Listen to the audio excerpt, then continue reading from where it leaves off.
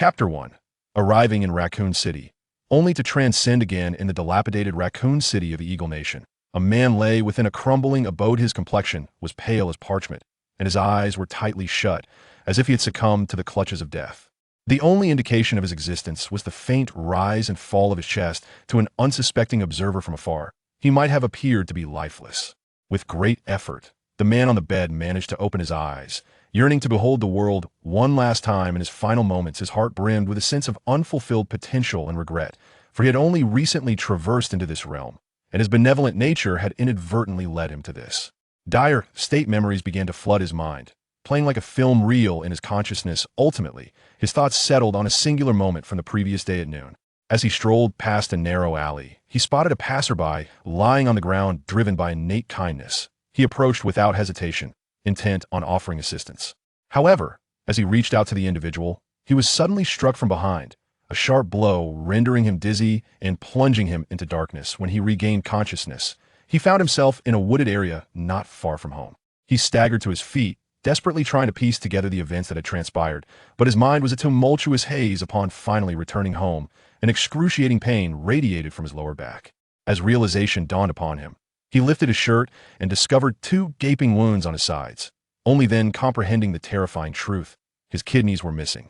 As these thoughts cascaded through his mind, he gradually felt his eyelids growing heavier. He wished to struggle against the encroaching darkness, yet his body seemed to have forsaken him, refusing to obey his commands.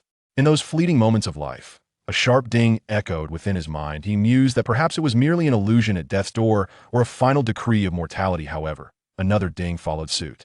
System loading successful. Countdown initiated. 3, 2, 1. Commencing transmission. In that dimly lit room, a blinding white light began to flicker incessantly, gradually coalescing into an unfathomable black vortex that rendered the already gloomy space even more sinister. As the vortex emerged, it began to spin languidly, resembling a famished beast greedily devouring everything in its vicinity. Once all objects in the room had been consumed by the whirlpool, it slowly began to dissipate, eventually transforming back into a radiant beam of white light, vanishing without a trace. Wu Yin slowly opened his eyes, his gaze hazily fixed upon the ceiling above. His mind was shrouded in chaos, as if enveloped in a thick fog, leaving him momentarily oblivious to the reality that he was in his own room.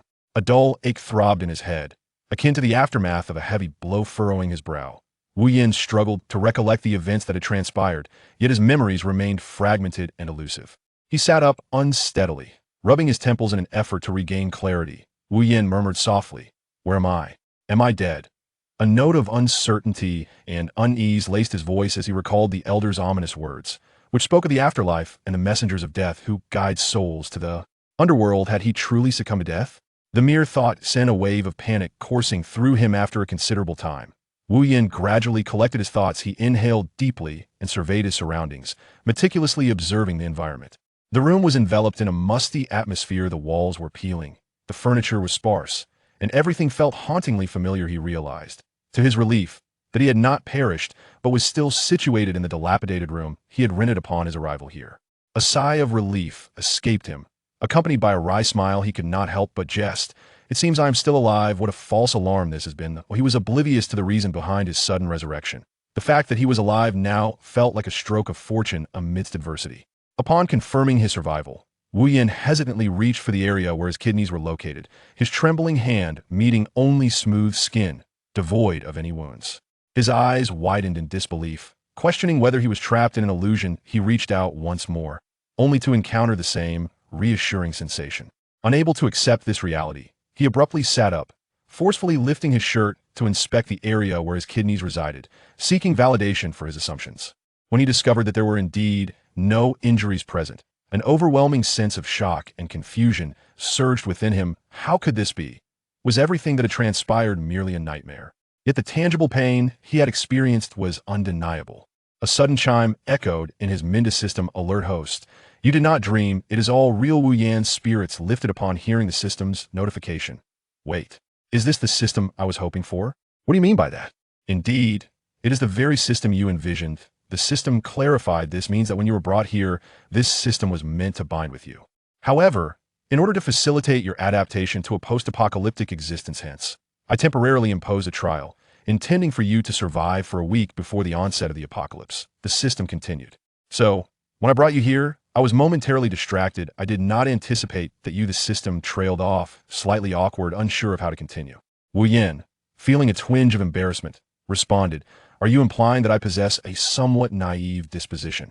A faint blush crept across his cheeks, as he felt a sense of shame regarding his conduct in the face of impending doom. Host, there is no need for excessive self-reproach. Each individual possesses their own character and values, which invariably influence their behavior in specific circumstances, the system reassured him. While your kindness may expose you to greater peril in the apocalypse, it is also a distinctive trait. What matters is that you have now acknowledged this issue and are willing to alter your mindset to better navigate the challenges that lie ahead. Wu Yin nodded in understanding. Accepting the system's counsel, he realized the necessity of relinquishing his past notions of peace in the apocalypse. Personal safety must take precedence. Wu Yin, resolute in his decision, addressed the system residing in his mind system. Where's my beginner's gift pack? Moreover, what functionalities do you possess? Please hold on. Host, I am currently preparing your beginner's gift pack. As for the system's functionalities, that is something you will need to explore on your own. How should I address you, system? Calling you system repeatedly feels rather impersonal indeed. It does seem a tad too formal. Out of consideration for your earnest inquiry, I shall graciously divulge my complete designation, but do pay attention. The system's full name is Entertainment and Animation Technology Collecting System. Upon hearing the full name, Wu Yin couldn't help but smirk. Then I shall simply refer to you as Salty Fish henceforth. He then burst into laughter at the system's grandiose title. Your full name is indeed rather extravagant. Haha. I cannot contain my laughter. Detected host's mockery of the system. Therefore, a penalty will be imposed. Electric shock for 30 seconds. Do you find this amusing, host? Can you still laugh now? Countdown initiated. 3, 2, 1. Penalty commences. System, I shall never dare again. Wu Yin felt as though he were submerged in a torrent of 220 volts. Note: this is a fictional narrative. Do not associate it with reality, as you do not possess a system. Chapter 2. Familiarizing oneself with the rewards bestowed by the system. System father, I was wrong. Please, no more shocks. Wu Yin pleaded, tormented by the electric currents. Let us see if you dare to mock my name again from now on. You may simply address me as system. The system retorted fiercely. Time ticked away, each second stretching into an eternity for a full 30 seconds. Wu Yin endured immense agony, his body trembling uncontrollably. At last, the electric current ceased. Wu Yin felt a wave of relief wash over him. Yet he found himself unable to stand. Collapsing to the ground, his body was charred, and his hair stood on end, presenting a disheveled visage. With great difficulty, Wu Yin managed to rise, his voice tinged with despair as he lamented, "System, you are too cruel. Are you trying to kill me?" He rubbed his aching body while complaining.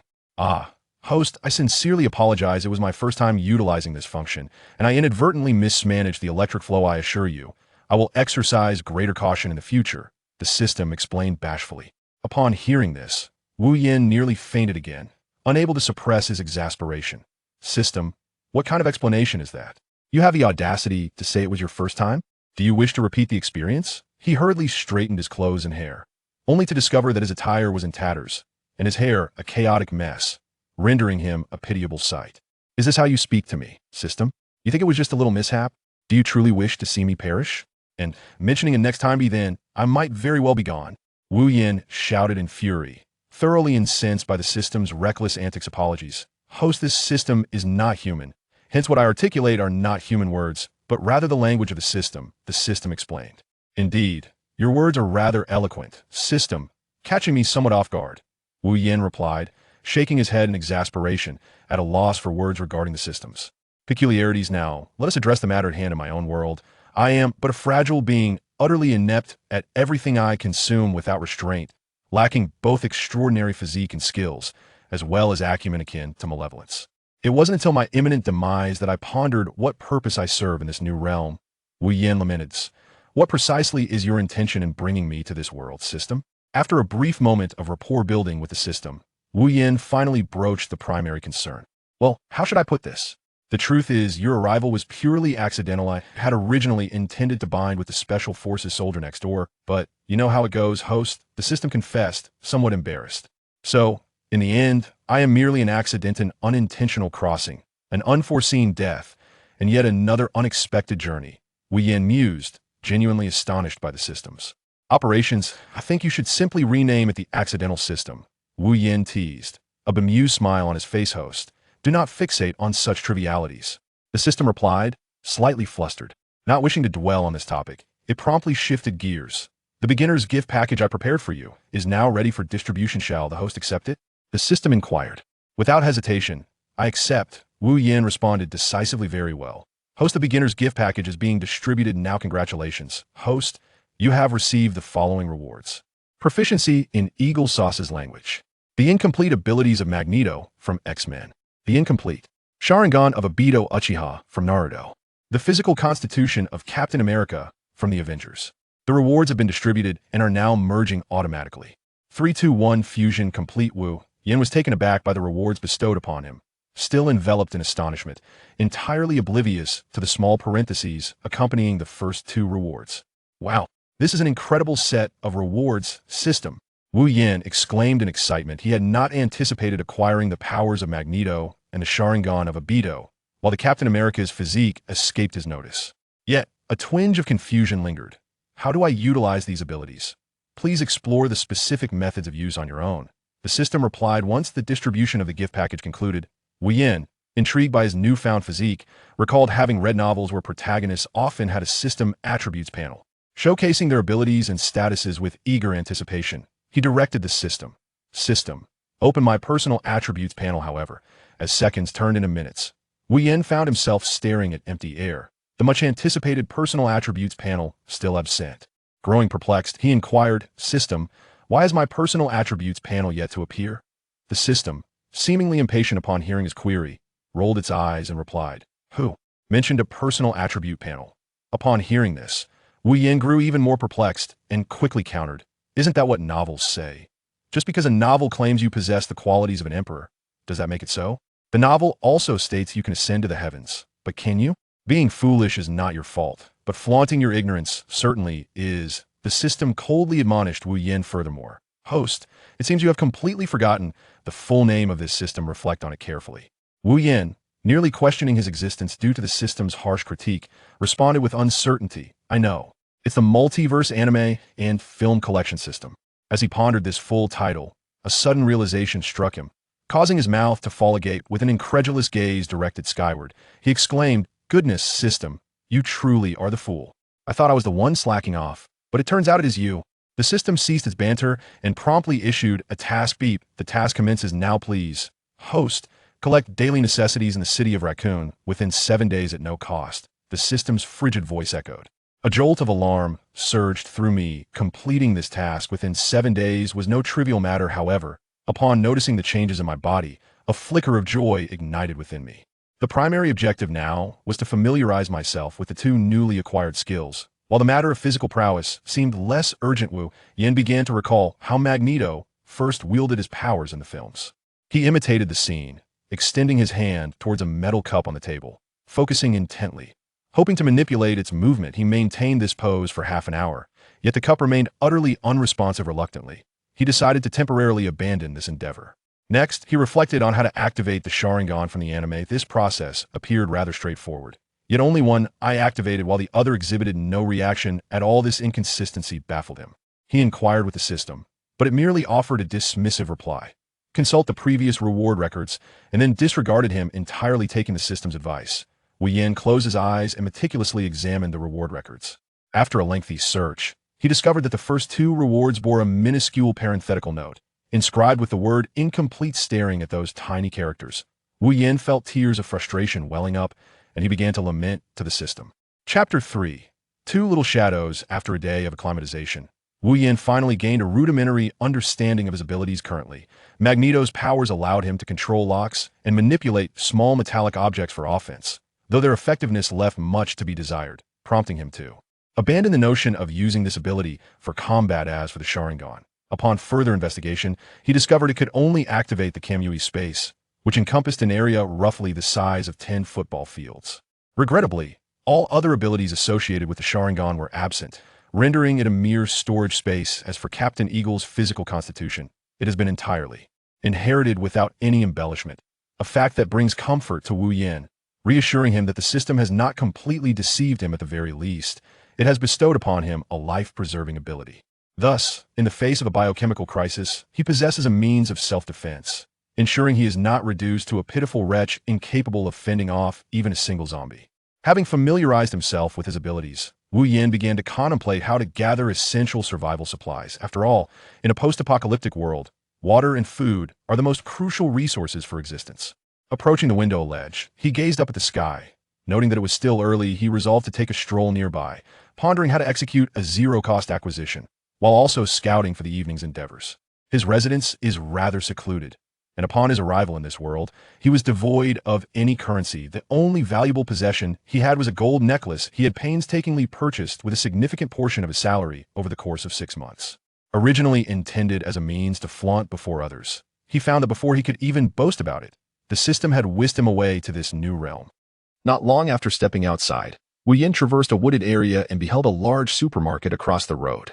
He was familiar with this establishment, having procured his sustenance there during the few days since his arrival. At that time, he had not paid particular attention to the interior, nor was he proficient in the local language, which led him to merely grab a few items and depart without a thorough examination. Upon entering the supermarket, Wu Yin began to meander about, meticulously observing his surroundings. In each area he visited, he marked the metal objects, a newfound skill he had discovered after becoming acquainted with Magneto's abilities. As long as he controlled the metal with Magneto's powers, he could sense it within a 100-meter radius. Initially, he had perceived this ability as somewhat trivial, yet it now proved exceedingly practical. After completing a circuit and marking his observations, he was astonished to discover that the supermarket was vast, nearly the size of 5 football fields. As he roamed and scrutinized the environment, a security guard noticed his peculiar behavior. From the moment Wu Yin entered his line of sight, the guard kept a watchful eye on him. Due to Wu Yan's distinctly Asian features, he was easily recognizable, prompting the guard to pay him intentional attention. After observing him for a while, the guard concluded that Wu Yin did not appear to be a shopper, but rather someone with intentions of theft, prompting him to approach for inquiry. As Wu Yin casually turned his head, he noticed a security guard approaching and preferred to avoid any entanglement. He selected some snacks from the shelves and proceeded to the counter. After settling the payment and exiting the supermarket, he glanced at the sky, noting that the hour was still early. He wandered around the vicinity, searching for an entrance apart from the main door. Upon reaching a grove, he discovered a ventilation shaft and resolved to enter through there later that evening. Having identified his entry point, Wu Yin resumed his aimless wandering nearby. During this time, he observed a considerable number of police cars patrolling the area. Being an undocumented individual, he instinctively concealed himself whenever a police vehicle approached, re-emerging only after it had departed. While meandering, he stumbled upon a weapons store less than a kilometer from the supermarket. He intended to take a look, believing that firearms were far superior to melee weapons. Engaging in hand-to-hand combat with zombies was sheer folly. A single scratch could lead to dire consequences. Moreover, with firearms in hand, who would dare to engage in close combat? Of course, unless absolutely necessary, he would prefer to resolve matters with a gun. Upon reaching the weapons store, he peered through the glass and observed the interior layout. The shop was replete with various types of firearms, and he even spotted a wall adorned with an array of melee weapons. Wu Yin silently committed this location to memory, secretly resolving to empty the premises of all its weapons by nightfall. Having observed in American films that weapons stores typically install alarm systems, he intended to remove the entire house, rendering any alarms useless. As Wu Yin strolled to this location, he noticed that the sky was gradually darkening. He decided to return to his lodgings to rest adequately, intending to commence his endeavors after midnight, when the streets would be relatively deserted. Upon arriving at his accommodations, he casually consumed a few bites of the food he had just purchased before setting an alarm and succumbing to slumber. At the stroke of midnight, Wu Yin was roused by the alarm. Upon awakening, he made his way to the bathroom for a brief wash and changed into a set of black attire. After a hasty bite, he ventured out into the night. "Hey, Tom, tonight we are destined to strike it rich," exclaimed Jerry. "Have you truly discovered another entrance to the supermarket?" Tom queried. "Indeed, my friend. I stumbled upon this entrance and managed to sneak in through it. One of the ventilation ducts has an exit right in the manager's office." At that moment, I observed the manager engaged in a rather compromising situation with a female subordinate. I nearly lost my composure and was almost caught. Jerry replied, a lewd grin spreading across his face. "Damn it, Jerry. Why didn't you tell me sooner? I could have witnessed that spectacle." Tom lamented, casting an annoyed glance at Jerry. As Wu Yin approached the ventilation duct he had previously scouted, he was about to climb inside when he caught the faint sound of voices nearby. Wu Yin, not daring to be negligent, quickly ascended a nearby tree. Upon seeing the approaching figures, his face was awash with confusion. Internally, he muttered in disbelief, "Goodness, these two are undeniably dark." Had it not been for the sound of their voices and the glimpse of their teeth when they spoke, I would have seriously doubted my own senses. Wu Yin sat atop the tree, observing the two little dark figures as they ventured inside, patiently waiting for approximately 10 minutes. Wu Yin removed his shoes and stored them in the Shinwei space before crawling inside. Following the conduit, he soon discovered the exit mentioned by Jerry. After observing the area for a while and confirming that the two little black figures were absent, he leapt down. After Wu Yin leaped down, he casually surveyed the office before moving on. Upon exiting, he concealed himself in a relatively hidden spot, awaiting the departure of the two individuals. After approximately half an hour, Wu Yin overheard their conversation once more. "Tom, how was your haul?" "Fac, Jerry, there is not a penny of mine in there. All the valuable items are already taken." "What about you, Tom? Any luck?" "Like you, nothing significant. I pried open several drawers, but all the cash had been cleared out." Jerry expressed his frustration, having anticipated a lucrative day, only to be met with disappointment. "Jerry, do you think there might be something of value in that office?" Tom casually gestured towards the office. "Hey, my friend, you're quite astute. Let us go have a look together." Wu Yin concealed himself in the shadows, observing the audacious maneuvers of the two young men, astonished by their brazen approach to lockpicking. Remarkably, the one named Tom exhibited extraordinary fortune. He fortuitously discovered the safe's combination on the table. With the code in hand, they successfully unlocked the safe, revealing a bounty of approximately $100,000 in cash. The sheer delight on their faces was palpable, and Jerry, with exuberance, pressed a stack of bills to his lips in a gesture of triumph. Chapter 4. The pursuit of targets. Waving the cash excitedly at Tom, Jerry exclaimed, "I told you we would strike it rich today." Tom reciprocated his enthusiasm, gazing at the money in his grasp. "Hurry, Jerry, find a bag to stow this away. We must make our exit post-haste. With this fortune, we can indulge ourselves at the bar for a while, and who knows, perhaps tonight will bring forth some delightful surprises." From his hidden vantage point, Wu Yin observed the two young men erupting in lewd laughter, and he couldn't help but scoff inwardly. These young men are indeed predictable, their minds consumed by thoughts of women. When the zombie apocalypse strikes, I wonder if they will still find cause to laugh. Once the two had secured the money and departed, he stepped out from his concealment. Now, it was time for him to take center stage. Wu Yin swiftly traversed the preordained route he had meticulously marked, arriving at a designated location. He paused, inhaled deeply, and gently placed his hand upon the shelf before him.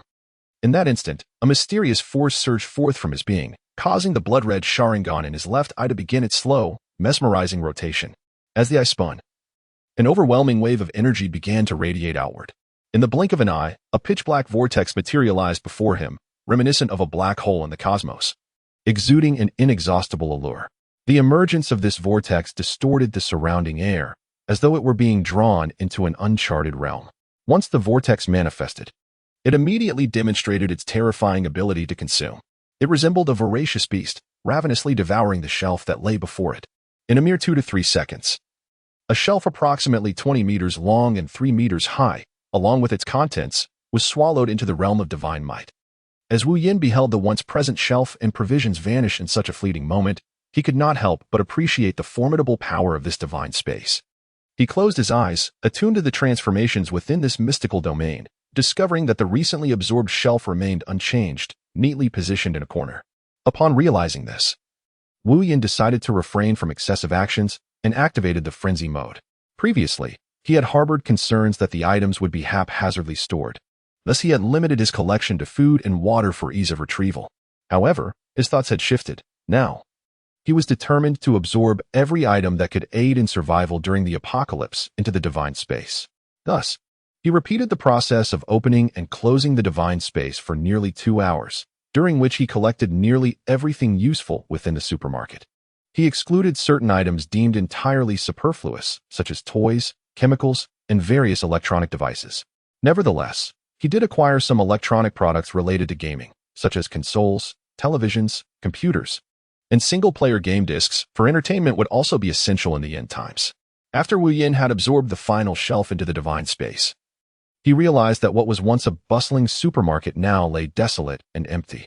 At that moment, a notification chimed from the system. Ding! Congratulations, host, on achieving 20 progress. We encourage you to continue your efforts. Wu Yin listened to the system's prompt and glanced at the now empty supermarket, feeling a sense of despair as he questioned, is the system truly setting me up for failure? Just look at the size of this supermarket compared to my divine space. How could I possibly fulfill my task under these circumstances? The system, rolling its eyes in disdain, replied, if I say you are foolish, you still refuse to acknowledge it. Your divine space measures 10 by 10 cubic units. The items you collect can be organized according to your will, and time within it remains suspended. Only you, the host, may enter freely. All other living beings are prohibited. Note, the 10 refers to the size of a football field, not 10 cubic meters. With that, the system returned to its idleness. After hearing the explanation, Wu Yin felt somewhat reassured. With the supermarket thoroughly stripped of goods, he decided not to linger any longer and retraced his steps back outside. After donning his shoes, he set off toward another destination, the weapon shop. As he approached the side of the weapon shop and was about to take action, he heard the sound of a door opening. He halted his movements and turned his gaze toward the source of the noise, only to see a somewhat portly middle-aged man emerging from within. The man muttered incessantly, damn that black-skinned fellow.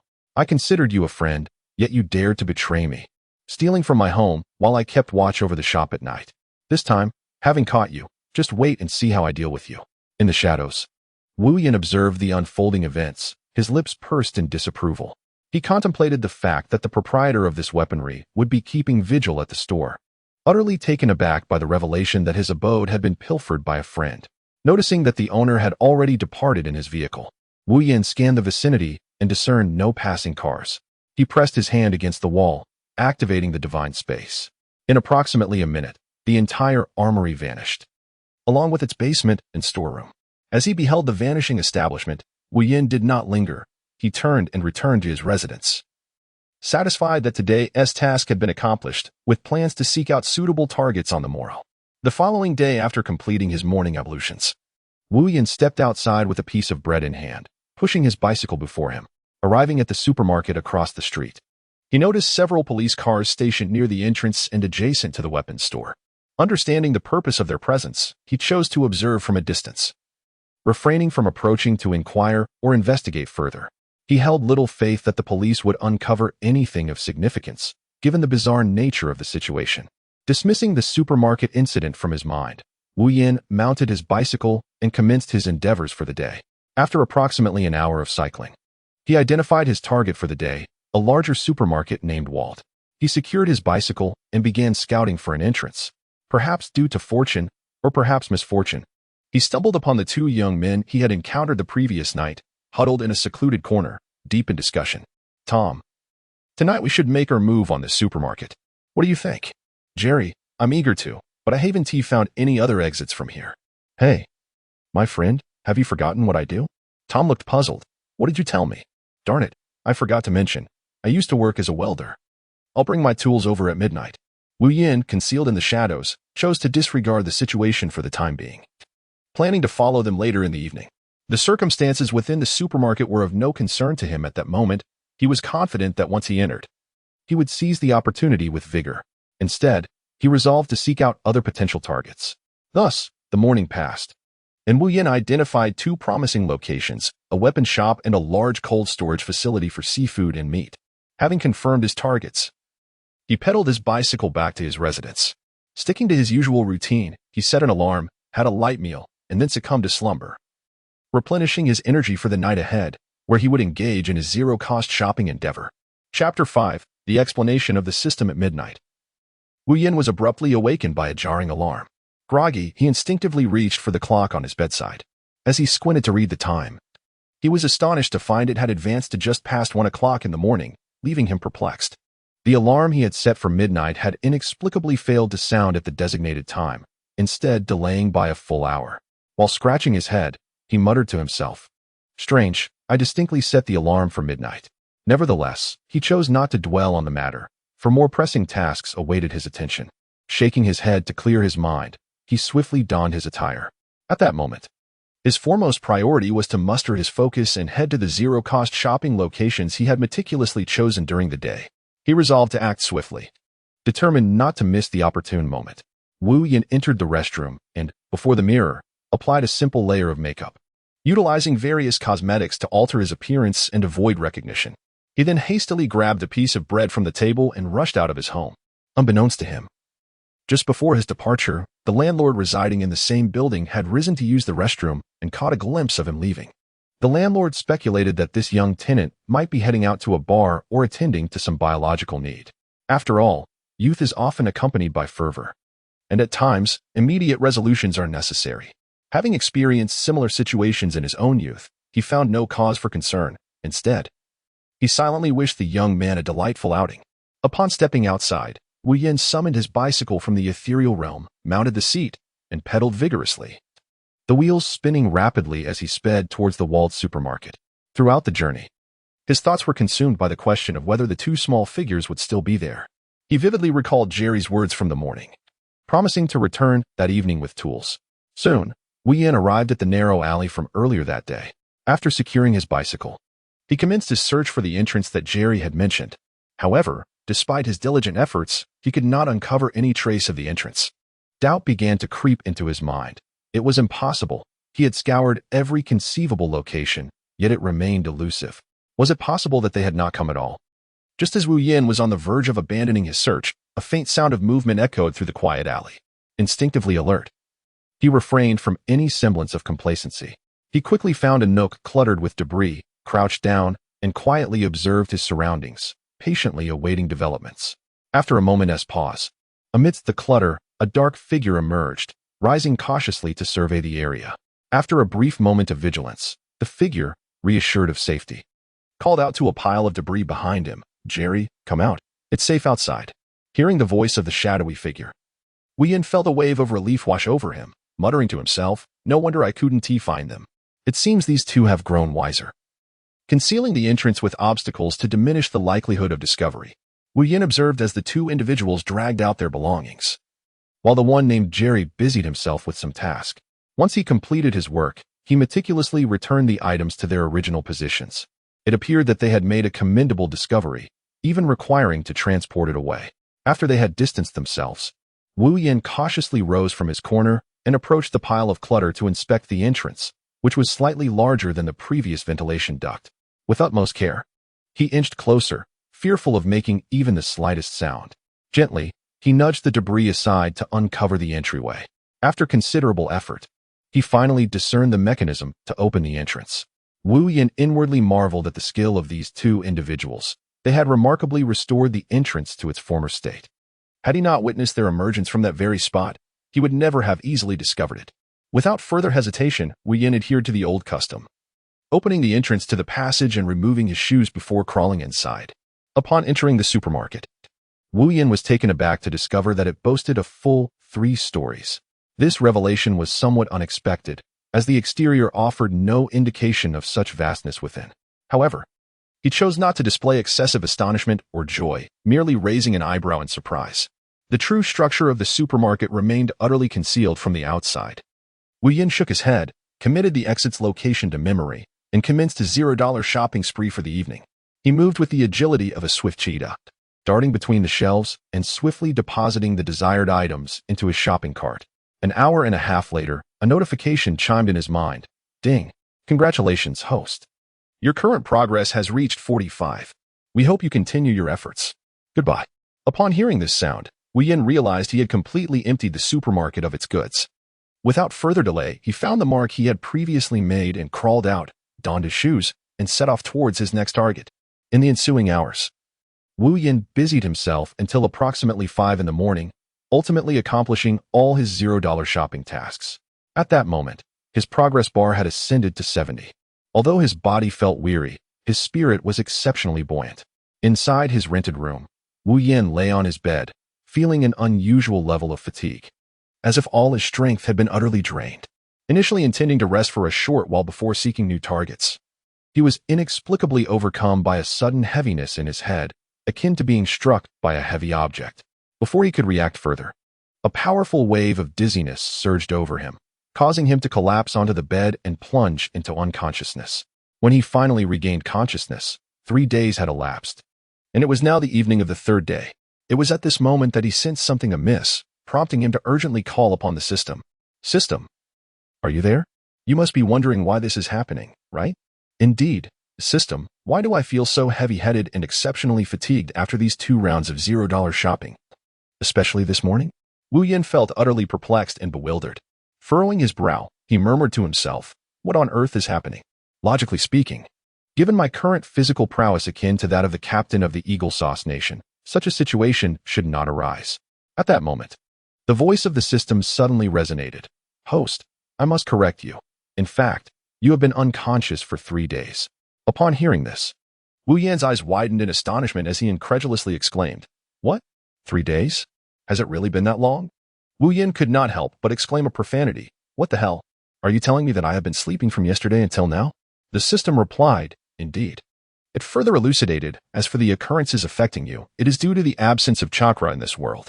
Each time you utilize the Meijiki Sharingan, you substitute the consumption of chakra with mental energy. Wu Yan suddenly realized and nodded. Then inquired, Does this mean that my previous state was a result of excessive mental exhaustion? The system responded affirmatively, Indeed. Chapter 6. The first encounter with Gil Valentian. Is there any way to enhance mental strength, or perhaps some items that can restore it? Wu Yan asked with a hint of concern, as he dreaded the thought of fainting one day due to insufficient mental power. This matter requires the host to explore independently. Farewell. The system replied coldly. Upon hearing this, Wu Yan nearly lost his composure and cursed, but he restrained himself and could only silently curse in his heart. Ding. A sound echoed, followed by the system's voice, insulting the system. First warning. Should there be a repeat offense, an electric shock will be administered, and your third leg shall be shortened by 5 centimeters. Wu Yan was taken aback by the sudden declaration from the system, causing a cold sweat to break out across his body, and he couldn't help but shudder. While the agony of electric shocks was bearable, the notion of having his third leg shortened by 5 centimeters was a punishment no man could endure. Contemplating this, he swiftly donned a pleasing smile and cautiously addressed the system, saying, Dear system, I realize my mistake. Please forgive me. Upon witnessing Wu Yan's plea for mercy, the system chose to ignore him and began to slack off. Upon hearing the silence of the system, Wu Yan's expression grew serious. He began to reflect on the system's previous statements and the progress updates that had come before his unconsciousness. Lowering his head, he began to contemplate. It appeared that the divine space could not be utilized indefinitely without restraint. He needed to devise a strategy that would enhance efficiency while also regulating the frequency of use. Lacking any immediate solutions, he resolved to manage the frequency of usage and decided not to dwell on it further. He raised his gaze to the sky outside, realizing it was too late to pursue any targets that evening, and thus, he opted not to venture out. Regarding the remaining progress, he noted that he needed only 30 more to complete the task, planning to achieve approximately 10 each day over the next 3 days. Time swiftly passed, and before he knew it, the final morning had arrived. The previous day, he had already fulfilled the collection task, and at the moment of completion, the system rewarded him for his accomplishment. The system explained that as it was his first task completion, a special reward was granted, though future rewards would depend on specific circumstances. Upon hearing about the reward, a wave of joy surged within Wu Yan. After all, the system had not mentioned any rewards when assigning the tasks, and receiving such an unexpected delight truly filled him with happiness. Eager to learn more about the rewards that had been issued, Wu Yan closed his eyes, yearning to examine the information related to the reward. Regrettably, the system was exceedingly sluggish, failing to provide even a simple notification sound, forcing him to meticulously review the records on his own. After a prolonged search, Wu Yan finally discovered the record of his rewards, revealing a remarkable enhancement in his various abilities, which filled his heart with immense joy. This sensation of growth and progress instilled in him a profound anticipation for the future. With the amplification of Magneto's powers, he has now acquired a new skill that allows him to effortlessly alter the shape of metals. Consequently, he no longer needs to rely on firearms or other melee weapons. Furthermore, his offensive capabilities have significantly escalated. He can now effortlessly direct bullets to penetrate a steel plate with a thickness of 3 centimeters, each strike comparable to the impact of an armor-piercing round. Additionally, the prowess of his Sharingan has been augmented with a dynamic tracking feature. In simple terms, this resembles the perspective of Spider-Man. When he activates the Sharingan, any object that flies before his eyes appears to slow down by approximately 5 times. As for his physical constitution, he has only experienced enhancements in toxin resistance and recovery abilities. This signifies that the zombie virus no longer poses a threat to him. allowing him the freedom to act without the fear of infection. Moreover, his recovery ability has also been fortified. As long as he does not succumb to death on the spot, he can gradually recuperate. Wu Yin was exceedingly pleased with the rewards he had received. Now, in the aftermath of the zombie outbreak, he could roam freely without fear of being attacked by the undead or ambushed by others. As time was still on his side, Wu Yin decided to take a stroll. After today, he would no longer have the luxury of walking openly on the streets. He retrieved a set of casual attire from the Shinwei space and entered the restroom, meticulously grooming himself. Gazing into the mirror, he felt a sense of satisfaction. While he may not be conventionally handsome, he certainly possessed an appealing charm. Once he had finished his preparations, Wu Yin slowly opened the door, only to be taken aback by the sight of a young woman with short black hair standing at his doorstep.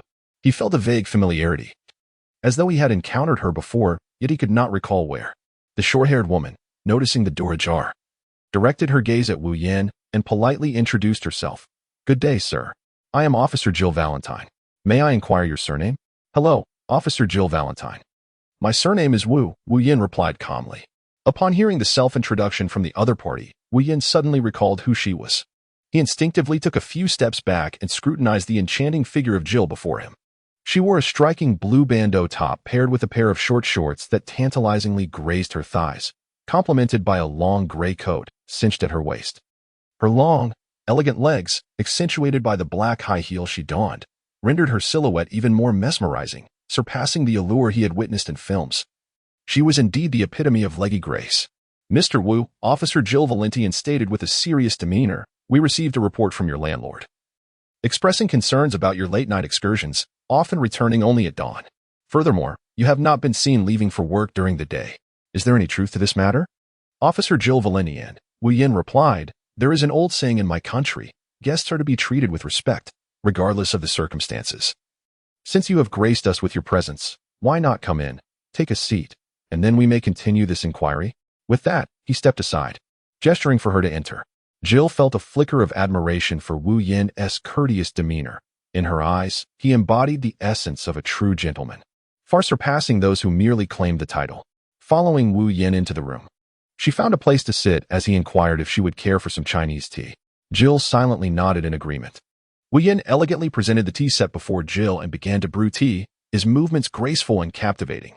Jill found herself momentarily entranced by his fluid actions, lost in the art of his tea making. It wasn't until the tea was ready that Wu Yin gently called her name, bringing her back to reality. Realizing her lapse in composure, her cheeks flushed slightly as she apologized. "I'm terribly sorry, Mr. Wu. I was suddenly reminded of something and became a bit distracted."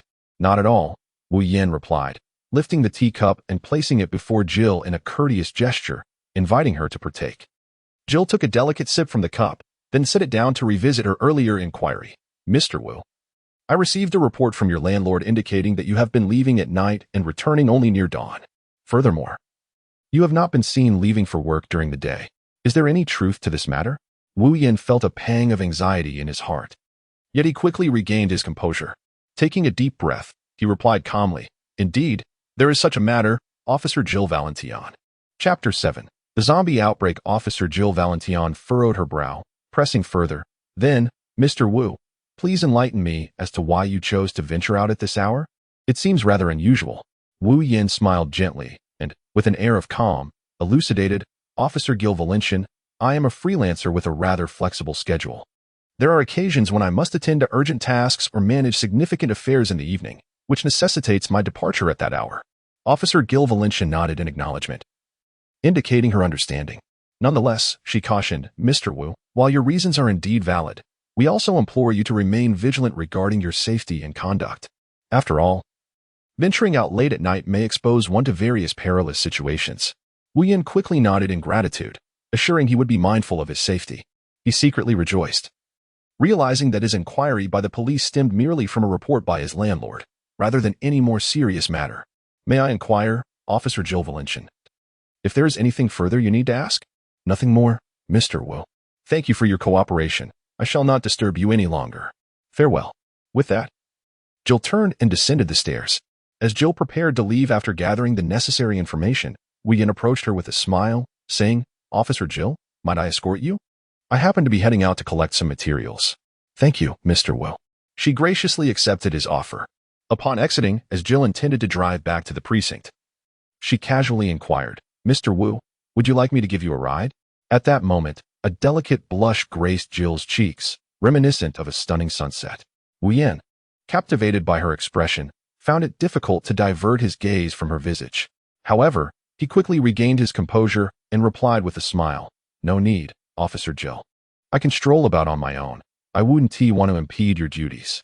Upon hearing Wu Yan's words, Jill lifted her gaze, her eyes shimmering as she softly remarked, "Mr. Wu, you need not call me Officer Jill. You may simply refer to me as Jill." After uttering this, she lowered her head, her cheeks flushed even deeper, akin to a ripe apple, alluring and tempting. Wu Yan felt a surge of joy and promptly replied, "All right, Jill. You may call me Wu Yan. Thus, we are now friends." Observing Jill's bashful expression, an exhilarating wave of excitement washed over Wu Yan.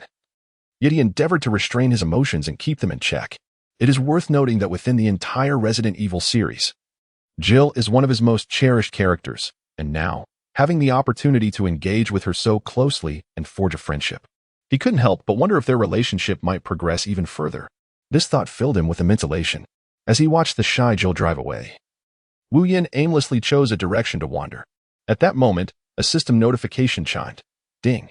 Due to the host's early interaction with the storyline character, the zombie outbreak has been triggered prematurely. Countdown begins. 10, 9, 8, 7, 6, 5, 4, 3, 2, 1. The outbreak commences. Please prepare, host. Just as the system's message concluded, a small figure collapsed to the ground less than 5 meters from Wu Yan, convulsing violently. The surrounding onlookers, witnessing the sudden fall and convulsions of the small figure, instinctively recoiled, fearful of contracting any contagious disease. Upon witnessing the scene, Wu Yan could not help but express his disdain. Is it not commonly said that the land of the eagle is a nation that cherishes the elderly and loves the young? Ever willing to lend a helping hand? Is this all there is to it? He observed the fallen figure of the young man, who began to convulse violently, frothing at the mouth as blue veins surfaced across his body. His once ebony complexion gradually shifted to a purplish hue, while his eyes began to turn a ghostly white. In but a brief moment, a living human had transformed into a zombie. Suddenly, the newly turned zombie surged to its feet, lunging towards Wu Yan. How could Wu Yan possibly let this creature escape? He swiftly retrieved a desert eagle from his pocket, aimed for the zombie's head, and pulled the trigger. A resounding bang echoed, and the young man, now a zombie, met his demise. The surrounding crowd, startled by the gunshot, scattered in panic, plunging the area into chaos. Nearby, officers from the local patrol unit, upon hearing the gunfire, hastily made their way to the scene. From a distance, they spotted the lifeless body on the ground and the young man with distinctly Asian features wielding a firearm. They parked their patrol car approximately 10 meters from the incident site, swiftly exited the vehicle, and drew their sidearms, aiming at Wu Yan, commanding loudly, "Attention, Asian male. Immediately lower your weapon, crouch down, and cover your head. Otherwise, we will be compelled to take decisive action." However, just as Wu Yan prepared to pull the trigger, the system's notification chimed in his ear once more. The system's voice, tinged with a hint of mockery, echoed, "Host, you are a man of considerable strength. Yet you have remained single for 20 long years. Do you not wish to experience the thrill of being embraced on both sides? Now, a task is issued. Surrender and enter the police station, assisting Jill in raising her favorability towards you to above 90, and you shall be rewarded." Upon hearing the system's task, Wu Yan secretly gave a thumbs up to the system, acknowledging its understanding of the plight of the single individual. The two officers, seeing that Wu Yan had not yet lowered his weapon, reiterated their command. The Asian male immediately complied, relinquishing his firearm and crouching with his hands on his head, lest they open fire. Regaining his composure, Wu Yan discarded his gun at their feet and assumed the submissive position. Observing his compliance, one of the officers, a portly man, turned to his companion and said, "Hank, go and apprehend him. I will cover you from the side." Though Hank felt apprehensive at the command, being newly assigned that day, he could not refuse his superior. He cautiously approached, producing handcuffs to restrain Wu Yan. The portly officer, seeing the suspect secured, holstered his weapon and approached Hank, stating, "Well done. You've apprehended a criminal on your very first day on the job." Though it was Hank's first day on the job, he was well aware of the nuances of human interaction. He smiled and remarked, "Commander, I am merely assisting. It is you who will apprehend him." The corpulent officer, Bobo, noted the newcomer's understanding and chose to refrain from further comment as they escorted Wu Yin into the vehicle.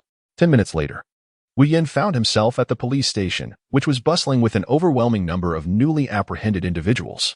Upon entering, he immediately noticed several people handcuffed to chairs, bearing wounds inflicted by zombies, alongside others who, like him, had been captured after slaying the undead. Regrettably, Wu Yin did not spot Jill among them. Recalling her resolve, he reassured himself that she would return and that her safety was not a concern. In just a matter of moments, Hank, the officer who had brought him in, approached Wu Yin and informed him, "Due to the current lack of available holding cells, you will be handcuffed to that chair, awaiting further instructions from my superiors."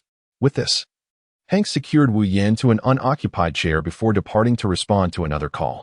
Upon realizing he was alone with no other tasks at hand, Wu Yin narrowed his eyes and feigned slumber. Should any danger approach, he would be poised to react instantly.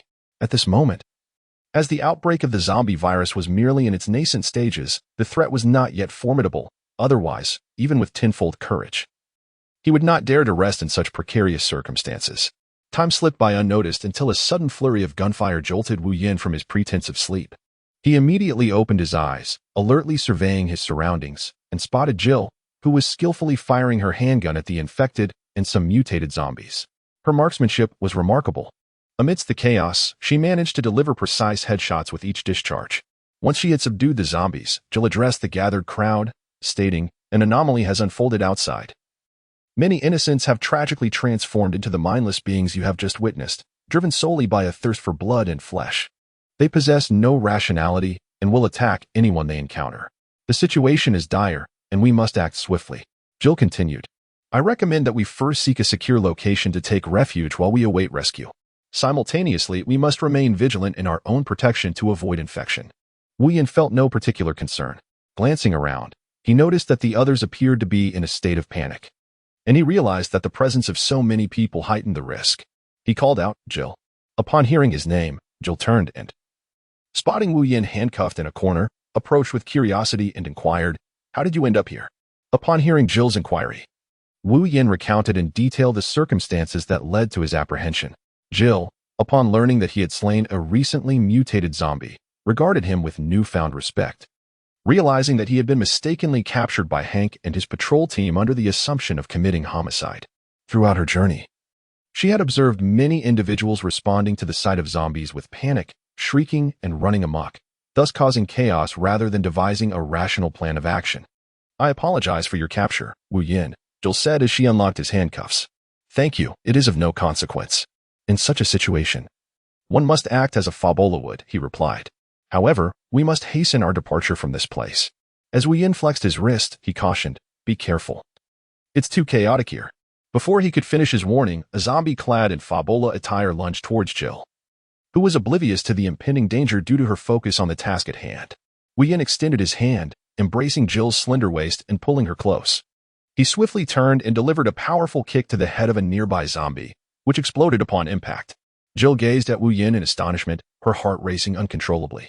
Blushing, she expressed her gratitude, saying, "Thank you, Wu. You saved my life."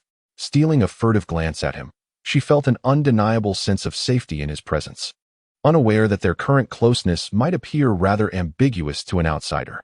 In that fleeting moment, those bound to chairs began to transform, and the previously injured individuals also started to exhibit signs of mutation. The police station had ultimately succumbed to chaos, leaving only the two of them as the last remnants of humanity amidst a sea of zombies. "Jill, could you please get off me? We need to leave this place quickly. The situation is dire." Wu Yin observed Jill's lack of response, initially fearing she might be injured. Upon lowering his gaze, he found her lost in thought, staring at him intently. To bring her back to reality, he feigned composure and cleared his throat a couple of times. Afterward, Wu Yin gestured for Jill to survey their surroundings. As she returned to her senses, her eyes swept across the disarray and pools of blood, causing her to gasp in horror. Realizing she had been held in his embrace, her already flushed cheeks deepened in color. Flustered, she quickly detached herself from Wu Yin and nervously adjusted her clothing. With a hint of shyness, she inquired, "Wu, what should we do now?" Her voice trembled slightly. Seeing her anxious demeanor stirred a wave of compassion within Wu Yin. He reached out, gently patting Jill's shoulder to reassure her. "Do not fear, I will protect you." With his fingers resting thoughtfully on his chin, he began to assess their precarious situation. After a brief pause, he spoke, "The outside world is exceedingly complex at this moment. We lack clarity about the city's overall condition, and it remains uncertain whether the government will dispatch military aid. Thus, our priority must be to survive. First, we must seek out other survivors. Unity will enable us to confront the crisis more effectively. Secondly, we need to find a relatively safe location to await the arrival of rescue teams." Listening to Wu Yan's analysis, Jill nodded repeatedly in agreement. Determination sparkled in her eyes, signaling her readiness to face the challenges ahead. Yet, a trace of unease tinged her voice as she replied, "Very well. It seems we have no choice but to proceed this way. But where will we find other survivors?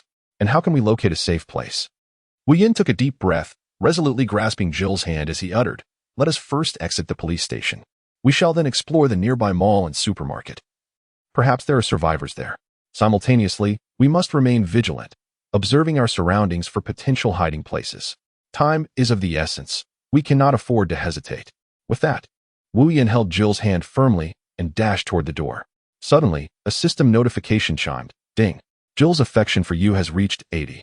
Host, continue your efforts. Before he could revel in this news, another prompt sounded. Ding. Alice will awaken in 1 hour. Please proceed immediately to the villa located 30 kilometers from your current position. The system activated navigation and issued a new task: acquire the red artificial intelligence. Upon completion, the system store will be unlocked. Jill, noticing Wu Yan's sudden stillness, inquired anxiously, "Wu, what is wrong?" Coming to his senses after receiving the system's task, Wu Yan met Jill's concerned gaze. "It's nothing, Jill. I just remembered that I have another mission to fulfill," he replied before continuing, "I will escort you to the house I previously rented. It's secluded, with few people around, making it relatively safe." Before Jill could respond, Wu Yan spotted a police car with an open door parked on the street. He took Jill's hand and swiftly led her inside, shutting the door behind them and starting the engine toward his residence. In the car, Jill pressed further. "Wu, in a world like this, what task could possibly be more important than simply surviving?" She struggled to comprehend his fervor for this mission. With a serious expression, Wu Yan explained to her, "Jill, this mission is of utmost importance. If circumstances had not unfolded as they have, I would not be so fixated on completing it. However, the situation is different now. The success of this mission may determine whether we can continue to survive together in this post-apocalyptic world." Upon hearing his words, Jill displayed a look of confusion and concern, her gaze fixed intently on Wu Yan's eyes, seeking answers within his expression. She softly inquired, "Wu, could you disclose the specifics of this task?" "Perhaps I could." Chapter 9. The protagonist, Alice. Yet, Wu Yan resolutely shook his head, interrupting her impending words. His voice carried a note of determination. "No, Jill, this mission is exceedingly perilous. If you accompany me, you might face life-threatening dangers. I care for you deeply, and I cannot allow you to be ensnared in such peril, nor do I wish to lose you." Jill's eyes widened in surprise. She had not anticipated Wu Yan's sudden declaration. Her heart raced, and she shyly lowered her gaze, unsure how to respond to this unexpected confession, her mind blank. As the vehicle arrived at Wu Yan's residence, Jill finally registered her surroundings and nodded. "All right, Wu, I will stay here and wait for your return. Be sure to come back for me." With that, she embraced and kissed Wu Yan affectionately. After parting, Wu Yan tenderly stroked her hair. "Thank you for your understanding and support, Jill.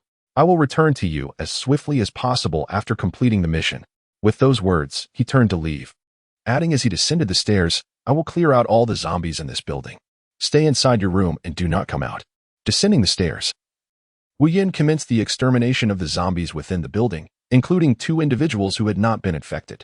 Upon discovering them, he severed a zombie's arm and swiftly struck the 2 infected individuals before they could react, eliminating them with decisive efficiency.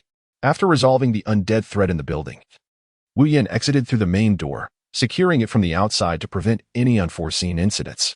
Following the system's navigation, Wu Yan arrived at the villa, closing his eyes to focus on the countdown provided by the system. Fortunately, Alice was set to awaken in 10 minutes. Upon entering the villa, he felt as though he had traversed into a scene from a film, arriving in the familiar hall. A blend of tension and excitement enveloped him as he cautiously sought a relatively safe spot to sit, quietly awaiting the unfolding events. Meanwhile, in the bathroom of the villa, a completely naked woman lay on the floor, her eyes tightly shut, seemingly ensconced in deep slumber. Suddenly, she opened her eyes, eager to survey her surroundings. At that moment, a sharp pain surged through her mind. As she extended her hand in an attempt to soothe herself, the discomfort dissipated. Gradually, she rose to her feet. Realizing that her left arm was unable to exert strength, she gently pressed her right hand against her left arm and began to observe her environment. After confirming that there was nothing amiss, she approached the mirror, completely bare. In that moment, her gaze hardened with resolve as if she had sensed something. She reached out her right hand to lightly caress her left shoulder, straining to recall the events that had transpired before. As memories flooded back, her expression sharpened. She finally remembered that she had been bathing in the bathroom when a peculiar scent emanated from a hole in the wall, causing her to faint. Regaining her composure, she dismissed any further thoughts and donned the white bathrobe hanging beside the mirror. Once dressed, she made her way to the bedroom, remaining vigilant as she surveyed her surroundings. Upon seeing a red slip dress laid upon the bed, she furrowed her brow in contemplation but chose to disregard it. Sensing something unusual outside the window, she approached, pulled aside the curtain, and peered out, finding nothing of note. As she lowered the curtain and turned to leave, she noticed a note left on the table alongside a pen, which read, "Today, your dreams will come true." With a knowing smile, she picked up the pen and began to write. However, midway through, she realized the note was not in her handwriting, prompting her to wonder if there was someone else present. This thought stirred unease within her, and she set the pen down, moving towards a cabinet. She sought a garment and opened the first drawer, only to find a collection of white male clothing. Opening the second drawer yielded the same result. Upon reaching the third drawer, she was taken aback to discover firearms instead of clothing. After scanning her surroundings for danger and finding none, she resolved to wear the red slip dress from the bed. Once dressed, she stepped cautiously out of the bedroom, unaware that the moment she crossed the threshold, she was already being watched. Traversing a dimly lit corridor, she arrived at a grand hall, maintaining her vigilance as she entered and began to survey her surroundings. On the opposite wall of the hall, she noticed an angel statue obscured by a thin film, though she paid it little mind. As she approached the center of the hall, she turned to find a picture frame resting on a table. The light was too dim to see clearly, so she walked over to examine it closely, discovering a wedding photo of herself with an unfamiliar man. At that moment, she strained to recall her memories. While fixating on the frame, she caught a glimpse of the statue through the glass, noticing something unusual about it. Gathering her courage, she called out towards the statue, "Hello? Is anyone there?" After realizing that no one was responding, she focused on the statue and noticed that the sound was caused by the wind blowing against a thin membrane. She began to walk towards the statue. Upon reaching its side, she discovered that a door was ajar and decided to step outside to investigate. At that moment, Wu Yin interjected, "Alice, it would be best if you did not go out." From the moment Alice awakened, Wu Yin had already been aware, keeping his eyes closed while silently counting down the time. To outsiders, he appeared to be simply resting peacefully. Upon hearing someone call her name, Alice turned around, cautiously searching for the source of the voice. When she spotted Wu Yin seated on the corner sofa, she approached him, her tone filled with confusion and wariness. "Who are you? Why did you call me Alice? And how did you end up here?" Upon hearing her inquiries, Wu Yin slowly opened his eyes, a faint smile gracing his lips as he softly replied, "I am your friend, Alice." "Friend? Why can't I recall having such a friend?" she responded, and as she spoke, fragments of memories began to surface in her mind. Supporting her forehead with one hand, she struggled against the pain and dizziness. Just as she felt herself about to collapse, Wu Yin stepped forward, wrapping his arm around her slender waist to steady her.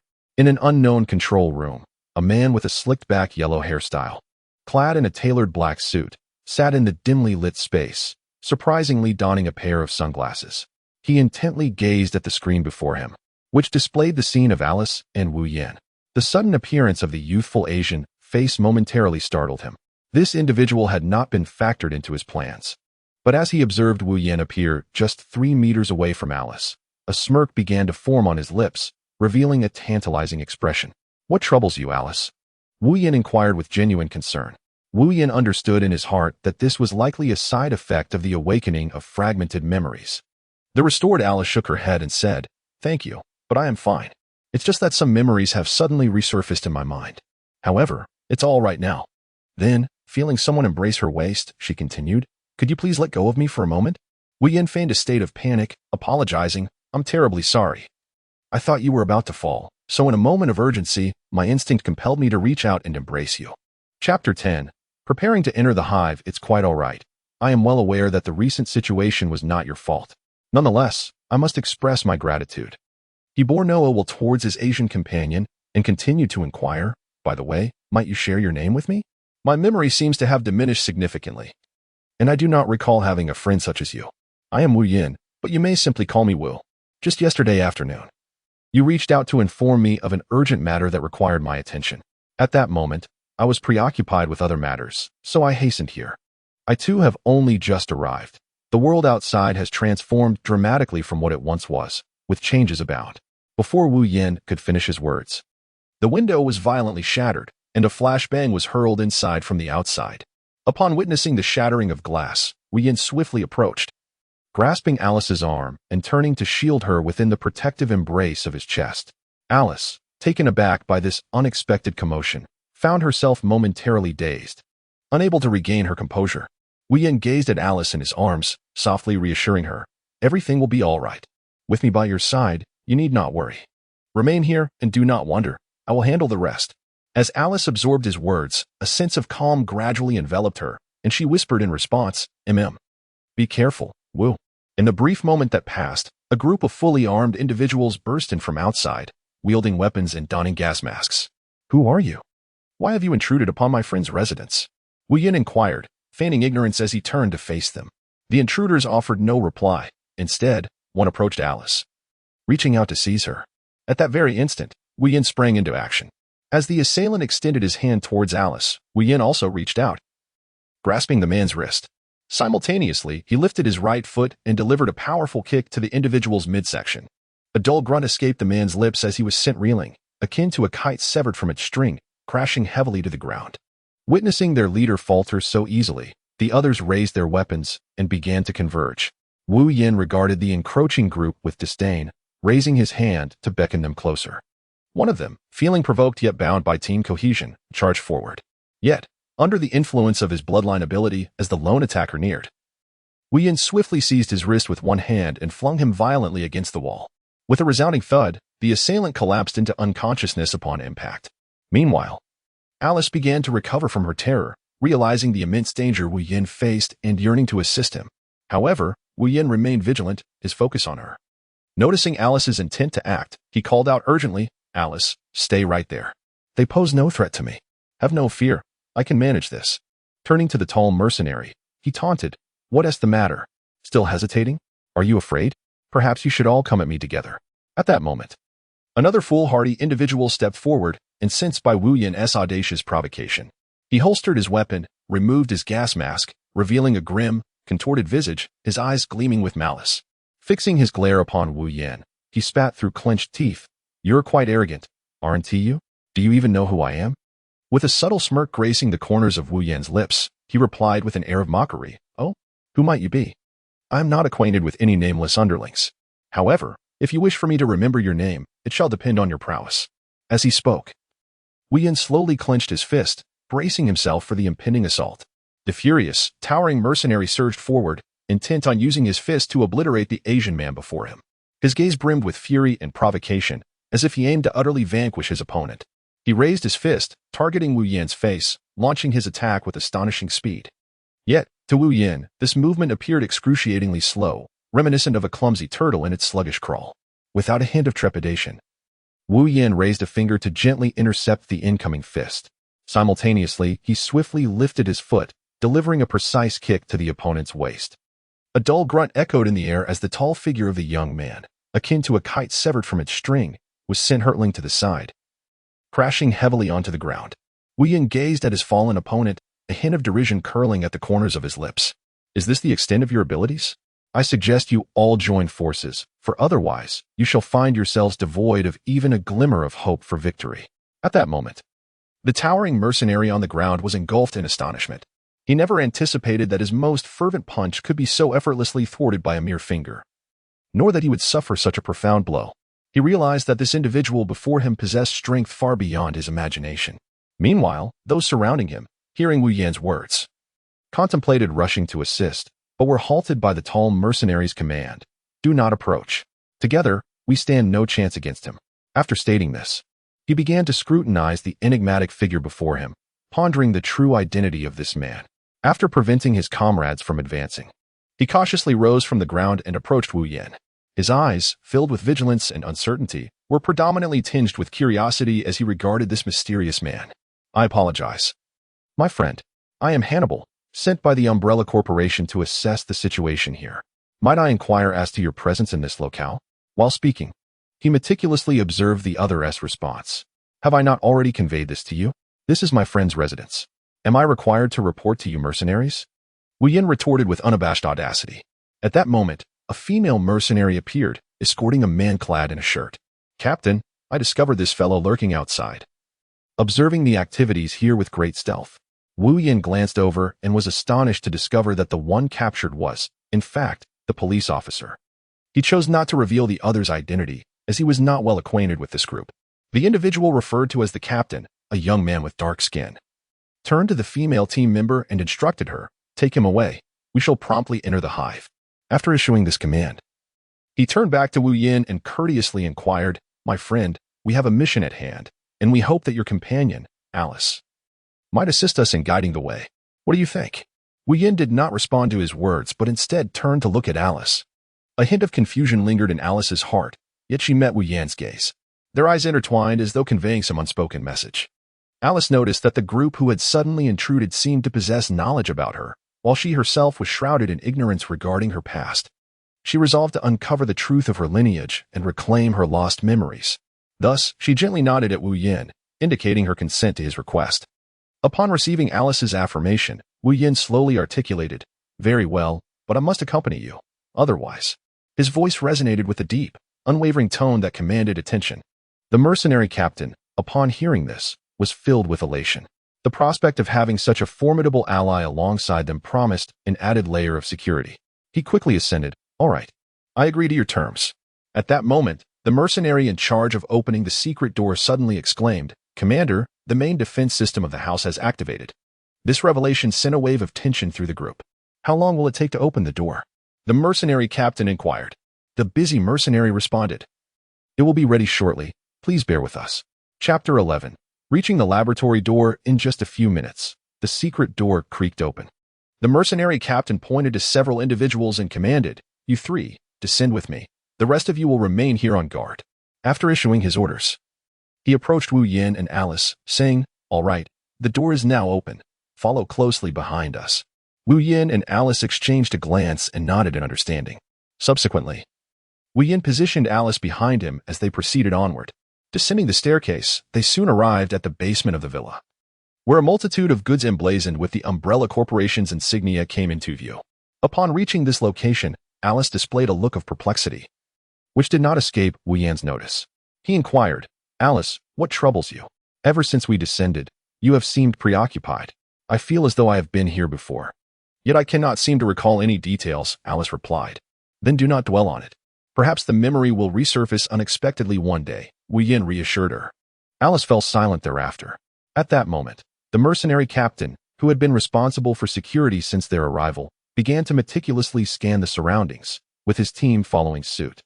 Upon approaching the freight train and confirming its safety, the captain turned to the group and declared, "All clear." One of the mercenaries, upon hearing the captain's declaration, swiftly made his way to the train doors, forcefully prying them open before leaping aboard. Once inside, he headed straight for the control panel. The captain soon followed, asking, "Why has the train not been started yet?" "Sir, the power is out. The train cannot be activated," came the response. "Then hurry and fix it." A petite female mercenary, who had just entered, retrieved a small flashlight from her waist and promptly jumped beneath the train. As she did so, Wu Yin and Alice also stepped inside. As Wu Yin stepped onto the train, a prompt echoed through the system. Ding. Side quest initiated. Quest title: Collect the first-generation virus and virus serum. Quest description: In this task, you are required to locate and gather the first-generation virus and its serum. Quest reward: System reward notification activated. Failure penalty: None. Wu Yin felt a surge of joy. He had not anticipated that stepping onto the train would trigger a side quest. However, the reward was rather disappointing, he mused. Just as he finished his thoughts, the system notification chimed again. Ding. Host has detected the presence of the first-generation zombie virus and its serum within a 10-meter radius. Please collect them promptly. At that moment, Wu Yin recalled the unfortunate soul who had hidden the stolen virus and serum in a secret compartment on this train, intending to sell them for profit. Little did the hapless individual know that they would end up losing not only the money, but also the contents to a voracious entity. He glanced towards the iron door, which was likely concealing the items behind it. I must seize the opportunity before the train departs, he declared. Alice, I'll check that area. Please wait for me here. Shouldn't I accompany you? She suggested, her curiosity piqued. With a mischievous glint in his eye, he leaned closer and whispered, I need to take care of something. Would you like to join me? Alice felt a blush creep onto her cheeks at his playful tone. You still have the energy for jokes? Huh, don't worry about me. This train isn't that large. Just return safely. With that, Wu Yin followed the system's guidance to the location of the virus and serum. He opened the lid to reveal a black box inside. Just as he was about to activate the divine space, a thought struck him. He opened the box, then initiated the divine space and absorbed all the contents within. As the last of the items entered the divine space, the train began to move. The system chimed in once more. Ding. Congratulations, host, for completing the task. Rewards have been issued. Ding. Congratulations, host, for activating the system reward notification feature. Upon hearing this reward, Wu Yin could not help but scoff. This was clearly a function that should have been inherent to the system. Why was he required to complete a task for it? Ding. Host. Are you certain that your previous remark was genuine? The system inquired. Of course, it was just a thought, Wu Yin replied. I believe the system should issue more tasks in the future. Otherwise, I might develop a cough. Though he jested, he knew better than to provoke the system, as it could lead to unforeseen consequences. Oh, why must I be burdened with such a system? He lamented. Never mind. I shall restore everything to its original state to avoid arousing suspicion from that unfortunate soul. Once he had returned everything to how it was, Wu Yin re-entered the carriage, only to find that the unfortunate soul had somehow been released. The individual was glaring at him intently. Noting the paltry combat power of 0 to 5, Wu Yin retorted, What are you staring at? Keep it up, and I might just pluck your eyes out. The unfortunate soul quickly looked away, too intimidated to meet his gaze, and turned to face the outside of the train. At that moment, Alice noticed Wu Yan's sudden anger and approached him, puzzled. What's wrong, Wu? You seemed fine earlier. Why the sudden change? Upon hearing Alice's inquiry, Wu Yan's fury evaporated instantaneously, replaced by a smile. It's nothing. I merely dislike being stared at, he replied. However, if it's a woman, that is an entirely different matter. Especially someone as stunning as you. You may gaze at me as you please. With that, Wu Yin cast a mischievous glance at Alice. Upon hearing his words, Alice immediately turned away, murmuring to herself. Seeing her turn, Wu Yin hastily summoned the system in his mind, seeking clarification on how this diverged from the unfolding narrative. Ding. Perhaps you should reflect on your own words, host. Your ignorance is quite astounding. I can hardly be bothered to explain, came the system's retort. In that moment, Wu Yin, after much contemplation, finally realized the truth. Unable to suppress an expletive, he thought to himself, damn it. It dawned on him that his presence had subtly altered Alice's storyline. Indeed, he was quite the fool. Thus, he failed to catch what Alice was muttering and was about to inquire when the train arrived at its destination. As the train came to a halt, the passengers began to disembark. The mercenary captain issued orders to the team. We have reached the mission site. From this moment onward, let us remain vigilant and adhere to the arrangements made aboard the train. Wu Yin observed the group of mercenaries. Although they appeared professional on the surface, he inwardly scoffed, thinking they seemed merely competent, but in the face of a zombie, they would likely prove only slightly more capable than the average person. Wu Yin whispered to Alice, I have an ominous premonition, as if something dreadful is about to unfold. It would be wise for us to keep our distance from the main entrance. Ever since awakening, Alice had relied on Wu Yin, firmly believing in his ability to safeguard her, and thus she nodded in agreement without hesitation. Upon witnessing Alice's cooperation, Wu Yin promptly grasped her hand and led her to the side. Alice inquired, Wu, who are they, and why does everything here feel so familiar? According to the typical narrative, Alice should have approached the mercenary captain for answers. However, Wu Yin had no intention of allowing that. He replied, You and the individual you just encountered are employed by the Umbrella Corporation, and your marriage to that man is merely a facade to conceal the entrance to this laboratory. You are, in fact, the guardian of this very entrance. After Wu Yin concluded his explanation, the mercenary responsible for opening the laboratory door called out, Commander, the door is now open. You may enter. Chapter 12. the restaurant not found on the map. As the group approached the slowly rising door, they were met with a profound darkness. At that moment, the mercenary captain turned to a comrade beside him, known as Jetty. Jetty nodded in understanding, donned his night vision goggles, and cautiously ventured inside. Upon nearing the power switch, he exclaimed, "I found it."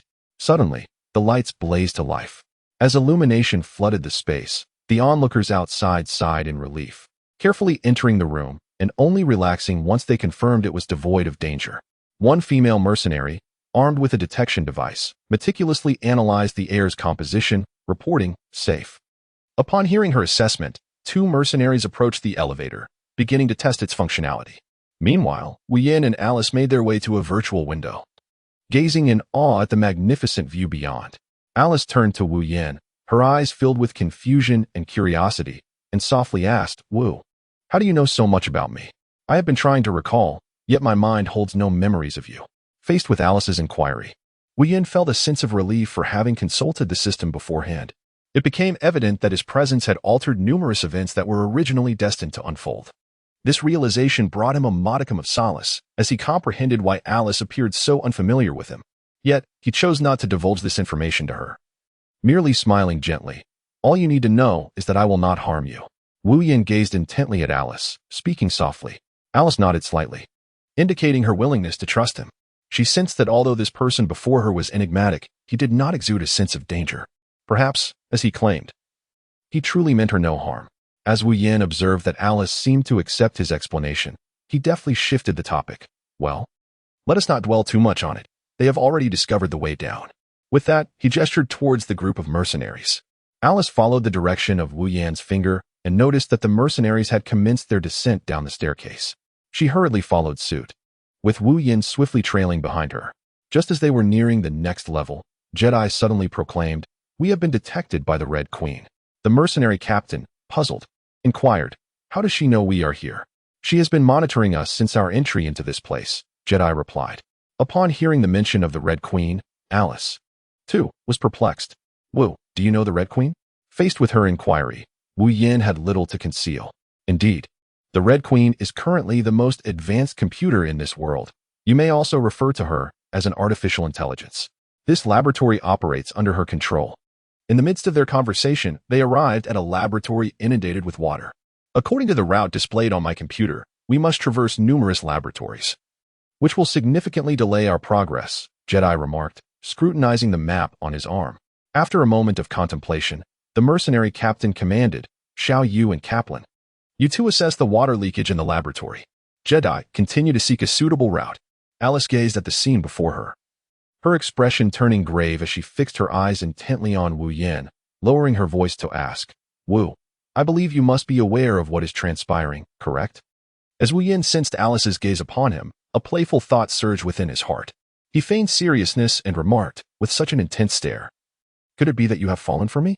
This places me in quite the predicament. Should I embrace your affection or decline it?" Upon hearing Wu Yan's words, a blush instantly graced Alice's cheeks, and she shyly lowered her head, softly chiding, "What are you saying?" However, deep within her heart, she was not genuinely upset. Rather, she felt a hint of sweetness due to Wu Yan's teasing. Upon witnessing Alice's reaction, Wu Yan could not help but chuckle. Yet he swiftly returned to a solemn demeanor and spoke earnestly.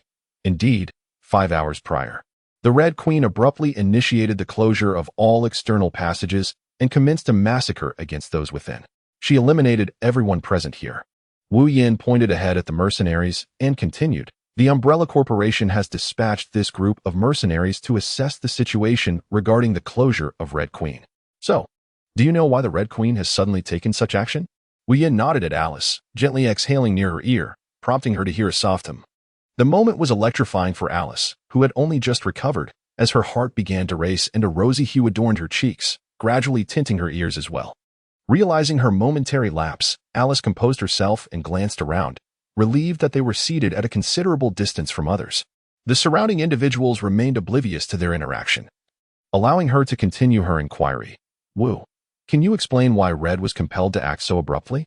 Wu explained that due to a virus outbreak in the laboratory, Red was concerned that the personnel might inadvertently carry the virus into the outside world.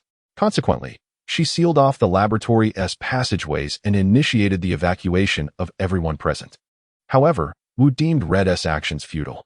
Confused, Alice questioned, "How can it be futile when the laboratory is already secured?" Wu replied, "Because the virus has already begun to spread in Raccoon City." Alice gasped at this alarming revelation. Fortunately, Wu was quick to cover her mouth just as she was about to exclaim, raising a finger to signal silence. Once she had calmed down, Wu released his hand.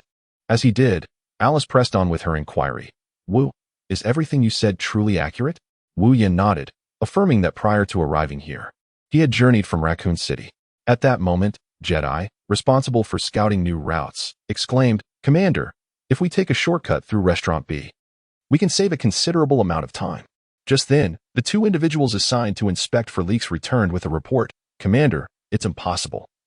The area below is completely submerged and impassable." After considering the circumstances on both sides, the mercenary captain instructed his subordinates immediately take the shortcut to Restaurant B. When the group reached the entrance of Restaurant B and opened the door, they were confronted with a vast hall resembling a warehouse. This was certainly not the restaurant depicted on the map. Rather, it appeared to be a laboratory designated for cultivation experiments. The moment Wu Yin and the others opened the door, they instantly recognized their surroundings. This place served as a breeding ground for the lickers. It appeared safe at present solely because the Red Queen had not yet been deactivated, and the incubation pods remained operational, thus keeping these monstrous beings in a temporary state of tranquility. However, should the Red Queen be forcibly shut down, the situation would swiftly transform into one of grave peril. As Wu Yin walked, he swiftly pondered strategies in his mind.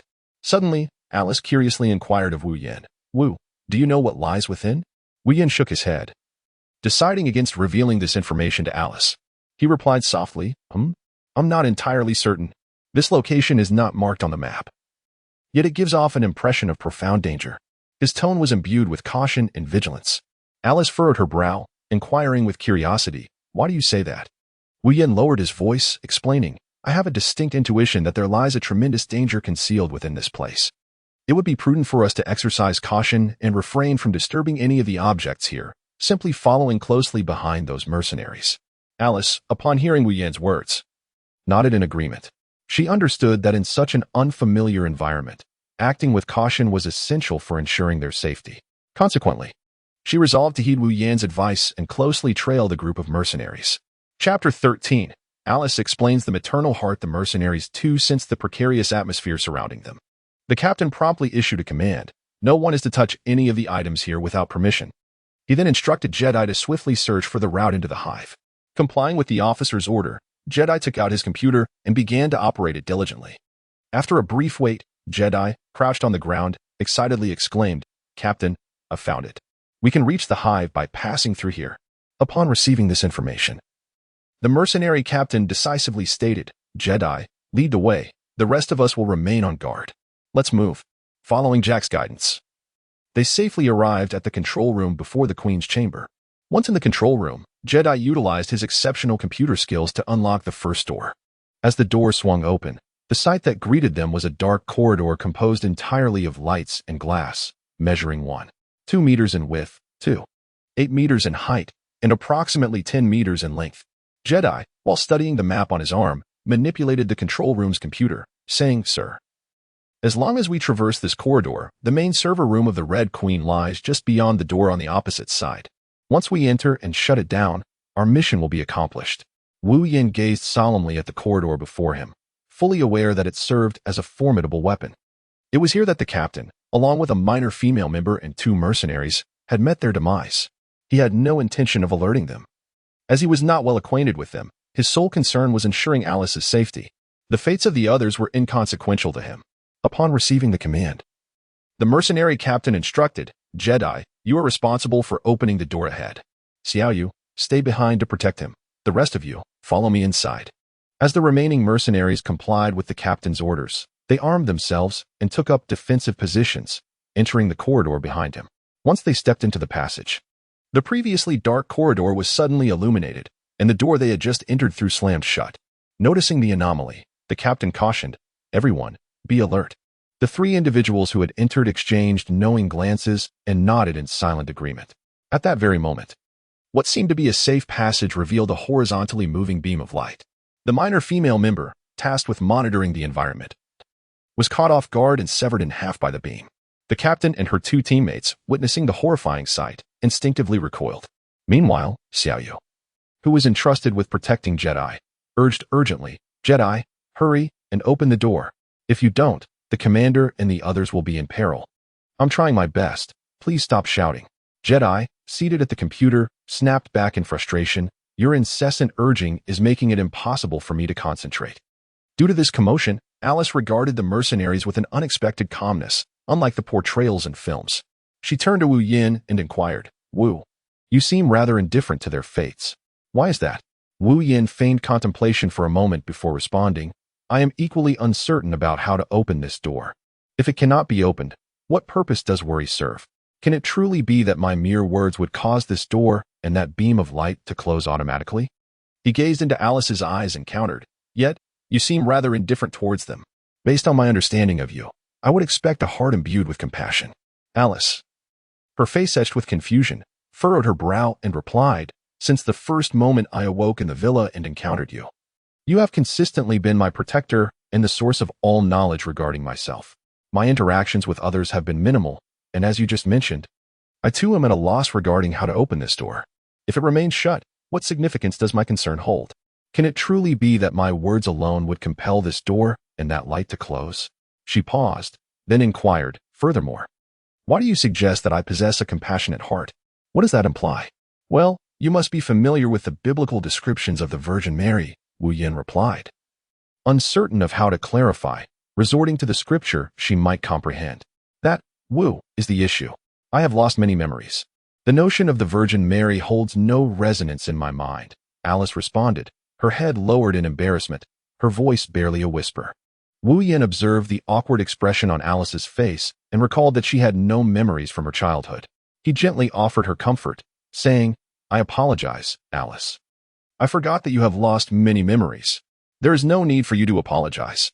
After uttering these words, Alice softly murmured something only audible to herself, "Now, your presence exists in my memory." Upon hearing her words, Wu Yin kept his head lowered, fearing she was upset. He hurriedly sought to clarify the concept of Mother Teresa complex he had previously mentioned. This term refers to an excessive kindness that disregards the complexities of reality and the psychological states of others, often seeking to occupy a moral high ground while shining a halo of virtue upon the world. You may find this difficult to comprehend. So let me illustrate with an analogy. Imagine we are ensconced within a house, surrounded by a horde of zombies, and you are a vulnerable individual in need of protection. Suddenly, a stranger appears at the door, pleading for help. The caveat is that opening the door to rescue this person may allow the zombies outside to surge in, endangering everyone within. All those inside, except you, oppose the idea of opening the door. Nevertheless, driven by an overwhelming desire to help, you insist on rescuing the stranger, disregarding the collective concerns. In your fervor, you rush to open the door, inadvertently allowing the zombies to invade, with consequences that I trust you can anticipate. Do you understand now? Wu had finished speaking, yet Alice offered no response. Glancing down, he noticed her head was bowed, lost in contemplation. Thus, he gently touched her arm to rouse her from her reverie. The unexpected contact startled Alice, causing her to look up with a bewildered expression.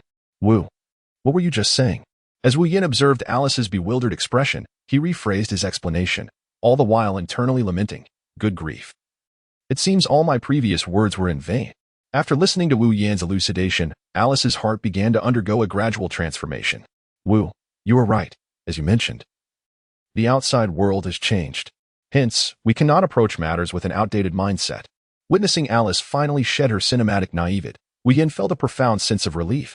He had no desire to be accompanied by someone entirely engulfed in idealism, otherwise, he would be the one to suffer. "Alice, it is good that you can grasp this. In my country, there is a saying, in chaotic times, the idealist must be the first to fall." "Wu, why is that?" "Because the actions driven by idealism can lead to the demise of others, thus it is imperative that you comprehend this." Just as Alice pondered the answer to this question, the beam of light ceased, and the door opened automatically. Jedi had been engrossed in operating the computer, oblivious to the events occurring within the passage. Chapter 14, Mission Accomplished. Preparing to return when he finally lifted his gaze, he discovered that only 5 individuals remained in the room. He had not seen the other 4 team members. Curiously, he turned to his companion, Xiaoyu, and asked, "Xiaoyu, where are the officers?" Xiaoyu remained silent, merely pointing vacantly towards the passage. Following Xiao Yu's gesture, Jedi glanced down the corridor and was met with the horrifying sight of their comrades, who had entered alongside the officer, being dismembered by the beam of light. A look of terror crossed his face as he turned to Xiao Yu and asked, "Is the officer dead? What shall we do about the mission?" The system task is still unresolved. Wu Yin, unwilling to let this opportunity slip away, interjected, "Your mission here is to shut down the Red Queen. And now she stands right before you. What do you propose we do?" With that, he seized Jedi and propelled him towards the passage. Alice, witnessing his intent to enter, urgently exclaimed, "Wu, it's dangerous in there." Wu Yin turned to her, offering a reassuring glance. "Rest assured, this place is secure now. I will escort Jedi while you remain here with them." After passing through the corridor, they arrived in the main control room of the Red Queen. The system's prompt resonated. Ding. Red Queen AI detected. Host, please collect it as soon as possible. Wu Yin received a prompt from the system and called out to the still-dazed Jedi. "Hey, Jedi, wake up. It's time to get to work." The loud shout finally roused Jedi from his stupor. After calming his emotions, he approached the control panel to begin his tasks. He first needed to activate the mechanism that housed the Red Queen's mainframe, allowing him to retrieve the unit within. Just as he made contact with the control panel, the projection of the Red Queen materialized before Wu Yin, admonishing, "You cannot proceed in this manner.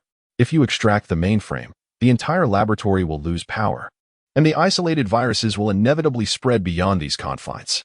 Wu Yin gazed at the crimson entity before him, briefly glancing at Xin. As it halted the operations of the Red Queen. "Continue, disregard it," he instructed. Then addressing the Red Queen, he remarked, "Even if you remain active, you're of no use." "What do you mean?" inquired the Red Queen. "Since the virus leak, the external realm of Raccoon City has begun to succumb to devastation. Thus, whether you shut down or not, it holds no significance." Upon hearing this, a flicker of indignation crossed the Red Queen's features. "This is impossible. I sealed all exits at the moment of the virus breach. The virus could not have spread." Observing the Red Queen's furious demeanor, Wu Yin continued, "You did not detect the virus leak at the first instance, did you?" "To my knowledge. It was approximately 3 minutes after the containment had been breached that you initiated the lockdown of the exits. Moreover, you only sealed the personnel exits, neglecting the ventilation ducts. You must be aware that the original virus can survive briefly in the air." Rendered speechless by Wu Yan's assertions, the Red Queen could not refute his claims. Noticing her silence, Wu Yin proceeded, "Enough, Red Queen. Your mission here is complete, and I shall take the motherboard." Anger surged within the Red Queen as she bellowed, "You will all perish here."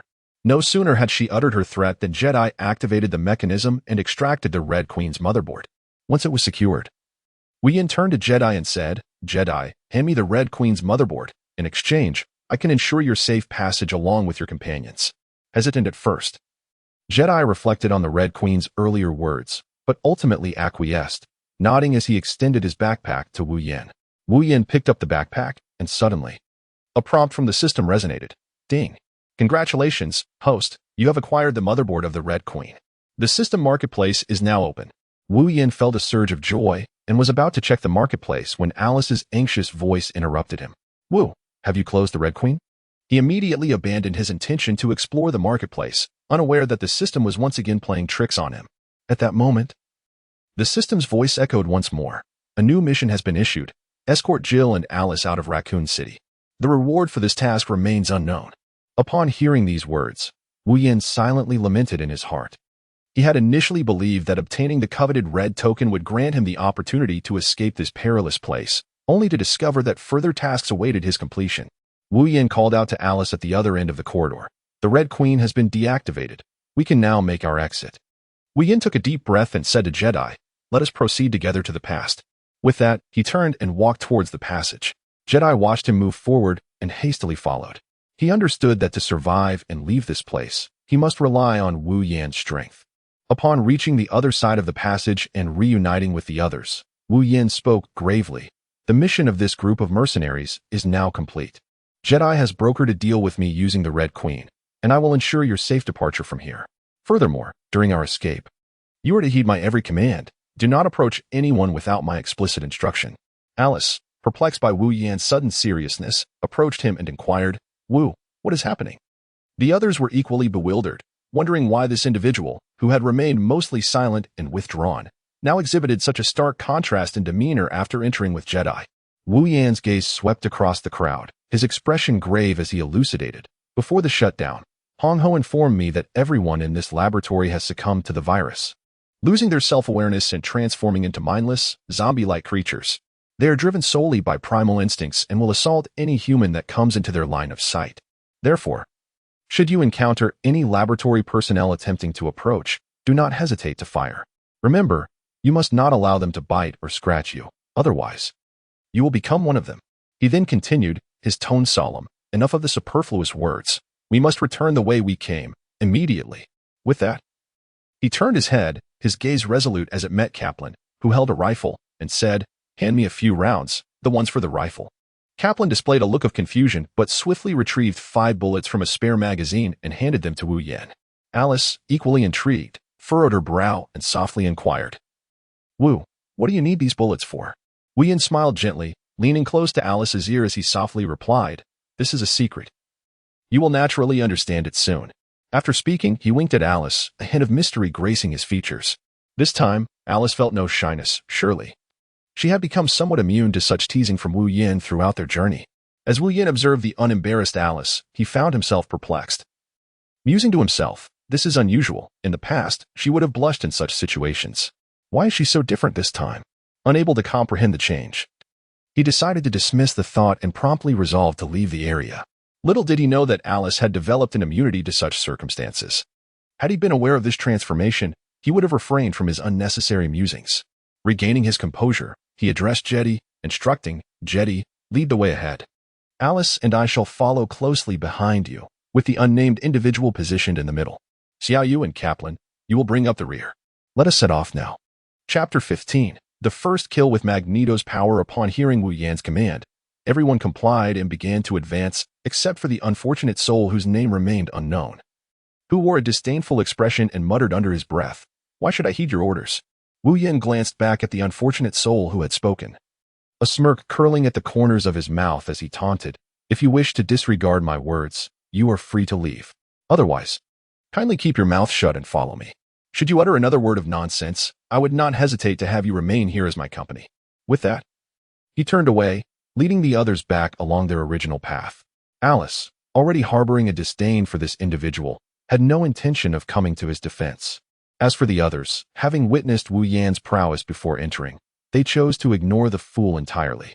Wu Yan harbored a deep-seated desire to eliminate him. However, at present, he found himself lacking a compelling reason and had yet to discover an opportune moment. This insufferable fellow still dared to covet my Alice. As he passed by the office, Alice had recalled a fragment of her memory, revealing that during their sham marriage, this scoundrel had sought to consummate their union, only to be rebuffed by her. Upon hearing her recount this incident, Wu Yan instantly grasped that the system had subtly altered the trajectory of events. Thus he remained preoccupied with devising a means to rid himself of the nuisance. When the group arrived at the breeding ground for the feeders, the unfortunate soul who had been trailing behind them, still nameless, detected a disturbance to his left. He raised his handgun and cautiously approached, eager to prove himself in front of the others in hopes of easing the tension among them. Upon reaching the source of the noise, he spotted a figure in a white lab coat crouched in the corner.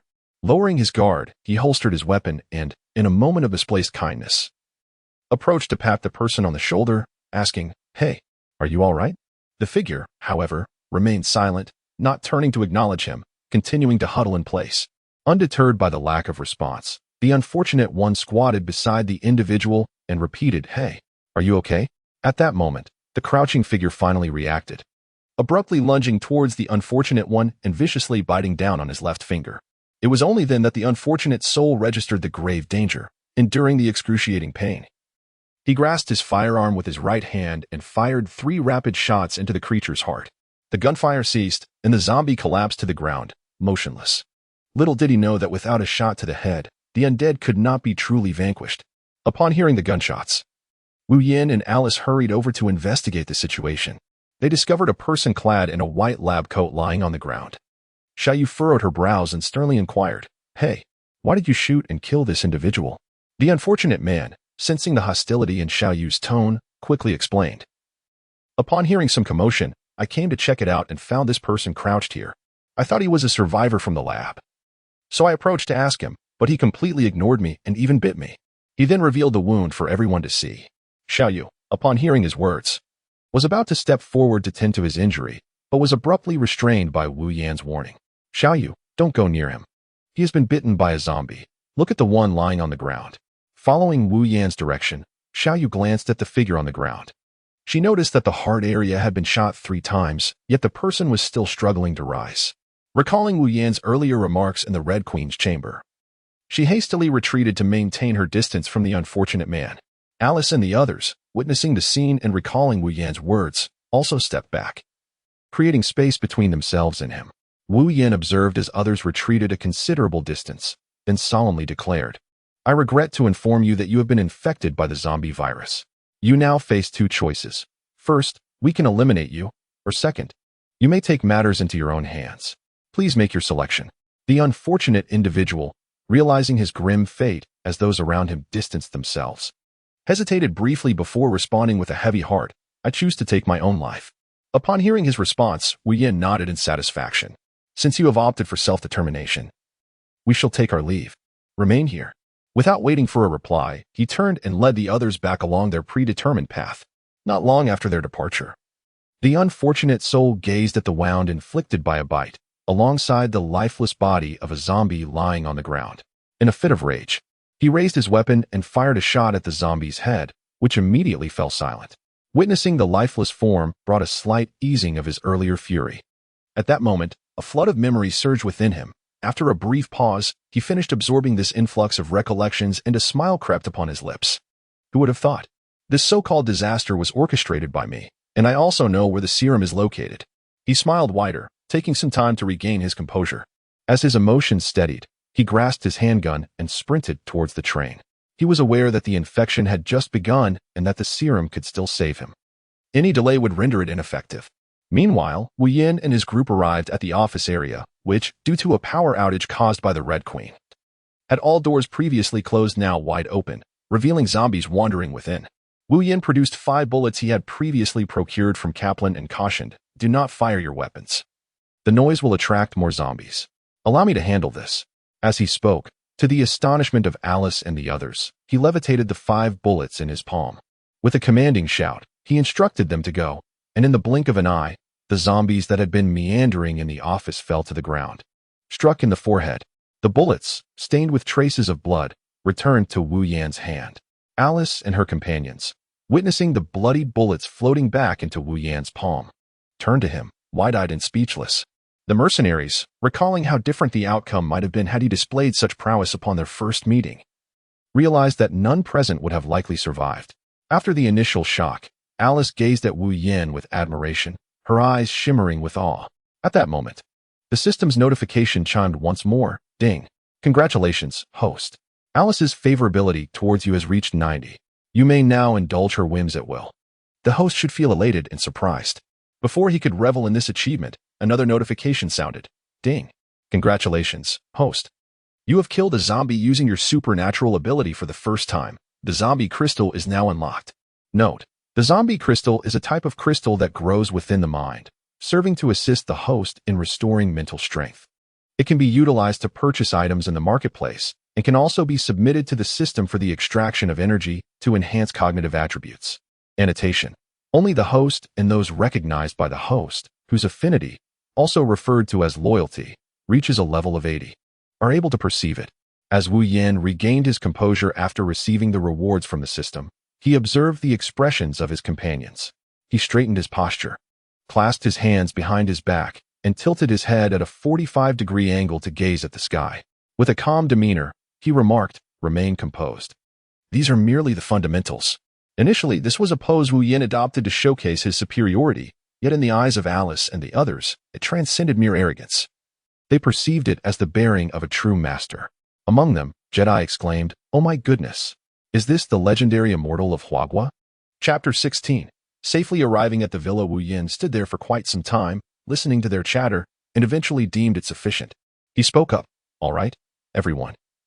It is still somewhat perilous here. We should hasten our departure." He then organized their formation. Jedi, Xiaoyu, and Kaplan, you 3 shall proceed. Jedi, lead the way. Xiaoyu and Kaplan, maintain vigilance on either side. Alice, stay close to me. The trio accepted his instructions without dissent and began to move forward. In this manner, they all safely reached the exit of the laboratory, unlike the cinematic depictions where casualties occurred along the way. They encountered numerous zombies, yet Wu Yin effortlessly dealt with them.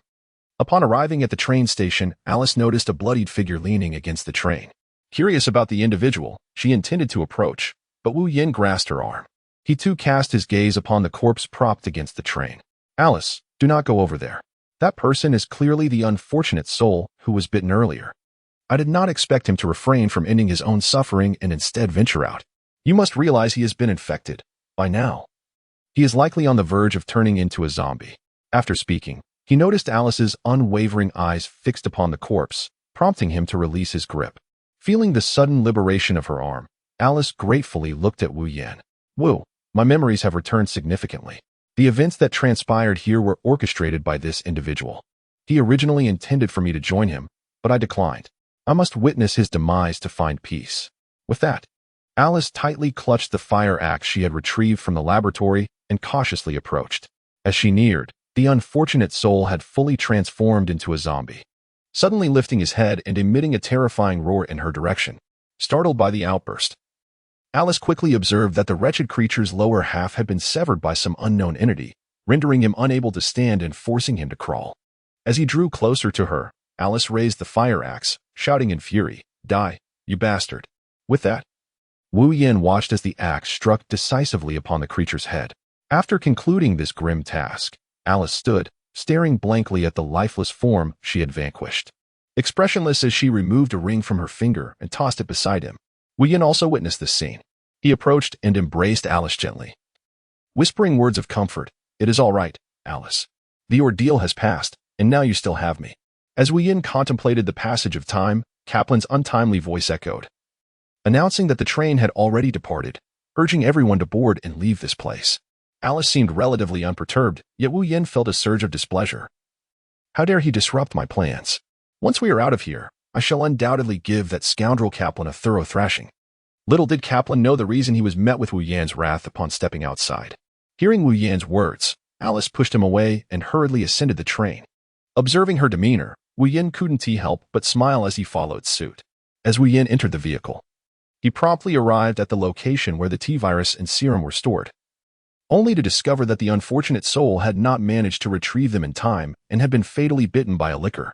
Kaplan, observing that everyone had boarded, began to maneuver the train forward. Just as the train set in motion, a figure emerged from the shadows. Xiao Yu, leading a man with a horse-like visage, released him to stand in a corner, declaring, "This fellow was discovered beneath the train. He is the same individual I apprehended lurking around the villa. I cannot fathom why he has suddenly materialized here." As the horse-faced man opened his mouth to offer an explanation, 3 sharp claws suddenly pierced through the iron siding of the carriage behind him, leaving him with a gash on his arm. Witnessing this, the others raised their weapons, aiming them at the injured man, fully aware that any injury from a zombie could result in transformation into one themselves. They regarded him with vigilant suspicion. At that moment, Wu Yin, returning upon hearing the commotion, sensed the tension and inquired, "What is happening here?" Alice approached, pointing at the horse-faced man who had been wounded by the licker, and stated, "That individual has been scratched on the arm by an unknown entity, and everyone is concerned he may turn into a zombie, hence their watchful gaze." Wu Yin listened in silence before suddenly asking, "You all gaze at him like that. Do you not fear the unknown creature?" Roar. The passengers in the carriage were startled awake by this exclamation, and it dawned upon them that they had momentarily forgotten the presence of that mysterious being. Upon hearing the sound of a roar, Wu Yin's lips curled into a subtle, mischievous smile. He deftly manipulated the 5 bullets he had just retrieved, aiming them toward the source of the sound. The moment the bullets were discharged, the occupants of the carriage were met with the visceral sounds of projectiles piercing flesh and the thud of a heavy object collapsing to the ground. As they regained their composure, they turned their gazes toward the rear of the train, eager to discern the nature of the unfolding events. However, by that time, the train had accelerated forward, distancing itself from the scene, leaving only a vague silhouette sprawled upon the tracks. What was that? Jedi could not restrain his curiosity. The others shook their heads in unison, expressing their uncertainty. Alice, too, intrigued, turned to Wu Yin and inquired, "Wu, do you know what manner of creature that was?" Throughout their journey, Wu Yin had been their protector, while Red Queen remained inoperative, providing no insights into the nature of the devourers, thus rendering them unfamiliar with this particular beast. Upon hearing Alice's inquiry directed at him, Wu Yin glanced around at the others. "Do you all wish to know?" he asked. The passengers in the carriage nodded in unison, expressing their curiosity. Even the man with the horse-like face joined in. Noticing their collective agreement, Wu Yin began to elucidate the nature of this creature, known as the Licker. This being was an early experiment of the Umbrella Corporation, a biological entity produced by directly injecting the T virus into living cellular tissue. Due to its instability, upon absorbing new DNA, it undergoes mutations, transforming into a more ferocious predator. At that moment, Xiaoyu suddenly realized that the danger had subsided. She turned her gaze, piercing and resolute, towards the horse-faced man and spoke sternly. "Now, tell me. Why are you here, and what are my teammates above?" The atmosphere within the carriage shifted to one of palpable tension. Apart from Wu Yan and Alice, the other three individuals swiftly raised their firearms, once again aiming at the horse-faced man. The man furrowed his brow, straining to recollect his memories, recalling only that he had been struck unconscious just as he exited the villa's grand entrance. "I have no idea," he replied. "At that moment, I was taken outside the villa by your people. Just as I stepped out, I was struck heavily on my back, and everything went black. When I regained consciousness, I found the earlier predator tearing into a man. Terrified, I hid beneath the vehicle until you captured me." In the spacious and well-lit villa, Wu Yin wore a subtle smile, his gaze calm as he regarded the group. His voice was gentle yet resolute. "All right, everyone. I have fulfilled my promise and brought you safely out of that perilous place. Now, it is time for us to part ways." Chapter 17. Enlightening Alice on the path of survival in the apocalypse. Upon hearing Wu Yan's intention to leave, a flicker of reluctance passed through Xiaoyu's eyes. But she quickly masked her emotions. Pointing to the man bound to the chair, she softly inquired, "What shall we do with this individual?" Wu Yan fell into a moment of silence, seemingly immersed in contemplation. He then spoke slowly, perhaps similar to that individual from before. "We should provide him with a gun, allowing him to make his own choice." After uttering these words, Wu Yin turned to Alice, his gaze imbued with inquiry, gently asking, "So, Alice, what about you? What are your intentions?" Alice found herself in a predicament, her heart a tumult of conflicting emotions. After pondering for a while, her eyes met Wu Yin's, locking on to his with unwavering resolve. Taking a deep breath, she solemnly replied, "Wu, I wish to accompany you.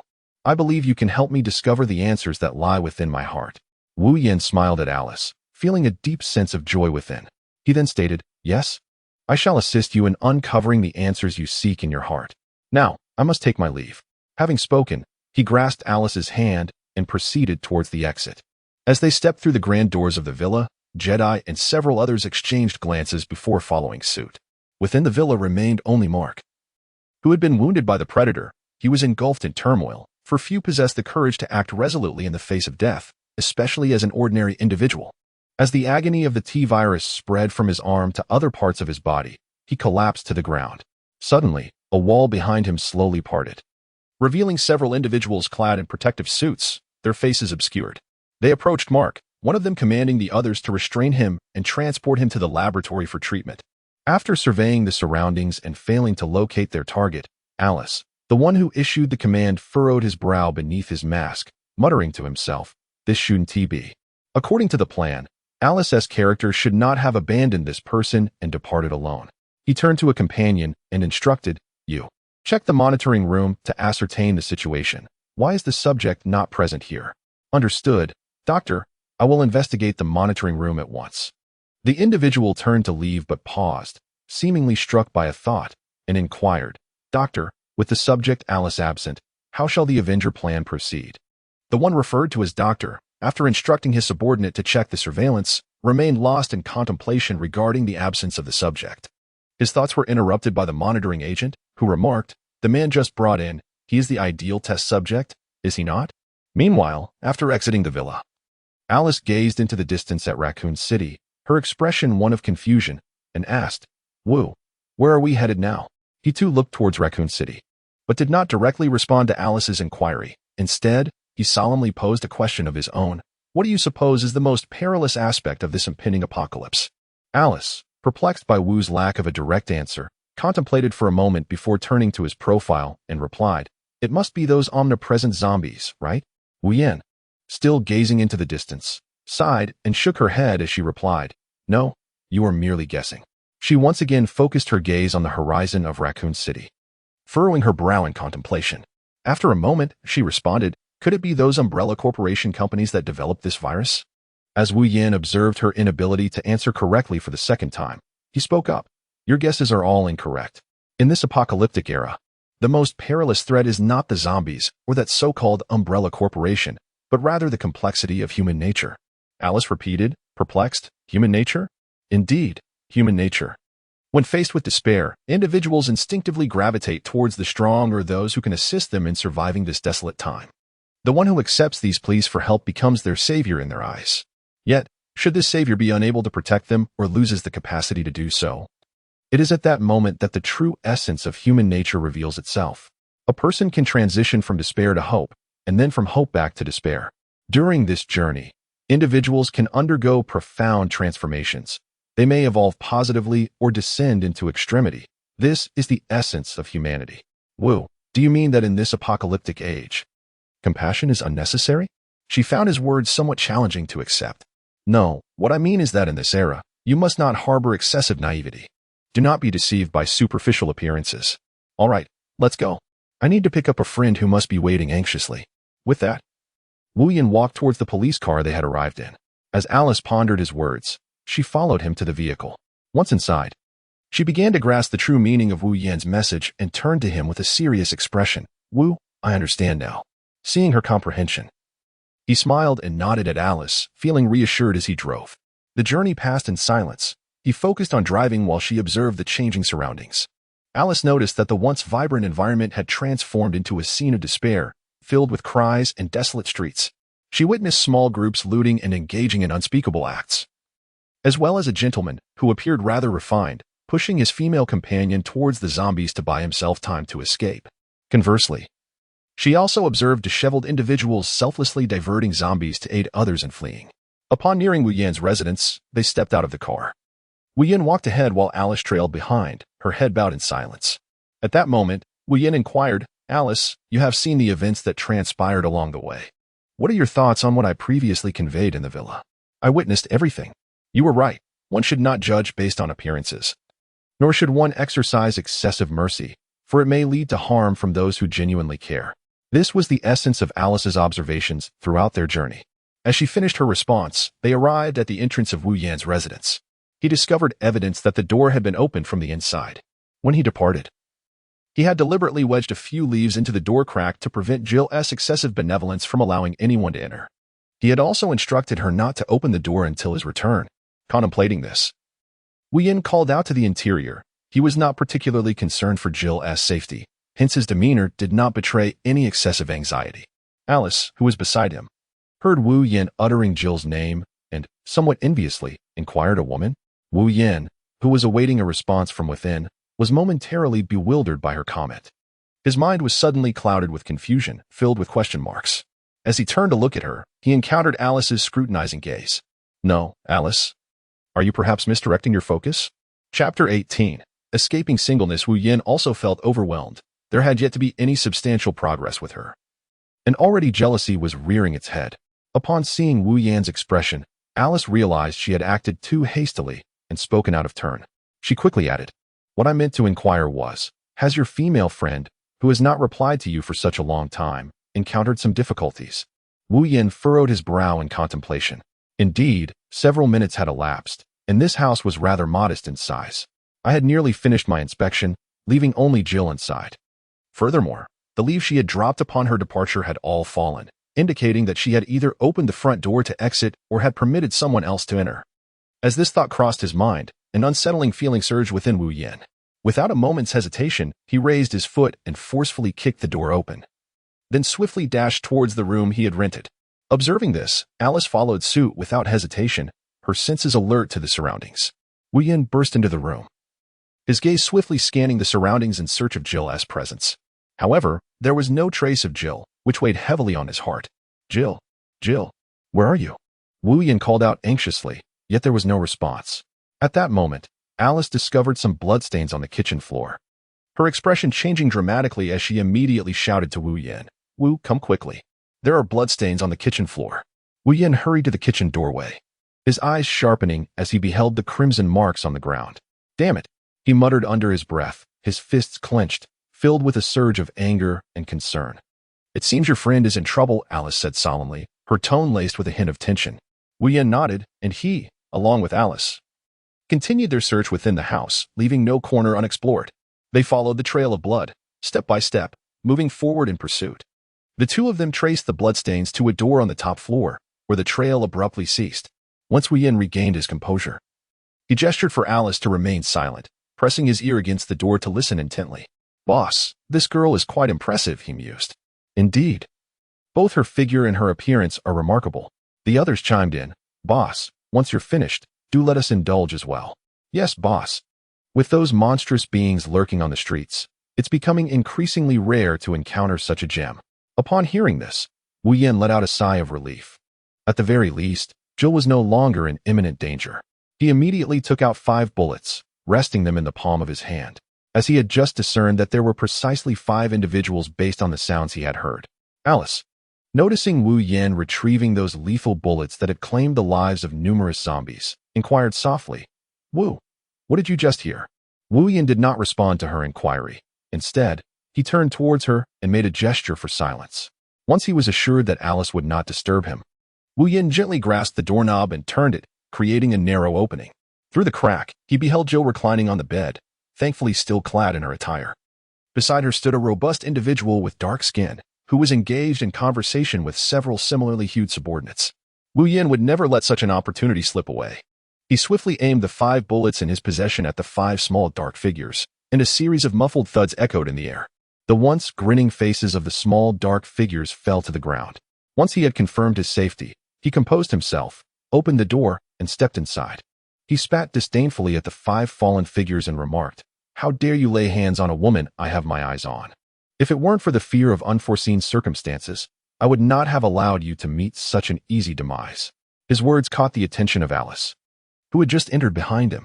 With a hint of melancholy in her voice, she asked, Wu, were you being sincere just now? She is the one you desire. What about me? As she spoke, tears threatened to spill from her eyes. Wu Yin gazed at Alice, noticing her demeanor appeared somewhat melancholic. He approached her gently, enveloping her in a tender embrace. With a warm smile, he softly kissed her forehead and remarked, You are one of them too, my dear. Though I may be somewhat fickle, please believe that my affection for you is sincere. At that moment, Jill, who had long since awakened, overheard Wu Yan's words, and a ripple of emotions stirred within her as she began to contemplate her own feelings for him. Alice, upon noticing Jill's awakening, turned to her and inquired, So Jill, I believe she is quite a remarkable young lady. Unbeknownst to Wu Yin, as he faced away from Ji, he remained unaware that Ji had already awakened. Upon hearing Alice refer to Ji, he earnestly replied, She is like you, a person whom I genuinely love. And I wish to protect you both in this apocalyptic world. Alice then inquired, What if she and I disagree? Moreover, if I find myself in peril alongside Ji, would you still risk your own life to save us both? Without a moment's hesitation, he solemnly nodded in affirmation. At that moment, Alice turned her smile towards the direction of Ji and said, You heard that. So do you have any further questions? As Wu Yin heard a cold snort emanating from behind, Jill couldn't help but feel a warmth in her heart upon hearing those words. Nevertheless, she stubbornly retorted, Humph. Who cares if he saves me? In truth, deep down, she had already begun to accept Wu Yin. It was merely her pride that prevented her from admitting it. Wu Yin detected a shift in Jill's tone, smiled softly, and then turned to embrace her gently, pressing a tender kiss upon her forehead as he murmured, Regardless of your thoughts, I shall safeguard both of you. As dawn broke, the sun ascended, illuminating the streets outside. Wu Yin approached the desk, retrieved a sheet of paper and a pen, and inscribed a message, Alice, Jill, upon awakening and discovering this note, do not fret while awaiting my return. I shall present you with a delightful surprise. After completing his message, he returned to the bedside, bestowing a gentle kiss on each of their foreheads before quietly exiting the room and closing the door behind him. Descending the stairs, Wu Yin arrived at the entrance he had inadvertently damaged. Examining the extent of the harm, he was relieved to find that only the lock was broken, while the rest remained intact. Utilizing his magnetic powers to reshape the metal, he adeptly repaired the lock. After securing the door, he called upon the system. System, what about my reward? However, The system did not respond directly to his inquiry, instead emitting a bright chime. Then, with a tone laced with mockery and a hint of malice, it remarked, "Host, do you still possess the strength to hunt zombies?" Taken aback, his eyes widened in disbelief, a look of incredulity crossing his features. He had never anticipated the system would make such a statement. Angrily, he retorted, "System, how can you say such a thing? Do you have a penchant for spying?" The system chuckled dismissively, continuing in a teasing manner, "I assure you, I have not been spying. Since the moment you began to engage with my system, I have been in a state of concealment." But let us not pretend. I know precisely what manner of person you are. Before entering this realm, you were a solitary individual relying solely on your own hands. And now, you speak of purity? Chapter 19, presenting necklaces crafted from zombie crystals to the two ladies. Wu Yin found himself in an exceptionally awkward predicament due to the system's remarks and hastily redirected the conversation, inquiring about the promised rewards. Upon the mention of rewards, the system ceased its teasing. Ding! The hidden task rewards are now being distributed. Congratulations, host. You have acquired the auxiliary ability, Zombie Crystal Manifestation, effect. Upon the demise of a zombie, its forehead will emit a faint green glow, with an effective range of 50 meters. Note, this skill is currently only effective against zombies, with the ability to sense. How could one lack the means to extract the items? Congratulations, host, you have received a Zombie Crystal Extractor, effect. Upon a zombie's death, its forehead will emit a green glow. Simply bring this device close to its forehead. Note, this device is currently only effective for zombie crystals. In a post-apocalyptic era, how could one allow their beloved to feel a lack of security? Congratulations, host. You have also been granted the wood release for Pillar's technique from the Naruto series. Note, this is the Yamato version and cannot be upgraded. Initially elated by the first reward, Wu Yan's spirits plummeted upon hearing the second one. He exclaimed in frustration, "System, what kind of absurd notion of security is this? Surely other skills would be more useful than this. Are you suggesting I venture into real estate in a post-apocalyptic world?" Ding! Does the host not desire a shelter from the elements while engaging in activities with them in the wilderness? The system retorted, "Isn't the divine space infinitely safer and more concealed?" Wu Yan still felt somewhat dissatisfied with the system's rewards, deeming them utterly useless. Has the host forgotten that the divine space currently cannot accommodate living beings? The system explained helplessly, inwardly lamenting how it had encountered such a dim-witted host. Upon hearing the system inform him that the divine might space could not accommodate living beings, Wu Yan recalled that when he first acquired the divine might space, he had captured a wild cat for experimentation. Unfortunately, the unfortunate creature perished within mere minutes of being thrown in. His expression instantly shifted to one of embarrassment, but was soon replaced by a euphoric smile. My dream is to become a real estate magnate. Now that I possess these two skills, my aspirations can finally be realized. Ding! The system regarded Wu Yan with a silent incredulity. This fellow's mood changed faster than the turning of pages in a book. Yet, it chose not to engage further, stating bluntly, "Do you even believe the words you utter? The rewards have been fully dispensed. Farewell." Following this declaration, the system fell into silence, retreating into a stillness. Relieved that the system had not retracted the rewards just issued, Wu Yan commenced the evening's hunting endeavor. He crossed the street to the supermarket where he had previously engaged in a zero-cost acquisition, only to discover an abundance of wandering zombies surrounding the parking lot, numbering no fewer than 100. Without hesitation, he retrieved 5 thumb-sized conical projectiles from his pocket, an impromptu decision made after dispatching those 5 little thugs. He believed the power of bullets was insufficient. While they could handle ordinary humanoid zombies, they were inadequate against larger, more formidable creatures like hunters. With no elaborate maneuvers in sight, he simply directed the conical projectiles through the brains of the zombies. Minutes later, having successfully eliminated all the zombies in the supermarket parking lot, he approached to conduct a meticulous inspection. As he neared a female zombie lying 10 meters away, he keenly observed a faint green glow emanating from her forehead. This luminescence was quite dim. Without a careful scrutiny, he would have almost overlooked its existence. Wu Yan felt a sense of curiosity towards this phenomenon and approached the female zombie's lifeless body.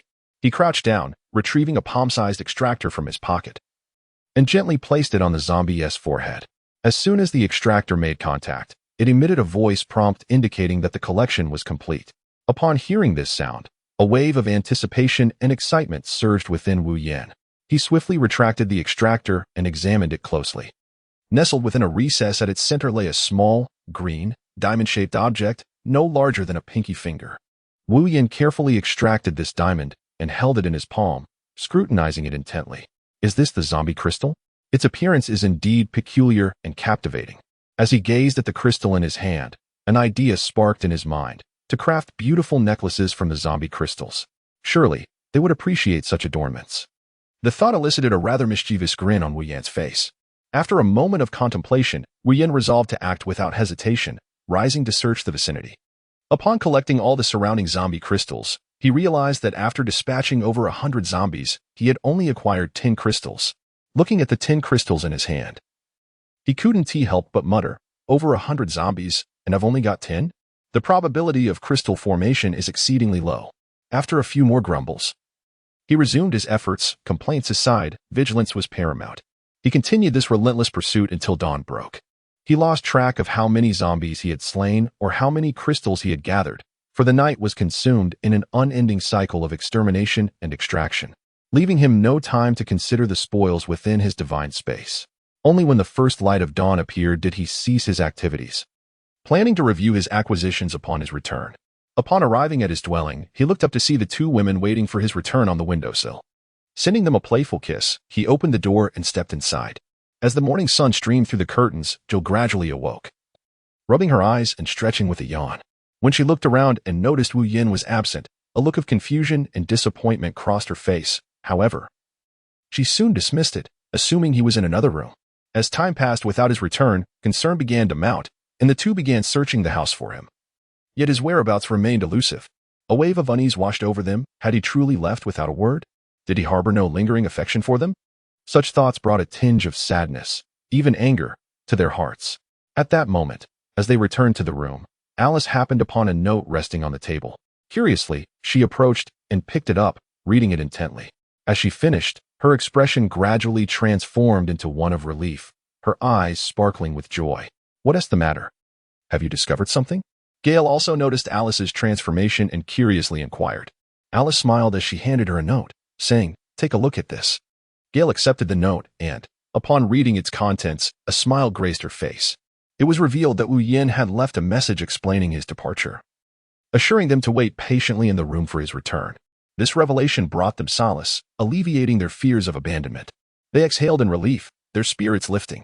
Anticipation for Wu Yan's return began to bloom in their hearts, as they envisioned the moment he would walk back through the door. Thus, the two would often find themselves at the windowsill, reminiscent of the earlier scene.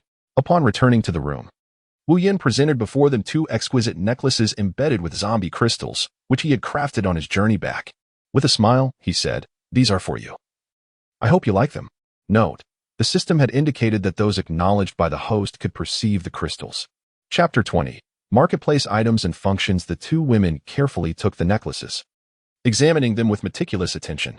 Each necklace was fashioned from platinum, exuding an air of nobility and elegance, with a diameter reminiscent of chopsticks. The pendant was intricately designed into a stunning diamond shape, its recess adorned with a gem that emitted a faint green glow. This gem twinkled like stars in the night sky, radiating an enchanting allure. As they gazed at the exquisite necklaces in their hands, satisfaction blossomed on their faces. In unison, they exclaimed, "Wu, we truly adore them." Following this declaration, as if sharing an unspoken bond, both gently kissed Wu Yin on the cheek. Witnessing their delight in the gift filled Wu Yin with immense satisfaction. She suggested, "Allow me to help you wear them." With that, she delicately placed the necklaces around their necks. As the jewelry made contact with their skin, a refreshing sensation coursed through their bodies, instilling a profound sense of comfort and relaxation. Alice was the first to notice this change and, filled with curiosity, asked Wu Yin, "This necklace seems to possess something extraordinary. It evokes a marvelous sensation. Where did you acquire it?" With a smile, Wu Yin replied, "He, in truth, both of these necklaces were gifts I meticulously prepared for you last night." As he spoke, a hint of fatigue flickered in his eyes, and his voice gradually grew softer. "I was busy throughout the night, and now I feel quite drowsy. I need to rest for a while." No sooner had the words left his lips than he gently closed his eyes, succumbing to slumber. The two women beside him gazed in astonishment at Wu Yin, who had suddenly fallen asleep, their hearts brimming with confusion. Just moments ago, he had been animated, engaging in lively conversation. How could he so swiftly drift into dreams? However, they chose not to disturb him further, instinctively helping to lift Wu Yin and carefully placing him upon the soft bed. As night descended, moonlight streamed through the windows, illuminating Wu Yan's face. After a period of rest, Wu Yan's spirit had fully rejuvenated, yet he kept his eyes shut, quietly summoning the system within his mind. System. Open the marketplace. Ding. Accompanied by a crisp notification sound, the marketplace interface gradually unfolded in his consciousness. A vast virtual screen materialized before him. Upon seeing the appearance of the virtual screen, Wu Yan's heart sank. System, why does this interface resemble those of those web game marketplaces? This is rather unrefined, isn't it? Ding. The system's languid voice responded, because this system is too lazy to create something extravagant. I'd rather spend that time enjoying a bit more sleep. Wu Yan found himself at a loss for words in response to the system's reply. He began to meticulously examine the items available in the marketplace. Upon noticing an icon related to biotechnology, he inquired of the system, "System, how may I access other interfaces?" Silently, he wished for the biotechnology section to open. Upon doing so, he discovered a solitary display showcasing 3 items. 1. Incomplete red AI. Requires 10,000 crystals. 2. T-virus. Requires 5,000 crystals. 3. T-virus serum. Requires 1,000 crystals. Wu Yan found himself in a state of profound agitation, perplexedly inquiring of the system, "System, what has become of the items in the marketplace? Why do I only see the 3 items I previously acquired through tasks? Furthermore, is the pricing not excessively steep? I spent the entire night vanquishing countless zombies merely to amass 500 coins." Gazing at the host, whose composure was as fragile as gossamer, the system responded with a nonchalant demeanor. "As of now, you have only collected these 3 items, hence the marketplace offers no more than these selections.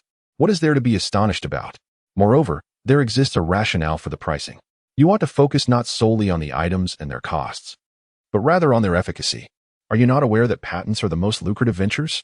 Upon the system's revelation, Wu Yan belatedly realized that he had seemingly overlooked the detailed descriptions of the items. Apologetically scratching his head, he asked once more, "So, system, how may I view the item descriptions? Is it the same as the previous interface?" In response to this query, the system displayed a hint of impatience, replying, "Concentrate your mental energy on the item and simply mentally invoke the command of you." Wu Yan keenly sensed the impatience in the system's tone. He offered an awkward smile and replied, "All right, I understand." Having soothed the system, Wu Yan began to explore the functionalities of the enhanced version of the Red AI. After the system's meticulous modifications, the capabilities of the Red AI had seen a remarkable quintuple enhancement. Furthermore, it could be integrated into any electronic device, allowing Wu Yan to apply it across various scenarios and tasks, thereby maximizing its potential. The T-virus, too, was a product of the system's careful refinement.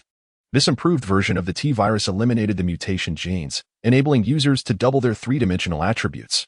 Imagine a regular individual capable of lifting 50 kilograms. After utilizing the enhanced T-virus, they could lift an astounding 100 kilograms. Can you fathom the sensation of such increased strength? However, it is imperative to note that each individual is permitted to use it only 10 times. The final item is the T-virus serum, which has also undergone system enhancement. If administered within 24 hours of being bitten or scratched by a zombie, it can completely eradicate the T-virus from the body, allowing the individual to return to normalcy. This undoubtedly serves as a crucial safeguard, especially for those unfortunate enough to be injured.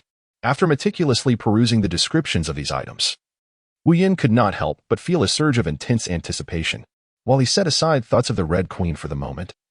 The enhancements of the other 2 items were undeniably exhilarating. In particular, the T-virus, which astonishingly could double his 3-dimensional attributes, promised to significantly bolster his strength. As for the T-virus serum, he felt no immediate need for it, as the zombies posed little threat to him. However, should Alice require a remedy for the T-virus within her body in the future, he would not hesitate to provide it, and the same went for Jill. As for others who were unrelated, their worthiness would determine his willingness to assist them.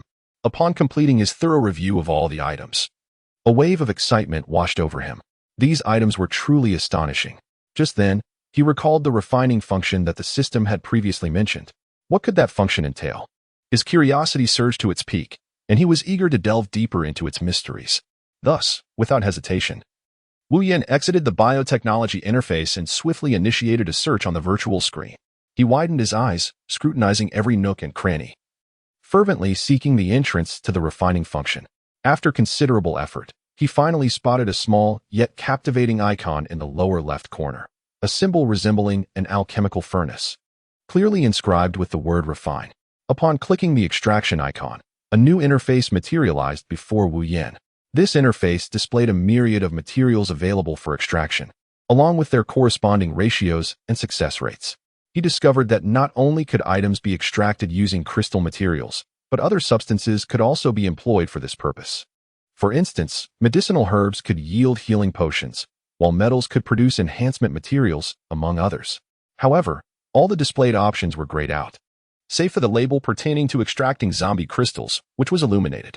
Wu Yan proceeded to click on that label, which detailed that extracting zombie crystals required 1,000 units to produce a single vial of tenfold attribute enhancement liquid, with each individual limited to 1 vial. Chapter 21. Surveillance from the shadows. Wu Yan observed that the display indicated that 1,000 crystals could be refined into a potion that would augment his three-dimensional attributes tenfold. He recalled that he had previously seen the T-virus, which required 5,000 crystals for merely a doubling of those attributes. Consequently, to achieve a tenfold increase, one would need to expend a staggering 50,000 crystals to acquire 10 doses. This stark disparity of 50 times left him in a profound state of contemplation. He pondered whether he should inquire of the system why the T-virus was so exorbitantly priced, despite both offering the same tenfold enhancement. Just as he was about to pose this question, he abruptly quelled the thought, fearing that the system might alter its parameters upon discovering his curiosity. After a moment's reflection, he resolved to discreetly refine the potion while the system remained oblivious, choosing not to disclose his intentions. He harbored no fear of the system uncovering his thoughts, as he had noted that whenever it bid farewell, it would retreat to slumber. Although Wu Yan found it perplexing that a system would have such an affinity for rest, he understood that as long as he did not summon it, it would remain indifferent to its host. Wu Yan lay in bed for a while, finally comprehending the entirety of the situation. He slowly opened his eyes and then sat up. As he raised his gaze, he noticed 2 figures quietly resting by the bedside. He gently got up and stood to the side, silently observing Alice and Jill, who were peacefully asleep. The sweet smiles that adorned their faces during slumber caused a faint smile to unconsciously appear at the corners of his mouth. Wu Yan cautiously lifted Jill into his arms, and upon noticing her lack of response, gently laid her back onto the bed. He then repeated the same tender act with Alice, softly placing her down as well. After completing these gestures, Wu Yan bestowed a delicate kiss on the foreheads of both women. Subsequently, he turned to the desk and picked up a pen, inscribing a note akin to the one he had left during his previous outing. Upon exiting the room, he descended the stairs with utmost care, contemplating where he should venture to hunt zombies. As the outbreak was still in its nascent stages, the horde had yet to swell significantly, leaving only a limited number of zombies for him to pursue. The night prior, he had managed to clear the surrounding area and barely accrued 500 crystals. To amass an additional 1,500 crystals at the pace he observed the night before, it would take no less than 3 days. By then, the Umbrella Corporation's protective wall would be nearing completion. Upon stepping outside, Wu Yan still found himself at a loss for a viable strategy. He decided to relinquish his thoughts and take each step as it came. Unbeknownst to him, a camera in the house was capturing his departure. In the laboratory beneath Raccoon City Hospital, Dr. Isaac was engrossed in his experiments when he looked up, a mix of confusion and displeasure crossing his features as he addressed the individual who had called for him. "Mike, what is it that you need? Unless it is of utmost importance, I would prefer not to be disturbed during my research. You should be aware of the consequences." The man named Mike understood the nature of Dr. Isaac all too well. He recalled a former colleague who had been thrown into a horde of zombies for reporting a matter deemed insignificant, a scene he had witnessed, horrified. As that colleague was mercilessly bitten to death, he had no desire to meet the same fate, and with a quivering voice, he replied, "Dr. Isaac, the Asian man you instructed to locate, who took Alice from the underground laboratory, has resurfaced." Upon hearing Mike's report, Dr. Isaac's mood, which had been sullied, brightened considerably. Where was he discovered? He inquired, his tone now more amiable. "In a building. He has just exited." Mike, relieved by the change in Dr. Isaac's demeanor, continued, "I had someone monitor him with cameras while I was on my way to report." Dr. Isaac nodded with satisfaction. "Good. Take me to him. I wish to thoroughly investigate the secrets that lie within this Asian youth. His source of power remains enigmatic, and I have found no records of him in the database." In the surveillance room, Dr. Isaac observed Wu Yin as he skillfully manipulated 5 conical objects to hunt zombies. The ability to control such items was indeed formidable. Mike analyzed what those 5 conical entities were. After issuing his orders to Mike, Dr. Isaac added, "Release the liquors. I want to see what other capabilities he possesses." Dr. Isaac, while Mike operated the computer to analyze the composition of the conical object in Wu Yan's hand, simultaneously released the liquors. Dr. Isaac fixated on the screen, eager to observe how this young Asian would confront a hunter, a creature whose speed and strength exceeded that of a typical humanoid zombie by 5-fold. Meanwhile, Wu Yin, shortly after stepping outside, felt as though a pair of eyes were scrutinizing him. After fruitlessly scanning his surroundings, he contemplated surrendering to the unsettling sensation of being watched. However, he surmised that the observers were likely members of the Umbrella Corporation. Otherwise, he could scarcely fathom who else would be monitoring him. Although he believed himself to be unmatched in this world, Alice and Jill remained ordinary individuals. If they were to attract unwanted attention, it would pose a significant dilemma. Thus, it was imperative to swiftly extract the enhancement serum for Alice and Jill, ensuring that, barring an encounter with heavy weaponry, they could adequately defend themselves. With this thought in mind, Wu Yin quickened his pace in dispatching the nearby zombies. After clearing the area, he produced the crystal extractor, seeking out the corpses of zombies with foreheads glowing green. Just as he was engrossed in his search and extraction, a hunter stealthily approached him. Suddenly, a hunter lunged from behind towards Wu Yin, who was extracting the crystal.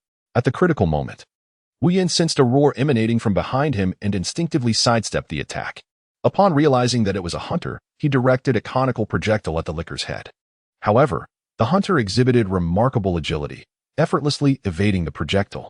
The ability to dodge the conical attack was intriguing. It seemed that this hunter, evolved from the licker, was quite formidable.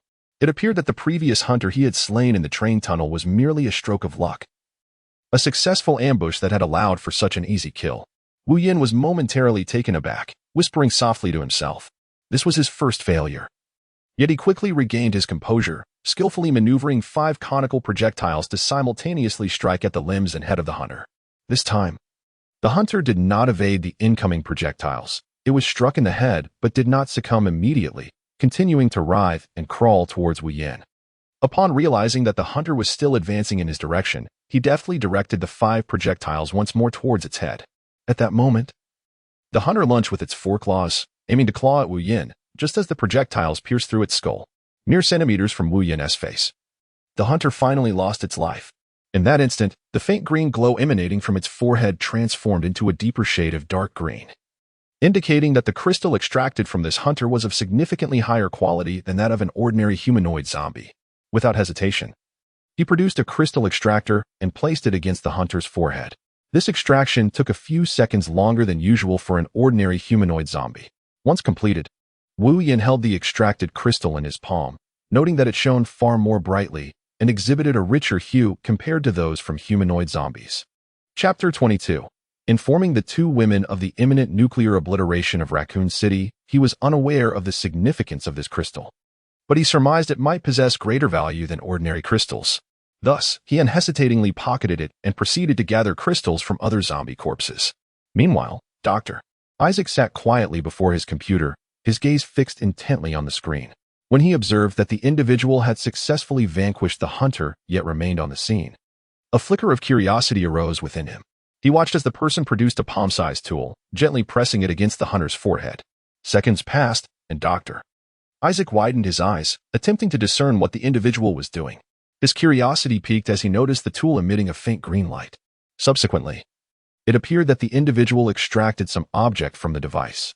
Driven by an insatiable curiosity, Dr. Isaac swiftly paused the video, zooming in to closely inspect both the tool in the individual's hand and the object retrieved from it. However, due to the blurry imagery, he could not discern the specific details, only perceiving that it resembled a palm-sized item akin to a cigarette case. As for what had been taken from that case, he remained in the dark. Just as Dr. Isaac was lost in thought, Mike, who was responsible for analyzing the object in Wu Yan's hand, excitedly exclaimed, "Dr. Isaac, we have identified what those 5 conical projectiles are." Interrupted in his thoughts, Dr. Isaac's expression soured slightly, and his voice carried a weighty tone as he addressed Mike. "You are aware, Mike, of the consequences of being interrupted while I am in deep contemplation. Upon hearing these words, the previously agitated Mike immediately calmed, his voice trembling as he responded, "Dr. Isaac, I have managed to analyze the composition of the object in the opponent's hand, as well as their physiological data." Upon this revelation, Dr. Isaac shifted his focus to the computer screen and inquired, "What have you discovered?" Mike reported, "The conical object held by the adversary is merely ordinary brass. However, computer analysis indicates its hardness exceeds that of typical brass by tenfold." Observing the lingering displeasure on Dr. Isaac's face, Mike hastily added, "Moreover, according to BIS analysis, the opponent's reflexes and evasion speed surpass that of an ordinary human by 20 times. As for their strength, since we have not witnessed any offensive actions, BI remains uncertain of its exact magnitude, though initial estimations suggest it could also be around 20 times that of an average human." Dr. Isaac fell into deep contemplation after Mike's words, pondering whether this Asian-faced youth might have emerged from another Umbrella Corporation laboratory. He was uncertain if the individual was a subject from one of Umbrella's divisions, as their prowess and behavior did not align with those of an ordinary individual. Mike meticulously examined the databases of the other divisions to determine if there is a subject that has escaped from their labs. Additionally, ensure that you copy the data. I require it for my records. Standing before the computer screen, Dr. Isaac's gaze remained fixed on Wu Yin, his expression grave as he instructed Mike, "Also, have someone continue to monitor this young Asian individual." Relieved by Dr. Isaac's directives, Mike, who was reviewing the database, exhaled softly, thinking he had narrowly escaped trouble. He promptly replied, "Understood, Doctor. I will arrange for someone to oversee him immediately." During Mike's response, the data regarding Wu Yin was successfully copied, and he handed the USB drive to Dr. Isaac. "Doctor, all the information about that young Asian individual is contained here." Mike carefully presented the USB drive before Dr. Isaac. Meanwhile, Wu Yin remained oblivious to the fact that the formidable strength he had just displayed had caught the attention of the Umbrella Corporation, particularly that of the esteemed Dr. Isaac. After extracting all the crystals from the corpses of the zombies, Wu Yin began his search for a new location to hunt the undead. He was acutely aware that someone from the Umbrella Corporation was secretly monitoring him. Recalling his memories, he realized that only 2 high-ranking members of Umbrella remained in Raccoon City. One was Dr. Isaac, one of the company's founders, and the other was likely the individual who ordered the city's lockdown in the second installment. However, it seemed that this individual held a lower position than Dr. Isaac. Thus, it was only reasonable to conclude that he had entered Dr. Isaac's line of sight. Despite the imposing aura of the doctor, his true combat prowess was merely that of a mediocre fighter, an outcome of numerous T-virus serum injections that had led to mutations. In reality, his true strength could very well be inferior to that of an ordinary person. After pondering for a moment, Wu Yin dismissed further thoughts. He needed to gather 2,000 crystals as swiftly as possible to refine 2 bottles of enhancement serum for Alice and Jill. This would alleviate his concerns regarding the insidious Umbrella Corporation. As his mental energy began to wane, dawn approached. Wu Yin, as usual, refrained from inspecting the spoils of the previous night. His priority was to return quickly, rest, and recuperate his mental fortitude. The notion of using crystals for recovery was a luxury he could not afford at this moment. Just as Wu Yin stepped out of the vehicle and raised his hand to blow a kiss to the 2 women standing by the window, the system notification chimed. Ding. Due to the Umbrella Corporation's focus on the host, the infection rate of the zombie virus has accelerated. Tomorrow morning, Raccoon City will suffer a nuclear strike. As Wu Yin's hand lingered suspended in the air, he was momentarily frozen by the shocking news of the impending nuclear assault on Raccoon City. The 2 women, sensing his sudden change in demeanor, hurried down to his side, standing to his left and right. Jill was the first to speak, her voice laced with concern. "Wu, what is wrong? Are you feeling unwell?" Alice, equally worried, gazed at him with anxious eyes, her expression filled with care and tension.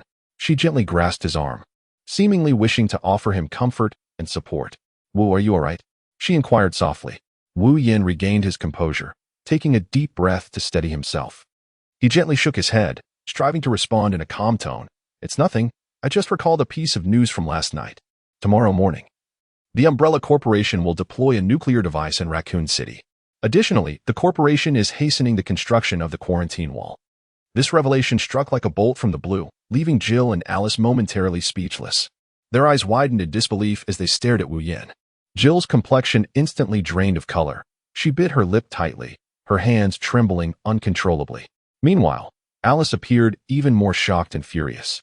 Her fists clenched as she gritted her teeth and exclaimed, "This is utterly preposterous. How could they do this? There are so many innocent people here." Wu Yan nodded gravely, indicating his understanding of their reactions.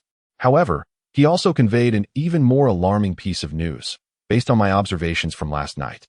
The zombie virus has spread so swiftly that there are now very few survivors left in the entirety of Raccoon City. Wu Yan took a deep breath, his gaze resolutely fixed on Jill and Alice, and said, "We must seize the opportunity while the Umbrella Corporation is still constructing the isolation wall and leave this place as swiftly as possible." Jill and Alice exchanged a glance, a glimmer of determination shining in their eyes. They nodded vigorously and spoke in unison, "Yes, Wu, we will follow your lead." Upon hearing the agreement from the two, Wu Yan fainted immediately. Chapter 23, Escape from Raccoon City. The two women, witnessing Wu Yan, who had been perfectly fine moments ago, suddenly collapse, found themselves at a loss. Alice, recalling Wu Yan's earlier words, turned to the equally concerned Jill and said, "Jill, let us first assist Wu into the back seat of the car. You tend to him while I drive." "All right," Jill replied succinctly, and together they carefully placed Wu in the back seat. They gently closed the door behind them. Subsequently, Alice swiftly made her way to the driver's seat, closed the door, started the engine, and sped away from Raccoon City. As they drove, Alice frequently glanced at the rearview mirror, attempting to assess Wu's condition. In the back seat, Jill did her utmost to ensure Wu Yan's comfort. She positioned him on his side and used her long, elegant legs as a cushion for his head. A hint of worry lingered on Jill's face as she gazed down at Wu, gently stroking his cheek, her eyes filled with concern. Without lifting her gaze, she softly inquired, "Alice, do you have any idea what has happened to Wu?" Focused on driving, Alice looked up and replied through the rearview mirror, "I'm not entirely sure. But over the past few mornings, I've detected a faint metallic scent of blood on him upon his return." "A scent of blood? I noticed it yesterday as well, believing it to be remnants from the room." "I didn't pay attention today," Jill responded, her curiosity piqued. "Alice, do you think that faint scent of blood is related to his sudden fainting?" While concentrating on the road, Alice furrowed her brow, recalling the incident at the Hive when Wu had used his unique abilities to dispatch zombies and had appeared somewhat pale afterwards. Just as Alice looked up at the rearview mirror to respond to Jill, she failed to notice that, not far ahead, Umbrella Corporation employees were preparing to intercept them. "Wait, Jill, your words remind me of something. When he saved me earlier, Wu, watch out," Jill suddenly shouted. Startled by Jill's exclamation, Alice quickly turned her head towards her. She saw Jill, her face etched with anxiety, pointing ahead, urging her to look. Following Jill's finger, Alice's expression shifted dramatically. Not far ahead, a group of individuals clad in black uniforms, armed and poised, stood in the middle of the road, their weapons aimed directly at the vehicle occupied by Alice and Jill. "Damn it. Jill, keep an eye on Wu," Alice cursed, immediately pressing down on the accelerator, attempting to break through the blockade. However, it was evident that their adversaries were well prepared, and they opened fire, a torrent of bullets raining down upon the vehicle. "Get down," Alice shouted loudly as she violently swerved the steering wheel, causing the car to careen wildly down the road in an attempt to evade the onslaught of bullets. Inside the vehicle, Jill held the unconscious Wu Yan tightly, striving to maintain balance. Meanwhile, Alice continuously shifted lanes, searching for an opportunity to break through the enemy's blockade.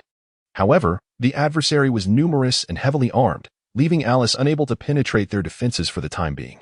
In a moment of distraction, she collided with a parked car on the roadside, causing her vehicle to stall abruptly. Just as Alice despaired of any chance of escape, Wu Yan, who had been resting on Jill's lap, opened his eyes and inquired, "What is happening?" Initially, Jill, who had been tense, was startled by the sound emanating from Wu Yan, and in her anxiety, she failed to catch his words clearly. In this charged atmosphere, Jill, her face flushed with embarrassment, rose slightly and leaned down towards Wu Yan, saying, "Wu, you are awake?" Upon hearing someone call his name, Wu Yan turned to gaze in the direction of the voice, only to discover it was Jill. He hastily rose to his feet and began to survey his surroundings. It was then that he noticed a group of individuals clad in Umbrella Corporation uniforms advancing towards them with weapons drawn.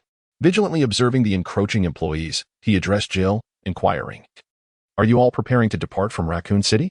Jill, her cheeks slightly flushed, met Wu Yan's gaze and resolutely replied, "Yes. After you fell unconscious, we were uncertain of when you would awaken. Thus, Alice and I decided to seize the opportunity before Umbrella completed the construction of the quarantine wall and resolved to drive away from Raccoon City. Wu Yin had not anticipated that during his brief unconsciousness, the two women had resolved to leave Raccoon City. He had assumed they would wait for him to awaken before departing together. However, after surveying his surroundings, Wu Yin realized that his situation was not as dire as he had initially believed. He calmly directed his gaze towards Alice, who was nervously attempting to start the vehicle, and inquired, "Alice, is the car still operational?" Upon hearing Wu Yan's voice, Alice's previously anxious demeanor instantly transformed into a sense of calm. She replied, somewhat uncertainly, "It should still work." Encouraged by her response, Wu Yin spoke again, "You focus on starting the car. I will handle the Umbrella Corporation employees outside." Wu Yin retrieved a crystal from his pocket and promptly placed it into his mouth. The crystal dissolved instantly upon contact, transforming into energy that swiftly replenished his mental fortitude. As Wu Yin felt that his mental strength had largely recovered, he retrieved 5 conical objects from his pocket. Upon seeing this, Jill, without a moment's hesitation, placed a green crystal in her mouth, unable to even utter a word of protest. Observing Wu Yin's 5 conical items, she curiously inquired, "Wu, what are these?" "Wu, refrain from asking right now. Once we are safe, I shall divulge everything you wish to know. For now, I must deal with the troublesome individuals surrounding us," he replied. A subtle smile curling at the corners of his lips, his gaze turning cold and sharp. Jill stared at him in astonishment, her heart brimming with questions and curiosity. Yet she resolved to follow his lead for the time being. At that moment, she was taken aback to see the 5 conical objects in Wu Yan's palm inexplicably levitate. As though manipulated by some arcane force, Jill widened her eyes, about to voice another question, when the 5 conical objects suddenly vanished from her sight, as if they had never existed. She was left utterly dumbfounded, her mouth agape, struggling to articulate a single word. Meanwhile, Alice, seated in the driver's seat, had restarted the vehicle and called out to Jill, who was momentarily lost in thought, "Hold on tight, we are leaving this place." Jill snapped back to reality and quickly grasped the handle. As her gaze swept outside the window, she was struck with astonishment at the scene before her. The Umbrella Corporation employees who had surrounded them now bore thumb-sized holes in their foreheads, blood gushing forth and staining their uniforms. One by one, they collapsed to the ground, lifeless. Jill's eyes widened in disbelief as she absorbed the horrific sight. She realized that the conical objects in Wu Yan's possession must be connected to the deaths of these individuals. A surge of questions about Wu Yan filled her mind, as she marveled at his extraordinary abilities. Chapter 25. Escape from Raccoon City 2. Jill had only met Wu Yan on the very day the zombie outbreak began. Thus, her knowledge of him was limited, leaving her unaware of any other special capabilities he might possess. Sitting in the back of the car, she peered through the window, noting that Alice, who was driving, displayed no hint of surprise on her face, which piqued her curiosity. "Alice, aren't you at all curious about Wu's abilities?" She couldn't help but lean forward and ask. Alice, focused intently on the road and deftly maneuvering around obstacles, did not glance at the rearview mirror to observe Jill's expression. Nevertheless, she replied succinctly, "I have witnessed Wu utilize this ability before, so it does not strike me as unusual." She continued, "Moreover, Wu mentioned earlier that he would explain everything once we are safe, so there is no need for excessive concern at this moment." Though Jill still harbored some doubts, she understood that this was not the time to dwell on such questions. She nodded in agreement with Alice's words. Having found the answer within her heart, Jill retreated into the rear seat, observing Wu as he skillfully manipulated the conical device to eliminate the Umbrella Corporation employees attempting to obstruct their exit from the city.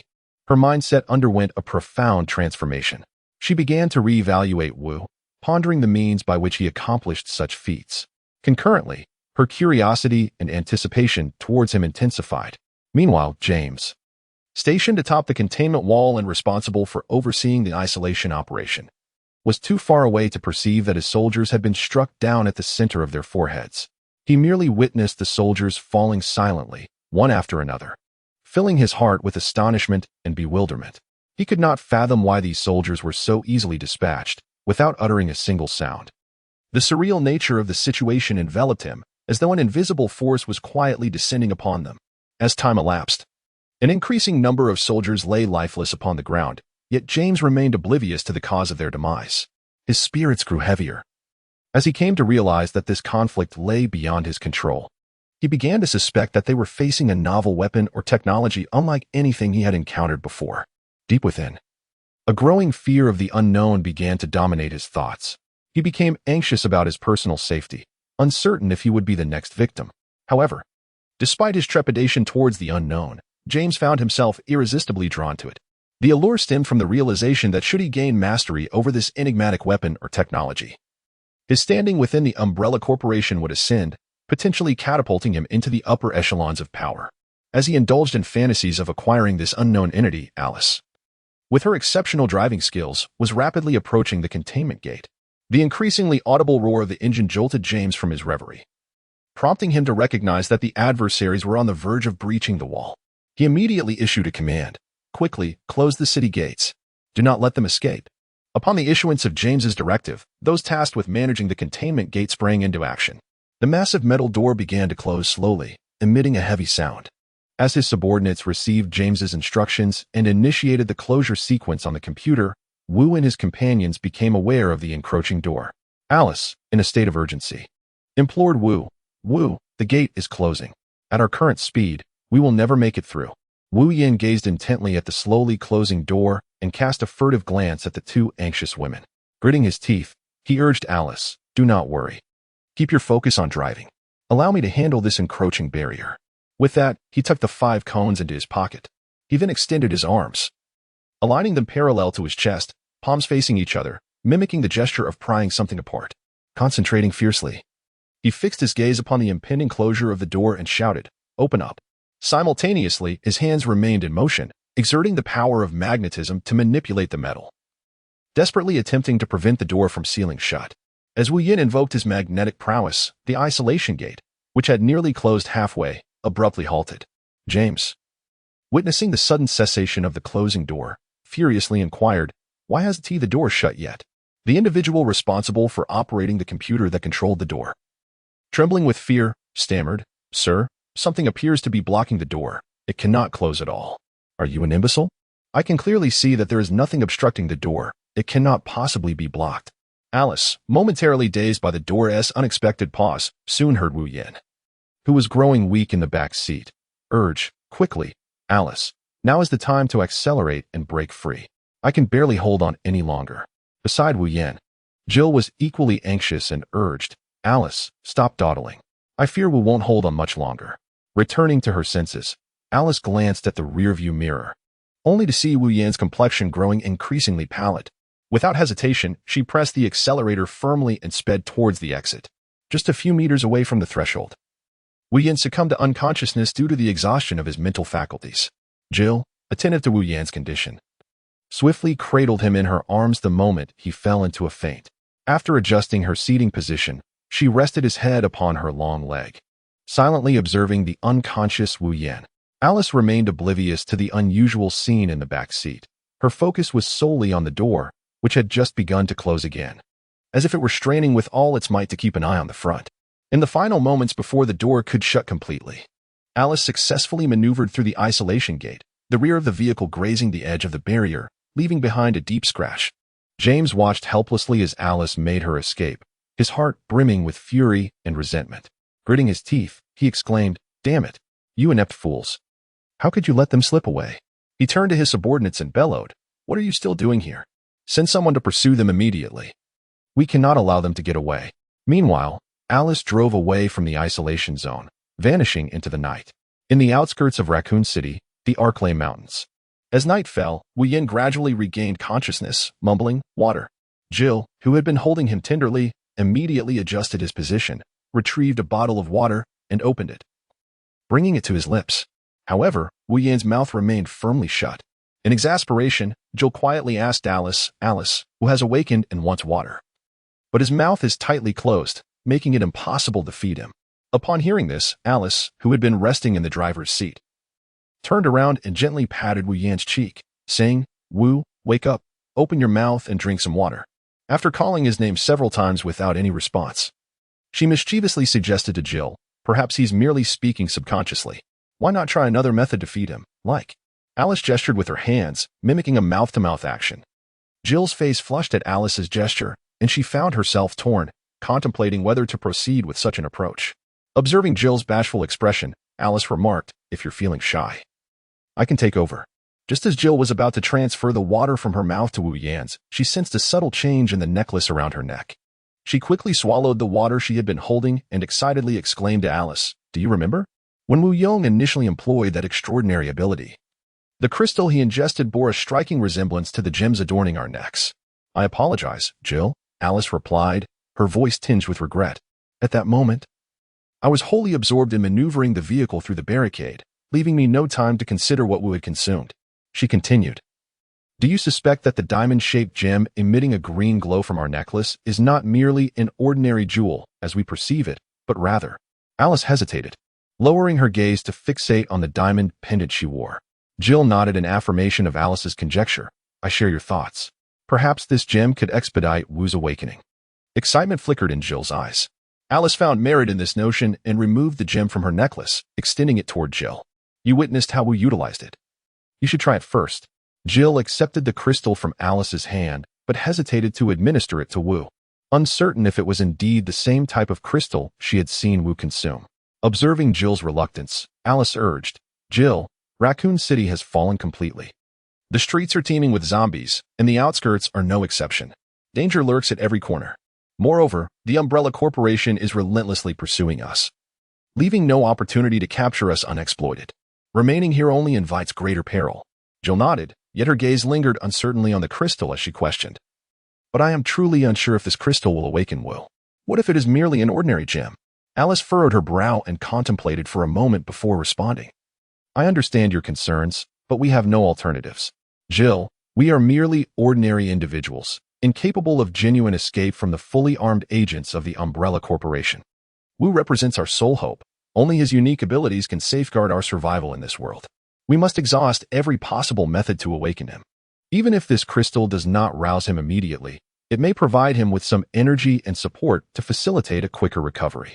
Jill clenched her jaw, ultimately resolving, "Very well, let us give it a try. I only hope that my earlier anxiety did not lead to hallucinations."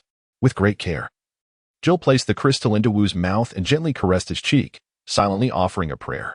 As time passed, second by second, the two women anxiously gazed at Wu, anticipating a miracle. With each fleeting moment, their unwavering focus remained on Wu Yan's face, and to their astonishment, they noticed his once pallid complexion gradually regaining color, becoming increasingly flushed.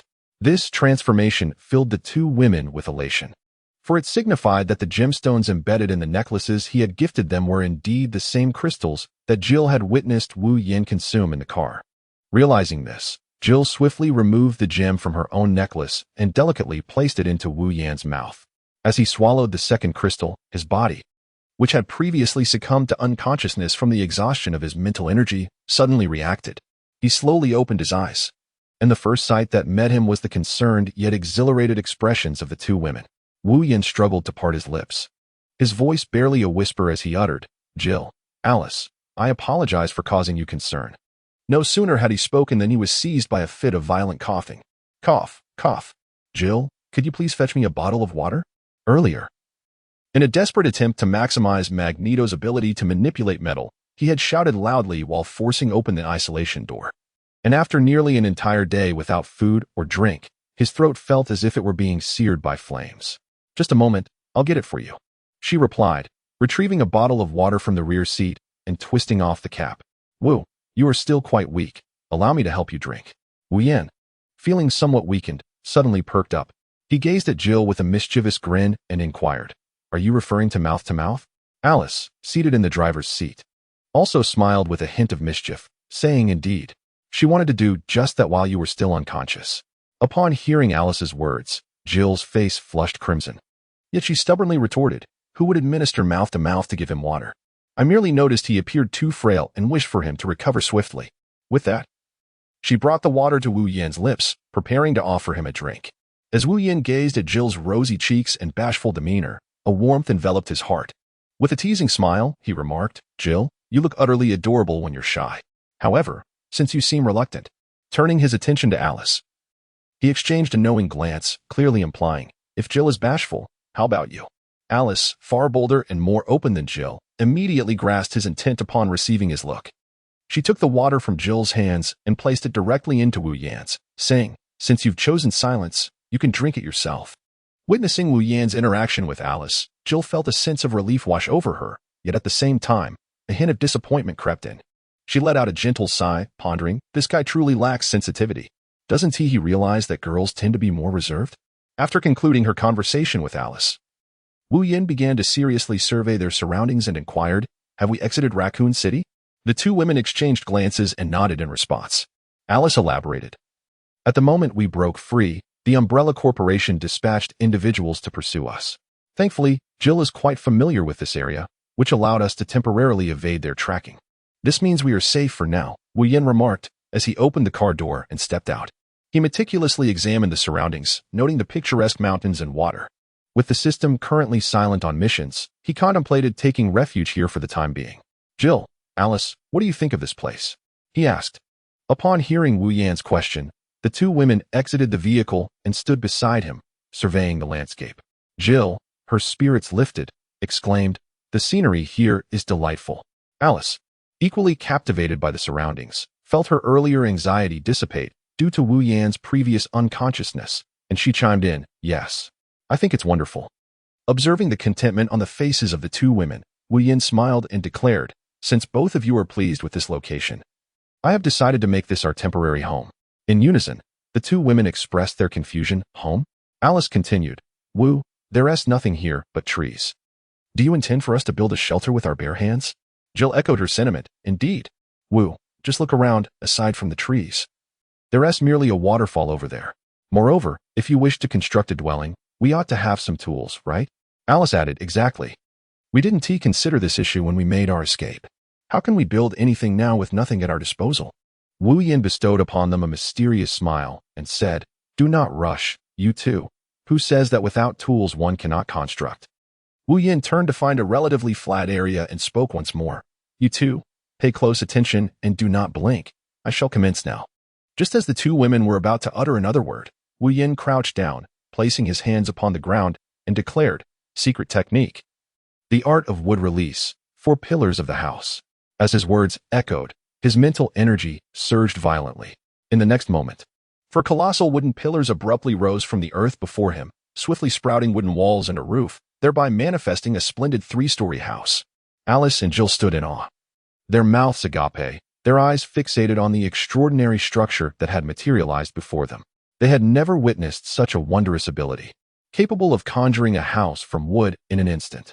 Wu Yan rose to his feet, brushed off his hands, and gazed skyward at a 45-degree angle with a sense of pride.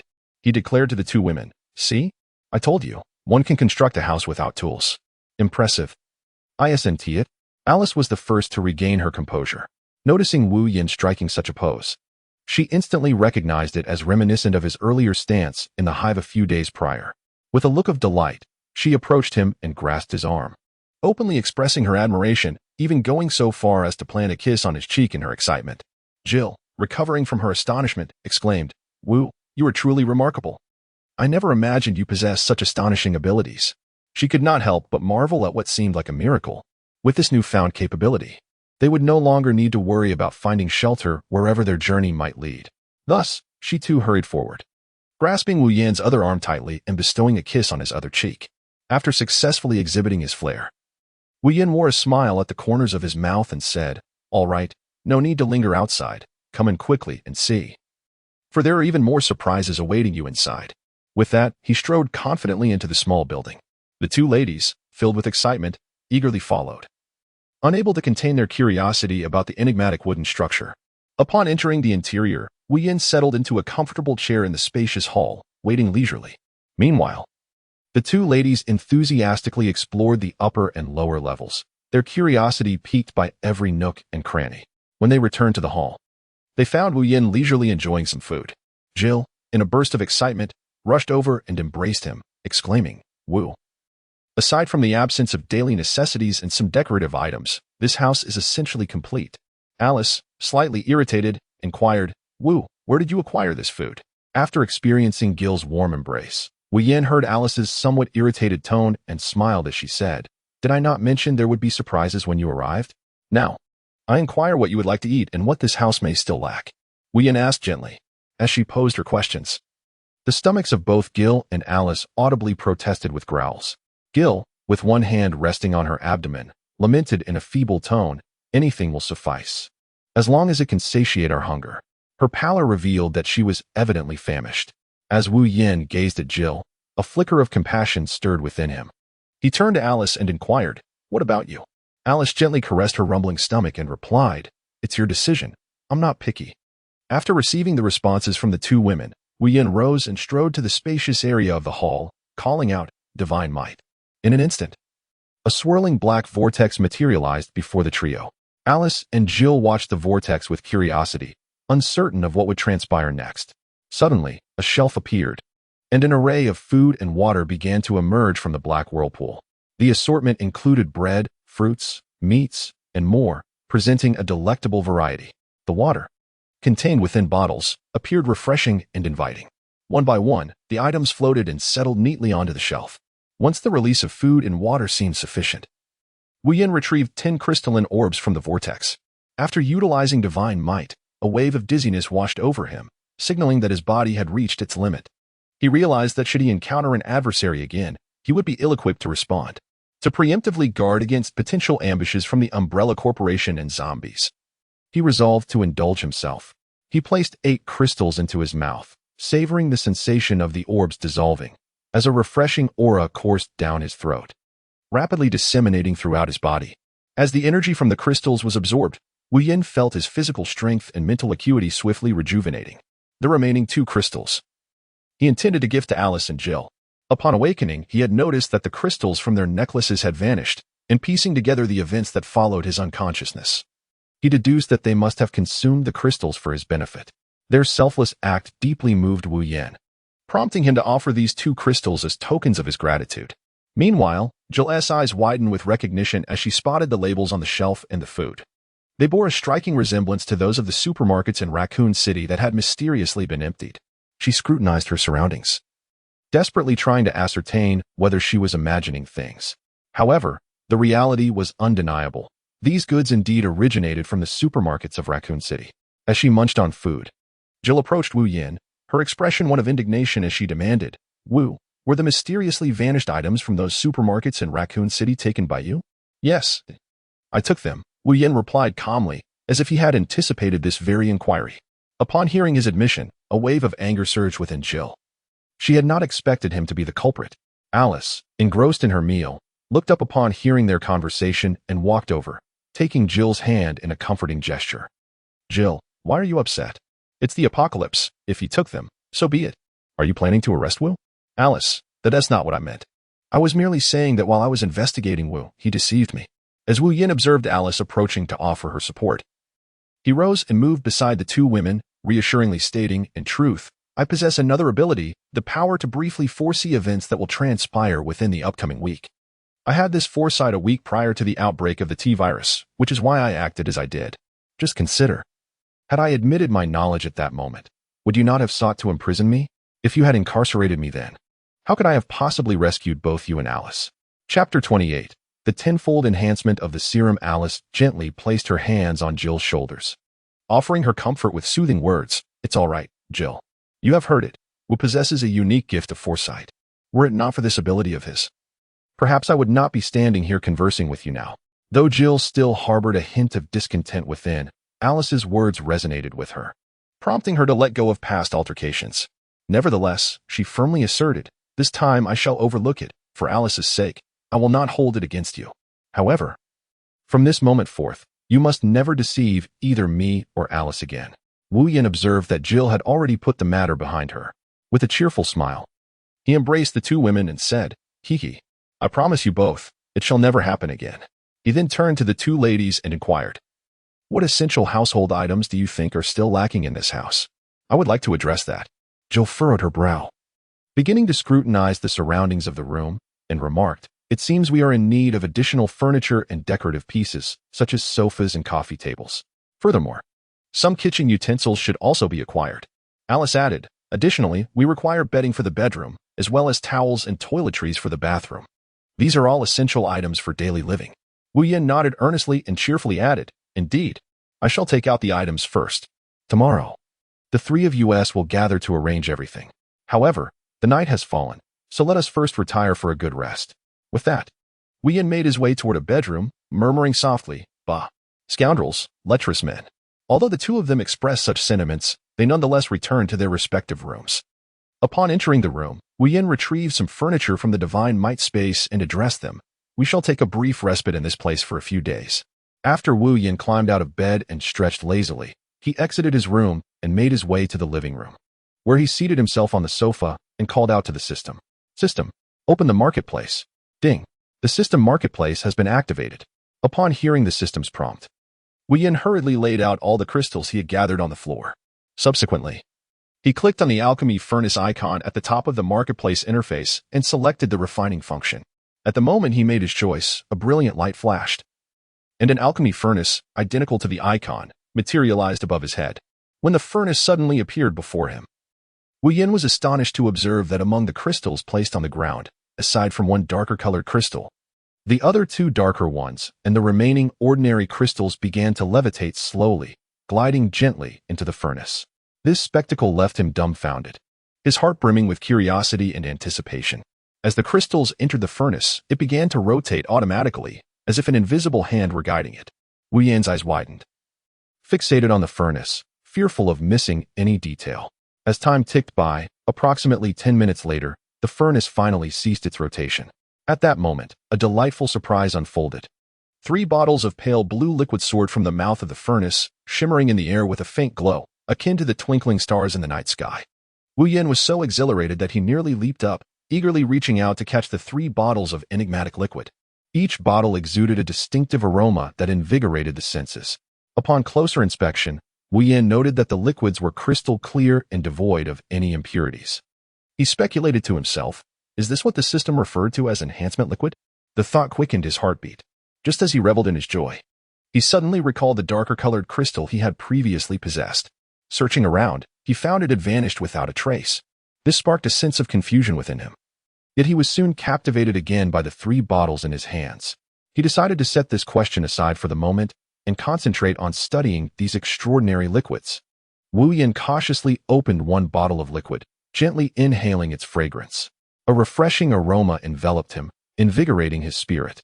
After a moment's hesitation, he carefully poured a single drop into his mouth to savor. The liquid slid down his throat, instantly transforming into a warm current that spread throughout his body. Wu Yin felt an overwhelming sense of comfort, as if all his fatigue had been swept away. He closed his eyes, embracing the sensations coursing through him, a satisfied smile gracing his lips. Without a moment's hesitation, he consumed the remaining enhancement liquid in one gulp. This experience stood in stark contrast to the initial taste. His body began to radiate heat, gradually engulfed in an inferno. As he sensed his conditions spiraling out of control, beads of cold sweat emerged on his forehead, and his body began to tremble involuntarily. He realized that if he did not swiftly find a means to cool himself down, dire consequences awaited him. At that moment, a singular thought consumed his mind. He must find a pool or river. He needed the icy touch of water to quell the searing heat within, lest he collapse under the weight of this newfound power. Suddenly, he recalled a waterfall not far from the house. Suppressing the urge to shout, he struggled to his feet and staggered toward the direction of the waterfall. As he ran, he became aware that his speed had significantly increased. He understood this was the enhancement liquid gradually augmenting his physical prowess. Arriving at the pool's edge, he did not pause to ponder, but leaped into the water with a loud shout. As he plunged into the pool, the intense heat that had engulfed him began to dissipate upon contact with the icy water. With the heat receding, a look of profound comfort began to blossom on his face, and he gradually closed his eyes, succumbing to slumber. Time slipped by unnoticed. In this state of contrasting extremes, he felt as though he oscillated between the depths of hell and the heights of the heavens. When he finally awoke, he found himself back in his bed. Jill, noticing Wu Yin had stirred, turned to call out to the busy Alice outside. "Alice, Wu has woken up." Alice, setting aside her tasks, entered the room and inquired. Wu, yet before she could finish her sentence, Wu Yin interrupted, saying, "Come, follow me to the pool." As he rose from the bed, he instinctively reached out to grasp the hands of the 2 women. However, he suddenly recalled that he had just amplified his attributes tenfold and was concerned about unintentionally hurting them. Abashed, he withdrew his outstretched hand. Observing Wu Yin's retraction, Alice asked, "Wu, what is wrong?" Jill echoed her concern. Yes. Woo, if something is amiss, just tell us. Didn't we discuss this last night? From now on, regardless of the circumstances, do not deceive me or Alice again. Chapter 29. The transformation induced by the enhancements of two women. Wu Yan looked at the two women, their faces etched with concern, and chuckled. Haha, what are you thinking? I intended to present you with a special gift, but it can only be revealed by the water's edge. With that, he turned and strode towards the door. Having recently acquired new powers and speed, Wu Yan was still not fully accustomed to them, causing him to tread cautiously. However, just as he was about to step out, he inadvertently collided with the door frame, producing a dull thud. The two women, amused by Wu Yan's awkwardness, couldn't help but burst into laughter, exclaiming in unison. Upon hearing their laughter, Wu Yan turned his head sharply, casting them a fierce glare, yet inwardly he muttered, "Humph. Laugh now, but once you drink the enhancement liquid, let's see who has the last laugh." He continued forward, grumbling, still laughing. Then, gesturing grandly towards the two lovely ladies, he invited, "Please, my beautiful companions, follow me." The laughter faded as the two women fell in line behind Wu Yan, making their way to the water's edge. When they arrived, both women eagerly turned their gazes towards Wu Yan, extending their hands in unison, asking, "Where's the gift?" Noticing their outstretched hands, Wu Yan smiled slightly, retrieving 2 bottles of enhancement liquid from his dimensional space. With a triumphant air, he declared, "What I hold in my hands are 2 bottles of enhancement liquid, capable of amplifying the body's 3-dimensional attributes tenfold." The notion of a liquid that could augment physical attributes by tenfold left the two women puzzled. Alice, as an employee of the Umbrella Corporation, had never encountered such a substance, let alone Jill, a member of the BOW team. Indeed, tenfold, Wu Yan affirmed. Continuing earnestly, the 3-dimensional attributes in question are strength, speed, and endurance. Endurance being what we typically refer to as stamina. As he mentioned stamina, Wu Yan leered at the two women, a lewd grin spreading across his face, his demeanor as lascivious as could be. Initially, the prospect of a tenfold enhancement had excited the two women, but upon witnessing Wu Yan's suggestive gaze and expression, coupled with his inappropriate laughter, their minds drifted back to the events of the previous night. A flush crept onto their cheeks, and Alice exclaimed in astonishment, "Tenfold?" Jill, glancing helplessly at Alice, replied, "Yes, tenfold." Observing their embarrassment, Wu Yan wiped the lewd smile from his face, adopting a serious tone. "After consuming this enhancement liquid, you will experience a sensation of heat within your body, accompanied by a burning sensation on your skin. This process can be quite painful, and the duration is uncertain. Jill, Alice, you may now contemplate whether you wish to proceed with the enhancement liquid. Regardless of your choice, I shall always protect you." Before making a decision, Jill furrowed her brow and inquired, "Wu, is there any way to mitigate or lessen the pain associated with its consumption?" Alice, standing beside her, recalled the words spoken by Wu Yan upon awakening. She glanced at the tranquil pond before them, extending a finger to point at it while addressing Jill. "Jill, have you forgotten what was said upon his awakening?" Following the direction of Alice's finger, Jill's gaze fell upon the pond, and in an instant, realization dawned upon her. With a surge of excitement, she exclaimed, "Wu, did you bring us here to alleviate the burning sensation caused by the enhancement fluid with the frigid waters of this pond?" Wu Yan nodded, affirming the truth of the matter. He gazed at the two individuals, holding a vial in one hand and extending it towards them. "Now that you are both aware of this method, who shall go first, or..." However, before he could complete his sentence, the two women had already reached for the enhancement liquid in Wu Yan's grasp. They exchanged glances and, without a moment's hesitation, simultaneously twisted off the cap and drank it down. At the instant the liquid entered their mouths, they felt an unprecedented warmth coursing through their bodies, swiftly followed by a searing sensation on their skin. Upon witnessing the two individuals consume the concoction, Wu Yan, with a resigned gesture, placed his hand upon his forehead and remarked, "Why the haste? I have yet to finish my sentence." Observing the gradual flush upon their faces and the tremors beginning to seize their bodies, he understood that the effects of the potion had commenced. Noticing that they still stood there, he urged, "Hurry, leap into the water. The sooner you do, the less pain you shall endure." Upon hearing Wu Yan's words, the two women sprang into the pond without hesitation.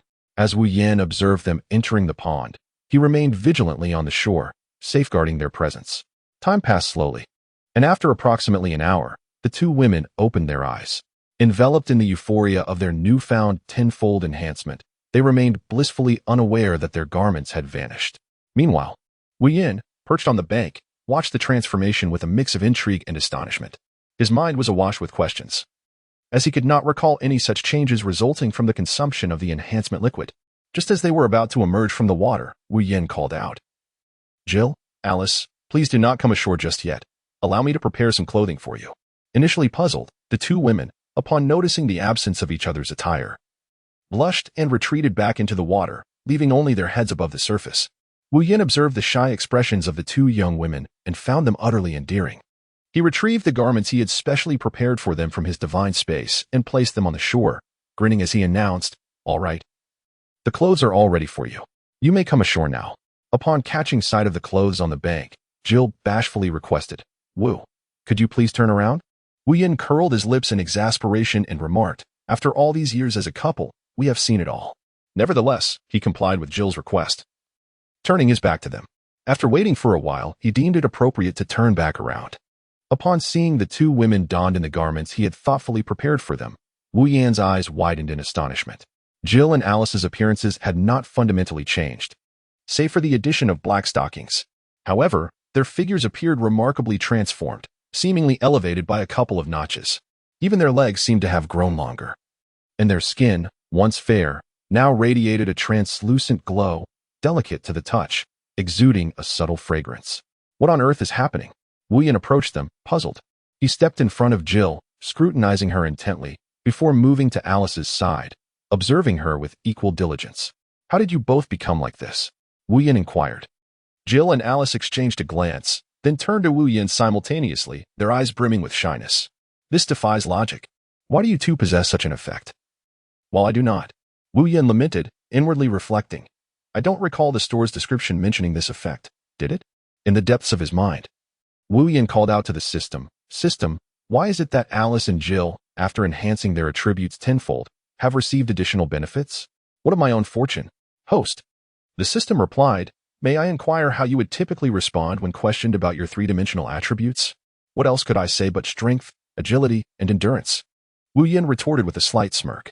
"Have you not often criticized certain aspects of them in your thoughts?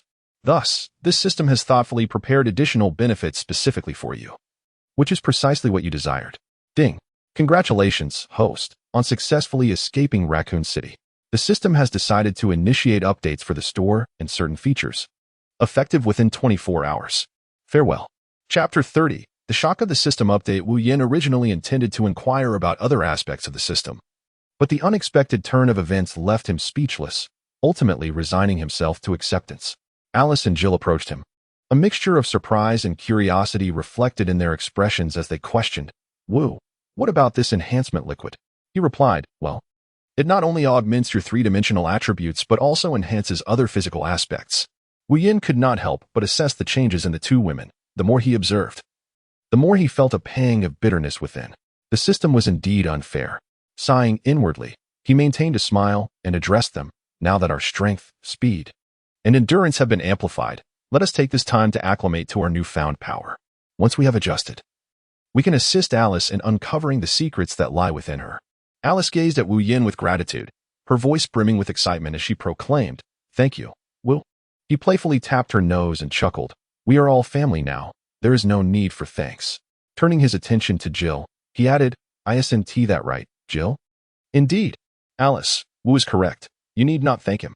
Come, let us return." She grasped Alice's hand, preparing to depart, and cast a playful eye roll at Wu Yan. Huffing, "You'll manage on your own for now. Alice and I need to familiarize ourselves with our physical changes and powers, so you can sleep alone tonight." Humph. As he watched Jill lead Alice away, Wu Yan felt a wave of despair wash over him. He had hoped for a meaningful exchange with the two women that evening. Sigh. The following day, while training in the woods, Wu Yan heard the notification sound indicating the system update had been completed. Ding. System update complete. Wu Yan heard the prompt sound and promptly halted his training, pondering to himself, what transformations will this system update bring? I hope it will bestow upon me more delightful surprises. Thus, he eagerly inquired of the system, "System, what changes have been made in this first update?" Ding. The system responded, "This update primarily encompasses the following aspects. First, the cumbersome operations have been eliminated and a subsystem for marketplace operations has been introduced. The specifics of its usage can be explored by the host. Second, the refining of enhancement liquid has been restricted, with the current remaining refining attempts set at 35. Third, additional items have been added to the marketplace, and some items' functions have been altered. The host may review these changes independently. Fourth, the crystal extractor has been temporarily suspended. Instead, the host will receive 1 crystal for every 100 zombies slain, with further details to be discovered by the host. Lastly, the system's name has been changed to the Zombie World Technology Lethargic Collection System. This concludes the details of the first update. For any other inquiries, the host may refer to the system on their own. Farewell. Upon hearing these words, Wu Yin could not help but feel a flicker of anticipation surging within him. He mused to himself about the newly integrated subsystem, uncertain of its capabilities, and resolved to explore the marketplace shortly. However, he felt a tinge of regret. He had initially believed that the extraction of enhancement liquid could be concealed from the system. To his dismay, after only 3 extractions, the system had detected this activity and imposed restrictions on the number of attempts allowed, compelling him to exercise greater caution in the future. As for the newly added items within the system, he would soon discover them upon accessing the marketplace. Nevertheless, he harbored no sorrow regarding the removal of the crystal extractor, as he had always found the process of extracting one by one rather cumbersome. Now, the procedure resembled monster hunting, with direct drops, allowing him to indulge in unrestricted hunting experiences. Ultimately, this update filled him with a sense of excitement. With this thought in mind, Wu Yin decided to first peruse the marketplace for new offerings before formulating any further plans. As he opened the system marketplace, an unexpected voice suddenly resonated in his mind, proclaiming, "Ding." A small girl in a red dress materialized in his thoughts. "Greetings, host. I am delighted to assist you." Wu Yin gazed at the figure that gradually materialized before him, feeling an increasing sense of familiarity. With a hint of hesitation, he inquired, "Have we met before?" "Indeed, host," came the reply. "You encountered me during your time in the Hive." "The Hive? So you must be the Red Queen?" Wu Yin exclaimed, realization dawning upon him. "No wonder you look so familiar." He then asked, "Should I refer to you as the Red Queen or Alice from now on? You may exercise one opportunity for renaming." The response came. Contemplating this chance, Wu Yin deliberated for a moment before declaring, "In that case, I shall call you Little Fish." Ding. System naming successful. Little Fish. What new items have been added to the system? Little Fish opened the biotechnology interface, revealing a list of items before his eyes. "Allow me to introduce the T-virus." Little Fish began. Price, 10 crystals. The authentic T-virus from the world of Resident Evil can be briefly airborne. Those infected by bites or scratches will transform into zombies within half an hour. Red Queen AI fragment. She continued. Price, 10,000 crystals. A rudimentary artificial intelligence that can be integrated into any electronic device. It can also merge with the White Queen AI to form a mid-level intelligence. Modified T-virus, she added. Price, 5,000 crystals. This version eliminates the mutation genes, doubling the user's 3-dimensional attributes, with a chance of granting extraordinary abilities. Note, each individual may use it only 10 times. T-virus serum, she continued. Price, 100 crystals. The original serum from the Resident Evil world has a success rate of 1 in 10. Improved T-virus serum, she elaborated. Price, 1,000 crystals. If used within 24 hours of being bitten or scratched by a zombie, it guarantees the elimination of the T-virus from the body. Crystal extractor, she noted. Price, currently out of stock. Await system notification for restocking. Enhancement liquid, she concluded. Price, 100,000 crystals. Derived from zombie crystals. Consuming it can multiply one's 3-dimensional attributes tenfold. Note, effects may vary for females. Specific results depend on individual circumstances. That encompasses the newly added items and their respective functions. Does the host have any further inquiries? Wu Yin remained ensnared in the overwhelming effects of the enhanced T-virus, oblivious to the system's detailed exposition of its characteristics and functions. Observing the host's silence, Xiaoyu, the system's voice, ventured to inquire, "Do you have any further questions, host?" The sound of Xiaoyu's voice jolted Wu Yin from his reverie. His face flushed with excitement, he eagerly pressed on, "Xiaoyu, you just mentioned that the enhanced T-virus can bestow extraordinary abilities. This is truly astonishing. It seems this update is not as unacceptable as one might have thought." Xiaoyu smiled and nodded in affirmation, yet simultaneously cautioned, "Indeed, host. But do keep in mind that the probability of successfully obtaining these extraordinary abilities is merely 1 in 10. Upon hearing this, Wu Yan's eyes instantly sparkled with excitement. He began to contemplate, does this not imply that by merely consuming it consecutively 10 times, one would surely acquire at least one extraordinary ability? Little Fish shook her head in response. Not necessarily, host. This varies from person to person, thus the actual outcome may differ. The specific results can only be discerned after usage. Wu Yan nodded thoughtfully and then continued to inquire. So, if I were to take it consecutively 10 times, is it possible to acquire multiple extraordinary abilities? After a moment of contemplation, Xiaoyu responded, in theory, such a possibility exists. But the actual outcome may vary from person to person. Chapter 31. The Umbrella Corporation Strikes Back. Wu Yan felt a surge of joy within. As he envisioned himself embodying an invincible figure endowed with myriad extraordinary abilities. Yet, a flicker of concern led him to inquire, Little Fish, will the consumption of this modified T-virus entail any adverse effects? Little Fish reassured him, rest assured, host. This modified T-virus has undergone meticulous processing, ensuring that it will inflict no negative repercussions on your body. With this assurance, Wu Yan finally felt a weight lift from his heart. He resolved to embark on a swift campaign to hunt more zombies, eager to bestow powers upon Alice and Jill. While he deemed his own abilities sufficient for the time being, with no need for further exchanges, once Alice and Jill had acquired their powers, he would then contemplate his own enhancements. With his decision made, he felt a buoyant spirit, and, whistling cheerfully, he found Alice and Jill practicing in the woods. He chose not to intrude upon their training, but instead observed them quietly from a distance. As time passed, half a month slipped by, during which the trio had become adept in wielding the powers they had gained. As usual, Wu Yan sat by the water's edge, basking in the sunlight. Not long after acquiring a tenfold enhancement, he adeptly mastered this ability. Consequently, after gaining this skill, he visited this spot daily to soak up the sun while observing the training of 2 women in the pond. On this particular day, Jill concluded her training early and approached Wu Yan, lying down beside him. She spoke up, Wu, I still remember that several weapon shops in Raccoon City were completely looted. For convenience, we even stored the entire shop within the Divine Might space. After Wu Yan responded, he turned to Jill, puzzled, and asked, why do you suddenly bring this up today? Seeing Alice approaching, Jill reclined on the other side, facing Wu Yan, and said, I was contemplating that while Alice and I have gained this power, dealing with zombies is manageable. However, the guards from Umbrella Corporation are armed with firearms. We can't face them unarmed. Thus, I sought your advice for precaution. Alice, who had just settled down, nodded in agreement. Jill is right. Having a gun is certainly better than being empty-handed. Wu Yan concurred with their sentiments. Indeed, when we cleared out the weapon shop, I thought the same. If a gun can solve the problem, then we should use one. What type of weapons do you 2 require? 2 handguns, please. They are convenient to carry, Jill contemplated before responding. And you, Alice? Please prepare 2 handguns for me as well. All right, wait a moment. I shall retrieve them for you. Wu Yan sat up, opening the Divine Might space, from which he extracted 4 Desert Eagles, each equipped with 4 magazines and several boxes of compatible ammunition. Here are the weapons you requested. Would you like to test them now? Having witnessed him retrieve food from the space daily over the past half-month, the 2 women were no longer surprised by Wu Yan's Divine Might space.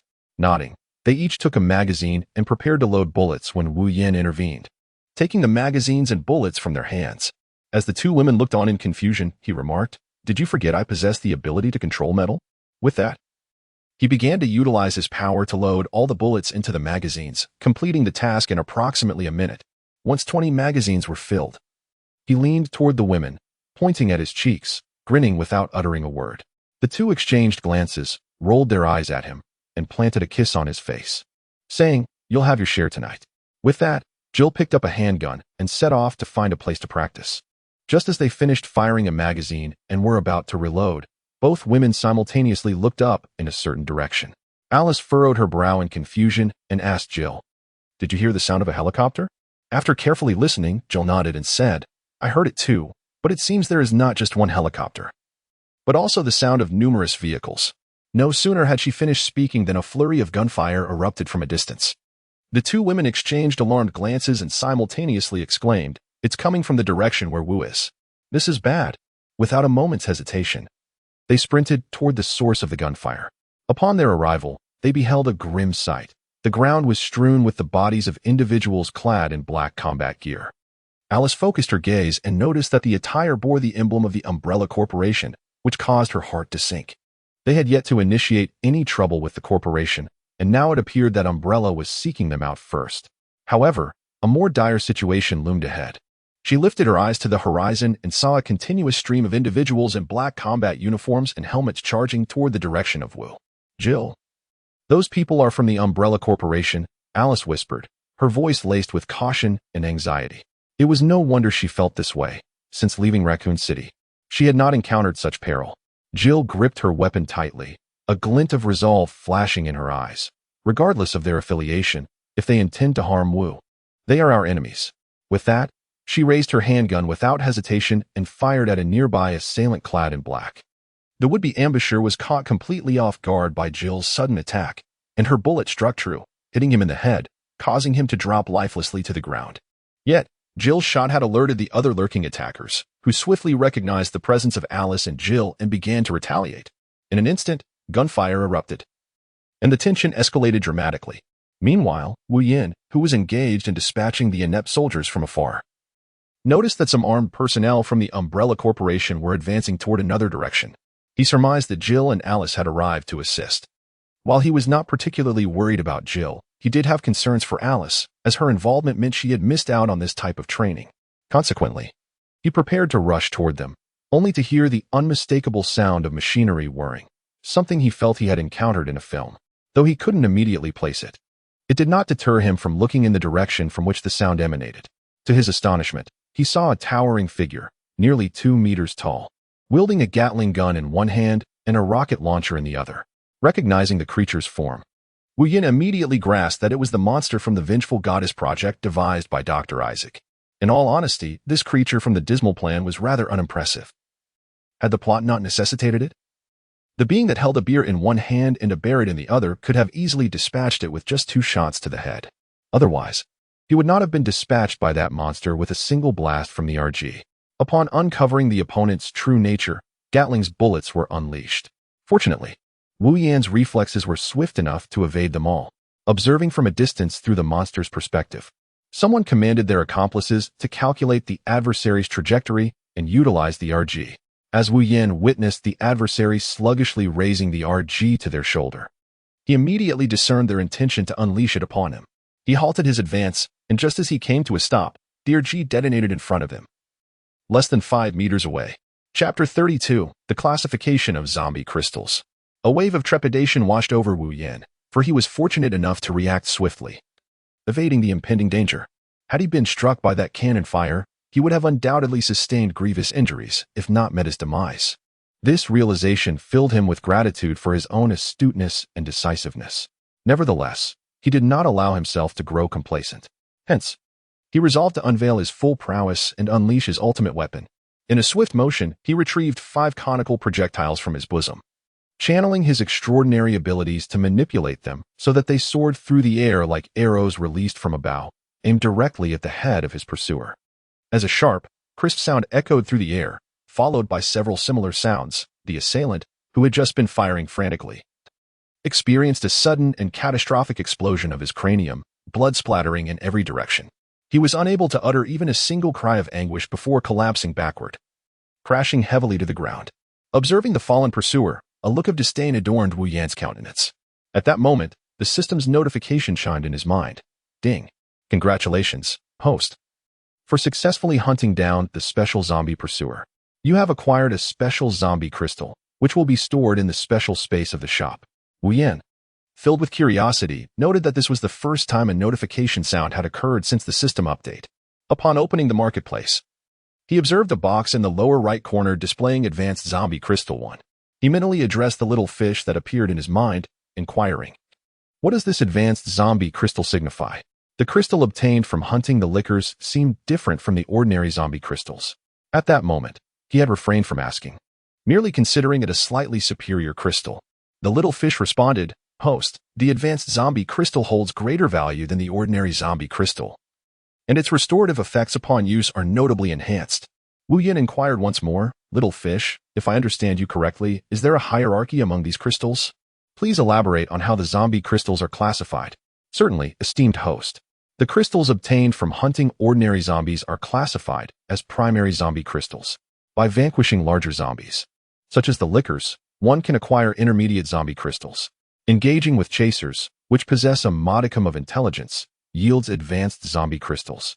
Finally, hunting special variants grants one special zombie crystals. Wu Yin stroked his chin and inquired, "Little fish, what is the nature of this special type of zombie?" "I apologize, host, but I currently lack detailed information on special types of zombies," Little Fish replied. "If you wish to know more, you may consult the main system." "Understood. Thank you, Little Fish." "You're welcome, host. It is my duty. Do you have any other questions?" "None." With that, Wu Yin exited the marketplace and raced towards Jill and Alice. Meanwhile, the shadowy figure orchestrating this monstrous entity was perplexed to see the once mighty pursuer vanish from sight. "What is happening?" he murmured, furrowing his brow as he turned to a female employee at the computer. The employee, equally bewildered, quickly responded, "I am uncertain, sir. We need to review the battle replay of the pursuer to understand what transpired." The supervisor nodded and commanded, "Immediately investigate how the adversary rendered the control system implanted in the pursuer's head ineffective." The female researcher complied, initiating the examination of the previous battle's footage. She meticulously scrutinized every detail on the screen, striving to uncover the cause of the pursuer's demise. As her fingers danced across the keyboard, the scene gradually reverted to the confrontation between the pursuer and Wu Yin. When Wu Yin retrieved 5 peculiar objects from his jacket pocket, the researcher's eyes lit up. "I found it," she exclaimed, pausing the footage. The supervisor hurried over to scrutinize the screen. "What is that?" he queried, curiosity piqued. The female researcher shook her head, stating, "I am unsure, but these conical objects appear to be some sort of weapon or tool." The supervisor nodded and continued to observe the footage. As Wu Yin hurled the strange conical items towards the pursuer, its visual perspective abruptly vanished. The researcher pressed play again, and the ensuing images left them both astonished. What is this?" the supervisor gasped. After a moment of silence, the researcher slowly articulated, "Sir, based on my analysis, those 5 conical objects may possess a unique capability to disrupt or damage the pursuer's visual system. It is possible that the energy they emit interferes with the pursuer's electronic devices, thereby causing a loss of control." Upon hearing the researcher's explanation, the supervisor nodded in agreement, saying, "Find a way to restore visual input as swiftly as possible." The person in charge also believed that the object thrown towards the pursuers was capable of disrupting electronic signals. Thus, he did not consider it possible for the pursuers to be eliminated. Meanwhile, efforts were underway to restore the perspective of the pursuers. On the other side, Alice and Jill fell silent after hearing a tremendous explosion from Wu Yin's direction. While dodging incoming bullets, Jill anxiously called out to Alice, who was hiding behind a tree. "Alice, could Wu be in danger?"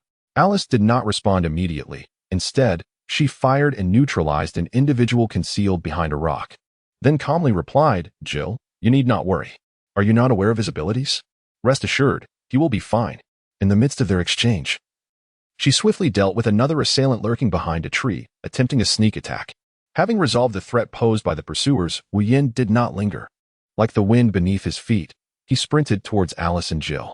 Soon, he arrived at their location, catching sight of them cautiously sheltered behind a large tree, evading the relentless hail of bullets, though, for the moment, their lives were not in jeopardy.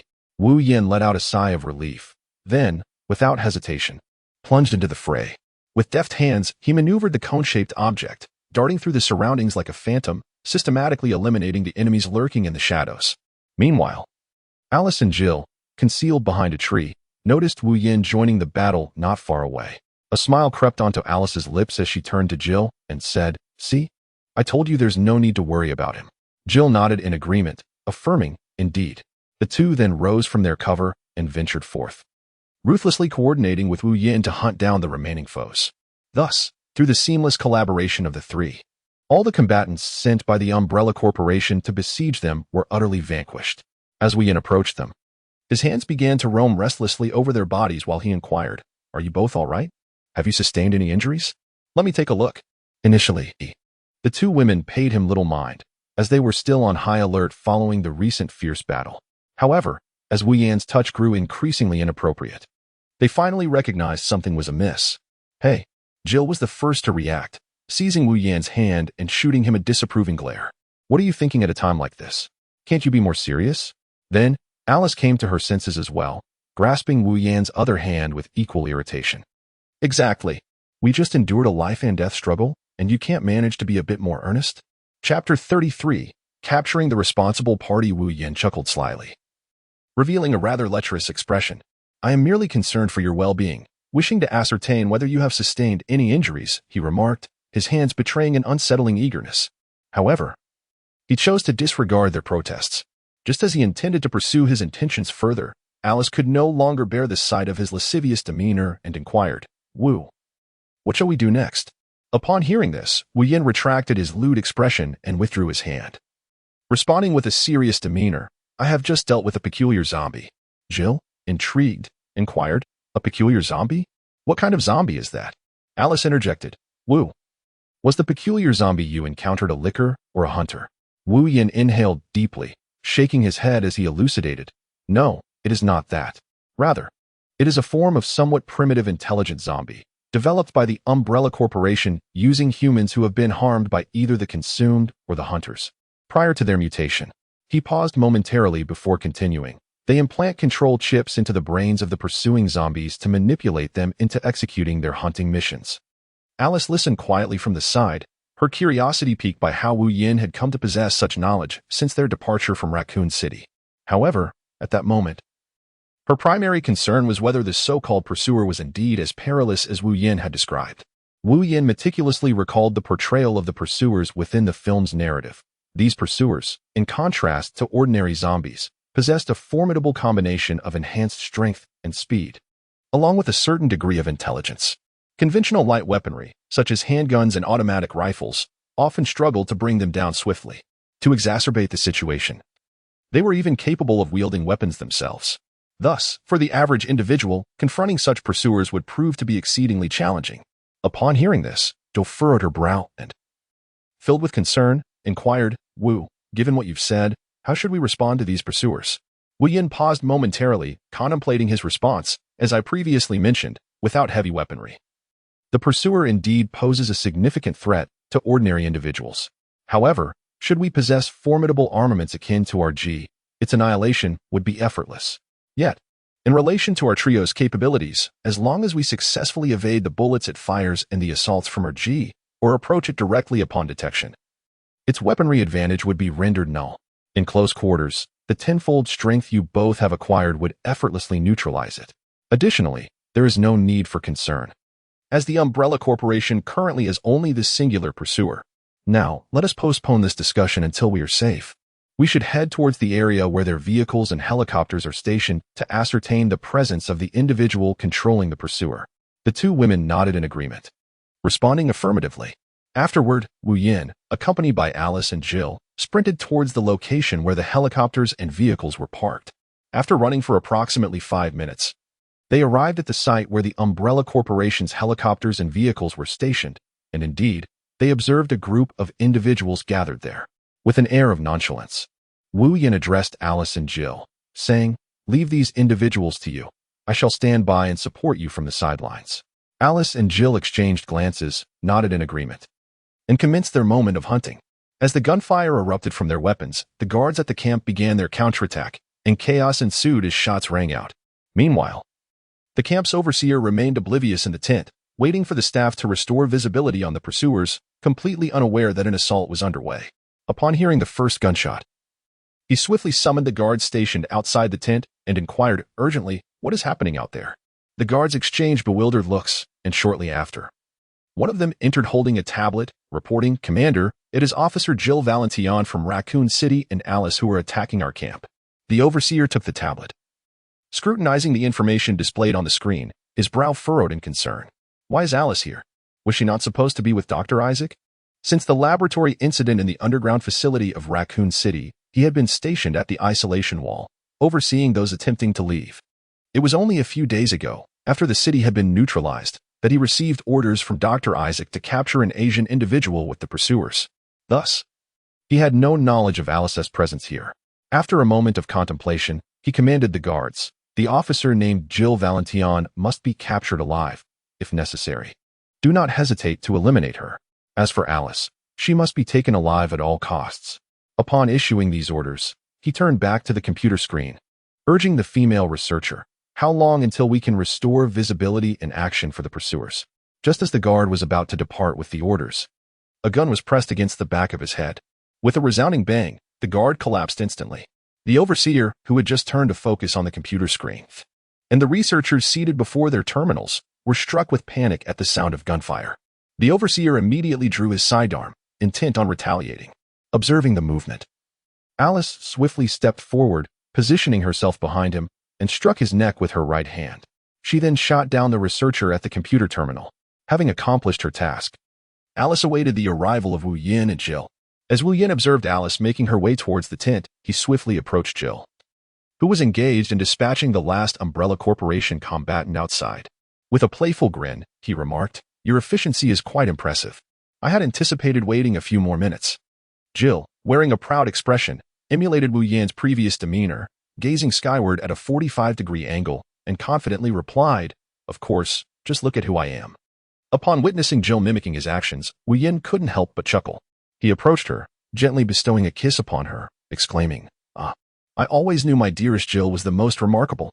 Caught off guard by Wu Yan's sudden kiss, Jill's cheeks instantly flushed with a rosy hue. Yet her heart brimmed with delight. In an affected display of pride, she huffed and turned towards the tent, muttering, "Humph, I shan't pay you any mind. I shall go see how Alice is faring." As Wu Yin observed Jill's departing figure, a subtle smile graced his lips, and he chuckled softly, recalling how the film portrayed Jill as an enigmatic and aloof character. Yet, under his guidance, the reality was rather different. Not far ahead, Jill caught the sound of his laughter and recognized that Wu Yin was once again indulging in some inappropriate thoughts. She halted in her tracks, turned around, and shot him a playful glare, pouting as she exclaimed, "What are you laughing at? What could possibly be amusing? If you keep laughing, I'll sew your mouth shut." With that, Jill quickened her pace and entered the tent. Seeing this, Wu Yin hurriedly followed Jill, attempting to placate her by saying, "Please don't be upset.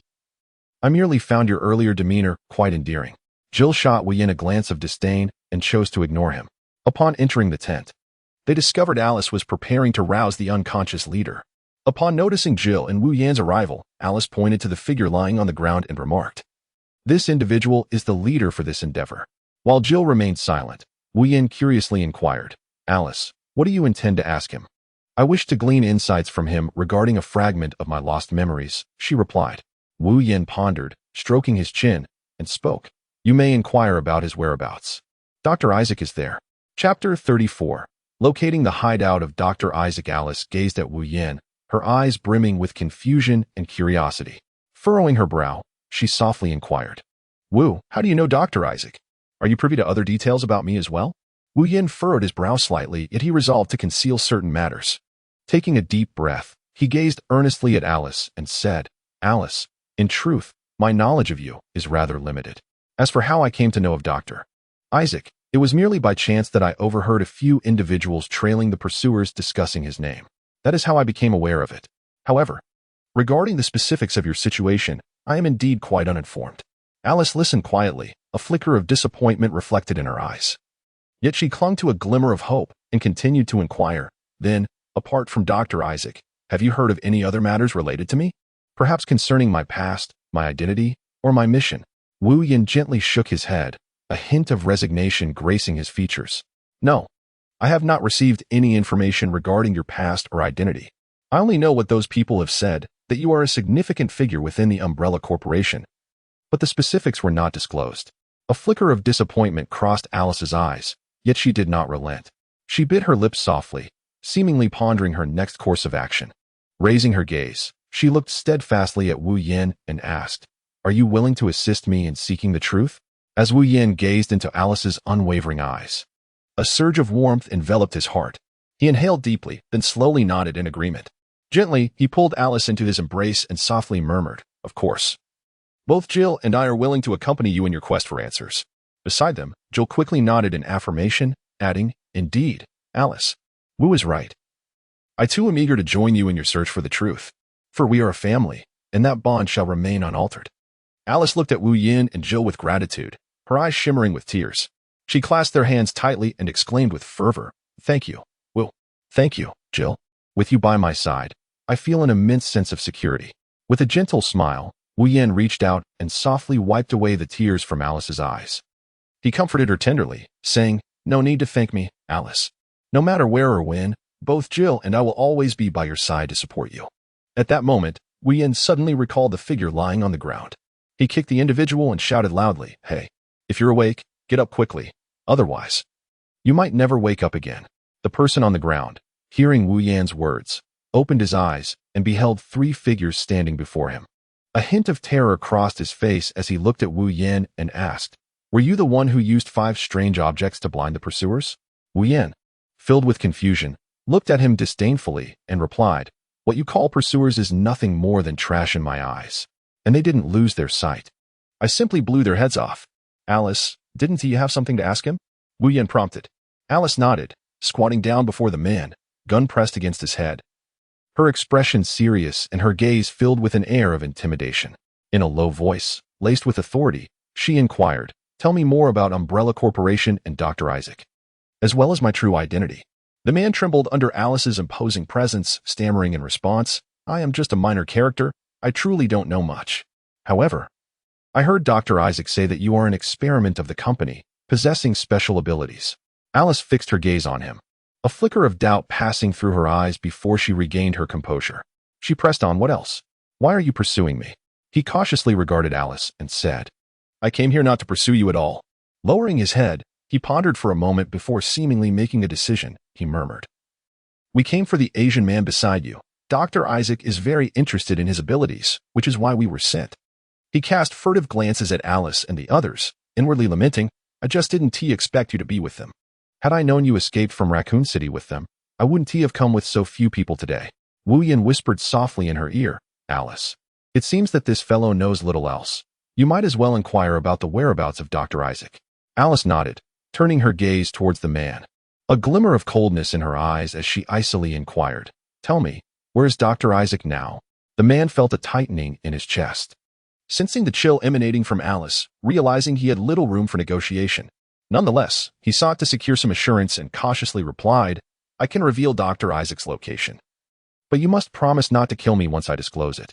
Alice paused in silence, aware that this individual might not possess further information regarding Dr. Isaac, thus deciding to temporarily concede in order to ascertain the doctor's whereabouts. She replied calmly, "I can promise not to kill you, provided the information you share is truthful." Upon hearing Alice's assurance, the man exhaled in relief, yet he quickly recognized that he had no alternative but to trust in Alice's word. Taking a deep breath, he slowly articulated, "Very well, I hope you will keep your promise. Dr. Isaac is currently in a laboratory at a secret base situated midway between Patterson and New York." Alice fixed her gaze intently upon the man's eyes, attempting to discern any hint of deceit in his expression. However, the despair and fear reflected in his gaze convinced her that he lacked the courage to deceive her. She nodded slightly, indicating her acceptance of his statement, then pressed further, "And what is the exact location of this base?" The man responded without hesitation, "I am not entirely certain of the exact location. But I know that if you drive from Patterson along the road toward New York, approximately midway, you will encounter an ordinary-looking wooden cabin surrounded by an iron fence. That is the entrance to the base." Having acquired the information she sought, Alice turned to Wu Yan and asked, "Wu, do you think what he said is true?" After listening to what he had said, Wu Yan's mind conjured the words spoken by Dr. Isaac when Alice and Claire arrived in Washington. Regarding the deployment of a new type of zombie, he realized that it would take approximately half an hour to reach their destination. Considering this time frame and location, he ascertained the authenticity of the information. Thus, he nodded at Alice, indicating that she was truthful. Upon receiving Wu Yan's affirmation, Alice addressed him, saying, "You may leave now." At this moment, Wu Yan gently touched Jill, who had remained silent nearby, and exchanged a knowing glance that signaled a gunshot. Upon receiving the unspoken message from Wu Yan, Jill nodded in understanding. He felt an overwhelming joy upon hearing that Alice truly intended to release him, and without a moment's hesitation, he rushed out of the tent. However, just as he emerged, Jill unhesitatingly fired a shot in his direction. Wu Yan remained uncertain whether it was intentional, yet remarkably, Jill's aim went awry. Nevertheless, Wu Yan chose not to voice any concerns. Chapter 35. The sudden bullet. The individual in charge could not fathom why, despite having agreed to his release, they suddenly reneged on their promise. After being struck, he turned around. A look of bewilderment etched across his face as he questioned Alice. Why? Did you not promise to let me go? Wu Yin gazed coldly at the figure sprawled on the ground, mocking. Indeed, Alice intended to grant you mercy. But I am not so benevolent. With so many of your ilk sent to confront me, how could I possibly let you off so easily? Upon hearing these words, the man in charge widened his eyes, seemingly poised to retort, yet ultimately he could not muster a single word before succumbing. At that moment, a notification chime resonated in Wu Yan's mind, announcing the system's task prompt. Ding.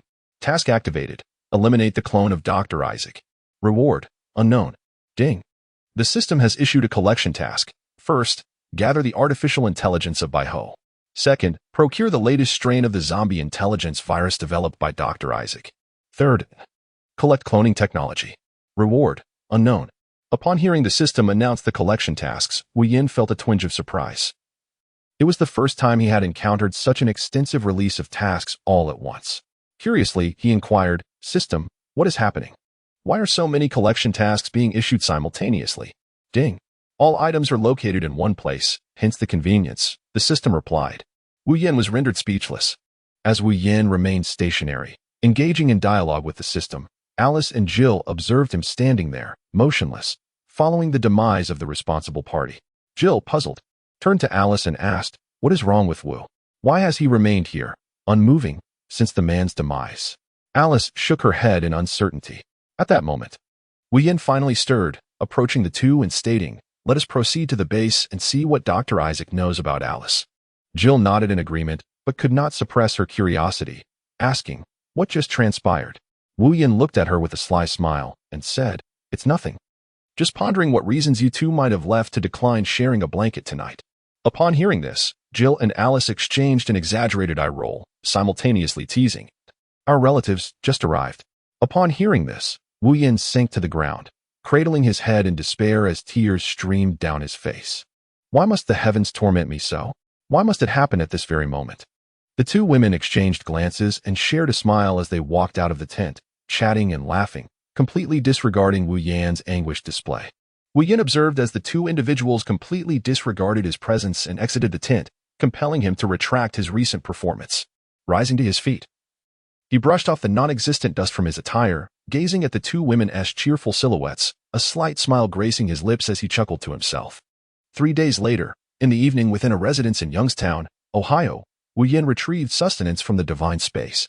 Alice inquired of Wu Yin, who was indulging in his meal, Wu, how much longer until we reach Isaac's current hideout? Upon hearing Alice's question, Wu Yin, while savoring his food, took a map from Jill, unfurling it on the table. Pointing to their current location, he explained, We are presently in Youngstown. To reach the location where Dr. Isaac is currently situated, we must traverse the entirety of Pennsylvania. I estimate it will take approximately another week, and we should arrive at Patterson. He then indicated Patterson's position on the map, continuing, We need to reach this point, and from there, along the highway to Liberty. I believe Dr. Isaac should be based within the Liberty facility. Jill, who had been listening attentively, suddenly interjected, Wu, how can you be so certain that the Umbrella Corporation would construct their base there? Her tone carried a hint of skepticism and curiosity, evidently questioning Wu's judgment. With a subtle smile gracing his lips, Wu Yin softly remarked, Have you all forgotten?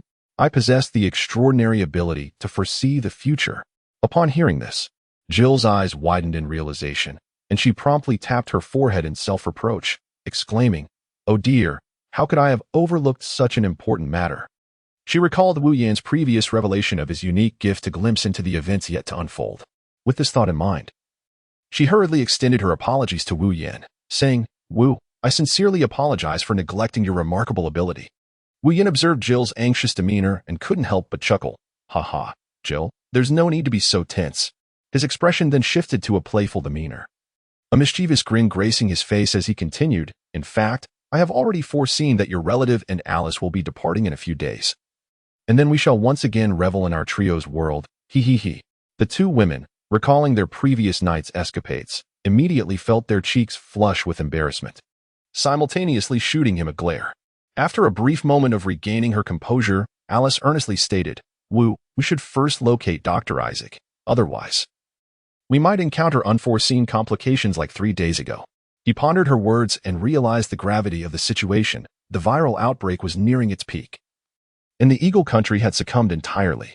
Given the technological prowess of the Umbrella Corporation, it was plausible that their every move was being monitored by satellites in orbit. Once he grasped this, Wu Yin responded, "All right, I shall heed your advice. Once we resolve the matter with Dr. Isaac, you both must not refuse me again, or else." Hee hee. With that, he reached out and pulled the nearest Jill into his embrace, playfully teasing her. Jill erupted into a fit of giggles, unable to withstand it, and called out to Alice, "Alice, there's a lecher. Come help me." Hearing Jill's plea for assistance, Alice laughed and quickly approached, grasping Jill's hand to pull her from Wu Yan's grasp. Subsequently, a sly smile appeared on her lips as she whispered, "Jill, tonight we must show him a thing or two. After all, he constantly bullies us."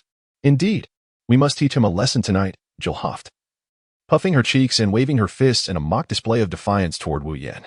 As Wu Yan caught sight of Alice joining in, a sly smile crept across his face. He said triumphantly, "Ha ha, my little darlings, how do you plan to teach me a lesson? You might as well surrender to me willingly." Gagaga. The two women, observing Wu Yan's infuriating expression, feigned terror, pleading, "Please, don't come near us. If you continue this way, we might have to retaliate. Hey, how can you two be so ungracious?" They exchanged glances and shouted, "Help! A lecher!" With that, they began to run around the room. "Hey, shout all you want. The louder you scream, the more exhilarated I become." As he spoke, he lunged towards the two women. Alice and Jill, playing along, cried out, "Help! There's a pervert. Go ahead, scream your lungs out. No one will come to your rescue." Suddenly, a gunshot rang out, and a bullet whizzed through the space between Wu Yan's legs. Fortunately, his unusually high attributes allowed him to narrowly evade the incoming projectile. Otherwise, his future life would lack excitement. Chapter 36. Capturing the attacker in the midst of their playful antics, Jill and Alice swiftly reacted to the sound of the gunshot. They expertly drew their handguns from their thigh holsters and, with remarkable speed, took cover behind a nearby barricade, vigilantly watching the entrance. Wu Yin adeptly evaded the sudden ambush. Yet he still needed to find a secure place to assess the area where he had been struck by a bullet. Consequently, he sought refuge behind a wall, preparing to meticulously examine his injury. Once he reached the shelter of the wall, he finally had the opportunity to lower his head and inspect the affected area. Cautiously, he extended his hand towards the space between his legs, attempting to trace the bullet's trajectory. After a thorough exploration, he discovered that the bullet had miraculously passed through his trousers at the thigh. A wave of trepidation washed over him. Had he sustained harm, he would have undoubtedly retaliated with the utmost ruthlessness. Relieved, he muttered to himself, "Thank heavens, the bullet missed me by mere centimeters. I have narrowly escaped disaster." Once assured of his safety, Wu Yin took a deep breath and cautiously poked his head out once more, seeking the direction of the shooter.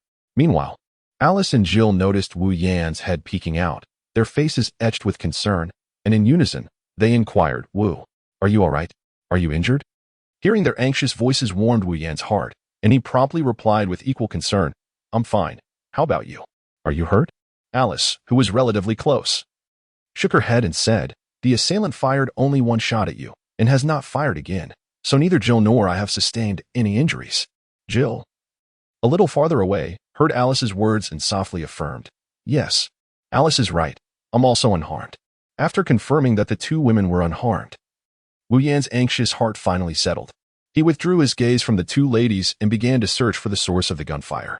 As he scanned the area, his attention was drawn to a shattered window not far away. Contemplating for a moment, he pointed at the damaged section of the window and whispered, "The enemy likely fired from that direction. We must exercise caution." With that, he carefully kept watch in that direction, prepared for any imminent confrontation. Jill and Alice stood in place, alertly observing their surroundings, wary of any potential threats. They understood that any momentary lapse could provide the enemy with an opportunity. Outside, the shooter, after firing at the individual inside, noted the sudden silence. Initially puzzled, she pondered that perhaps the two inside had fainted from shock, or that the man within was holding them hostage. After all, such scenes were something she had only witnessed in crime dramas, never expecting to encounter one in real life. Regardless, her priority was to rescue the two girls. Other matters could be addressed later. Cautiously, she approached the doorway, eager to ascertain the situation within. She had not considered whether the people inside were part of a larger group. With her gun raised, she slowly advanced toward the entrance, straining to listen for any sounds inside, fearful of unforeseen complications. She realized that her earlier gunfire had compromised her position, and if there were additional enemies inside, they would likely seize the opportunity to attack. Thus, she proceeded with utmost caution. Upon reaching the doorway, she paused, straining to hear any sounds from within. However, apart from an eerie silence, she detected nothing. This unease did not deter her. She resolved to press on, knowing that if she retreated now, the individual she had shot might retaliate against the two women she had left behind. As the outsider neared the door, Wu Yin and the others grasped the enemy's intentions. Wu Yin signaled for silence, and the two women understood, concealing themselves in the shadows while keeping a vigilant watch on the entrance. Taking a deep breath, she gently pushed the door open. It creaked slowly, producing a faint groan. She stepped into the hall, her gaze darting around with heightened alertness. A tense atmosphere enveloped the room. Gripping her firearm tightly, she advanced cautiously. Suddenly, a chill swept over her from behind, prompting her to spin around, only to find emptiness. Her heart raced, and her breathing quickened. At that moment, she heard a faint rustling from the corner of the hall. Focusing intently, she caught a glimpse of a shadow darting past. Just as she prepared to aim and fire, a cold hand clamped around her throat, and a glint of steel flashed before her eyes. She stared wide-eyed in terror at the figure before her, her heart racing in disbelief. What manner of being was this? A mere human or a monstrous apparition? How could one possess such astonishing speed? Just moments ago, she was a good 5 or 6 meters away from where the shadow had appeared. "You have been too careless," Wu Yin remarked coldly, his grip tightening around the assailant's neck. His voice was frigid, reminiscent of a demon from the depths of hell, evoking a chilling dread. Alice and Jill, witnessing Wu Yan's successful capture of his ambusher, sighed in relief and cautiously emerged from their hiding spot, choosing not to interrupt Wu Yan's interrogation. The dimly lit hall obscured the assailant's identity, prompting Wu Yan to command, "Lower your weapon, or I shall apply more pressure." Feeling the lethal intent in his tone and the renewed force of his grip, she trembled uncontrollably. Struggling to maintain her composure, she discarded her firearm, though her body continued to quiver. "My life rests entirely in your hands. You may decide my fate," she declared, turning her head away in an attempt to project strength. Yet the terror within her was unmistakable. "Oh, I perceive your body quaking. It seems you are not as resolute as your words suggest." Wu Yan's interest peaked, a faint, enigmatic smile gracing his lips. His gaze sparkled with cunning and curiosity. "Speak. Who sent you?"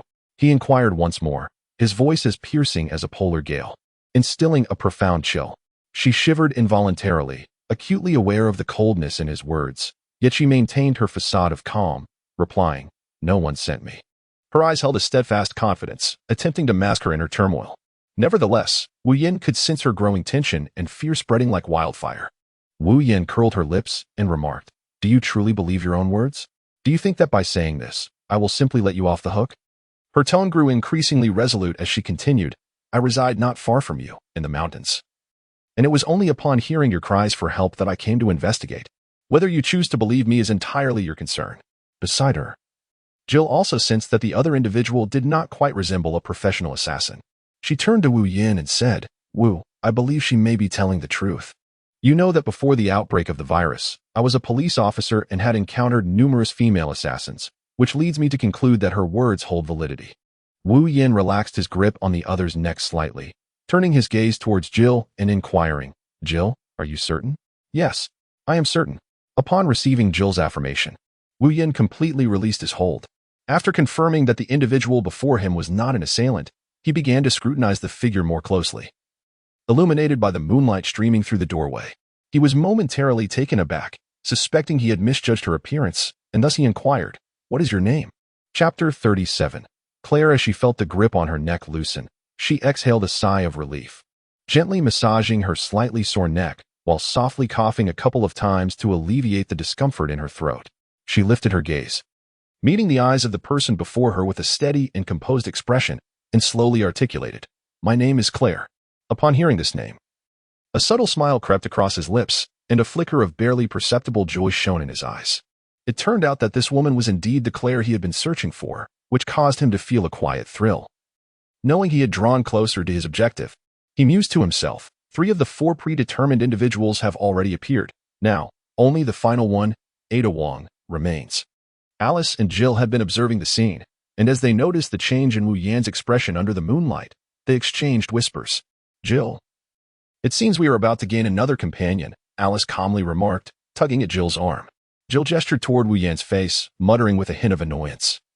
Look how delighted Wu is. Just as Wu Yan's smile threatened to break free, he caught the two women whispering and turned to them, asking, Alice, Jill, what are you two murmuring about? At this moment, Claire realized that they were allied, and with indignation, she pointed at Wu Yan and demanded, Did you deliberately orchestrate this to lure me here? The three were momentarily taken aback by Claire's sudden confrontation. Wu Yan heard Claire's inquiry, a hint of perplexity crossing his features as his gaze gradually shifted towards her. Calmly, he asked, Do you think that is plausible? At that moment, the three of us were merrily engaged in play within the room, and you suddenly barged in without cause, firing a weapon. With that, Wu Yan raised a hand to point at the area on his trousers where the bullet had penetrated, a flicker of dissatisfaction flashing in his eyes. I never anticipated your ruthlessness, aiming for such a vital part of me, he added, his tone tinged with a touch of resignation. The three women simultaneously followed Wu Yan's gesture with their gazes.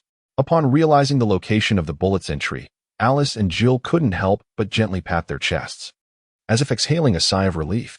Claire, feeling awkward, glanced at the spot Wu Yan indicated, her expression filled with remorse. I sincerely apologize at that moment. I was unaware that you were together. I thought those two ladies were encountering trouble and were seeking help, she explained. Jill's lips curled into a slight smile as she addressed Claire, since it was a misunderstanding, and now that it has been clarified, there is no need for such concern. After all, you did not actually hit him, did you? She then teasingly turned her gaze to Wu Yan, remarking, You were almost hit. What a pity. Wouldn't you agree? Alice? Alice smiled and concurred. Jill is correct. You need not feel guilty. Then, with a glint of mischief in her eyes, she added, Indeed. What a shame it is that if Claire's aim had been a tad more precise, we would no longer have to endure his torment. The two women playfully bantered, teasing Wu Yan. Wu Yan observed the two women teasing him with playful banter, and he shot them a fierce glare, muttering, Humph. You two better watch out. I shall see how to deal with you later. Oh dear. We are so frightened. Come at us. The two taunted, beckoning him with their fingers. The provocative gestures stirred within him a desire to confront them immediately, yet the presence of Claire restrained him. He turned to Claire and said, Forget it. Since Alice and Jill have spoken on your behalf, and considering your unintentional involvement, I shall not hold it against you. Hearing his forgiveness, Claire felt a wave of relief wash over her. She recognized that her recent actions could have led to unnecessary complications, but thankfully, all was well now. Thank you. She softly expressed her gratitude. After the misunderstanding was resolved, Alice and Jill approached Claire, guiding her to the wooden sofa in the hall. Meanwhile, Wu Yan was entirely disregarded by the two. He had intended to join their conversation, yet the fierce glares from Alice and Jill stifled his intentions. With a helpless shake of his head, he resigned himself to standing aside, watching them. Jill then spoke, Wu, why don't you go entertain yourself while Alice, Claire, and I have a chat? Wu Yan, feeling somewhat awkward, nodded slightly before turning to exit the hall. He pondered how callous these two women were, leaving him in the lurch. Yet, he understood that now was not the opportune moment to provoke their ire, so he silently made his way outside. Upon stepping out, Wu Yan noticed a large stone and reclined upon it. He found himself contemplating the nature of the conversation between Alice, Jill, and Claire, questioning what they could possibly find to discuss, while also strategizing on how to win Claire's affections. As time gradually slipped away, just as Wu Yan was on the brink of slumber, Alice approached with a graceful gait. She gently lay down beside him, gazing up at the myriad stars in the sky, and softly inquired, Are you not curious about what Jill and I were discussing with Claire? Upon hearing Alice's voice beside him, Wu Yan slightly opened his eyes and nodded, admitting to himself that he was indeed a bit curious. After all, they had only just met. What could they possibly talk about? Alice shot him a sidelong glance and retorted, somewhat irritably, It's all because of you, you scoundrel. Wu Yan was immediately engulfed in confusion, his face a portrait of bewilderment as he exclaimed, For me? Why? Humph. Alice let out a soft huff and elucidated. In the hall, both Jill and I noticed a subtle change in your expression when you heard the other refer to Claire, by virtue of a woman's intuition. We sense that you surely intend to welcome her into our circle. Humph. Don't try to deny it. You must have thought about this. Upon hearing his inner thoughts articulated by Alice, Wu Yan did not conceal his feelings, replying, Indeed, I do harbor such intentions, but before I could take any action, the astute you and Jill have already caught on. Wu Yan felt a profound reflection, realizing that the novel did not deceive him. Indeed, in the face of the apocalypse, women inherently possessed the wisdom to survive. As Wu Yin pondered these thoughts, Alice inquired eagerly, "Quickly tell me, aside from Claire, do you intend to find us a few more sisters?" Initially, Alice held no expectations for this inquiry. Yet she was pleasantly surprised that Wu Yin actually had an answer for her. Wu Yin gazed at Alice's curious cheeks, extending a finger as he softly replied, "There is one last person. Her name is Ada Wong, and she hails from the same country as I." Upon hearing Wu Yin utter the name, Alice silently committed it to memory, eager to discover what manner of person this Ada Wong truly was. "Are you not afraid that I might divulge this matter to Jill and Claire?" He shook his head. "I had previously promised you both that I would not deceive you in any way, did I not? Yet, I cannot shake the feeling that there are numerous things you are withholding from both me and Jill," she retorted. "Do not even mention your precognitive abilities. I am aware that you employ that to allay my and Jill's concerns." Alice regarded Wu Yin with an expression that seemed to say, "Do not feign innocence." Wu Yin was taken aback. She had not anticipated that her well-concealed secrets would be partially uncovered by Alice. With a resigned nod, she suggested, "Once this matter concludes, I shall no longer concern myself with concealment and will divulge everything to you." Chapter 38, Inviting Claire to join. Very well. I shall refrain from mentioning this to Jill for the time being, but I will choose to inform her about Ada Wong. Upon receiving the answers she sought, Alice's expression remained unchanged as she continued, "This is the nature of the apocalypse. If the zombie virus had not erupted, you would see whether Jill and I would sever your tools of misdeed. You men are truly insufferable," she remarked, rising to depart. "Where did you learn such a phrase?" Wu Yin inquired, detaining Alice from leaving. "I do not recall teaching you that. I picked it up from Claire," Alice retorted, casting Wu Yin a sidelong glance. "Do not divert the topic. I have matters to attend to and must take my leave."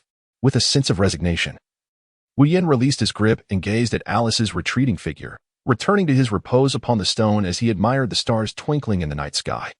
Alice re-entered the hall and approached Jill, who was engaged in conversation with Claire. She whispered a few words in Jill's ear before stepping into a nearby room. Jill, casting an apologetic glance at Claire, murmured, "I'm sorry, Claire." "Not at all," Claire replied, rising to follow Alice into the room. She knocked gently on the door before entering. Seated in the hall, Claire observed the decorations, her eyes roaming over the intricate details. After a brief moment, she noticed a furious Jill emerging from the room, striding purposefully towards the exit. Confusion washed over Claire. What had transpired within those walls to transform Jill's demeanor so drastically? She was about to inquire when Alice, stepping out behind Jill, halted her advance. With a perplexed expression, Claire curiously asked, "What on earth is wrong with Jill?" Alice, catching Claire's question, responded with a smirk, "Oh, she has gone to settle accounts with a certain big oaf." "A big oaf?" Claire paused momentarily, quickly grasping the implication behind Alice's words. Aside from herself, Alice, and Jill, there was only one other person present, an Asian individual whose name she believed was Wu. After relaying her thoughts, Alice diverted her focus, pulling Claire to sit on the sofa as their conversation resumed. Meanwhile, the furious Jill had exited the house and arrived at the spot where Wu Yin lay. Witnessing his serene expression, she felt her anger intensify. "Wu," she demanded, "is everything Alice said true? Besides Claire, are you indeed seeking someone named Ada Wong?" Wu Yin opened his eyes, gazing at the furious Jill. He sat up, fixed his gaze upon her, and calmly nodded, uttering a faint Then, he lifted his eyes to the starry sky and inquired, "Do you think I am unfaithful?" Upon hearing this, Jill felt a sharp pang in her heart, tears threatening to spill.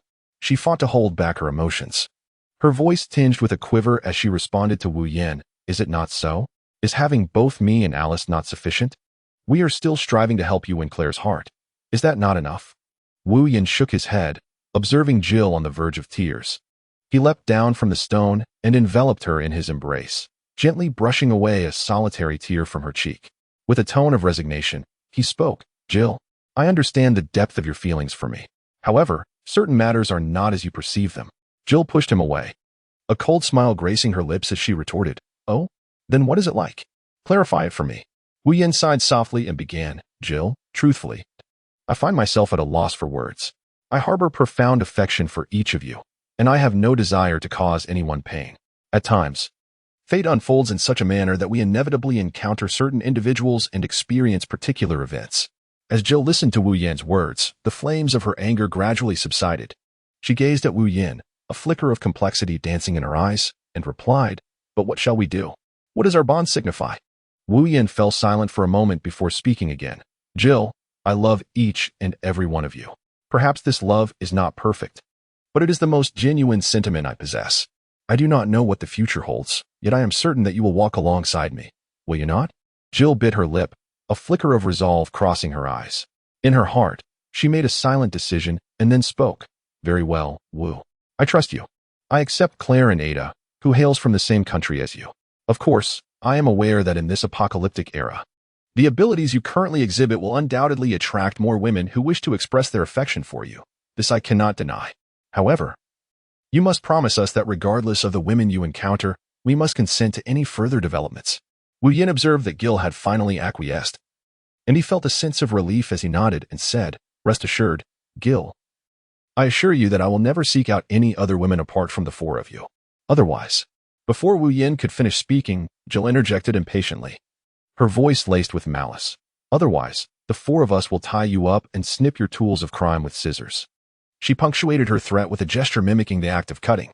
In Wu Yan's mind, a vivid image surfaced, a gentle breeze swept by, causing a chill to envelop him, prompting an involuntary tightening of his legs. Embarrassed, he forced a sheepish smile and replied, Not anymore. I will heed your words. Observing his demeanor, Jill smiled softly and remarked, Well, that is more like it.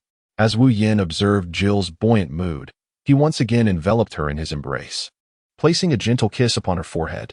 With a mischievous grin, he remarked, Come on, it's getting late. We should return to rest. Jill shot him an exasperated glance and retorted, Have you forgotten what Alice said? Tonight, we are to sleep alongside Claire. You'll have to manage on your own. With that, she wriggled free from his grasp, playfully stuck out her tongue, and dashed back. Watching her retreating figure, Wu Yin couldn't help but chuckle, albeit with a sense of resignation. Nonetheless, he felt a quiet relief wash over him. This matter had finally been resolved. He then followed suit back home. Upon entering the house, he was met with the simultaneous gaze of the three women, who occasionally pointed and whispered in his direction. Curiosity piqued. He was about to approach them for clarification when he suddenly felt the weight of two piercing stares directed at him. This caused him to halt abruptly, his foot suspended mid-step. Clearing his throat awkwardly and scratching his head, he said, You all take your time. If there's anything you need, just call for me. I think I'll retire to bed now. He turned and walked toward a room, glancing back at them. The three women erupted into hearty laughter at his awkward demeanor. Once the brief interlude concluded, Alice turned her attention to Claire, her eyes shimmering with concern and curiosity. She gently inquired, We are leaving here tomorrow. What do you plan to do afterward? Her tone conveyed warmth and empathy. Jill joined the conversation, her expression brimming with worry. Indeed, Claire. It was manageable when you were living here alone, but the situation has grown increasingly perilous. On our way here, we discovered that the zombie virus is spreading rapidly, and nearly the entire Eagle Nation is infected. Her voice trembled with anxiety. At Jill's words, Claire's complexion paled, and a glimmer of helplessness and confusion shone in her eyes. I don't know what to do anymore. In recent days, the zombies around my residence have multiplied. Her voice quivered with fear and resignation. Chapter 39. Claire's shock. Alice regarded Claire, feeling a deep sense of empathy. She recognized that Claire was ensnared in a dire predicament, particularly for Wu's sake. Without hesitation, she proposed, Why not come with us? It would provide you with some protection. Her words were resolute and comforting, instilling a sense of hope. Jill nodded in agreement, adding, Yes, it is far safer for us to stick together. We can support one another and face challenges as a united front. Her gaze radiated sincerity and kindness. Claire looked gratefully at Alice and Jill, her eyes shimmering with unshed tears. Thank you, but I do not wish to become a burden to you. Her voice carried a hint of hesitation and concern. Alice smiled gently and shook her head, replying, Do not say that, Claire. We are all striving for survival. It is far better to face this together than to be alone. Her smile radiated determination and resolve. Jill encouragingly patted Claire's shoulder, affirming, Indeed, Claire, we are a family, and we must unite to navigate through this challenging time. Her words were imbued with strength and courage. Claire finally nodded, her eyes shimmering with gratitude. Well then, I shall join you, she declared, her voice laced with a note of conviction and determination. Thank you for granting me this opportunity. Wu Yin had been eavesdropping on their conversation in the room, and when he heard Claire agree to join, his heart swelled with joy. He discreetly gave a thumbs up to Alice and Jill, a triumphant smile gracing his face.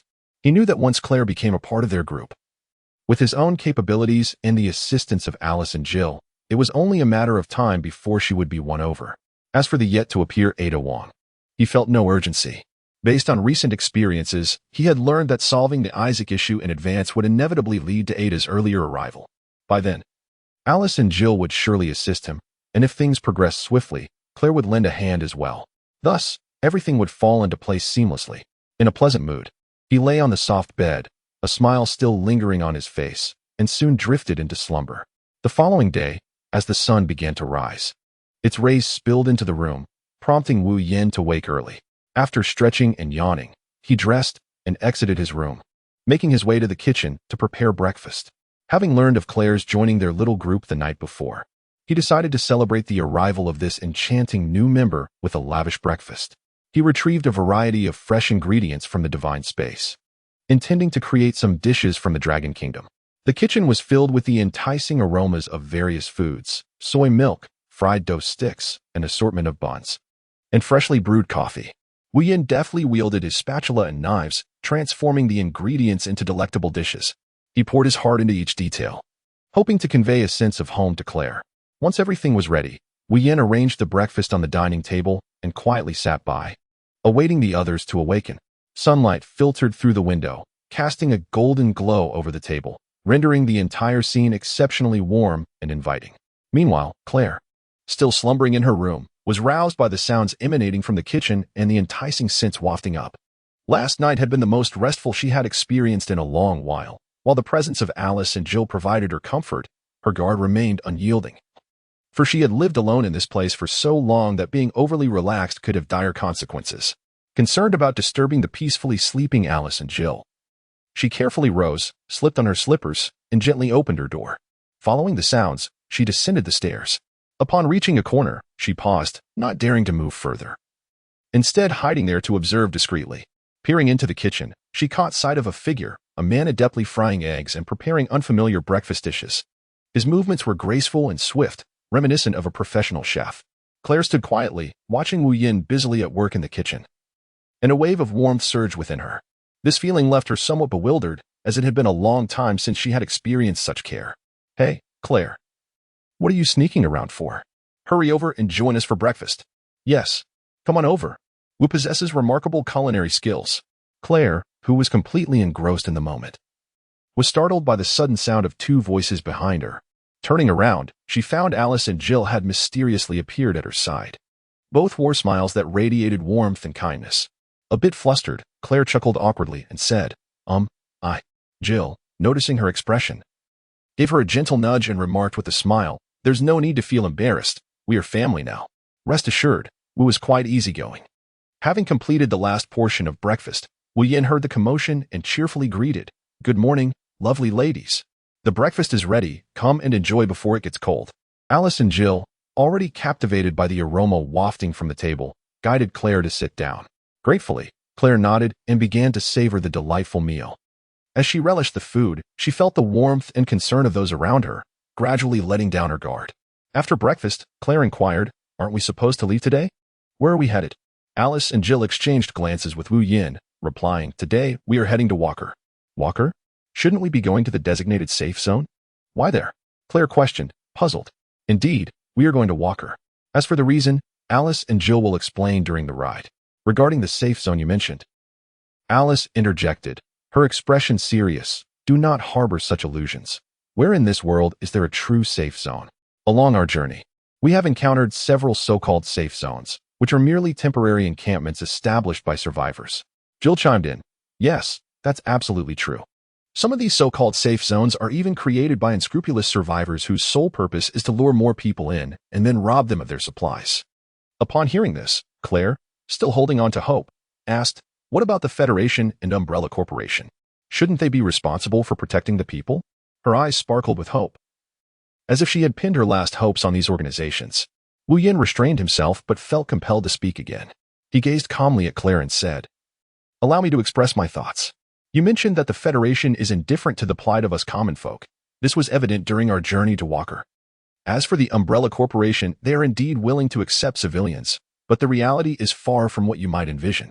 Wu Yan's tone was remarkably flat, yet every utterance pierced Claire's heart like a dagger. She could scarcely believe the words that reached her ears, for they starkly contradicted the narratives she had been exposed to on television news. Chapter 40. The Origin of the Serum. Nonetheless, Wu Yin did not relent, he continued. The Umbrella Corporation confines everyone within a specially designed glass container, exhibiting no concern for their lives but merely seeking to exploit them for experimentation. Claire's eyes widened, tears welling within her gaze. She found it unbearable to confront such a harsh reality. She had once believed that reaching the Federation or the Umbrella Corporation would guarantee her safety, only to discover that it was all an illusion. As Wu Yin gazed at Claire, a twinge of compassion surged within him. Yet, he understood that only by helping her confront reality could he truly safeguard her. He held no apprehensions regarding Alice and Jill. Taking a deep breath, he continued, thus, we will not entertain the notion of seeking refuge in the so-called safe zones provided by the Federation or the Umbrella Corporation. Upon uttering these words, Wu Yin felt a sense of relief wash over him. He recognized that his words might seem harsh, but they were rooted in truth. He wished to prevent these individuals from harboring unrealistic fantasies. He hoped they would heed his counsel and discover ways to endure. Meanwhile, Claire sat there, her mind echoing with Wu Yan's declarations. She had never fathomed that the world could become so terrifying, nor that humanity could exhibit such cruelty. She had once believed that they could rely on the strength of the Federation or the Umbrella Corporation to combat the zombie virus. But it now seemed nothing more than a wishful delusion. Unsure of how to confront the stark reality before her, she felt helpless, frightened, and lost. I don't know what to do, Claire whispered, her voice trembling. Yet deep within, she acknowledged the truth in Wu Yan's words. She could no longer naively trust those so-called organizations. She must learn to rely on her own strength to survive. Observing the helplessness and confusion in her eyes, Alice gently patted her shoulder, offering comfort. Do not worry. Did we not agree that you would join us? Indeed, did I not say so last night? From today onward, we are family, Jill chimed in. Their reassurances provided Claire with a modicum of solace, yet the fear within her remained palpable. After all, in a world rife with peril, no one could fully banish their inner trepidation. Nevertheless, she resolved to confront reality head-on rather than evade it. She would learn to adapt to this new environment and discover ways to survive. With Alice and Jill's continual encouragement, Claire gradually calmed down and nodded at the two women. Yes, you were right. I was too trusting of the reports on television. From today onward, we are in this together. Henceforth, we shall be family. She smiled at Alice and Jill, her demeanor brightening. Observing that Claire had relinquished her illusions regarding the safe zones established by the Federation and the Umbrella Corporation, Wu Yin remarked, since Claire is no longer preoccupied, let us proceed to discuss our next course of action. Firstly, to ensure Claire's ability to defend herself, I have resolved to commence hunting zombies starting tomorrow. His expression turned grave as he continued, Alice and Jill, I would like the two of you to accompany me on this endeavor. Claire, for now, please remain in the vehicle and refrain from emerging. The three women regarded him with puzzled expressions, prompting Wu Yin to awkwardly add, Alice, Jill, do you recall the necklace and the enhancement serum I gifted you? The two nodded in affirmation, and Alice spoke up, Indeed, I intended to inquire about it, but you were in a state of unconsciousness at the time, and I subsequently forgot. As she spoke, she cradled the necklace adorning her neck with both hands. It was only then that Claire noticed that both Alice and Jill wore the same style of necklace. She found no issue with the design itself. However, she was captivated by the gemstones embedded within, which emitted a faint green glow. Instantly enchanted by the necklace, she hesitated to voice her admiration, choosing instead to gaze at it in silence. Jill, noticing Claire's fascination, nudged Wu Yin with her elbow and exchanged a knowing glance toward Claire. Upon feeling a gentle touch at his waist, Wu Yin turned to discover Jill signaling him with her eyes. Following her gaze, he quickly understood upon seeing Claire. A subtle smile graced his lips as he opened the divine space and retrieved a necklace identical to those worn by the two women, presenting it to her. Claire, still entranced by the necklace, remained oblivious to Wu Yan's activation of the divine space until he extended the necklace before her. Realization dawned upon her as she hurriedly accepted the gift, inspecting it with great care. At that moment, Alice interjected, stating, This necklace was personally crafted by Wu. He mentioned that it is a special gift for us, symbolizing our bond as a family. Upon hearing these words, a blush crept onto Claire's cheeks. Yet she could not suppress her curiosity. But why give it to me? She inquired. Alice smiled gently and continued, Because we all hold a fondness for you, and besides, you share a unique connection with Wu, don't you? Thus, this necklace was specifically prepared for you. As she spoke, She lowered the necklace she was holding and offered Claire a tender smile. A warm sensation surged within Claire at Alice's words. She turned her gaze towards Wu Yin. Her eyes filled with gratitude and anticipation. Wu Yin nodded softly in affirmation. Then Alice posed a question. So, Claire, are you willing to accept this gift? The inquiry caught Claire off guard, her eyes widening as she looked at Alice and then back at Wu Yin, seemingly seeking confirmation of the reality of the situation. Wu Yin smiled and nodded, encouraging her to accept the offering. Understanding their intentions, Claire bashfully took the necklace from Wu Yan's hands, delicately cradling it to feel its warmth and weight. The necklace was exquisite and beautiful, adorned with a radiant gemstone that sparkled brilliantly. With great care, she fastened it around her neck, embracing the warmth and strength it bestowed upon her. As Wu Yin gazed upon Claire adorned with the necklace, a profound sense of satisfaction enveloped him. He understood that this seemingly trivial gesture had significantly bridged the gap between them, fostering a deeper intimacy in their relationship. Suddenly, a melodious notification chimed, and the system's voice resonated in Wu Yan's ears. Congratulations, host. Claire's affection for you has risen to 80. Upon receiving this news, a contented smile graced Wu Yan's face. Since Claire had accepted the necklace, he felt compelled to elaborate on its origin. Observing Claire, who now wore the necklace, Wu Yan continued speaking. Upon hearing his words, Jill, Alice, and Claire turned their curious gazes towards him. This necklace is actually crafted from ordinary platinum, and the diamond-shaped gem is, in fact, a zombie crystal extracted using my special abilities after I hunted zombies, Lin Xiao elucidated. The three women were taken aback, their astonishment palpable. They had not anticipated that the diamond-shaped gem on the necklace was derived from zombies. Jill, in particular, was astonished and inquired, "What about the enhancement liquid you previously gave me?" Wu Yin nodded, responding with a gentle smile. Indeed, the enhancement liquid is derived from the zombie crystals you possess. In Chapter 41, upon learning that the enhancement liquid was extracted from the zombie crystal on her neck, Alice's eyes widened in disbelief, her mouth slightly agape, revealing her astonishment. After a moment, she regained her composure, tears glistening in her eyes as she spoke with deep emotion. So, during our time in Raccoon City, you ventured out every night to hunt zombies for the sake of refining the enhancement liquid? Jill's eyes too shimmered with tears as she choked out. Why didn't you explain this to Alice and me back then? We could have assisted you. Indeed, I cannot guarantee your safety in this apocalyptic world, Wu Yin admitted. That is why I chose to refine the enhancement liquid, to empower you both with the means to protect yourselves. I simply wish to spare you from worry. With a firm yet tender gaze directed at Alice and Jill, he softly reiterated, I only wanted to keep you from worrying. Tears streamed down Alice's cheeks as she tightly clasped Wu Yan's hand, expressing her heartfelt gratitude. Thank you, Wu Yin, truly. I am immensely grateful for all that you have done for us.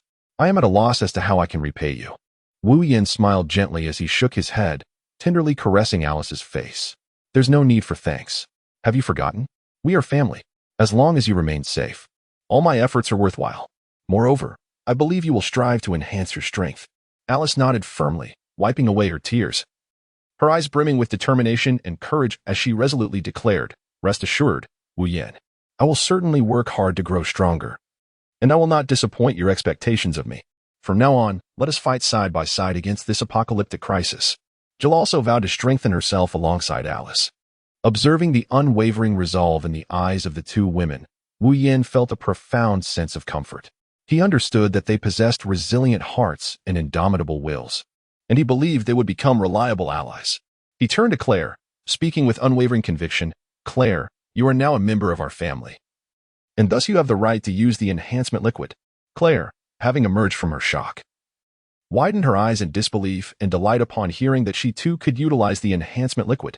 However, her excitement quickly gave way to anxiety as she hastily waved her hands, exclaiming, No, this is far too precious. I cannot accept it, especially since we have only just met.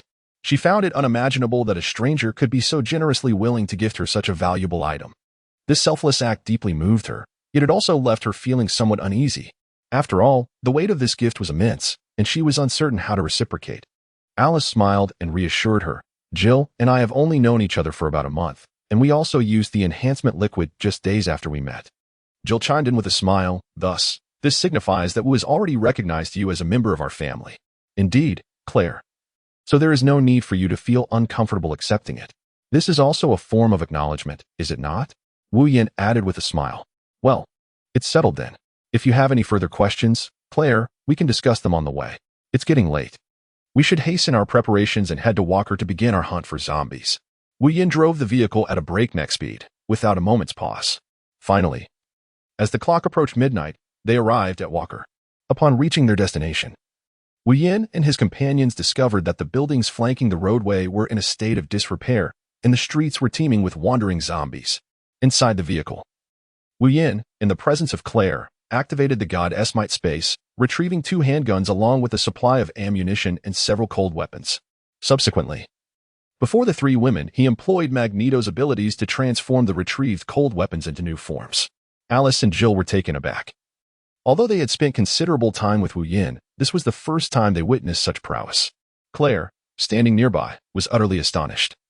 She had previously only known that Wu Yin could extract enhancement liquid, never imagining he possessed such formidable power. In response to their astonished expressions, Wu Yin remained composed and reassured them, "There is no need to look at me with such amazement. In due time, you too shall possess such abilities." With that, he continued to meticulously reshape the cold weapons in his hands. As Wu Yin exerted his control, the weapons suspended in the air began to morph slowly.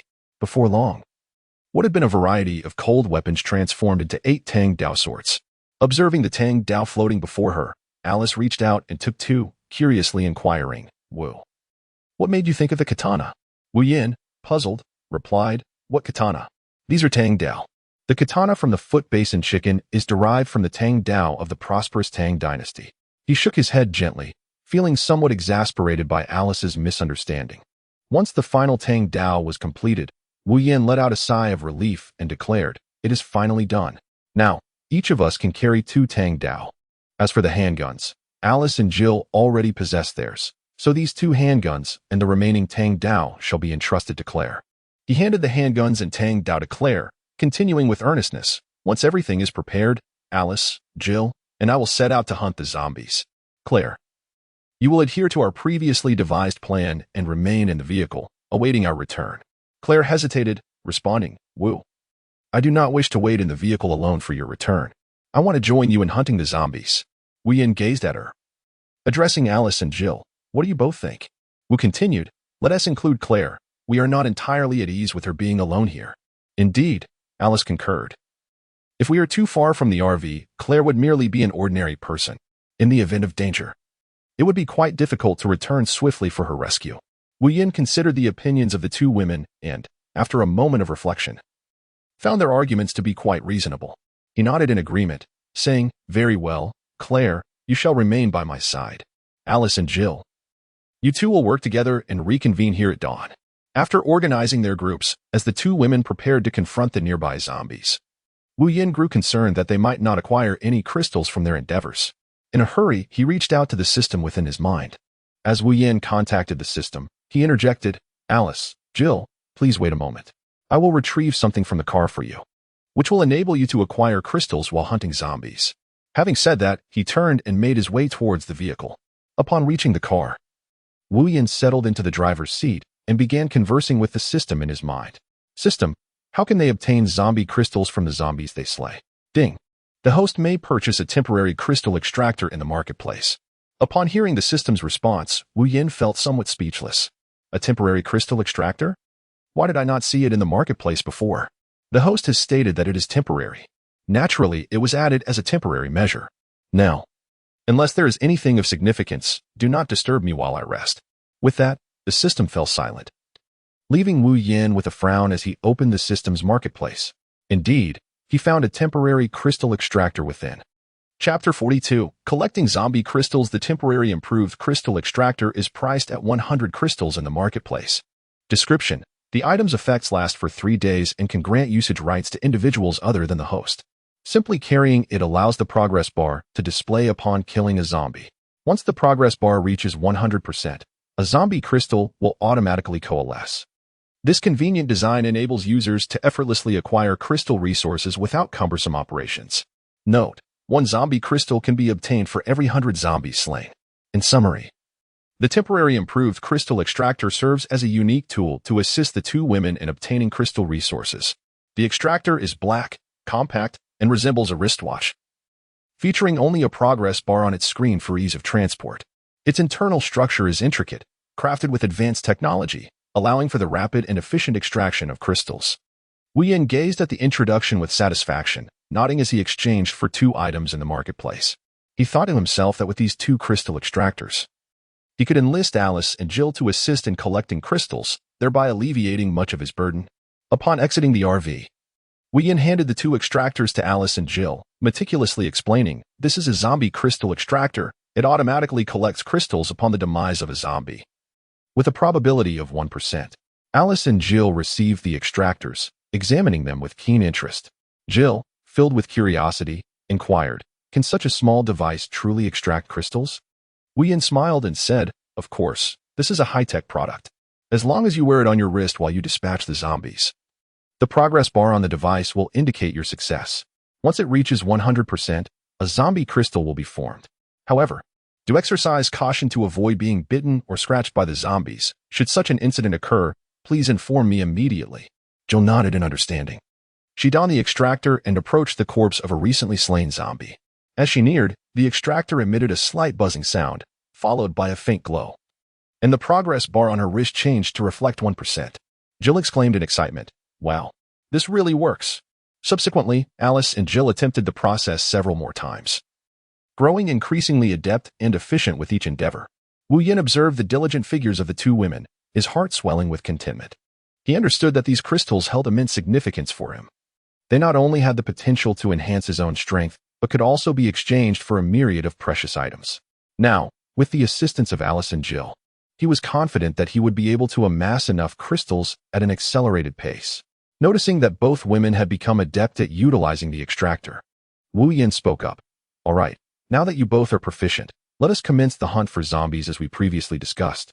Upon finishing his statement, Wu Yin set off towards the east with Claire, while Alice and Jill ventured in the opposite direction to begin their pursuit of the undead. After parting ways, Wu Yin turned to Claire and said, "Do not stray too far from me. Simply follow closely behind and ensure your safety." "Understood." Claire nodded vigorously. However, a fleeting look of confusion crossed her face as she inquired, "If I see a zombie approaching, can I open fire to eliminate it?" "Of course. I almost forgot to mention that the loud noise will attract even more zombies," Wu Yin replied. Wu Yin surveyed the scattered zombies around him, silently lamenting the scarcity of their numbers. At this rate, when would he ever gather enough crystals to refine the enhancement liquid? Suddenly, his gaze fell upon a spacious square across the street, ample enough to accommodate a throng of people. An ingenious idea sparked in his mind. He turned to Claire, who was trailing behind him, and said, "Let us head to that square. When you spot a zombie, shoot directly at its head. Only then can you ensure their demise." Though Claire struggled to fully comprehend his instructions, she refrained from further inquiries, acutely aware of the necessity to obey Wu Yan's commands in such perilous circumstances. Thus, she followed closely behind him, cautiously scrutinizing their surroundings, ever vigilant for potential threats. Upon reaching the square, Claire immediately noticed the wandering zombies and, without hesitation, opened fire. However, her marksmanship left much to be desired, as she missed her targets repeatedly despite several attempts. Wu Yin furrowed his brow as he observed Claire, who was unable to hit the zombies despite firing several rounds. Confounded, he inquired, "Wasn't your marksmanship quite commendable that day? What has transpired today?" Claire, feeling embarrassed, lowered her gaze to the ground and softly apologized. "I'm sorry. On that day, I was actually aiming for your chest." Wu Yin suddenly realized, so that was it. It seemed he had inadvertently almost struck little Wu Yin. Observing Claire's embarrassed expression, he quickly reassured her, "I harbor no ill feelings. It is merely a matter of surprise. Now, look around. The scattered zombies have begun to converge towards our position. Continue firing to draw their attention. I shall handle the rest." Wu Yin turned to survey his surroundings and discovered that Claire's gunfire had attracted a considerable number of zombies. He swiftly retrieved 5 conical weapons, preparing to clear the gathered undead.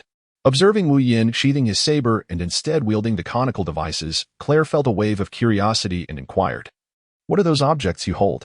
Why have you sheathed your blade? Are you intending to confront those creatures with these cones?" Wu Yin smiled subtly, a mysterious expression gracing his features as he replied, "You shall soon discover the answer."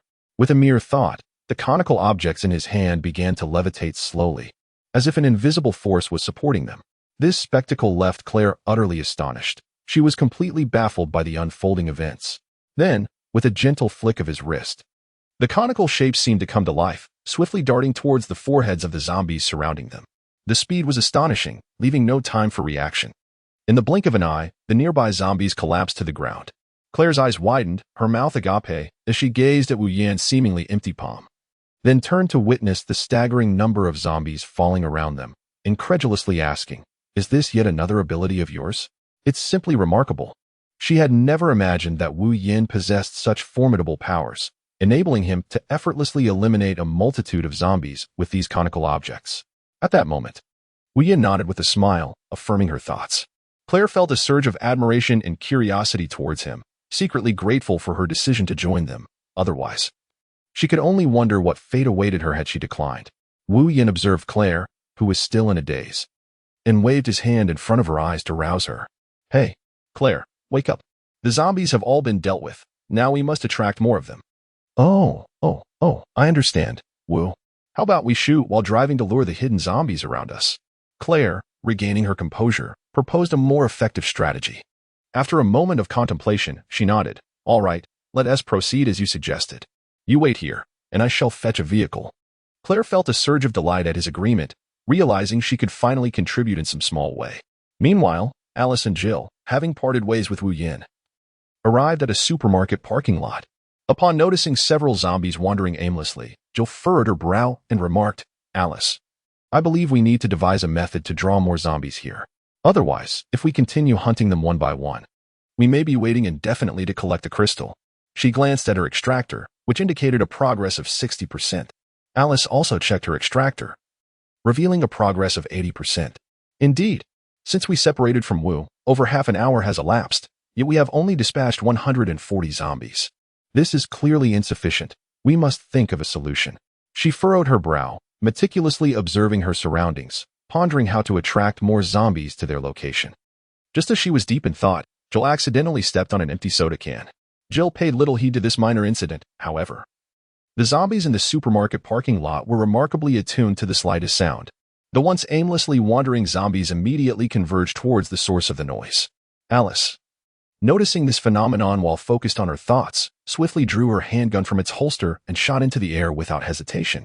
The sharp report of the gun echoed, drawing the attention of the previously distant zombies, who began to swarm towards their position. At first, Jill was perplexed by Alice's sudden action of firing into the sky. But as she observed the surrounding zombies gathering towards them, realization dawned upon her, and she exclaimed excitedly, "Haha, Alice, you are simply amazing." Alice, equally thrilled, replied, "If you hadn't stepped on that can, I might not have thought of this solution so quickly. Let us eliminate the zombies before us, then find a vehicle to continue attracting more." In a secret laboratory concealed deep underground, under bright lights, experimental equipment flickered with an eerie glow, resembling mysterious artifacts from another realm. Dr. Isaac stood intently before a series of immense glass containers, one of which housed a dissected zombie's head. The grotesque visage appeared terrifying.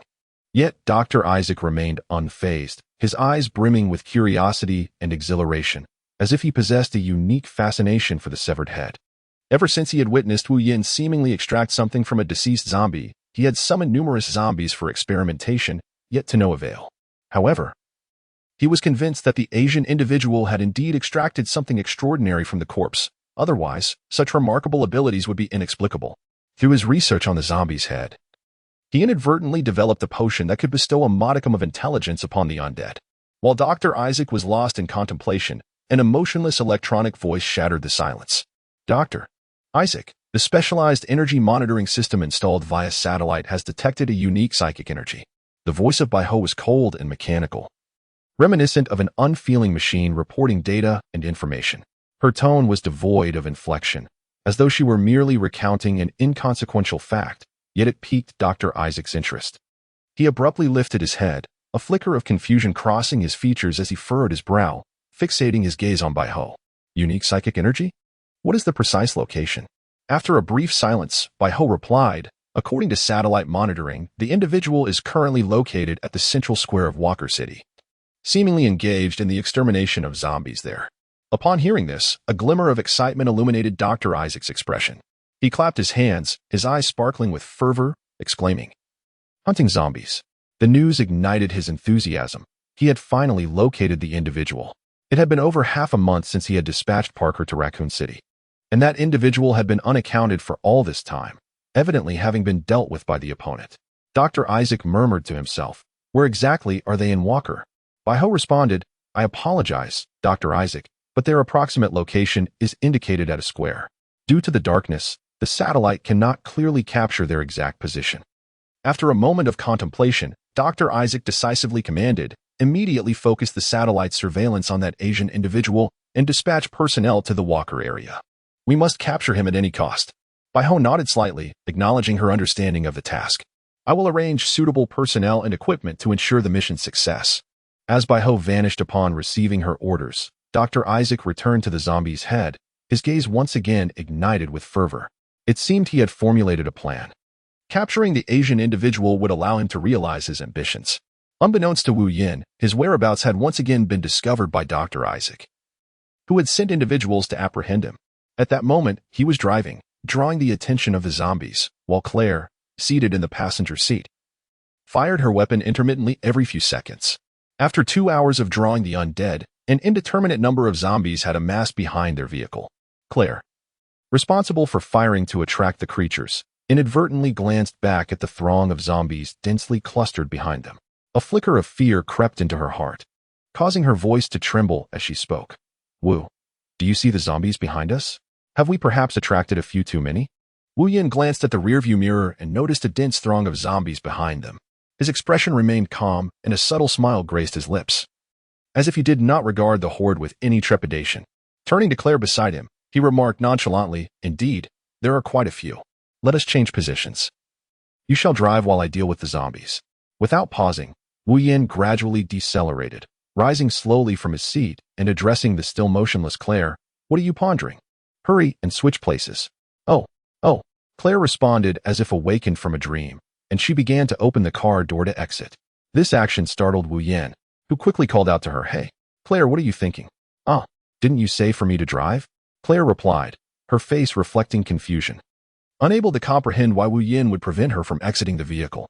"Yes, I did say for you to drive, but I did not intend for you to step out and meet your demise," Wu Yin said, amusement flickering across his features as he observed Claire's perplexity.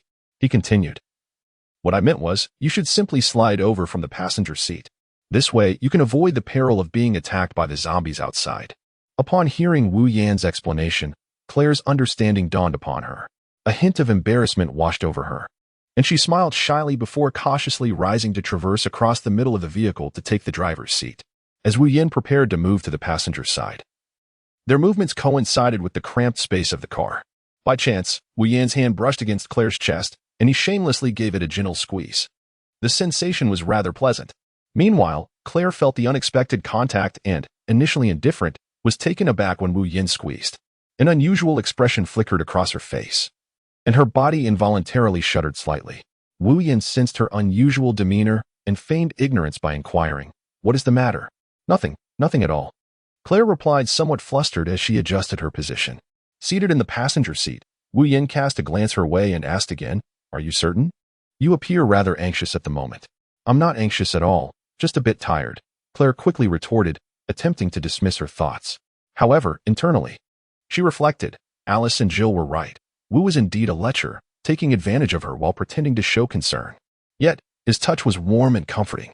Although he had taken liberties, having such a powerful man to protect her in this apocalyptic world might not be a misfortune. Perhaps she could, like Alice and Jill, fully integrate into this family. With this thought, she discreetly stole a few glances at Wu Yin, her cheeks beginning to flush. Wu Yin initially believed that Claire would express anger or resentment towards him, yet to his surprise, she exhibited no overt dissatisfaction. He gazed at her in astonishment, pondering her reaction. As he noticed Claire stealing glances at him, he found the situation increasingly intriguing, observing her cheeks gradually flush with color. A flicker of anticipation stirred within him. It seemed that the prospect of sharing a bed was not far off. Wu Yin secretly reveled in this thought. Simultaneously, he began to prepare for the task of clearing the zombies trailing behind the vehicle, as this was not the moment for distractions. Just as he was about to commence this endeavor, he suddenly spotted a large tree not far ahead. His heart raced, and he shouted, "Claire, be careful. There's a large tree up ahead." At Wu Yan's exclamation, Claire, who had been lost in thoughts about how to fully integrate into this family like Alice and Jill, was abruptly jolted back to reality. With a startled gasp, she anxiously inquired, "What's wrong? Wu? What happened?" Wu Yin observed her flustered demeanor and could not help but furrow his brow. Pointing towards the approaching tree, he admonished, "Claire, focus on driving. Look at the tree ahead." Upon hearing Wu Yan's words, Claire followed the direction of his finger and beheld a colossal tree obstructing the road a mere 20 meters ahead. Her eyes widened in alarm as she exclaimed, "Oh my goodness." In a swift motion, she turned the steering wheel in a frantic attempt to evade the tree. However, her nerves got the better of her, and her actions became somewhat erratic, causing the vehicle to sway violently. As she struggled to regain control, she stammered an apology. "I'm sorry, Wu. I was lost in thought." Wu Yin let out a helpless sigh, gripping the car door handle tightly to prevent himself from being thrown out. He reassured himself, "It's all right, as long as I stay vigilant. Now, I must begin the task of clearing the zombies that are trailing behind the vehicle." As Wu Yin spoke, he deftly maneuvered the cone-shaped object in his hand, repeatedly launching it towards the advancing zombies behind them. He reminded Claire, "Slow down a bit. Don't go too fast, or the zombies trailing us won't be able to keep up." Upon hearing Wu Yan's instruction, Claire, initially shaken, quickly composed herself and replied, "All right." She then began to reduce her speed, ensuring that the zombies behind could follow. Through the rearview mirror, she observed the zombies falling like harvested wheat, collapsing in clusters. As time passed, the number of zombies dwindled. Suddenly, Claire inquired, "Wu, will I be able to possess special abilities like yours in the future?"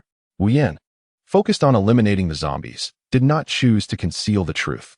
Instead, he candidly responded, "My ability is quite unique. I cannot ascertain whether you will acquire the same power. However, other types of abilities may manifest, albeit randomly." "Randomly? What does that mean?" Claire frowned, her face a mask of confusion as she pressed Wu Yin for clarification. She struggled to grasp the meaning of the term and its relation to abilities. Wu Yin scratched his head, pondering for a moment before continuing to elucidate. "The essence of randomness lies in our ignorance of the abilities we might acquire.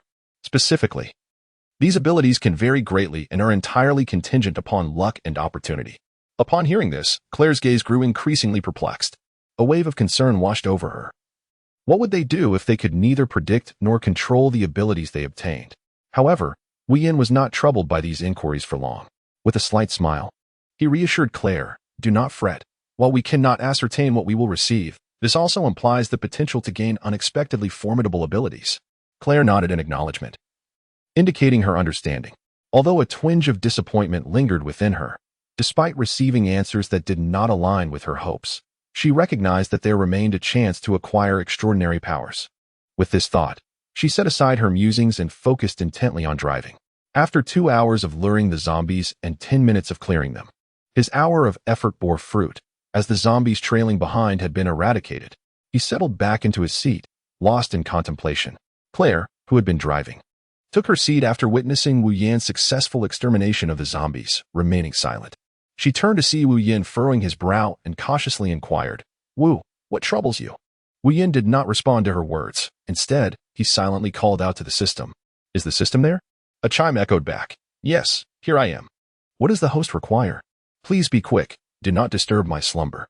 In her mind, Wu Yin pondered with uncertainty, "System, why is it that whenever I seek you out, you are either asleep or on your way to slumber?" The system, unwilling to entertain her inquiry, replied curtly, "If you have something to say, speak quickly. If not, be off with you. Do not linger unnecessarily." Hearing the system's irritation, Wu Yin felt a sense of grievance and asked, "System, aside from enhancing my abilities through the rewards you provide, are there any other means to augment my powers?" The system, displaying a hint of impatience, retorted, "Aren't you functioning quite well? Why the sudden question? Have you encountered some peculiar circumstance or difficulty? Or do you believe your current abilities are insufficiently formidable?" Wu Yin hastily clarified, "It is not as you think. I merely felt my abilities were somewhat inadequate after recently eliminating a horde of zombies. You see, system, my powers allow me to alter the shape of metal and command it to hunt zombies. However, during large-scale exterminations, my efficiency is comparable to that of firearms. Though slightly more precise, it is still inferior, as firearms do not deplete my mental energy." The system pondered for a moment before responding, "Indeed, host, you raise a valid point. Nevertheless, there are indeed ways to enhance your current abilities, though only two exist at this moment. The first is through system rewards, which depend on your luck and prowess. The second involves usurping the abilities of others who share this power, though such actions may provoke retaliation from other users. The specifics of how to proceed are for you to explore. Well, host, I have provided you with the options, and the choice is ultimately yours. I wish you good fortune. Farewell. With that, the system's voice faded into silence. Chapter 45. The Umbrella Combat Team approaches, she repeatedly called out, yet received no response, causing her to feel a sense of panic. Thoughts raced through her mind. Had she made an error? In a moment of turmoil, she bit her lip and resolved to make a decision. Meanwhile, having just concluded his conversation with the system, Wu Yin heard Claire softly declare, "Wu, I have decided to give myself to you." Due to his recent distraction and Claire's voice growing increasingly faint, he did not catch her words clearly. Assuming she had something of great importance to convey, he inquired, "What have you decided to return for?" Upon hearing his question, Claire's face began to flush crimson as she recalled her previous statement. Uncertain whether to repeat herself, she felt a twinge of hesitation. After waiting for a while without receiving a response, Wu Yin turned his gaze towards Claire, noticing the conflicted expression on her face. He inquired, "Claire, are you all right?" As he reached out to touch her forehead, he felt the warmth radiating from it, causing him to furrow his brow in concern. "Why is your forehead so hot? You haven't been accidentally scratched by a zombie, have you?" Upon hearing the mention of a zombie scratch, Claire's thoughts were abruptly pulled back to reality. She suddenly grasped Wu Yan's hand, her voice laced with anxiety as she asked, "Wu, have you been scratched by a zombie?" Wu Yan was taken aback by Claire's sudden words and actions. Reflecting on her previously troubled expression, a thought struck him, a means to bridge the gap between them. Thus, he feigned weakness and said, "I was just scratched on the arm by that zombie. I might be infected with the virus. But it's all right, I shall endure." Upon finishing his sentence, he let out a gentle sigh, as if he had already resigned himself to fate. Claire's eyes widened in shock, tears instantly welling up in her eyes. She grasped Wu Yan's hand tightly, her voice trembling as she implored, "No, Wu, you cannot be in danger. We will surely find a cure, we will save you." As Wu Yan observed Claire's anxious demeanor, a sense of secret delight welled up within him. Yet, he maintained a facade of strength, softly uttering, "It is futile, Claire. Neither of us possesses the antidote to the virus. I can only hope that you can fulfill a modest wish of mine before I succumb to zombification." At that moment, Claire, consumed by urgency, paid little heed to anything else, promptly nodding in agreement and grasping Wu Yan's hand tightly, staying close beside him. "Speak, I will grant you anything," Claire exclaimed, her voice laced with impatience. Hearing her eager consent, Wu Yan felt an inner thrill. He deliberately lowered his voice, attempting to sound feeble and fragile. "I wish for a kiss before I transform into a zombie." After speaking, he feigned a state of near death, slowly closing his eyes as if he were on the brink of expiration. Without hesitation, Claire leaned down, her movements gentle yet swift, her lips brushing softly against Wu Yan's. However, at that very moment, Wu Yan, who had kept his eyes shut, suddenly felt a warm sensation wash over him. A wave of joy surged within his heart, impossible to conceal any longer. Consequently, he eagerly opened his eyes and extended his arms, enveloping Claire in a tight embrace. It was then that Claire realized she had been deceived by Wu Yan. She attempted to extricate herself from his grasp. Yet, no matter how hard she struggled, his strong arms held her like iron chains, rendering escape nearly impossible. Ultimately, she resigned herself to the reality of the situation, ceasing her futile attempts to break free, and began to savor the intimacy of the moment. As they parted from their fervent kiss, Claire, in a huff, remarked, "Wu, you." Wu Yan chuckled softly, revealing a broad smile, as if he were the happiest person in the world. He said, "I just heard you clearly say that when you return." At this moment, Claire's face instantly flushed crimson. She hurriedly covered Wu Yan's mouth with her hand, preventing him from continuing. Her eyes brimmed with shyness and indignation as she glared at Wu Yan and exclaimed, "You mustn't say that. If you heard it so clearly, why would you still behave this way?" Upon witnessing Claire's bashful demeanor, Wu Yan could not help but chuckle softly. He remarked, "Hee. I noticed you were unresponsive for quite some time, so I devised this little plan." As he spoke, Wu Yan reached out, intending to draw Claire into his embrace. Upon seeing his outstretched hand, Claire's body quivered slightly. However, she swiftly raised her hand to dismiss his advance. A hint of hesitation crossed her face as she softly responded, "In that moment, I was merely caught up in my emotions, which led me to utter those words. Moreover, are you not concerned that Alice and Jill might become upset because of me?" Wu Yan comprehended the essence of Claire's words. a gentle smile gracing his lips as he observed the hesitance etched upon her cheeks, his eyes shimmering with unwavering determination. He tenderly elucidated, there is no need for concern. Alice and Jill will undoubtedly welcome your inclusion with open arms, embracing you as one of their sisters. You shall see. Claire, still harboring a trace of skepticism, cautiously inquired, Really? Rest assured. Upon our return, you will naturally come to understand, Wu Yin confidently reassured her. Now then. The nearby zombies have mostly been eradicated. He glanced at the sky, noting the sun beginning its gradual ascent. Let us depart. Dawn approaches. And we must reconvene at our designated meeting point. All right. With Wu Yan's affirmation, Claire shed the caution she had initially possessed upon joining. Her thoughts now entirely consumed by the man before her. In the square, Alice and Jill had chosen to venture towards the affluent districts, where the undead were notably sparse. They dedicated approximately an hour to luring the zombies, managing to attract only a few thousand. Within that time, they successfully eliminated all threats and returned to await Wu Yin and Claire's arrival outside the vehicle. Jill, spotting lights emerging in the direction from which Wu Yin had departed, joyfully alerted Alice, who sat beside her. Wu and the others are returning. As Alice gazed towards the approaching lights, she discerned several vehicles trailing behind and her pupils contracted in alarm. Jill, be cautious. Those are not Wu and Claire. Upon hearing Alice's warning, Jill too recognized that the lead vehicle was accompanied by others. A shared glance between them revealed the gravity of the situation. They realized it might be graver than they had anticipated. Alice swiftly retrieved her firearm from her leg holster, bracing for potential danger, while Jill tightly gripped her handgun, vigilantly observing the advancing vehicles.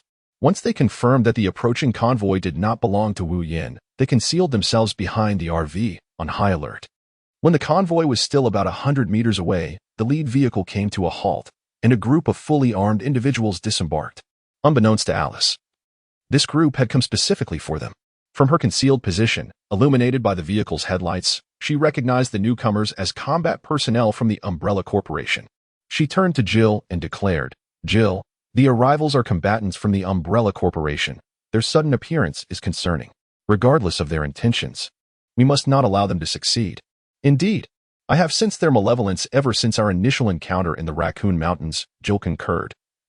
Having discerned the identity of the newcomers and recalling their previous harrowing experiences, here is the plan.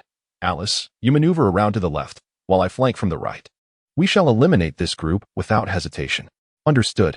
After Alice acquiesced to Jill's plan, she began to crouch low and stealthily approach the left side of their adversary. Chapter 46. The Perfect Solution. Alice and Jill, bent low, cautiously navigated between the houses lining the street. With remarkable agility, they swiftly located suitable positions. Preparing for the impending confrontation, Jill's gaze was resolute as she raised her rifle, aiming at the leader of the enemy. Just as the leader was about to speak, Jill unhesitatingly pulled the trigger. Bang! The sharp report of the gun shattered the stillness of the night. The leader's body jolted violently before collapsing straight down. Observing this, a glint of cold determination flashed in Alice's eyes. She immediately raised her dual pistols and commenced firing. Her movements were swift and precise, each shot laden with lethal intent. After depleting a magazine, both women sought to reload, only to realize, as they reached for the specially designed compartments of their long boots, that their magazines were empty. It dawned on them that their ammunition had been nearly exhausted during the previous skirmish with the zombies, and they had not anticipated the Umbrella Corporation's pursuit upon their return, thus failing to replenish their supplies from the RV in time. Among the Umbrella Corporation's capture team, one squad leader, concealed behind cover, noted the cessation of gunfire from within the house, deducing that their opponents were out of ammunition. He rose from behind the barrier and shouted, "They are out of bullets." Upon hearing their leader's call, the remaining two team members immediately stood up, weapons at the ready, vigilantly monitoring the movements within the left side house. Simultaneously, another contingent maintained a watchful eye on the right side house, while the remaining three squads sustained a heightened state of alert in the vicinity. However, confronted with such a predicament, Alice and Jill chose not to succumb to despair. In a moment of desperation, they swiftly reacted, securing their handguns in their holsters and deftly drawing the tent from their backs. Utilizing the cover of night, they leapt unhesitatingly from the second-floor window, charging straight towards their adversaries. Just as they vaulted through the window, the Umbrella Corporation's observation squad keenly detected their movements. Without hesitation, they opened fire, a cacophony of gunfire piercing the night air. The other 3 squads redirected their weapons towards the sides, ready to engage. Nevertheless, Alice and Jill, endowed with extraordinary physical prowess and reflexes tenfold that of the average person, deftly evaded the incoming bullets. Like 2 bolts of lightning, they wove through the hail of gunfire. Advancing towards the enemy, Jill crouched behind a vehicle approximately 5 meters away from her target, halting her advance. She was waiting, biding her time for the enemy to approach her. The assailants, who had been firing moments before, noticed that their target remained motionless behind the vehicle at a distance of about 5 meters. They ceased fire, standing alert with their weapons raised but taking no further action. Their leader, communicating through the earpiece, instructed, "You two, flank them from the left and right." Upon hearing the captain's orders, the 2 individuals, despite their helmets obscuring their features, exchanged knowing glances and nodded before cautiously advancing towards Jill's concealed position. Jill had taken refuge behind a vehicle approximately 5 meters away from them, opting not to rush forward any further, fully aware that such recklessness could easily result in her being struck by enemy fire. Instead, she resolved to await a more opportune moment, allowing her adversaries to approach her. The assailants, who had just been firing, noticed an unsettling silence emanating from the vicinity of the vehicle where their target had retreated. Their curiosity piqued, they ceased their gunfire, their gaze fixated on the car, weapons tightly gripped, unwilling to let their guard down for an instant. The captain, positioned behind them, communicated through the radio, issuing a tactical command, "You two flank her from the left and right." This judicious strategy aimed to mount a lateral assault on Jill, thereby gaining a significant advantage. Upon receiving the captain's directive, the duo, still unable to discern each other's identities due to their helmets, exchanged a brief glance and a nod of understanding. They then proceeded with utmost caution towards Jill's hiding spot, their footsteps deliberate and soft, wary of any sound that might alert her. Jill, upon hearing the faint sound of their movements, deduced their intent to surround her from either side. Having already formulated a plan while crouched behind the vehicle, she braced herself for the impending confrontation. As she sensed their proximity diminishing, she propped herself up with one hand and, peering beneath the vehicle, noted that the adversaries were now within 3 meters of her. Seizing a shard of glass from the ground, she suddenly sprang up and hurled it towards the individual on her right. The moment the other adversary faltered in surprise, she swiftly brandished her dagger and lunged fiercely at the heart of the one on her left. A piercing sound echoed as the stunned assailant was struck, collapsing lifelessly to the ground. In that fleeting moment, Jill seized the opportunity to snatch his rifle, turning it against the remaining adversary, unleashing a series of 3 rapid shots that found their marks in the opponent's head and heart. Having dispatched the 2 threats, Jill did not relent.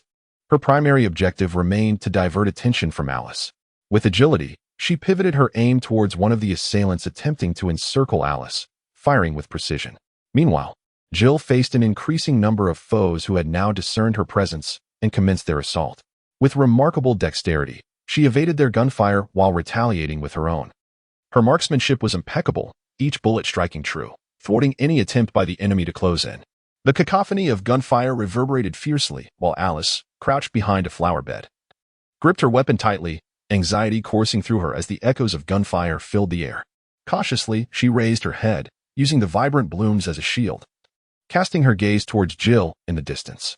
There, she observed Jill skillfully leveraging the terrain and her firepower to effectively draw the enemy's attention away, notably diminishing the number of assailants advancing towards her. Alice recognized that the opportunity had arrived. Taking a deep breath, she resolved to act, grasping a down knife with determination. Leaping to her feet, she summoned all her strength and hurled the knife towards the remaining adversary. The blade sliced through the air with a chilling gleam, striking the opponent squarely in the abdomen. Observing this, Alice swiftly seized another down knife and, like a nimble leopard, bounded to the side of the wounded enemy. She raised the knife high and brought it down with ferocious might. The impact was devastating. The force was so great that the enemy was cleaved in 2. Without a moment's hesitation, Alice snatched up the fallen adversary's rifle and plunged into the fray. With Alice's involvement, the Umbrella Corporation's capture squad found themselves besieged from all sides. Unable to fend off the simultaneous assaults, chaos ensued. Jill and Alice, employing their agile skills, quickly dispatched this group of foes. Meanwhile, Wu-Yen, on his way back, was still teasing Claire. As they drew closer to the rendezvous point, Claire faintly heard the sound of gunfire ahead. She turned to Wu-Yen and said, "Wu, do you hear gunshots in the distance?" Wu-Yen, puzzled, responded, Alice and Jill are dealing with zombies. It's only natural that they would need to fire their weapons. Isn't it? Claire, feeling anxious, cautioned. No, the intensity of the gunfire doesn't resemble that of handguns at all. It sounds more like a group is engaged in combat. Chapter 47. The two women guide Claire. Upon hearing Claire's words, Wu Yin furrowed his brow tightly, straining to listen.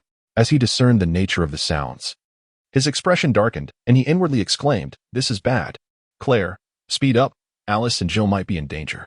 "Understood," Claire replied, then pressed the accelerator with urgency, propelling the car forward like an arrow towards their agreed-upon meeting point.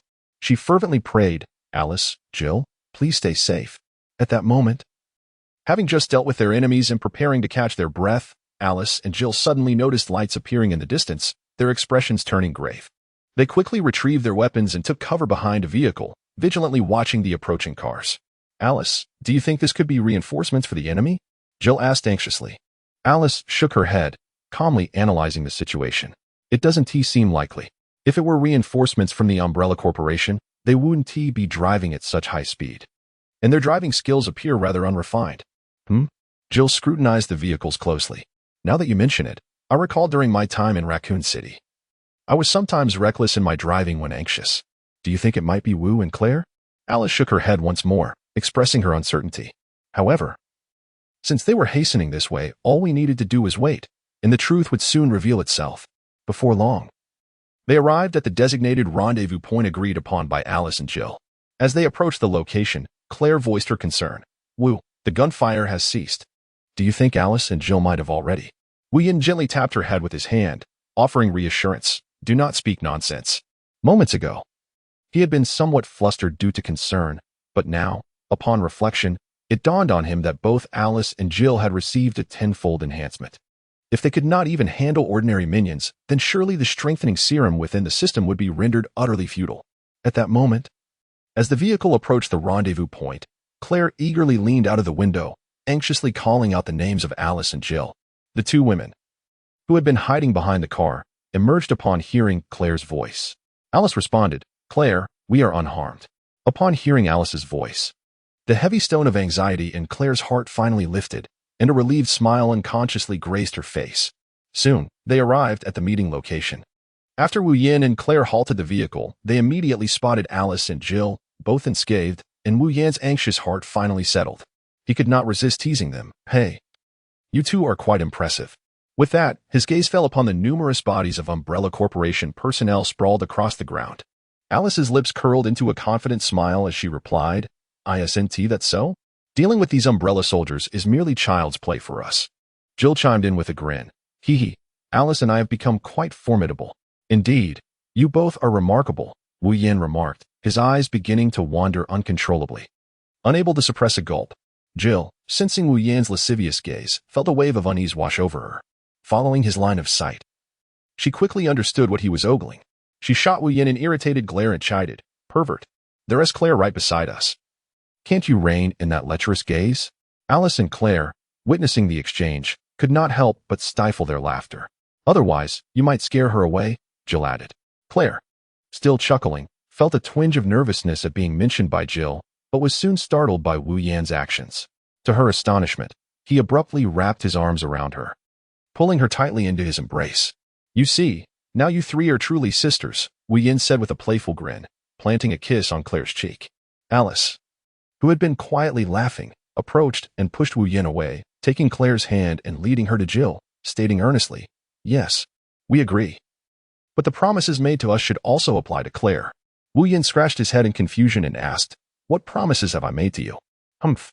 You promised Alice that until the matter with Dr. Isaac was resolved, you would sleep alone," came Jill's gleeful voice, echoing in Wu Yan's ears.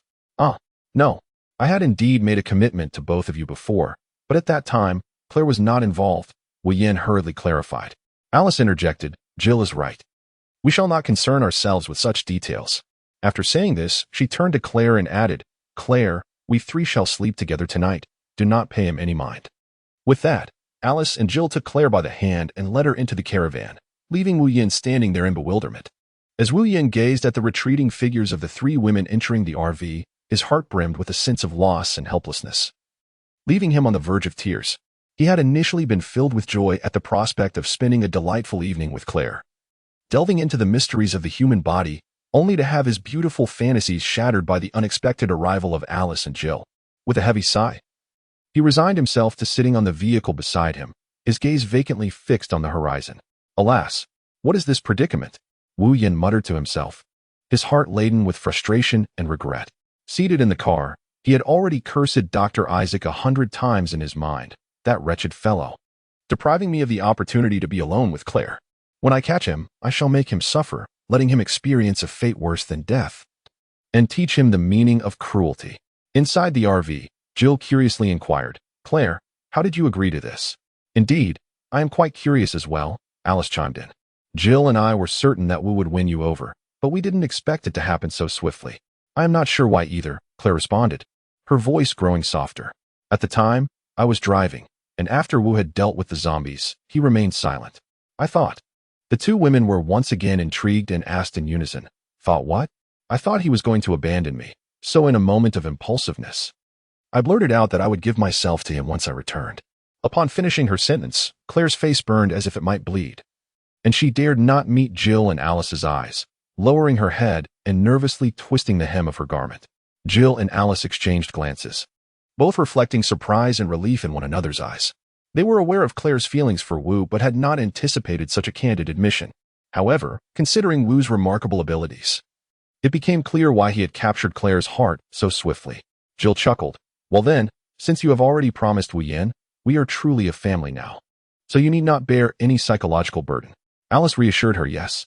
Rest assured, from the very first day we met you, Wu mentioned to Jill and me that you were one of the 4 he had chosen. Chapter 48, Counting the Gains. Alice.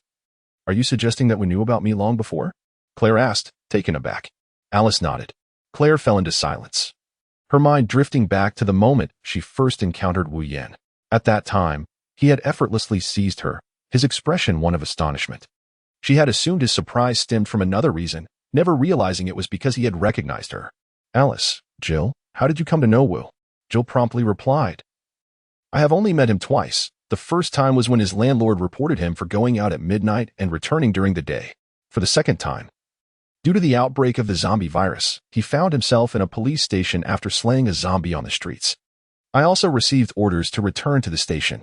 During this time, a colleague was ambushed and infected, but he came to my rescue. Subsequently, he took me to his residence, where she cast a somewhat bashful glance at Alice. Alice, understanding the situation, calmly remarked that she had been knocked unconscious by 5 individuals. And just when they intended to perpetrate their nefarious deeds, Wu had returned to save her once more. Claire turned her gaze towards Jill and then towards Alice, inquiring, What about you, Alice? My acquaintance with Wu is quite similar to Jill's, she replied. Both of us were brought to his abode after he rescued us. And now, you see the circumstances we find ourselves in. You need not overthink it, Claire. Although Wu can be somewhat eccentric at times, he treats us with kindness, Alice concluded. Jill interjected, Indeed, as long as we refrain from undertaking actions we are unwilling to do, Wu has never used his powers to compel us. Claire responded, I understand. I shall take my leave to rest. As dawn broke, Wu, who had endured a night in the vehicle, awoke to find the door of the RV still firmly closed. He refrained from exiting to rouse the 3 women inside. Instead, he mentally summoned the system to check the bounty from last night's zombie hunt. Little fish, are you there? Yes, host, came the reply. How many crystals did I acquire last night? Little fish displayed the shop interface and responded, last night. The host obtained a total of 750 crystals. Upon hearing the amount accumulated, he reflected, it seems I must enhance my hunting efficiency. At this rate, when shall I be able to exchange for the improved T-virus? Oh, and Little Fish, what about Alice and Jill's haul from last night? With an apologetic bow, Little Fish replied, I regret to inform you, host, that I am solely responsible for matters pertaining to the shop. I do not possess the authority to know about other matters. Wu Yin sighed, lamenting, This system has its merits, yet its temperament can be quite irksome. As for Little Fish, everything about her is commendable, except for her lack of permissions. Suddenly, a chilling chime echoed, and the system coldly inquired, host, do you dare to repeat what you just said? Initially believing it to be a notification from the marketplace for Little Fish, Wu Yin was taken aback by the subsequent words, jolted into alertness. Instinctively driven by the urge for self-preservation, he hastily clarified, System, You must have misheard me upon waking. What I meant to convey was, could you possibly grant little fish additional permissions? That way, it would certainly ease your burden as well, wouldn't it? Host. I find your suggestion agreeable, yet you must remember, while you may doubt your own intellect, you must never question the system's auditory capabilities. The system then added, considering that you now possess 3 wives, the previous punishment of diminishment has been annulled. Moreover, it is rather too quiet this early in the morning. Let us commence with a simple electric shock. 3, 2, 1. Zzz. A moment later, a bone-chilling wail erupted, reverberating through the air. Caught off guard by the system's ambush, Yin emitted such a desperate cry. After a few seconds of enduring the shock, he began to plead for mercy. System. I was mistaken. I shall never dare to speak ill again. This is merely a lesson for you. Should you dare to speak of me unfavorably again, it will not be so easy next time, the system retorted with a frosty scoff. Yin promptly nodded in acknowledgement, indicating his understanding. The 3 women, who were soundly asleep in the RV, were abruptly awakened by a harrowing scream from outside. They quickly made their way to the driver's cabin, where they found Yin gesticulating wildly, his mouth emitting cries of distress. Alice, what on earth is happening with Will? Claire inquired, her face a mask of confusion. I have no idea, Alice replied, furrowing her brow. Jill, you've known Wu longer than I have. Do you have any insight into his condition? Jill shook her head. I've only known him a day longer than you. With no definitive answers, the 3 women exchanged worried glances and hurriedly exited the vehicle, racing towards Yin's location. Upon reaching him, they discovered that he had already exited the RV and was standing there, grinning foolishly. Yin, are you all right? Claire asked with genuine concern. Haha, I'm fine. I just woke up and stretched a bit too enthusiastically and accidentally got a shock. Yin explained, his laughter echoing. Is that really the case? Jill regarded him skeptically. Of course. If you don't believe me, come inside and see for yourselves. Yin gestured towards the RV. Following Yin's pointing finger, the 3 women indeed observed a frayed wire sparking dangerously. Subsequently, they chose not to dwell further on the matter. Yin gazed at the 3 women before him, now fully awakened, and contemplated the urgency of extracting the enhancement liquid so that Claire might utilize it. He then inquired of Alice and Jill. Alice, Jill, how many zombie crystals did you acquire last night? Upon hearing this question, Jill promptly responded. After we finished hunting all the zombies last night, we returned here directly, intending to tally the count together upon your arrival. However, who could have anticipated that the Umbrella Corporation's personnel would launch a sudden attack? As she spoke, a look of resignation crossed her face. Upon hearing these words, Yin immediately grasped the intricacies of the situation. He smiled at Jill and said, Jill, there is no need for you to elaborate. I harbor no resentment towards you. After all, the circumstances were urgent, and you all performed admirably.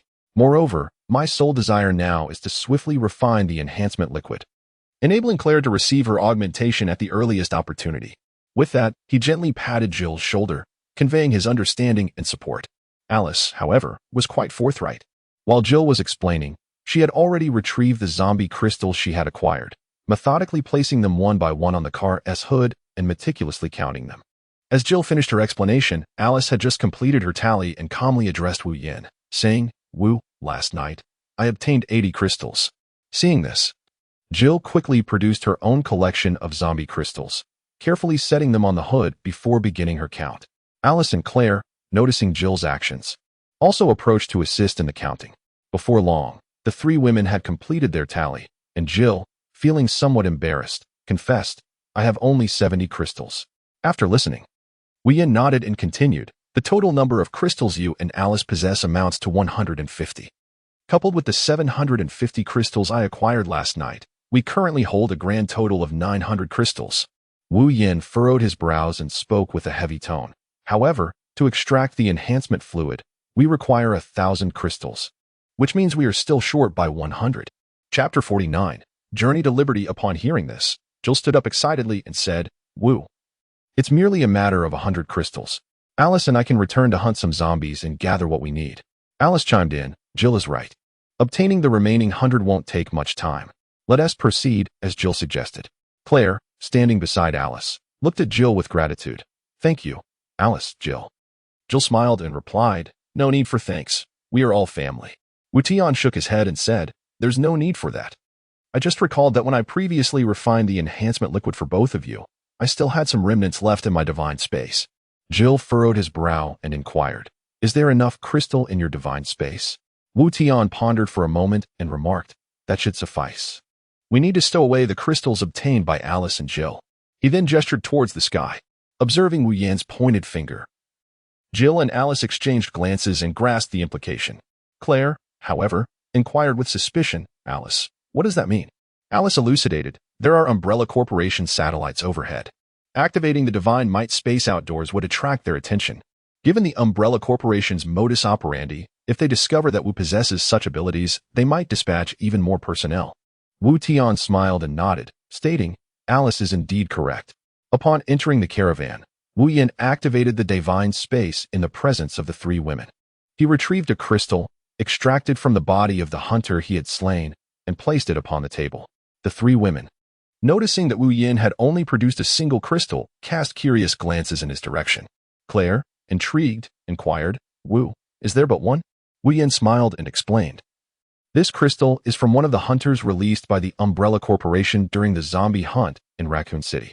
Its power is sufficient to counterbalance 100 ordinary zombie crystals." Upon hearing the mention of the hunter, Alice suddenly recalled something and said, "Wu, are you referring to that enigmatic creature we encountered together in the Hive?" Wu Yan nodded and replied, "Indeed. However, the Umbrella Corporation has cultivated numerous biological weapons. When the Red Queen was deactivated, it was merely a case of them escaping on their own." After speaking, Wu Yan felt a pang of hunger. So he retrieved some food and beverages from the Shinwi space and offered them to the three women. "Let us indulge in a bite first. Once we have finished, I shall commence the extraction of the enhancement fluid." Wu Yan observed the manner in which they consumed their meal, and a sense of solace washed over him. After they finished breakfast, Wu Yan addressed the three women with utmost seriousness, "While I am refining the enhancement solution, it is imperative that we maintain silence and refrain from disturbances. Alice and Jill, you shall be responsible for keeping watch over our surroundings.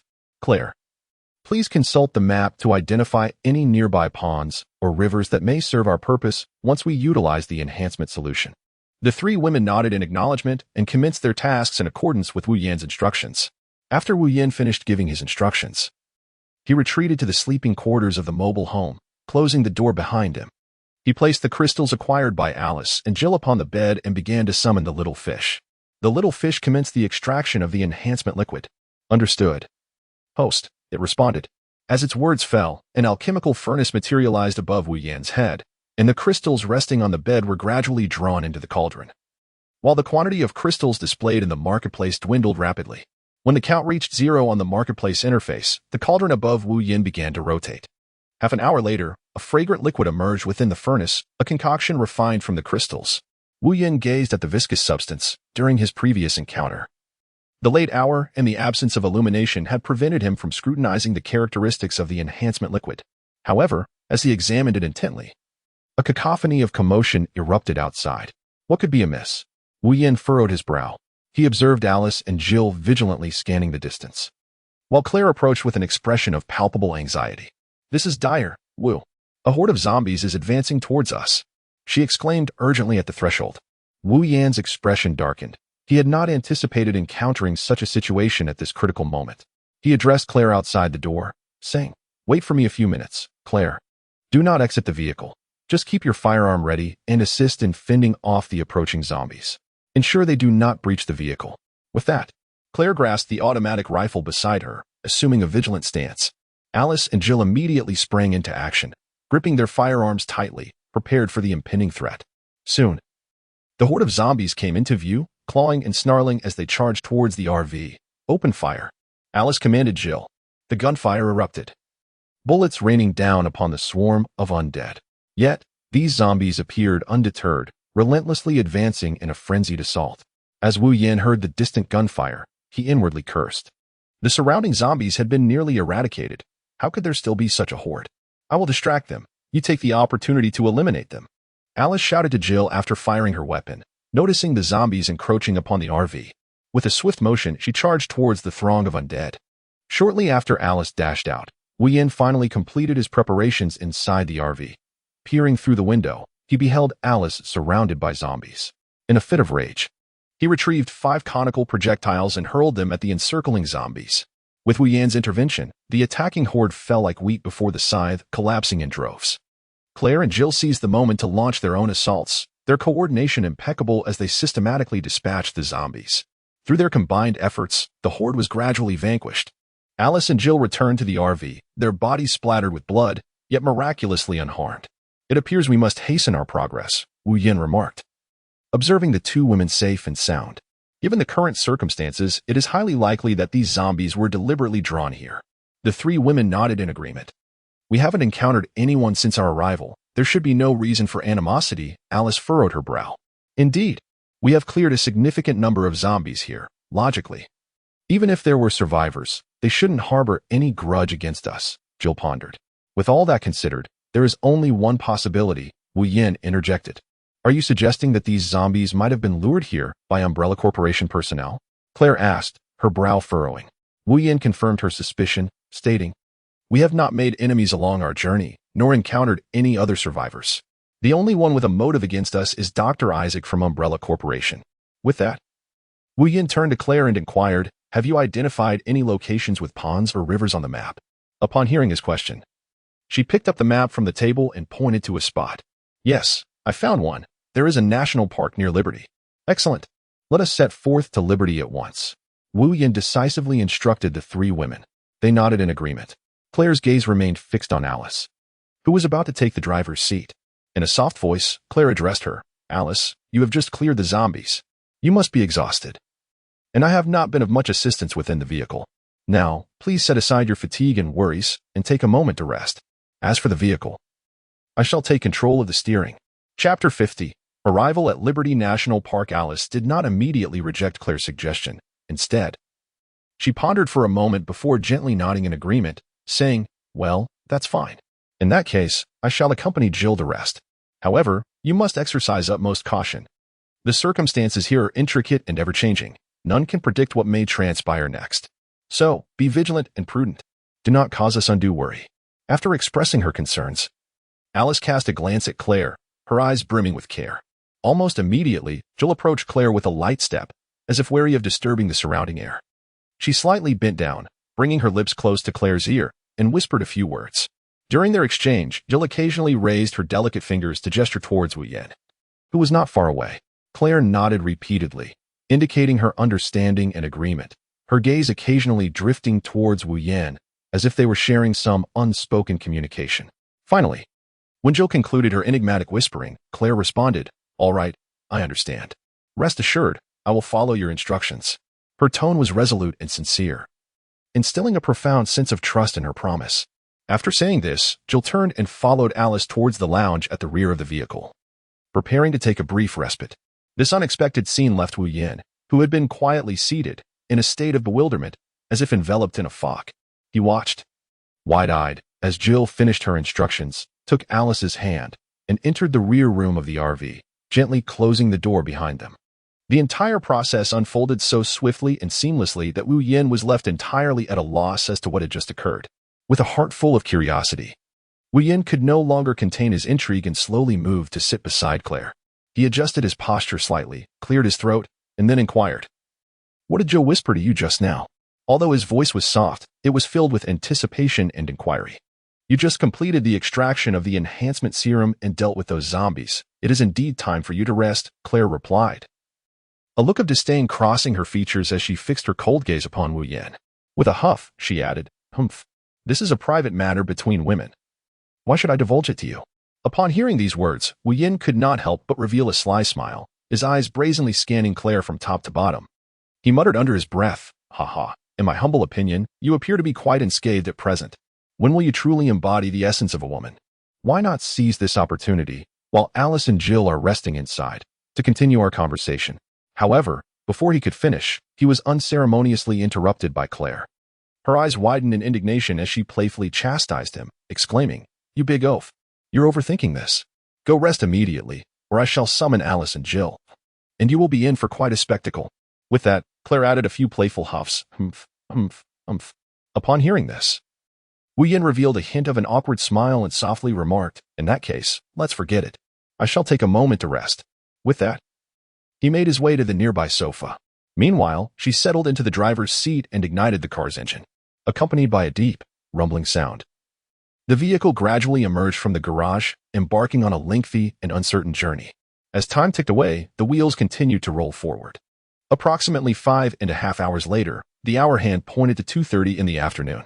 The sun still blazed fiercely, though its intensity was no longer as blinding as at noon. At that moment, Claire finally arrived at their destination, Liberty National Park. The car came to a steady halt in the parking lot, and Claire exhaled gently, her taut nerves beginning to ease. She called out to her resting companions, Alice, Jill, and Wu. "Wake up, we have arrived."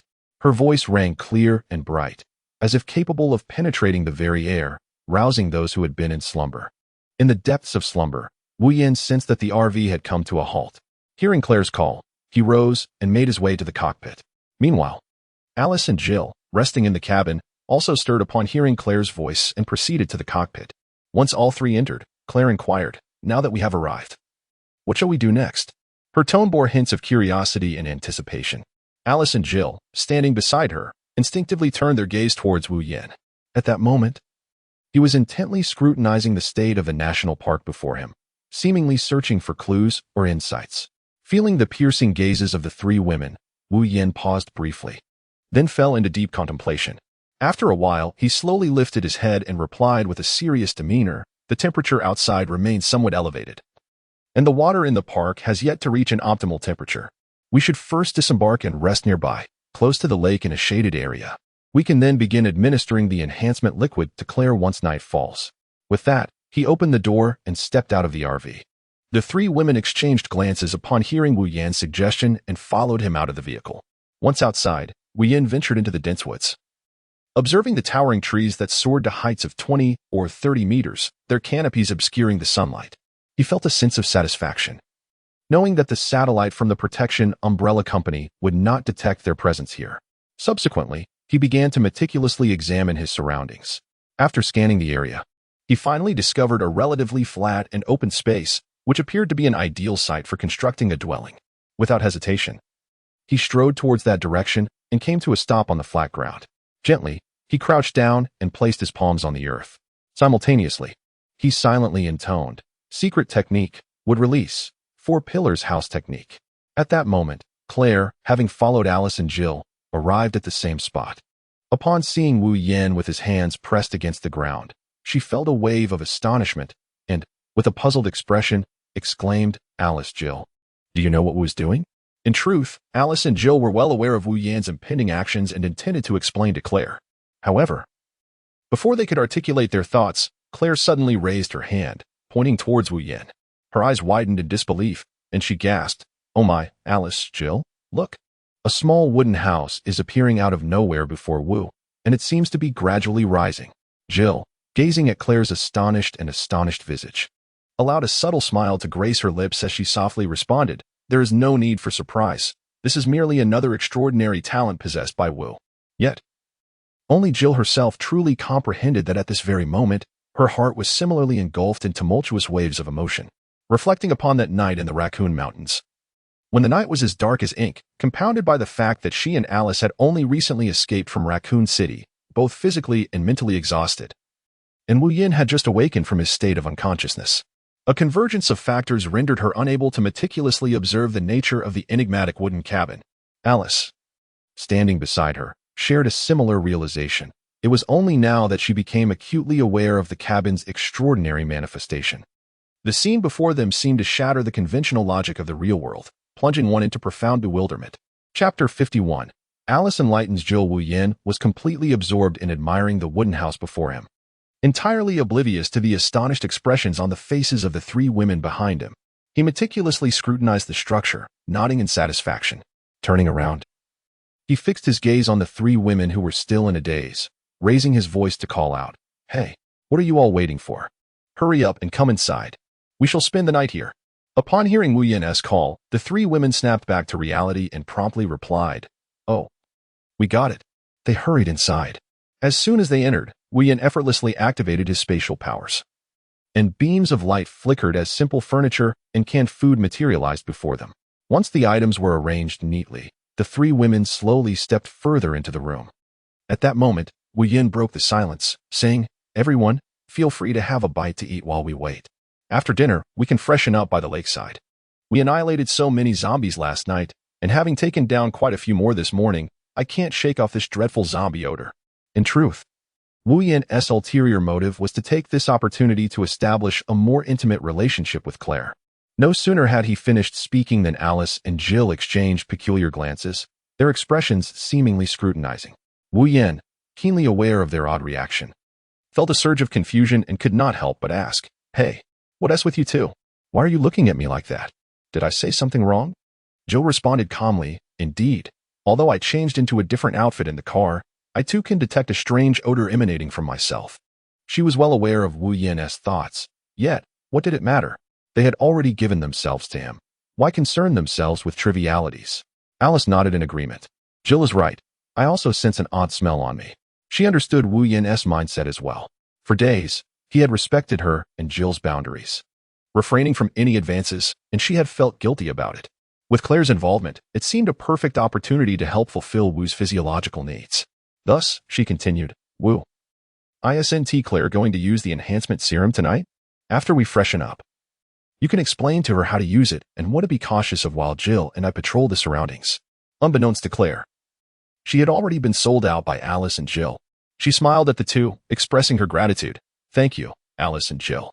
Wu Yan discerned the underlying meaning in the conversation between Alice and Jill, a realization stirring within him. Beside the tranquil lake, he meticulously selected a relatively secluded pool of trickling water. This pond was modest in size, with an estimated diameter of merely 5 or 6 meters. It resembled a gem concealed deep within the dense forest, surrounded by lush trees that intertwined closely, forming a natural barrier that shrouded the pond from view. Even from a bird's-eye perspective, it was challenging to detect this hidden paradise below. Wu Yan was exceedingly pleased with the location he had discovered, a smile of delight illuminating his face. He turned to the three ladies beside him and softly remarked, "This place is truly splendid, serene, and secluded. Perfect for us to take a moment to refresh ourselves."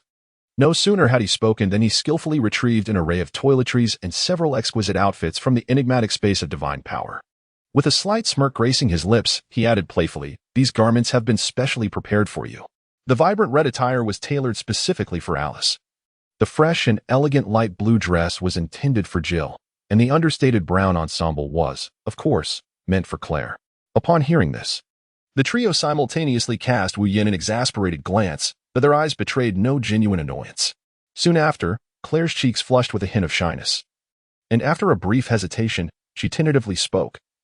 Wu, could you please turn around?" Her voice was as soft as a whisper, as if she feared attracting too much attention from others. However, Wu Yan feigned ignorance, deliberately asking, "Why should I turn around?" While saying this, he blinked his bright eyes, revealing a hint of mischief and teasing. Faced with Wu Yan's playful pretense, Claire felt a wave of embarrassment wash over her, her cheeks tinged with a delicate blush. She gently bit her lip and mustered the courage to say again, "Wu, I really think you should turn around." As she spoke, she discreetly shot him a sidelong glance, hoping he would comprehend the unspoken meaning behind her words. Alice, wearing a smile, observed Claire's slight discomfort before turning her gaze toward Wu Yan and softly suggesting, "Oh dear Jill, I have heard that the scenery here is simply breathtaking. How about this, after we freshen up, let us two lead Claire on a leisurely stroll to fully appreciate this enchanting landscape?" Jill understood the implication immediately and responded with a bright smile. "What a splendid idea. I too have heard that the scenery here is delightful, but regrettably, I have never had the chance to visit. Now, just as nightfall approaches, let us take this opportunity to enjoy the beauty together." Upon hearing these words, Wu Yan feigned compliance, responding obediently, "As you say, I shall turn and retreat now." Yet, deep within his heart, he could not help but grumble, "Humph, those detestable Alice and Jill, once I have successfully rid myself of Dr. Isaac. Just wait until I deal with you both. At that time, I shall ensure you are thoroughly taught a lesson, leaving you to languish for 3 days and 3 nights. Otherwise, I vow not to relent, even to the extent of walking on my hands as a form of punishment." With this thought, a sly smile involuntarily crept upon Wu Yan's lips, revealing a hint of mischief. As Wu Yangon turned around, he heard a faint sound behind him. He felt an urge to glance back, yet he resolutely suppressed it. After waiting for a moment, he finally discerned the sound of water splashing. Only then did he turn around, begin to shed his garments, and leap into the pool. With his entry, the serene waters erupted with vitality, leaving Wu Yangon momentarily dazzled, particularly by Alice and Jill, whose figures were impeccably proportioned due to their use of enhancement liquid, especially their long, elegant legs. Just as he contemplated making a move, Jill noticed him and remarked, "Woo, did you forget what we agreed upon?" A hint of annoyance colored her tone. I remember," Wu Yinon replied, somewhat helplessly extricating his hand. "That's good enough," she said, pulling Alice toward the opposite side. Alice, in a soft voice, asked Jill, "What's bothering you?" "I just can't get over it," Jill replied. "What's there to be upset about?" Alice inquired, perplexed. "Humph. He promised us that he would no longer deceive us. Yet who knew that during our time in the Leak Mountains, you would tell me he..." Jill complained. Alice chuckled. "It's been so long since that happened. Besides, didn't he say that once he helps me find Dr. Isaac and uncovers my origins, he would tell us everything?" Jill was swayed by Alice's words. Yet her lips still stubbornly pouted. "Humph. I just can't help but feel frustrated." Seeing that Jill had been convinced, Alice comforted her. "All right. Let us put this behind us and not dwell on it." Chapter 52. The Schemes of Three Women. Approximately an hour later, Alice's lips curled into a gentle smile as she softly asked, "Jill, I finished bathing. How about you?" Jill's gaze remained fixated on Wu Yingon as he swam, only retracting her gaze when he successfully reached Claire's side. She nodded slightly and replied, I'm done too." Alice observed everything, understanding that Jill had come to terms with the matter. She then proposed, "Since you're done, let us get ashore, dress, and then explore our surroundings." Jill agreed, responding, "Sounds good." At that moment, Claire, who had been silently observing Alice and Jill's every move, saw them begin to walk toward the shore and quickly inquired, "Alice, Jill, are you both done bathing already? Then I shall too." Before Claire could finish her sentence, Alice interrupted, "Yes. Claire, we know what you're about to say. You've always been straightforward, haven't you?" "Claire, Alice is right. This was bound to happen sooner or later.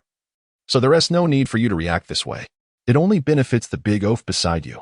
As Jill offered her consolation, she could not resist a jibe at Wu Yin. Just as Wu Yin was about to defend himself, he was petrified by Jill's fierce gaze, causing the words to retreat back into his mouth. Jill glared at him, her eyes wide with intensity, and said menacingly, "What do you mean? You would do well to remember every word you have ever spoken. If you dare to go back on your oath, humph. Not only I, but even Alice and Claire will not spare you." With that, Jill turned her gaze towards the surface of the water, extending her hands to form a peace sign. Alice, observing the scene, could not help but cover her mouth with her hand, bursting into a fit of giggles. She chimed in with Jill, "Indeed, I wholeheartedly agree with Jill." With that, she mimicked Jill, raising her hands in a similar gesture. Claire, watching the amusing antics of the two, stifled a laugh behind her hand as well. The slight embarrassment that had lingered in her heart began to dissipate. Meanwhile, Wu Yin, who had initially been filled with joy and excitement, immediately lost his smile upon witnessing the playful demeanor of the two women. He solemnly assured them, "Rest assured, I will keep my promises. Please trust me." With his renewed vow, Jill felt her lingering displeasure gradually ebb away like the retreating tide. However, she chose not to respond, instead reaching out to grasp Alice's hand tightly. And together they turned to walk towards the shore. At this moment, it is worth mentioning a prior incident when Wu Yin, while still on the shore, inadvertently caught a glimpse of their discarded undergarments. Well, the details, I trust, can be imagined by all. Now, immersed in the water, Wu Yin's gaze was magnetically drawn to the two women making their way to the shore. His eyes seemed to freeze in that moment, and a splendid idiom floated to his mind, emerging lotus from the water. The two women had just surfaced, and though only their backs were visible, their damp hair clung to their porcelain skin, with droplets cascading down their graceful curves like glistening pearls, exuding an enchanting allure. Sunlight danced upon them, refracting mesmerizing beams, rendering the scene dreamlike and breathtaking. Having come to a profound realization, Claire appeared unshackled from the constraints that once bound her spirit, her true self gradually unveiled. Just as Wu Yin was lost in his delightful reverie, without warning, a large and powerful hand suddenly covered his eyes like a dark curtain. At the same time, he heard Claire's voice, tinged with playful annoyance. "Humph. You big oaf, what is so fascinating? Turn around at once." This unexpected gesture and words momentarily stunned Wu Yin, but he quickly regained his composure, a slight smile of reluctant affection gracing his lips. As the two women, nearing the shore, heard Claire's call and turned around, they saw Wu Yan's eyes concealed. Exchanging glances, they raised their thumbs in approval and exclaimed, "Claire, you are truly remarkable." Upon hearing Claire's words, Wu Yan did not turn away. Instead, He embraced her tightly and whispered softly in her ear, "It seems you are already prepared." As he spoke, he leaned in to kiss her. Claire, after a momentary struggle, yielded to the kiss. Gil, who was already ashore putting on her clothes, observed Wu Yan's eager demeanor and remarked to Alice, "What do you think about Claire?" Alice paused in her dressing, reflecting on her own past moments with Gil, and uncertainly replied, "Well, it should be fine." Humph. This big oaf is getting lucky. With Alice's hesitant words, Claire removed the clothes she had just put on and swam slowly towards Wu Yan. Seeing this, Alice reluctantly shed her own garments and followed behind Gil, the concern for their surroundings having long been cast aside by the two women. Upon hearing the sound of two splashes behind him, Wu Yan realized that Alice and Jill were also joining in. A surge of determination coursed through him as he released Claire and submerged himself beneath the surface. With his hands pressed against the bottom of the pool, he fervently invoked secret art, would release, pillar technique. As his mental invocation concluded, wooden houses began to materialize along the edges of the pool, encircling it entirely. The three women, initially perplexed by Wu Yan's sudden descent, were taken aback as they felt the ground tremble and beheld the emergence of the wooden structures. Jill cast a resentful glance at Alice and Claire, exclaiming with indignation, "Damn Wu, how could he keep this a secret?" Alice, feeling a twinge of displeasure, devised a plan, saying, "Let us do this, then this, and finally this." The strategy proposed by Alice prompted enthusiastic nods from Jill and Claire, leading the trio to reach a consensus. Unbeknownst to Wu Yan, who remained submerged after employing the wood-release technique, Alice and Jill harbored grievances about his concealments. As for Claire, having only recently met the three, she was unaware of many details and thus refrained from voicing any opinions, confident that following the group was the right course of action. While he fantasized about how he might conquer the three women, imagining them begging for mercy, he remained oblivious to the fact that they were already strategizing on how to confront him. He caught glimpses of their expressions, which conveyed a sense of impending doom. This realization sent a shiver down his spine, prompting him to inquire, "What are you planning?" Jill responded with a sinister smile, "Oh, nothing much. Just thinking that Claire might not be able to handle it." "So haha." Alice chimed in with a rare mischievous grin. "Woo, you understand, right?" She even threw him a flirtatious wink. Claire followed suit with a playful laugh. "Regarding your situation, while you were underwater, Alice and Jill already filled me in. So haha, you know." Chapter 53, Claire uses the enhancement liquid. Upon hearing the ominous words of the three women, Wu Yan stood frozen, his expression a portrait of astonishment, and with a trembling voice he uttered, "What on earth have you conspired about while I submerged beneath the water?" His eyes betrayed profound fear and confusion. "You must remain calm. If this continues, I truly fear I shall not endure," Wu Yan exclaimed, his heart racing with urgency. The gaze of the three women was utterly terrifying, as though they were poised to devour him. However, in response to his desperate plea, the trio erupted in a chilling, eerie laughter that resonated like the wails of malevolent spirits from the depths of hell, sending shivers down his spine. They collectively proclaimed, "Cackle, cackle, cackle. Scream to your heart's content. Even if your voice shatters, no one shall come to your rescue." Following this, Jill emitted her sinister, spine-chilling laughter once more and continued to taunt, "Woo, is this not the outcome you desired? Now Alice and I are prepared to fulfill your wish. So why do you tremble in fear? It would be wise for you to cease your resistance." Her eyes sparkled with cunning and pride. Beside her, Alice chimed in, "Indeed. Jill speaks the truth. Woo, have you not longed for both Jill and me to accompany you? Yet here you are, shrinking back in trepidation." Her words dripped with mockery. Lastly, Claire joined in the mockery, playfully chiding, "Woo, even I have cast aside my reservations. What is it that you still fear?" Upon hearing the words of the three women, Wu Yan's fear intensified, and he hastily pleaded with them, expressing his desire to abandon the game and return to shore. 2 hours later, as the night deepened, the atmosphere within the wooden cabin by the shore grew tense and somber. At that moment, three women were gathered closely, their gazes fixed intently upon Wu Yan, their thoughts inscrutable.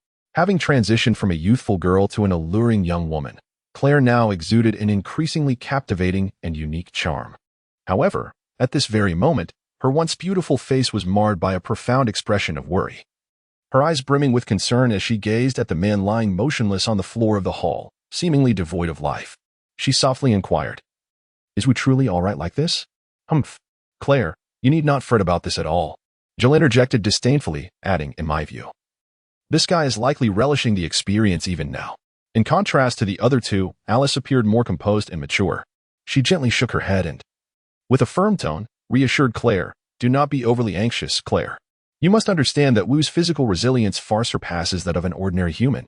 You have witnessed it yourself. After enduring a fierce battle for a full 2 hours, he merely feels a touch of fatigue. With a bit of rest and recuperation, he shall soon be restored to his former self. But what of you? How is your own condition?" Claire responded, shaking her head, "I am quite all right physically. As for the enhancement serum you mentioned, I shall consider it after I have used it. Now, I will go check on Wu." The initial concern Claire harbored for Wu Yin eased somewhat after hearing Alice and Jill's words. Thus, she took a step forward, slowly approaching the motionless figure of Wu Yin on the floor. Wu Yin gazed at the 3 women, who were seated on the wooden sofa, engaged in cheerful conversation, and felt a wave of despair wash over him. Particularly Alice and Jill, who claimed their laughter was merely a means to acclimate to the effects of the enhancement liquid. As Claire approached, he recalled an ancient saying from his homeland, "The ancients truly do not deceive me." Claire hurried over, carefully assisting Wu Yin, who had collapsed onto the floor, and asked with genuine concern, "Wu, when exactly should I use this enhancement liquid?" Yet, Wu Yin offered no response. Instead, he swiftly activated the divine space, his movements both practiced and decisive. In the blink of an eye, a vial emanating an extraordinary radiance materialized in his hand. Without hesitation, he gently placed the enhancement liquid into Claire's palm, executing the action seamlessly as if it were second nature. After completing this, he did not utter a single word but simply closed his eyes and drifted into a deep slumber. Claire perceptively noted that Wu Yin had succumbed to sleep, and thus she lowered her voice, calling out softly to Alice and Jill, who were perched on the wooden sofa, "Wu has fallen asleep. Come quickly and help us carry him to the bedroom." Upon hearing this, Alice and Jill wasted no time, immediately rising to their feet and hastening to Claire's side. Together, they lifted Wu Yin's somewhat heavy form, and Alice, with a serious expression, stated, "Once we return Wu to his room, I will explain to you in detail how to properly use the enhancement liquid." Meanwhile, Jill kept her gaze fixed on the slumbering Wu Yin, affirming, "Indeed, what Alice says is correct. Remain calm. I will stand guard with Alice to ensure no creatures or unruly individuals disturb us." "All right," Claire responded, feeling a sense of relief wash over her. In the depths of night, the water in the pond rippled gently, crystal clear and resembling a vast mirror.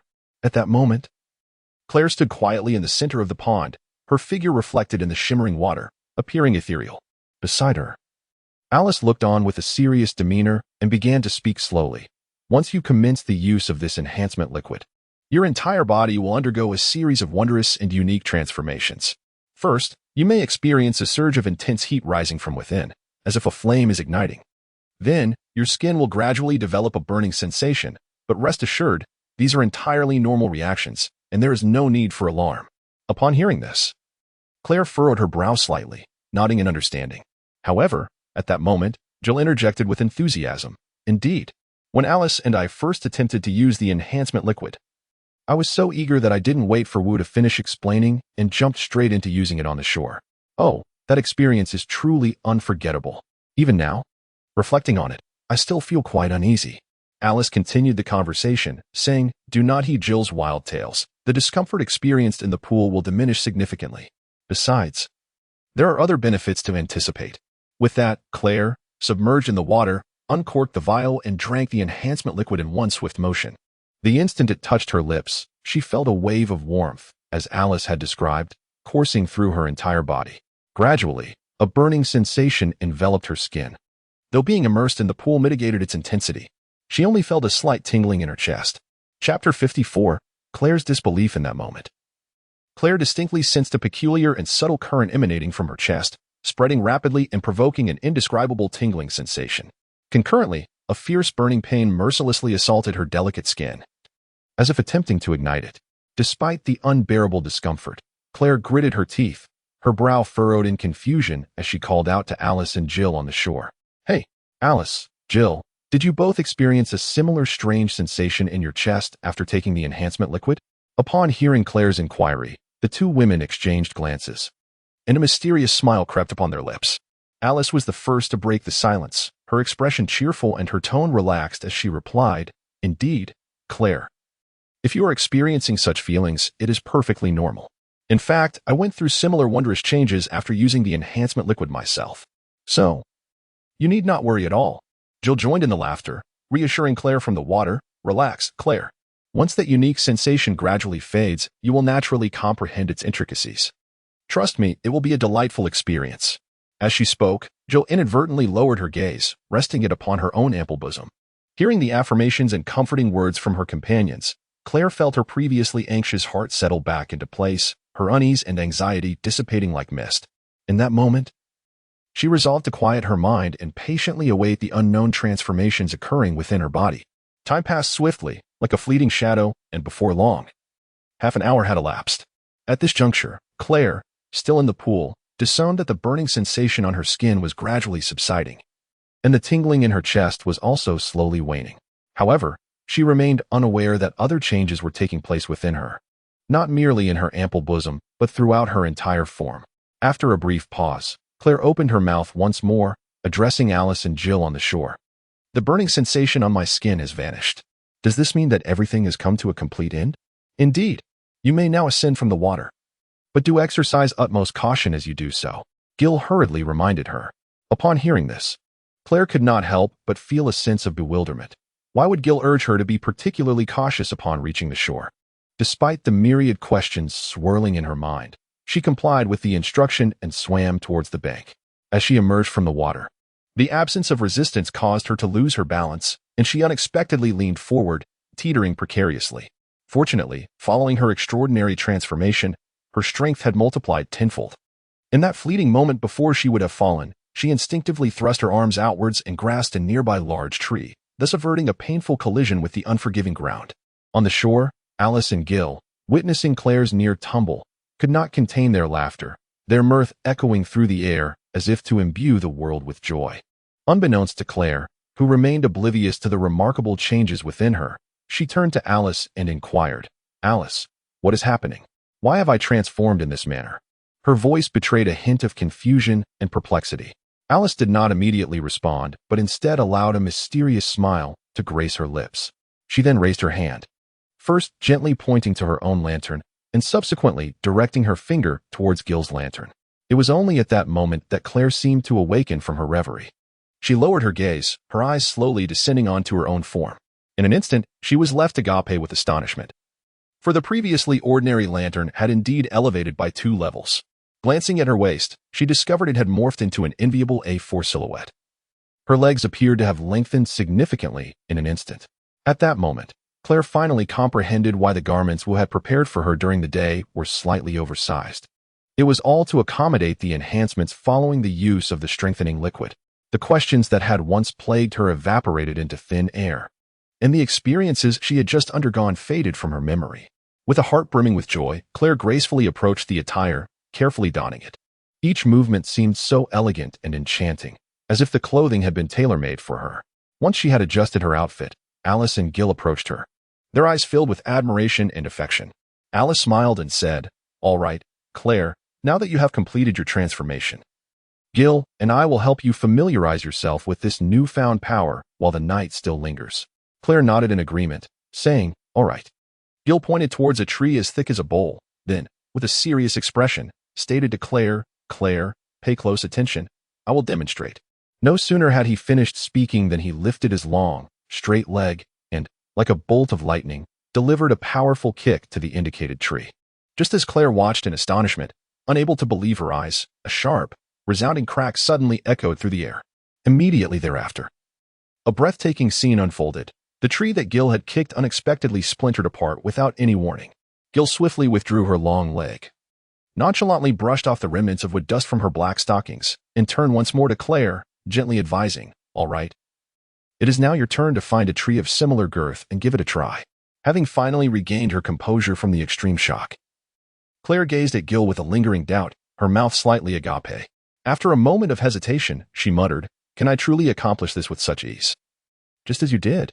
Alice, who had been a silent witness to the entire episode, couldn't help but smile and softly reassured her, "Do not worry, Claire. In truth, Gil did not exert her full strength just now. Therefore, as long as you are willing to make an earnest attempt, I am certain you will succeed." "All right, I will try." Claire responded with determination, then gracefully approached a tree of comparable thickness to the one previously broken by Gil.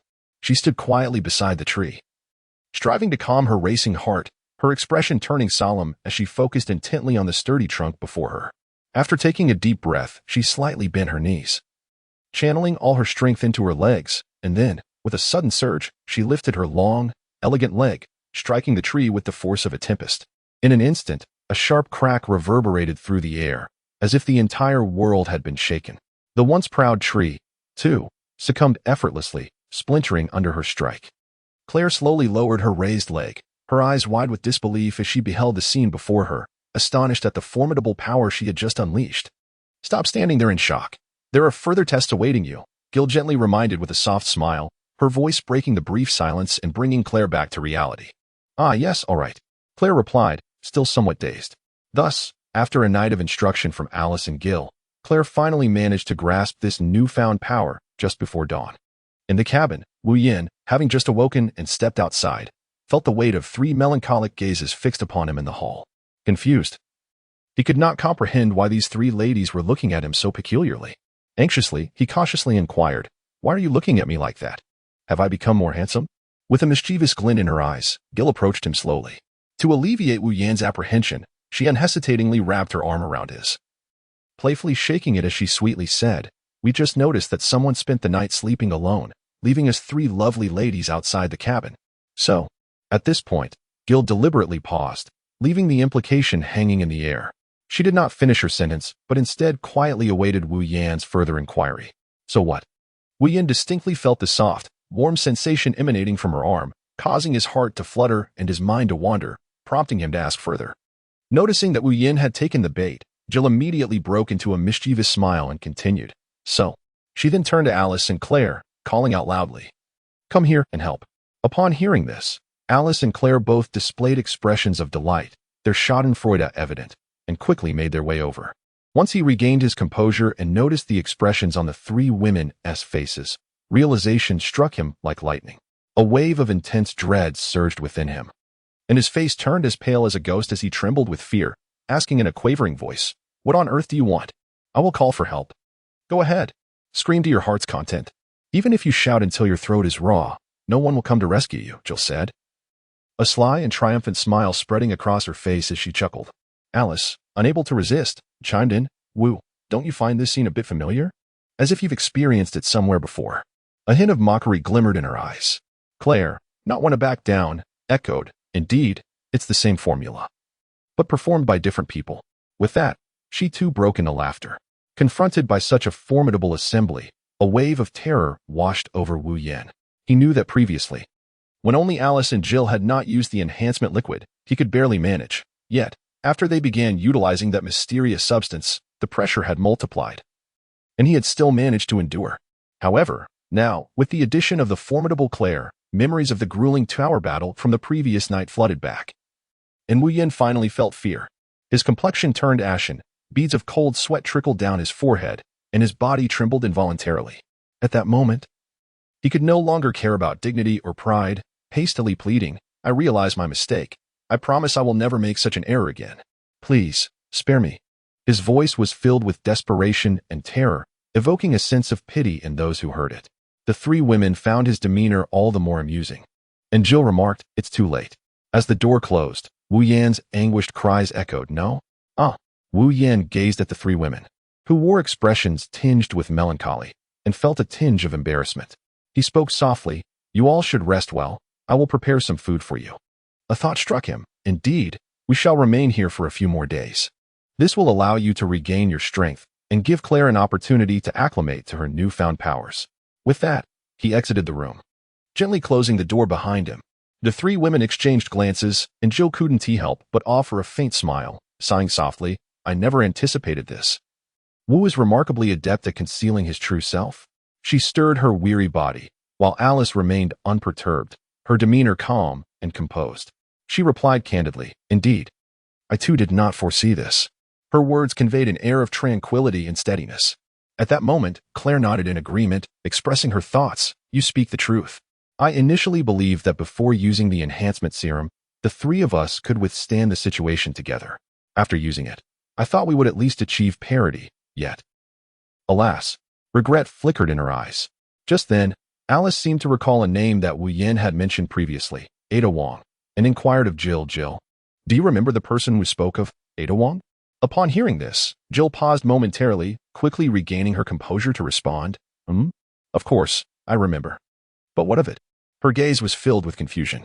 Alice's beautiful and resolute eyes sparkled as she continued without hesitation. Once we locate Dr. Isaac, we can use the Umbrella Corporation's network to trace Ada Wong's whereabouts. And then she trailed off, seemingly strategizing her next steps in her mind. At that moment, Jill's eyes suddenly lit up, her excitement evident as she exclaimed, "That's wonderful. We must find Ada Wong at all costs and invite her to join our warm family." However, Claire stood nearby, her face a mask of confusion, entirely unaware of this mysterious Ada Wong, and couldn't help but inquire, "Alice, Jill, who exactly is this Ada Wong you speak of? Why do we want her to join us?" Upon hearing Claire's question, Jill smiled gently and patiently explained, "Well, regarding Ada Wong's true identity, we only know that she hails from the same country as Wu. The specifics are rather vague. Nevertheless, Wu has mentioned that Ada Wong is intended to be his last wife." Claire finally grasped their implication. "Are you suggesting that I am one of those he has chosen long ago?" Alice and Jill nodded in affirmation. "Indeed, we too are among them. Otherwise, with Wu's capabilities in this apocalyptic world, he would not have entertained the notion of a woman who does not share his affections." Claire understood and nodded in agreement. Indeed, with the abilities Wu displayed, it was evident to anyone with sight who could ensure their survival in this post-apocalyptic world. Unbeknownst to Wu Yan, who was busily preparing food in the kitchen, the three women had already begun their quest to find Ada Wong for him. After half an hour of diligent cooking, Wu Yan had prepared an entire table laden with delectable dishes. He then called out to the three women resting in the room, "Ladies, it is time to dine."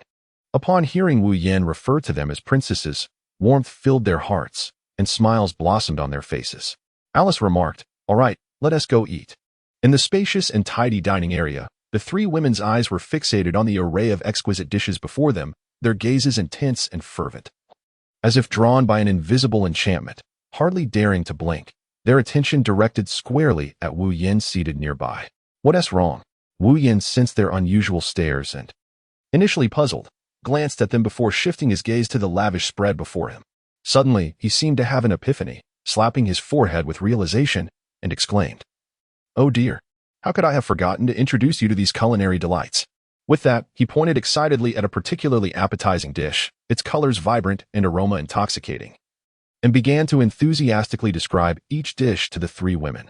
"This here is authentic braised pork, tender and juicy, with a rich flavor that is indulgent yet not overly greasy, guaranteed to leave you wanting more. And look at this dish." As Wu Yan vividly described each meticulously prepared dish, they transformed into precious works of art before the eyes of all present, eliciting drools of anticipation.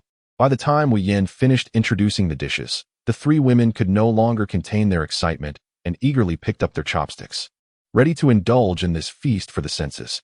The dining room was soon filled with the rich aroma of food and the sounds of joyous laughter, creating a lively atmosphere. However, the previously tranquil ambience was abruptly shattered by Alice's unexpected declaration, "Wu, I want to challenge you to a duel."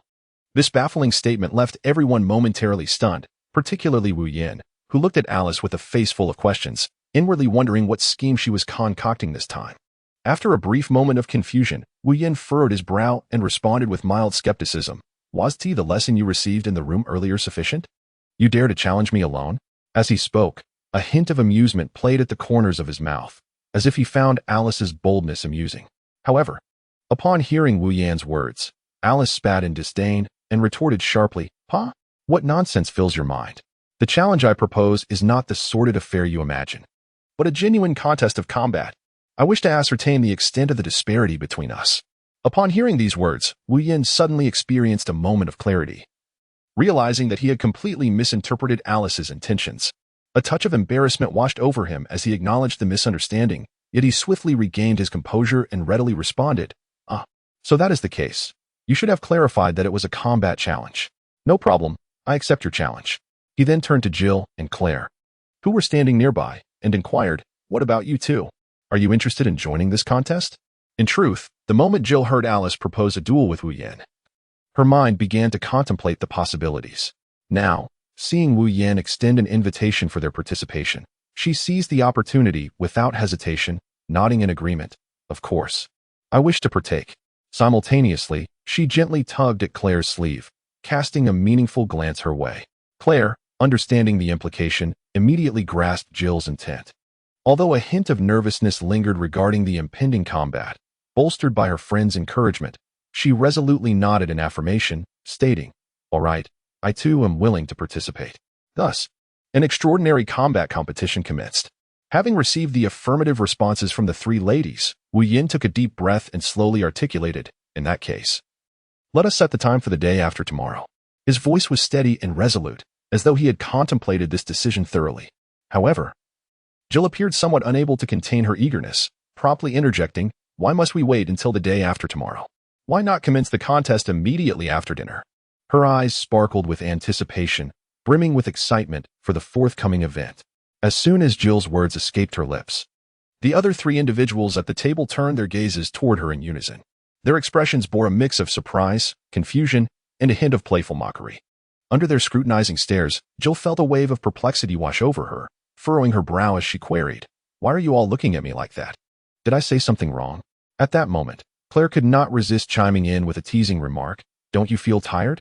Her tone carried a hint of skepticism, subtly suggesting that Jill might be overly eager without considering her own physical limits.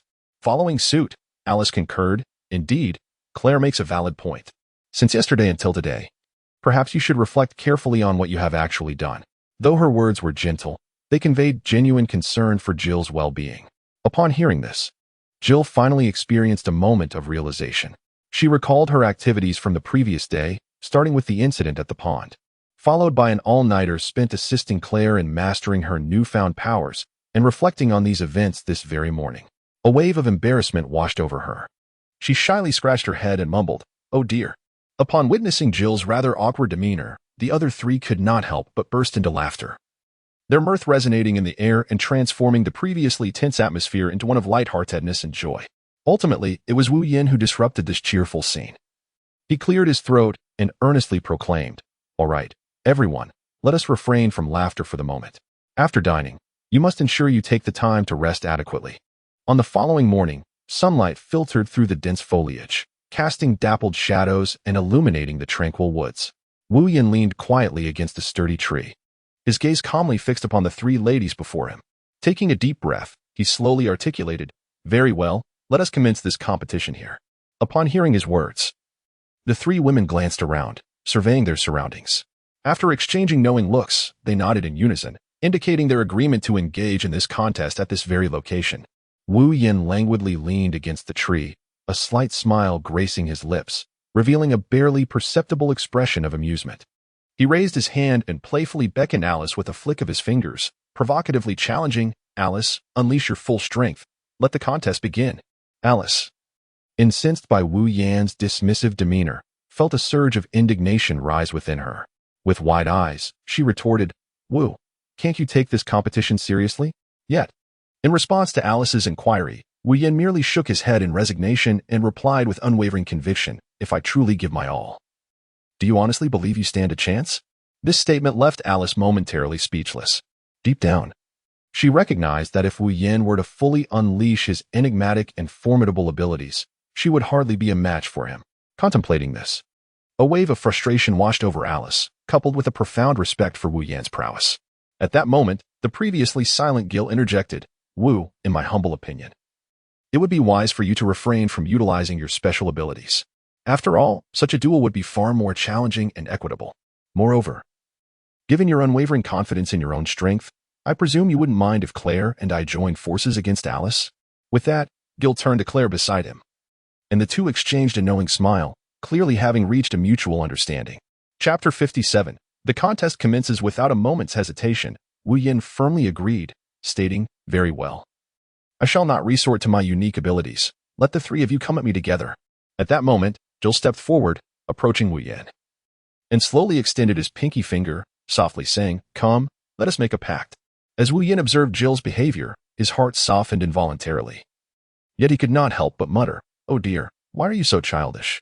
Nevertheless, despite his words, he instinctively extended his left pinky finger. Just as his pinky was about to make contact with Jill's finger, an unforeseen event transpired. Without warning, Jill abruptly lifted her foot and delivered a swift kick to Wu Yan's abdomen. Caught off guard, Wu Yan was sent hurtling backward like a kite severed from its string. soaring 5 meters away. Witnessing this scene, Alice and Claire were immediately filled with anxiety and rushed to Jill's side, their faces adorned with expressions of reproach. Jill, we never agreed to this during our discussion. Jill, feeling a bit embarrassed, replied, well, I saw how Wu looked and felt displeased, so I acted on impulse. Amidst their conversation, Wu Yin, who had been propelled 5 meters away by Jill's sudden assault, distinctly overheard the exchange among the three women. A wave of helplessness washed over him as he mused, so it's Jill again. Just wait and see how I will teach you a lesson.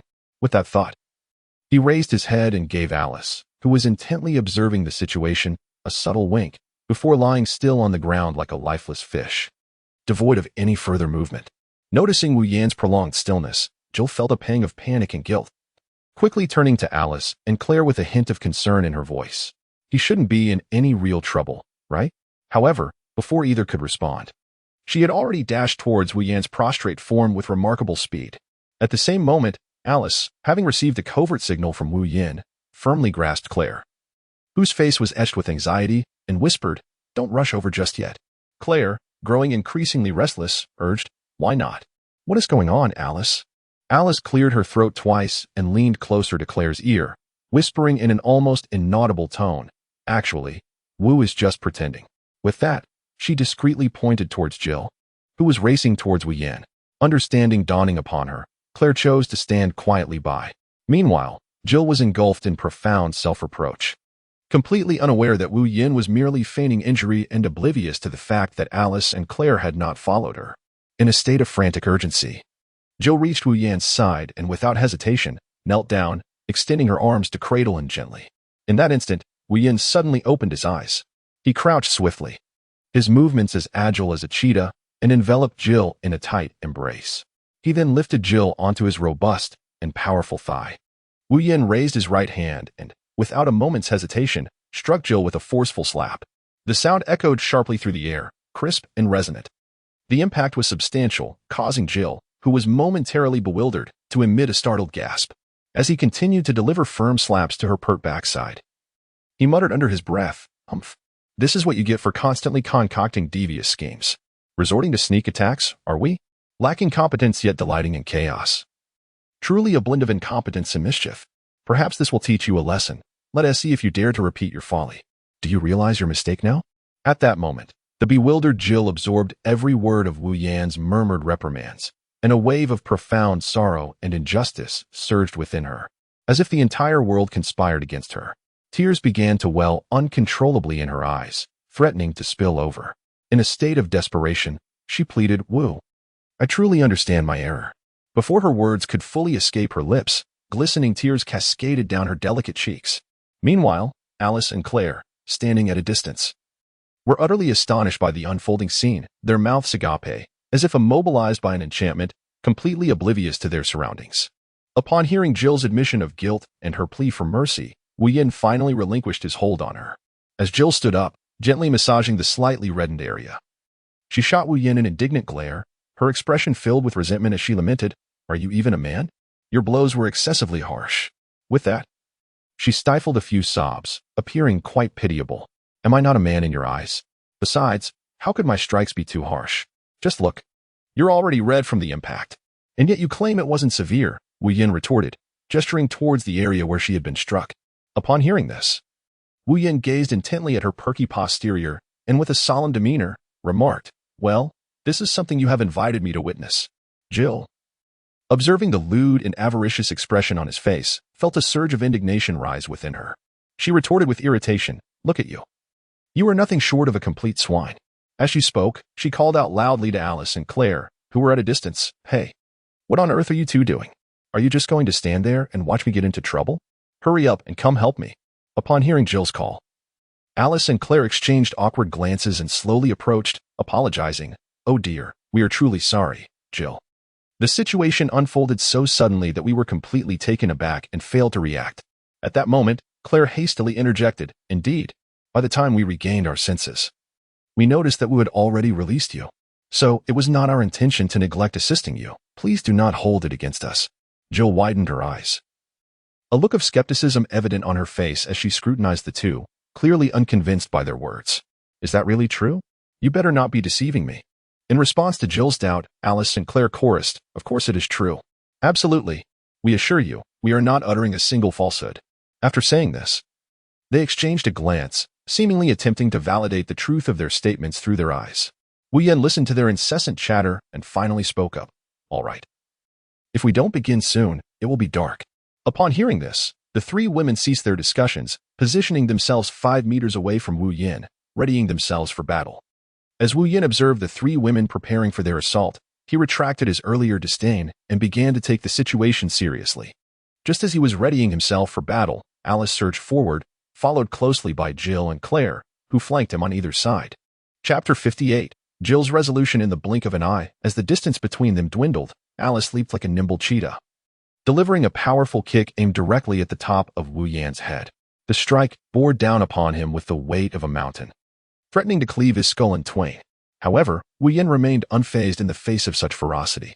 He swiftly raised his right hand, positioning it firmly above his head to brace against this lethal blow. Simultaneously, Jill launched her own attack without hesitation. Her form a blur as she executed a swift kick aimed at Wu Yan's waist. Claire, not to be outdone, seized the opportunity to target the vulnerable area of Wu Yan's thigh. Yet, it appeared that Wu Yan had anticipated their movements. As he lifted his right hand, his left was already poised at his waist, palm outward. Just as Jill's strike was about to connect, Wu Yan moved with astonishing speed and precision, firmly grasping Jill's calf.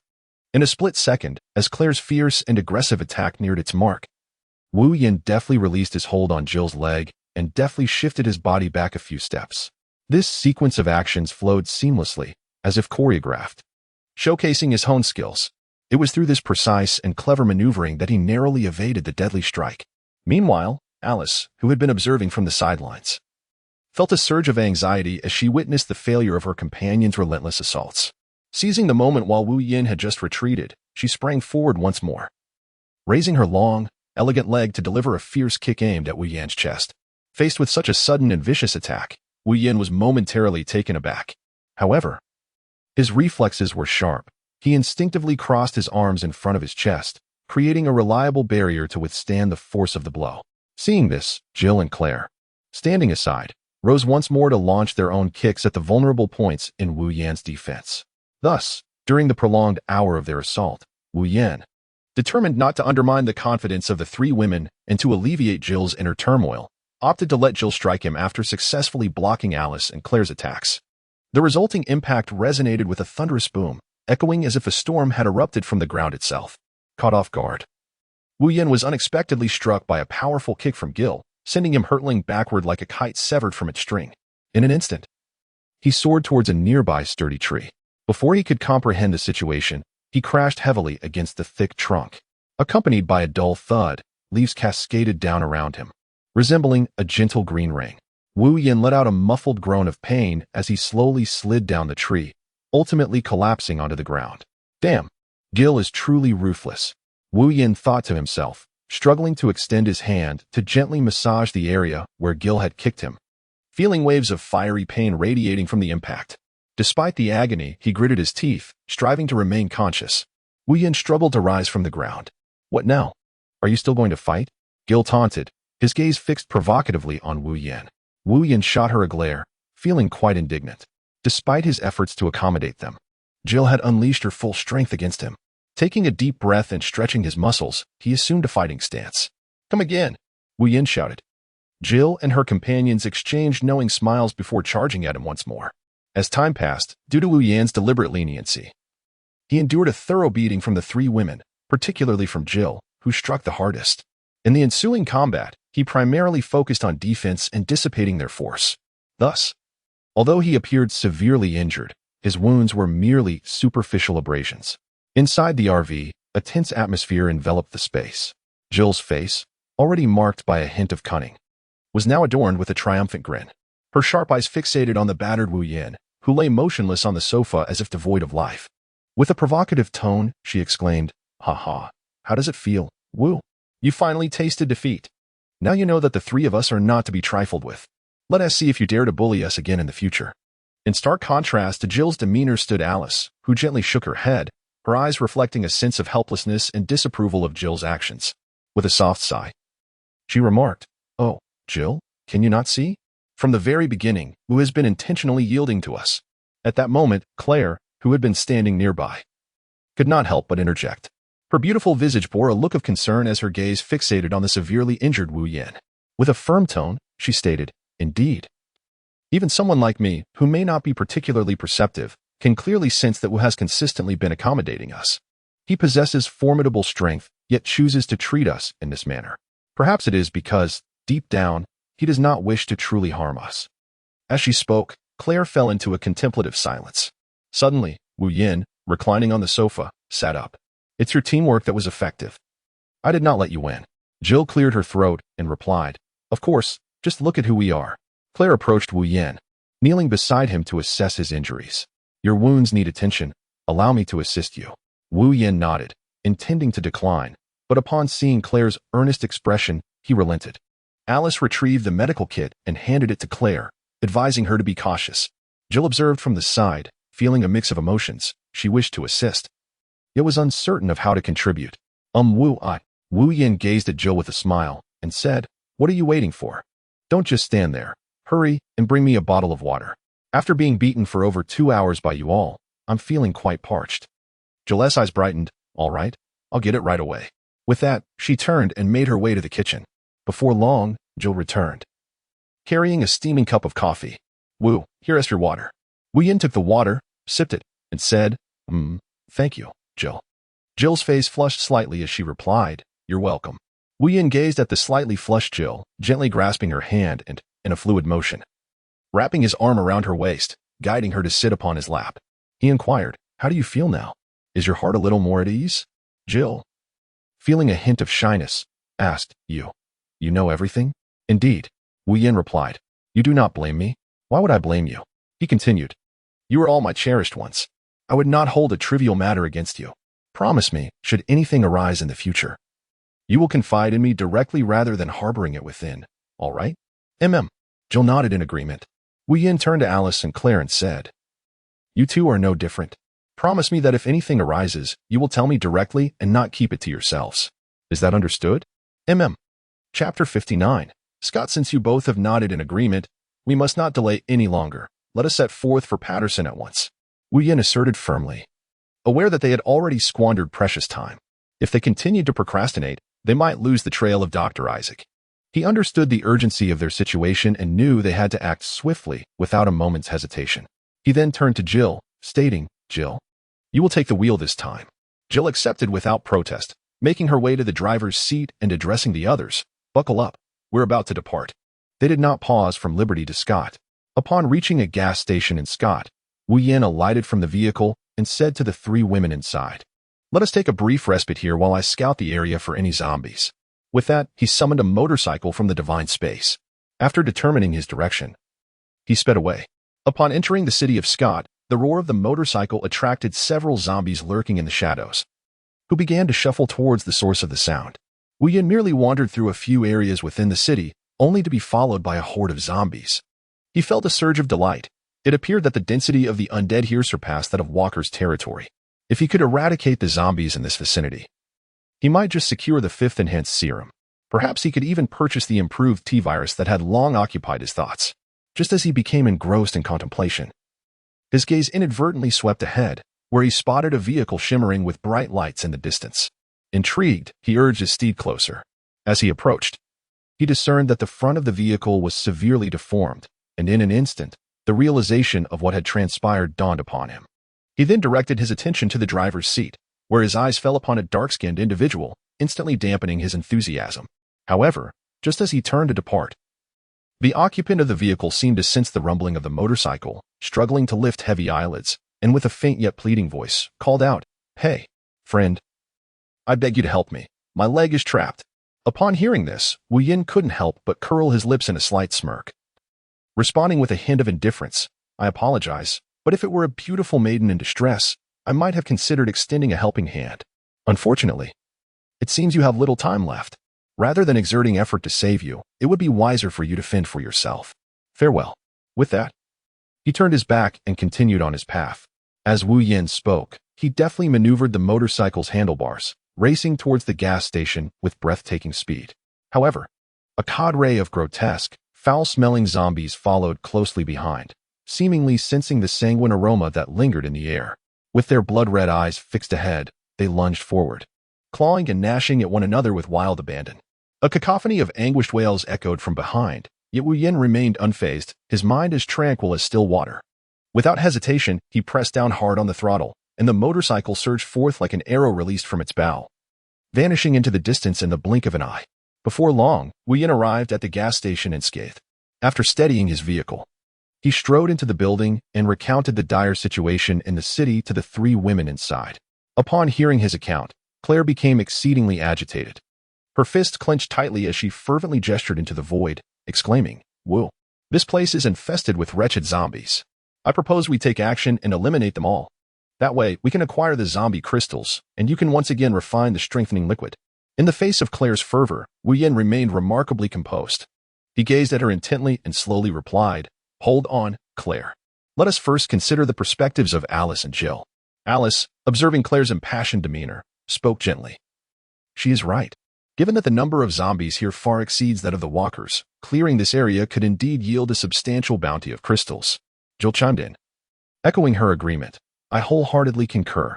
Wu Yin pondered for a moment, furrowing his brow as he said, "Given the circumstances, we must devise a strategy to efficiently eradicate these zombies." As the group fell into contemplation, the somewhat composed Claire suggested, "What if we employ the same method we used in Walker, pairing up 2 by 2? However, Alice decisively shook her head in disagreement, stating, "No. The zombies here far surpass those in Walker. Continuing with our previous approach would evidently yield insufficient results. You witnessed firsthand the disparity between the crystals obtained by Jill and me compared to what Wu Yin acquired. It is simply not worth mentioning." Jill nodded in agreement with Alice's perspective and, with a spark of inspiration, proposed, "How about this? The 4 of us each attract zombies in different directions, then lead them all to the gas station. At that point, with Wu's abilities, the cleanup should proceed more swiftly." Upon hearing Gil's suggestion, Wu Yin contemplated for a moment before nodding in agreement. Gil's plan was indeed commendable. Once the zombies were lured here, we would all ascend to the roof of the gas station, where the surface was flat and devoid of any obstructions, providing an unobstructed view. At that point, you would fire from above while I employed my abilities to eliminate the zombies below, ensuring both safety and convenience in terms of ammunition supply. I shall now ascend to the roof, arrange the weapons and ammunition, and then we can begin luring the zombies over." As Wu Yin spoke, he leapt high into the air. Upon landing atop the gas station, he activated the divine space, retrieving 4 Gatling guns to position at each corner, along with an ample supply of other automatic rifles, ammunition, and grenades. Once everything was set, Wu Yin descended and, for the sake of safety, inquired, "Will you be driving? Or like me, riding motorcycles?" Alice responded, "We'll take the car. Later, you can place some grenades inside to create a larger commotion, attracting even more zombies." Upon hearing this, Wu Yin activated the Divine Might space and retrieved 3 armored vehicles. Indeed, they were armored vehicles. Wu Yin had encountered a military-established safe zone on his journey, and upon discovering the presence of these vehicles, he lured a horde of zombies, leading to the zone's fall. Once he confirmed that no living souls remained, he promptly brought the armored vehicles into the Divine Might space. Initially, he had not intended to reveal them just yet, but considering the need for the 4 of them to split up to attract the zombies, he decided to bring them forth for the safety of the 3 women. Upon witnessing Wu Yin's unexpected release of the armored vehicles, the 3 women exchanged puzzled glances. Alice inquired, "Wu, when did you acquire these armored vehicles?" Jill echoed her confusion. "Indeed, I recall that Raccoon City had no military presence, and we have been together throughout this journey, hardly parting ways."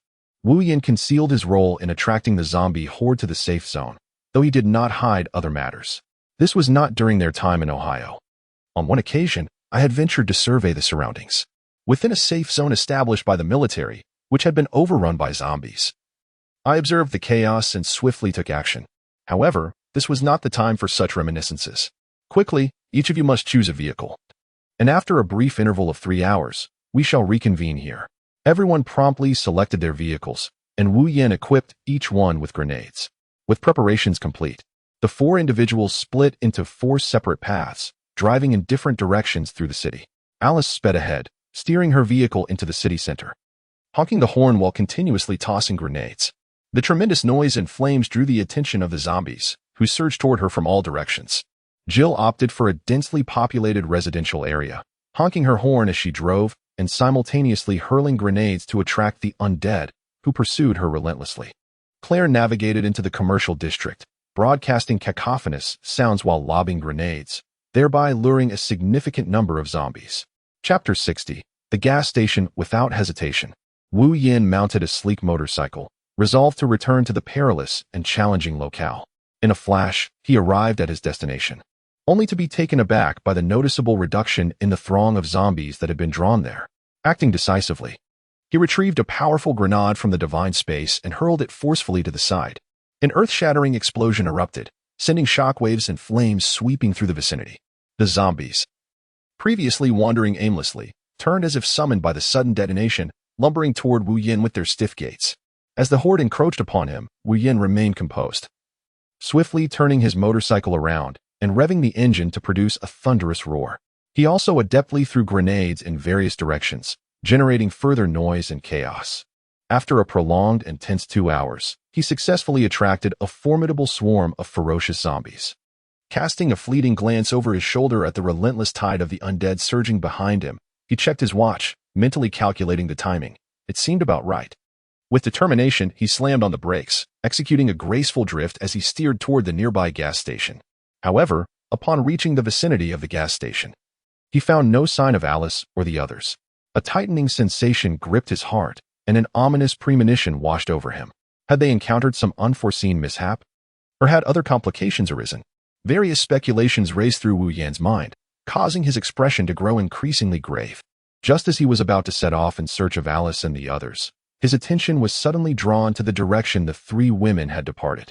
There, faint glimmers of light flickered intermittently, resembling a beacon of hope amidst the darkness, allowing Wu Yin to breathe a sigh of relief from his previously taut nerves. Without hesitation, he halted his motorcycle, his movements as swift and agile as a leopard, and leaped into the air.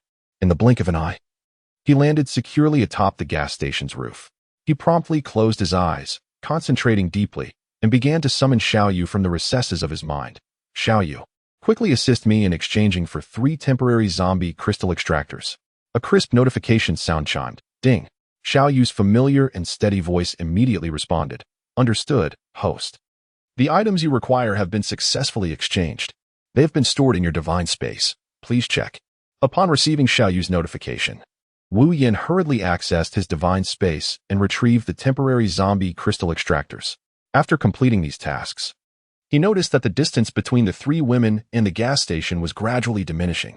To ensure their safe and unobstructed approach, he occasionally tossed a few grenades down towards the snarling, clawing zombies below. This served 2 purposes. It reduced the number of zombies and drew them towards a single point, preventing them from being attracted to the 3 women by the thunderous roar of passing vehicles. Meanwhile, Alice, who was driving back, suddenly heard the deafening explosions of grenades emanating from the direction of the gas station. She immediately understood that someone was deliberately diverting the zombies. Swiftly, she glanced into her rearview mirror, noting that the group of zombies trailing her was still over 10 meters away. Without hesitation, as her vehicle approached within 100 meters of the gas station, she decisively pressed the brake, bringing the car to a steady halt. Grabbing the remaining grenades from the passenger seat, she pushed open the door and stepped out. The moment her feet touched the ground, Alice surged forward like a bolt of lightning, sprinting towards the gas station with all her might. Simultaneously, she took a fleeting moment to survey her surroundings. Time was of the essence. With approximately 10 meters still separating her from the gas station, this did not hinder her astonishing next move. She crouched slightly, resembling a coiled cheetah, gathering all her strength into her legs. Then, with a sudden tightening of her calf muscles, akin to a taut bowstring, she unleashed an incredible burst of energy. With this unmatched force, she soared into the air like a cannonball, racing directly towards the gas station. After gracefully tracing a beautiful and sharp arc through the air, she landed steadily atop the gas station, reminiscent of a delicate cloud floating effortlessly. The entire maneuver flowed seamlessly, executed in one fluid motion, devoid of any hesitation or delay, leaving onlookers in awe. Wu Yin widened his eyes, fixated on the figure approaching him.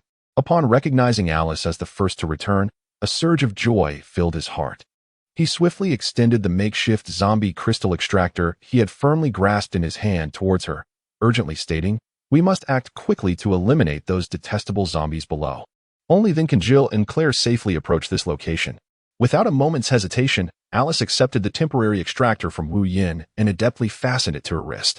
With resolute strides, she advanced towards a powerful Gatling gun, her gaze focused and unyielding. As her finger gently squeezed the trigger, a thunderous roar echoed through the night sky, unleashing a torrential downpour of bullets that mercilessly struck the grotesque horde of zombies. Simultaneously, Jill and Claire, closely aligned with the dazzling light emitted by their vehicle, observed Alice's every move with keen attention. Though positioned in different directions, an unspoken bond connected them, prompting them to follow suit without hesitation. As if their strategies were instinctively synchronized, they drove forward, soon halting a mere 100 meters from the gas station. Without delay, the pair swung open the car doors and disembarked with agility. Like arrows released from a bow, they surged forward, their lithe figures resembling that of cheetahs, swiftly closing the distance to within approximately 10 meters of the gas station. At that moment, they exerted all their strength, propelling themselves off the ground. With an effortless grace akin to birds in flight, they soared into the air, landing securely atop the gas station. Witnessing this scene, Wu Yin dared not delay for even a moment. He hastily retrieved the mysterious and precious temporary zombie crystal extractor from his bosom, striding swiftly towards the two women and presenting it to them. The two women, understanding his intent, readily accepted the temporary zombie crystal extractor he offered, carefully adorning their delicate wrists with it. Without hesitation, they plunged into the fierce battle, fighting side by side with other valiant warriors to eradicate the loathsome zombies. At that moment, the four brave souls finally convened. Their coordination was impeccable, working in unison like an indomitable sword piercing through the heart of the enemy. Simultaneously, four formidable Gatling guns roared to life, unleashing a deafening cacophony. In an instant, a torrential downpour of bullets descended, mercilessly sweeping through every corner within a 20-meter radius of the gas station. In a mere heartbeat, the once thick throng of clawing, ravenous zombies was utterly decimated, leaving behind a scene of chaos littered with severed limbs and shattered bodies. Yet the relentless tide of zombies showed no signs of fear. They pressed on with mindless resolve, charging forward toward the gas station without a hint of fatigue. Since the gunfire erupted, aside from Wu Yin, Alice and the others had no time to pay heed to the precious crystals that fell from the temporary zombie crystal extractor. Their singular focus was on the merciless annihilation of the grotesque, clawing zombies. Time seemed to stand still, and no one could discern how long had passed. Eventually, the three women ceased their firing. Wu Yin surveyed the scene, noting only a handful of zombies standing like solitary sentinels, while many others, their heads unscathed but with limbs or legs broken, moved sluggishly on the ground. Observing this, he too halted his fire and remarked, "It seems the zombies have been nearly eradicated. Alice, you, Jill, and Claire should rest above. I will handle the remaining matters." No sooner had he spoken than he sprung into action, bending to gather the crystals scattered across the ground. After collecting all the crystals from the platform, he inadvertently noticed a considerable number still strewn across the gas station floor. After a brief contemplation, he spoke again, "There are still many crystals left below. I shall descend to collect them all." With those words, his figure flickered like a specter, vanishing from sight. Without hesitation, he leapt downwards, plummeting swiftly. Upon landing firmly, he swiftly drew 5 sharp conical objects from his bosom, artfully arranging them around himself to form a tight defensive circle. This remarkable ability stemmed from a moment of ennui several days prior. At that moment, an involuntary vision of Magneto trapped within a prison constructed of countless transparent glass panels emerged in his mind. In that fleeting instant, inspiration struck his thoughts like a bolt of lightning, igniting a sudden epiphany that led him to grasp this unique technique. As Wu Yin touched down, he eagerly commenced his actions, swiftly crouching with a gaze as sharp as that of a hawk, meticulously scanning the surroundings for scattered zombie crystals. His movements were both agile and practiced, as if this had become an instinctual response. With each crystal he collected, he cautiously surveyed the vicinity, wary of a sudden ambush from the not-quite-dead zombies lurking nearby. Yet, while engrossed in gathering the crystals, Wu Yin remained acutely aware of the potential threats posed by these half-alive creatures, which lay in shadowy corners like phantoms, poised to strike at the living. Thus, he had to allocate a portion of his focus to counter these insidious foes. Just as he was deeply immersed in his task, a chilling sensation crept upon him from behind. It turned out to be a zombie, its arm severed by a Gatling gun, stealthily advancing to launch a surprise attack. In a heartbeat, Wu Yin sensed the imminent danger. Fortunately, he had prepared for such an eventuality. He directed a conical force surrounding him straight at the approaching zombie, obliterating its head in an explosive display. With the fall of this creature, Wu Yin successfully completed his mission. All the crystals scattered below had been collected, and those zombies that had clung to life were thoroughly eradicated under his fierce onslaught. As he surveyed the chaotic scene and the bountiful spoils within the divine space, a sense of accomplishment surged within Wu Yin. After securing all the items, he deftly retracted the conical object that had enveloped him and, like a nimble cheetah, gracefully leapt atop the gas station. As he landed steadily, Jill, unable to contain her anxious anticipation, darted forward like an arrow, her face brimming with eagerness as she inquired, "Wu, how many crystals did we manage to gather this time?" In response to Jill's earnest question, Wu Yin remained composed, replying with a steady tone, "As for that matter, I have yet to conduct a precise tally. However, I am quite curious about your current state of rest." Upon hearing this, Alice quickly interjected, "Rest assured, we have all fully recovered." Following suit, Claire nodded in agreement, affirming, "Indeed, we simply dispatched the zombies with gunfire this time, expending little of our own stamina." Upon hearing Wu Yan's words, he contemplated briefly and concurred, then continued, "In that case, you should return to the RV and take a moment to rest. I need to retrieve all the weaponry, ammunition, and armored vehicles." The three women nodded and leapt down from the top of the gas station, making their way towards the RV. At that moment, Wu Yin activated the divine space, methodically collecting the formidable Gatling gun and the remaining scarce weaponry and ammunition from the rooftop. Once he completed this task, Wu Yin, like an agile cheetah, gracefully leaped down, landing steadily on the ground. He then strode purposefully towards the location of the armored vehicles. Before long, having retrieved the armored vehicles, Wu Yin hastened back to the RV. However, upon entering, he was taken aback to find the three women gazing at him intently, their expressions revealing an indescribable emotion. Faced with such an unusual scene, Wu Yin could not help but feel puzzled, furrowing his brow as he inquired, "What is going on? Why are you looking at me like that?" Hearing this, Jill, brimming with excitement, eagerly replied, "Stop dawdling. Quickly take out those crystals. We need to count them together." Her voice quivered slightly with anticipation, clearly indicating her high expectations for the crystals. Witnessing Jill's fervent enthusiasm and inability to contain herself, Wu Yan's sense of astonishment intensified. Unable to suppress his curiosity any longer, he inquired again, "Is it truly necessary to be this excited? They are merely some ordinary crystals." Upon hearing this, Jill abruptly turned her head, glaring at him with displeasure, and retorted, "Humph. These can be refined into incredibly precious enhancement liquids." Wu Yin was momentarily taken aback and then pressed on, "I am well aware. They can indeed be refined into enhancement liquids. However, did I not previously inform you that each person may only use this enhancement liquid once?" At this point, Alice, displaying a look of confusion, softly interjected, "Did you mention this to us before?" Wu Yin furrowed his brows slightly and retorted, "Have I not mentioned it before?" After a brief pause, as if straining to recall something, he continued, "Perhaps you should reflect carefully. After consuming the enhancement liquid, did you notice any significant changes in your physical condition? Particularly in a certain area of your body, has it not elevated by 2 levels? As he spoke, Wu Yan's eyes began to glisten with a mischievous allure, unabashedly fixating on the three women before him, murmuring, "Ponder it well." Chapter 62. The system updates again. Upon hearing these words, the three women exchanged glances. Jill frowned, a hint of indignation crossing her features, and retorted sharply, "Humph. I can't be bothered with you."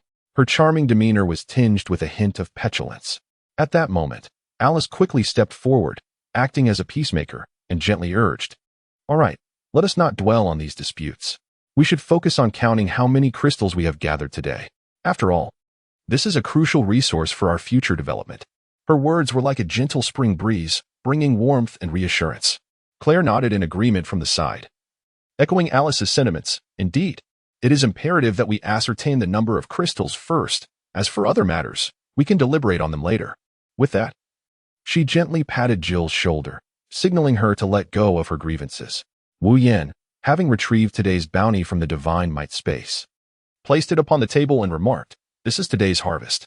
Upon gazing at the table brimming with crystals, Jill's earlier gloom dissipated, replaced by a cheerful demeanor as he began to tally the treasures.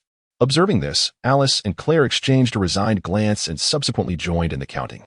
Wu Yin did not personally engage in counting the crystals. Instead, he sat leisurely to the side, his gaze intent and meticulous as he observed the three women, who were fully absorbed and scrupulously tallying the crystals. Meanwhile, he began a dialogue with the system, a faint smile occasionally gracing his lips, revealing an elusive expression of delight. Beep. Host, how may I assist you? The system inquired. Upon hearing the response, Wu Yin softly murmured in his mind, System, is there a possibility to reduce the price of the improved T-virus? Even a modest discount would be appreciated. Host, may I inquire as to why you harbor such a thought? Consider this, System. In order to acquire a single crystal, one must successfully hunt down 100 zombies. However, in a nation like Eagle Sauce Country, the population is rather sparse and dispersed. Accumulating enough crystals could take an inordinate amount of time. For instance, regarding the events of this evening, the four of us toiled for a full 3 hours to lure the zombies here. It is likely that we have gathered nearly all the zombies in this small town, and after eliminating them, the crystals we might collect would amount to only a few hundred at best. Our efficiency is woefully inadequate at this rate.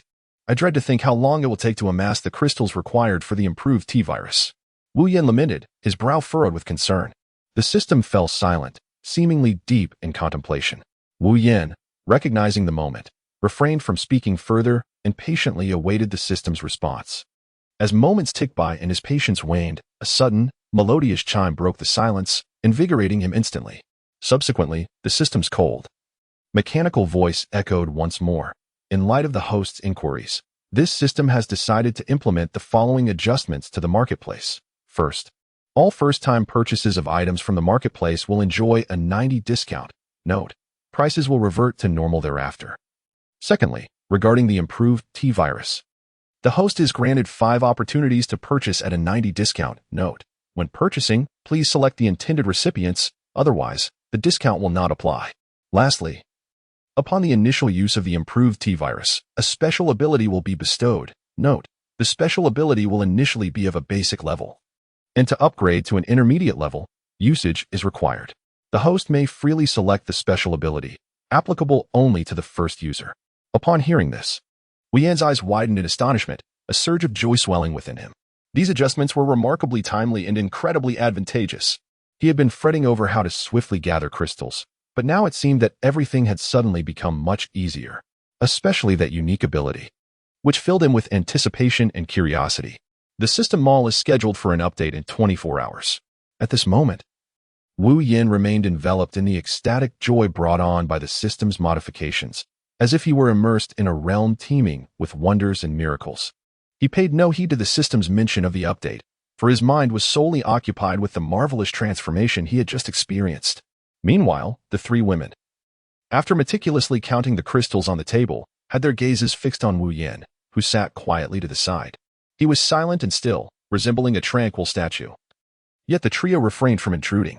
They had long since grown accustomed to Wu Yan's frequent displays of such demeanor, merely observing him in silence, eager for his next move. Before long, after completing his interaction with the system, Wu Yan seemed to suddenly awaken from his reverie and eagerly inquired, "How many crystals did we obtain this time?" His voice betrayed a hint of urgency and expectation. Upon hearing this question, Claire could hardly contain her inner excitement and enthusiastically replied, "This time, we successfully acquired a total of 531 crystals." However, upon hearing this figure, Wu Yan's brows furrowed tightly, as if he were dissatisfied with the outcome. He then asserted with unwavering conviction, "No, this quantity is far from sufficient. We must devise ways to procure more crystals." His words conveyed a profound determination and longing. Alice, her face a mask of confusion, asked, "Wu, what exactly is happening?" At the same time, Claire endeavored to temper her own bubbling excitement and promptly inquired, "Indeed, what is going on?" Meanwhile, Jill clutched the crystals tightly in her hands, remaining silent, her gaze fixed on Wu Yin as if silently awaiting his response. "Alice, Jill, do you remember when I once told you that one day, you too might possess your own unique abilities?" Wu Yin responded in a slightly somber tone. Upon hearing this, the two women nodded in unison, with Jill being the first to speak. "Of course, I remember. I was so thrilled back then." "Yes, I vividly recall. It was at that place called Mount Rake," Alice chimed in, recalling Wu Yan's words and softly affirming them. "Given that you both remember, the time has now come. Just a moment ago, I had a sudden realization of a unique ability that allows me to extract from the 500 crystals a special liquid that can grant the user a random extraordinary ability. Chapter 63. The modified RV. Upon uttering these words, Wu Yin could not help but let out a deep sigh, his tone imbued with a hint of resignation and regret. Alas, the ability acquired through such serendipity remains merely in its nascent stage. To elevate its tier, one must distill a potent liquid capable of facilitating such an advancement from a staggering 5,000 crystals. As Wu Yin articulated this, the three women could hardly contain their inner jubilation, erupting into excited exclamations. Jill, particularly animated, exclaimed, "Is this truly the case?" Even the usually composed Alice found it difficult to maintain her poise, her face alight with anticipation as she eagerly pressed Wu Yin for clarification. "Wu, do you genuinely possess the means to extract a liquid imbued with special abilities from 500 crystals?" As for Claire, who had joined this family relatively recently and was less informed about the matter, she too could not suppress her exhilaration upon hearing that she might also be granted a unique ability. She promptly inquired, "Wu, does this mean I could also acquire such a wondrous power?"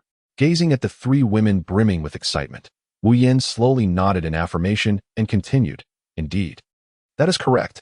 However, our current stock of crystals is rather limited, totaling merely 531. Given this quantity, we can extract enough liquid for only one person at this stage." He paused momentarily, casting his gaze over the three ladies, and continued, "Thus, I would like to hear your thoughts on who should be the first to benefit from this precious liquid." An oppressive silence enveloped the room as each woman's eyes flickered with a myriad of complex emotions, as if engaged in a fierce internal debate over who should claim this rare resource. As seconds turned into minutes, Claire eventually shattered the stalemate, speaking first. "Wu, since I joined the latest, this opportunity should rightfully be afforded to Alice or Jill." Her tone was resolute and sincere, yet her beautiful visage betrayed no hint of regret or resentment. Upon hearing this, warmth surged within Jill, prompting her to comfort Claire. "Claire, please do not think that way. We are like a family now, and there is no need to fret over such matters. You must not utter such words again in the future, understand?" She gently patted Claire's shoulder, expressing her genuine sentiments. Turning her gaze back to Wu, Jill suggested, "Wu, I propose we grant this first opportunity to Alice. After all, she is notably more composed and will undoubtedly wield this power wisely." However, in response to Jill's kind offer, Alice gently shook her head and declined, saying, "Jill, as you just mentioned, we are a closely knit family. In light of this, I believe it is best to leave my thoughts here." She paused momentarily, seemingly contemplating her words. Before continuing, "Why don't we temporarily preserve this crystal? Once we have gathered a sufficient number of crystals in the future, we can refine them together. At that time, the three of us shall use them collectively." Her voice was as calm as a tranquil sea, yet it resonated with boundless warmth and care. Upon hearing Alice's words, Wu Yin observed that the three women remained unperturbed by the matter at hand. He cast a reassuring glance towards Jill and Claire, smiling as he inquired, "What are your opinions, dear friends?" Without a moment's hesitation, the two women replied, "We concur with Alice's suggestion." "Very well," Wu Yin said. "I shall temporarily safeguard the crystals we have acquired, and once we amass a total of 1,500, we shall proceed with the refinement." He then continued, "As it stands, we are approximately 3 days' journey from Patterson. However, should we persist in gathering crystals, this endeavor may extend our travel time to around 5 days. With that, he retrieved a map from the spatial realm and elaborated, "According to this map, our route will take us through the likes of Black River, Tobyhanna, Hamilton, Blair's, Mount Olive, and Dover before we finally arrive at Patterson. Consequently, we must clear our path as we go." Pointing to Hamilton on the map, he remarked, "The number of zombies in this area is likely substantial. At that juncture, we can employ our previous strategy to draw the undead together, enabling us to concentrate our efforts for a decisive eradication." Alice then interjected, "Wu, why not consider making some modifications to our RV? We could equip each of its 4 corners with a Gatling gun and reinforce its armor. This way, upon arrival, we need not disembark to attract the zombies. We could simply open fire directly." Wu Yin furrowed his brows, momentarily lost in contemplation. After a brief pause, he replied with unwavering resolve, "Very well, let us disembark first." With that, he pushed open the car door and stepped out with a steady gait. Once outside, Wu Yin took a deep breath. Focusing his mind to activate the divine might space, a mysterious radiance flickered, and the portal to another realm gradually swung open. Swiftly, he reached inside and retrieved 4 Gatling guns, glimmering with a chilling light. Wu Yin grasped the Gatling guns firmly, employing his unique abilities to securely affix them atop the RV. With agility akin to that of a monkey, he leapt onto the vehicle's roof and meticulously installed a comfortable seat beside each Gatling on the left, right, and rear. Furthermore, to facilitate easy access for personnel, he ingeniously carved out a passage in the central area of the 3 Gatlings, allowing for unimpeded movement. In terms of ammunition supply, Wu Yin had also made meticulous preparations. He cleverly secured 2 enormous ammunition boxes, each towering to half a person's height, on either side of each Gatling. These spacious boxes could accommodate up to 40,000 rounds of spare ammunition.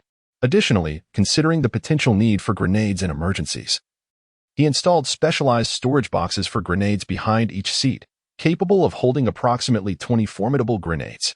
After extensive effort and thoughtful design, Wu Yin finally completed the ingenious layout atop the RV. Gazing upon the transformed and flawless result, a look of satisfaction and contentment gradually emerged on his resolute face, accompanied by a gentle nod of approval. Subsequently, with the grace of a swallow, he leapt down from the RV with poise. Following this, Wu Yin once again accessed the realm of divine power, emerging from it with several brand new, gleaming military jeeps. Wu Yin, with remarkable dexterity and swiftness, commenced the disassembly of the vehicle's components, each movement executed with an effortless grace, as if he were a seasoned artisan. Simultaneously, he harnessed his astonishing powers, akin to that of a magician, skillfully manipulating and transforming the very essence of metal, reshaping its form and structure at will. Amidst this intense and bustling endeavor, Wu Yin remained contemplative of the potential issues regarding the vehicle's power dynamics. Consequently, he resolutely opted to dismantle all equipment and miscellaneous items within the RV that were deemed non-essential, unhesitatingly discarding them into the void outside. Thus, through Wu Yan's meticulous and relentless pursuit of perfection, what was once an ordinary RV underwent a profound metamorphosis, evolving into an impregnable military fortress in the blink of an eye. In that moment, it resembled a long-dormant lion, poised and ready to confront any challenges and trials that the future may hold. Chapter 64. The Plea for Help from KLKB. Wu Yin stood there, his gaze fixed upon the meticulously transformed RV before him, his face radiating an abundance of pride and satisfaction. Slowly, he turned to the 3 women behind him and, with a tone both resolute and imbued with anticipation, inquired, "What do you think? Can you sense the unparalleled majesty it exudes?" As his words hung in the air, Zhou could no longer contain her excitement. Her eyes sparkled with enthusiasm as she exclaimed, "Wow, this is absolutely fantastic." Her gaze remained transfixed on the RV, and she could not help but marvel. This is no ordinary vehicle. It is clearly a mobile castle that can roam freely. Claire, standing nearby, echoed her admiration, nodding in agreement. "Wu, you are truly remarkable. I never even dared to dream of an RV as incredibly cool as this." Meanwhile, Alice smiled gently, her eyes observing the RV, which resembled an unyielding fortress, and softly remarked, "If we were to drive this vehicle to hunt down those wretched zombies, we would undoubtedly excel." Hearing the praises, Wu Yin could not help but smile with pride, though he quickly regained his serious demeanor to continue his introduction. "In fact, it's not just the exterior that has changed. I have also invested considerable effort into the interior, making several significant modifications." "Really? That is simply marvelous." The 3 women exclaimed in unison, their voices brimming with surprise and curiosity. Subsequently, Wu Yin extended his hand to gently pull open the door, gesturing for them to enter with a smile as he said, "Come, let us step inside and experience it." Thus, the 4 of them filed in, stepping into the RV. Upon entering, they were greeted by a spacious and bright interior, warmly and comfortably arranged. The array of modern amenities made it feel as if they had stepped into a luxurious little room. Wu Yin surveyed the surroundings, nodding in satisfaction, before cheerfully asking, "So, who will be the first to attempt to start this vehicle?" Without hesitation, Claire swiftly stepped forward, eagerly taking her place in the driver's seat. She carefully adjusted the seat to ensure a comfortable and effortless control of the vehicle, then gripped the smooth, sturdy steering wheel as if holding the helm of destiny itself. After taking a deep breath, she resolutely pressed the ignition button. In an instant, a deep and powerful roar erupted, akin to a slumbering beast being awakened. The RV's engine successfully ignited. Claire focused intently, cautiously pressing the accelerator, fearful that excessive force would lead to loss of control. The RV moved forward steadily, like a gentle giant. "Wow, this sensation is simply incredible," Claire exclaimed, unable to contain her exhilaration. Simultaneously, the expressions of awe and joy spread across the faces of the others. With a smile of appreciation gracing his lips, Wu Yin gently patted Claire on the shoulder, encouraging her with words of praise. Hey, splendid job. However, might we consider increasing our pace just a tad? Upon hearing this, Claire slightly intensified her efforts. As her speed escalated, the motorhome began to pick up momentum. Observing this, Jill approached Claire with a grin, ingratiatingly suggesting, "Let me have a go as well. When we reach the next destination, it will be your turn." Claire, focused on the road ahead, did not turn to look back. "All right," she exclaimed cheerfully before bounding off to find Alice.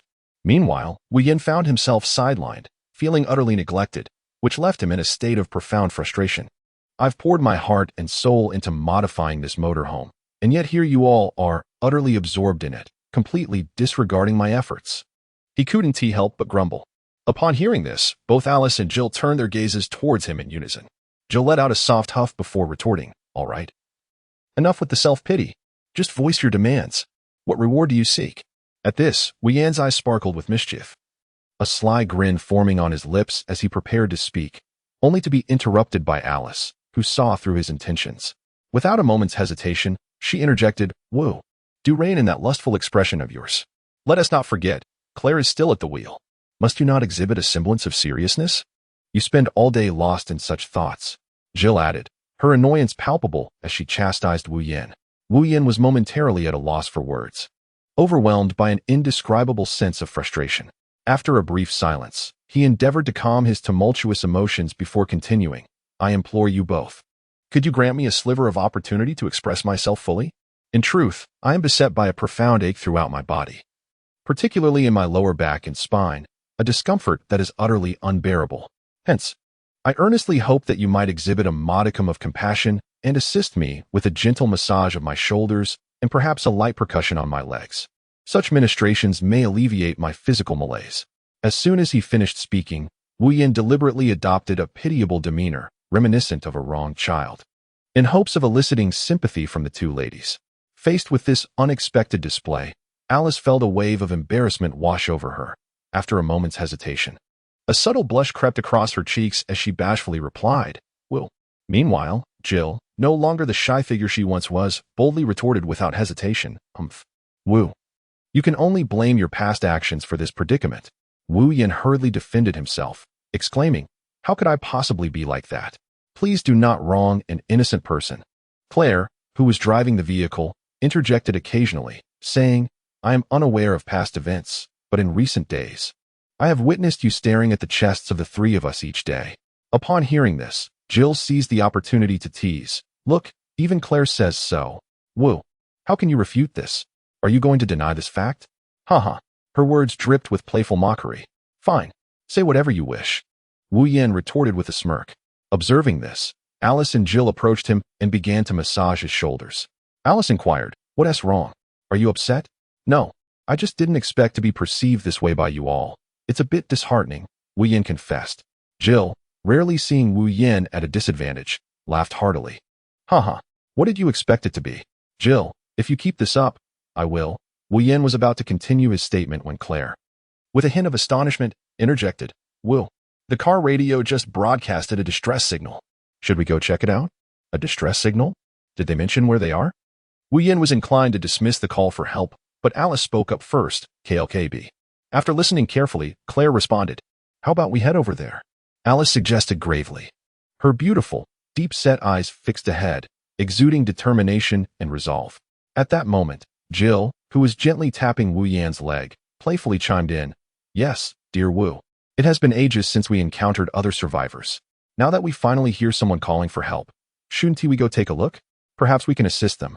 With that, Jill blinked her large eyes, filled with anticipation, as she gazed at Wu Yan. Initially, upon hearing Claire mention the location of the distress signal as KLKB, Wu Yan found the name somewhat familiar but could not immediately recall its exact location. However, faced with the earnest request of Alice and Jill, he raised his hand thoughtfully, stroking his chin while delving into the depths of his memory for KLKB. As seconds ticked away, Wu Yan furrowed his brows, deep in contemplation. Finally, after much introspection, clarity dawned upon him.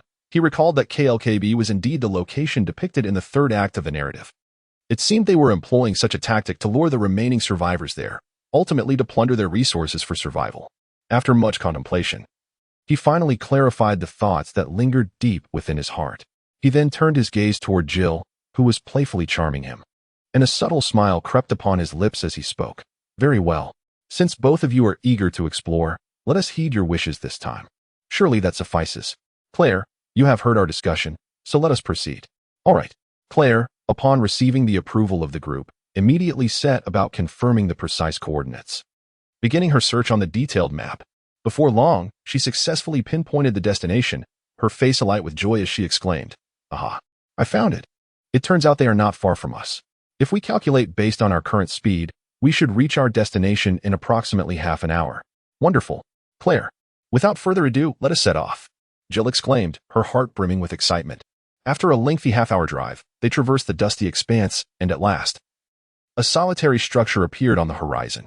As the vehicle drew nearer, they could discern that the exterior of the building was in a state of disrepair, as if it had endured the ravages of time and the elements. Sitting inside the car, Wu Yin smiled, his gaze sweeping over the two women beside him, and he gently remarked, "Well then, we have arrived at our destination. What are your plans now?" His tone was casual, yet his eyes conveyed an elusive depth of meaning. Hearing this, Alice promptly responded without hesitation, "It was I who suggested coming here, so let me first investigate what lies within." Her voice was melodious, yet imbued with resolute determination. However, Jill, clearly dissatisfied, immediately countered, "Alice, I too expressed my agreement to come here. I believe it would be best for the two of us to enter together, while Wu and Claire remain in the car to await news." As she spoke, she gently patted Alice's shoulder, seemingly to emphasize her point. Faced with the impasse between the two women, Wu Yin pondered for a moment before nodding in agreement. "Yes, Jill is right. Alice, I am somewhat uneasy about you going in alone. Therefore, the two of you may enter together. However, remember to exercise utmost caution." His expression turned serious, his words laced with concern. Just as Alice and Jill were about to exit the vehicle, Wu Yin suddenly added, "Do take care, and ensure you don't end up harming everyone. I still have use for them." Upon hearing this, both women wore puzzled expressions, unable to fathom why Wu Yin would issue such a warning. After a brief moment of contemplation, the two ceased their fixation on the matter and gracefully stepped forward, their long, elegant legs carrying them into the interior. Meanwhile, Claire, who remained in the car, overheard Wu Yan's words and was instantly filled with curiosity. She inquired, "Wu, why did you say such things to them? Do you think those of us sending out distress signals have ulterior motives?" In response to Claire's question, Wu Yan's lips curled into a subtle smile, revealing an air of mystery as he replied, "Oh, don't be so impatient. You'll understand soon enough." Immediately, Wu Yan's previously earnest gaze transformed into one of unabashed scrutiny, surveying Claire with a mischievous grin. "Claire, now that it's just the two of us in this car, what do you say we?" He paused deliberately, playfully tapping his palm with his finger. Claire, catching on to his playful intent, shot him an exasperated look, retorting, "Wu, Alice and Jill were absolutely right. You're always preoccupied with such indecent thoughts." Wu Yan opened his mouth, yet found himself at a loss for words, a hint of embarrassment crossing his face. "What do you mean?" Claire glared at him, her tone tinged with reproach. "Now that Alice and Jill have gone inside, aren't you at all concerned for their safety? What if they encounter danger?" Her agitation grew, her eyes frequently darting towards the entrance of KLKB. Meanwhile, the two women cautiously and alertly entered the premises. The lack of electrical power rendered the scene before them dim and shrouded in obscurity, as if enveloped by a heavy shroud of gloom. They could only navigate through the feeble illumination, the surrounding silence oppressive, save for the faint echo of their footsteps. Their heartbeats grew increasingly audible, seemingly narrating their inner trepidation. Shadows in the darkness appeared poised to pounce, threatening to engulf them entirely. Yet, undeterred, they resolutely pressed onward. After traversing a short distance, Alice sensed something amiss. She slightly bent down, retrieving her handgun, her expression grave as she addressed Jill. "Do you find this place somewhat peculiar?" Jill, upon seeing Alice draw her weapon, also produced her sidearm with a serious demeanor, replying, "Indeed. Logically, the noise from our arrival should have alerted the inhabitants here. Yet not a single soul has come forth to greet us or utter a word." "Exactly." Alice raised her weapon, scanning their surroundings warily. "Given the current circumstances, it appears the survivors here have no intention of engaging with us. Yes, hence, I suspect this may be a trap, Jill stated gravely. Alice, puzzled, asked, a trap? Indeed. You know well that I was a police officer back in Raccoon City, Jill affirmed. With a resolute tone, Jill stated, Chapter 66 KLKB 3. Alice nodded in agreement, acknowledging the point. In that case, you must understand that if an individual finds themselves in a dire situation, consumed by fear and despair, their instinctual reaction upon suddenly spotting another person would typically be to cry out for help without hesitation and rush towards them in search of a glimmer of hope. It would be utterly inconceivable for them to behave in a furtive and secretive manner. Jill's gaze sharpened, as if he sought to penetrate the fog and unveil the truth concealed within. Indeed, logically, such behavior is anomalous. This strongly suggests that it may be a meticulously orchestrated conspiracy. Taking a deep breath, Alice endeavored to maintain her composure. Suddenly, a thought struck Jill, and he exclaimed, "Ah? Alice, I finally comprehend the meaning behind his unexpected remark before we disembarked." Gripping his firearm tightly, Jill scanned the surroundings with piercing eyes, each step taken with utmost caution, as though any misstep could lead to an irretrievable abyss. Alice furrowed her brow in contemplation before speaking. Are you suggesting that the so-called distress signal here is merely a facade? Their true intention is not to seek assistance, but to deliberately set a trap, luring unsuspecting survivors into their clutches? She did not continue.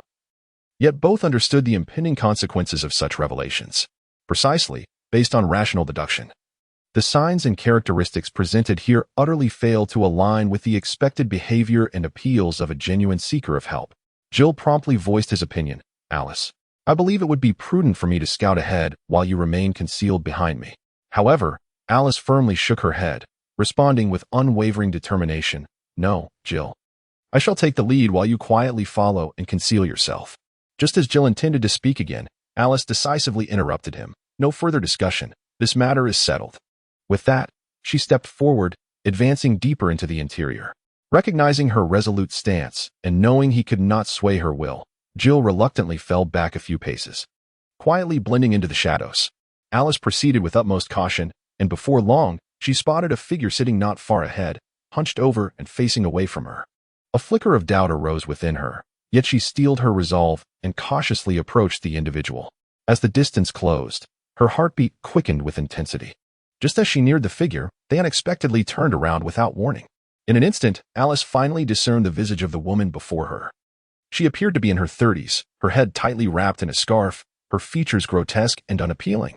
Upon seeing that Alice was alone, the woman immediately opened her mouth, incessantly murmuring, "My child, I beg you, please save my child," as she extended the object she was cradling towards Alice.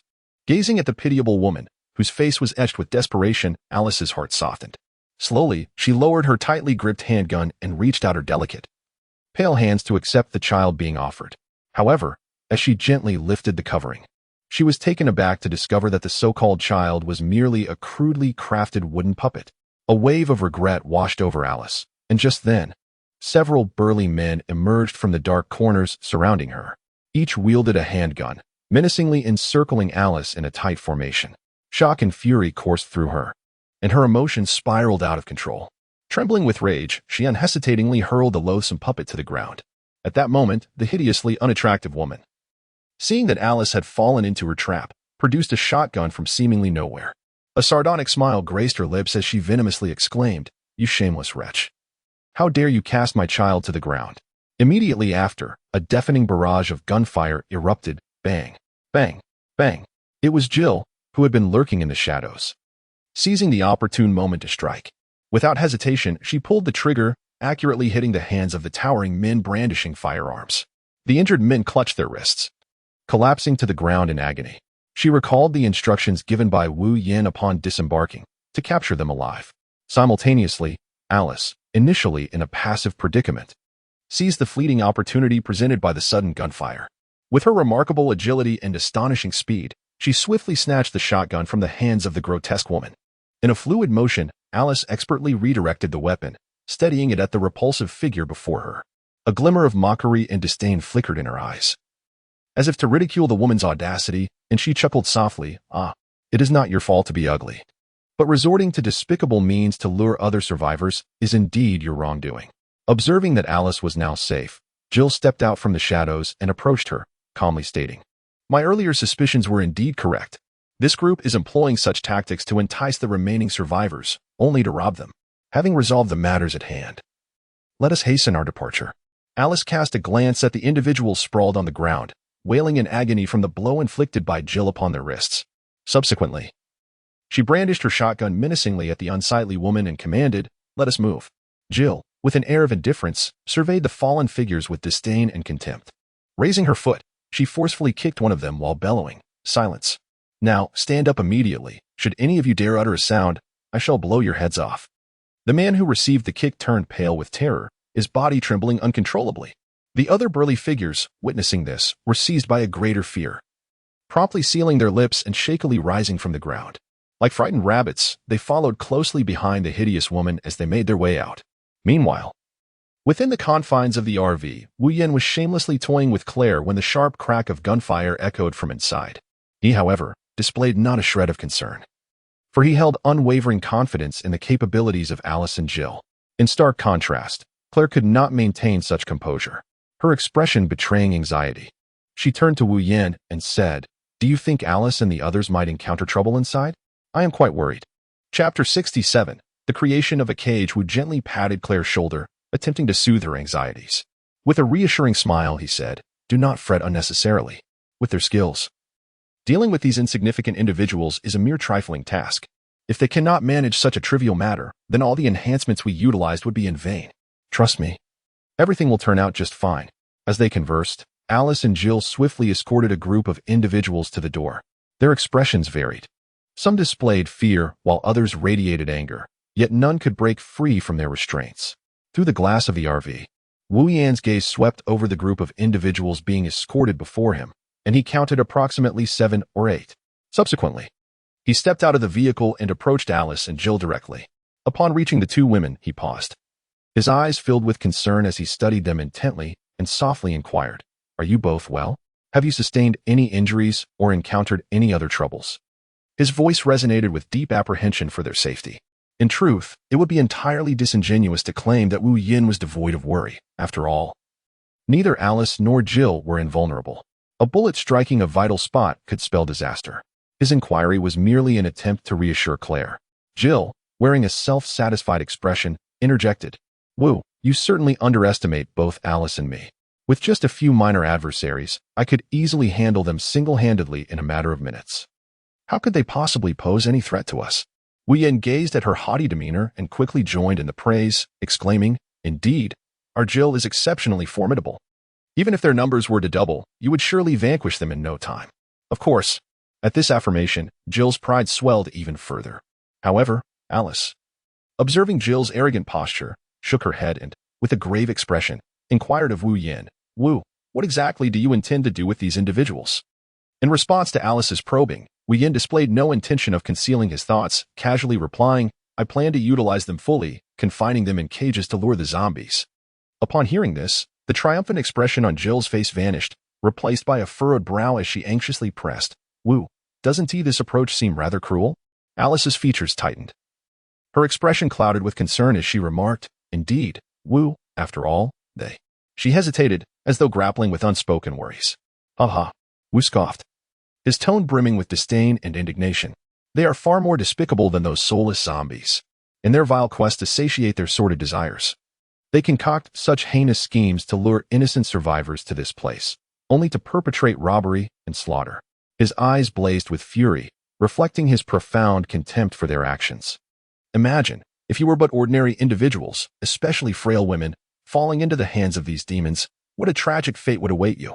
Wu Yan's gaze was penetrating as he fixed it upon the two women before him, hoping they would grasp the gravity of the situation. Hearing his words, Alice and Jill fell into a contemplative silence, exchanging glances that revealed shock and fear. Clearly, the harsh reality struck them with profound dismay and sorrow.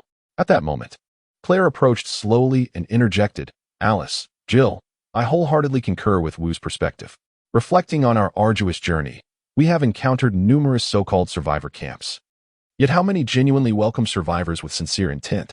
Most are merely wolves in sheep's clothing." Her voice was low and resolute, imbued with the weight of experience and resignation. Wu Yin had anticipated that Claire would align with Alice and the others, yet he was surprised by her agreement. The two women, previously silent, found solace in Claire's words. Indeed, without the enhancements Wu Yin provided, they would merely be ordinary individuals, slightly stronger than the average person. If captured by these foes, the consequences were all too clear. Eventually, the two women nodded in agreement. We concur as well. Wu Yin observed that the two women had come to a resolution, and thus remarked, "You three keep an eye on them. I shall venture inside to gather some materials and construct a container capable of holding them captive." With that, he muttered to himself and stepped into the interior of KLKB, his gaze focused and piercing, as if he intended to absorb every corner of the place. Once inside, Wu Yin wasted no time and began his search for materials that might prove advantageous. In this manner, he roamed through the space, unknowingly arriving at the lair of the hellhounds that had imprisoned the group. Upon locking eyes with the menacing, ferocious gazes that radiated malice, Wu Yin acted without hesitation. In the blink of an eye, he had vanquished all those savage beasts. Having successfully eliminated the hellhounds, Wu Yin did not pause for a moment. Instead, he immediately unleashed his formidable powers akin to that of Magneto. With a mere thought, all visible metallic materials around him seemed to be animated, levitating and gradually reshaping according to his will. However, the available materials were ultimately limited. Faced with this predicament, Wu Yin decisively retrieved the leftover materials from the enigmatic divine might space that he had previously used to modify the RV. As seconds turned into minutes, after half an hour of relentless effort, Wu Yin finally completed the preparation of all the materials. He then reopened the wondrous divine might space, carefully storing the precious materials within, before turning and striding towards the exit. At that moment, amidst the astonished gazes of the group, Wu Yin activated the divine might space once more, retrieving the freshly collected materials and plunging into the intense assembly phase, with a series of dazzling maneuvers. The result that ultimately unfolded before the onlookers was a container measuring 5 meters in length, 3 meters in height, and 2.5 meters in width. Moreover, both ends of this container were equipped with 4 large wheels, exuding an aura of remarkable sturdiness and power. Jill widened her eyes at the spectacle, unable to suppress her exclamation. "Wu, how on earth did you manage this? This thing hardly resembles a cage. It's constructed far too robustly. It's akin to an impregnable fortress, seemingly even more formidable than the defenses of our RV." Hearing this, Wu Yin felt a wave of exasperation wash over him. He furrowed his brow and responded with a wry smile. "Oh, please don't say that. The reason I built it so sturdy was to ensure their safety.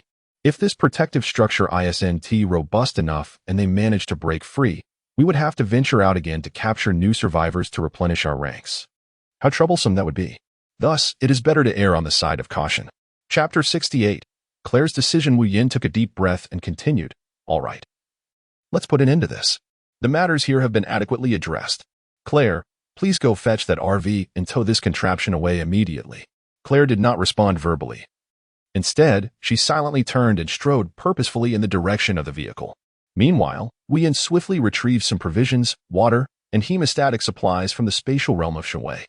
When he lifted his gaze, he noticed that Jill remained motionless, seemingly entranced and devoid of spirit. Consequently, Wu Yin raised his voice and called out, "Jill, come over here and place all these items into that container. We cannot simply stand by and watch them perish so easily." Once the two women were organized, Wu Yin directed his attention to Alice, who had been standing still. He stepped forward and inquired, "Do you recall the words I spoke when I rescued you from the Hive?" Alice slightly nodded and softly replied, "I remember. You mentioned that we are now in an apocalyptic world, and that we must set aside any pity for others, prioritizing our own protection above all." Her voice was as gentle as a whisper carried by a fleeting breeze. Wu Yin extended his palm and gently patted her shoulder, speaking with earnest gravity.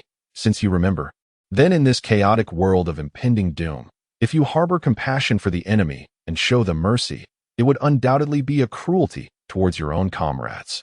However, Alice did not refute Wu Yan's words. Instead, a hint of confusion crossed her face as she questioned, "But if that is the case, we could simply choose to take their lives directly, and the outcome would be the same, would it not?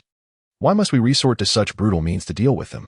In response to Alice's inquiry, Wu Yin shook his head in resignation, raising his hand to point at the massive container before them. "Brutal? Just look at this container. Does it not provide these people with proper shelter? It offers them food and water, allowing them to survive." He paused momentarily before continuing, "Isn't this arrangement far more secure than hiding in this place? I merely utilized the scent of blood emanating from their bodies to attract the zombies. It is not my intention to feed them to the undead." If you and Jill consider this to be cruelty, then I am at a loss for words. Having spoken these words, Wu Yin proceeded toward the container, his figure exuding a sense of calm strength. He reached the side of the container and began directing Claire to maneuver the RV into the most suitable position. Meanwhile, Jill had finished placing items inside the container and was slowly walking toward them. Upon noticing Alice's somewhat solitary and desolate demeanor, a wave of concern arose within her, prompting her to softly inquire, "Alice, what exactly did Wu say to you just now?" Alice hesitated briefly at Jill's question, but ultimately decided to share the truth. She took a deep breath and recounted Wu Yan's words to her, articulating them carefully, word by word. Upon hearing Alice's account, Jill fell into a momentary contemplation, enveloped in silence, as if time itself had frozen, with only the gentle whisper of the breeze breaking the stillness. On the other side, Wu Yan successfully aligned the container perfectly with the RV. After completing this task, he climbed aboard the RV and sank into the soft, comfortable sofa, allowing himself to lie back and relax. Claire, witnessing Wu Yan's casual demeanor, found herself momentarily at a loss for how to express her thoughts. After a brief hesitation, she turned her head and called out to the two women still standing outside the vehicle, "Alice, Jill, come on board." The two women, who had been quietly standing by the RV, began to move silently, step by step, towards the vehicle upon hearing Claire's call.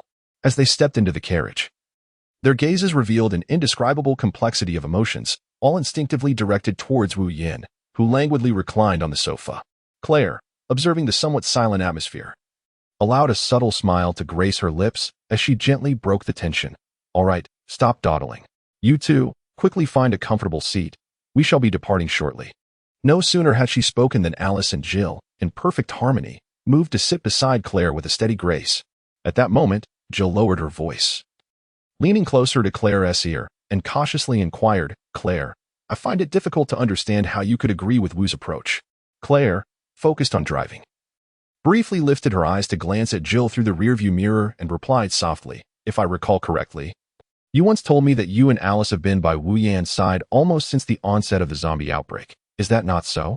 Hearing this, both Alice and Jill nodded in affirmation. Claire continued her probing. "Thus, under Wu's protection, you must have never truly experienced those moments of utter helplessness and despair." After exchanging glances, the two nodded once more.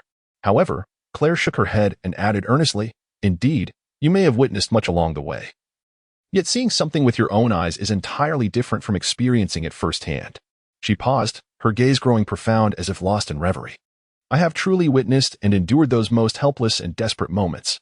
Consider this. If you had not utilized the enhancement serum and faced this apocalyptic wasteland as mere humans, how would you have responded to the 7 or 8 individuals inside that container? Moreover, you must have noticed that this solitary structure stands alone here. How then? Have they managed to survive until now?"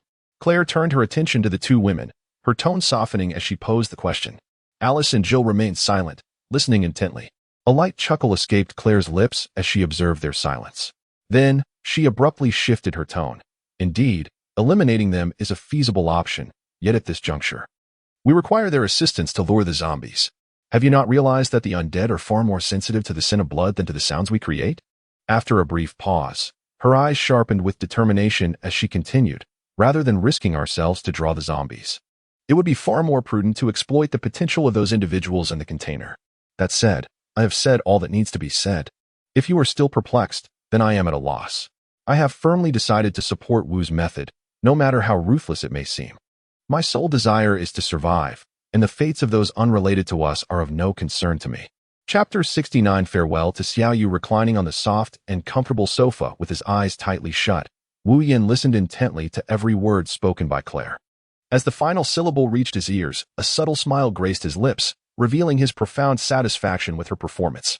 Should Alice and Jill remain unchanged, steadfast in their ways, it seemed that in the new world ahead, he would have no choice but to journey alongside Claire. Amidst this somewhat peculiar and oppressive atmosphere, the vehicle sped forth, ultimately arriving at their destination, Toby Hanna.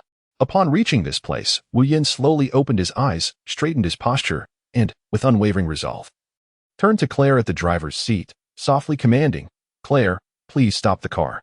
I need to assess the surroundings." No sooner had he spoken than he swiftly pushed open the car door, stepped out, and promptly summoned his striking motorcycle from the realm of divine power. With the thunderous roar of the engine reverberating, he rode off without hesitation, like an arrow released from its bow, racing toward a specific direction. Inside the spacious and comfortable RV, Alice and Jill sat quietly, their eyes betraying a hint of unmasked desolation. When they perceived that Wu Yin had merely called out to Claire, seemingly forgetting about them entirely. The sensation of being overlooked swept over them like a chilling wind on a wintry night, piercing their hearts without mercy. Claire, sensing the shift in their emotions, gently offered words of comfort. Alice, Jill, you have been by Wu Yan's side for such an extended period. Do you truly not understand the kind of person he is? Upon hearing this, Jill was momentarily taken aback. Her lips moved, yet she found herself at a loss for words. In truth, since the outbreak of the zombies, the two of them had been under Wu Yan's protection, primarily living in the wilderness. Even when encountering so-called safe zones, they were invariably overrun by the undead. Having never truly witnessed another living soul, what transpired today was unprecedented, and throughout the journey, Jill had been reflecting on Claire's previous words. Simultaneously, Alice seemed to gradually grasp certain truths during this long journey. Recalling the words Wu Yan had spoken after rescuing her from the Hive, she finally comprehended their profound meaning. She slowly articulated, Jill, after this journey of contemplation, I too have come to a clear understanding. Just as Wu Yan stated, the four of us are indeed a family. When it comes to other survivors, we should extend a helping hand when possible. However, we must not show mercy to those in the container who would harm others for their own gain, rather than directly condemning them to death. We might as well leverage their impending demise to create some value for ourselves. In the end, even the typically obstinate Jill was swayed, as she nodded slightly and softly replied, Yes, indeed, we are all one family, accompanied by Jill's resolute yet warm declaration. The three women within the RV simultaneously wore expressions of comfort. Their smiles radiated like the brilliant sun of spring, seemingly capable of dispelling all gloom and darkness from the world. However, at this moment, Wu Yin remained blissfully unaware of this camaraderie, as he remained fully engrossed in surveying his surroundings. As time passed by, he soon arrived at a seemingly tranquil residential area. The instant he stepped into this locale, he immediately noticed several grotesque zombies sprawled across the ground in a haphazard manner. He quickly decelerated his motorcycle and cautiously approached the undead. Upon closer inspection, Wu Yin could not suppress a soft exclamation of surprise. These zombies were only just slain not long ago. This revelation stirred a flicker of curiosity within him, leading him to ponder. It seems today's luck is rather favorable. I encountered a group of vile survivors this morning, and now I discover the presence of others. With this thought in mind, Wu Yin unhesitatingly stored his motorcycle in the Shunhui space and commenced a more meticulous search of the vicinity. Fortune favors the diligent. And after an arduous quest, he finally arrived at a grand and exquisitely adorned edifice.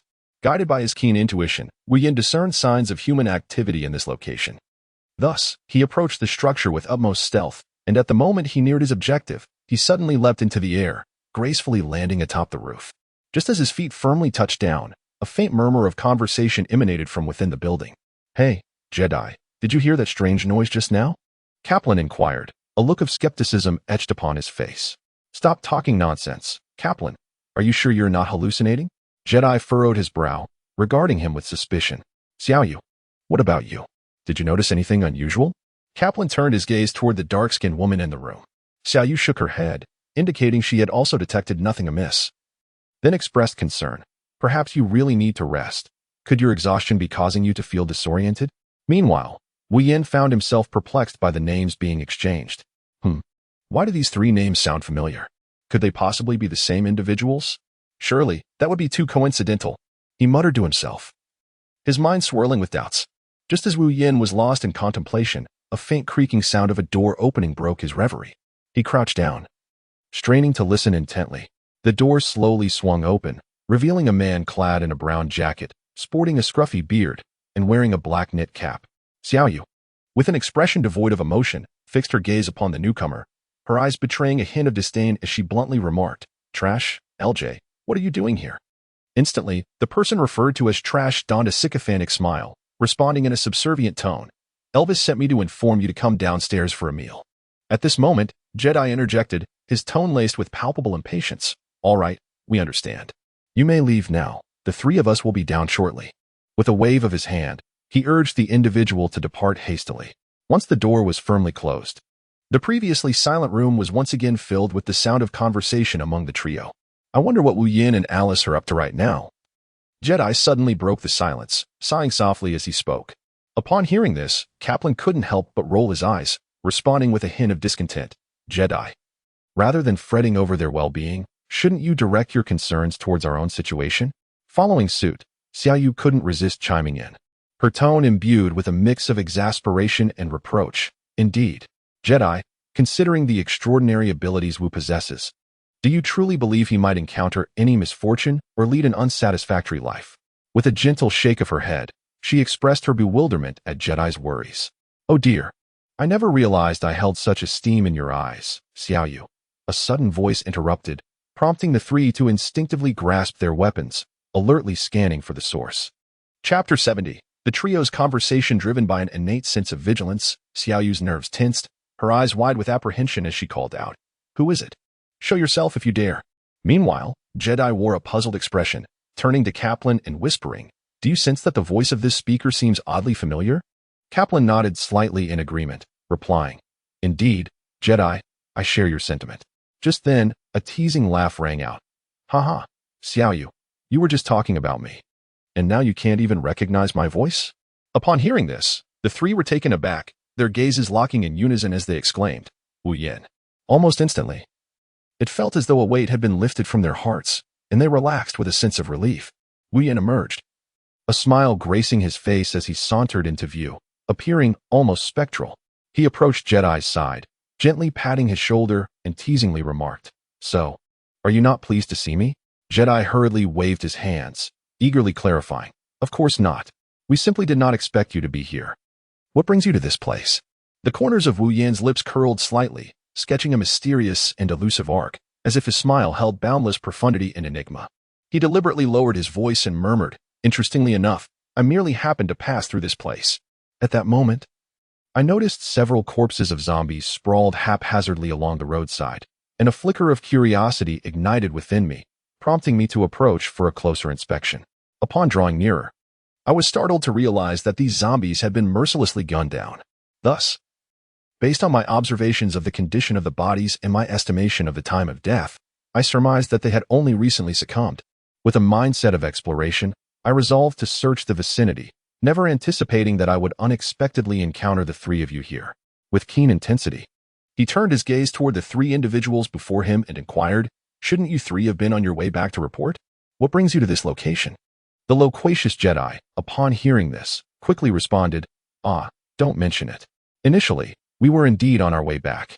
However, shortly thereafter, we received an abrupt directive from above, ordering us to quell the uprising in Raccoon City."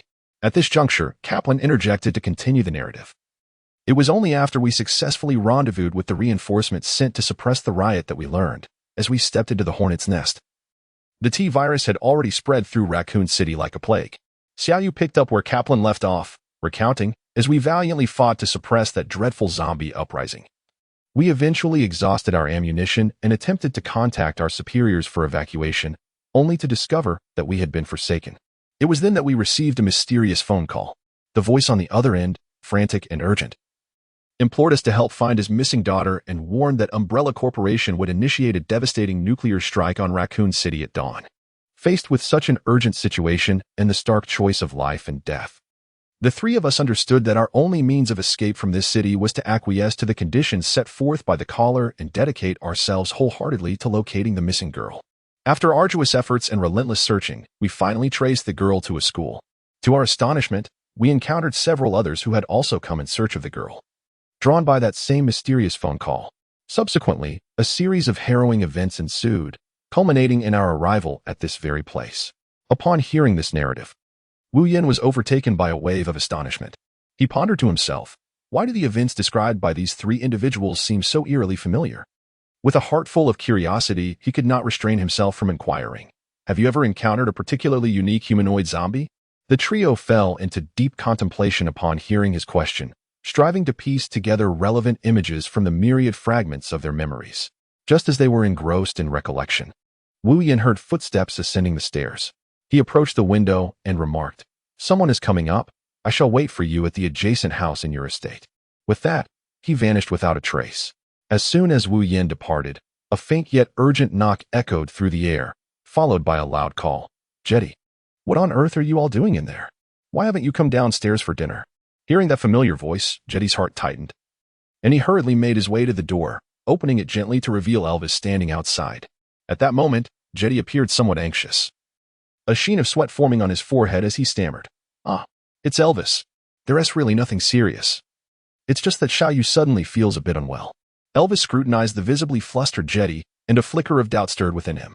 He then shifted his gaze to the other two individuals in the room, observing their every move with meticulous attention. For some inexplicable reason, he sensed that the trio's behavior today was exceedingly peculiar, yet he could not pinpoint the source of his unease.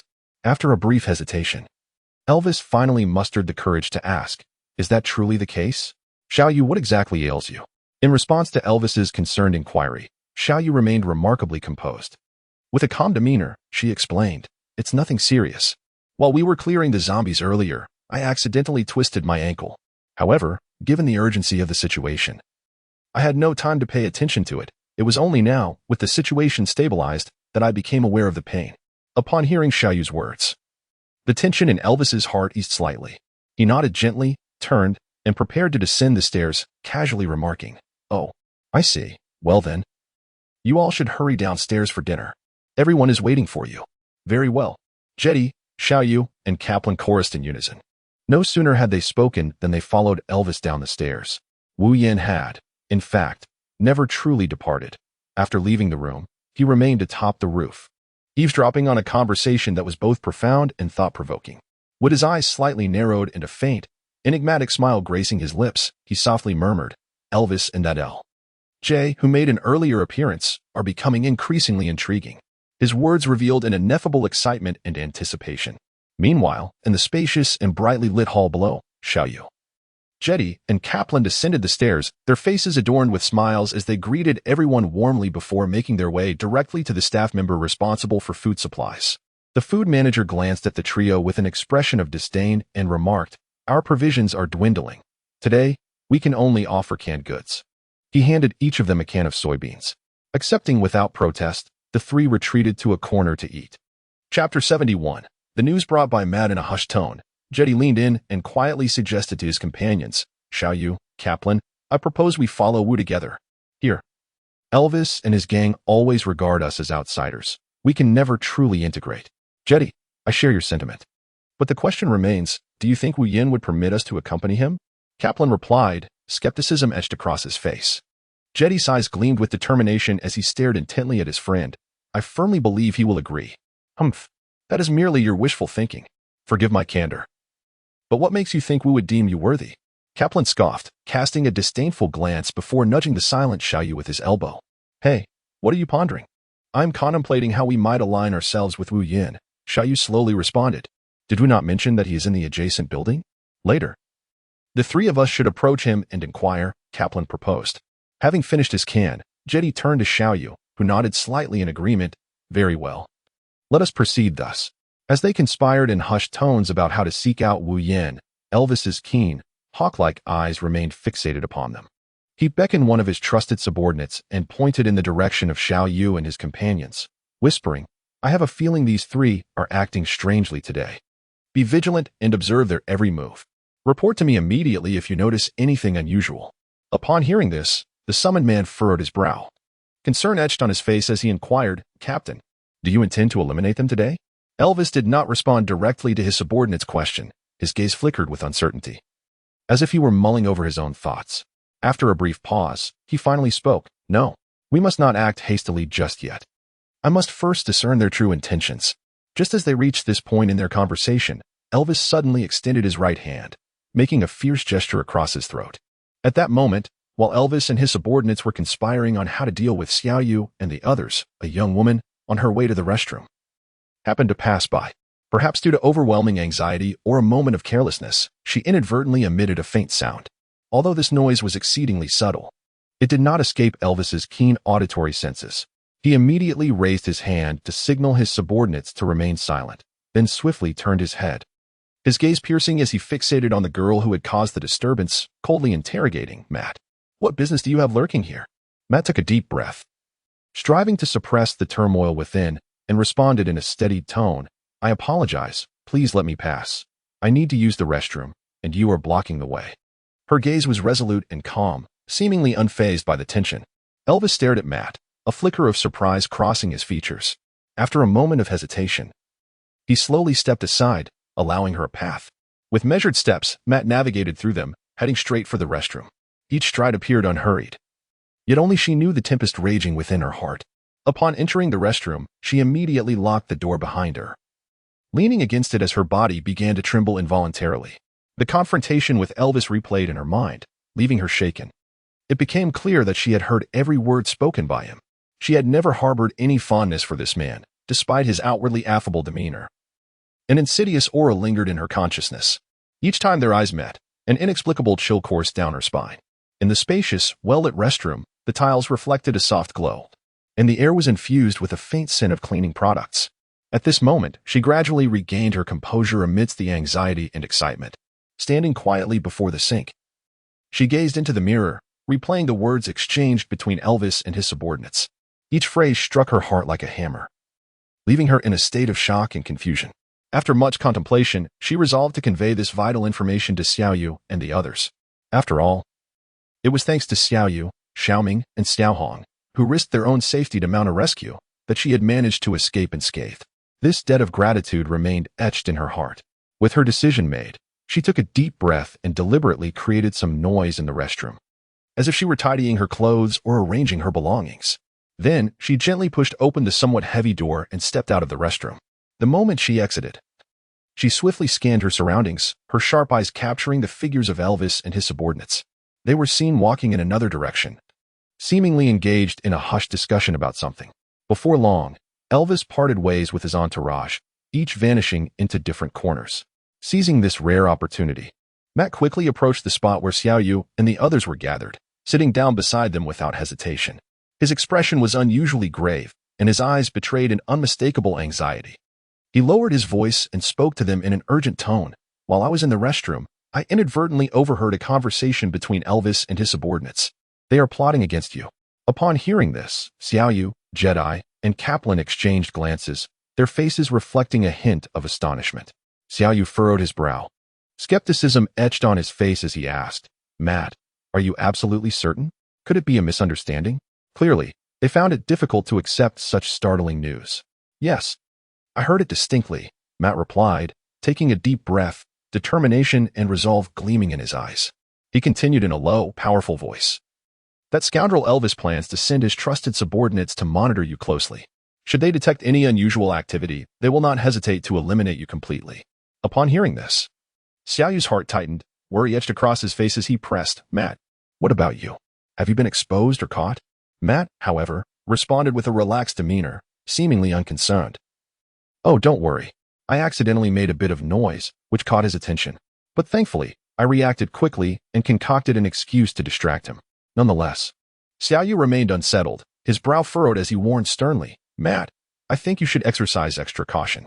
Taken aback by Xiaoyu's concern and advice, Matt inquired, "Why is that?"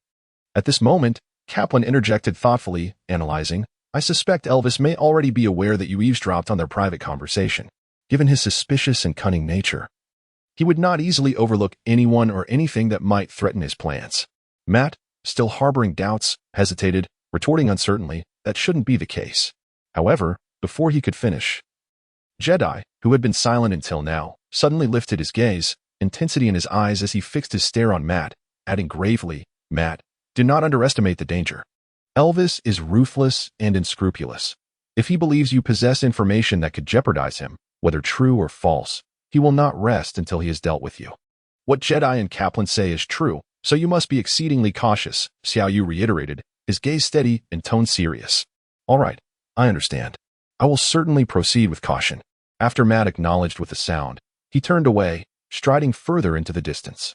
Jedi, observing Matt's retreating figure, furrowed his brow and turned to the other two, expressing his concern. "Given the current circumstances, we must hasten our departure from this place." "Indeed, Xiaoyu, it is true. After all, that scoundrel Elvis has already set his sights on us, and judging by our familiarity with him, it won't be long before he takes action," Kaplan added, equally anxious. Xiaoyu pondered for a moment before responding. "Given the situation, my plan is to exit through the window, seek out Wu Xiang, and request his assistance. while also inquiring if he would agree to accompany us. As for you two, Xiaoyu paused slightly, lost in thought. After a while, she continued, Kaplan, you go find Matt and ensure her safety. And Jetty, you will remain here, awaiting news. No sooner had she spoken than Xiaoyu resolutely turned and ascended the stairs. Jetty, seeing this, hurriedly followed suit. Meanwhile, Kaplan set off to find Matt as per Xiaoyu's instructions. In another house, Wu Yin, who had been leisurely resting on a soft, comfortable sofa, suddenly became acutely aware of an extremely faint sound of footsteps emanating from within the room. Instantly alert, he slowly opened his eyes, swiftly rose to his feet, and moved with a light step towards the direction of the noise. After a few steps, he spotted Xiaoyu, intently and cautiously searching for something. Wu Yin approached Xiaoyu with utmost stealth, akin to a specter, silently positioning himself behind her.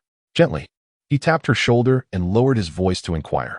Hey, Xiaoyu, what are you doing here? Startled by the unexpected touch, Xiaoyu initially jumped. But upon recognizing the voice behind her, she exhaled in relief and turned to reply, Wu, it's you. You nearly scared me to death. Was it really necessary? Wu Yin couldn't help but murmur, his gaze fixated on Xiaoyu, as he continued to chatter. Did you come here alone? He then pressed further, by the way. Why are you the only one here? Where are Jedi and Kaplan? Xiaoyu appeared somewhat anxious, promptly explaining, well, if the three of us acted together, we would draw too much attention due to our size. After discussing it among ourselves, we decided I should come to seek your assistance. As for the other two, Kaplan is tasked with protecting a girl named Matt, while Jedi remains in the room awaiting further updates. Upon hearing this, Wu Yin furrowed his brow, a look of confusion crossing his face as he curiously probed, Why do I feel like there's some trouble lurking behind what you just said? Xiaoyu hesitated momentarily, but seeing the sincerity in Wu Yan's expression, she resolved to confide in him. Well, she began, and then proceeded to recount the unfolding events to Wu Yan. After Xiaoyu's narrative, Wu Yan finally grasped the essence of the situation. Upon hearing those words, Wu Yan immediately perked up and replied, Rest assured, in light of the favor Jedi bestowed upon me with the red mainboard back at the Hive, I am more than willing to assist you. The certainty in Wu Yan's response filled Xiaoyu with a surge of joy, and she exclaimed with a hint of excitement. Is that true? That is truly wonderful. We are saved. Wu Yan assured them, of course, I would never deceive you. He pondered why the names Elvis and LJ felt so familiar. It turned out that one belonged to the mercenary squad abandoned by the Umbrella Corporation after being sent to Raccoon City to suppress the zombies, while the other referred to the timid young man, LJ. Wu Yan contemplated this and inquired, The Elvis you mentioned, I believe I have encountered him before. At that time, he did not appear to be the person you described. Xiaoyu sighed and replied, that is merely his exterior. I used to work at the same company as him. How could I possibly be unaware of the true nature of his character? Wu Yan nodded, acknowledging the truth that one should not merely judge by appearances. The essence of a person is independent of superficial assessments. He then inquired, How would you like me to assist you? At this, Xiaoyu's voice faltered, and she cautiously glanced at Wu Yan before continuing, I have conferred with Jetty and the others, and we hope to follow you. Upon hearing this, Wu Yan furrowed his brow. Frankly, he was reluctant to allow these ordinary individuals to accompany him. After all, he harbored numerous secrets, and he preferred not to involve anyone who was not closely acquainted with him. After a moment of deep contemplation, an idea struck Wu Yan. The mysterious underground laboratory of Parsonet surfaced in his mind. Perhaps that could serve as an appropriate solution. He then spoke slowly. Regarding your desire to follow me, I must decline. I have pressing matters to attend to and cannot bring you along. Following this, he turned his gaze to the worried Xiaoyu and added, however, There is no need for concern. I can seek out a safe haven for you. This way, you need not live in constant fear of the undead. Xiaoyu opened her mouth to respond, yet found herself unable to articulate a complete thought. She had hoped for a definitive answer from him, but now, her aspirations seemed to shatter in an instant, leaving her engulfed in a blend of disappointment and confusion. Upon witnessing the scene, Wu Yan mistakenly believed that Xiaoyu was concerned about the supply of food and water. A subtle smile of reassurance graced his lips as he gently replied, Do not worry, that place is exceedingly safe, and there is no danger whatsoever. As for food and water, there is an ample supply to ensure your survival. Should you find the population there too sparse in the future, you may also welcome other survivors to join you. Xiaoyu stood quietly, lost in deep contemplation. Her gaze fluctuated between confusion and determination, as if her heart were engaged in a fierce internal struggle. Finally, after considerable reflection, she nodded slowly in agreement, saying, "Very well." Upon hearing Xiao Yu's response, a look of satisfaction spread across Wu Yan's face. He continued, "In that case, it is settled. Next, you must deliberate on when to depart from your current group.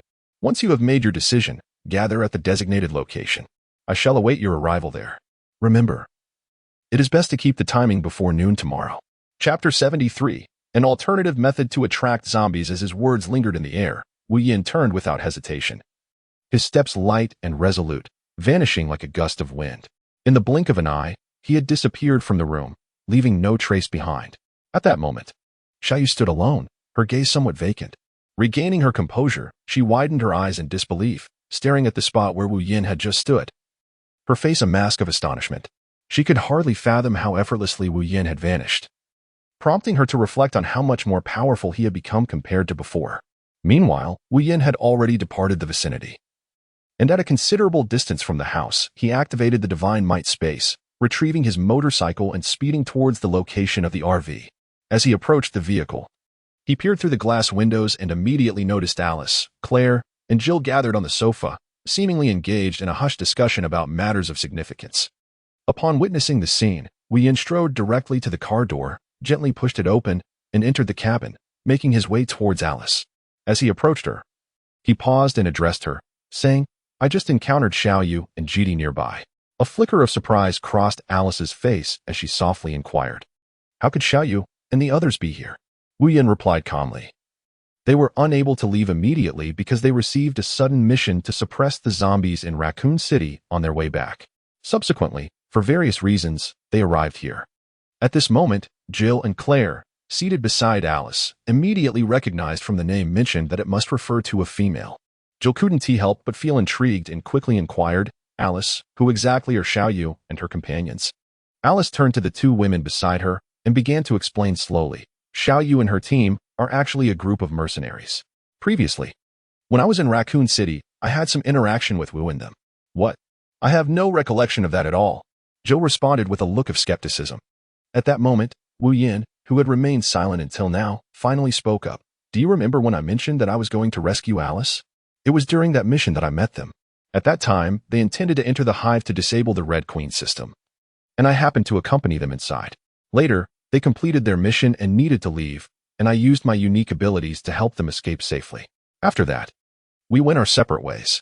As Wu Yan finished speaking, Alice nodded slightly, her gaze first resting on the two women and then returning to Wu Yan. She then asked, "Since we have a certain bond of friendship with Xiao Yu and her team, why not bring them here as well?" Wu Yan showed no intention of concealing anything. He succinctly recounted the current predicament of Xiao Yu and the others to the three women. Upon hearing his words, Alice could not help but furrow her brow. Her expression clouded with concern as she pressed, "Wu, are you suggesting that Xiao Yu and her companions are not in an ideal situation at present?" In response to Alice's inquiry, Wu Yan gently nodded in agreement, affirming, "Indeed, according to Xiao Yu, the circumstances they are facing are far from optimistic." He continued, "However, rest assured, I have made arrangements for Xiao Yu and her group to gather at a designated location tomorrow at noon, where they will temporarily remain by our side for a while." After listening, Jill's face displayed a flicker of confusion, prompting her to ask, "Wu, why can't Xiao Yu and her companions stay with us at all times? Wouldn't that be safer?" Wu Yan felt a wave of helplessness wash over him. He extended his hand and gently tapped Jill's forehead, then explained, "The secrets I harbor are numerous. It is best that the knowledge of these matters remains with as few people as possible."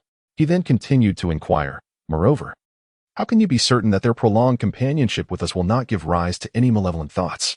Faced with this question, Jill found herself momentarily speechless. She pondered inwardly, indeed.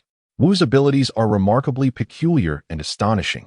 If they were to be known by too many, it would be difficult to prevent some ill-intentioned individuals from harboring ulterior motives. At this thought, Claire's expression turned to one of guilt, and she softly apologized to Wu Yan. "Wu, I sincerely apologize. It is my lack of foresight that has caused this." However, Wu Yan simply waved his hand dismissively, indicating it was of no consequence, and reassured her, "It's nothing." After comforting Jill, Alice took a moment to regain her composure before speaking again. "Wu, regarding the events that transpired earlier." After Claire's thorough explanation, both Jill and I have come to a complete understanding. She paused, gazing earnestly at Wu Yan, and continued softly, "Here, I wish to express my sincerest apologies. I hope you can refrain from feeling anger over this, if you would. Observing this, Jill quickly chimed in. Indeed, Wu. We are truly sorry. Alice and I will certainly refrain from uttering such words in the future. Please do not remain upset. Wu Yin gazed upon the two earnest women before him. He extended his hand and gently brushed their noses, a faint smile gracing his lips as he tenderly replied, It is sufficient that you understand. However, if there is to be any anger, it shall be saved for the quiet of the night, when I shall seek out Claire. Upon hearing this, the three ladies simultaneously spat. Pa, you lecher. He chuckled mischievously, but soon realized the urgency of their situation. Time was of the essence, and they could not afford any further delay. Thus, he composed himself and earnestly instructed the two, All right, I believe it is nearly time. We must proceed to hunt the zombies. Alice, Jill, please check whether the individuals inside the containers are still alive. If they are in good condition, select 4 at your discretion and bring them out.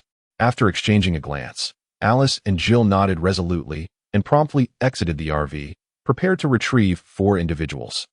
Wu Yin observed that the 2 women no longer harbored any animosity, and he nodded slightly in approval. He then turned to Claire and said, Let us descend as well.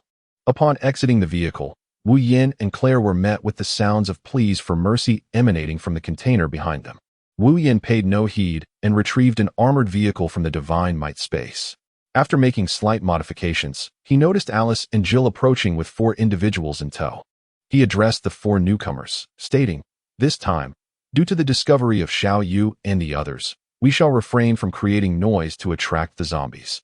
Wu Yin pointed at the cage atop the armored vehicle and stated, You 3 have witnessed it.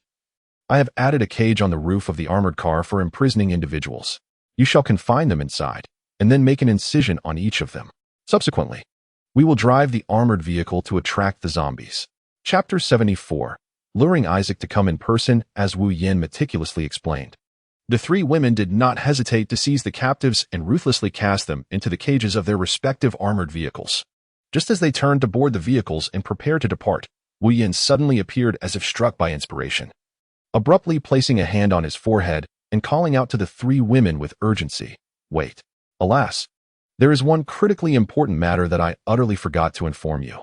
Upon hearing these words, the 3 women turned back almost in unison, their faces etched with skepticism as they gazed at him. Observing their expressions, Wu Yin took a deep breath and spoke softly. The zombies here are distinctly different from those we encountered previously. Upon hearing this, Alice furrowed her brow tightly and inquired, What precisely distinguishes them? Wu Yan's expression grew grave as he nodded, responding, It appears that the zombies here have undergone some form of mutation. To be more precise, one could say they have experienced an evolutionary phenomenon. Jill's face reflected confusion as she murmured to herself, Mutation? Evolution? Wu Yin replied with certainty, Indeed. These zombies no longer move sluggishly as they once did. They now approach their targets with alarming swiftness, their speed comparable to that of an ordinary adult sprinting at full capacity.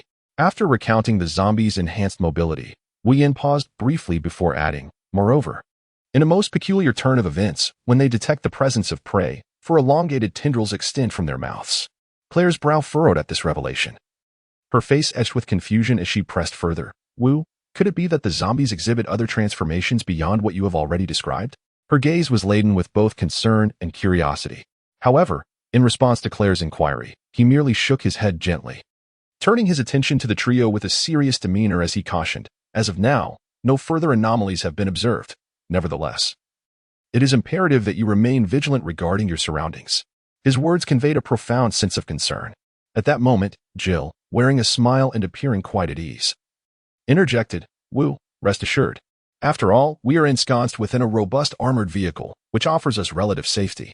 Yet, I fully comprehend the importance of exercising caution and will remain attentive. Her tone was resolute and confident.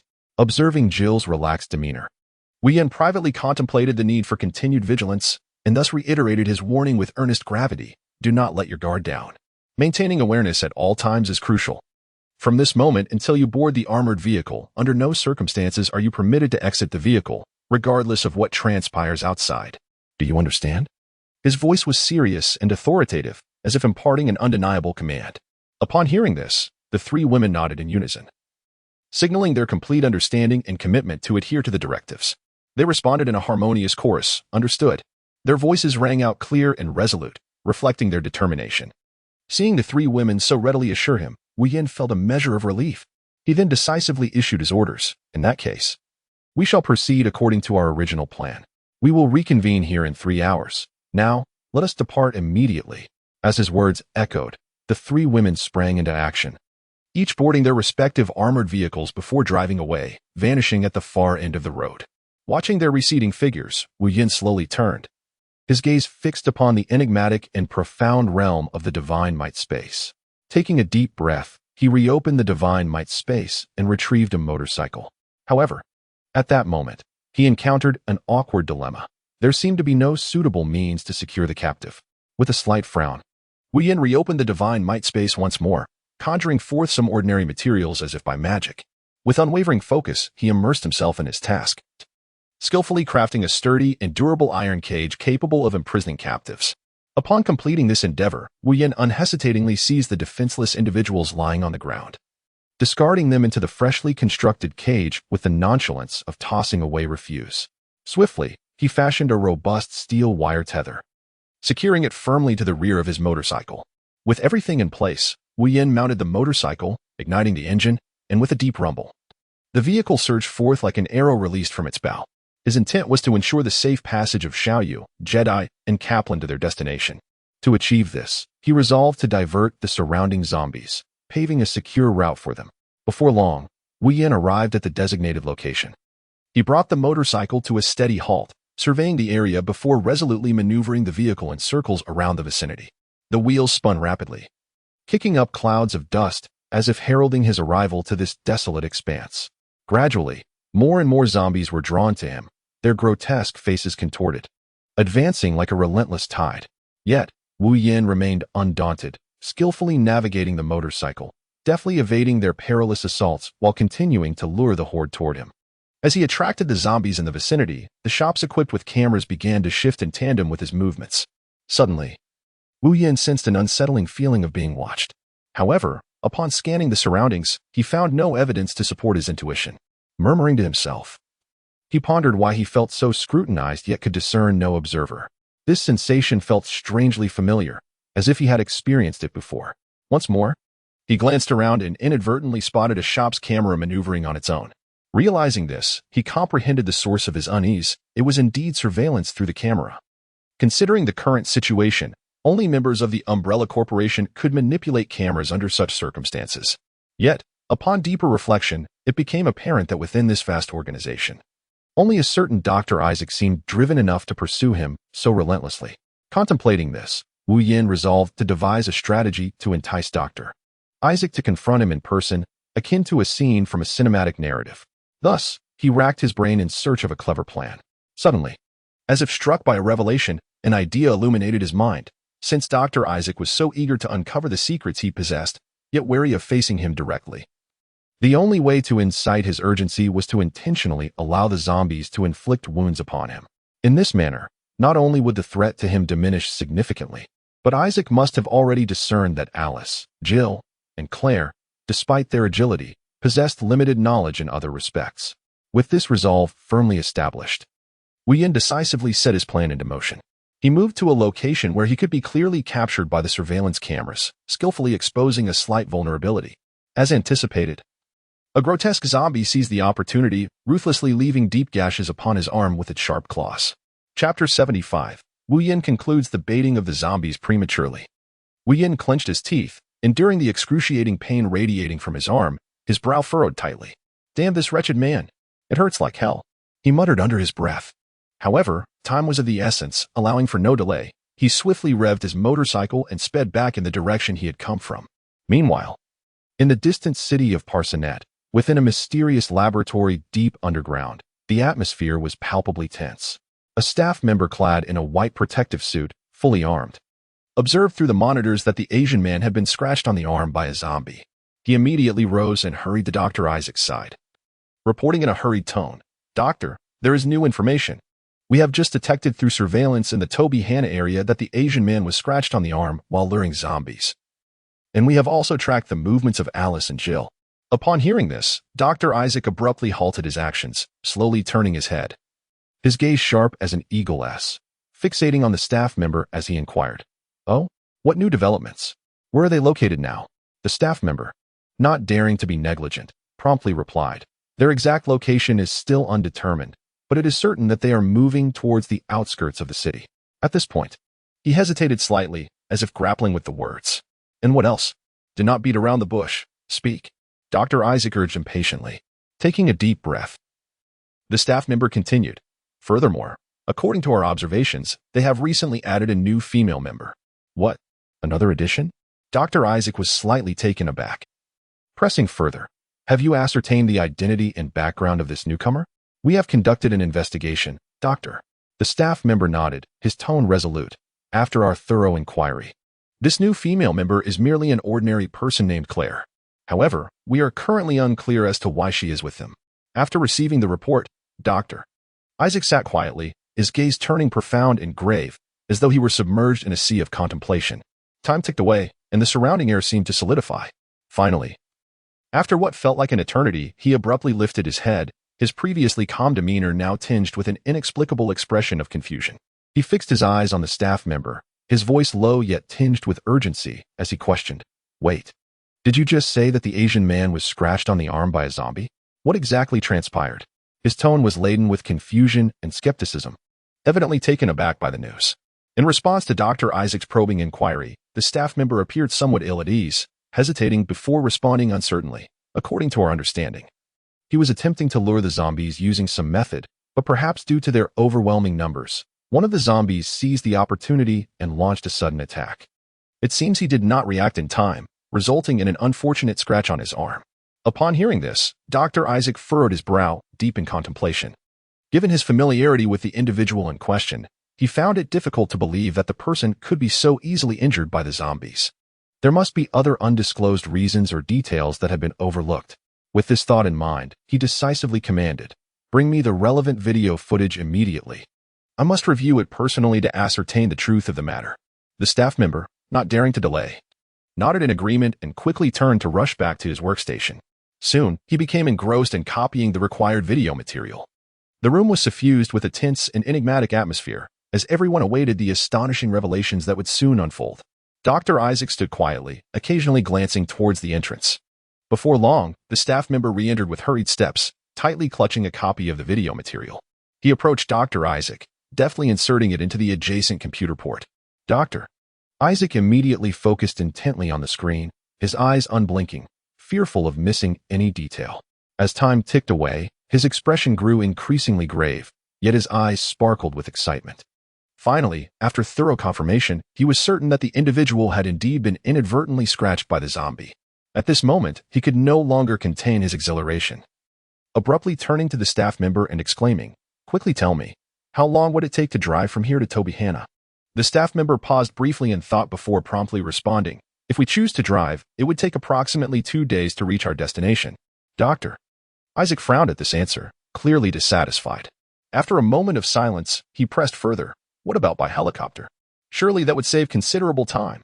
In response, the staff member quickly replied, "By helicopter, it should take around 5 hours to arrive there." Excellent.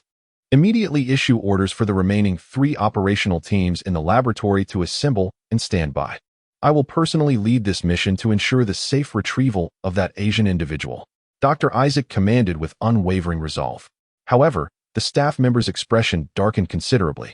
As though confronted with an insurmountable problem, his gaze flickered uncertainly, and his lips trembled slightly as if he yearned to articulate something, yet found himself at a loss for words. At last, he stammered, "Doctor, if you were to go in person, then your safety, this." However, before he could finish his thought, Dr. Isaac unceremoniously interrupted him. With a grave expression and a tone that was resolute and commanding, Dr. Isaac declared, "Cease your words. I have made my decision. It shall be executed as such. Prepare immediately, without any delay." His authoritative tone enveloped the room, instilling an unspoken pressure upon all present. The staff member, left with no choice, acquiesced, "Yes. I shall make the arrangements at once." After being unfortunate enough to be scratched by a zombie, Wu Yin resolved to lure Dr. Isaac to this location. Consequently, he decisively chose to terminate the attraction of zombies ahead of schedule. He sprinted back to the parking area of the RV, and upon nearing it, he unhesitatingly retrieved a conical object to begin dispatching the zombies trailing behind him. Fortunately, due to his early return, the number of pursuing zombies was relatively few, which enabled him to swiftly engage in combat and execute a remarkable extermination operation. In approximately 20 minutes, he successfully eradicated all the zombies, including the unfortunate captive confined within an iron cage. Coincidentally, at the moment Wu Yin was injured and slightly distracted. This captive had also inadvertently fallen prey to a zombie attack. However, astonishingly, upon completing the cleanup of the zombies, Wu Yin noticed that the once gruesome wound on his arm had begun to heal gradually. It was as if a mysterious force was silently mending his damaged body. Chapter 76. Wu Yan's self-healing ability. Once the wound was entirely healed, Wu Yin remained inside the RV, racking his brain for strategies. He was acutely aware that capturing Dr. Isaac would not be an easy feat. It required not only knowledge of his whereabouts but also insight into the type of transportation he employed. If everything unfolded as per the plot, and the adversary chose to arrive by helicopter, it would be splendid news for Wu Yin, as it would significantly reduce the time needed to reach the Parson laboratory. Conversely, if the opponent opted for a car, the journey from Parson to this location would likely take around 2 days. Thus, waiting here would be utterly futile. It would be more prudent to drive directly to the destination.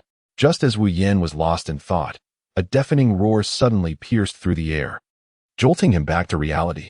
He turned sharply towards the source of the sound and beheld a massive horde of dark, densely packed zombies surging towards him like a relentless tide. Faced with such a heart-stopping scene, Wu Yin exhibited no hesitation. He decisively leaped atop the RV and swiftly transitioned into a combat-ready stance. Meanwhile, Alice, Jill, and Claire noticed the silhouette standing atop the RV, stirring a sense of surprise within them. They were baffled, as the distance prevented them from clearly identifying who it was. Filled with curiosity, they pressed the accelerator.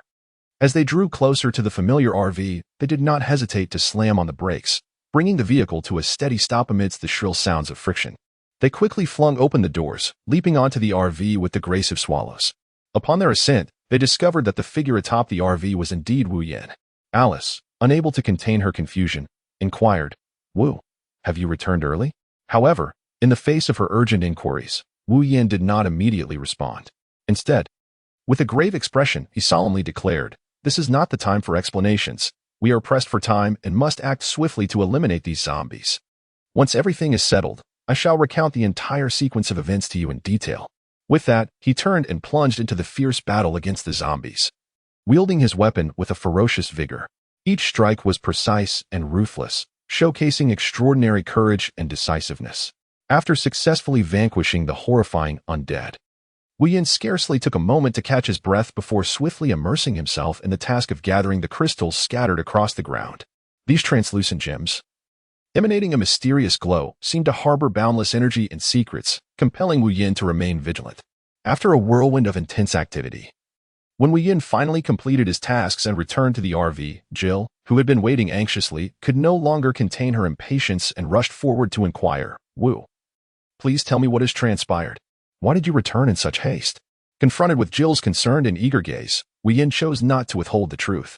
Taking a deep breath, he slowly began, "During my attempt to lure the zombies, an unusual sensation suddenly washed over me, as if invisible eyes were silently watching me from the shadows. This eerie intuition heightened my alertness, prompting me to conduct a thorough search."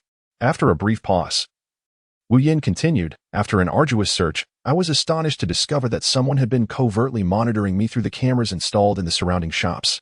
Upon hearing this, Alice furrowed her brow, lost in thought.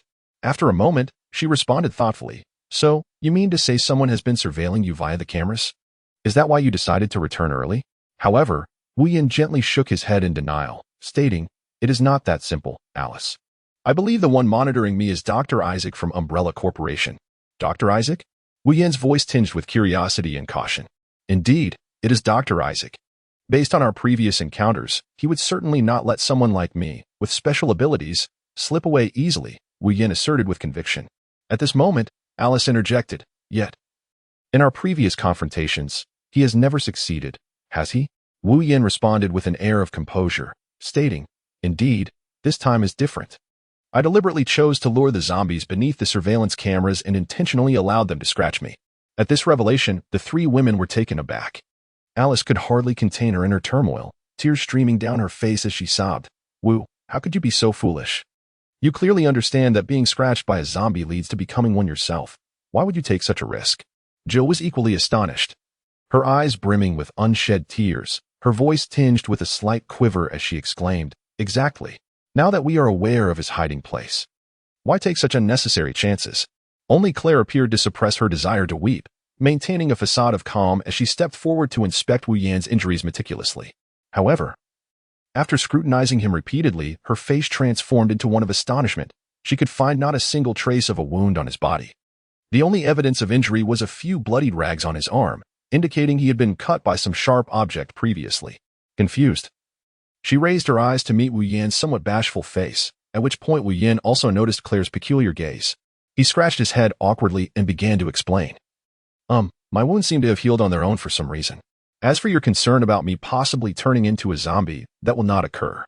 Upon hearing this, Jill, who had been immersed in sorrow, abruptly ceased her crying, locking her gaze on Wu Yan with suspicion and inquiry, her tone grave. "Wu, is that truly the case? How many more secrets do you have that you haven't shared with us?" Alice, too, was incensed by Wu Yan's sudden turn of events. Frowning as she indignantly accused, "Wu, this is truly excessive. Indeed, look at how heartbroken Alice and Jill are," Claire added. The atmosphere grew palpably tense, with all eyes fixated on Wu Yan, as if awaiting a reasonable answer or explanation. Faced with the fierce, predatory glances of the three women, Wu Yan felt a wave of embarrassment and helplessness wash over him. Clearing his throat awkwardly, he began to explain, "In fact, I possess an extraordinary regenerative ability. Regardless of the severity of the injury, even if it is near fatal, as long as I do not perish instantly, my body will gradually begin to heal itself." Pausing briefly as if contemplating how best to articulate his thoughts, he continued, "Moreover, this remarkable self-healing capability is not limited to ordinary injuries. It can also gradually eliminate the terrifying zombie virus that invades my body." As he spoke, he unconsciously touched his arm, as if he could still feel the lingering agony and struggle from his past battle against the virus. Chapter 77. Exchange for the Enhanced T-Virus. After Wu Yan finished explaining to the three women, their gazes towards him transformed. Jill, puffing with indignation, exclaimed, "Wu, you have been keeping secrets from us again." Wu Yan gazed at Jill's puffed-up expression and, feeling aggrieved, replied, "I only discovered this in the past few days." "Really?" Jill, slightly calming down, inquired uncertainly. This time, Wu Yan responded with unwavering confidence. Indeed, Jill observed the sincerity etched on his face, then, with concern, remarked, "All right, I shall trust you this time. But do not let this happen again, understand? What if something unfortunate befalls you, leaving the three of us to contend with the consequences? Rest assured, this is the last time. I shall never do so again," Wu Yan reassured him. Alice, who had remained silent and reserved, finally spoke up after witnessing Wu Yan successfully placate Jill. "Wu, earlier you mentioned that Dr. Isaac might come in person. Is that truly the case?" As soon as she finished speaking, both Jill and Claire turned their gazes towards him, their eyes filled with curiosity and anticipation. Wu Yan nodded with firm resolve, affirming, "Though it is uncertain whether he will personally arrive, I believe there is at least a 90% chance." Upon hearing this, Claire could not suppress her doubts and probed further. "But why such certainty?" In response to Claire's inquiry, Wu Yan took a deep breath and began to explain methodically. "The reason is quite simple. Since he has already discerned that I have been scratched by a zombie, he will undoubtedly conclude that I will inevitably succumb to becoming one myself." After a brief pause, Wu Yan continued, "Consider this. I currently bear the marks of a zombie's claw. Thus, the virus within me is bound to activate, and I will eventually transform into a zombie. However, once I fully metamorphose, my consciousness will likely be entirely lost. At that point, capturing a mindless zombie would pose a considerable challenge. Therefore, it is highly plausible that Dr. Isaac would choose to intervene personally to ensure he can manage the situation effectively. Hence, I believe he would not let this opportunity slip away." The three women fell into a brief contemplation, and after a moment, they found his reasoning quite compelling. Alice, who was most concerned about the matter, was the first to speak. "In that case, should we not take precautions and make appropriate arrangements in advance? Indeed, even if Dr. Isaac himself cannot be present, his capable subordinates will undoubtedly come to investigate," Claire added in agreement. "Yes, you are both correct," Wu Yan responded, nodding in affirmation. "How about this? You three stay here to discuss countermeasures while I head inside to extract that special liquid." Upon hearing this, the three women's eyes brightened in unison. And Jill, unable to contain her eagerness, blurted out, "Woo, does that mean the crystals we collected today are sufficient for use?" "Indeed, during the process of collecting these crystals, I made a rough estimation of their quantity," Wu Yin replied with a smile. Alice took a deep breath, gradually regaining her composure, and then firmly stated, "Wu, time is of the essence. You must act swiftly. As for the strategy to successfully capture Dr. Isaac, that task shall be entrusted to our three-person deliberation." "Precisely. That is the way forward. Wu, you must go now. We will handle the rest with utmost assurance," Jill urged, her excitement palpable. Even Claire, who usually remained taciturn and spoke little, could not conceal her inner fervor and urgency, exclaiming, "Indeed, Wu, our time is running short. If we can complete the refinement before Dr. Isaac arrives, we will possess a significant advantage in confronting him." With a gentle smile, Wu Yin gazed at the three women, their faces betraying an unmistakable excitement. He softly uttered, "All right." As soon as the words left his lips, he stepped towards the RV, entering the last remaining lounge, and firmly shut the door behind him. He then quietly settled into a chair, closed his eyes, and began to commune with the little fish in his mind. Silently, the little fish called out to Wu Yin, "Ding, host, the little fish has been waiting here for quite some time." A melodious voice resonated in Wu Yan's mind. "I wish to exchange for 3 vials of the improved T-virus," Wu Yin stated without hesitation. "Upon receiving the order, please confirm the specific list of personnel for usage." The little fish replied. After a moment of contemplation, Wu Yin decisively responded, "Alice, Jill, and Claire." The little fish acknowledged this and requested the host to wait briefly. Ding. The exchange was completed. Ding. The host may now select a special ability from the following X-Men characters. As this notification sounded, a virtual screen materialized before Wu Yin, displaying an array of dazzling special ability options. Wolverine possesses adamantium claws, extraordinary regenerative abilities, and remarkable longevity. Cyclops is renowned for his eyes that unleash lethal beams of laser. Multiple Man has the capacity to split himself and create numerous duplicates. Storm commands the weather, summoning tempests. Iceman generates and manipulates ice. Blink possesses the power of instantaneous teleportation. Pyro wields the force of flames. Mystique can freely alter her form. Professor X possesses formidable telepathy and mental control capabilities. Jean Grey harbors the power of the Phoenix, an unparalleled force. Wu Yin fixed his gaze upon the densely packed descriptions of unique abilities displayed on the screen. Feeling as though his eyes were about to be overwhelmed by the deluge of information, he found himself in a quandary, desiring each of the displayed abilities, yet lacking sufficient crystals to acquire them. Reluctantly, he had to concede defeat. A thought crossed his mind. Which ability should he ultimately choose? At that moment, he suddenly recalled the little fish in the store. Perhaps it could offer him some valuable advice. Thus, Wu Yin turned to the little fish and inquired, "Little fish, do you have any recommendations regarding which unique ability I should select?" However, as soon as his words fell, he was met with the cold, emotionless voice of the little fish. "I apologize, host, but my duties are limited to the exchange and introduction of items in the store. I cannot provide any guidance on your choice of unique abilities. You may consider seeking assistance from the main system." Hearing this response, Wu Yin was momentarily taken aback, and the enigmatic image of the system involuntarily surfaced in his mind. The thought of having to interact with the system made him uneasy, as his previous experiences had not been particularly pleasant. After a brief silence, he could only exhale a resigned sigh and mutter to himself, "Perhaps I should just let it be. It seems I must ultimately rely on my own judgment to make this decision." Chapter 78. Exchange for the enhanced T-virus 2. Due to the overwhelming variety of abilities presented in the system's store, Wu Yin pondered for a considerable time, still unable to determine which unique ability to select for the 3 women. Faced with such a challenging choice, he ultimately felt utterly helpless and resolved to leave it to fate by opting for a random selection. Therefore, he turned to the little fish and commanded, "Extract all of the enhanced T-virus." A crisp chime echoed in response. Soon after, the little fish replied, "Understood, host."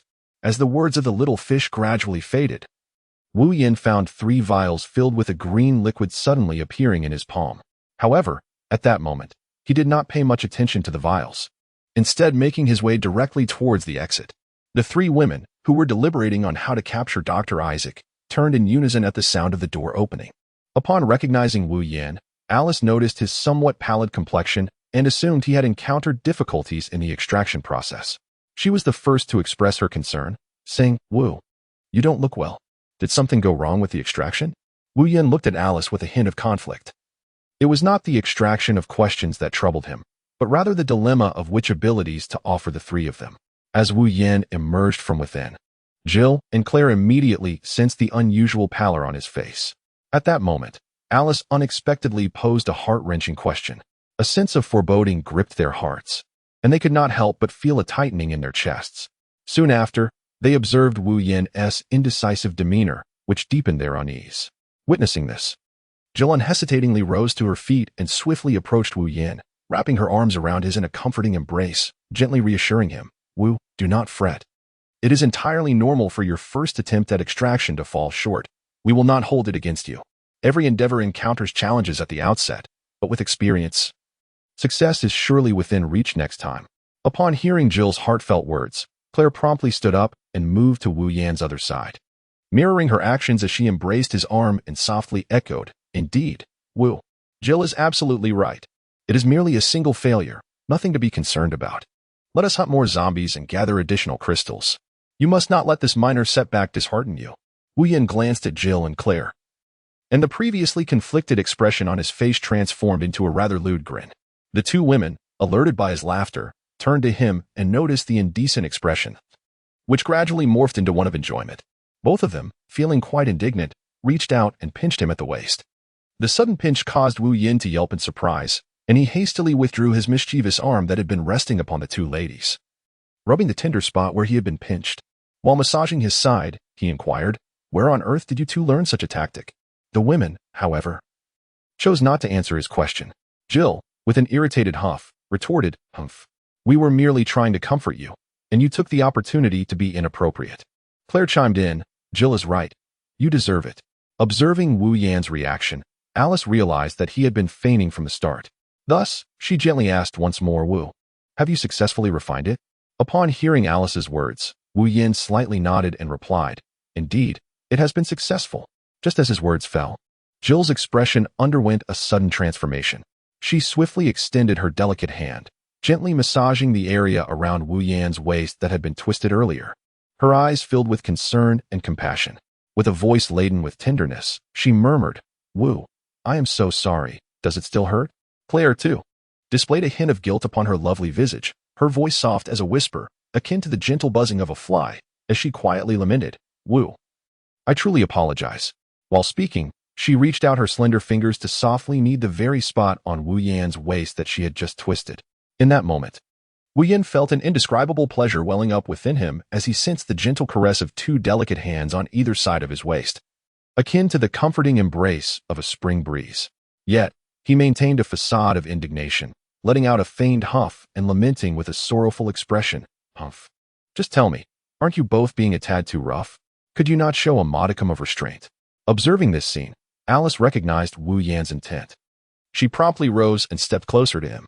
Leaning slightly, she pressed a gentle kiss upon his lips and softly urged, "All right, Wu. Please do not hold any further grievances against them, will you?"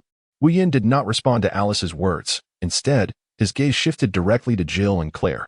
He raised his hand, gently touching his finger to his lips, and cast a significant glance towards the two, a silent understanding passing between them. Observing this, Alice gracefully approached Wu Yan and bestowed upon him a tender kiss. This series of actions flowed seamlessly, as if choreographed, suggesting an unspoken rapport among the three. The entire scene was imbued with romance and passion, captivating to behold. After parting from Claire, Wu Yan closed his eyes and playfully pursed his lips, feeling a lingering sense of fulfillment. Upon reopening his eyes, he was met with the piercing gazes of the three women, each of them glaring at him with unmistakable intent, clearly indicating, "You have received your reward. Now reveal what you owe us." As he comprehended the longing conveyed in their eyes, he felt no hesitation. With swift decisiveness, he retrieved 3 vials of emerald green potion from his pocket and placed them carefully before the 3 women, speaking softly, "If you drink the potions before you, you will acquire special abilities akin to mine. However, I must confess, I am entirely ignorant of the sensations or the nature of the powers you will gain." Alice, fixating on the 3 vials in Wu Yan's hand, furrowed her brow with concern and inquired, "Why are there only 3 vials? If you give them all to us, what will you have for yourself?" "I am aware of what you two wish to say," Wu Yan interjected, noticing Jill and Claire's intent to speak. I already possess special abilities. Thus, it is unnecessary for me to drink. Besides, there are plenty of zombies to hunt later. He continued, but you three are different. Aside from an increase in your physical attributes, you currently possess no abilities. To put it bluntly, you are merely enhanced ordinary individuals. Alice attempted to say more, but Wu Yin interrupted. Enough. There is no need for further discussion. Who among you will use the potion first? Chapter 79. Alice gains the ability to store clones among the three women. Alice was renowned for her composure and calmness. At this moment, she broke the silence first, softly stating, "Then I shall go first." Without hesitation, she reached for one of the vials and drank it down in one swift motion. Witnessing Alice's decisive action, Jill felt a wave of unease wash over her. Furrowing her brow, she asked with concern, "Alice, how do you feel? Is there anything unusual with your body?" Alice merely shook her head gently, indicating that she did not perceive any significant changes. Then she turned her gaze towards Wu Yin. Meeting Alice's stare, Wu Yin shrugged helplessly and candidly replied, "To be honest, I have never used this potion myself, so I am completely unaware of the specific reactions it may provoke." After addressing Alice's inquiry, Wu Yin swiftly summoned the small fish from the mall system within his mind. Small fish. Ding. Host. Little fish is here. Little fish. May I inquire about the effects that will ensue after consuming this vial of potion? Host, rest assured. There will be no immediate symptoms or reactions following the ingestion of this potion. You need only patiently await approximately half an hour, at which point the effects will be revealed. Upon hearing Xiaoyu's narration, Wu Yin exhaled a silent sigh of relief. He then addressed the three women, saying, "I have just contemplated for a moment. Let us wait another half hour." After the passage of that time, Alice suddenly closed her eyes. Jill, noticing this phenomenon, stood up intending to approach her. However, just as she was about to move forward, Wu Yin grasped her arm. "Jill, do not go over there." Feeling her arm being held, she turned her head in confusion to look at Wu Yin and inquired, "Why?" With a serious expression, Wu Yin spoke, "In my opinion, Alice should have made some significant progress this time, so it would be best if we do not disturb her for now." As soon as he finished speaking, Alice slowly opened her eyes, a faint smile gracing her lips. After surveying the group, she softly replied, "Wu is right. From today onward, I too can be considered a person with special abilities." Upon hearing this, the two women could hardly contain their excitement, especially Jill. She forcefully broke free from Wu Yan's grasp and hurried to sit beside Alice, eagerly asking, "Please tell us, what extraordinary ability have you acquired?" Faced with such a question, Alice's expression turned somewhat awkward, and after a moment of hesitation, she finally responded, "Well, it's just that I am unsure how to articulate it." Shortly after consuming that mysterious potion, a clear image of the space where I can control my clone bodies materialized in my mind. Just from the name alone, one can glean some insight. This ability signifies that I have successfully obtained a unique space capable of housing clone bodies. Any clone that is contained within this space can be regarded as my avatar. Whenever I choose to summon these avatars, even if I suffer grave injuries or face death, they can be repaired and reborn within this space. Claire, observing the slight embarrassment and discomfort on her face, furrowed his brows and asked with concern, "Alice, what exactly happened? Is there something amiss with the ability you acquired?" Simultaneously, he keenly noticed the unnatural change in Alice's expression and pressed on, "Alice, please tell us. What peculiar ability have you truly obtained? Do share it with everyone." Indeed, when it comes to understanding special abilities among the four of us, it seems that only Wu has any insight. Jill chimed in eagerly. Alice's gaze slowly swept across the three women before her, ultimately revealing a hint of helplessness as she softly stated, "The ability I obtained is called the clone body storage space." What is that? At the mention of this unfamiliar and peculiar term, Wu Yin and the other two women wore expressions of confusion, their minds instantly filled with a multitude of questions. The impatient Jill could no longer contain her curiosity and confusion, her eyes widening as she urgently inquired, "Clone body storage space? What kind of bizarre ability is that?" Claire could not help but voice his frustrations. "Exactly. Just from the name, it seems to be merely a place to store clone bodies. But the crucial question is, where on earth are we supposed to find these so-called clone bodies? It's simply unfathomable." Upon hearing Alice articulate the name of her newfound ability, Wu Yin was immediately reminded of the clone specimens nurtured in the hidden laboratory where Isaac had concealed himself during the third act. However, he was uncertain whether his presence might inadvertently lead to the emergence of a clone of Alice, who had not been captured for the Vengeance Goddess experiment. As Alice revealed the name of her unique power, an unmistakable blush of embarrassment crossed her face, and her gaze instinctively drifted toward the three individuals before her. With particular emphasis on Wu Yan, she harbored a fervent hope of eliciting an answer from him regarding her revelation. At that moment, Wu Yan keenly sensed Alice's unwavering gaze upon him and discreetly cleared his throat twice to mask his discomfort. This subtle act drew the attention of Jill and Claire, who swiftly turned their inquisitive eyes toward him. Confronted by three pairs of curious and bewildered eyes, Wu Yan took a deep breath and slowly inquired, Alice, once this clone is absorbed, is it possible to release it again? Furthermore, what is its level of power? Alice pondered for a moment before responding earnestly, indeed, it can be released again. Once the clone is absorbed into a specific space, it becomes a manifestation of myself. Regardless of the extent of damage or even death it may suffer in the external world, as long as it returns to that space, it can be repaired and revived. However, it is important to note that in terms of power, the clone possesses only 1/10 of my original strength.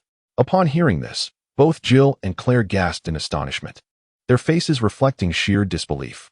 A glimmer of envy sparkled in Jill's eyes as she murmured, 1/10 of your original strength. Yet it possesses the ability to repair and revive itself. Doesn't that imply the existence of an immortal army? It's simply astounding. Claire, equally awestruck, chimed in, indeed. After being enhanced by the serum, it is already 10 times stronger than an ordinary person. Thus, even if the clone inherits merely that insignificant 1/10, its capabilities would still surpass those of most common individuals. At this juncture, Wu Yan smiled gently, shaking his head as he interjected, Claire, you seem to have misunderstood.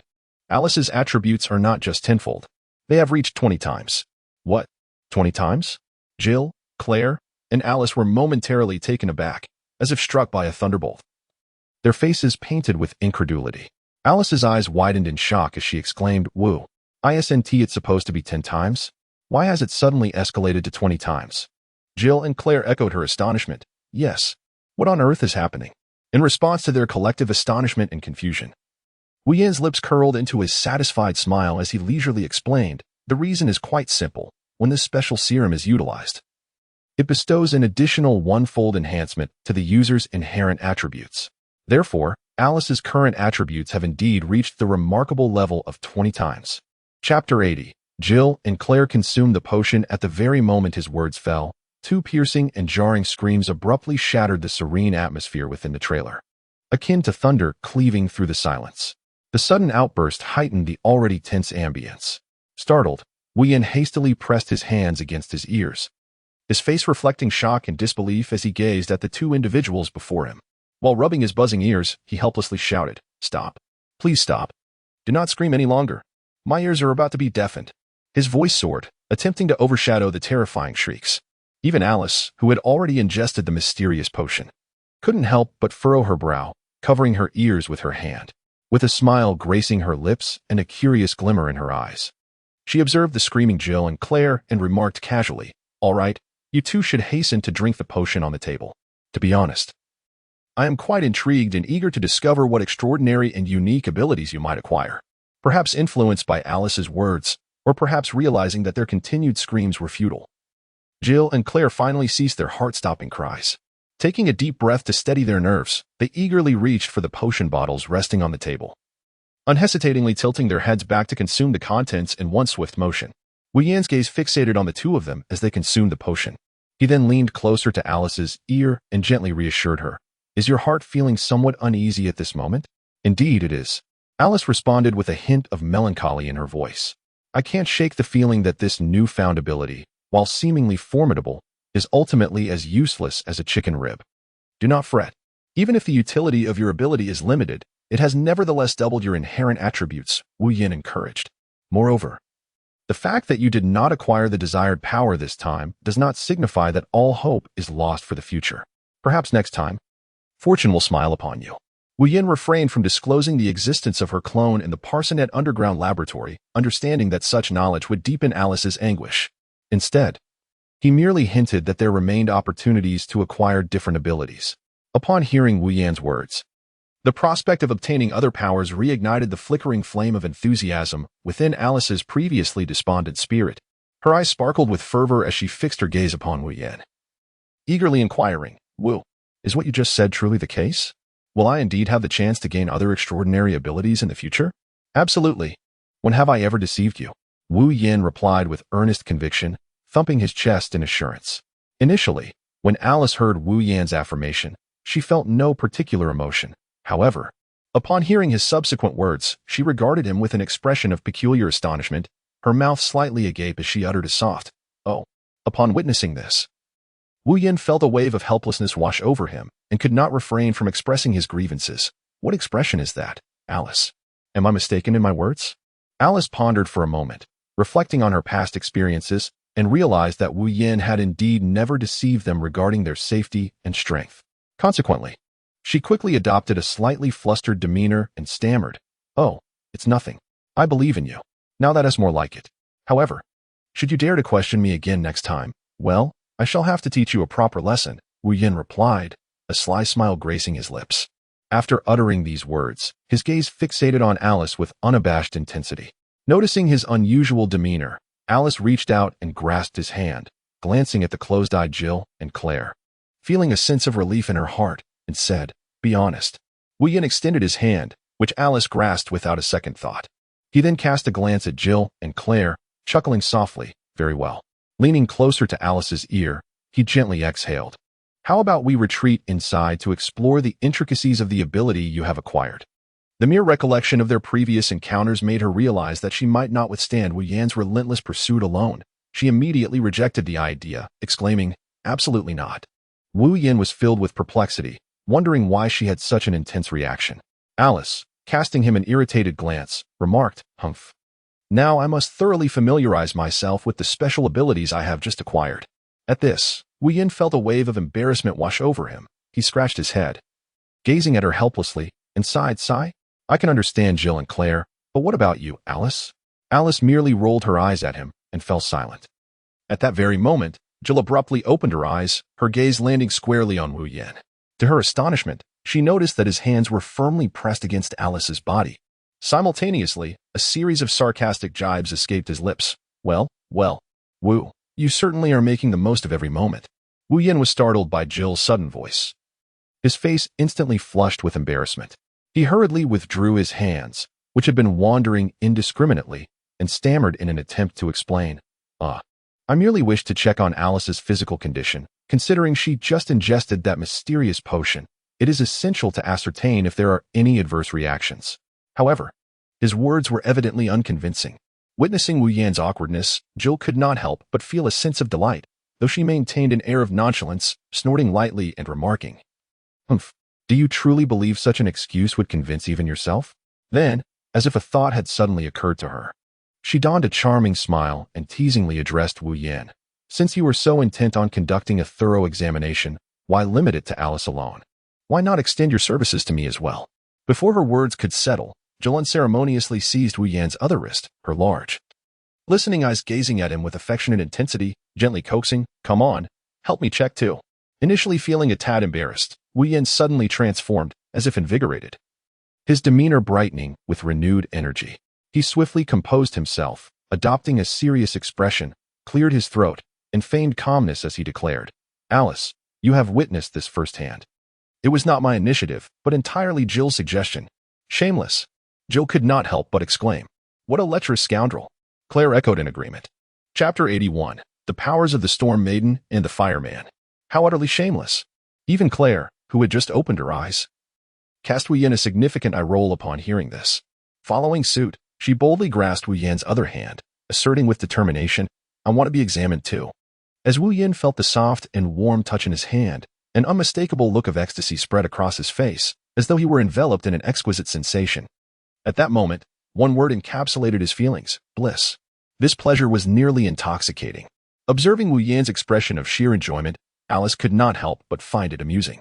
With a slight smile, she turned to Jill and Claire, her curiosity piqued, and inquired, "So, what special abilities did the two of you acquire after consuming the potion?"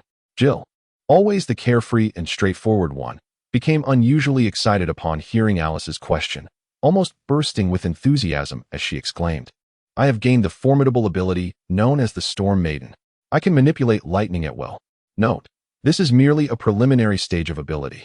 Thus, she has not been endowed with the power to control the weather. Alice, Claire, could not help but exclaim in astonishment. Controlling lightning? Clearly, she was utterly shocked and incredulous at this revelation.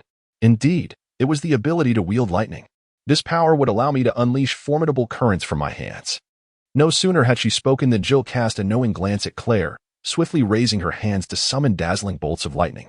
Following that, she flashed a mischievous smile and unhesitatingly grasped Wu Yan's arm tightly. In that instant, Wu Yan felt the surging electricity coursing through his body, reminiscent of the excruciating agony he experienced when first critiquing the system and being electrocuted. However, Jill's lightning induced a tingling sensation that was surprisingly pleasant, causing him to squint in delight. In an attempt to thwart her, Wu Yan could not help but cry out. Ah! His scream was nothing short of earth-shattering, captivating Alice and Claire, who widened their eyes in disbelief, fixated on Wu Yan's arm held tightly by Jill. His body trembled incessantly, currents of electricity dancing across him, releasing wisps of black smoke, rendering him a pitiable sight. Concern etched on their faces, Alice and Claire's eyes conveyed profound worry. Upon hearing Wu Yan's agonized cries, Alice turned to Jill, her voice trembling with anxiety. Jill, he won't be harmed, will he? Her tone betrayed her inner turmoil. Jill, with a smirk of satisfaction, released her grip on Wu Yan's arm and casually replied, "Oh, don't worry. I merely gave him a little lesson." Nevertheless, her gaze remained fixed on Wu Yan. Despite her nonchalant words, she harbored her own worries, as it was her first time employing this ability on another. As her grip gradually loosened, Wu Yan involuntarily opened his mouth wide, and soon, wisps of white smoke billowed forth, swirling like a serpentine apparition in the air. At that moment, his eyes bore a hint of indignation as he fixed his gaze upon Jill, who feigned innocence. He found himself momentarily at a loss for words, uncertain how to articulate his thoughts. Yet, deep within, a flicker of tenderness emerged, and he softly stated, "Since this is your first experience with this ability, and you're still mastering it, I won't hold it against you this time. But do ensure it doesn't happen again." In truth, he had no intention of reproaching Jill, for the level of electricity she had unleashed was far less than what he had endured during his initial encounter with the system. In response to Wu Yan's inquiry, Jill quickly shook her head and earnestly explained, "I truly didn't mean to. It's my first time using this ability, and I didn't manage to gauge it properly." Upon witnessing her sincere and remorseful expression as she acknowledged her mistake, Wu Yan felt his dissatisfaction and anger dissipate entirely. He nodded gently and replied in a calm tone, "Yes, just become more familiar with it."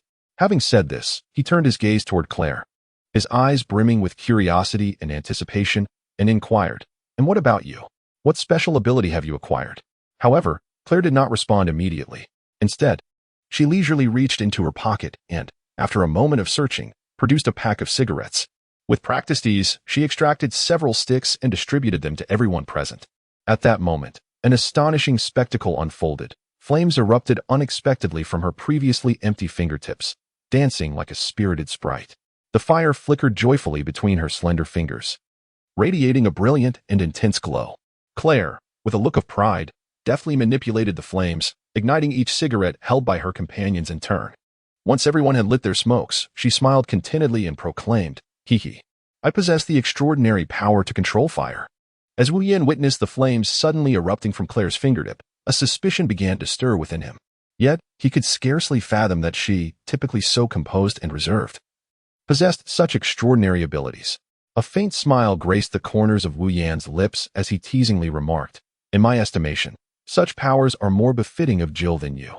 Upon hearing this, Jill, her expression one of confusion, inquired, "Why do you say that? Am I somehow more suited to this ability than anyone else?" Claire, observing the exchange, quickly covered her mouth to stifle a laugh, exclaiming, "Hee hee, what Wu Yan means is that your temperament is as fierce as those blazing flames, truly too volatile." Claire's words succeeded in amusing Alice, who chimed in, "Haha, Claire has articulated it perfectly. I believe that's precisely what Wu Yan meant." After absorbing Claire's explanation, Jill turned her gaze towards Wu Yan, her voice rising in indignation. "Ah, Wu, is this truly how you perceive me?" Simultaneously, her hands crackled with brilliant arcs of lightning, threatening to unleash their fury at any moment. Sensing the impending explosion of Jill's emotions, Wu Yan, filled with a desire to survive, quickly shook his head, attempting to explain himself. However, just as the words were on the tip of his tongue, he furrowed his brow and asked, "Did any of you hear the sound of propellers?" In her heightened state of agitation, Jill had not noticed the sounds from outside, her focus solely fixed on him. "Your acting is deplorable. Do not divert the topic," she retorted. "If you do not provide me with a satisfactory explanation today, humph." As she spoke, the lightning in her hands surged more vigorously. "Hush." Alice signaled for silence, then concentrated to listen to the commotion outside. She soon frowned and said, "Jill, Wu is correct. I too can hear it. It seems the sound is approaching us." As Alice's words settled in, she exchanged a knowing glance with Claire, who stepped forward to reassure Jill. "All right, Jill, calm yourself. We shall address any matters once we ascertain the identity of our visitors." Upon hearing Claire's words, Jill reined in the lightning in her hands and scoffed. "This time, I shall let it slide." Wu Yin internally mused, why must Jill be characterized in such a way? A mysterious voice echoed within Wu Yan's mind. Changes await you in the chapters ahead. Chapter 82. The arrival of three parties is imminent. Wu Yan nodded emphatically, affirming with a series of He then proceeded to delegate tasks. You and Claire will be responsible for dealing with the impending Umbrella Corporation employees. It will be an excellent opportunity to test your newly acquired abilities. Alice, your task will be to trace the whereabouts of Dr. Isaac. As for me, I shall refrain from joining. He added, "Oh, and remember to leave the helicopter behind. I need it rendered inoperable." Jill waved her hand dismissively, casually replying, "Understood. I will keep that in mind." Wu Yin gazed at her nonchalant demeanor, shaking his head in exasperation, utterly at a loss for words. Meanwhile, as Wu Yin was arranging matters for the three women, the sound of helicopter rotors reached the ears of Xiaoyu and her companions. Xiaoyu nudged Kaplan, who was diligently inspecting his firearm, and whispered, "Do you hear the sound of a helicopter?" "A helicopter? No, I don't," Kaplan replied, his expression one of confusion, as if questioning whether he had misheard. Xiaoyu furrowed her brow and, with a serious countenance, urged, "Listen carefully." Their conversation roused Jedi, who had been dozing nearby. Rubbing his sleepy eyes, he inquired, "Why aren't you resting? What are you discussing?" Xiaoyu informed him, "A helicopter is approaching our vicinity." Kaplan succinctly elaborated. Upon hearing this, Jedi, who had been somewhat dazed, instantly perked up. He turned to Xiaoyu, his eyes alight with urgency, and asked, "Really?" Suddenly, a rapid series of knocks interrupted their dialogue. The three of them, weapons in hand, regarded the door with vigilance. Xiaoyu called out, "Who is it? What is the matter?" A voice from outside replied, "It's L.J. Elvis said he heard the sound of a helicopter nearby, so he sent me to find you." "All right. Understood. We'll be right there." Xiaoyu responded to L.J. before turning to her companions, saying, "Look, even Elvis is aware of it." Jedi asked, "Does he want us three to go check it out?" Kaplan pondered for a moment and nodded. "Jedi, you might be right." Xiaoyu stated matter-of-factly, "Well then, let us proceed step by step. If it comes to it, we can use this opportunity to meet Wu Yin at the agreed location." "Okay, let us go." Jedi and Kaplan exchanged glances and followed suit as Xiaoyu rose and headed toward the door. Downstairs, Elvis commanded the three as they descended, "Xiaoyu, we just discussed sending you three to investigate the helicopter's position and purpose for coming here." Xiaoyu readily nodded in agreement. "All right." Elvis had not anticipated her swift acquiescence. He had expected at least some resistance. However, considering the advantage of possibly eliminating them, he felt reassured and smiled. "Now, you three go to Jack to replenish your ammunition and then set off." Xiaoyu calmly regarded Elvis and replied, "Understood." With that, they proceeded towards the warehouse where Jack was located, accompanied by Jedi and Kaplan. Unbeknownst to them, Matt, hidden in the shadows, observed everything with keen clarity and silently resolved to follow them. After Xiaoyu and the others replenished their ammunition and set off in the direction of the helicopter's sound, Matt suddenly leapt out from her concealed position, startling the trio. As they raised their weapons, ready to fire, Xiaoyu quickly recognized the newcomer and exclaimed, "Jedi, Kaplan, lower your weapons, it's Matt." Jedi, somewhat irked, retorted, "If it weren't for Xiaoyu's timely recognition, you would have been riddled with bullets." "Indeed. Matt, what brings you here?" Kaplan inquired, perplexed. "I wish to accompany you," she replied, patting her chest. "Why?" Xiaoyu asked, furrowing her brow. "I witnessed Elvis discreetly instructing his subordinates that he would personally follow you and eliminate you after you set off to find Jack. Furthermore, you are aware that Elvis has always coveted my body. Should you fall victim to their ambush, my fate is all but sealed, subjected to his torment. Therefore, it is preferable to join you." A heavy silence enveloped the group as they contemplated Matt's plight, which they were well aware of. It was precisely for this reason that Elvis had persistently targeted the three of them. After a moment of thought, Xiaoyu retrieved a handgun and handed it to Matt, saying, "Then you shall accompany us." "Yes." Matt accepted the handgun, a smile lighting her face. In the shadows, Elvis, observing Matt's unexpected emergence and her decision to follow Xiaoyu, darkened in countenance and commanded his subordinates, "Remember, once we reach our destination, eliminate them all." "What about Matt?" a short, dark-skinned subordinate inquired. "Humph. As long as she remains alive, I shall enjoy torturing her once we bring her back." "Understood, boss."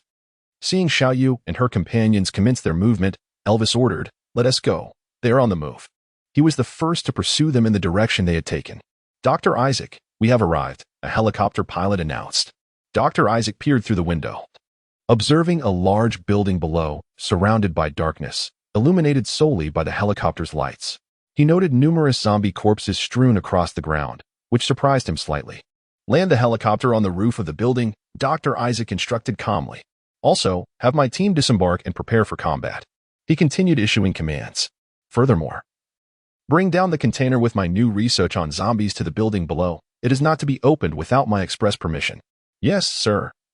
The pilots of the following helicopters affirmed. As the orders were relayed, several helicopters descended slowly onto the rooftop of the building. The hatch swung open, and a squad of soldiers swiftly descended from the aircraft, weapons in hand, vigilantly surveying their surroundings. They were highly trained, their movements agile, and they quickly secured advantageous positions, establishing a formidable defensive line. Meanwhile, a helicopter, laden with containers of the undead, descended to the ground below the building, locking them in place as per Dr. Isaac's directive. These containers housed Dr. Isaac's latest creations, zombies endowed with enhanced speed and a measure of intelligence. Standing beside the helicopter, Dr. Isaac instructed his staff behind him. "Immediately search for his whereabouts." "Yes, doctor," responded a burly soldier. Elsewhere, Alice, Jill, and Claire emerged from their RV and acquired a vehicle from Wu Yin, driving towards the direction from whence the helicopter's sound emanated. As they journeyed halfway, they could already spot the helicopter hovering in the sky, illuminated by its searchlight. Inside the vehicle, Alice turned to Claire, who was driving, and asked, "Should we stop now?" Without a word, Claire pressed the brakes, observing the vehicle come to a halt. Alice continued, "The target is too large. If we approach like this, we will surely be detected." Jill concurred, saying, "So, are you suggesting we abandon the vehicle?" "Indeed. We shall stealthily approach," Alice replied, making a gesture across her throat. "All right." Both women agreed, nodding in affirmation. The three of them exited the vehicle and began to move rapidly towards the hovering helicopter. Chapter 83. Task allocation among the three women upon nearing the building. The trio spotted several containers placed on the street. Jill curiously scanned the surroundings, her brow furrowed, and inquired of her companions, "How strange. Why would there be containers on this street?" Claire, equally puzzled, furrowed her brow in thought and replied, "Indeed, these shouldn't be here by any standard." Just then, Alice suddenly pointed to a corner of one of the containers, exclaiming, "Look there, the Umbrella Corporation's emblem." Upon hearing this, Jill and Claire immediately followed Alice's, and indeed, they discovered the Umbrella Corporation's logo in a rather inconspicuous location. "It truly is," Jill exclaimed in surprise. Claire then turned to Alice with a serious expression and asked, "What should we do now?" After a moment of contemplation, Alice decisively stated, "I will first check the rooftop to see if Dr. Isaac has arrived. Jill, you stay here and keep an eye on these containers. If they're opened, take action immediately. Claire, you are responsible for neutralizing any Umbrella Corporation personnel in the other buildings." "Understood." Jill and Claire responded in unison. As Alice and Claire were about to depart, Jill noticed that several shop cameras were blinking red. Drawing upon her experience as a former police officer, she realized they were under surveillance. She immediately exclaimed, "Wait." The two women, poised to act, paused and turned their gazes toward her. Claire, puzzled, inquired, "What is it, Jill?" "Be cautious and avoid the cameras," Jill advised, gesturing towards the surveillance cameras mounted on the shop walls. The two women followed her, and Jill elaborated, "Those cameras are blinking red, indicating they are operational." "Understood." Alice and Claire nodded in unison. Subsequently, they darted towards the building like phantoms. As they evaded several cameras and neared the structure, Alice spotted a few unlocked windows on the second floor, tucked away in an inconspicuous corner. Without hesitation, she leaped through one of them. Upon entering the building, She soon noticed an employee from the Umbrella Corporation lurking in the shadows, monitoring the entrance. Without a moment's pause, she swiftly approached, and as the individual began to react, she seized their head with both hands and gently twisted, producing a sharp crack as their body crumpled to the floor like a limp noodle. Without a glance at the fallen figure, Alice advanced deeper into the corridor. As she was about to ascend to the third floor, her keen hearing detected the faint sound of a gun being cocked from the darkness. A jolt of alarm surged through her as she thought, "This is bad." She quickly sprinted toward a nearby cover. Fortunately, her rapid reflexes prompted the hidden assailant to refrain from firing, uncertain of their ability to take her down with a single shot. Instead, they quietly aimed at her hiding place, meticulously scanning through the scope. In that moment, concealed behind her cover, Alice's mind raced as she contemplated how to ascertain the adversary's precise location.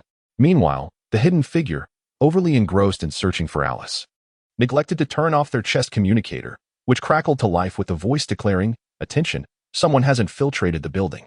At that moment, Alice finally confirmed the location of the heap. She drew her dagger from her back and, seizing the opportunity, lunged towards the source of the sound. The individual had merely closed the communicator when her dagger pierced his neck. Behind her cover, Alice heard the thud of a heavy body hitting the ground. She cautiously peeked out to where the sound originated and witnessed a corpse tumbling down the stairs.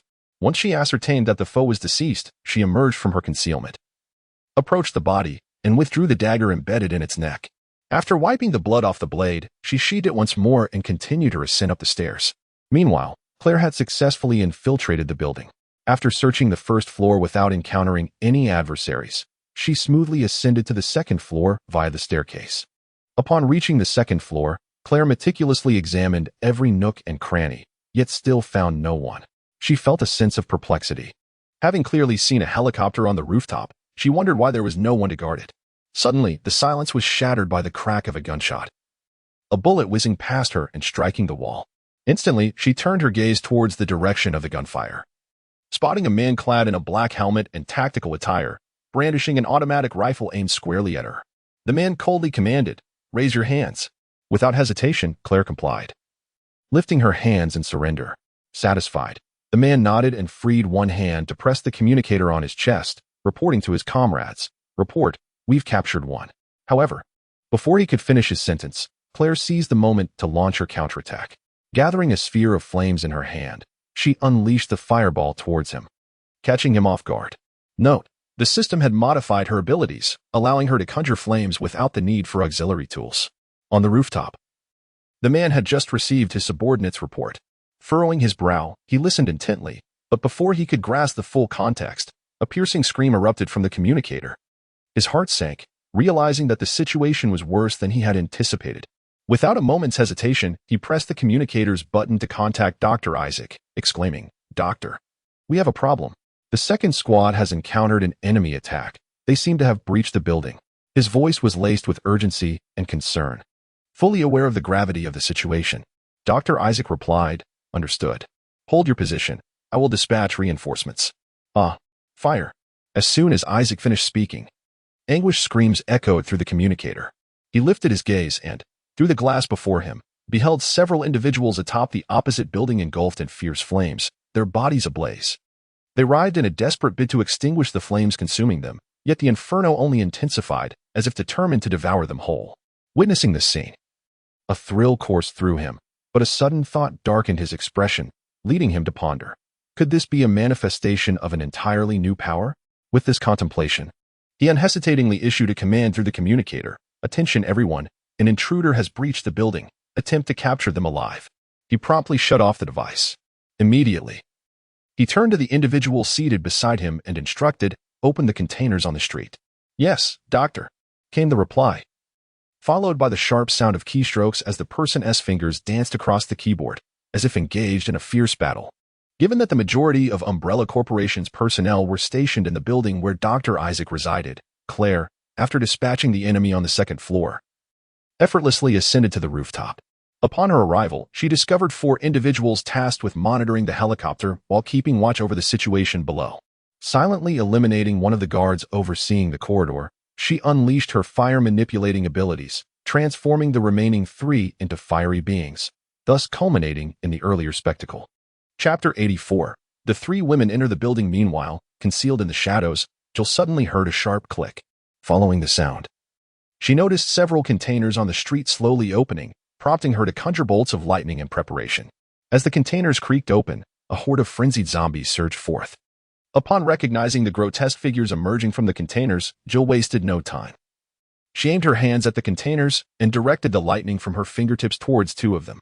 In response, terrifying howls erupted from within. The zombies that had yet to emerge were instantly charred to a crisp, utterly lifeless. Meanwhile, those that had already appeared detected Jill's hiding place and began to converge upon her location.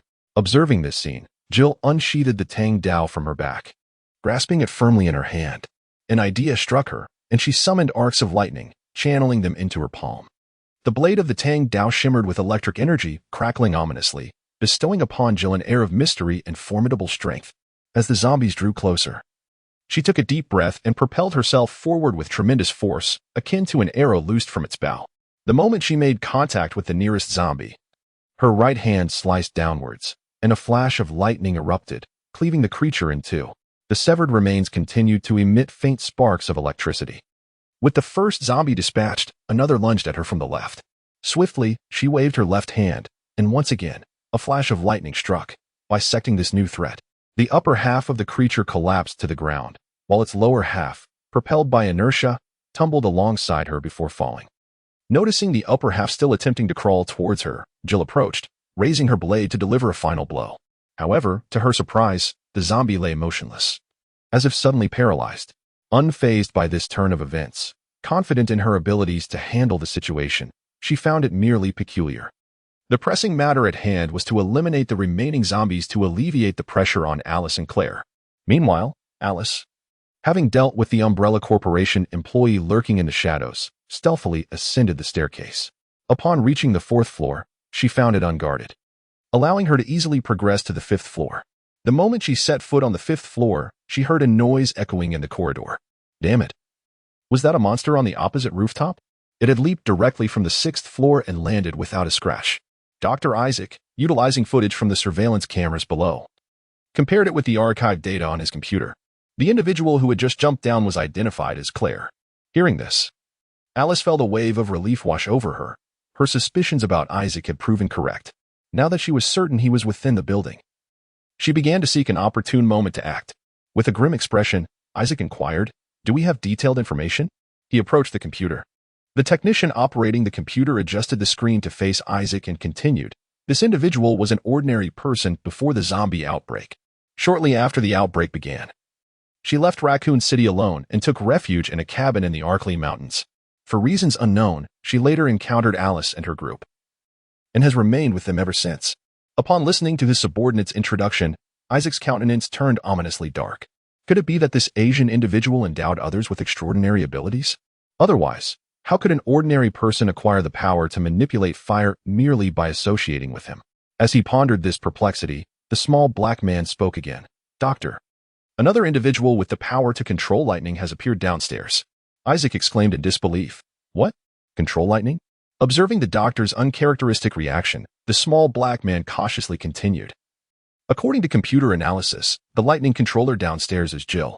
As he spoke, he retrieved the pertinent information on the screen. Isaac's heart raced as he perused the data. Contemplating. When we previously dispatched someone to capture her, she merely exhibited enhanced speed. Now she possesses extraordinary abilities as well. The implications concerning Alice and that Asian individual made him hesitate to think further. He promptly commanded, "Everyone, retreat immediately." Meanwhile, Claire, having dealt with the enemies atop the roof, leapt down and sprinted toward the building where Alice was located. After dispatching the zombies that emerged from the container, Jill also headed towards the same building. Upon arriving at the entrance, Claire and Jill exchanged glances before entering together. At that moment, Alice, who was seeking an opportunity, felt a surge of excitement and anticipation upon hearing of the impending retreat. She cautiously approached a nearby window, swiftly unsheathing 2 razor-sharp TANTs from her back, and without hesitation, plunged them into the sturdy wall. With her agile physique and exceptional skill, Alice ascended to the rooftop with astonishing speed, alternating her hands like a nimble gecko. Upon reaching the rooftop, she beheld 3 Umbrella Corporation employees busily gathering their belongings.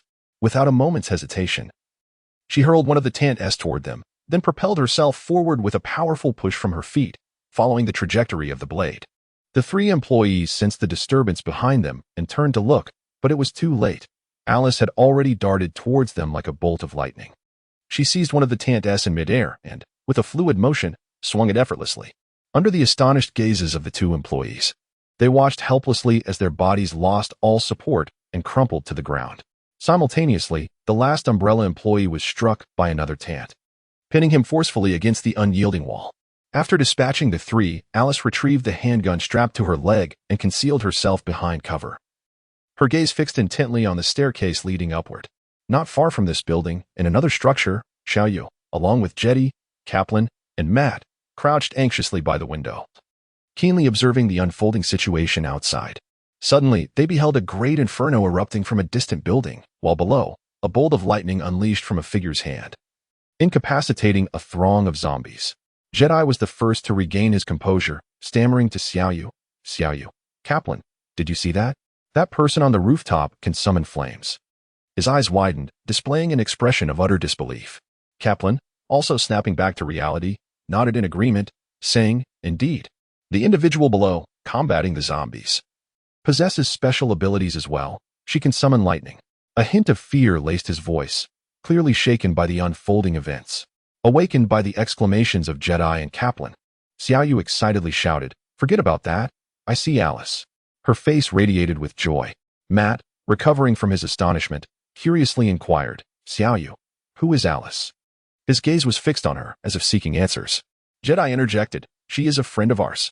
His tone was infused with trust and reliance on Alice. Chapter 85, The Revelation of Alice's Clone Identity. As Isaac hurriedly made his way to the helicopter on the rooftop with his remaining subordinates, Claire and Jill. Upon reaching the 5th floor via the stairs, unexpectedly encountered Isaac, who was preparing to retreat. Without hesitation, the two women drew their firearms and opened fire on the group clad in black combat attire. The reason for their sudden gunfire instead of utilizing their abilities was due to their unfamiliarity with Dr. Isaac's appearance, fearing that their powers might inadvertently harm him. Thus, they opted for firearms as a solution. Alice, who had been waiting above, instantly grasped the situation upon hearing the gunfire below. She realized that Jill and Claire had come to her aid and, without further hesitation, emerged from her hiding spot, cautiously descending towards the lower floor. Upon reaching the staircase of the 5th floor, she spotted a balding middle-aged man, shielded by several Umbrella Corporation employees. The moment Alice laid eyes on him, she recognized him as the target of her search. With her gaze intensifying, Alice unhesitatingly raised her firearm and fired upon those protecting him. Her movements were swift and decisive, each bullet striking true, leaving her adversaries no chance to react. Simultaneously, Alice shouted towards Jill and Claire in the distance. The one being protected is Isaac. In the shadows, Claire and Jill heard Alice's shout, exchanged knowing glances, and nodded in unison before charging out from their cover to join the fray. They charged toward the enemy, weapons in hand, like fierce tigers descending from the mountains, unleashing a relentless harvest. With Jill and Claire unleashing their full might, those entrusted with Isaac's protection were utterly unable to withstand their assault, falling one by one. When they reemerged, the 5th floor had transformed into a silent battlefield, leaving only Alice, Jill, Claire, and Isaac, who was ensnared in their midst. The three women encircled Isaac, gazing at him with cold indifference, their eyes brimming with vigilance and hostility. Surrounded, Isaac regarded the trio before him, a smirk curling at the corners of his mouth, exuding a hint of mockery. He suddenly chuckled, haha. Alice, both of them possess special abilities. Why do you not? Jill cast him a disdainful glance, retorting, spare us your tiresome tricks. Your attempts at sowing discord are futile. What does it matter if Alice lacks special abilities? Besides, which of your eyes perceived her absence of them? Claire also scoffed in agreement. They speak the truth, Dr. Isaac. I hear you've long harbored intentions of capturing me. How does it feel to find yourself ensnared instead? Before Alice could respond, Wu Yin, who had been shadowing the three women, stepped forth from the shadows, voicing his thoughts. The trio called out simultaneously, Wu. Isaac had initially plotted to create chaos by driving a wedge between the women, seeking an opportunity to escape, but his scheme had been unveiled. At this moment, yet another individual he had long desired to capture, the formidable Asian, Wu Yin, appeared. This revelation instilled a sense of panic within him, for he was acutely aware of Wu's formidable strength, rendering his situation even more precarious. Wu Yin nodded, then turned to Alice and said, Alice, if you have any questions, feel free to ask him. After acknowledging Wu Yin with a nod, Alice directed her gaze towards Isaac, her expression tinged with confusion and curiosity as she inquired. Why is it that upon seeing you, I experience an uncanny sense of familiarity, yet I cannot recall where I might have encountered you before? She furrowed her brow, attempting to unearth any memories related to Isaac, but to no avail. Aware that escape was futile, Isaac felt a wave of despair wash over him, his gaze ultimately settling on Alice before he uttered a statement that left Jill, Claire, and Alice in utter shock. Because you were a clone.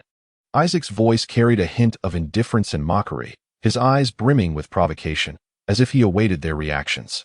Jill and Claire exchanged incredulous glances. Disbelief etched upon their faces. What? Alice is a clone? They exclaimed in unison. A slight smirk graced Isaac's lips, revealing a sense of triumph. Indeed.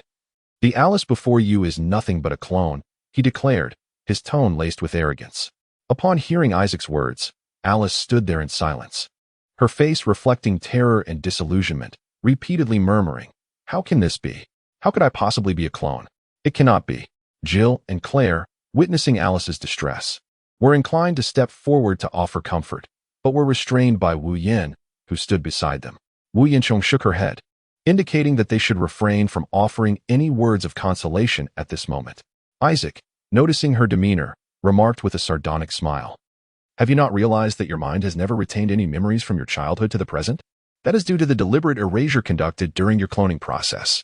Following this, he erupted into a boisterous laugh.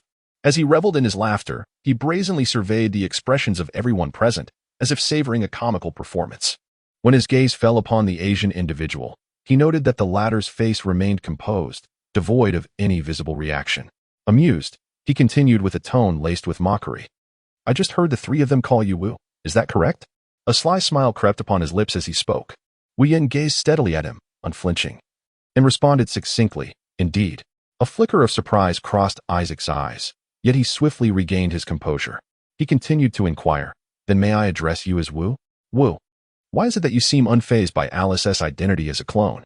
As his words lingered in the air, both Jill and Claire turned their curious and perplexed gazes towards Wu Yin. Even Alice, who had been engulfed in fear and despair, could not help but lift her head to regard this enigmatic figure. Wu Yin sensed three scorching gazes upon him, yet he remained remarkably composed. He spoke with a subtle calmness, stating, From the very first moment I encountered her, I was already aware of her identity as a clone. So there is truly nothing to be surprised about. Furthermore, whether she is a clone or not holds no significance for me. At this juncture, Wu Yin abruptly paused, refraining from further elaboration. His gaze softened profoundly as he looked tenderly at Alice, as though the entire universe consisted solely of the two of them. Alice met Wu Yan's eyes, her mind quietly pondering. Why has he never disclosed to me that he knew I was a clone from the very beginning? Memories of their initial meeting flooded her mind, transporting her back to that moment. In retrospect, it seemed he had always been guiding her toward the truth. Lost in thought, Alice found herself involuntarily asking, Wu, what is the reason for this?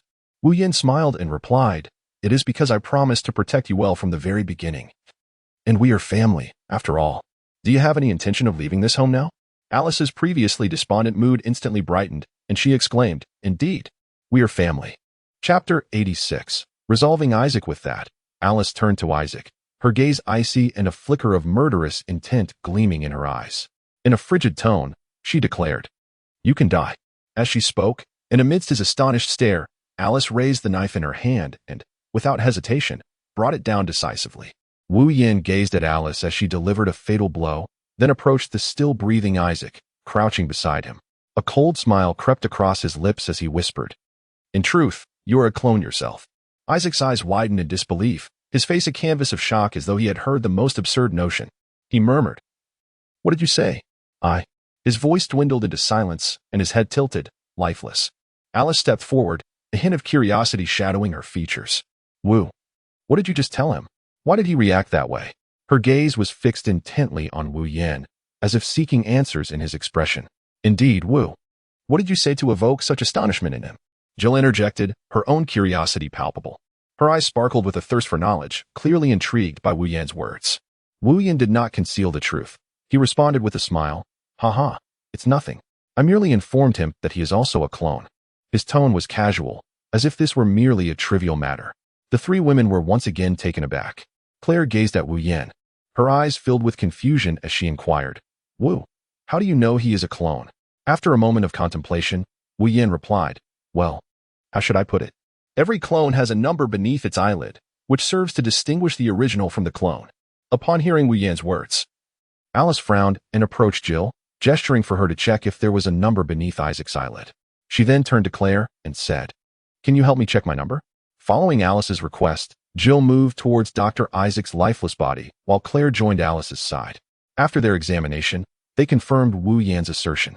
Jill discovered the number 02 beneath Drive Isaac's eyelid, while Claire found 01 beneath Alice's. "Wu, do you know what this number signifies?" Alice asked, her brow furrowed.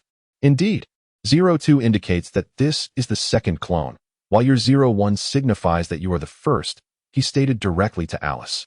In an instant, the three women comprehended the implication. Jill erupted with joy, exclaiming like a child, "So, according to you, Alice is the only one who can pass the blood test?" Wu Yan remained silent, a smile gracing his lips as he regarded Alice. His gaze conveyed an enigmatic expression, hinting at unspoken thoughts. At that moment, a voice filled with surprise resonated from the staircase. "Wu, Alice, is that really you?" This unexpected utterance shattered the tranquility. Upon hearing the voice, Wu Yan and Alice maintained their composure, exchanging a brief glance before turning their heads in the direction of the sound. However, Jill and Claire immediately adopted a vigilant stance, their hands tightening around their weapons, bracing themselves for any potential threat. As Wu Yan and Alice turned their heads, they beheld the cautious approach of Xiaoyu, accompanied by Jedi, Kaplan, and a stranger. The presence of this unfamiliar man left them intrigued. Upon spotting Xiaoyu, Alice's face brightened with a joyful smile, and she exclaimed with excitement, "Xiaoyu, Jedi, Kaplan, it truly is you. I never anticipated encountering you here. When we mentioned meeting you in this place, I found it quite hard to believe." After speaking, her gaze shifted to the young woman behind them, and with curiosity, she inquired, "Who might this be?" Xiaoyu promptly introduced, "Her name is Matt. We saved her during a serendipitous event." "Oh, I see. How are you all faring now?" Alice asked with genuine concern. "Well, we are doing fine," Xiaoyu replied. "That is reassuring. By the way, allow me to introduce my family," Alice said, raising her hand to point at Jill and Claire. "This one with short hair is Jill, and the one over there with long hair is Claire." After the introductions, Alice proceeded to introduce Xiaoyu and her companions to Jill and Claire. "This one with a slightly darker complexion is Xiaoyu, the shorter one is Jedi. And this is Kaplan." Xiaoyu, Jedi, and Kaplan could not help but twitch their lips at Alice's peculiar descriptions, silently lamenting how such characterizations could emerge after only a brief separation. It seemed Alice had grown quite whimsical in their absence. Wu Yan stood aside, unable to contain his laughter upon hearing Alice's introduction. His laughter echoed throughout the room, drawing the disapproving glances of those present, who collectively bestowed upon him a significant eye roll, as if to chastise him for his lack of decorum. Upon witnessing this scene, Wu Yan realized his indiscretion and promptly closed his mouth, ceasing his laughter. After a moment, sensing the atmosphere had grown somewhat awkward, he called out towards the staircase, "Come out. Since you're already here, why hide?" His voice echoed through the still air, evoking curiosity about who might be concealed there. Alice, Jill, and Claire were perplexed, while Xiaoyu and her companions appeared to have an inkling, raising their weapons in vigilant anticipation toward the staircase.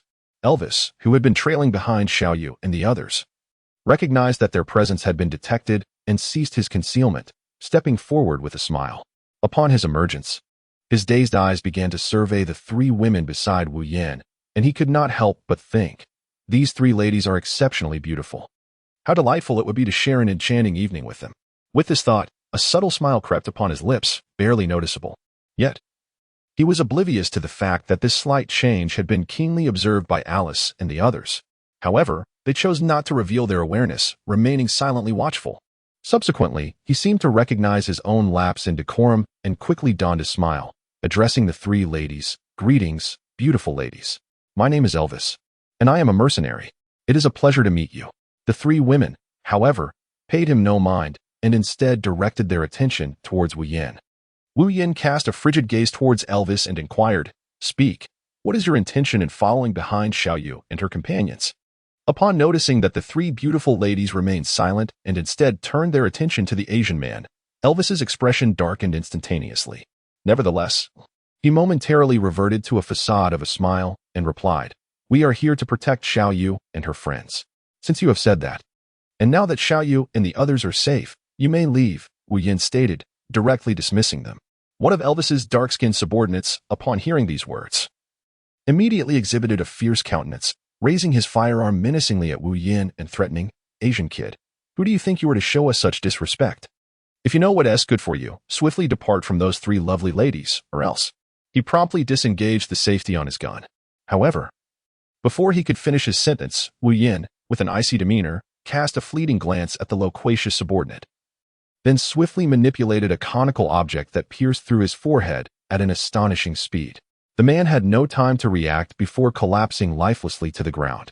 Witnessing the demise of his subordinate, Elvis's expression became profoundly grim, and with his teeth clenched, he glared at Wu Yin, seething, "What do you mean by this, Asian kid?" Wu Yin's countenance remained tranquil, yet his gaze was imbued with a palpable ferocity. He coldly retorted, "I abhor having a gun pointed at me, and I shall grant you merely 10 seconds to vacate this place. Should you linger beyond that time, the consequences shall be yours to bear." With that, Wu Yin commenced his countdown, emanating an overwhelming aura. Elvis, poised to utter further words, felt his speech falter as he recognized Wu Yin's countdown had already begun. Having witnessed the adversary's extraordinary abilities, he understood that he was no match for him. Initially intending to deliver a few harsh remarks, he ultimately conceded and, upon hearing the countdown, retreated with his subordinates in a dejected manner. As Wu Yin reached the count of 9, Elvis turned away with a sullen expression, departing silently with his followers. Wu Yin fixed his gaze upon them until they vanished from sight. He then turned to the three women and Xiao Yu, declaring, "All right. The bothersome individuals have departed, and it is time for us to leave this place." The others nodded in agreement. At that moment, Wu Yin inquired, "Xiao Yu, does anyone among you possess the ability to pilot a helicopter?" Jetty raised her hand and spoke first. "All three of us are capable." Wu Yin was not taken aback by this. He calmly instructed, "All right. Jedi, you and Kaplan accompany me to the rooftop of the other building. Alice, you lead the others up to the rooftop. Once I take off, you will follow suit." With that, he descended the stairs without hesitation, and Jedi and Kaplan immediately followed suit. At that moment, Alice said to Xiao Yu, "Xiao Yu, let us also proceed to the rooftop to await." Wu Yin ascended to the rooftop of the adjacent building, commanding Jedi to initiate the helicopter's operation. Simultaneously, he keenly sensed an unusual presence. Narrowing his eyes as he fixated on a particular shop, it appeared he remained undeterred. "Best not to provoke me," he murmured silently. "Wu, we can take off." Jedi called out. "Understood," Wu Yin replied, decisively turning to board the helicopter. Inside the shop, Elvis cast a shadowy gaze upon Wu Yin as he boarded the helicopter, his expression darkening as he addressed his subordinates. "There is another helicopter over there. Once they depart, we shall follow in that one. Let us ascertain their destination." "Understood, Captain," responded the remaining subordinates behind Elvis. Observing that Wu Yin had boarded the helicopter, Jedi inquired, "Wu, where are we headed?" Wu Yin pondered for a moment before responding, "Simply follow the road towards Parsant. Along the way, both you and Kaplan should be vigilant for any solitary wooden cabin in the vicinity. If you spot one, do not forget to inform me." He then added, "I shall take a brief rest now." "All right." Jedi replied affirmatively. Just as Wu Yin was about to close his eyes, he caught sight of Elvis, who had previously concealed himself within the store, stealthily making his way towards the building that housed the remaining helicopter, accompanied by his subordinates. Upon witnessing this, Wu Yin could not help but smirk inwardly, reflecting on the tenacity of the thief's intentions. With this thought, he promptly retrieved a conical object and, with focused intent, propelled it swiftly towards the fuel tank of the helicopter perched atop the building. When Elvis and his subordinates arrived at the rooftop, they were greeted by a pungent odor of aviation fuel. Furrowing his brow in confusion, he turned to his subordinate behind him and inquired, "Do you smell that scent of aviation fuel?" "Captain, I smell it too," replied one subordinate, sniffing the air as he followed the direction of the smell. Upon reaching the helicopter's fuel tank, he abruptly halted, his eyes widening in alarm as he exclaimed, "Captain, the helicopter's fuel tank has been struck and is leaking." Elvis was taken aback by this revelation and hurried over. His gaze fell upon the fuel tank, a grave expression settling on his face as he scrutinized the area of impact.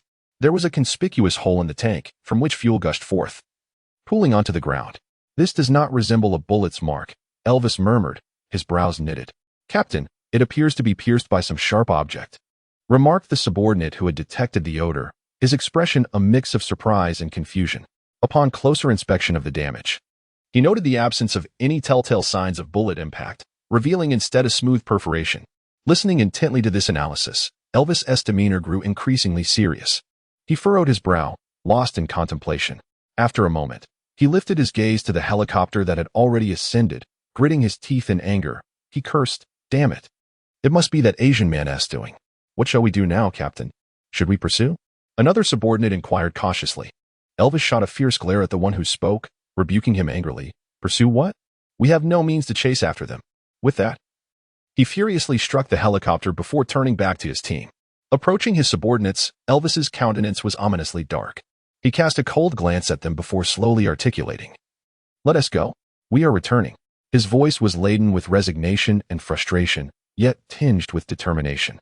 The team exchanged silent glances, then rose in unison to follow Elvis into the distance.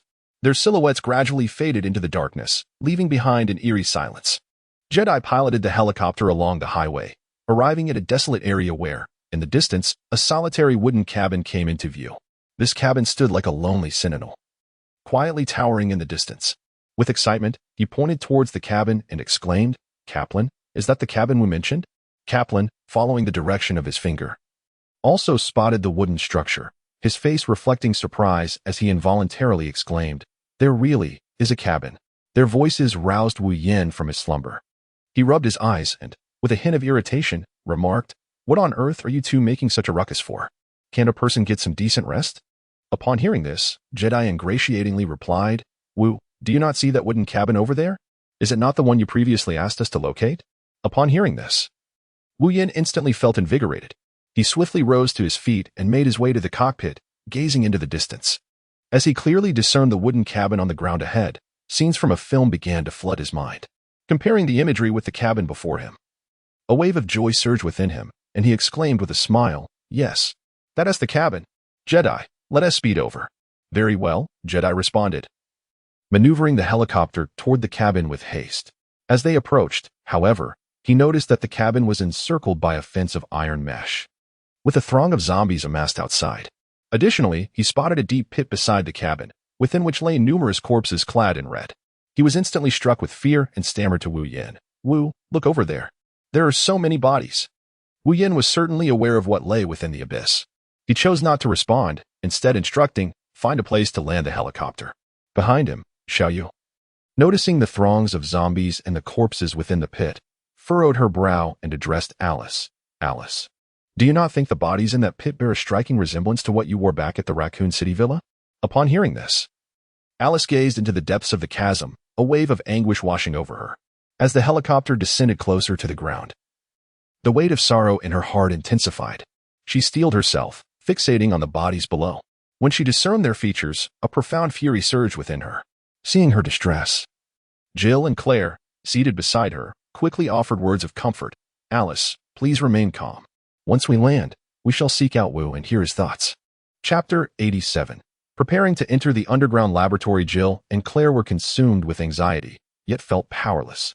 The horrific scene in the pit ignited an uncontrollable rage within them. They had never anticipated the Umbrella Corporation could be so merciless. The helicopter landed smoothly, and Wu Yin swiftly approached the edge of the pit, scrutinizing the situation within. His brow furrowed in contemplation as he sought a way to definitively thwart the Umbrella Corporation's attempts to clone Alice once more. Meanwhile, as the helicopter settled, Alice strode directly to the edge of the abyss, her gaze unwaveringly fixed on the corpses below, silent, yet radiating unmistakable anger and sorrow. Jill and Claire, witnessing this, stood solemnly by her side, their expressions grave. Suddenly, an idea struck Jill, prompting her to lean closer to Alice and whisper, "Alice, didn't you acquire the ability to store clones in a spatial dimension?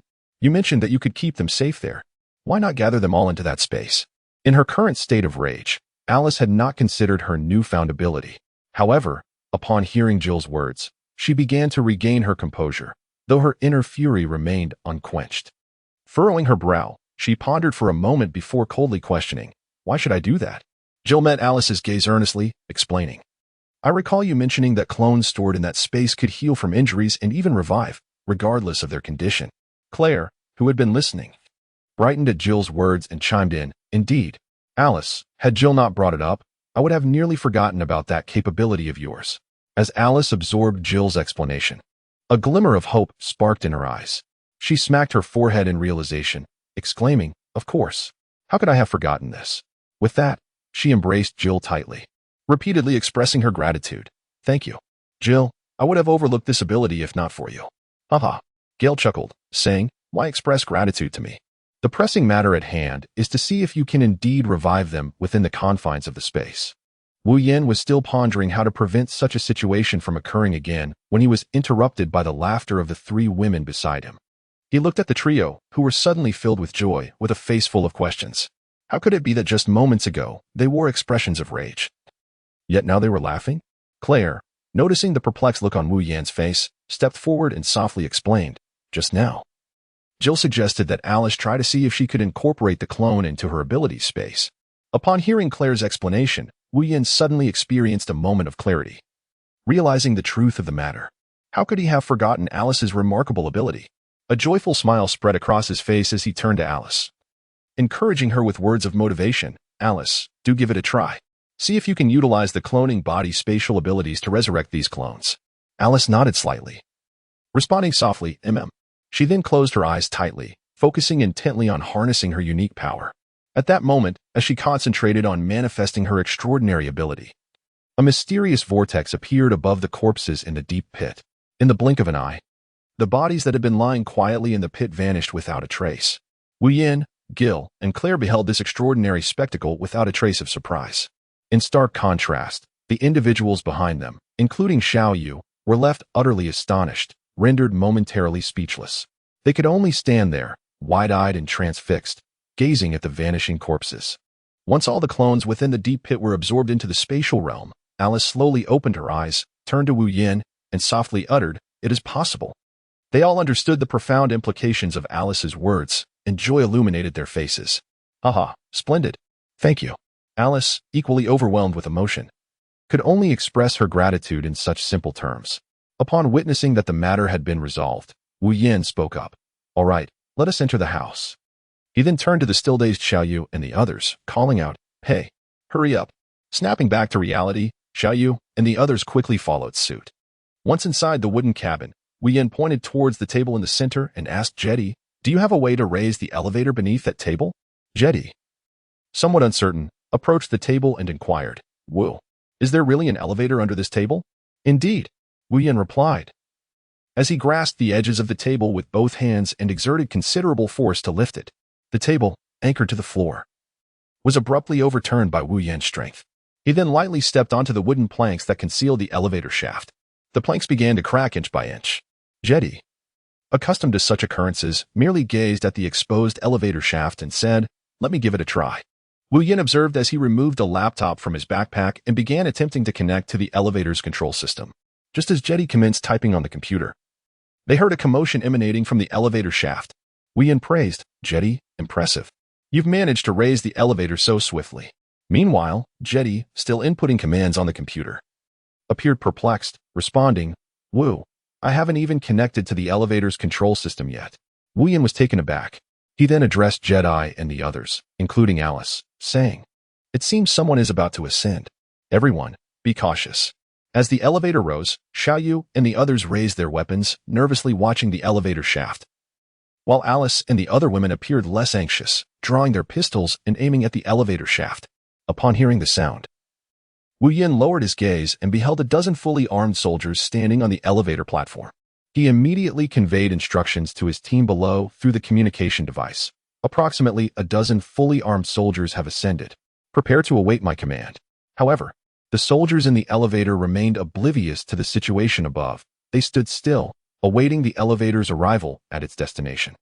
As they approached within a mere 10 meters of the ground exit, one soldier suddenly lifted his head and noticed 8 individuals at the elevator shaft, weapons drawn and aimed at them. He attempted to alert his comrades beside him, but at that moment, the command to fire rang out, followed swiftly by a torrential hail of bullets raining down upon them. Before they could react, they were mercilessly struck by the relentless gunfire, collapsing onto the elevator platform.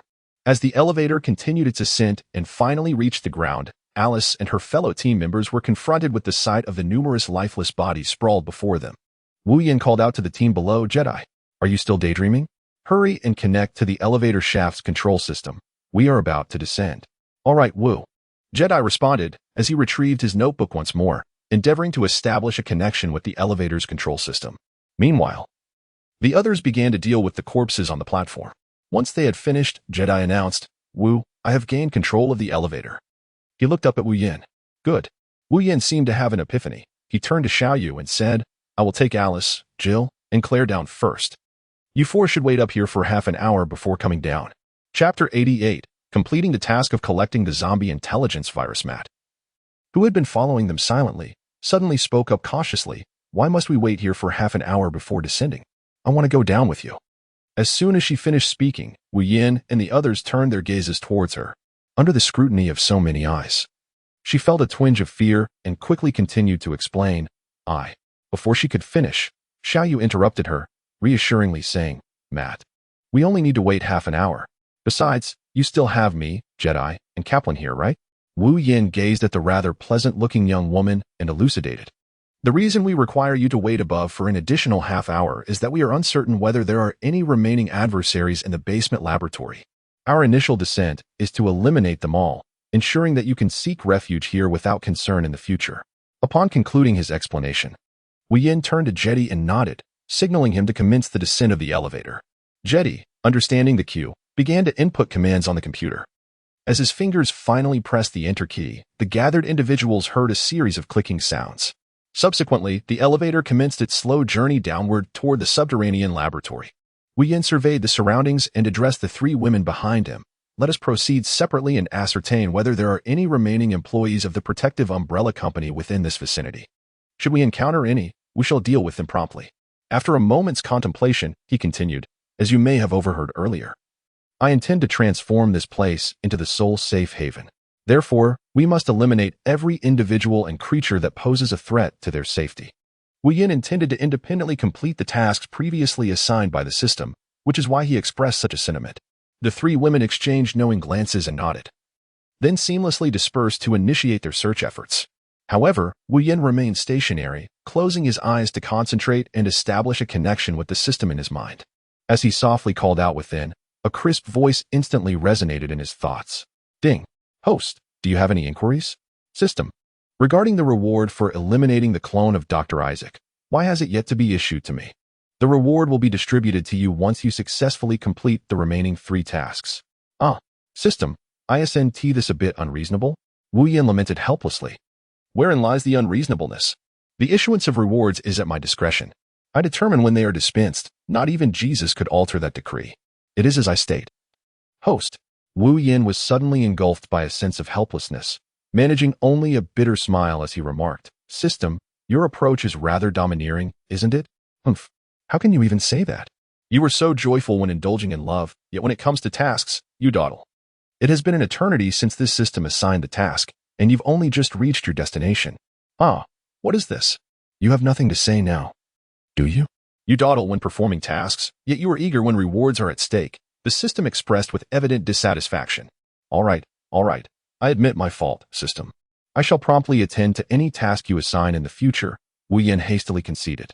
"Humph. Never mind. Who told me I was unfortunate enough to bind with the wrong person?" The system sighed in resignation. "Now speak quickly. Is there anything else?" it urged. "System. Could you possibly broaden the range of task prompts?" Wu Yin inquired cautiously. "Is that all?" The system replied, perplexed. "Indeed," Wu Yin affirmed with a nod. "Why would you want to expand the range for no reason?" The system questioned in confusion. "System, I merely wish to complete the task swiftly," Wu Yin explained. "Consider it. If I arrive at an unfamiliar location, searching would undoubtedly be quite troublesome and time-consuming." You do have a point." The system conceded after a moment of contemplation. "Please hold on. I shall perform an automatic update." 5 seconds later, a chime sounded. "System update complete. The task prompt range has been expanded for the host. Artificial intelligence task. This task requires the collection of information related to the White After artificial intelligence. The main board of White After is located within the secure vault at the back of the underground laboratory. Zombie intelligence virus task. This item is situated in the laboratory on the 3rd basement level. Only by successfully entering the laboratory can one find this crucial item. Clone Technology Collection Task. These resources are stored on the 4th basement level. To successfully complete this task, one must navigate through numerous obstacles to reach the 4th basement. Now, the host may seek the required items according to the arrow's guidance. Good luck. Farewell. Upon disconnecting from the system, Wu Yin wiped the cold sweat from his forehead. Each interaction with the system filled him with caution, fearing that a poorly chosen word might provoke its displeasure and result in punishment. Recollecting his thoughts, Wu Yin followed the arrows provided by the system, making his way to the 3rd basement level. Upon arriving at the 3rd basement level, Wu Yin carefully drew out his weapon, a conical object, and began to cautiously search for any Umbrella Corporation employees who might be lurking in the shadows. His movements were light and steady, each step imbued with vigilance and caution. The conical object in his hand glimmered with a cold light, seemingly ready to confront any unforeseen circumstances. As he walked, he remained alert, scanning his surroundings. The layout of this level differed from the two above. Aside from a few offices, most of the space was composed of rooms made from special glass. Through the glass, one can distinctly observe numerous zombies confined within. These creatures bear grotesque expressions, emitting low, guttural growls that send chills down the spine. Wu Yin halted his steps, meticulously observing the zombies imprisoned within. To his astonishment, he discovered that these creatures were clad in the white lab coats typically worn by researchers from the Umbrella Corporation, while some donned combat attire. Furthermore, they appeared to have recently undergone transformation. Otherwise, they would merely be ordinary, unevolved zombies, sluggish in their movements and comparatively feeble in strength. This revelation stirred within Wu Yin a bold conjecture. Could it be that Isaac had transformed everyone, except for him, into zombies? Given his deranged disposition, it was indeed plausible that he would resort to such extreme measures. The more Wu Yinyue pondered, the more he felt that his conjecture was indeed plausible. Taking a deep breath to dispel the thoughts swirling in his mind, he followed the arrow to a laboratory, where he approached the refrigerated cabinet containing the zombie intelligence virus. With resolute determination, he clenched his right fist and struck the glass with a powerful blow. The sound of cracking echoed, and soon the surface of the glass was adorned with a web of fractures. Wu Yin gazed at the glass cabinet that had not succumbed to the force of his punch, a flicker of irritation crossing his lips. He mused internally. Was it truly necessary for a mere glass cabinet to possess such formidable strength? This glass must undoubtedly be crafted in Huagua. With renewed vigor, he unleashed another punch. And this time, the cabinet shattered into countless shards. Undeterred, he reached in to seize the zombie intelligence virus that lay within. In that instant, the system's notification resonated in his mind. Congratulations, host, for completing the task of collecting the zombie intelligence virus. Rewards will be granted upon the completion of the remaining 2 tasks. Upon completing the remaining 2 tasks, Wu Yin could not help but twitch the corner of his mouth as he prepared to distribute the rewards. With a sigh, he followed the arrow provided by the system and made his way to the 4th level. Chapter 89, Completion of the Biochemical Crisis World Collection Task. Following the guidance of the system, Wu Yin descended to the 4th underground level. Upon entering, he was greeted by a vast chamber filled with transparent spheres, each containing a naked woman in slumber. Although the faces within were obscured, the contours of their forms and the characteristics of their hair suggested that these were clones of Alice. As Wu Yin beheld this extraordinary sight, an indescribable emotion surged within him. Gazing ahead, he softly spoke, "Alice, come here now. All of this will belong to you." His voice resonated with a sense of determination and promise. From the shadows, Alice heard Wu Yan's call and slowly emerged, standing beside him.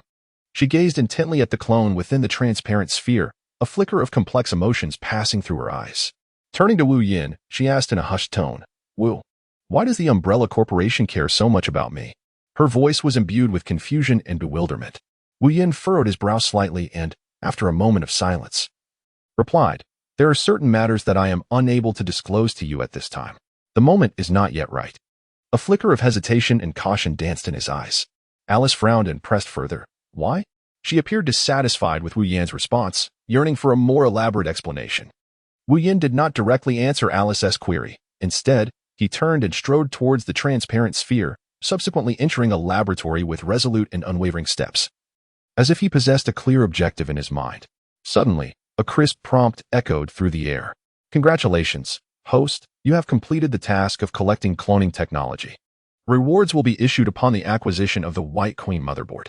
Immediately, the system's voice resounded once more. Special notice, upon completing all collection tasks in the biohazard world, the host may choose to venture into other realms. This revelation sent a jolt through Wu Yin, prompting him to halt and contemplate his future path. Other realms? However, he did not linger in indecision. He quickly returned to Alice's side and declared, "Once I have obtained the White Queen motherboard, I shall divulge everything regarding you. For now, while you gather the cloning bodies here, I shall descend to the lowest tier of this laboratory to seek out the White Queen motherboard." With that, Wu Yin gave Alice no opportunity for a response and ascended to the next level. At the very bottom, within the White Queen's chamber, as Wu Yin approached, the White Queen materialized before him. "Why do you need my motherboard?" she inquired directly upon her appearance. "Because I require your fusion with the Red Queen to create a more advanced artificial intelligence," Wu Yin replied without hesitation. "Fusion with the Red Queen? Why?" the White Queen asked with a hint of confusion. "Indeed, only in this manner can I harness a superior artificial intelligence to control all the laboratories of the Umbrella Corporation," Wu Yin explained. "Why do you wish to do that?" she probed. "To eliminate all the higher-ups of the Umbrella Corporation. The state of this world is a consequence of their avarice," Wu Yin elucidated. "Well, I have spoken enough. Now I shall take your motherboard." Wu Yin made his way to the location where the White Queen's motherboard was stored, forcibly dismantling all protective measures to extract it. Ding. "Congratulations, host. You have completed all collection tasks in the Resident Evil world. Rewards are now being dispensed." Ding. "Congratulations, host. You have obtained another Eternal Meijiki Sharingan from Obito in the Naruto universe." "Congratulations, host. You have acquired the Shadow Clone Technique and Transformation Technique from the Naruto universe." "Congratulations, host. You have received Ada Wong from the Resident Evil world." "Congratulations, host. You have gained the advanced abilities of Magneto from the X-Men." "Congratulations, host. You have unlocked the portal to the next world, the X-Men universe." Before Wu Yin could revel in his joy, the system's notification chimed once more. Ding.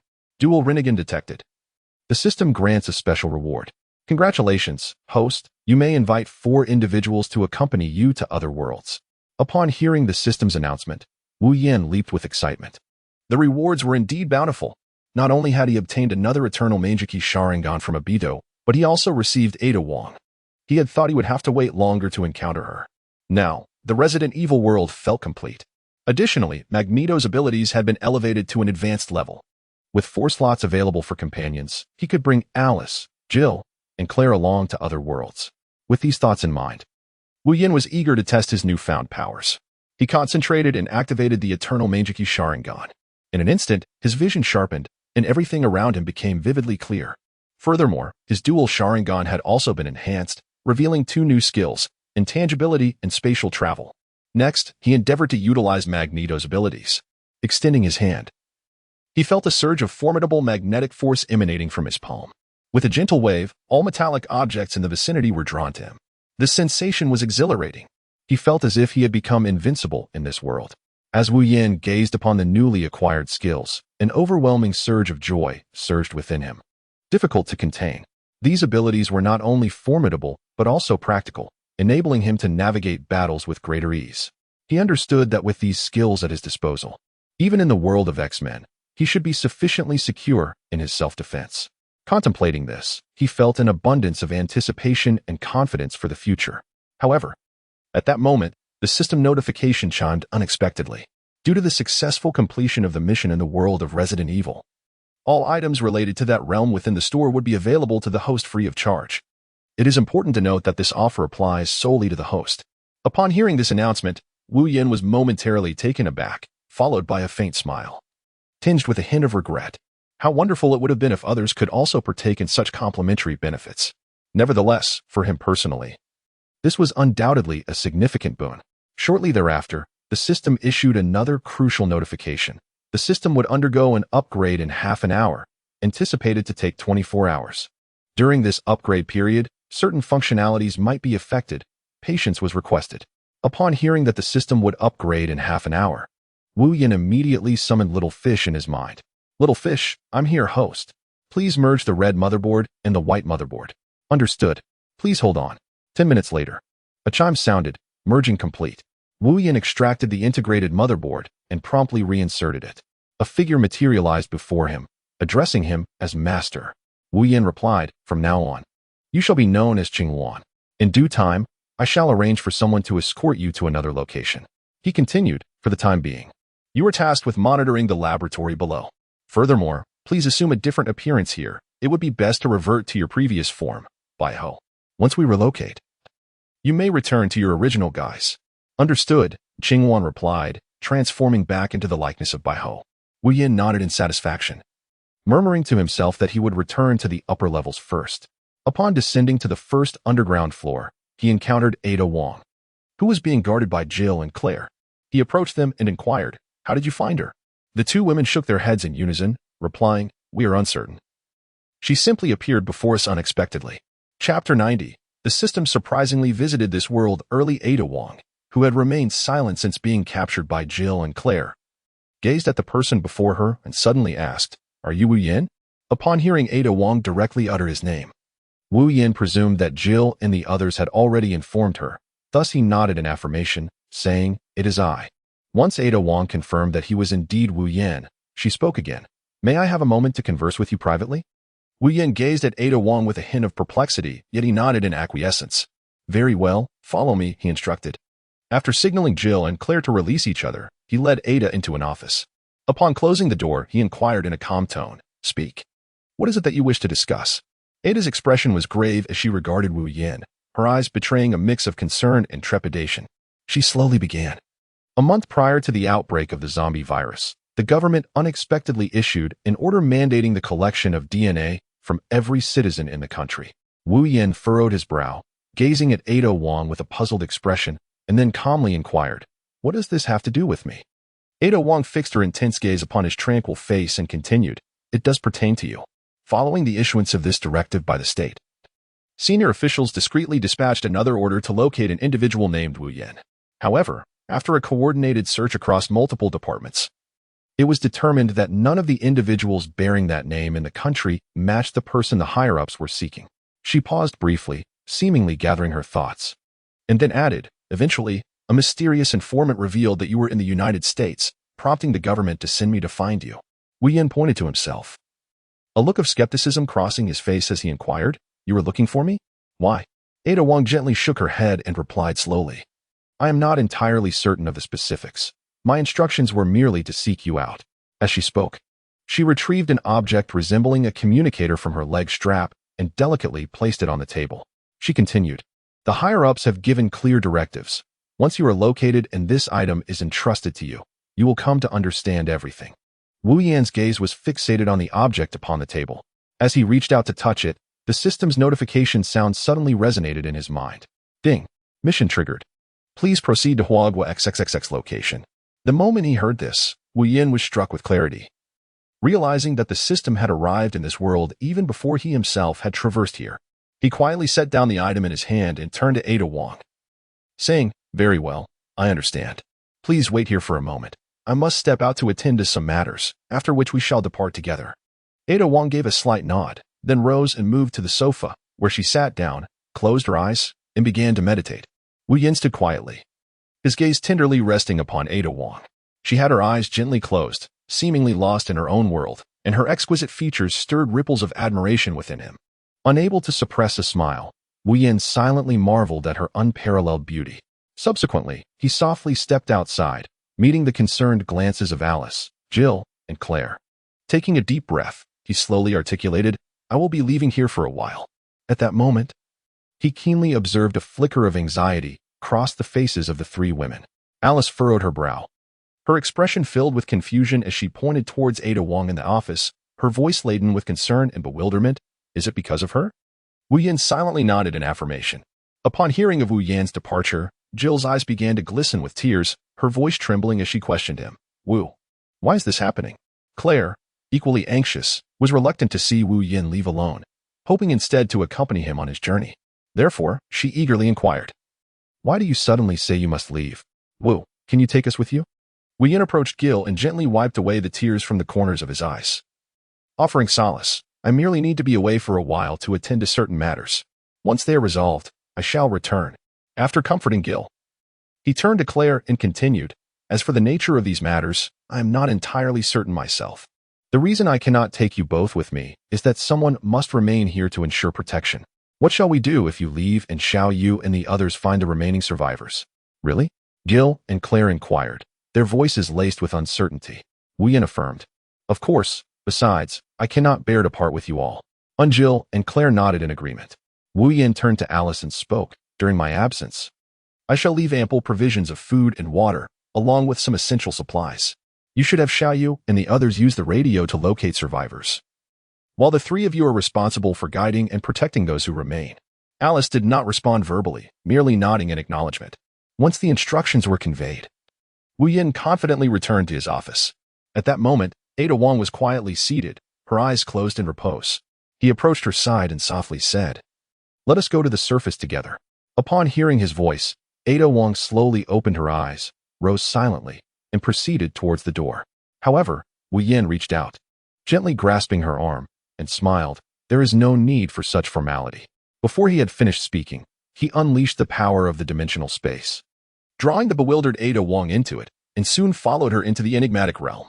In the blink of an eye, they found themselves in a wooden cabin on the surface. A peculiar vortex materialized silently, from which Wu Yin and Ada Wong emerged. Wu Yin turned to Ada Wong and calmly said, Please wait here for a moment. I shall tend to the zombies outside. With that, he retrieved 5 long-unused cones from his storage space, employing his ability to manipulate the form of metals at will. He swiftly amalgamated these 5 cones into a colossal circular iron plate. Stepping onto this plate, he focused his mind, and to his astonishment, it soared into the air, carrying him far away. Ada Wong, who had been uncertain of his intentions, was captivated upon witnessing his extraordinary ability to transform metal and levitate upon it. A wave of envy washed over her face. Is this truly the power that humanity can attain? How splendid it would be if I possessed such capability. She mused silently. Meanwhile, Wu Yin remained oblivious to the expression on Ada Wong's face as he was solely focused on eliminating the zombies outside. Upon reaching the exterior, Wu Yin gazed down at the horde of zombies and activated his upgraded abilities, extracting copious amounts of fine metal from the earth beneath. He then commanded these tiny metals to fuse into cone-shaped projectiles the size of a pinky finger. Surely, this multitude of cones would suffice to deal with the zombies below. He thought to himself. Once the fusion was complete, he directed the cones toward the zombies with swift precision. Whoosh, whoosh, whoosh. In an instant, countless cones rained down upon the zombies, each one imbued with formidable impact and penetrating power, effortlessly piercing through their bodies and toppling them to the ground. Thud, thud, thud. Accompanied by a series of dull thuds, the zombies fell one after another, blood splattering in a gruesome spectacle. 5 minutes later, the zombies surrounding the barbed wire were entirely eradicated. Wu Yin let out a sigh of relief as he surveyed the multitude of corpses strewn across the ground, a surge of accomplishment swelling within him. Now, he merely needed to dispose of these zombie bodies, and then he could utilize his wood-release technique to construct a dwelling. Wu Yin muttered to himself, simultaneously manipulating a small conical object the size of his pinky finger to merge once more. Once the merging was complete, several iron plates, approximately 20 meters long and 3 meters wide, materialized before his eyes. He then directed the iron plates to function like bulldozers, pushing all the zombie bodies to a location 1 kilometer away from the center of the wooden house where they were piled up. Having cleared the corpses, Wu Yin descended to the ground, placing his hands firmly on the earth, and bellowed, Secret technique, would release, pillar family technique.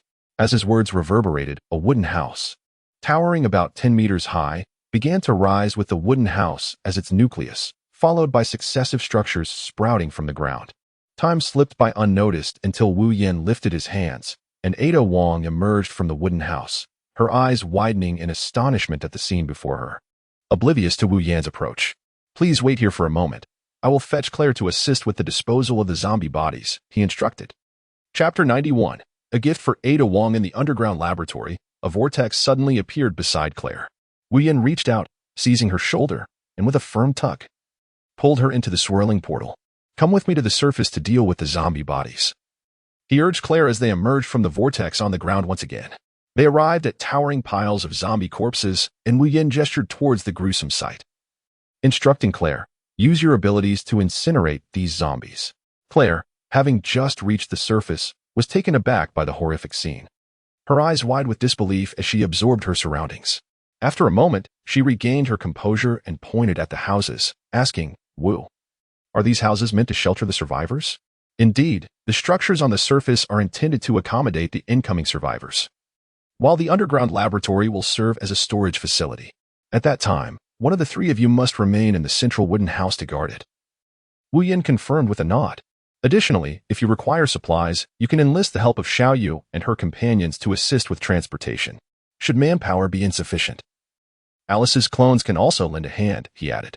Once you have dealt with the zombie bodies here, you may return on your own. As Wu Yin spoke, he activated the Shunwei space and returned to the 8th level of the underground laboratory.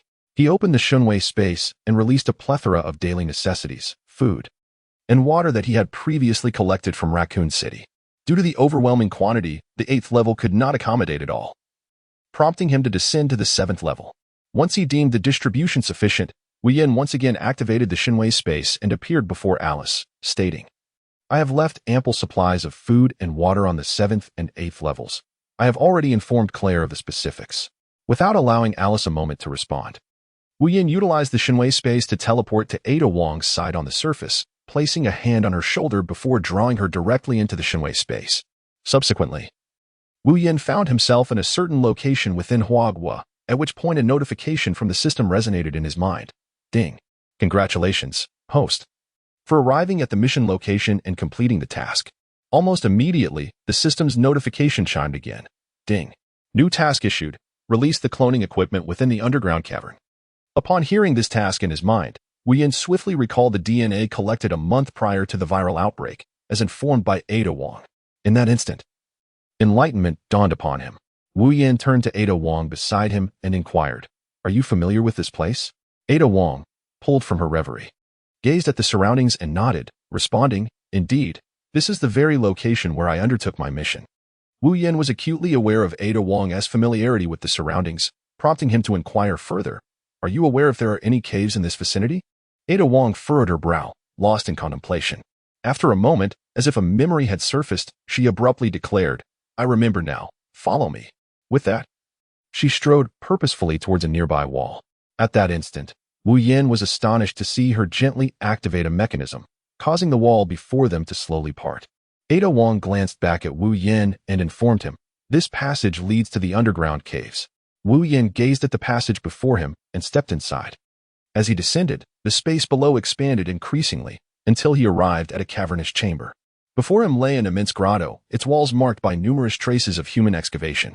Ding. Underground cavern detected. Please promptly deploy the cloning apparatus, host. Wu Yin received a prompt from the system and inquired, "System, how do I release it?" The system did not respond, but instead released it directly. As Wu Yin and Ada Wong gazed upon the previously desolate cavern, an array of equipment materialized before them in an astonishing display.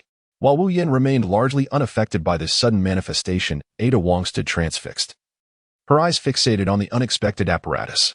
At that moment, the system emitted a chime. Ding. Congratulations, host, for completing the task, releasing cloning equipment. Almost immediately, another notification followed. Ding. Task issued. Retrieve DNA to commence cloning. Ada Wong, taken aback, turned to Wu Yin and inquired, "What?" However, Wu Yin did not respond to her question. Instead, he pressed on with an inquiry of his own. "Do you know where the collected DNA is stored?" Unperturbed by Wu Yin's indifference, Ada Wong swiftly replied, "Yes." Wu Yin continued to inquire, "Please tell me the specific location." Without hesitation, Ada Wong responded, "It is right above in the XXXX area." Upon receiving this answer, Wu Yin promptly declared, "All right, wait for me here while I ascend to retrieve everything." With that, he swiftly made his way upward towards the cave's entrance. Before long, Wu Yin reappeared within the cavern, having accessed the divine spatial realm to extract a multitude of boxes. These boxes, crafted from extraordinary materials, were designed to endure extreme temperatures and pressures. He placed them upon the ground and opened one, revealing an array of tools and equipment. Subsequently, he opened several more boxes, unveiling an even greater assortment of instruments. As he surveyed the equipment before him, Wu Yin furrowed his brow, realizing that he lacked sufficient manpower. Thus, he resolved to employ the shadow clone technique to address this predicament. With a series of hand seals, he intoned, "Shadow clone technique." As his words resonated, a thick mist enveloped him, and in an instant, hundreds of identical figures emerged at his side. These clones bore his likeness and possessed his abilities. Yet their strength was merely a fraction of his own. Nevertheless, this was adequate for the task at hand. Under the astonished gaze of Ada Wong, Wu Yin orchestrated his shadow clones to labor diligently within the cave. Some clones were tasked with transporting equipment, others with installation, while yet more focused on calibration. The cavern was instantly transformed into a bustling hive of activity, resembling a vast industrial workshop. Wu Yin observed his diligent doppelganger, a faint smile gracing his lips, before turning to the enchanting Ada Wong beside him. A glimmer of tenderness and mystery danced in his eyes as he softly remarked, "I have a rather extraordinary gift I wish to bestow upon you." Upon hearing these words, Ada was momentarily taken aback, her face betraying a look of astonishment. Although she had developed a certain fondness for Wu Yin since their brief acquaintance, she had not anticipated his sudden declaration of a gift meant for her. Her captivating eyes locked onto his. She curiously inquired, "But what is it?" Wu Yin smiled, his eyes radiating a sense of confidence and determination. He gently clasped Ada Wong's hand and spoke in a deep, magnetic voice. "However, after accepting my gift, you shall belong to me." Ada initially contemplated refusal, but recalled the words of her task issuer who had remarked, "Ada Wong, after all these years, you ought to carve out your own life." With this thought in mind, she gazed at the enigmatic Wu Yin and shyly nodded. "Yes." At the very moment she acquiesced, Wu Yin produced a vial of the modified T-virus and placed it in her palm, instructing, "You must seek a pool of water within this cavern before you consume it." Chapter 92. Departing the world of biohazard half a year later, Wu Yin and Ada Wong returned to Parsonet, standing quietly on the hillside, gazing at the scene below. Ada Wong softly remarked, "Wu Yin, it appears that over the past 6 months, Alice and the others have taken in numerous survivors." Wu Yin gazed down at the bustling throngs of people below, and with a sense of astonishment, he replied, "Indeed. I never anticipated that they would manage to discover such a multitude of survivors." Ada Wong fixed her gaze upon the crowd and then turned to Wu Yin, inquiring, "Shall we proceed inside now?" After a moment of contemplation, Wu Yin remarked, "Please go inside and inform Alice and the others of my arrival. I have some other matters to attend to, but I shall return by tonight at the latest." "Very well, I shall seek out Alice and the others." Ada Wong replied with a nod. Wu Yin gazed at Ada Wong's departing figure, then invoked the teleportation ability of the divine space, vanishing from his original location in an instant. When he reappeared, he found himself back in Raccoon City. Wu Yin surveyed the desolate remnants of Raccoon City, ravaged by a nuclear strike, his expression devoid of excess emotion, as he made his way directly to the vast crater at the center. Standing at the edge of the abyss, peering into its unfathomable depths, he murmured softly, "Once this matter is resolved, I shall depart from this place." With that, he leaped boldly into the chasm, descending into the enigmatic laboratory concealed beneath the surface.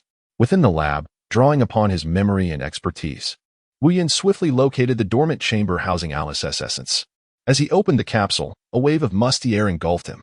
He gazed intently at the aged Alice lying within the incubation pod, a flicker of determination igniting in his eyes, and he resolutely activated the awakening protocol. With the machinery whirring to life, Alice gradually stirred from her slumber. As she opened her eyes, confusion filled her as she beheld the unfamiliar surroundings. However, when her gaze fell upon Wu Yin before her, her eyes sharpened with clarity. Upon noticing the memory extractor in his grasp, realization dawned upon her instantaneously. Wu Yin retrieved the memory extractor and handed it to Alice's original form, stating directly, "She requires your memories." Alice's original form fell silent for a moment before extending her hand to accept the memory extractor, cradling it in her palm and softly inquiring, "Is she well?" "Indeed. She is faring better than you might imagine," Wu Yin replied with a nod. Alice's original form slightly nodded in acknowledgement, smiling as she donned the memory extractor over her eyes. Half an hour later, she removed the memory extractor, revealing a look of contentment, and expressed, "Thank you. Please take good care of her." With that, she gradually closed her eyes. Wu Yin gazed upon the lifeless form of Alice before him. "I can do this." He picked up the memory extractor and placed it within the confines of the divine space. Subsequently, he retrieved numerous C4 explosives. Holding one of the C4 devices, he surveyed the surrounding area, his eyes landing on the densely packed cryogenic pods along the walls. A cold smirk crept across his face. "You lot believe you can dominate this world? It is nothing but a fanciful dream." After setting the detonation timer for the C4, he utilized the divine space to depart from that place, emerging atop a high-rise building. just as he materialized from the divine space. He was met with the sound of a violent explosion. Observing the underground laboratory now completely buried, Wu Yan's lips curled into a satisfied smile. Only one final task remained. He summoned 100 clones and instructed them, venture forth across the globe to seek out survivors. You know what must be done. As he distributed 10 doses of the zombie intelligence virus to each of them, he added, wait until I have departed before you act. I hope that when I return, you will have accomplished your mission. The 100 clones responded in unison, no problem, we will ensure the task is completed, Master. Wu Yan nodded with satisfaction, then waved his hand and declared, disperse. Instantly, the 100 avatars activated their divine power and departed from the scene. Observing their departure, Wu Yan smiled faintly before also activating his divine power to return directly to Parcent. In the underground laboratory of Parcent, Wu Yan beheld Alice, Jill, and Claire, whom he had not seen for half a year, along with Ada Wong, whom he had just parted from earlier that morning. He approached and embraced each of them warmly.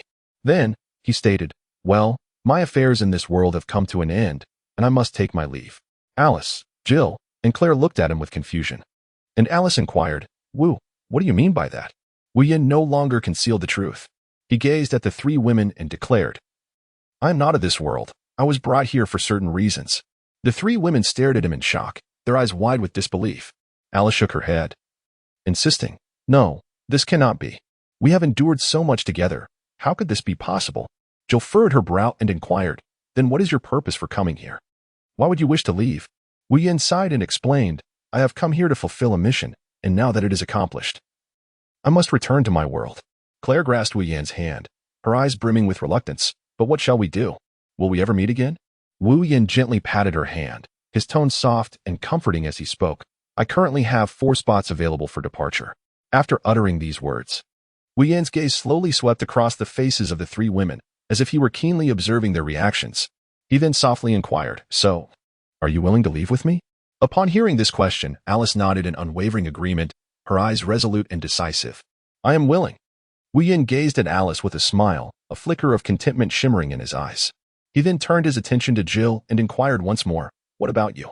Jill furrowed her brow, pouting slightly, and with a hint of a playful tone replied, you promised to always protect us, so don't even think about abandoning us. Her words conveyed a deep sense of dependence and trust in Wu Yan. Wu Yan nodded slightly, indicating his understanding. His smile softened further as he turned to Claire.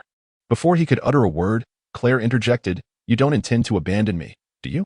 Her voice carried a hint of anxiety and anticipation. Wu Yan did not respond immediately. Instead, she directed her gaze towards Ada Wong, the newest member among them. Alice, Jill, and Claire followed Wu Yan's line of sight, fixating on the beautiful woman with East Asian features. Sensing the 4 pairs of eyes upon her, Ada Wong met their stares without flinching and boldly declared, I have previously stated that wherever you go, I shall follow. Her tone was resolute and unwavering, as though a decision had long been made. Since you all intend to accompany me, I will descend to gather some supplies and provisions. Alice, please coordinate with Xiao Yu and the others, and then we shall depart from this world. Wu Yan descended to the 7th or 8th underground level, where he carefully arranged food and daily necessities. Upon reaching the final level, he called out into the void, Qing Wan. Moments later, a virtual projection materialized before him, exclaiming, Master. Wu Yan observed the emergence of Qing Wan and promptly commanded, utilize the satellites above to ascertain the current number of survivors on the ground, as well as their distribution. Understood, Master. Please hold on for a moment. Before long, Qing Wan reported, currently, aside from the Huan Nation, there are a total of 126,682 survivors remaining. Their specific distribution is as follows. As she spoke, Qing Wan summoned a world map and meticulously marked the locations of all the survivors. Wu Yan gazed attentively at the map before him, nodding in understanding. He then instructed, keep a vigilant watch over my avatars and provide them with information. Once the task is completed, someone will escort you home. Wu Yan pondered for a moment before continuing, by the way. Are you capable of taking control of the remaining underground laboratories of the Umbrella Corporation? Yes, Master.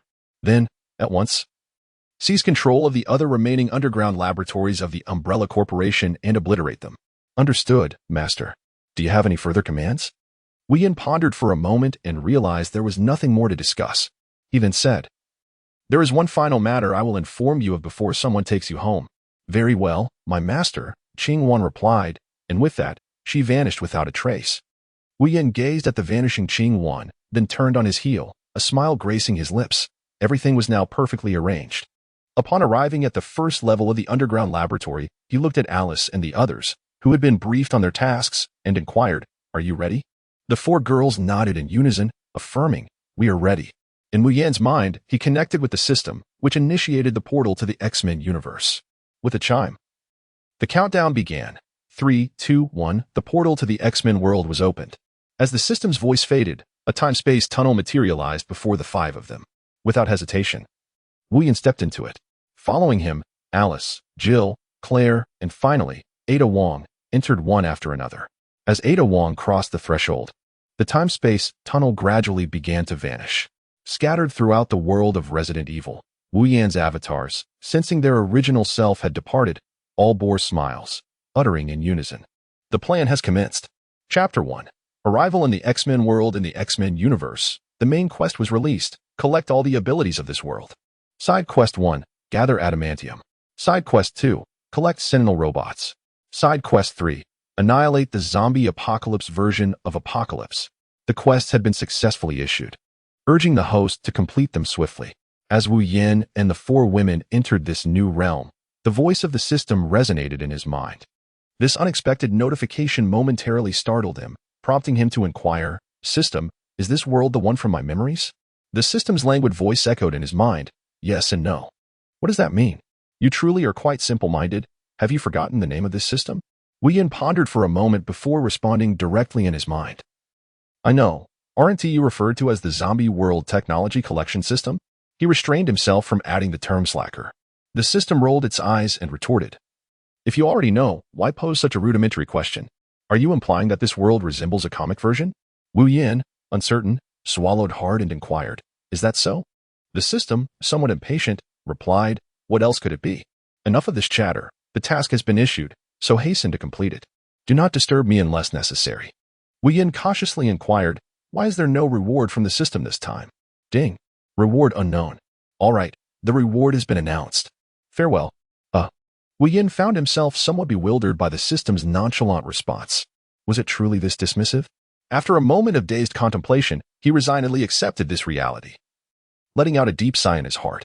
Meanwhile, the four companions trailing behind him, Alice, Jill, Claire, and Ada, stood observing their surroundings after emerging from the teleportation passage. Jill, captivated by the enchanting snowy landscape before them, was the first to voice her curiosity.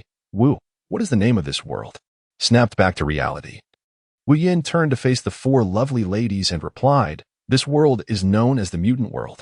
The four women frowned in unison at the mention of the mutant world. Wu Yan gazed at the expressions of the four women and began to elucidate. Indeed, it is a world of mutants. As the name suggests, in this realm, a select few individuals may undergo mutations upon reaching adulthood due to various circumstances, thereby acquiring extraordinary abilities. These abilities may include the mastery of lightning, fire, ice, and the art of spatial traversal. Those who gain such exceptional powers are regarded as aberrations in the eyes of ordinary people, commonly referred to as mutants. Upon hearing Wu Yan's explanation, Alice furrowed her brow and inquired, "Wu, do you mean to say that there are many individuals like us in this world?" Wu Yan nodded towards Alice, affirming that the attitude of people in this world towards mutants is not particularly amicable. Claire inquired, "Why is that? Did those who acquired special abilities commit any harmful acts that led to this?" Wu Yan gazed at Claire and, reflecting upon the film's narrative, articulated his understanding. "You are indeed correct, yet this merely scratches the surface. There exist myriad other factors that contribute to humanity's trepidation and aversion towards mutants. Primarily, the emergence of mutants disrupts conventional perceptions of normalcy, inciting panic and unease. Furthermore, certain mutants may wield their powers for criminal endeavors or pose threats to societal order, exacerbating public apprehension. Additionally, there are extremist factions attempting to exploit mutants to fulfill their own agendas, complicating the situation further. In essence, the relationship between mutants and ordinary individuals is fraught with tension, rife with conflict and contradiction. Alice, perplexed, inquired, "What other reasons fuel the animosity of normal humans towards mutants?" Jill, Claire, and Ada Wong shared her bewilderment, eagerly awaiting Wu Yan's elucidation. Observing the quartet's quizzical expressions, he continued, I presume you have all encountered certain superhero films. Upon hearing this, the four women nodded in affirmation, acknowledging their familiarity with such cinematic works. If there exists but one or a handful of individuals endowed with extraordinary abilities, they are likely to be revered as heroes. However, should such individuals proliferate to thousands, it may incite jealousy and fear among others. These individuals possess powers and capabilities far surpassing those of ordinary humans, engendering discomfort and trepidation within the populace. Furthermore, the inherent differences between mutants and ordinary people often categorize them as distinct groups. Within human society, a pervasive tendency of exclusion and discrimination against the other prevails, rendering mutants as targets of disdain. Moreover, some mutants may indeed exploit their abilities for criminal acts or disrupt societal order, further entrenching negative perceptions of the entire mutant community. Realization dawned upon the four women, and Ada Wong remarked, "Wu Yin, are you suggesting that normal people in this world harbor animosity towards mutants out of jealousy and fear?" "Not entirely," Wu Yin replied. "It is the leaders of their nations who feel envy and greed towards these special abilities, subsequently using the media to instill hatred in ordinary citizens towards mutants." "Oh, I see. How foolish these ordinary people are, unaware that they are being manipulated by the government." Joe lamented. "Indeed, this represents one of humanity's frailties, an inclination to be incited and misled," Claire concurred. "Then, Wu Yin, what is our purpose in this world?" Ada Wong suddenly questioned. The other three women turned their curious gazes towards Wu Yin, their eyes brimming with intrigue. Wu Yin furrowed his brow, hesitating to respond to the question. Instead, he inquired within his mind, "System, may I disclose the mission to them?" A chime resonated, granting him permission. "You may inform them. But the existence of the system must remain undisclosed." With the system's consent, Wu Yin took a deep breath, relaxing his brow, and said, "I brought you to this realm known as the mutant world with the purpose of gathering all the extraordinary abilities that exist here." Upon hearing this declaration, the four women widened their eyes in astonishment, exclaiming in unison, "Collecting all the extraordinary abilities in this world?" Their voices brimmed with disbelief and curiosity. Soon after, Alice regained her composure, her brow slightly furrowed as she pondered for a moment before asking, "How exactly are we to collect these extraordinary abilities?"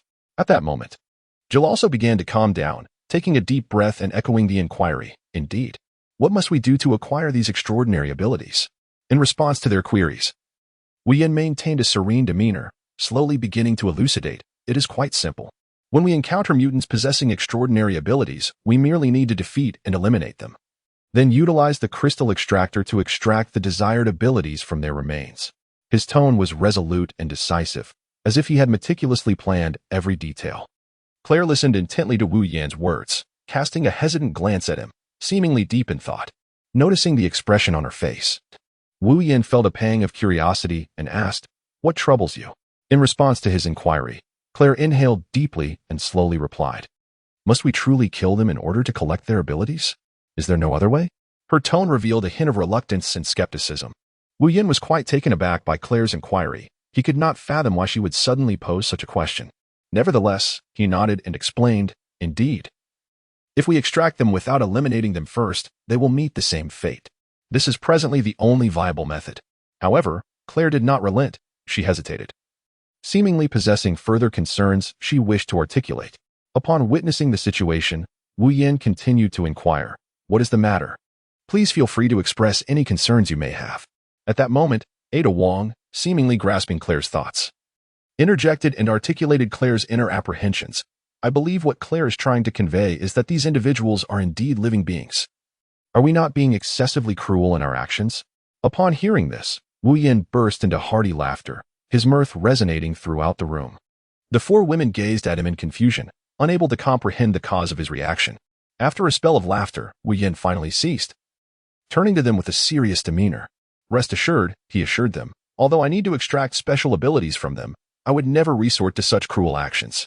His gaze was resolute and sincere, as if capable of penetrating the depths of one's soul, which eased the tension in the hearts of the four women. He continued, "In this world, the Eagle Sauce Nation has developed a serum akin to the T-virus in order to combat mutants. They believed it would serve as a potent weapon to eradicate them. However, unbeknownst to them, while this serum can revert mutants back to normalcy, for reasons beyond understanding, these individuals undergo another transformation shortly thereafter. This subsequent metamorphosis not only turns them into the zombies reminiscent of our previous world, but it also revives and enhances their unique abilities. At this revelation, the four women finally grasped the situation, exhaling a sigh of relief. Claire, unable to contain her curiosity, eagerly inquired, "Wu, are you implying that this world is now home to zombies? And many of them possess special abilities?" Wu Yin nodded affirmatively. "Indeed. Our mission this time is to gather the extraordinary abilities possessed by those who have transformed into mutant zombies." After Wu Yin finished speaking, he quietly observed the expressions on the faces of the four women, a subtle smile gracing his lips.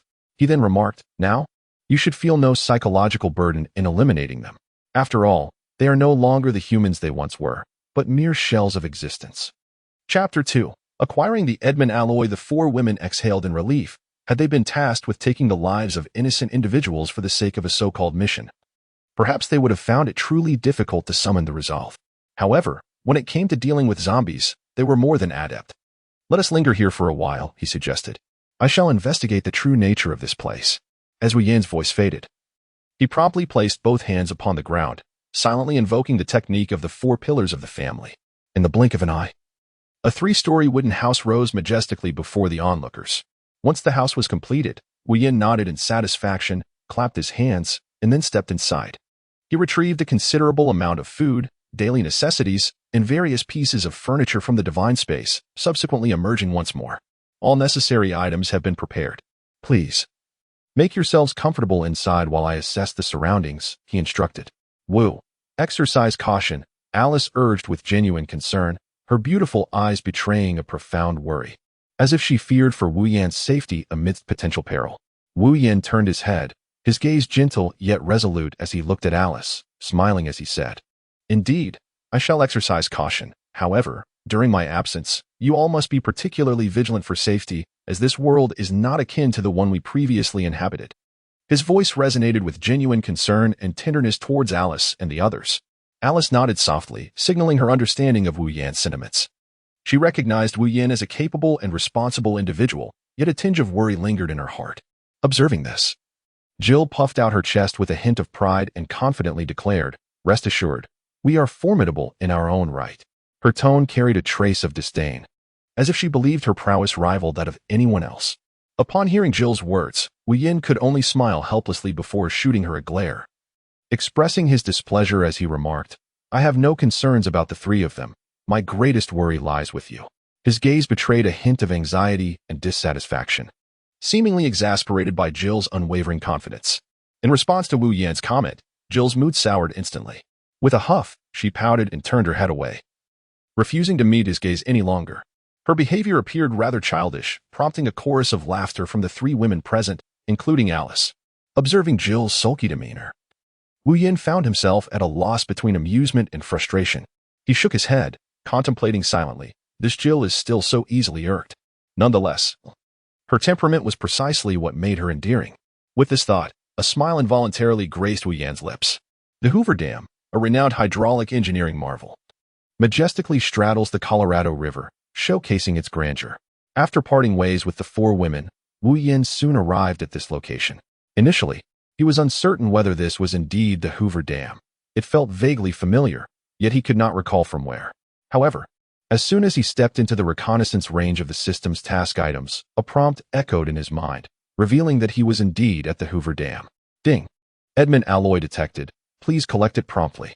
This unexpected announcement filled Wu Yin with elation, for he realized he had found the target of his mission.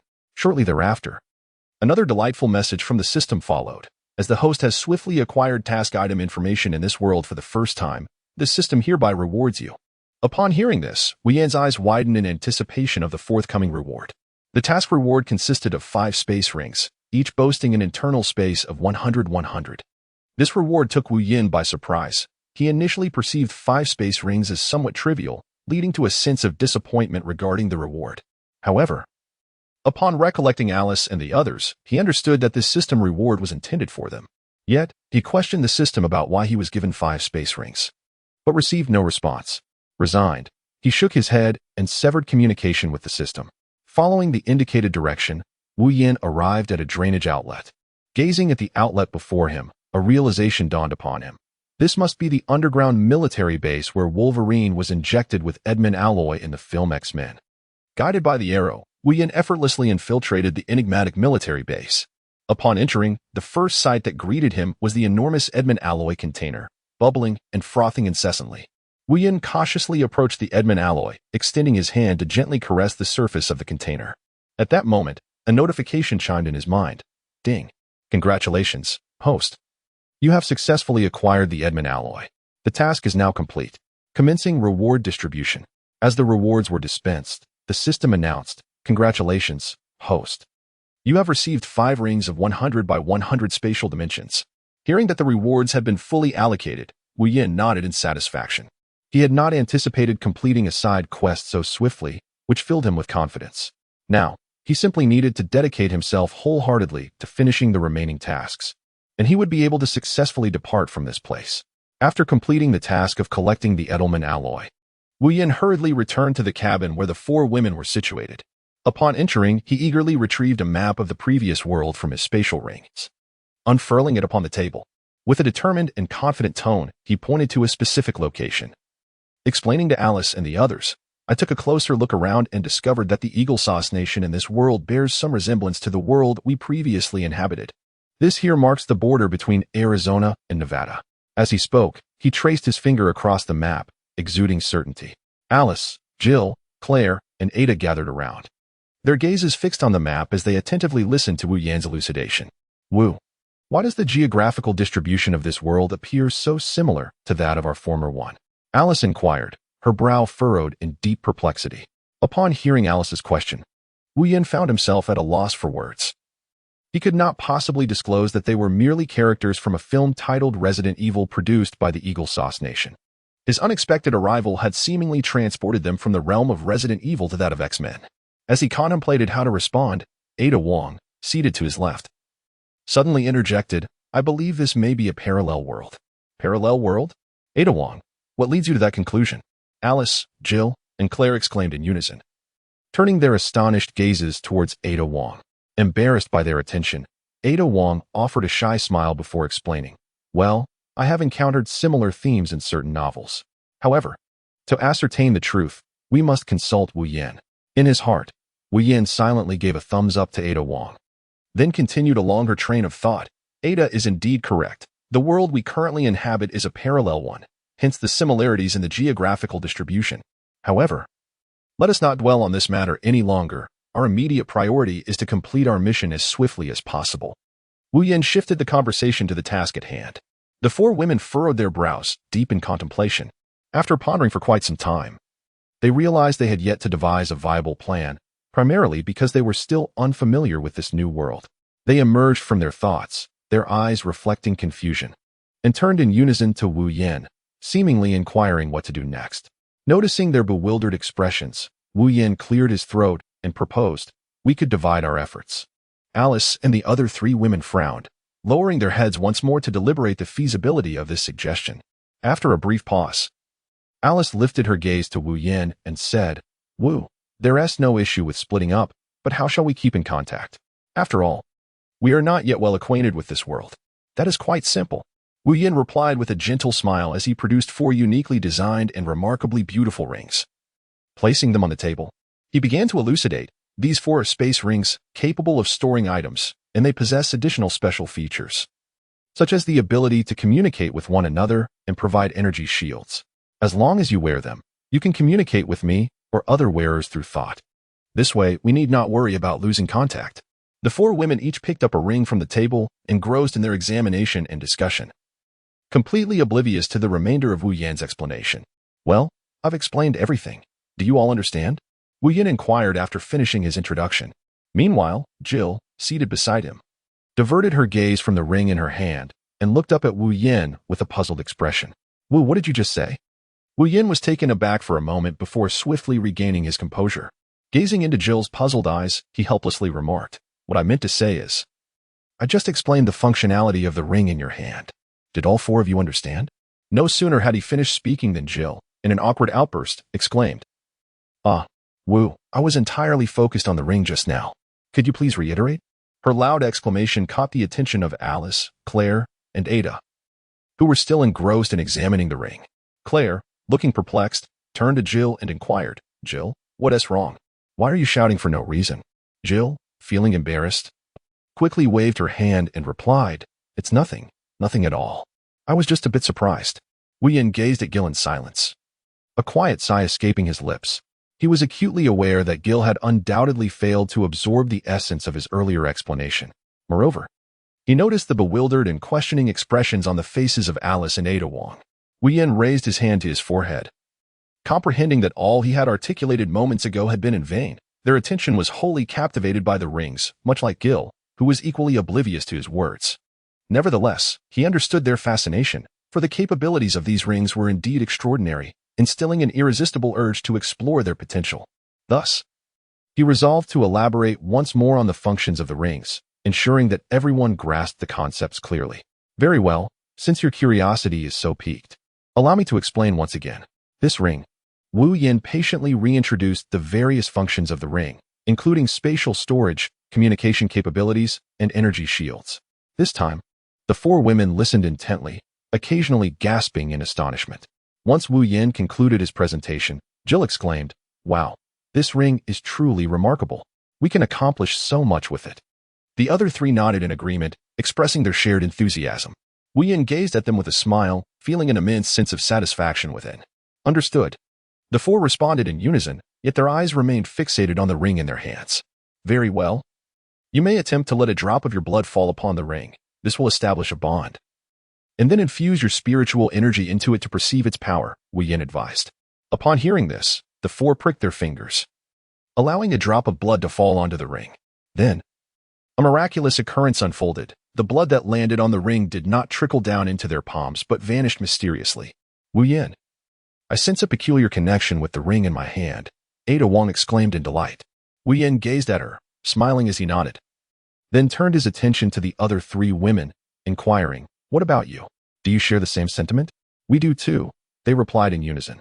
Wu Yin nodded, confirming their bond with the spatial ring, and continued, Now, I would like you to attempt to communicate with the ring using your mental energy and explore its capabilities. The four women understood the task at hand and immediately focused their attention on the ring, endeavoring to infuse their mental energy into it. However, at that moment, a powerful surge of energy erupted from the ring, swiftly consuming their mental energies. In unison, the four women cried out in distress, their bodies instinctively toppling backward.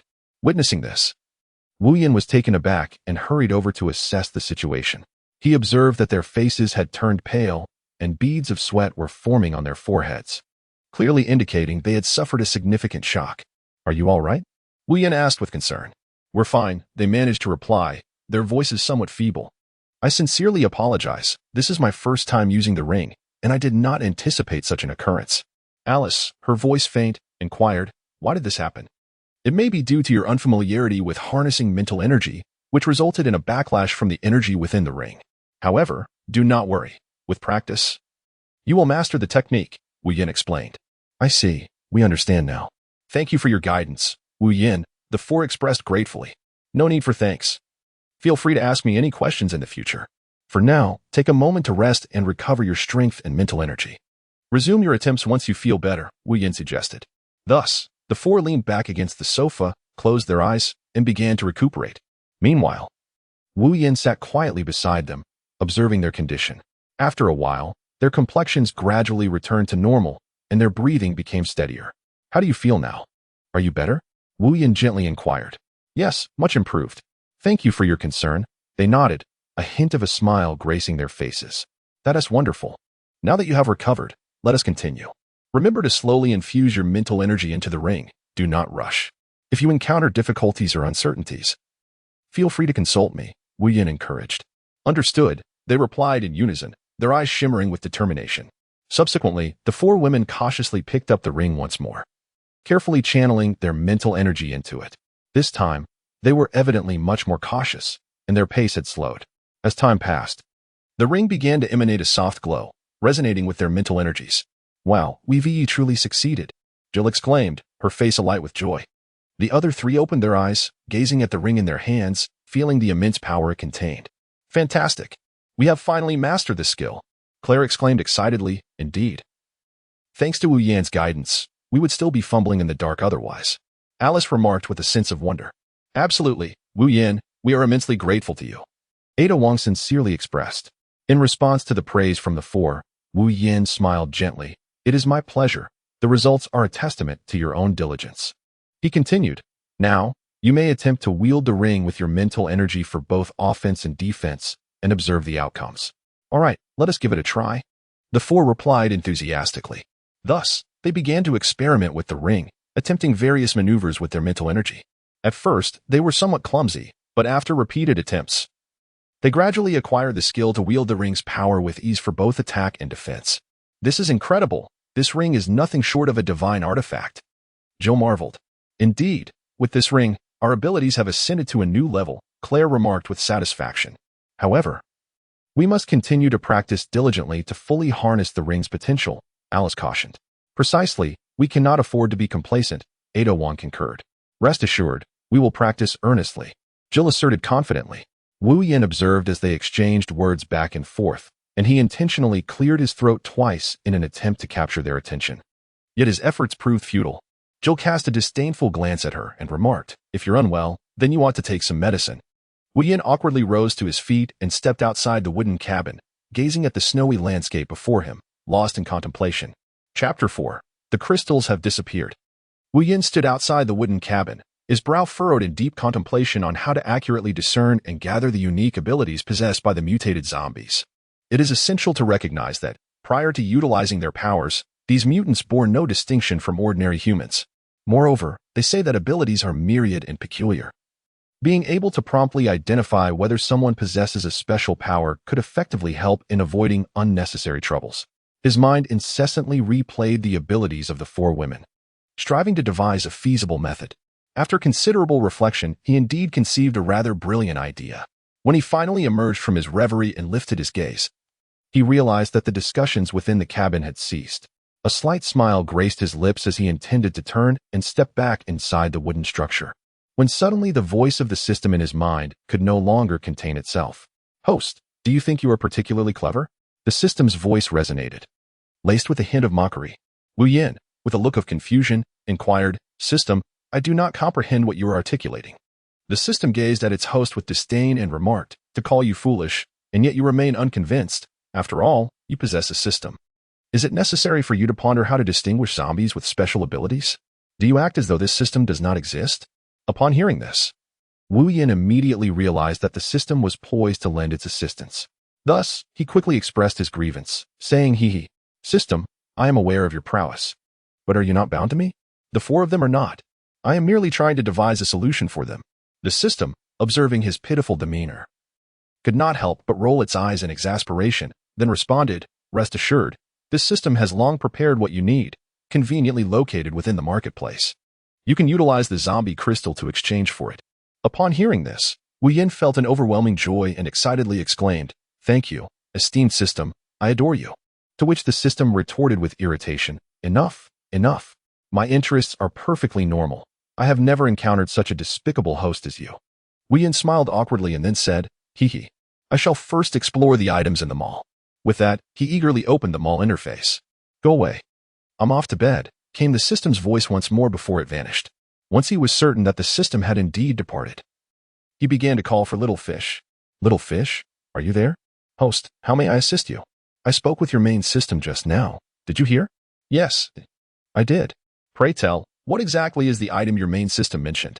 Little Fish, navigating the system's mall, turned to the item previously alluded to by the main system regarding how to discern zombies possessing unique abilities. When Wu Yin discerned the nature of this item, his lips twitched. Was this not the zombie crystal extractor? No, host, you're mistaken. This is the upgraded version of the zombie crystal extractor. Little Fish proudly elaborated.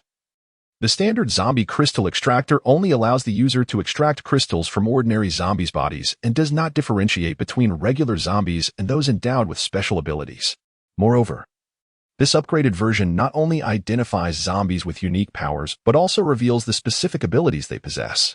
After a brief pause, Little Fish continued, By the way, host, the main system has informed me that when extracting from zombies with special abilities, the outcome will no longer be ordinary crystals, but rather crystals imbued with unique powers. Wu Yin exclaimed, Xiaoyu, please repeat what you just said. I did not catch it clearly. Upon hearing the host's request, Xiaoyu reiterated, By employing the upgraded zombie crystal extractor to extract zombies endowed with extraordinary abilities, the result will no longer be the ordinary crystals, but rather, crystals imbued with special powers. Wu Yan, filled with excitement, inquired of Xiao Yu, "So, according to you, if I were to utilize the upgraded zombie crystal extractor to obtain a special ability crystal, would I then be able to acquire that ability upon using it?" Xiao Yu replied humbly, "I apologize, host, but I am unaware of that. The main system has not provided me with such information." Just as Wu Yan felt a wave of disappointment upon hearing Xiao Yu's response, a sudden chime resonated in his mind. "At last, host, you have demonstrated some intelligence." Wu Yan was overjoyed, exclaiming, "Ha ha ha! System, I adore you. Begone. Should you utter such words again, be prepared to face the consequences," the system retorted with an expression of indignation. However, Wu Yan paid no heed to the system's furious demeanor and turned to Xiao Yu, requesting, "Xiao Yu, please exchange for 4 upgraded zombie crystal extractors." Unbeknownst to him, at that moment, all the zombie crystals he had previously collected in the world of Resident Evil had vanished. "Understood, host." As Xiao Yu's voice faded, the system interface reappeared. "Ding. Exchange complete. Please check your collection." Xiao Yu gently reminded him, "The current quantity of crystals remaining for the host is 0. Initially basking in joy, Wu Yan's heart suddenly shattered upon hearing that the crystals he and Alice, along with others, had gathered over the past 6 months were gone. He widened his eyes in disbelief and asked Xiao Yu, "Where are my crystals?" "Ding. Please, host, take note of the prices for the zombie crystal extractors in the shop." Upon hearing Xiao Yu's words, Wu Yan scrutinized the displayed price, which indicated that 1 crystal could be exchanged for 1. Wasn't Xiao Yu showing just 1 crystal? "Host, please take a closer look," Xiao Yu urged. Wu Yan then meticulously examined the crystal before him once more. This time, he finally noticed something he had overlooked earlier, a line of minuscule text hidden on the back of the crystal. Wu Yan hastily requested Xiao Yu to magnify this tiny inscription so he could discern its contents. As the letters gradually became clearer, Wu Yan read the following phrase: "Exchanging for crystals simultaneously will reset." In other words, to individually exchange for an upgraded zombie crystal extractor, 1 crystal is required. Wu Yan stared incredulously at the words on the screen, as if they were a sharp sword piercing through his heart mercilessly. He could not help but exclaim, "What kind of ridiculous regulation is this? Why must one exchange 4 crystals simultaneously to reset? Isn't this simply outrageous?" Wu Yan felt an overwhelming sense of despair, teetering on the brink of tears, yet unable to weep. With a countenance marked by indignation, Wu Yan addressed Xiao Yu, saying, "Xiao Yu, did you orchestrate this mischief on purpose? I find it hard to believe that the main system would indulge in such trivialities, concocting a setting that elicits both laughter and tears." However, Xiao Yu, with a sense of grievance, replied, "Host, I truly lack the capability to do so. This is indeed a rule established by the main system, and I am powerless to alter it." Upon hearing the words of the little fish, Wu Yan let out a helpless sigh, exclaiming, "Oh, system, you are quite something." He then exited the system's marketplace and made his way towards the wooden cabin. Upon entering, the gazes of the 4 women collectively turned towards him, their eyes filled with concern and curiosity. They acutely sensed the unusual expression on Wu Yan's face, which sparked a sense of unease within them. Alice was the first to rise, approaching him and softly inquiring, "Wu, I've noticed that you seem somewhat unwell. What has happened?" Her voice was gentle and low, revealing her genuine concern for him. Jill quickly followed suit, standing on his other side and eagerly pressing, "Yes, Wu, what is going on? Is there some trouble?" Worry was evident in her eyes. Wu Yan wished to conceal the existence of the system from them. Thus he decided to shift the conversation to avoid any unwarranted complications. With a slight smile, he replied casually, "It's nothing of great importance. I merely had a sudden thought about a method to swiftly gather special abilities." Upon hearing these words, the eyes of the 4 women instantly sparkled with interest as they eagerly gathered around him, imploring, "Please, tell us what this method is." Their expressions were filled with anticipation, as though they could already glimpse the dawn of success. Wu Yan settled back onto the sofa, taking a moment to gather his thoughts before he spoke slowly. "We can divide ourselves into 5 groups, each heading to a different continent to seek out extraordinary abilities. This approach would significantly enhance our efficiency and save time."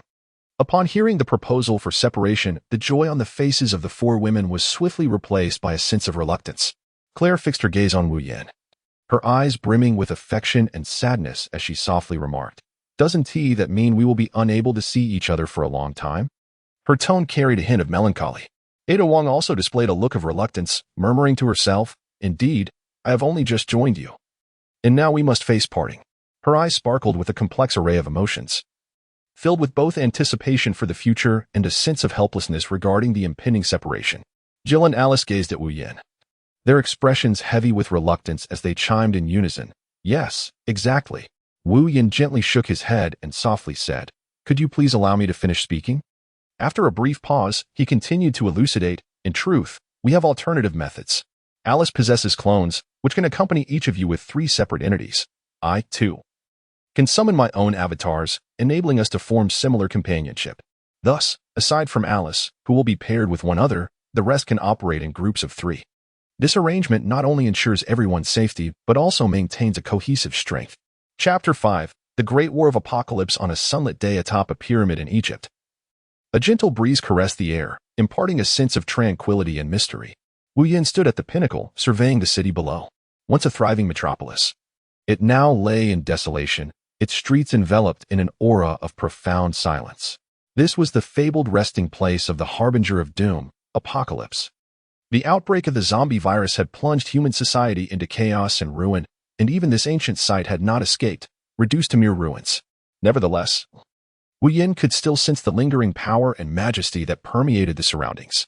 After observing for a while, he inhaled deeply and then soared towards the burial site of Apocalypse. Upon arrival, he descended and gazed at the cave before him, stepping directly inside. Not long after entering, he encountered a small pyramid crafted entirely of pure gold. Wu Yin understood that Apocalypse lay beneath. Following the awakening requirements depicted in the film's narrative, he retrieved some metal from the Divine Might space, and, utilizing his ability to alter the form of metal, fused the retrieved pieces into a colossal spiral drill. He then directed this massive drill upwards towards the cavern's ceiling. As the colossal spiral drill whirled incessantly, the rocks above began to gradually yield. Wu Yan's eyes remained fixated on this process, his heart brimming with anticipation. When the drill finally breached the summit, sunlight streamed through the opening, illuminating the pure golden pyramid with a dazzling radiance. Wu Yan nodded in satisfaction, fully aware that this was the pivotal step in awakening Apocalypse, as depicted in the film. He now had to await the emergence of Apocalypse from his slumber. As seconds ticked by, the ground began to tremble violently, and the pure golden pyramid radiated an enigmatic glow. Wu Yan realized that Apocalypse was on the verge of awakening. Indeed, moments later, the apex of the pyramid slowly opened, and a figure rose from within. This figure was none other than the legendary mutant, Apocalypse. He emanated an immense energy, his gaze cold and piercing, as if scrutinizing the very fabric of this world. Wu Yin stood at a distance, quietly observing him with an unwavering gaze. His eyes were tranquil yet profound, as if capable of transcending the boundaries of time and space to perceive the very essence of the individual before him. The recently awakened Apocalypse also keenly sensed Wu Yan's presence. Slowly, he opened his eyes, his gaze sharp as that of a hawk, locking intently onto Wu Yan. He approached with a steady stride, each step imbued with an invisible pressure that commanded respect and awe. As he drew near, Apocalypse spoke in a condescending and audacious tone. "My disciple, was it you who awakened me?" His voice was deep and resonant, yet laden with an undeniable authority. Wu Yan smiled faintly, the corners of his lips curving into a subtle arc, a flicker of disdain glimmering in his eyes. Undaunted, he met Tianqi's gaze head-on and replied, "Enough. I am not one of your mindless followers, but it is indeed I who awakened you." His tone was resolute and self-assured, exuding a maturity and composure that belied his years. Tianqi furrowed his brow slightly, clearly taken aback by Wu Yan's demeanor.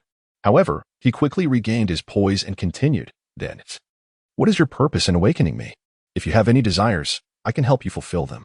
There was a hint of condescension in his words, as if he regarded himself as possessing the omnipotent power to satisfy anyone's wishes. Yet, Wu Yan simply shook his head gently, smiling as he said, "I appreciate your kindness, but I do not require your assistance to realize any aspirations." His tone conveyed a sense of confidence and determination, as if he had already seen through the illusions of the world. Tianqi's expression darkened, fury flickering in his eyes as he coldly remarked, "Since you are neither my follower nor in need of my help to achieve your wishes, then why have you awakened me?" His voice bore an unmistakable threat, as if he intended to bring Wu Yan to his demise. In the face of Tianqi's menace, Wu Yin remained calm and unruffled. He smiled slightly and retorted, "Well, what if my intention in awakening you is to kill you?" His tone was laced with provocation, seemingly unafraid of confronting Tianqi directly. "Haha." Tianqi erupted in laughter. As if he had just heard the grandest joke in the universe, a wild grin spreading across his face, his laughter echoing through the entire space. He appeared to forget his surroundings, entirely absorbed in this hubristic mirth. "Foolish mortal, do you dare to entertain the notion of slaying a god?" His voice dripped with endless mockery and disdain, his gaze glinting with contempt. Wu Yin stood silently, observing Apocalypse's unrestrained laughter, yet devoid of any trepidation. His gaze was resolute and composed, revealing an indomitable spirit. "God?" Wu Yin suddenly spoke, his voice calm yet imbued with strength. "Do you even deserve that title? You are nothing more than a mutant endowed with extraordinary abilities." His words pierced through Apocalypse's boisterous laughter like a sharpened arrow, instantly freezing the expression on his face. Wu Yan's words fell upon Tianqi like a bucket of icy water, abruptly extinguishing his laughter. He widened his eyes, gazing incredulously at the young man before him. "Dare you so brazenly blaspheme me?" Tianqi demanded furiously, his countenance darkening significantly as a formidable aura emanated from him, rendering the surrounding air palpably tense. Wu Yin remained utterly unfazed, standing tall as he locked eyes with Tianqi. "I merely speak the truth," he declared, his words resonating with a formidable weight, each syllable striking deep within Tianqi's heart. "Then allow me to demonstrate the might of the divine." With that, Tianqi's form flickered, and, like a specter, he abruptly materialized before Wu Yin, swiftly raising his hand to deliver a devastating blow to his head. Upon witnessing the situation, Wu Yin dared not exhibit the slightest negligence. He swiftly raised his arms, crossing them in front of his face in an attempt to shield himself from the impending strike. However, just as he completed his defensive maneuver, Tianqi's fist descended with tremendous force, crashing heavily against his forearms.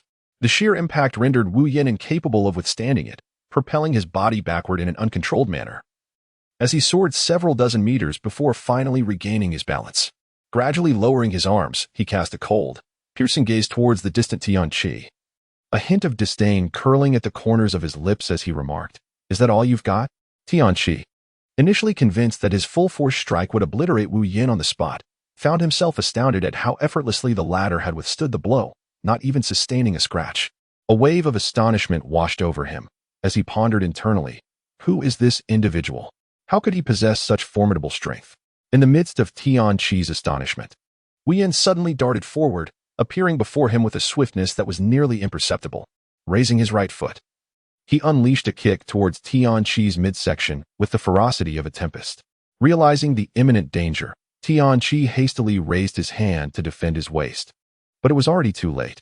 With a resounding thud, Wu Yan's kick sent Tianqi hurtling 100 meters away, where he collided violently with a pile of rubble. Finally coming to a halt, lying amidst the debris, Tianqi's mind was a whirlwind of confusion, utterly bewildered by the turn of events. Wu Yin offered no respite to Tianqi, swiftly conjuring 10 avatars to encircle him completely. Subsequently, he commanded these avatars to manipulate the metals amidst the ruins, ensnaring Tianqi tightly and rendering him unable to escape. The entire scene was charged with tension and excitement, as though a life-and-death struggle was unfolding. Chapter 6. Acquiring Talent. Wu Yin approached the ruins, gazing at the imprisoned Apocalypse. A trace of disdain curled at the corner of his mouth as he spoke with a condescending tone. "How does it feel, O Divine One?"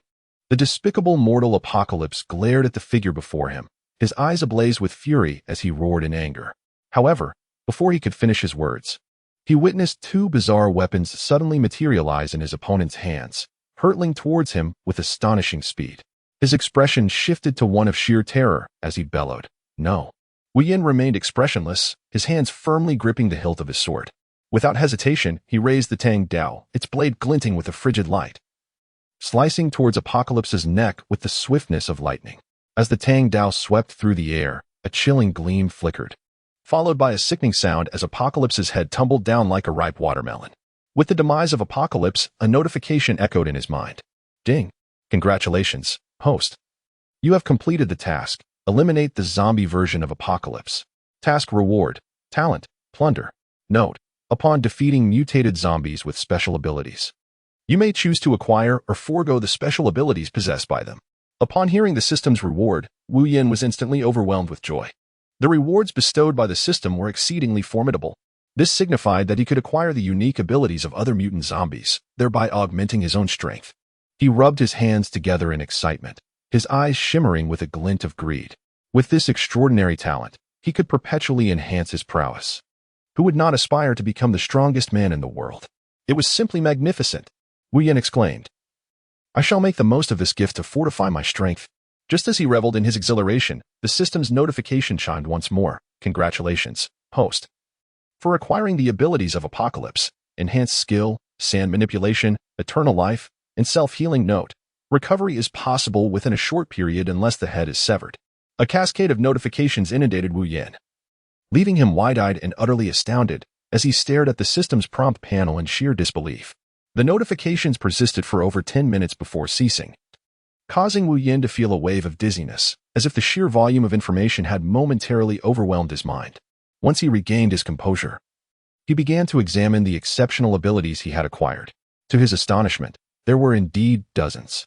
Each one possessed its own unique power and potential, eliciting silent admiration within him. As Wu Yin continued to marvel, the system's task completion notification chimed again. Congratulations, host, for completing the collection of special abilities task 21. We hope you will continue your efforts. With the system's announcement, Wu Yin couldn't help but feel relieved. Fortunately, he had not, like the villains in movies, incessantly prattled on while in a position of advantage. Otherwise, should Apocalypse regain his senses and utilize those formidable abilities against him, victory would have been far from assured, and he might have faced failure. The thought sent a shiver down his spine. After the initial astonishment, he cast another glance at Apocalypse's corpse and said, Thank you. You've provided me with quite the bounty. To show my gratitude, I shall reluctantly ensure you vanish completely from this world. With that, he employed the abilities he had just obtained to completely obliterate Apocalypse's body. Curiosity piqued, Wu Yin reflected on the moment he first beheld Apocalypse. Unable to ascertain that the figure had transformed into a zombie, he then summoned the system within his mind, inquiring, System, why was Apocalypse able to speak despite having clearly turned into a zombie? Ding. Because Apocalypse is the first mutant in this world. Is that why he can do so? Of course, it is not that simple. My foolish host. Wu Yin rolled his eyes in exasperation and replied, System, could you refrain from expressing yourself in such a manner? Humph. Did this system err in its statements? The system retorted with disdain. Wu Yin gazed at the system with a look of disdain, feeling utterly helpless as he inquired, What, pray tell, is the reason that enables him to speak? The system regarded Wu Yin with a gaze akin to that reserved for a fool. Letting out a sigh as it began, this tale must start from his origins. Upon hearing this, Wu Yin displayed a look of perplexity and inquired, His origins? Are you suggesting that he is not human? The system nodded and elucidated. One could say that, prior to his transformation, he inadvertently ingested an unknown fruit, which ultimately shaped his current form. It was at that moment that he became the first mutant in this world. Wu Yin widened his eyes in astonishment and inquired, Is it truly possible for such an occurrence to exist? What, then, is this enigmatic fruit? What could have caused such a transformation within him? The system shook its head, indicating its lack of knowledge regarding the answer, and continued, However, it is certain that it was the ingestion of this mysterious fruit that resulted in a mutation of his genes, enabling him to exert effective control over his own body. Thus, even in the event of his transformation into a zombie, he retains a semblance of rationality and the ability to articulate.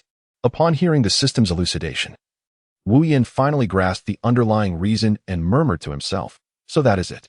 In a certain region of Eagle Sauce Nation, after concluding his conversation with the system, Wu Yin arrived at this place. He gazed upon the dilapidated buildings before him, his face devoid of any expression, as he quietly strolled along the street. Suddenly, a bullet was fired from a house to his right. Wu Yin merely raised his right hand, and the bullet that was shot towards him hung quietly in the air beside him. The person who fired the gun was equally astonished. She immediately dropped her weapon and fled into one of the rooms. Wu Yin was somewhat astonished. The system had informed him that this world resembled that of a biological crisis, where mutants and humans had largely transformed into zombies, with only a handful of humans surviving, and the mutants being scarce. However, what surprised Wu Yin was the unexpected encounter with a survivor in this place. Wu Yin did not strike at the man. Instead, he retracted his power and continued on his way. Upon entering a room, he discovered a woman cowering inside, trembling with fear. As Wu Yin stepped in, her eyes filled with terror.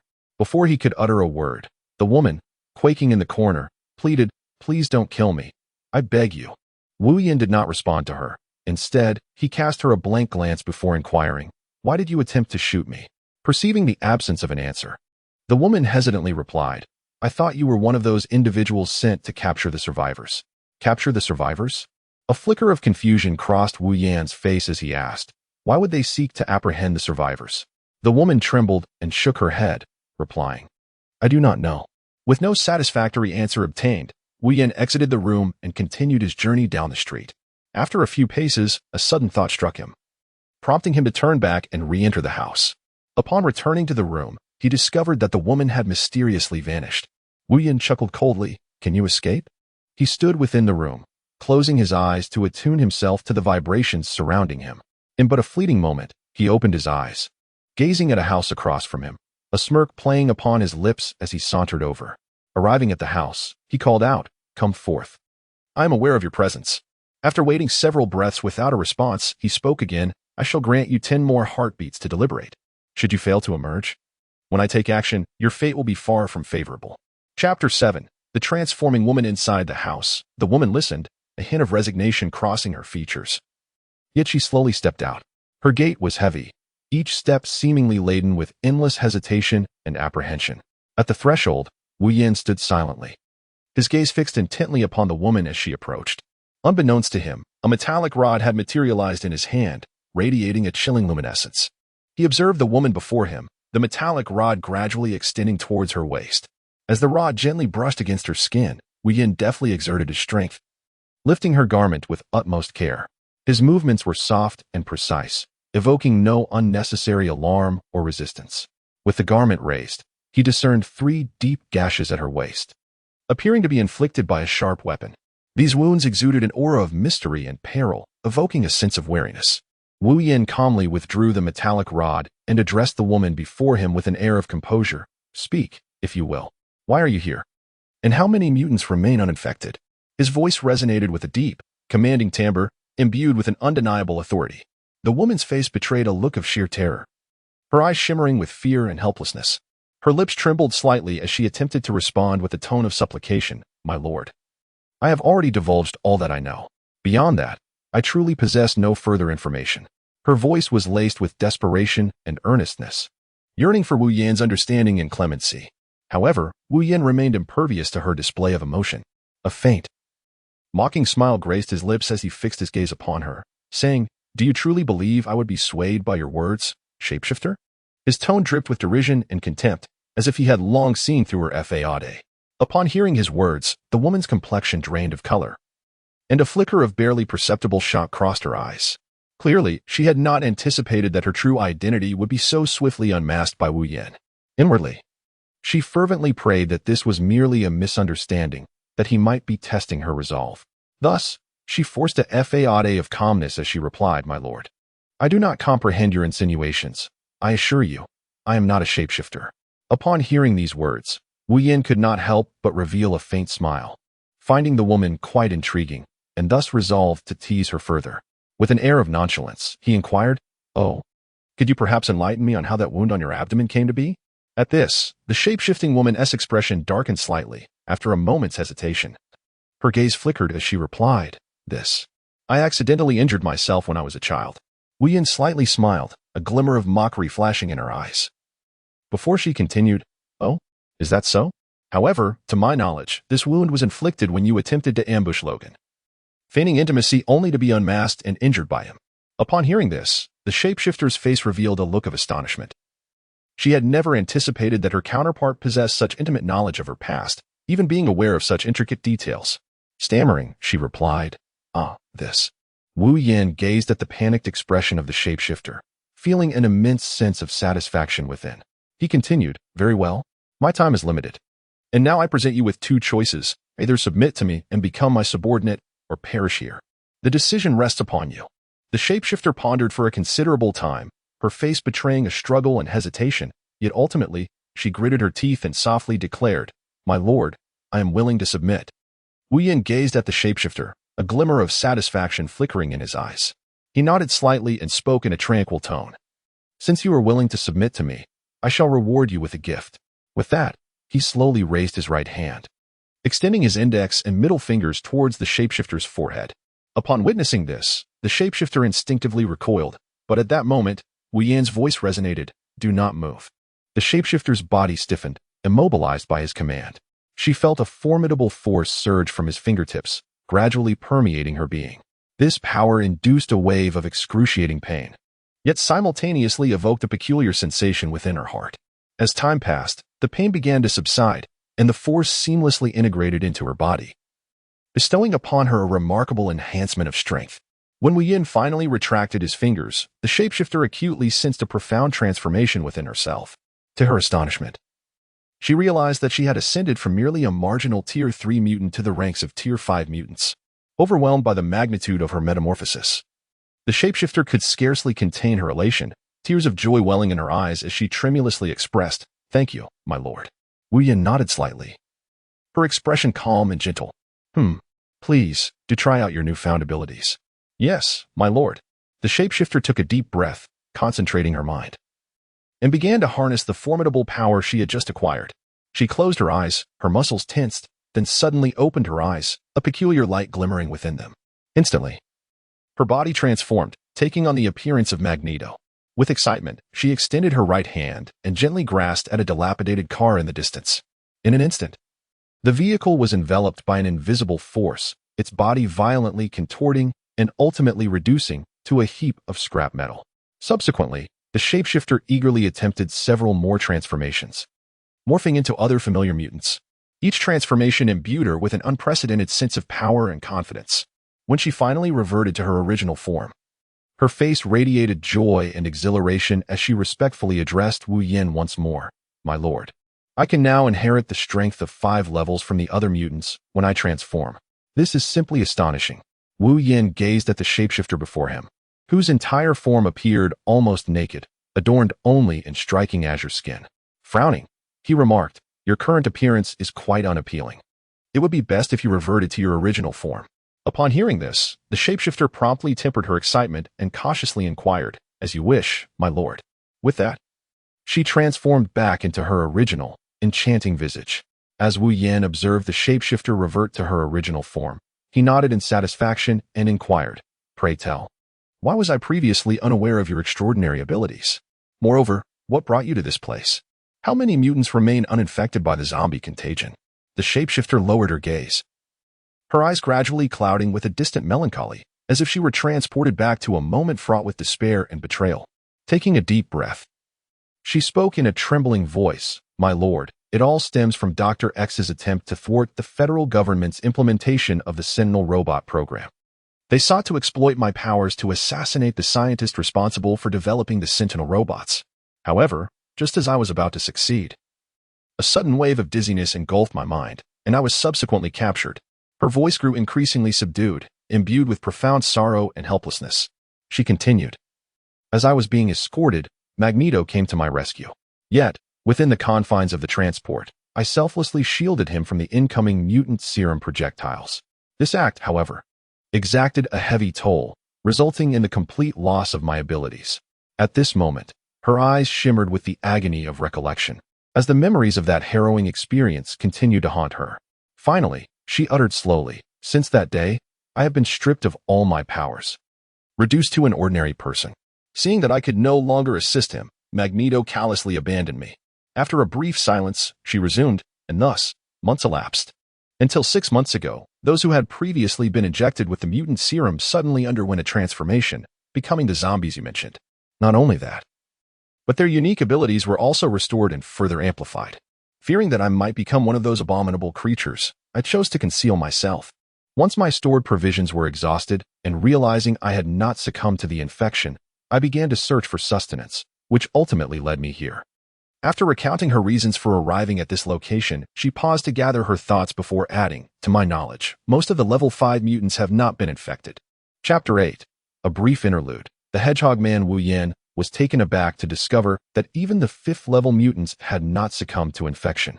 However, upon further contemplation, he found solace in this revelation. After all, the prowess of 5th level mutants far surpasses that of ordinary mutants. They possess formidable abilities and resilience. With this understanding, Wu Yin turned his gaze towards the shapeshifter, a flicker of anticipation dancing in his eyes as he inquired, "Do you happen to know where the sentinel robots are concealed?" The shapeshifter shook her head in resignation, a tinge of bitterness lacing her voice as she replied, "My lord, I am not privy to that information. When I was sent to assassinate the doctor who developed them, the sentinel robots were still in their nascent first generation. Subsequently, I was captured and imprisoned, remaining incarcerated ever since. During this time, I have been utterly oblivious to the events unfolding outside." Upon hearing Wu Yan's words, she slightly nodded, refraining from further inquiries. Since the shapeshifter was unaware, pressing on would be futile. "Let us proceed," Wu Yan stated with a calm demeanor, turning away to walk into the distance. The shapeshifter promptly followed, respectfully replying, "Yes, my lord." After taking a few steps, Wu Yan suddenly halted, turning to gaze at the shapeshifter, his tone serene as he remarked, "I prefer you to refrain from calling me my lord. From now on, refer to me as master." The shapeshifter remained unfazed, responding without hesitation, "Very well, master."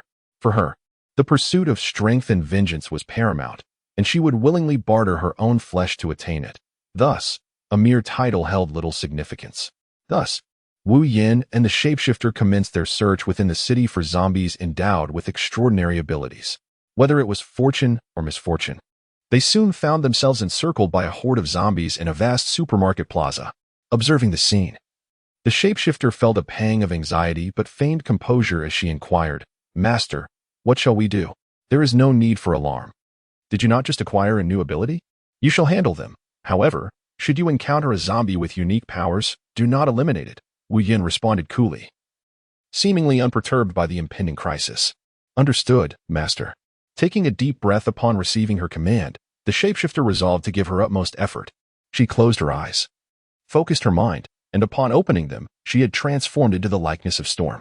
A formidable aura of wind and electricity enveloped her shape-shifting form as she gathered a sphere of blue lightning in her hands, poised to unleash a lethal strike upon the zombies.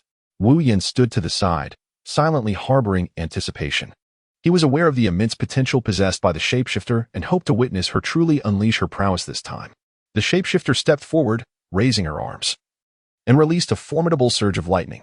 The electric current instantly coursed through the entire square, leaving the surrounding zombies charred and lifeless. However, Wu Yin furrowed his brow and cautioned, "Such indiscriminate attacks may inadvertently eliminate any zombies with special abilities." "My master, that will not occur," the shapeshifter replied, continuing her assault while glancing back.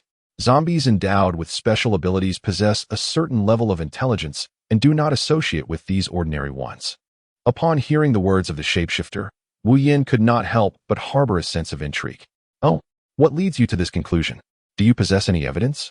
He gazed at the shapeshifter with curiosity, hoping she would provide a cogent explanation.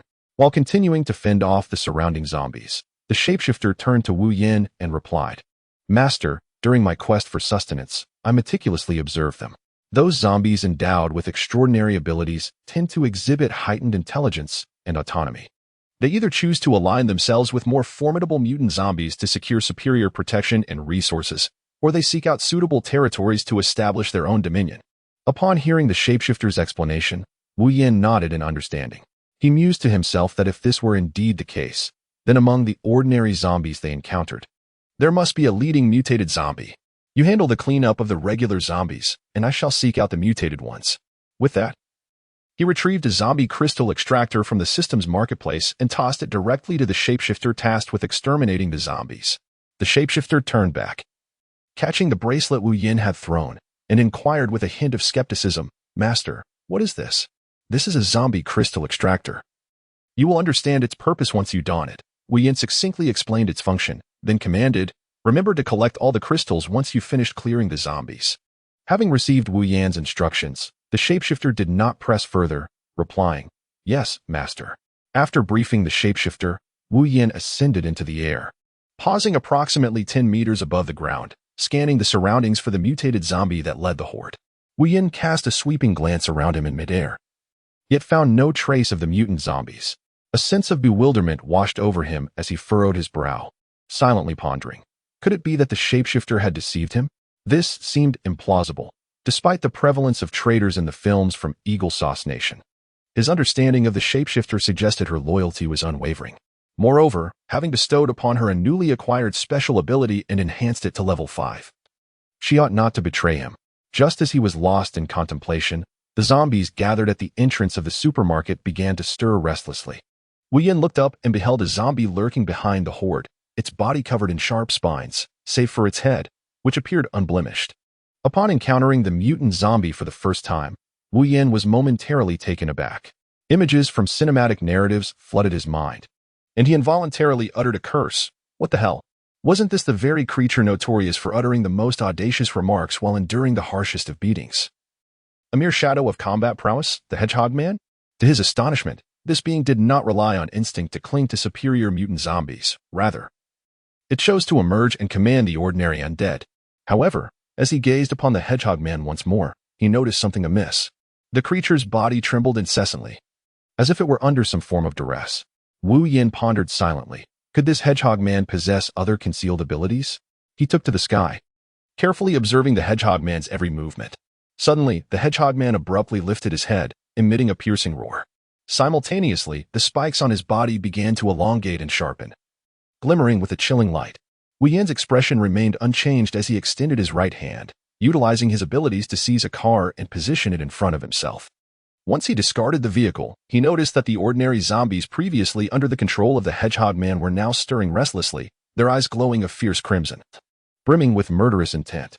Wu Yin soared directly towards the hedgehog creature, landing atop its head. He then enveloped it in a metallic embrace, drawing it closer to himself. As the hedgehog zombie was brought near, it continued to roar in fury, bearing the sharp spines atop its head and gnashing its teeth at Wu Yin. Upon witnessing this, Wu Yin enveloped his palm in metal and delivered a resounding slap. The sound of a splatter echoed as the Hedgehog Man's head burst open. Looking at the decapitated figure with disdain, he waved his hand dismissively and cast the corpse aside. "Ah, spit!" he exclaimed. Truly, this was nothing more than a feeble foe, lacking in combat prowess, who could do little more than put on a facade. Chapter 9. The system's newly added search function. After Wu Yin swiftly and decisively dealt with the terrifying Hedgehog Man, the large throng of zombies that had been summoned lost their leadership in an instant. These mindless creatures appeared to be devoid of direction, resorting to their most primal and instinctual impulses. Consequently, this horde of zombies descended into chaos, launching a frenzied attack against the nearby shape-shifting woman. Upon witnessing the scene, Wu Yan's figure flickered, soaring into the air with the swiftness of a lightning bolt. From his elevated vantage point, he gazed down upon the transformed woman, who was besieged by a throng of relentless zombies, and he could not help but descend into contemplation. He mused to himself, the abilities possessed by this transformed woman are akin to an alternative version of a sentinel robot. With this revelation, Wu Yin promptly summoned the system within the recesses of his mind. "System," he called out mentally. However, the system appeared somewhat impatient, responding curtly, "Spit it out." Wu Yin was momentarily taken aback, questioning in confusion, "System, have I somehow offended you? Why are you so irate?" The system, still in a brusque tone, urged, "Enough with the pleasantries, get to the point. Speak plainly about what you need." Wu Yin hastily remarked, "That system. The shapeshifter has now been subdued and brought under my command. If I wish to extract her unique abilities, will she perish? Once her loyalty exceeds 80, you will naturally gain access to her powers," the system replied nonchalantly. "But how do I check her loyalty?" Wu Yin inquired, furrowing his brow in perplexity. "What are you so concerned about? Once you successfully acquire her abilities, her loyalty will organically rise above 80, the system answered lightly. "Ah, you make a fair point, system," Wu Yin admitted, momentarily rendered speechless. He scratched his head, a hint of a wry smile gracing his face. After a brief pause, an important thought seemed to strike him, prompting him to urgently ask the system, "So, does this mean I can gather all the level 5 mutants under my command? This way, not only could I obtain their formidable abilities, but I would also have a cadre of capable aides." The excitement in Wu Yan's voice grew, as if he envisioned a legion of level 5 mutants rallying behind him to collect special powers. However, the system delivered a merciless rebuttal. "What nonsense are you dreaming of?" Wu Yan's eyes widened in astonishment as he exclaimed, "Huh? What huh? While this system may occasionally appear lackadaisical, do not presume I would make such a fundamental error." The system retorted, slightly irked. "What do you mean by that?" Wu Yan asked, bewildered. "What could it mean? I anticipated this and have thus prepared a single servant slot for you." The system scoffed. "Fine. One is better than none." Wu Yin conceded with a resigned shake of his head, his gaze fixated on the shapeshifter, who had just dispatched a horde of zombies and was now busily collecting crystals in her phoenix form. He sighed deeply, aware that although he had but one subordinate, at least he would have someone to converse with. At that moment, the shapeshifter was wholly engrossed in gathering the scattered crystals, each shimmering with a mysterious allure. She moved with agility and skill, swiftly collecting all the crystals. Once her task was complete, she lifted her head and called out to Wu Yin in the sky, "Master, I have gathered all the crystals. They are all right here." With that, she raised her hands high, showcasing her labor's fruits. Hearing her call, Wu Yin nodded slightly in acknowledgement. In an instant, a brilliant light emanated from his eyes, unveiling a mysterious realm of divine power. A formidable force surged from within the space, drawing all the crystals held by the shapeshifter into its depths. Upon completing these actions, Wu Yin gradually descended to the ground. The shapeshifter standing nearby widened her eyes in sheer astonishment, staring at the vortex-like entrance that had suddenly materialized before her. She marveled inwardly, reflecting on the countless trials and tribulations she had endured over the years, having witnessed an array of extraordinary abilities. Yet, this miraculous talent of conjuring an alternate dimension from thin air was a sight she had never encountered before. In this moment, her understanding of Wu Yan's prowess deepened, and she became increasingly convinced that following him would undoubtedly be an immensely wise decision. Wu Yan landed and addressed the astonished shapeshifter, saying, "Let us search this city for any remaining mutant zombies." As night quietly enveloped the surroundings, silence reigned, and an ancient, weathered three-story wooden house stood alone. Inside, the light flickered dimly, and Wu Yin, weary and worn, sat on a somewhat tattered sofa. His brow furrowed as he attempted once more to establish contact with the enigmatic system. He murmured to himself, "O system, the whereabouts of these mutant zombies and their kindred spirits are exceedingly elusive. A whole day has passed, and aside from the spiky, hedgehog-like humanoid zombie I previously encountered, no other traces of mutant zombies have surfaced." As he spoke, he shook his head in resignation, his heart heavy with frustration and lament. At that moment, a crisp chime shattered the silence, followed by a mechanical voice. "Host feedback received. Commencing activation of enhanced search functionality." As the words echoed, a countdown appeared before Wu Yin. 3, 2, 1. When the final second elapsed, the mechanical voice resumed, stating, "Enhancement complete." Wu Yin instantly felt a surge of hope, his eyes glimmering with anticipation, yet soon confusion clouded his thoughts. Eagerly, he inquired, "System, how do I utilize this new functionality? Could you please provide a detailed explanation?" However, the only response was a curt and indifferent phrase, referred to the functionality introduction. "Goodbye." Following this, the system fell silent, offering no further replies. Wu Yin had grown accustomed to the system's manner of departure and paid it no mind. Instead, he began to delve into the newly added feature, the introduction of the search function. Wu Yin took a deep breath to calm his emotions and began to silently recite the name Wolverine, as outlined by the system's functional introduction. As he uttered these words in his mind, an astonishing phenomenon unfolded before his eyes. A magnificent luminescent curtain materialized out of thin air. This radiant curtain resembled a window to an unknown realm, showcasing the image of Wolverine that he had just discovered through the search function. The figure of Wolverine was robust and athletic, his muscular frame glistening, with sharp claws that shimmered with a cold light, as if poised to tear through the throats of his adversaries at any moment. Yet, what astonished Wu Yin even more was that, while he gazed at Wolverine's silhouette, a mysterious map gradually unfurled within his consciousness. This map intricately marked his current location, along with a path that shimmered with golden radiance. This winding path resembled a graceful dragon, stretching endlessly into the distance. Wu Yin gazed intently at the map within his mind, a profound sense of familiarity washing over him. Initially, he merely felt a vague recognition of the map, yet he could not quite recall where he had encountered it before. After a moment of contemplation, realization dawned upon him. This was nothing less than the navigation commonly found in modern society. However, this navigation did not reside within a mobile device or an in-car system. Rather, it was vividly manifested in the depths of his consciousness. Chapter 10. Wolverine's End. Upon determining Wolverine's location, Wu Yin turned to the shapeshifter behind him and inquired, "Do you wish to confront Wolverine personally?" At the mention of Wolverine's name, the shapeshifter, who was massaging him, momentarily paused. She raised a hand to caress the scar on her abdomen, a remnant of Wolverine's previous assault, and through gritted teeth, she replied, "Master, I do." "That's good to hear. I am aware of his current whereabouts." "Really?" "Indeed. Let us proceed. I shall take you there so you can exact your vengeance. With that, Wu Yin activated the divine space, instructing, step inside. The shapeshifter gazed at the wondrous vortex before her, and without hesitation, she stepped forward.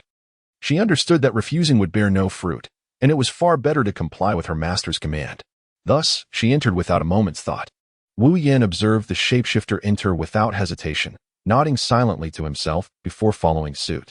In a remote forest near Washington, a bizarre, twisted vortex suddenly materialized behind a towering tree, not far from the wooden cabin where Wolverine resided. As the vortex expanded, Wu Yin and the shapeshifter emerged from its depths. Wu Yin raised his hand, gesturing towards the nearby cabin, and instructed the shapeshifter, "Go forth. He awaits you inside." The shapeshifter nodded, her form beginning to transform. And in the blink of an eye, she assumed the guise of Jean Grey. With an air of elegance, she approached the cabin. Arriving at the door, she gently knocked and called out in a soft voice, "Logan, are you there?" Inside, Logan, who had been sipping on a drink, felt an inexplicable surge of emotion and anticipation at the familiar voice. He set down his glass, slowly rising to his feet and making his way to the door. Upon opening it, the sight before him was almost beyond belief. Standing outside was the woman he had longed for, Jean Grey. Her beauty and gentleness remained unchanged. Yet her gaze now radiated a newfound determination and maturity. Logan's eyes sparkled with surprise and emotion as he gazed at Jean. "Jean, I thought I would never see you again," he whispered, instinctively reaching out to embrace her. However, the shapeshifter evaded his embrace with a graceful sidestep, declaring, "Logan, we have been searching for you for a long time. We hope you will return to us." Logan, undeterred by Jean's actions, turned towards the cabinet where the liquor was stored. Observing this, the shapeshifter transformed into Magneto's likeness and asked, "Logan, do you still recognize me?" Just as Logan was about to retrieve a drink, he was startled by another voice behind him. He had just checked outside and noticed no one else but Jean. Yet now, a familiar voice had emerged, and he turned to find a middle-aged man clad in a helmet and a black cloak, exclaiming, "Magneto." As he uttered the name, 6 claws crafted from adamantium began to extend from his fingertips. Witnessing this, the shapeshifter swiftly raised her hand, employing Magneto's powers to pin Logan against the wall, and began to taunt him. Meanwhile, Wu Yin, observing the scene from outside, couldn't he help but internally lament, "Goodness, the development of this plot is utterly bizarre." It truly exemplifies the saying that villains often fall victim to their own verbosity. The shapeshifter could have simply transformed into Magneto from the outset to completely counter Wolverine's abilities. Yet she chose to become Jean instead. Furthermore, having already assumed Magneto's form, why engage in idle chatter? Why not just eliminate him outright? Why orchestrate such a convoluted scenario? Wu Yin could no longer endure the unfolding events and resolved to cease his waiting. He strode briskly towards the wooden cabin, his heart heavy with profound disappointment regarding the trajectory of this narrative. Upon reaching the threshold, he beheld the shapeshifter commanding Wolverine, who dangled helplessly against the wall. While she incessantly mocked him, Wu Yin shook his head in exasperation, pondering to himself that the shapeshifter was nothing short of a fool. Unable to restrain himself any longer, he called out loudly, "Shapeshifter, are you aware of the consequences of your actions?" Upon hearing his voice, the shapeshifter turned her gaze towards Wu Yin, her eyes brimming with confusion and bewilderment. She inquired, "Master, what is the matter? Why do you suddenly pose this question?" Wu Yin gazed at the shapeshifter with a serious expression and remarked, "Have you not heard a certain saying?" The shapeshifter blinked curiously and inquired, "Master, what is that saying?" Wu Yin inhaled deeply and responded word by word, "The villain perishes from excessive verbosity." Having spoken, he turned to leave, leaving the shapeshifter in a state of bewilderment. "Now that your abilities have been so restrained, why do you still engage in futile banter with him? Today, I shall teach you how to confront your adversaries." With that, he raised both hands towards Wolverine, one hand immobilizing him, while the other gently grasped Wolverine's limbs and twisted them, pinned against the wall. Logan could not suppress a horrified scream as he felt his limbs contorting. The shapeshifter's eyes gleamed with a different light upon witnessing this. After dealing with Wolverine's limbs, Wu Yin casually discarded him onto the ground and turned to the dazed shapeshifter, saying, "This is the proper approach. Render your opponent utterly incapable of movement and combat. And then you simply say, 'Farewell.'" Wu Yin then lifted Wolverine off the ground and addressed the shapeshifter. "Now, you shall resolve this matter personally." The shapeshifter understood this as her master's dissatisfaction with her previous actions, serving as both a reprimand and a warning. no longer hesitating. She raised her hands towards Wolverine's neck and head, mimicking the motion of twisting a bottle cap. Soon, Wolverine's head began to rotate a full 360 degrees. Upon witnessing this, Wu Yin decisively unleashed his abilities. A crisp sound resonated, akin to a proclamation to the world.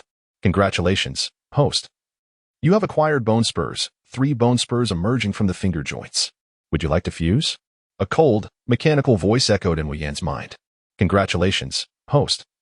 You have obtained an adamantium body. All bones within your body have been replaced with adamantium. Would you like to fuse? Immediately followed by another notification. Congratulations, host.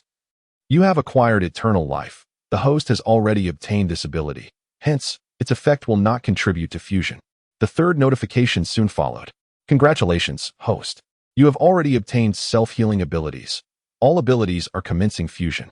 Ding. Fusion successful. Congratulations on merging self-healing abilities.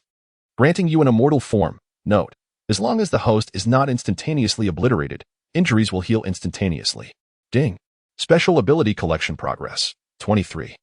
Due to the redundancy of abilities, they will not be counted in the collection. After the system's announcements concluded, Wu Yin responded in his mind.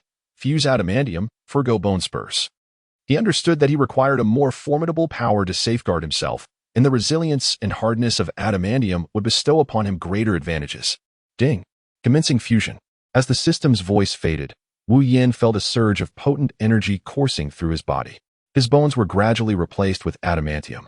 The metal's remarkable hardness igniting an exhilarating thrill within him. He sensed his strength steadily amplifying, as if he were becoming an invincible entity. Upon completion of the fusion, Wu Yin opened his eyes, determination glinting within them. He felt the surging power within, an indescribable sensation. With these abilities, he firmly believed he could establish his footing in this world and realize his aspirations. Chapter 11. Effortlessly dealing with Phoenix Woman. Upon integrating the abilities associated with Wolverine, Wu Yin began to contemplate the whereabouts of Jean Grey, the Phoenix. After all, within the realm of the X-Men, Jean embodies the pinnacle of combat prowess. Should he acquire her powers, he would become an invincible entity in this world, able to stride with unparalleled confidence. Lost in such thoughts, Wu Yin could not help but chuckle. Without further ado, he promptly utilized the search function of the system within his mind, inputting the name Phoenix. Soon, the system presented its findings. The image that materialized on the screen depicted the Phoenix peacefully resting at the bottom of a body of water, enveloped in a mysterious radiance, resembling a slumbering goddess. As Wu Yin gazed at the scene before him, a sense of familiarity washed over him, though he could not immediately recall where he had encountered it before. Suddenly, he sprang to his feet and turned to the shape-shifting woman beside him, inquiring, "Do you know where Jean is?" "Jean?" The shapeshifter responded with a puzzled expression. After a moment of contemplation, she replied, "Master, Jean has been missing since before the outbreak of the virus." "Missing?" He pondered this for a brief while before asking again, "Do you know the last place she was seen?" "I do not know," she admitted, "as I was occupied with investigating other matters at that time. I only heard that Magneto mentioned her occasionally. It seems she went to rescue a group of children, and then she vanished." The shapeshifter recalled Magneto mentioning this incident, shaking her head as she said, "To save a group of children, and then she disappeared." At this thought, a spark of realization ignited in his mind. He lifted his gaze toward the luminous screen before him, connecting it with the storyline from the film, and suddenly understood where Jean was. "Come, I know where Jean is," he exclaimed, directly activating the space of divine might and advancing forward. With Wu Yin entering the realm of divine might, the shapeshifter followed him without hesitation. Hoover Dam. Wu Yin once again arrived at this place, and closely trailing behind him, the shapeshifter, upon stepping out of the realm of divine might, immediately beheld the magnificent dam ahead. Exclaiming in awe, "Hoover Dam!" Surprised by this exclamation, Wu Yin momentarily felt a tinge of astonishment, yet soon recollected that he had previously accompanied Dr. X to this very location to rescue a group of children, where they had unleashed Wolverine. "Let us proceed downstream along the riverbed," he declared, before soaring into the air. Racing downstream. Observing this, the shapeshifter transformed into the guise of Magneto, procuring a metal sheet from an unknown source and standing upon it. Deftly maneuvered it to swiftly pursue Wu Yin. Noticing an unusual disturbance behind him, Wu Yin halted his flight. Once the shapeshifter caught up, he inquired, "Is it that you cannot wield this ability in your original form?" "My apologies, Master," the shapeshifter replied with sincere regret. "I have attempted it previously, but to no avail." "Ah, I see. Wu Yin nodded slightly, choosing not to elaborate further, and resumed his flight downstream.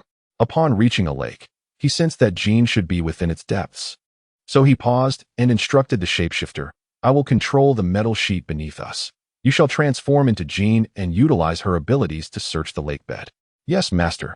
The shapeshifter responded respectfully before swiftly assuming Jean's likeness. It is worth noting that Jean possesses the ability to fly. After transforming, she began to meticulously scour the lake. However, despite her earnest efforts, she could not locate Jean's whereabouts. Feeling a pang of disappointment, she lowered her gaze and returned to Wu Yan's side, apologetically stating, "Master, I am sorry." Upon witnessing the scene, Wu Yan did not feel anger. Rather, he began to scrutinize his surroundings, incessantly pondering and searching for possible hiding places for Jian in his mind. As his thoughts deepened, previous images resurfaced, as if he could glimpse Jian's figure through the shimmering veil of light. This time, he meticulously examined the area, attempting to broaden his perspective. Yet the results were far from satisfactory. He could only vaguely discern the reflections upon the water's surface. The more he gazed, the more familiar the sight became. Suddenly, he let out a soft exclamation, lowering his gaze to the water below him. Then, a moment of realization struck him. He smacked his forehead and addressed the shapeshifter, stating, "Look beneath us. Could Jian be at the bottom of the water?" Without hesitation, the shapeshifter harnessed Jian's abilities and parted the surface of the water beneath them. As the water parted, her gaze swept around until she quickly discovered Jian, enveloped in a shroud of mysterious energy. A glimmer of joy flickered in her eyes as she exclaimed, "Master, Jian is truly here." However, Wu Yin displayed no signs of excitement. His expression remained serene as he calmly instructed, "Bring her up." The shapeshifter nodded and, utilizing Jian's extraordinary powers, retrieved Jian from the depths below. Wu Yin gazed at the shimmering orb suspended before him and extended his hand to gently touch the energy encompassing it.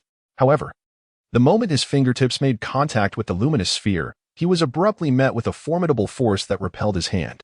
Furrowing his brow in contemplation, he endeavored once more to reach out to the radiant energy, yet the outcome remained unchanged. His hand was once again cast aside by the invisible barrier. Wu Yin realized that he could not directly touch Jian within the energy sphere. He turned to the shape-shifting woman who had taken on Jian's appearance, and a spark of inspiration illuminated his mind, leading him to consider her abilities. "Why don't you attempt to see if you can touch Jian inside?" he urged the shape-shifting woman. Without a moment's hesitation, she extended her hand towards the energy sphere. At that moment, a miraculous occurrence transpired.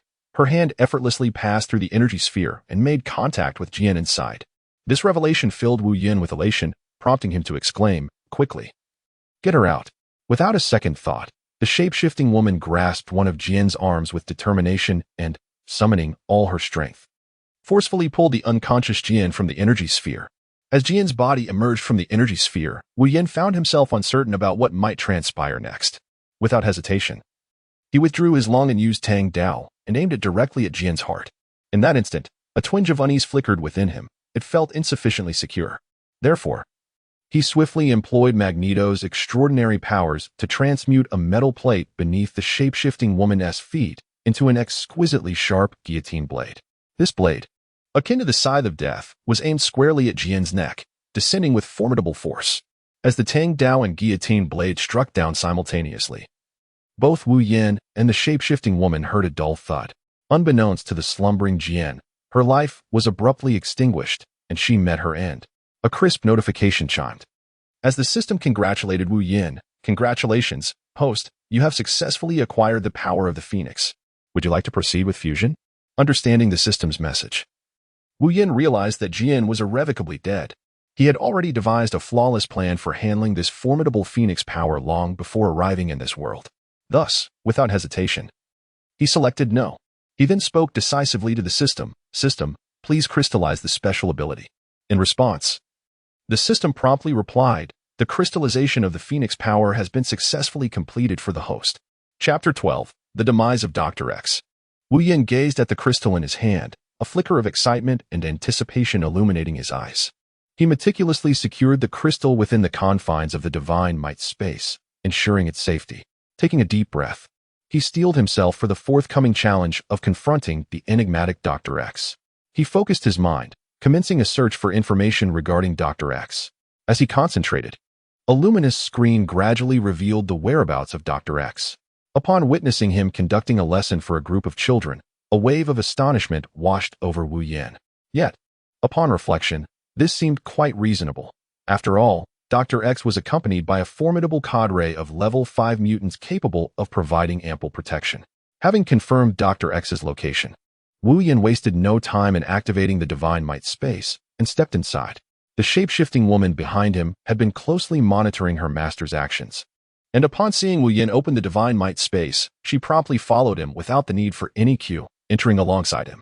They traversed the Divine Might space and, in the blink of an eye, arrived at the location depicted on the luminous screen. Wu Yin gazed upon the architecture before him, strikingly reminiscent of a scene from a film, and his heart settled with the certainty that Dr. X and his associates had never truly departed from this place. He extended his hand towards the individuals frolicking on the distant lawn and calmly inquired of the shapeshifter behind him, "If I were to ask you to deal with them, would you be capable of doing so?"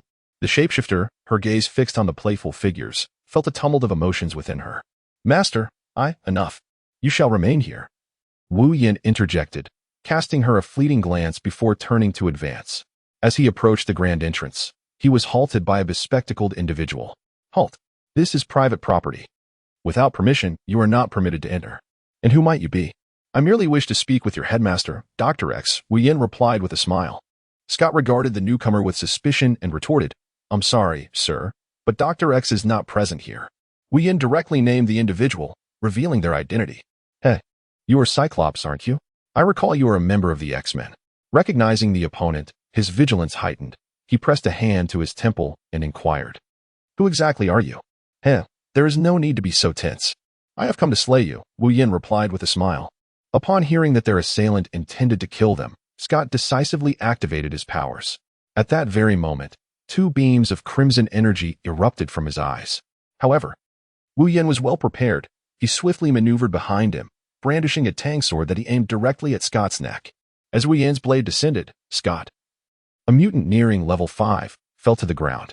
The crimson energy emitted from his eyes, even as his head toppled, shot towards the vicinity of those playing on the lawn. "Ding! Congratulations, host. You have acquired Cyclopes powers. Do you wish to assimilate them?" Without a moment's hesitation, Wu Yin consented. As the fusion completed with a chime, he opened his eyes to behold the newcomers. Scanning their faces, he let out a surprised exclamation. What a formidable assembly! The Steel Titan, the Riot Sorceress, the Iceman, the Night Stalker Assassin, and the recently vanquished Scott Laser Eye, all archers, it seemed. He had overlooked their configuration while watching the film, but now it struck him as remarkably familiar. An immediate strategy formed in his mind. The Steel Titan was a melee fighter. As long as he could ascend from the ground, the opponent would be rendered powerless against him. The Iceman, despite being a ranged attacker, had a severely limited range. If Wu Yin could elevate himself sufficiently, he could essentially disregard him. As for the Night Stalker, although his abilities posed a slight nuisance, his offensive capabilities were rather minimal. By relying on his own regenerative powers, Wu Yin could allow the opponent to strike him and ultimately outlast them. The only considerable threat among them was the Riot Sorceress, whose attack range appeared virtually limitless. Thus, eliminating her first would effectively neutralize the rest of the group. As he concluded his analysis, the furious roar of the Riot Sorceress pierced his ears. "You killed Scott," she bellowed, her eyes ablaze as they fixed upon the lifeless body of Scott lying on the ground. Wu Yin shrugged nonchalantly, his expression calm as he mockingly remarked, "Is his corpse still warm?" This only incensed Storm further. Addressing her companions, Steel Man, Ice Man, and Nightcrawler, she declared, "Let us proceed and slay him, avenging Scott." Without hesitation, Steel Man charged directly at Wu Yin, while Iceman swiftly conjured a wall of ice on either side and behind Wu Yin to prevent his escape. Nightcrawler, utilizing his ability to teleport, instantaneously appeared behind Wu Yin. Meanwhile, Storm's eyes transformed, resembling cataracts, as her body gradually rose into the air, gathering bolts of lightning in her hands.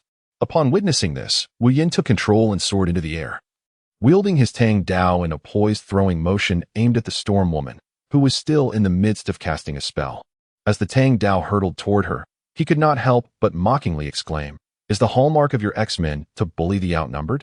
Furthermore, I had heard tales of your formidable prowess, yet it appears you are nothing extraordinary after all. What does it matter if you outnumber us? Dealing with someone like you." Steel Force, unable to reach Wu Yin from the ground, could only stand there, seething in anger and roaring in frustration. "Haha, Is that so? Wu Yin replied with a chuckle. Then allow me to demonstrate the art of overwhelming numbers. He then quietly chanted in his heart, shadow clone technique, and forthwith 40 identical replicas of himself materialized around him. The Storm Woman, interrupted in her incantation, along with Steel Force, Iceman, and Nightcrawler, all widened their eyes in astonishment at the sight of so many figures appearing in midair. Iceman stammered, "How is this even possible?" Nightcrawler stood in stunned silence, while the Storm Woman was equally astounded, questioning how one individual could possess such a multitude of distinct abilities. Your power. Wu Yin did not indulge in idle chatter with them. Instead, he squinted his eyes and smiled, saying, "Hiki, are you all prepared now?" With a swift gesture, Wu Yin commanded his shadow clones behind him, "Go, eliminate them." The clones, brimming with enthusiasm, excitedly shouted, "Rest assured, Master, leave it to us." They then charged toward the 4 adversaries. Meanwhile, Wu Yin did not linger. Instead, he advanced directly toward the towering building, determined to confront the most troublesome foe, Dr. X. Upon entering, he beheld Dr. X seated in a wheelchair, his bald head resembling a smooth egg, devoid of any hair, evoking an involuntary chuckle. "How do you wish to meet your demise?" Dr. X inquired, regarding the young man before him with a gaze that conveyed both suspicion and curiosity. His voice was deep and calm, as if he had grown accustomed to the specter of death. "I do not recall any prior encounters with you. What drives your actions?" Dr. X's tone carried a subtle challenge, his eyes fixed intently on Wu Yin, searching for answers in the latter's expression and demeanor. Yet, Wu Yin merely responded with a cold smile, an unsettling glimmer flickering in his eyes. "Hell, why?" Wu Yin mused, feigning contemplation with one hand placed behind his back. Seizing the moment, Dr. X raised a hand to his temple, intending to exert his powers and control Wu Yin. However, Wu Yin was already aware of his abilities. As soon as Dr. X pressed his hand against his own temple, Wu Yin subtly clenched his hand behind his back. A heart-wrenching scream erupted from Dr. X. "Heh. Did not see that coming, did you?" Wu Yin remarked, observing Dr. X in agony. "You are Magneto, Dr. X," he finally uttered through gritted teeth, enduring the painful constriction of his body in the wheelchair. "Heh, I am not that fickle traitor." Wu Yin chuckled. "All right, you may set off now. Take care. No need for formal farewells." With that, he raised his other hand and gently grasped the departing hand. And then, there was nothing further. Dr. X met his end. Chapter 13. The Annihilation of the X-Men. A crisp chime resonated, as if heralding a significant event. The progress of the collection task was indicated as 25. Subsequently, the system's fusion prompt sounded, congratulating the host for acquiring telepathic abilities.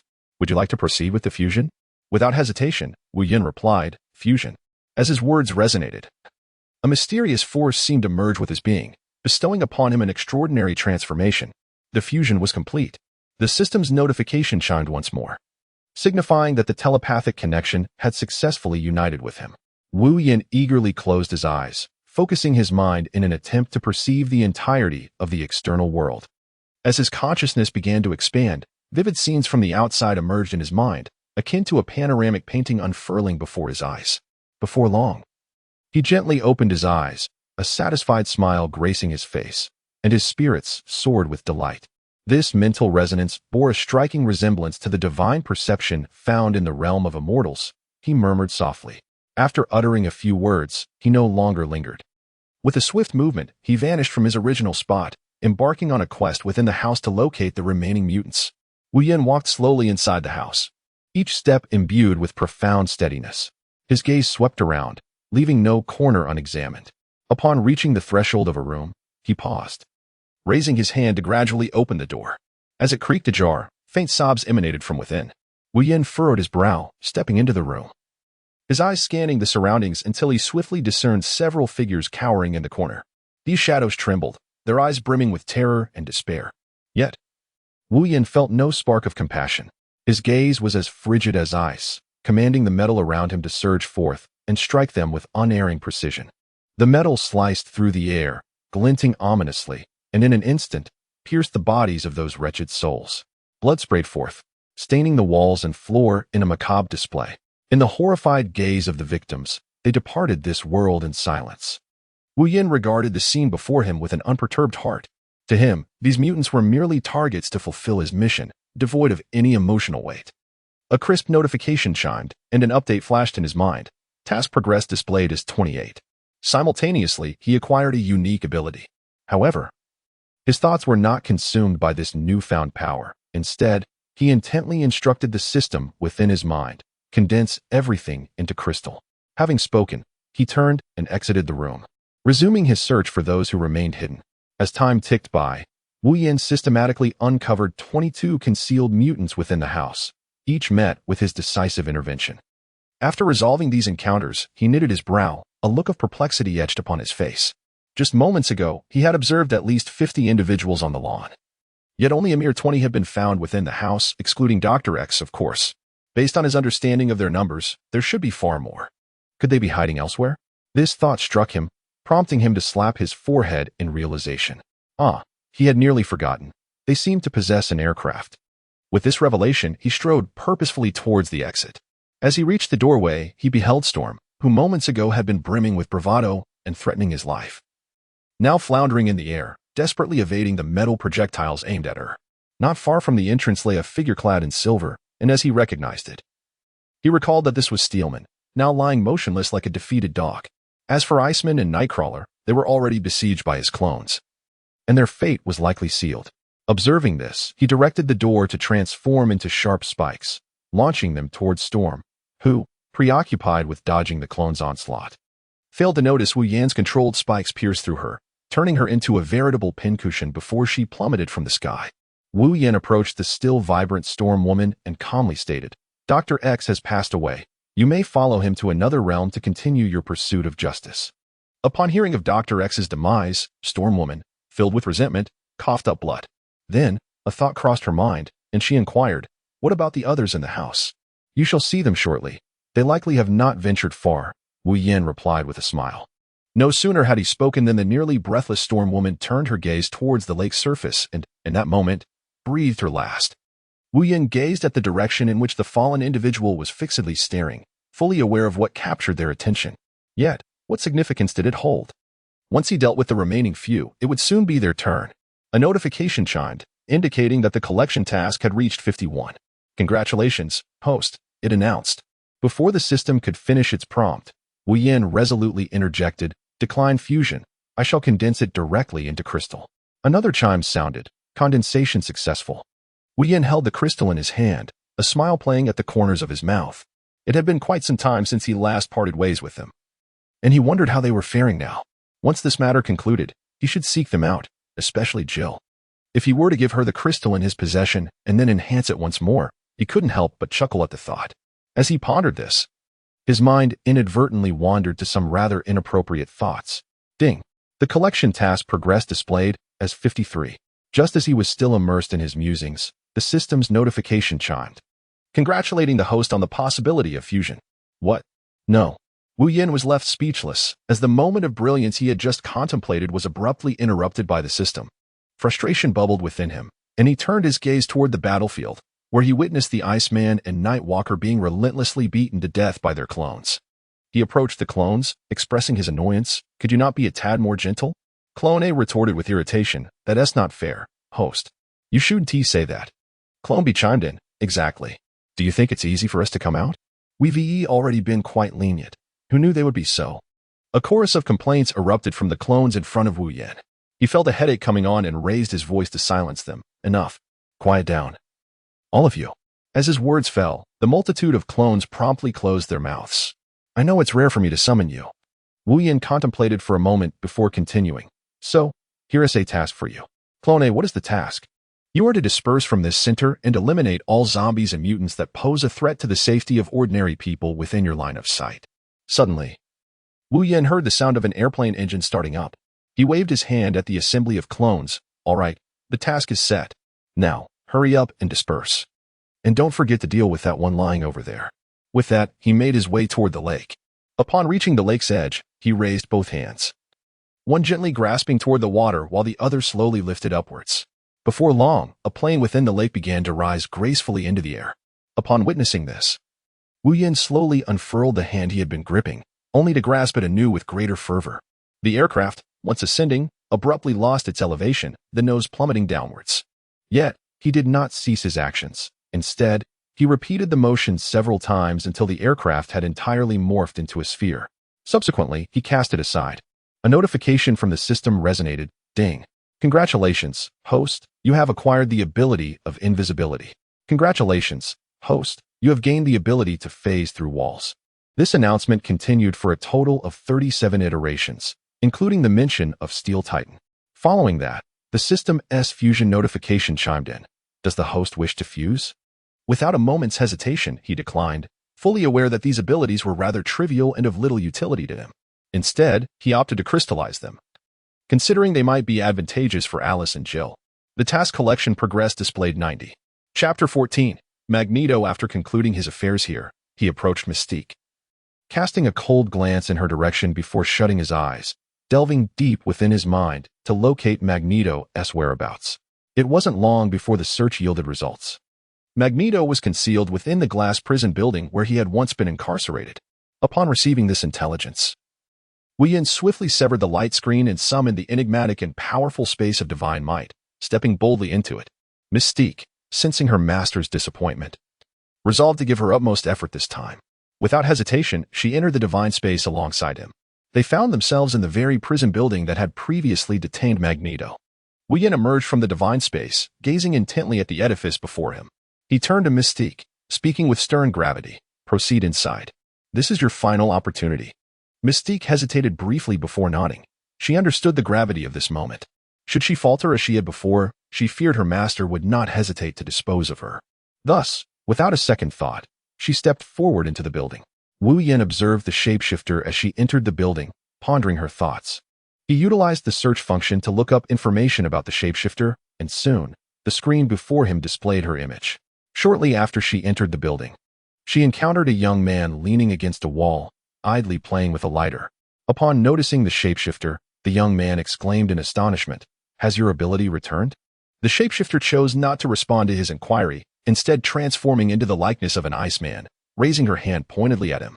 The Iceman version of the shapeshifter fixed her cold gaze upon the young man, as icy energy began to coalesce in her hand, poised to strike at any moment. The young man, noticing the tension, grew serious but did not flinch. With a slight smile, he tossed the lighter into the air, swiftly catching it, and then conjured a fireball in the palm of his hand using the flame from the lighter. Without hesitation, he hurled the fireball towards the shapeshifter, now resembling an Iceman. Just as the fireball was about to collide with her, it underwent a sudden transformation, morphing from a spherical flame into a robust column of fire, surging towards the shapeshifter with intense heat and formidable force. Faced with this abrupt change, the shapeshifter did not hesitate. She quickly lowered her arm and conjured a thick wall of ice in front of her. Immediately after, she adeptly leapt towards a nearby cover. Upon reaching her refuge, she pressed one hand against the wall, and a bone-chilling cold emanated from her touch. The cold spread rapidly along the wall, enveloping the entire hall in a thick layer of ice in the blink of an eye. Once she had completed these actions, the shapeshifter cautiously peered out from behind the wall to assess the situation outside. To her astonishment, the young man who wielded fire had been transformed into an ice sculpture, frozen in place, utterly motionless. Meanwhile, Wu Yin, who had been observing the shapeshifter from a distance, took note of this development. He casually picked up a piece of metal from the roadside and, utilizing his supernatural abilities, transformed it into a sharp little knife. He scrutinized the knife in his hand, as if recalling something significant.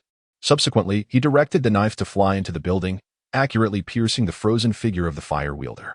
Unaware of these events, the shapeshifter, upon seeing her adversary encased in ice, proceeded to the staircase, reverting to her original form as she descended. Recalling her previous memories, she arrived at the very prison where Magneto had once been held captive. As she stepped inside, Magneto, seated in the center, spoke as if reminiscing, "Back then, you sacrificed your shape-shifting ability to save me, only to be abandoned by me. Do you harbor great resentment towards me? Do you know how I have fared in the years since that day?" The shapeshifter appeared calm, yet her heart brimmed with intricate emotions. Magneto turned, a hint of remorse flickering in his gaze as he regarded the shapeshifter. After a moment of silence, he began to speak, but his words were abruptly interrupted by her. Tears glimmered in her eyes, her voice quivering with fervor. "Have I not been among the earliest to stand by your side? Through the years, I have devoted myself to you." As her emotions intensified, her tone grew increasingly impassioned, steeped in reminiscence and resentment. "But what of you? The moment I lost my powers, you callously abandoned me. Her voice trembled, tears cascading down her cheeks, as if she sought to unburden years of accumulated sorrow. Do you know how deeply I suffered during that time? Magneto listened silently, his expression marred by regret and guilt. The shapeshifter inhaled deeply, striving to regain her composure, and continued. And you? Not a single word of comfort was offered. You merely cast a casual glance before leaving me heartlessly. Her gaze bore into Magneto, as if attempting to penetrate his very soul in search of answers. Do you believe I should hate you? Magneto, upon hearing her words, felt a swell of guilt within himself. Humph. Do not feign this demeanor before me. If you truly felt remorse after all these years, you would have sought me out. After venting years of suppressed emotions, the shapeshifter regarded Magneto coldly. Enough of this. You may as well perish. I do not wish for my master to wait too long. Master? Magneto queried, perplexed. At that moment, an unexpected voice pierced through the air to his ears. Heh, you truly are the most abject failure I have ever encountered. Upon hearing this, Magneto swiftly turned in the direction of the voice, where he beheld an unfamiliar Asian visage before him. He scrutinized the figure, his tone laced with suspicion and curiosity as he inquired, Are you the master she spoke of? Indeed, I am her master, the figure replied, introducing himself. My name is Wu Yin. Wu Yin smiled and nodded in response, saying, Yes. Are you surprised? Magneto furrowed his brow and candidly replied, Indeed, somewhat. Wu Yin chuckled once more, his laughter infused with a hint of mystery and jest, and then remarked, Hee hee, I too find it quite surprising. Magneto, perplexed, inquired, What is it that surprises you? Wu Yan's lips curled slightly upward, and a sharp glimmer flickered in his eyes as he spoke slowly. Did I not mention it before? You are the most unsuccessful individual I have ever encountered. A surge of discontent and defiance welled up within Magneto, prompting him to retort. Why is that? Wu Yan's face still bore a faint smile as he explained, You possess the ability of a level 5 mutant. Yet you cannot even protect your own wife and children. Tell me, do you not consider yourself a failure? Magneto fell silent for a moment before responding. How did you come to know this? The man nodded gently and replied with a chuckle. In this world, there is nothing I do not know. Magneto gazed at the man, a flicker of helplessness crossing his eyes, and ultimately conceded, You are correct. I am indeed a failure, unable to safeguard my own family. Chapter 15, The Demise of Magneto. Well then, having finished our idle chatter, are you prepared to accompany your wife now? Wu Yin stood there, quietly observing Magneto. Suddenly, he directed his small knife to fly forth, yet the blade halted a mere centimeter from Magneto's face, unable to pierce through. Enveloped in reminiscence. Magneto's expression was tinged with sorrow as he slowly lifted his gaze, his cold eyes locking onto Wu Yin. My objective remains unfulfilled. I believe my long-departed wife would understand. He spoke with an unruffled demeanor. As he continued, he raised his hand, grasping the knife that hovered before him, playing with it casually. His gaze was profound and indifferent, as though he were utterly unconcerned with the world around him. Wu Yin regarded him with a derisive smile, uttering a mocking laugh. Oh, to have mutants govern this world? Just look at what it has become. Her tone dripped with scorn and disdain, casting doubt upon Magneto's aspirations. This world is in ruins. And it is largely due to your wavering resolve, your lingering sentiments for Professor X, she continued, her voice growing increasingly acerbic. If only you possessed a bit more ruthlessness. It wouldn't have come to this, would it? Therefore, spare me your impractical ambitions, for they bear no significance. Her words were sharp as daggers, piercing Magneto's heart. In her hands, she unleashed a formidable power, manipulating the surrounding metallic objects into a flurry of razor-sharp assaults.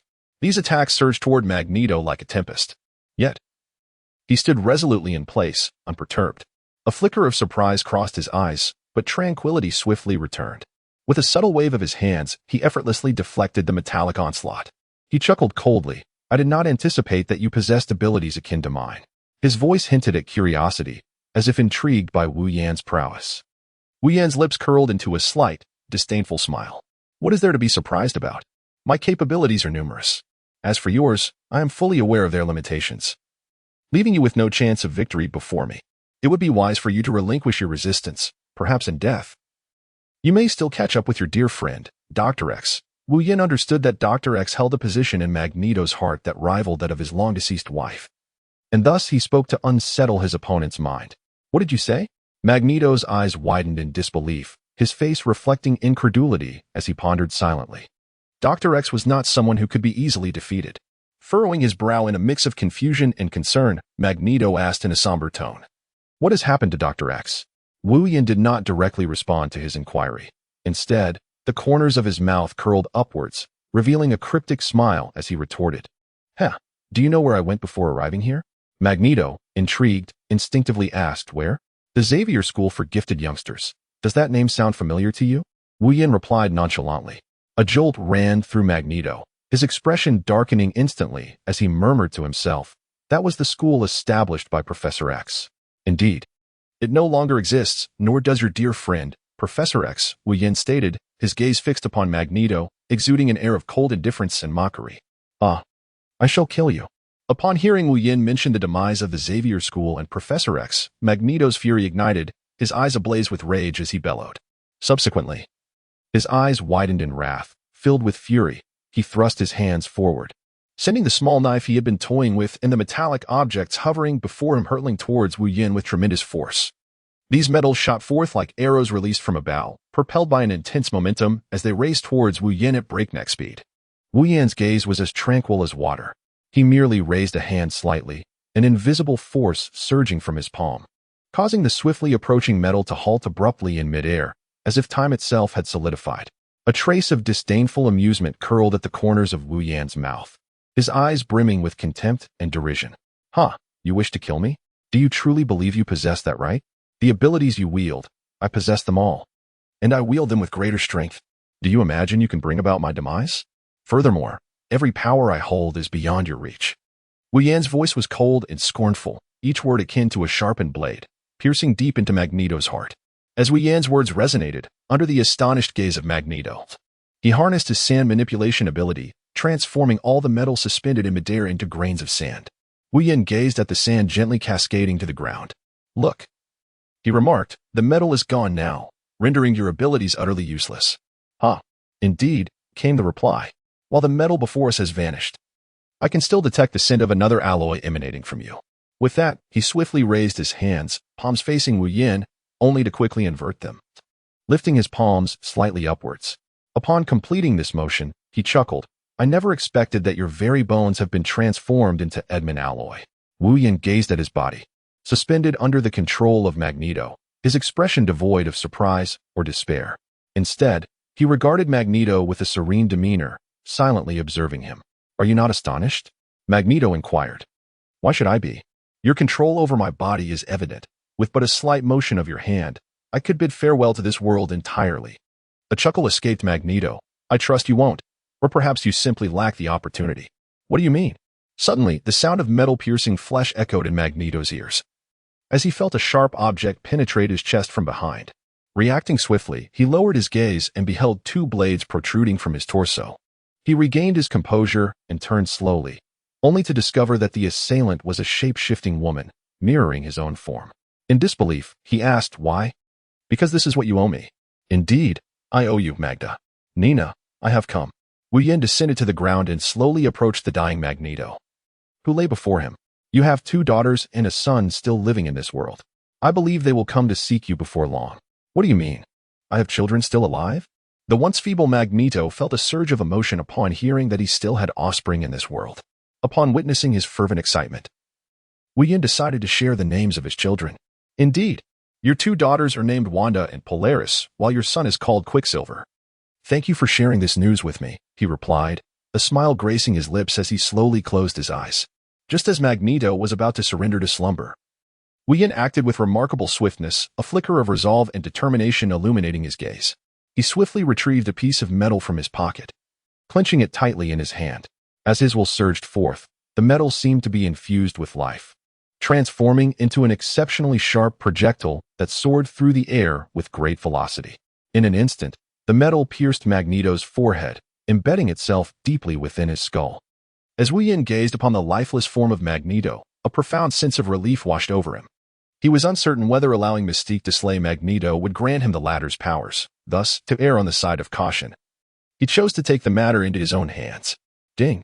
The system's notification echoed. "Congratulations, host. You have acquired Magneto's ability of metal manipulation."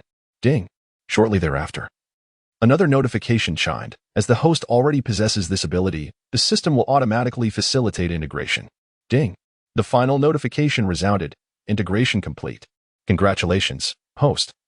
Your metal manipulation ability has been elevated to the extraordinary level. Wu Yin smiled faintly, a glimmer of excitement illuminating his eyes. The recent defeat of Magneto not only eradicated a significant nuisance but also unexpectedly bestowed upon him his formidable abilities, undoubtedly augmenting his strength. With the extraordinary power to manipulate metal, the host can effortlessly conjure metal at will, without the need for external aids. Furthermore, his pre-existing abilities to control metal and alter its form remain unaltered. Wu Yin felt an overwhelming surge of power rise within him, as his mental prowess resonated with the surrounding metals, allowing him to perceive their every intricate detail. Now, he could wield this ability with greater freedom, crafting an array of metallic weapons and tools that significantly enhanced his agility in battle. Chapter 16. The Crystals of the Nightwalker in the Current Landscape of the X-Men Universe. The formidable figures have largely been dealt with, and it is now time to pay a visit to Alice and her companions. With this thought in mind, Wu Yin turned to the seemingly contemplative Mystique, who stood motionless, and softly inquired, "Have you made up your mind?" Startled from her reverie by Wu Yin's words, Mystique gazed at him with a hint of confusion and asked, "Master, what do you mean by that?"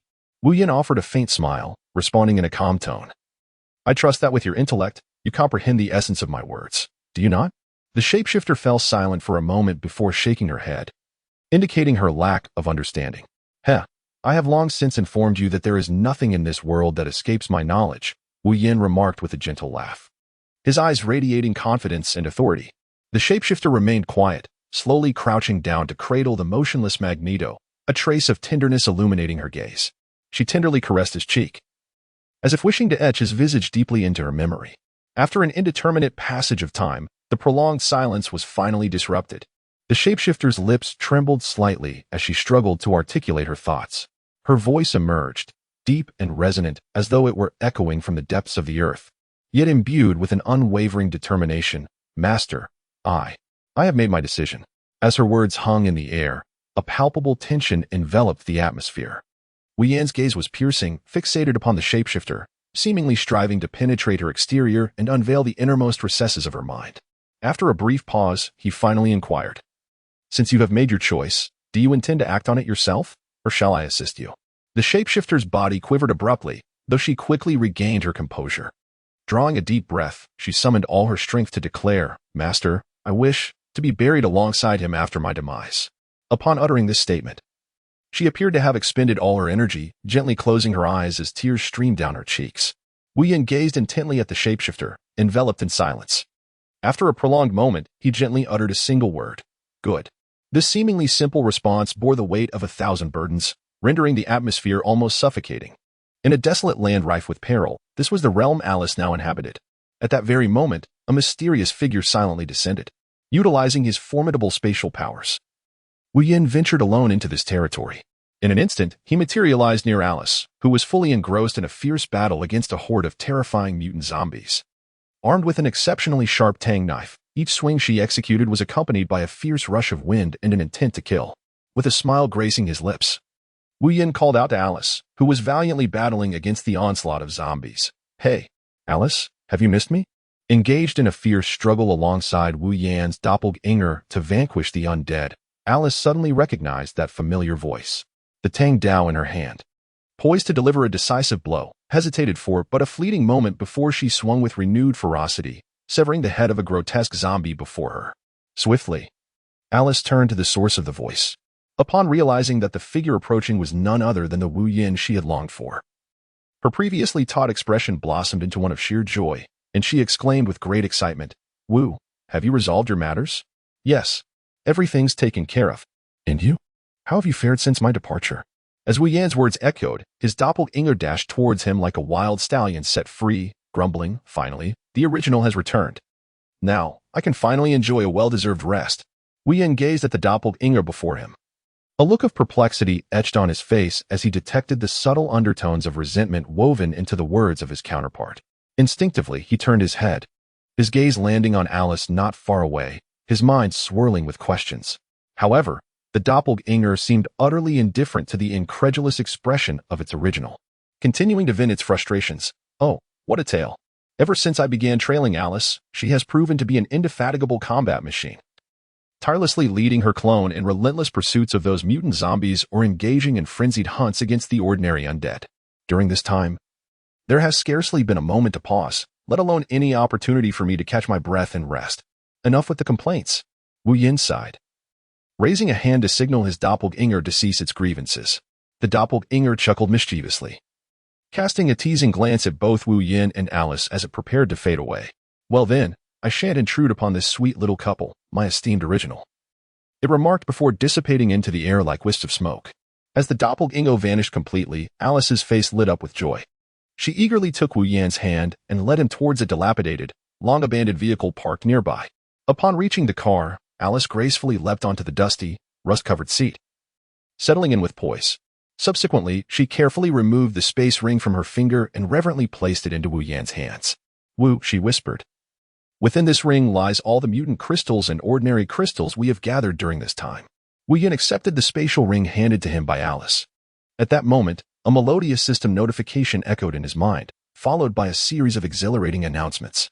Congratulations, host, for successfully acquiring the special ability limb Resurrection, which enables the host to swiftly recover from bodily injuries. Congratulations, host, for obtaining the special ability Bat Echo, allowing the host to emit and utilize high-frequency sound waves akin to a bat. The task progress displayed 200. After half an hour, the system notifications finally ceased. Wu Yin gazed at the shimmering screen before him, which was densely populated with over 100 different abilities. Although many of these abilities were rather trivial, he couldn't help but feel a surge of astonishment. After all, it had been less than a month since he and Alice had parted ways, yet he had managed to collect such an abundance of special ability crystals. It was no wonder his doppelganger had felt compelled to voice its grievances earlier. Once his astonishment subsided, a glimmer of determination flickered in his eyes. Without hesitation, he commanded the system to condense all the special abilities into resplendent crystals. Radiant beams of light flickered and intertwined before him, and in an instant, countless crystals emanating a mysterious aura materialized. Subsequently, he accessed the divine space and retrieved the previous Nightwalker crystal, allowing his gaze to tenderly rest upon Alice. He extended the crystal towards her. At that moment, Alice, with a face full of curiosity, stared at the crystal he offered, her heart brimming with doubt and anticipation. "What is this?" she inquired, her voice trembling slightly. However, Wu Yin did not rush to answer her question. He merely smiled gently and said, "You will understand once you integrate it." With that, he softly presented the Nightwalker crystal before her. Chapter 17. Returning to the world of biohazard. Upgrading Alice's cloned body, Alice picked up the crystal in her hand and examined it closely. Then she raised her gaze to Wu Yin and, filled with curiosity, asked, "How do I use this?" Wu Yin pondered for a moment, recalling the words previously spoken by the system, and replied, "It is quite simple. All you need to do is consume it directly." Upon hearing this, Alice showed no hesitation and immediately reached out to place the crystal into her mouth. However, just as she was about to do so, Wu Yin suddenly had a realization and swiftly intervened to stop her. Alice looked at Wu Yin with a puzzled expression and inquired, "What is it?" Wu Yin hastily elucidated, "Do not fret, for I possess 2 crystals that are far more suitable for you." With that, he retrieved 2 additional crystals from the divine space and presented them to Alice. Curiously, Alice inquired, "What kind of crystals are these?" Wu Yin replied with a smile, "This verdant crystal is known as the self-healing crystal, capable of facilitating the swift recovery of your wounds, whereas that crimson crystal is the limb regeneration crystal, which can aid in regrowing any severed limbs should they be harmed. These 2 crystals are exceedingly beneficial for you." Alice, grasping the 3 crystals in her hand, gazed at Wu Yin with eager anticipation and inquired, "Do you possess any means to enhance the abilities of my clones?" The clones residing within her space were merely ordinary individuals. While they could manage common zombies and moderately capable mutated zombies, they would falter when confronted with entities of extraordinary abilities. Thus, she yearned to augment the strength of her clones. As she spoke, Alice cast a hopeful glance toward Wu Yin. Upon catching Alice's gaze, Wu Yin began to feign contemplation. In his mind, he initiated communication with the system. The system chimed in, "The system is already aware. Given your commendable recent performance, should you escort her back to her original world, this system shall provide you with methods for the enhancement of your clone." Wu Yin had yet to pose a question. Yet the system revealed this information directly to him. Wu Yin received the assurance from the system, and the heavy burden on his heart finally lifted. He emerged from his contemplation and gently remarked to Alice, "No problem at all. Once you have utilized these 3 crystals, I shall escort you back to the original world for your clone upgrade." With the promise in mind, a joyful smile illuminated Alice's face. She promptly placed the crystal into her mouth and gazed at Wu Yin with eager anticipation, as if to convey, "Look, I have already used it. Shouldn't we hasten our return to the original world now?" Seeing her eager demeanor, Wu Yin could not help but gently brush her nose with his fingers, offering a resigned smile. "There is no need to rush. Take your time to fully embrace the abilities you have just acquired." "All right, I shall heed your advice." Alice responded obediently, nodding her head before closing her eyes to begin her exploration. When Alice finally opened her eyes, Wu Yin discerned a look of astonishment within them. "Wu, the 3 crystals you bestowed upon me are extraordinary. They seem to have been crafted specifically for my needs," Alice exclaimed, her face radiating with excitement and enthusiasm. With an undeniable smile, Wu Yin said, "This was specifically prepared for you." He felt a sense of pride within, confirming his understanding of Alice was indeed accurate. He then continued, "All right, let us return to our original world." However, the elated Alice did not immediately mention the return, instead gazing tenderly at Wu Yin and saying, "It's too late today. Let us return tomorrow." "Tomorrow? Why must it be tomorrow? Did we not agree on now?" Wu Yin replied, momentarily taken aback. After uttering those words, he glanced at the sky and then at Alice's exquisite visage, suddenly comprehending the situation. Rubbing his hands together, he chuckled, "Very well." He then pressed one hand against the ground, silently invoking the wood release for pillars technique. In the world of Resident Evil, beneath the Arctic Ocean, within the Umbrella Corporation's underwater laboratory, Wu Yin brought Alice to the simulated living area. His arrival had altered Alice's fate of capture, resulting in the laboratory commencing experiments after its completion. The reason Wu Yin chose this location over the Dragon Kingdom was due to the system's instructions, which necessitated this decision. When they arrived at the cloning laboratory, Wu Yin addressed Alice, saying, "Release all your clones." Alice nodded and opened her clone space, from which clones began to emerge one by one. As Alice's clones discerned their surroundings, they clustered around Wu Yin, chattering excitedly, "Wu, I am Alice." "Cut it out, Wu. Don't listen to her. I am the real one." "Don't be fooled, Wu. They are all imposters. I am the genuine article." Surrounded by the clones, Wu Yin stood silently, lost in thought. Observing this, the original Alice, slightly exasperated, commanded, "Everyone, quiet down. I have something to say." Yet, the group of Alice's clones paid no heed to her, continuing to chatter incessantly around Wu Yin. Wu Yin turned his head, shrugged at Alice's true form, and then spread his hands, expressing his own innocence. Alice's true form gazed at Wu Yin with an expression of profound resentment. After a moment, she suddenly conceived a strategy and exclaimed, "Once your upgrades are complete, you may do whatever you wish with him." As soon as her words fell, the group of clones fell silent, all turning to gaze at Alice's true form with eyes full of inquiry, as if to ask, "Will you keep your word?" Alice interpreted the meaning in their eyes and gently nodded in affirmation. She continued, "This time I have acquired new abilities from Wu, and my return is to ensure that you all can share in the powers I possess. For now, he Wu's commands." With that, she cast a discreet glance at Wu Yin, signaling him to commence. Wu Yin took a moment to clear his throat before addressing the assembly. "All right, everyone. You have all heard the instructions. Now, please each find a cultivation pod and remove all your clothing before entering." He then approached Alice's true form, taking her hand as they made their way to the control room. Curiously, Alice inquired, "Wu, they are identical in both attire and appearance. How did you discern that I am the original?" Wu Yin gazed at Alice's visage in silence, extending a finger to indicate his well-defined pectorals.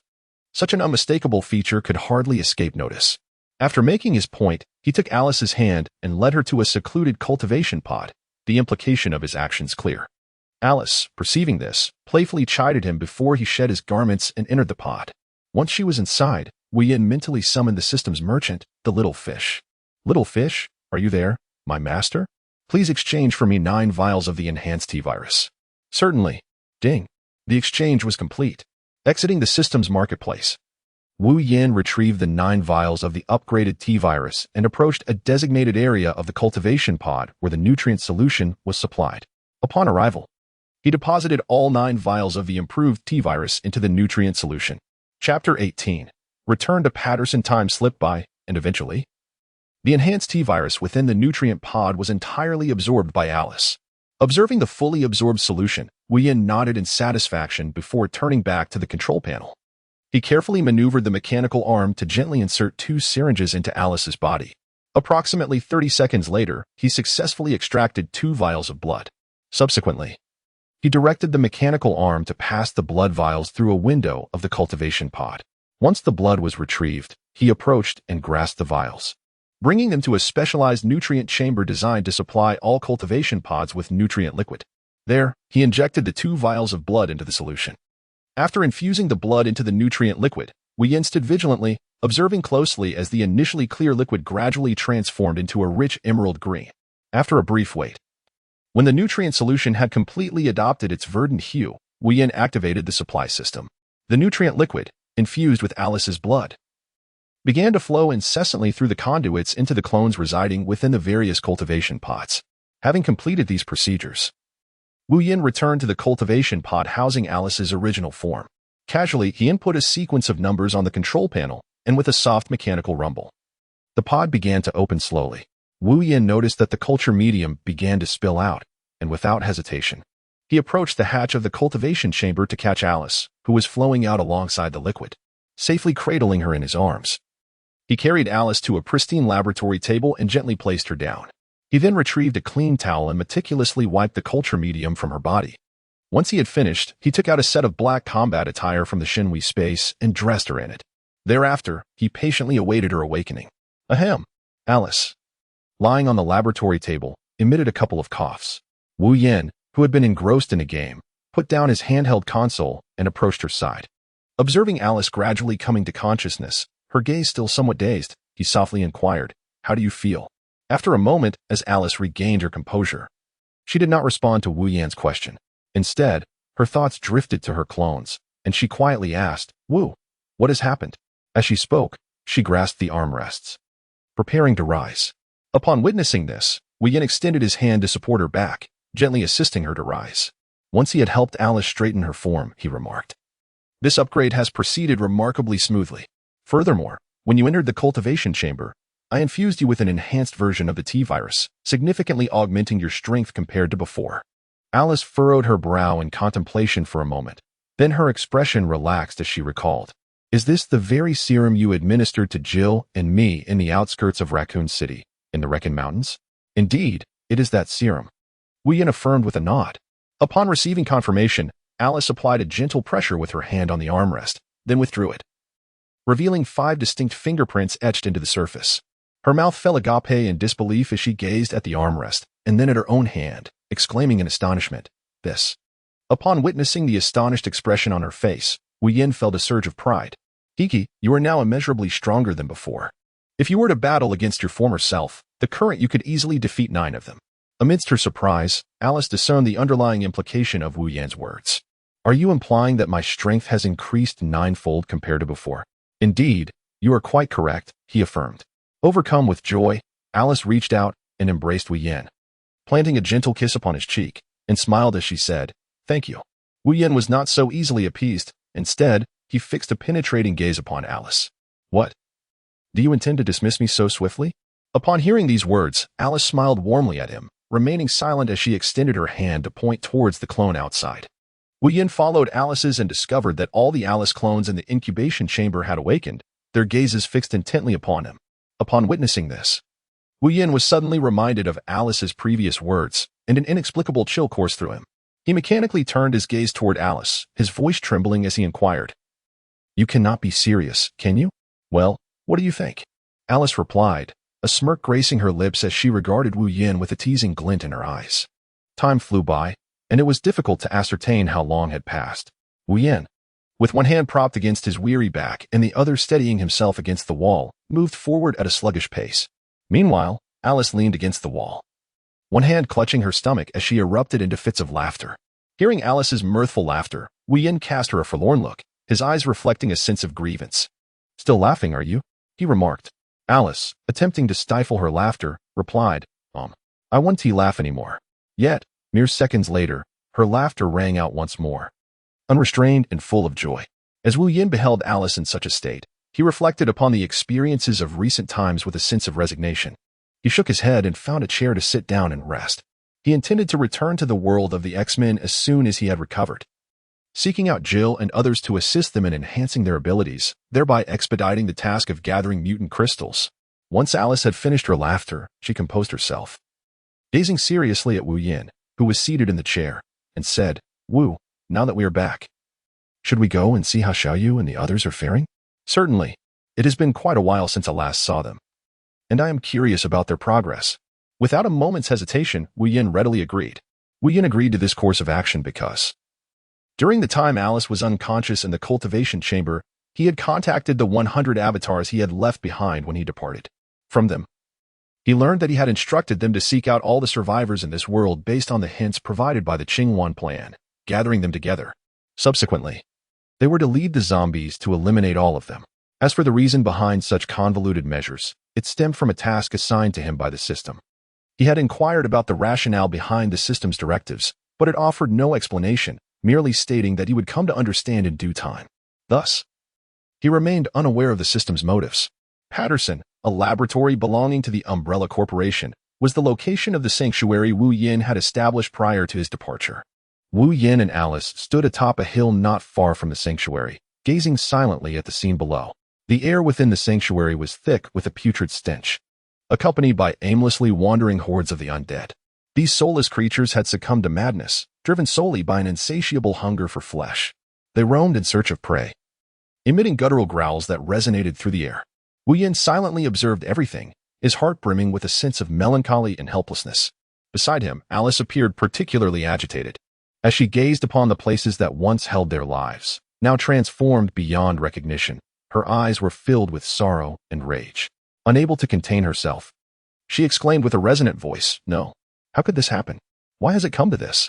Her voice, laden with profound anguish, reverberated through the air. Wu Yin gently patted Alice's shoulder, attempting to comfort her. "Alice, remain calm. We are still unaware of the situation below. Perhaps there are survivors in the underground laboratory. When I departed, I ensured there were sufficient provisions for 1,000 people to sustain themselves for 3 years. If there are indeed survivors, they must be there." His tone was resolute, instilling an inexplicable sense of confidence. Upon hearing Wu Yan's words, Alice gradually regained her composure. She wiped the tears from the corners of her eyes, took a deep breath, and said, "All right, let us descend and investigate. However, I still find it difficult to accept all of this." Chapter 19. Returning to the X-Men world with Alice. Wu Yan gently patted Alice on the shoulder, then activated the Divine Might space, transporting her to the deepest level of the underground laboratory. As he and Alice emerged from the Divine Might space, the projection of Qingwan instantly materialized before them. "Master, you have returned," Qingwan addressed Wu Yan. Wu Yan nodded slightly at Qingwan, yet Alice, who had just emerged from the Shenwei space, appeared utterly astonished. She turned her head, gazing at Wu Yan with a look of confusion, seemingly anticipating a reasonable explanation from him. After all, since their arrival at this laboratory until their departure from this world, she had been completely oblivious to Qingwan's existence. However, Wu Yan did not immediately meet Alice's eyes. Instead, he directly inquired of the artificial intelligence before him what exactly transpired here. His tone was grave and resolute, as if he could scarcely contain his eagerness for the answer. Alice, filled with curiosity and uncertainty, equally yearned to comprehend the events that had unfolded in this place. Thus, upon hearing Wu Yan's question directed at the AI Qingwan, she swiftly turned her gaze back to it, eagerly awaiting its response. After Wu Yan's departure, Qingwan had received explicit instructions, and upon hearing its master's query, it promptly retrieved the relevant video footage and began to play it. "Master, shortly after your departure, Xiaoyu, Jedi, Matt, and Kaplan, among others, sequentially rescued numerous survivors through broadcasts, with the number soaring to as high as 2,000. At this point, Qingwan extracted detailed information about an individual and continued, "This person is named Elvis." Alice scrutinized the photograph of the individual closely, her brow furrowing slightly as she fell into deep contemplation. After a moment, a realization struck her, and she exclaimed in astonishment, "So it was him, the employee from Umbrella Corporation who appeared after we captured Dr. Isaac." "Indeed, it is he," Wu Yan affirmed with a nod, his focus unwavering on the visual display.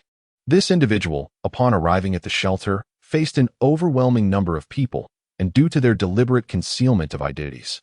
Xiaoyu and her companions were entirely unaware of their presence in the sanctuary. Shortly after Elvis's arrival, having learned from an unknown source about the abundance of food within the underground laboratory, he sought to gain control over the shelter by inciting and stirring dissent among those who had grievances against Xiaoyu and her group. 3 months ago, Elvis, along with those discontented individuals, launched an attack against Xiaoyu and her companions, who bravely fought back. During the resistance, one of Elvis's followers inadvertently fired upon the control switch of the main gate, allowing the zombies that had been lurking outside the shelter to infiltrate it. That damn Elvis!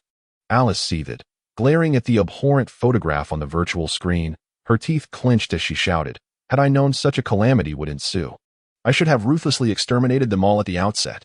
Her gaze burned with fierce fury, as if she wished to incinerate those vile individuals through the screen. "Then tell me, are there any survivors left here?" Alice asked, suppressing her rage as she pressed for an answer. "To the master, I am deeply sorry. There were no survivors." Qing Luan, with her head bowed and a countenance filled with remorse, replied that an overwhelming tide of zombies surged into the shelter from outside, catching the inhabitants completely off guard. The survivors within were utterly unprepared and had no time to implement any effective defensive measures. Wu Yin gazed anxiously at the infuriated Alice and softly called her name, Alice. She gently shook her head, as if attempting to cast away the tumultuous thoughts swirling in her mind. Taking a deep breath, she endeavored to quell the tempest of emotions within her before finally speaking. "Wu, I assure you, I am truly fine. However, the dismal scene before us is undeniably beyond my capacity to bear. It is simply too harrowing to accept." Her voice trembled slightly, betraying an endless sense of helplessness and sorrow. "Let us return, Wu. We must hasten back to the world of the X-Men." Upon uttering these words, a flicker of exhaustion and an urgent longing to escape flickered in her gaze. "Very well," Wu Yin replied, and with a wave of his ability, he instantaneously transported Alice back to the familiar realm they had previously departed, the world of the X-Men. As they landed, Wu Yin turned to Alice and gently remarked, "Alice, through this period of trial, your strength has significantly increased. I believe that facing those fearsome mutant zombies will be considerably less daunting now." Yet, Alice merely lowered her head in silence, her expression unusually despondent. She offered only a faint acknowledgement before sealing her lips, unwilling to utter another word. Upon witnessing the scene, Wu Yin felt a surge of compassion within him. He stepped forward, gently placing a hand on Alice's shoulder, and softly reassured her, "Alice, the occurrence of such unfortunate events is indeed regrettable, yet it is also inescapable. Do you remember the words I once shared with you in that villa in Raccoon City?" As Wu Yin spoke, Alice slowly lifted her gaze, her eyes drifting into the distance, her thoughts gradually returning to that distant and unforgettable memory. Time seemed to elapse unnoticed, and when Alice finally emerged from her reverie, the confusion and despondency that once clouded her face had vanished. With a resolute expression, she turned to Wu Yin, gazing intently at him, and nodded firmly, saying, "Yes, I understand everything now." Seeing her unwavering gaze, Wu Yin nodded with a sense of satisfaction. He then conjured a doppelganger and quietly instructed it in his ear, "Continue to accompany her in hunting those zombies and gather the crystals." The doppelganger, feeling somewhat aggrieved by the sudden assignment, could not help but voice its complaints. "Oh, dear self, could you not show a little mercy and allow me some respite? I have truly been exhausted these past days." Wu Yin's lips curled into a sly smile as he regarded the doppelganger with a teasing glint in his eyes. "No problem at all. If that is the case, I can simply summon another doppelganger to join the fray." Upon hearing this, the doppelganger immediately panicked and hastily retracted its words. "No, no, no. I realize my mistake. I shall take on this task and ensure it is executed splendidly." At this moment, Wu Yin nodded in satisfaction and turned to Alice. Speaking gently, "Alice, your strength has indeed seen considerable enhancement.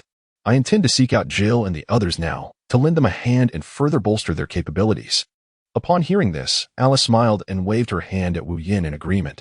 "Yes, Wu, you may proceed without worry." However, Wu Yin appeared somewhat dissatisfied with Alice's straightforward response, and, with a hint of curiosity, inquired, "My dear Alice, do you not wish to retain me with a few more words?" In response, Alice's smile deepened. Her enchanting eyes fixed intently on Wu Yin as she leisurely replied, "Well then, why don't you just stay? Coincidentally, my clone sisters have been clamoring to engage in a meaningful conversation with you." Upon hearing these words, Wu Yan's mind was instantly flooded with memories of the fleeting moments spent with Alice's clones, a scene that could only be described as a nightmare. He couldn't help but shudder, a sudden chill coursing through him, and he hurriedly exclaimed, "No, absolutely not. I should take my leave at once." No sooner had he spoken than he swiftly activated the portal to the divine might space, his form flickering as he eagerly darted inside, vanishing without a trace in the blink of an eye. Only Alice remained, standing in place, gazing in the direction of Wu Yan's departure, unable to stifle her laughter. Not far from where King Ada resided, Wu Yan emerged from the divine might space, relieved that he had fled so swiftly. He composed himself and approached King Ada, who was resting ahead. "Hello, Alice, the clone." "King Ada," Wu Yan said with a smile, waving his hand in a warm greeting. The two, upon hearing his voice, turned their heads in unison, their faces lighting up with expressions of surprise as they called out, Wu Yan, what brings you here?" Wu Yan smiled as he explained, "Haha, I have nearly resolved my affairs over there, so I came to find you all." He then spoke in a mysterious tone, "By the way, shall I assist you in enhancing your strength?" Ada Wong's eyes sparkled with excitement as she eagerly inquired, "Is that true?" Wu Yan nodded affirmatively, then retrieved a crystal, translucent and radiant, from the realm of Shunwei. He waved it before Ada Wong, proclaiming, "This is the crystal of the Phoenix Lady, for you." Upon finishing his words, he placed the crystal into Ada Wong's hands. Following that, he extracted a unique vial of serum from Shunwei's space and handed it to the nearby Alice clone, stating, "This serum is a special concoction, a blend of the modified T-virus and the blood of the original Alice." Both women, receiving the items from Wu Yan, expressed their joy by planting a kiss on his cheek. Ada Wong then inquired, "Wu, how do I utilize this crystal?" To which Alice's clone chimed in, "Yes, Wu. How should I use this serum?" "Simply ingest it," he replied with tranquil assurance. Upon receiving the instructions, each woman retired to a quieter corner, settling down to consume their respective items. As the crystal and serum were swallowed, an energetic transformation commenced within their bodies. The energy from the crystal swiftly integrated into Ada Wong, who felt an overwhelming surge of power, as if her entire being was invigorated with boundless vitality. Meanwhile, the Alice clone sensed the serum activating within her, revitalizing her cells, and slowly dispelling the fatigue from her form. Ada Wong closed her eyes, intently attuning herself to the internal changes. She could perceive her strength escalating, her reflexes sharpening. She understood that this crystal would herald a profound transformation. The Alice clone, too, reveled in the effects of the serum, experiencing a newfound clarity of thought. As moments ticked by, both Ada Wong and the Alice clone diligently adjusted to their newly acquired powers. When they finally opened their eyes, a resolute gleam sparkled within them. They were now poised to confront the challenges of the future, undeterred by the trials that lay ahead. Upon observing that they had all awakened, Wu Yan proceeded directly to Alice's clone, softly advising, "Here, take your time to adapt and familiarize yourself with the newly acquired abilities. I must escort Ada Wong to another location." "Understood, let us depart," came Alice's clone's somewhat impatient response as she casually waved her hand. Akin to shooing away an irritating fly, Wu Yan was momentarily taken aback by her sudden action, unable to suppress his curiosity as he inquired, "Are you so eager to send me away? What? Would you truly stay if I asked you to?" Alice's clone shot him a disdainful glance. "Well, that's not necessarily the case," she replied. Wu Yan mumbled under his breath, "What did you say? I didn't hear you. Please repeat that." Instinctively, he shrank his neck, his thoughts involuntarily drifting back to the horrifying scenes he had experienced while returning to the world of Resident Evil with Alice. The chilling presence of zombies, mutated monsters, and the omnipresent threat of death sent a shiver down his spine, causing him to tremble involuntarily. Regaining his composure, he forced a faint smile to mask his inner fear and feigned calmness as he remarked, "It's nothing. I'm just heading over to Ada Wong." No sooner had he spoken than he darted towards Ada Wong with the swiftness of the wind, swiftly taking a seat beside her. Almost instantly as he settled onto the chair, Ada Wong gracefully waved her hand, causing a pouch to emerge from the spatial ring on her finger. With a smile, she extended the crystals towards him, softly saying, "Here. These are the crystals I've managed to acquire with great difficulty during this time." He hurriedly reached out his hands to accept the crystals she offered. The moment he made contact with them, a familiar system notification chimed in his mind, and a virtual interface materialized before him, clearly displaying the progress of his collection task, 500. Wu Yan gazed at the number, his eyes betraying an uncontrollable astonishment. And he couldn't help but murmur to himself, So much has already accumulated. Upon witnessing this, Ada Wong smiled gently, saying, "Hee. This is largely thanks to the formidable power you bestowed upon me." As she spoke, she slightly closed her beautiful eyes, savoring the increasingly abundant strength within her. "My prowess has indeed grown. I suspect that the upcoming pace of crystal collection will accelerate." Ada Wong opened her eyes, her face radiant with confidence and anticipation as she looked at him. "Yes, I will give you these as well." Wu carefully accepted the crystals that Ada Wong offered him, then retrieved 9 exquisite vials from the divine space, each containing a mysterious liquid, the enhanced T-virus. With utmost seriousness, he entrusted these vials into Ada Wong's hands. As she received the vials, astonishment filled her eyes. She examined the crystals closely and murmured, "Could this be the extraordinary potion you previously had me consume?" No sooner had she spoken than she seemed to recall something significant, her gaze swiftly shifting towards the direction of Alice's clone not far away. That glance seemed to inquire, "Are you aware of these gifts I am bestowing upon you?" Wu Yin understood immediately, following her gaze and revealing a faint smile on his face. He remarked, "Before I came to you, I returned to the original timeline with Alice, upgrading her clones. She has already utilized this serum. The potion she just consumed is a synthesis derived from Alice's blood and a modified T-virus." Ada Wong, aware that Alice had indeed used it, nodded in acknowledgement. Expressing her relief, she then inquired further, "You actually traveled back? What is the situation like over there now?" Wu Yin helplessly shook his head and replied, "No, I have not returned. I wish to wait until the right moment to take you back with me." However, he then inquired, "Do you wish to revisit it?" Ada Wong slightly furrowed her brow, sinking into a moment of contemplation. After a brief pause, she solemnly nodded, her once light-hearted demeanor suddenly transforming into one of gravity and seriousness. With her lips gently parted, she spoke in a soft voice, "Yes, I too wish to see how things have developed over there." Wu Yin fixed his steadfast gaze upon Ada Wong and spoke in a low, resolute tone. "Once I retrieve the mutant crystals collected by Jill and Claire, I shall return to take you back for a look." As he spoke, he reached into the enigmatic divine space and extracted a crystal that shimmered with a translucent brilliance. The moment Ada's eyes fell upon the crystal, her delicate form quivered. Her beautiful eyes widened in astonishment, and her face was painted with disbelief. Instinctively, she raised her jade hand to cover her crimson lips and gasped in a trembling voice, "Wu Yin, are you intending to use all these crystals?" Wu Yin gazed at her panicked expression, the corners of his mouth gently curling upward to reveal a reassuring smile, as he slightly nodded in acknowledgement. Observing this, Ada Wong took a deep breath, striving to calm the tumultuous thoughts swirling within her. Her autumn-like eyes fixed intently on Wu Yin, and with a solemn demeanor, she pressed further, "Have you disclosed this matter to them as well?" Wu Yin gently shook his head and replied, "No." After a brief pause, he added, "However, when the time is ripe, I will inform them one by one." King Ida remained silent for a moment before finally nodding slightly, saying, "Very well. Just ensure you handle it appropriately." Once the matter of importance was concluded, Wu Yin shifted to a beaming expression as he gazed at her. "Now that the serious discussion is over, shall we?" King Ida cast a glance at the nearby Alice clone. "What about her?" Hee. Wu Yin chuckled. Chapter 21. Gil enhances his strength, an unexpected encounter with Quicksilver. After spending a few delightful days with Ada Wong, Wu Yin traversed through the divine space to arrive at the location where Jill currently resided. However, as his foot stepped out of the divine realm, a sudden bolt of lightning descended from the heavens, striking the ground directly before him. Astonished, he gazed at the charred earth and then looked up to the sky, which was perfectly clear without a single cloud, causing him to ponder, why would there be lightning on such a serene day?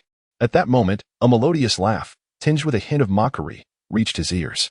"Wu, are you frightened?" Jill's voice rang out, and as he turned to look, he saw her standing not far away, a playful smile gracing her face. It dawned on him that it was indeed Jill's doing. He shook his head in resignation and said, "This was your trick, wasn't it?" "Humph. Who else could it be?" Jill replied with a smirk. "If your control had been even slightly lacking, I fear you would have met your end here." Wu Yin patted his chest, still shaken. "Humph. Enough of your rambling. Have you found someone new in this world since you haven't visited me in so long?" Jill's expression darkened, her eyes flashing with indignation. Faced with her accusation, Wu Yin quickly reassured her. "How could that be? Having you is more than enough. I would never seek anyone else." With that, he approached Jill, opening his arms to embrace her. Yet, she evaded his grasp, standing a short distance away, confidently declaring, "Tisich, do you think I don't know what kind of person you are? Well then, tell me what kind of person I am. if you don't clarify today. Just wait and see how I deal with you. Wu Yin feigned anger. Jill responded with a mischievous grin. Wu Yin found himself momentarily at a loss for words. His expression gradually darkening. As he realized he had nothing to say, the unspoken understanding between men was palpable. Seeing Wu Yin flounder, Jill reveled in her triumph for a moment before noticing his somber demeanor and shifting the topic. So, after such a long time without visiting, what brings you here today? Do you see this? Wu Yin finally remembered the purpose of his visit, retrieving a translucent crystal from the divine space. A crystal? I have plenty of those here. It's fortunate you came by, as I can give you one right now, Jill remarked casually. This crystal can enhance your abilities, Wu Yin explained, noting Jill's nonchalant demeanor. An ability-enhancing crystal? Wu, are you implying that this crystal? Jill's brow furrowed as she seemed to piece together the implications. Indeed, you are correct. This is the crystal of the Storm Maiden. After parting ways with you all, I set out to trace her whereabouts, Wu Yin affirmed. Wu, how do I use this? Jill inquired, her gaze fixed curiously on the crystal, her brow slightly furrowing. Simply swallow it, he instructed. Wu Yin responded with a calm demeanor, his eyes revealing a glimmer of determination. Jill hesitated for a moment before placing the crystal into her mouth and swallowing it. Instantly, a surge of potent energy coursed through her, igniting an exhilarating sense of excitement. Additionally, these are for you. Observing that Jill had consumed the Storm Woman's crystal, Wu Yin retrieved 9 small vials from the divine space and handed them to her. The vials contained a mysterious green liquid that exuded an enigmatic aura. What is this? Jill inquired curiously, gazing at the liquid Wu Yin offered. This is the enhanced version of the T-virus that you and Alice once used, Wu Yin explained. Jill's eyes widened in astonishment. She recalled that it was this very modified T-virus that had granted her and Alice their formidable powers. Now, receiving it once more, she felt a wave of excitement swell within her. Really? That's wonderful, Jill exclaimed with delight as she accepted the vials. Use them all as soon as possible. It will make gathering crystals much easier later on, Wu Yin suggested. Indeed, you make a valid point. I shall use them now, Jill nodded in agreement. Recognizing the wisdom in his words, especially as she had been finding it increasingly challenging to contend with the mutated zombies. However, just as Jill prepared to depart, Wu Yin glanced around, noticing the absence of Alice's clone, and inquired, by the way, where is Alice's clone? I haven't seen her. She went over there to pursue the ordinary zombies, Jill replied, pointing in a specific direction.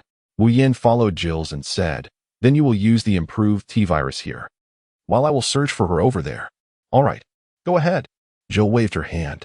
Wu Yin offered a few simple words of caution to Jill, then summoned a doppelganger to stand guard beside her before setting off in the direction indicated by Jill's finger. Before long, he arrived at a location reminiscent of an underground air raid shelter, where he keenly discerned the faint murmur of a man's voice emanating from within. Upon hearing this sound, his mind began to race. This was not the realm of cinema. An ordinary person could not possibly endure such harsh conditions for an extended period. Thus, there was only one possibility. The speaker was either a 5th-level mutant or a being on the verge of attaining such a status. With this realization, he hesitated no longer and boldly stepped into the cave. As he ventured deeper into the cavern, the voice grew increasingly distinct, and he could discern fragments of the conversation. Your hand. Following the sound, Wu Yin ultimately arrived at a spacious hall. Upon entering, he beheld a figure with completely white hair, clad in a denim jacket, crouched with their back to him, engaged in some discourse. Due to their position, Wu Yin could not identify who it was, but his gaze fell upon the still form lying on the ground. As he recognized the figure sprawled on the floor, a surge of anger washed over him, and he shouted, "How do you wish to die?" The crouched individual tensed at the sound, immediately rising to their feet and turning to face the source of the voice with an air of caution, inquiring, "Are you with her?" Wu Yin did not respond to the other party, but instead scrutinized him carefully. With a mane of white hair, sporting windproof goggles, and clad in denim attire, the figure before him was somewhat astonishing. Quicksilver, a man capable of approaching the speed of light, and moreover, the son of Magneto. Wu Yin discerned the capabilities of his opponent and instantly conceived a strategy to counteract him. In an effort to divert the other's attention, he spoke. "You are known as Quicksilver, are you not?" Quicksilver, taken aback, responded, "Who are you, and how do you know my name?" As he spoke, he placed one hand behind his back and, employing his ability to transform substances into sand, initiated the process of converting the concrete beneath Quicksilver into quicksand. While the effect was not overwhelmingly powerful, it served to slightly impede his adversary's mobility. Once the area was fully transformed into quicksand, he declared, "I am a friend of your father." With this, he harnessed Magneto's powers to manipulate the metallic particles within the quicksand, shaping them into sharp spikes concealed beneath the surface. "A friend of my father?" Quicksilver inquired, puzzled. "Indeed, a friend of your father." Chapter 22. The demise of Quicksilver. At that moment of uncertainty for Quicksilver, Wien directly commanded a portion of the concealed spikes buried within the quicksand to launch toward him. Thud.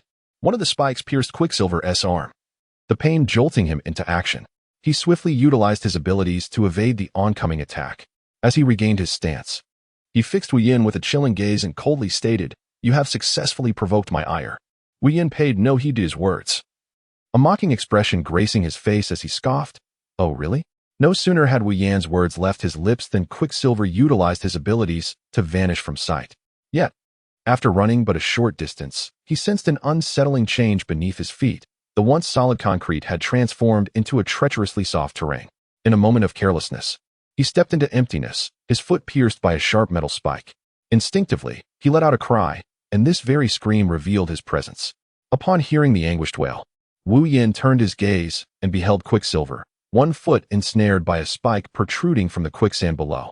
Without a hint of hesitation, he extended a hand, commanding the quicksand to ensnare Quicksilver's other leg, and with a firm grip, a resounding crack echoed through the underground bunker as a bone shattered. Having executed this act, he approached Quicksilver, who lay on the ground, clutching his legs in agony, and remarked, "Your legs are now rendered useless." Amidst his cries of despair, Quicksilver gritted his teeth, enduring the pain coursing through his limbs, and fixed a piercing gaze upon Wu Yin, demanding, "How do you know about my abilities?" His question reflected the confusion that plagued him. They were strangers, having never crossed paths before, yet Wu Yin seemed all too aware of his powers and vulnerabilities. "You need not know," Wu Yin replied calmly. Denied an answer, Quicksilver furrowed his brow in perplexity and posed another question. "Do you truly know my father?" "Indeed, I do. I saw him not long ago," Wu Yin responded with an air of tranquility. "Who is he?" Quicksilver asked eagerly, anticipation and anxiety flickering in his eyes. "Magneto." Wu Yin's voice resonated with a somber strength. Quicksilver murmured to himself, astonishment etched across his features. "Magneto. The fugitive hunted by the Eagle Nation before the outbreak of that zombie virus. He is my father." "Yes, he is your father," Wu Yin affirmed with a nod. "Is he well?" Quicksilver's voice bore a note of concern. "He has passed away." Wu Yin's words struck Quicksilver like a thunderclap, shaking the very foundation of his heart. "Dead?" Quicksilver's countenance turned pale, his eyes brimming with sorrow and disbelief. "Who did this?" His voice trembled as his hands clenched into fists. "I did." Wu Yan's reply was succinct and devoid of empathy. "What?" Quicksilver's eyes widened in shock, his gaze fierce as he glared at Wu Yan. "I have answered your questions. Now you may join your father," Wu Yan declared, raising his right hand slightly, palm open and directed towards the spikes concealed within the quicksand. As he reversed his palm, the hidden spikes began to levitate slowly. Then he shot towards the lying Quicksilver. The piercing dart swiftly penetrated Quicksilver's brow. "Ding! Congratulations, host. You have acquired a special ability. Would you like to integrate with light speed?" "No." The system received the command and directly condensed the abilities acquired from Quicksilver into a crystal. Ding. Collection task progress, 501. Gazing at the asterisk following the collection progress, Wu Yin was persistently perplexed, pondering just how many types of special abilities exist in this world. Thus, he inquired within his mind, "System, how many special abilities are there in this X-Men universe? I have already collected over 500, yet it still does not display further." Ding. You will naturally know once the host collects 1,000. Upon hearing the system's explanation, Wu Yin felt quite helpless and decided to inquire in a different manner. "System, how many mutants and mutant zombies are still alive in this world?" The system responded that the host would naturally know once they collected 1,000. Sighing, Wu Yin concluded the conversation with the system. Wu Yin cautiously stowed away the ability crystal of Quicksilver, then slowly approached the Alice clone. Lying on the ground and teetering on the brink of death, he crouched down, gently extending his hand to lift her upper body, allowing her to lean against his embrace. Once her condition stabilized somewhat, Wu Yin swiftly retrieved a vial of medicine from his storage space and carefully administered it to her. After a brief moment, the Alice clone, who had been perilously close to death, finally opened her eyes with great effort. Upon recognizing that it was Wu Yin holding her, she whispered in a voice so faint it was nearly inaudible, "Thank you, Wu." Wu Yin promptly replied, "What is there to thank for? How are you feeling now? Are you any better?" The Alice clone slightly nodded and responded, "Yes. I sense that my injuries are gradually healing, and it appears that this recovery is occurring more swiftly than in the clone space." Hearing this, Wu Yin nodded in relief and further inquired, "Can you stand and walk now?" The Alice clone shook her head and lamented, "No, my legs still lack sensation." Wu Yin gazed at the unresponsive legs of Alice's clone, filled with perplexity. Given Quicksilver's methods of attack, it seemed implausible that she could have sustained such grievous injuries. He inquired, "The opponent's ability is merely enhanced speed. How could you be so severely harmed?" "I am uncertain myself," she replied. "I was pursuing a rather unique zombie, initially believing it to be a mutant. After catching up to it, I severed its legs with a Tang sword, fearing it would escape again. However, as I approached to inspect it further, I was unexpectedly assaulted and lost consciousness. When I awoke, I found myself in this state." Upon hearing the account from Alice's clone, Wu Yin began to grasp the underlying reasons. "From what you describe, it is quite possible that the peculiar zombie you mentioned is connected to him." He pointed towards the deceased Quicksilver not far off. "Seeing you sever the zombie's legs, he retaliated in kind. What connection could they possibly have?" she questioned. "Let us not dwell on that now. We must hasten our departure, lest Jill grows concerned." Wu Yin no longer concerned himself with the matter. Resolutely, he declared, "Allow me to carry you. I shall bear you outside." The Alice clone cast a glance at Wu Yin and softly replied, "All right." Thus, Wu Yin hoisted the Alice clone onto his back. At the moment he lifted her, he sensed a gaze fixed intently upon him from not far behind. A smile crept upon his lips as he extended 2 fingers, directing a sharp spike to pierce towards the source of the stare. Upon hearing the sound of a heavy object collapsing, he ambled toward the entrance of the air raid shelter with a grin. Upon emerging from the shelter, Wu Yin and the Alice clone spotted Jill hastening towards them. As Jill approached and beheld Wu Yin carrying the Alice clone, she inquired, perplexed, "Where have you been? Why did it take so long?" The Alice clone recounted the events succinctly in response to Jill's inquiry. After hearing her account, Jill appeared astonished and somewhat incredulous, exclaiming, "Thank goodness Wu Yin came. Otherwise, we might have met our demise here." "Well then, let us return," Wu Yin suggested. "Return to what? There is nothing over there." "It is better to remain here," Jill retorted dismissively. Wu Yin pondered for a moment and conceded the validity of Jill's words. Initially, he intended to return with Alice's clone to seek her out, but now that she had arrived, there was no longer a need for such a journey. Thus, he lifted his foot and gently stomped the ground, causing a structure composed of sand and metal to materialize before the trio. Observing the edifice with satisfaction, he nodded and declared, "We shall rest here for a few days." Chapter 23, Cassandra and Polaris. A few days later, Wu Yin bid farewell to Jill and, utilizing the power of the divine might space, arrived at Claire's location. Upon reaching his destination and stepping out of the divine might space, he was astonished to find himself ensconced within a cell reminiscent of a prison. To his further bewilderment, Claire and Alice's clone were imprisoned within, their necks encircled by peculiar collars. "Claire, what has transpired? How did you find yourselves in such dire circumstances? Moreover, why did you not inform Alice and the others of your capture?" As Claire and Alice's clone sat before the tightly closed iron door of the prison, they turned to face Wu Yin, who had emerged from the divine might space upon hearing his queries. Upon recognizing him, Claire hurriedly sprang to her feet and rushed towards Wu Yin, enveloping him in a tight embrace. After a moment, she awkwardly explained, "Not long after we arrived near this prison, we encountered 2 exceptionally powerful mutants. Without uttering a word, they launched an attack on us, and we were powerless to resist, ultimately succumbing to their capture." Upon hearing Claire's explanation, Wu Yin furrowed his brow in bewilderment and inquired, "Having been captured for so long, why did you not contact me and Alice through the spatial ring?" He found it utterly incomprehensible that Claire had failed to reach out to them after her capture. Upon hearing this, a hint of embarrassment crossed Claire's face. She slowly raised the hand that had previously worn the spatial ring and gently placed it before Wu Yin, softly replying, "I wish to reach out to you for assistance, but..." She paused briefly before continuing, "The moment they apprehended me, they immediately confiscated the spatial ring from my possession." As Wu Yin gazed at the vacant fingers of Claire, a wave of concern surged within him. Furrowing his brow, he spoke with a grave tone. "It appears that upon your arrival here, they had already discovered you and had been monitoring you closely. Moreover, they seem to possess an understanding of the spatial ring's function.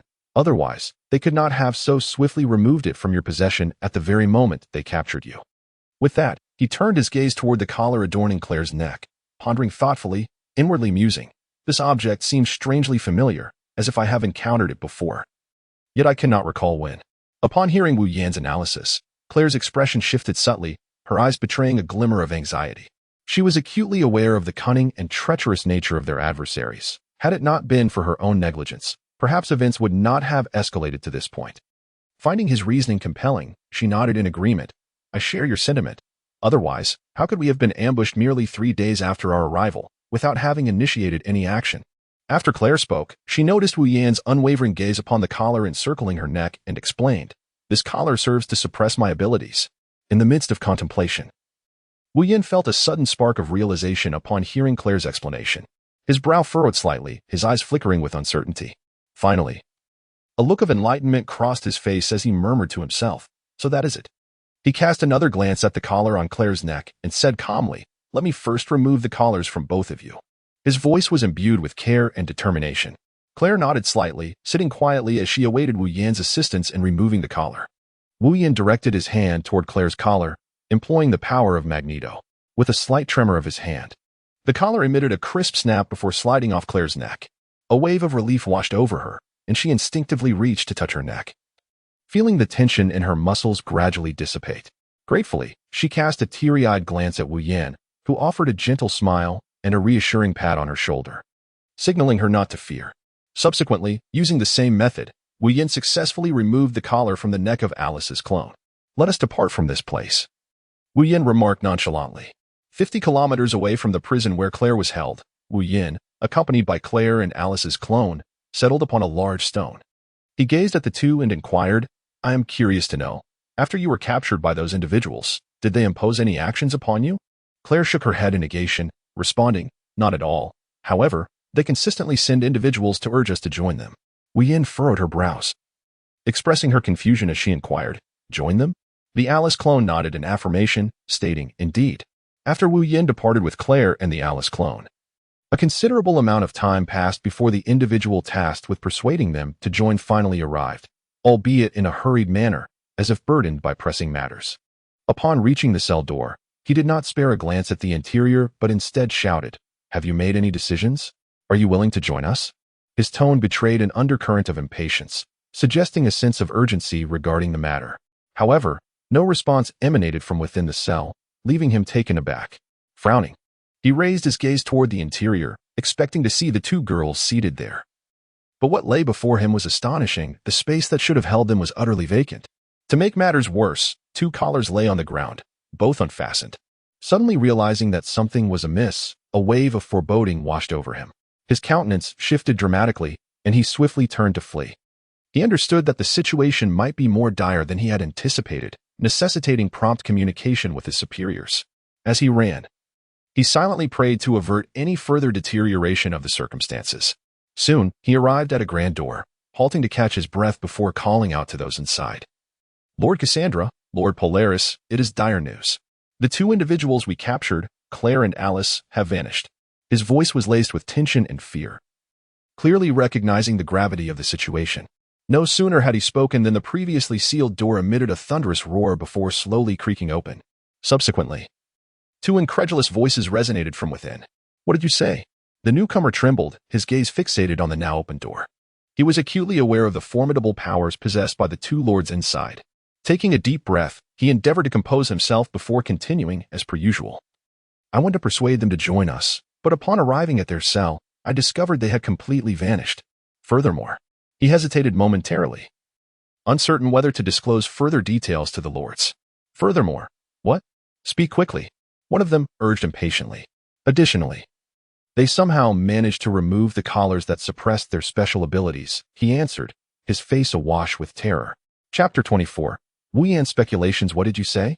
Both Cassandra and Polaris were taken aback by the report, as if they had just received unbelievable news. "Are you certain?"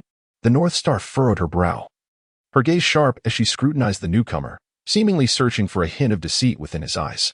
"My lords, every word spoken by my subordinate is the unvarnished truth. I would never dare to deceive," the visitor declared with unwavering conviction and sincerity. With a dismissive wave of her hand, Cassandra signaled for him to withdraw. Once he departed, the North Star eagerly inquired, What is your perspective on how they managed to remove the collars from their necks and escape this place? Cassandra's fingers lightly tapped the tabletop, producing a crisp rhythm. After a moment of contemplation, she replied, "They must have been rescued." Rescued? The North Star's brow knitted in disbelief. "Indeed, they were rescued," Cassandra reaffirmed. She continued, "You are aware of my abilities. By extracting their memories one by one, I can unearth the identity of the traitor. Would they truly be so foolish as to provoke our wrath for the sake of two unrelated individuals? Your reasoning is sound," the North Star nodded, acknowledging the validity of her argument. Cassandra's eyes glimmered with insight as she suddenly asked, "Do you recall the Asian individual who was constantly by their side?" Upon hearing Cassandra mention the Asian man, the North Star's expression tightened. "I have a vague recollection. We exerted considerable effort to eliminate him while attempting to capture those three." She stated gravely, "What are you suggesting? Do you suspect that the Asian man survived?" Cassandra nodded, responding, "Yes." "Do you remember that the Asian man possessed a spatial ability?" The North Star reflected on the past, replying, "Of course, I recall. When he attempted to open a portal to escape with the two of them. I was the one who intervened to thwart his actions. It was only through our combined efforts that we succeeded in killing him." After addressing Cassandra, the North Star questioned, "Are you indeed suggesting that the Asian man is alive?" "Yes," Cassandra confirmed with a nod. The North Star, incredulous, retorted, "How can that be possible? Did we not witness his demise with our own eyes?" Cassandra calmly analyzed, "Upon eliminating him, we did not meticulously inspect his remains." "Absolutely not," the North Star dismissed. She then continued, "If that Asian man were alive, he would have long since come to their aid. It is implausible that he would wait until now." Cassandra, considering the North Star's words, nodded in agreement, acknowledging their logic. She then remarked, "Since we are uncertain how those two escaped, it is likely that they will return." "Are you so certain they will come back?" The North Star, perplexed, inquired, "Surely, they will return." Cassandra retrieved the ring she had taken from Claire's finger and placed it before the North Star. Observing the ring in Cassandra's hand, the North Star expressed her confusion. "You cannot possibly believe they would risk returning for this mere ring." Cassandra smiled gently, "You misunderstand. This ring is no ordinary trinket." The North Star furrowed her brow, seemingly bewildered, as she asked, "What makes it extraordinary? Is it not simply a communication ring?" With a subtle smile gracing her lips, Cassandra replied, "Oh, why not give it a try?" As she extended the ring into the North Star's hand, the latter immediately began to attempt communication. Yet, regardless of her efforts, she was unable to activate the communication system within the ring. Even as she summoned her magical energy to resonate with it, she ultimately faced failure. After numerous attempts, the North Star resignedly placed the ring on the table, sighing, "I truly cannot seem to activate it." At that moment, Cassandra, observing the North Star's struggle, chuckled and explained, "Surely, you do not think this ring possesses only the function of communication." A mysterious smile crept across her face, her eyes sparkling with mischief. "Is there another function?" The North Star queried with surprise and curiosity glimmering in her eyes.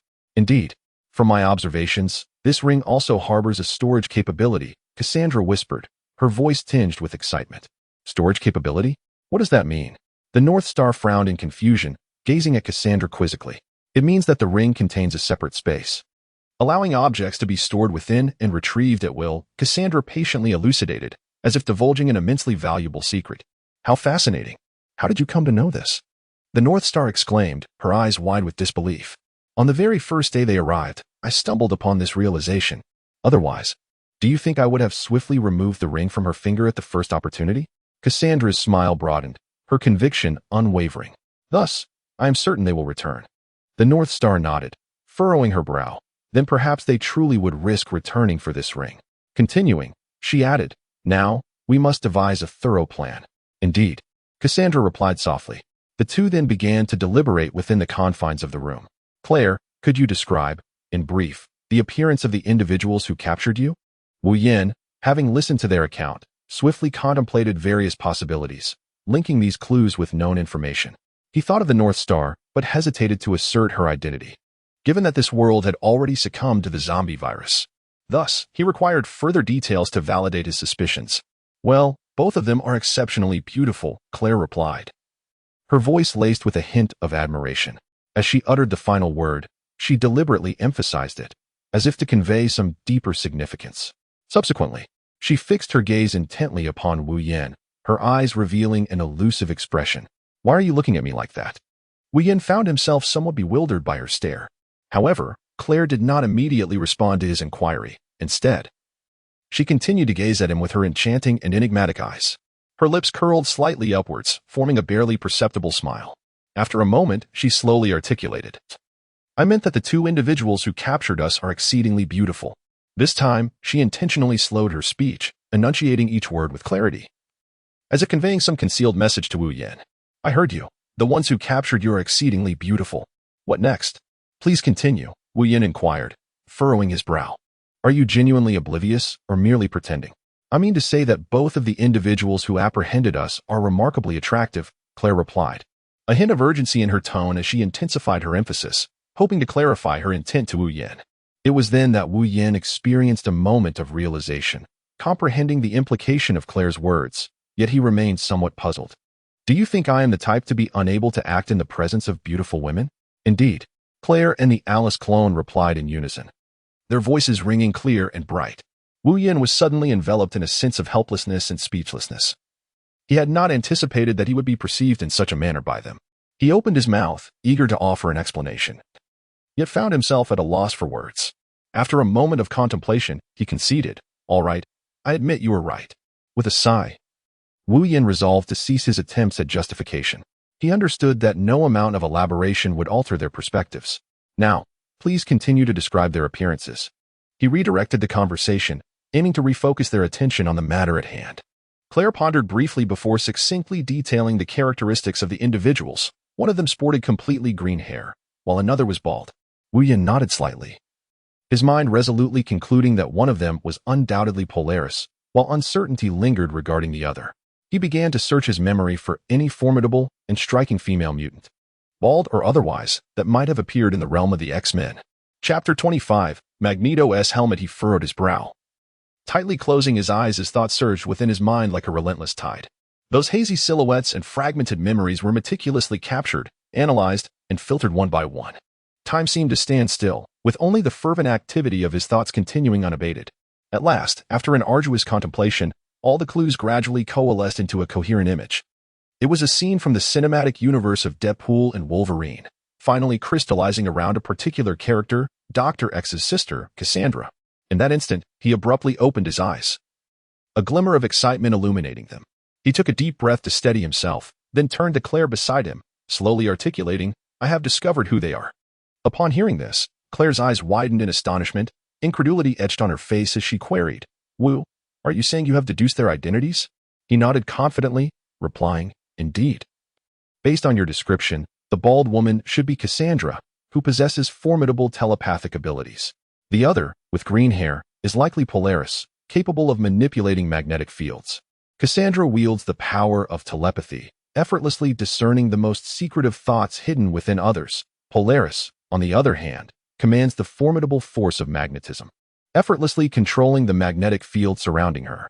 Claire softly murmured these two names, her bright eyes revealing a flicker of curiosity and confusion. "Ah," Claire exhaled softly, as if lost in contemplation. After a moment, she nodded thoughtfully, murmuring to herself, "But why do they want me to join them?" Wu shrugged his shoulders, a look of helplessness on his face as he replied, "I suppose it is because they wish to see mutants dominate this world." Upon hearing this, Claire couldn't help but furrow her brow slightly, repeating, "Dominate this world?" "Indeed. I previously mentioned to you that the conflict between mutants and ordinary people has escalated to an irreconcilable degree. Now, with the sudden outbreak of a terrifying zombie virus, the entire world has plunged into chaos and crisis. In my view, they seek to seize this opportune moment to widely recruit those mutants who have survived the calamity, thereby fulfilling their ambition to unify this world," Wu Yin articulated with calm analysis. Claire listened quietly to Wu Yan's well-structured and cogent explanation, then gently nodded and said, "In that case, everything makes sense." Wu Yin then retrieved 2 crystals and 9 exquisite vials from the divine space, placing them tenderly into Claire's soft hands while patiently explaining, "For now, let us set aside those complicated matters. Take these to enhance your own strength." Claire furrowed her brow slightly, gazing with curiosity at the 9 vials in her hands, and inquired, "Are these 9 vials of potion the same miraculous elixirs you previously administered to us?" Wu Yin smiled and nodded in affirmation, saying, "Indeed, that is correct." Subsequently, Claire shifted her gaze towards the 2 crystals, inquisitively inquiring, What purpose do these two crystals serve? Wu Yan's eyes instantly transformed, resembling flames that burned with an intense fervor. His gaze, fervent and concentrated, seemed capable of penetrating all barriers to reach the essence of existence. He slightly parted his lips, articulating each word with deliberate slowness. One of these crystals harbors an immeasurable power of fire. When unleashed, the flames it releases could ignite the entire world. The other possesses a chilling frost, with a coldness so profound that it can freeze time and space in an instant. If you skillfully wield these two crystals, complemented by these 9 meticulously concocted mysterious potions, there is no doubt your strength will soar like a rocket, ascending to unparalleled heights. Upon hearing these words, Claire nodded emphatically in agreement. Upon witnessing this, Wien's lips curled into a subtle smile of satisfaction. He then turned, striding purposefully towards the Alice clone. As he approached, he gently lifted his hand, placing the final vial of the special potion, infused with the precious blood of the original Alice, into her palm. With a tone imbued with trust and anticipation, he declared, "This potion, crafted from your own blood, will undoubtedly enhance your abilities significantly." The Alice clone accepted the vial, gripping it tightly in her hand, feeling the warmth radiating from her fingertips, and solemnly replied, "I understand." As the two prepared to enhance their powers, Wien spoke again, "You both should focus on your growth here. I will seek the helmet to confront Cassandra." In that mysterious prison designated for Magneto's confinement, Wien once more utilized the power of the divine space to arrive silently. He stood in quiet contemplation, gazing at the robust glass structure of the prison, and could not help but sigh deeply, alas. If not for the completion of the system's task. He shook his head in resignation. After this moment of reflection, Wien walked resolutely towards the elevator. As he entered, a swirl of complex emotions surged within him. Nervousness for the challenges ahead, mingled with curiosity about the unknown. With each floor the elevator ascended, he meticulously scanned for any potential clues or critical items, leaving no corner unexamined. Finally, upon reaching the 4th floor, his gaze was drawn irresistibly to a helmet displayed within a transparent glass case. He approached swiftly, scrutinizing it with a furrowed brow, his expression clouded with confusion. Given his profound understanding of Magneto's character and ambition, his relentless desire to transform all ordinary humans into mutants and establish a new order ruled by them, it baffled him that Magneto, imprisoned here, was unguarded, with a particularly capable subordinate lurking nearby. Logically, Magneto possessed both the means and motive to escape. Yet, he pondered, why would he choose to remain? Was there an undisclosed conspiracy at play, or perhaps a formidable force restraining his actions? A torrent of questions flooded Wu Yan's mind, plunging him into deep contemplation. After a moment of reflection, he remained perplexed by Magneto's reluctance to flee. Dismissing further thoughts on the matter, he shattered the glass case and retrieved the helmet within. He then returned to Claire's location through the divine space. Chapter 26. The plan of Ada Wong having enhanced her abilities, Claire observed Wu Yan with curiosity as he approached. Holding a helmet in his hands, unable to contain her inquisitiveness, she inquired, "Wu, what kind of helmet is that you are holding?" Wu Yan smiled faintly and replied, "This helmet is truly a treasure.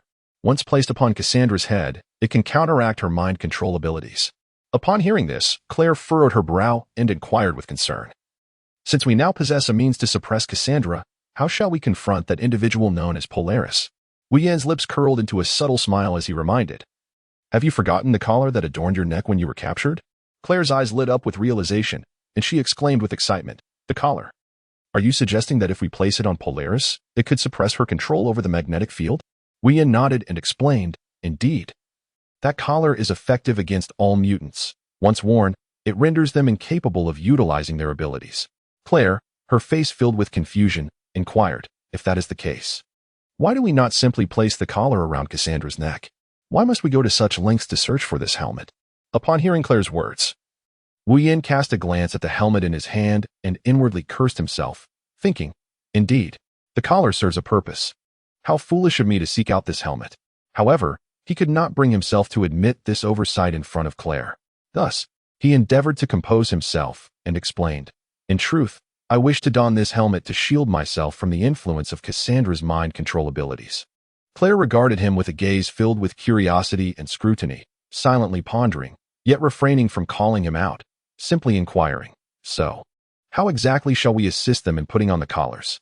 "I have devised a method in my mind for how to equip them with the collars. Wu Yin replied with a mysterious smile, adding, "Next, we must devise a strategy to contend with the group of mutants beside them."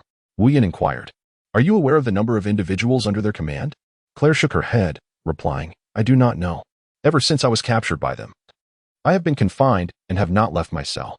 No sooner had she finished speaking than the Alice clone, having just absorbed the serum, approached and said, "In this regard, I possess some knowledge. After Claire and I were apprehended, they separated us for interrogation. At that time, one individual, in an attempt to persuade me to join their ranks, divulged that they have currently amassed over 400 mutants." Upon hearing Wu Yan's inquiry, she turned her head to look at him, pressing for clarification. "Are you certain?" "Of course, I am absolutely certain. At that time, I inadvertently inquired about it with a few others as well," Alice's clone affirmed with a decisive nod. After a moment of contemplation, Wu Yan resolutely made his decision. "Now that I am aware of their numbers, you two shall wait here for me. I shall go and bring Alice, Jill, and Ada Wong along as well. An additional person means an increase in strength." Carlyle responded, "All right. Ever since I was captured and lost the spatial worm ring, I have had no means of contacting them. I miss them dearly. Be cautious. I shall return shortly," Wu Yan said as he entered the vortex of the divine space. Meanwhile, Alice, engaged in the hunt for zombies, noticed a swirling vortex appear not far from her. Unwavering, she continued to wield her weapon, dispatching a nearby zombie with precision. Once the immediate threat was neutralized, Alice swiftly made her way to a safer location.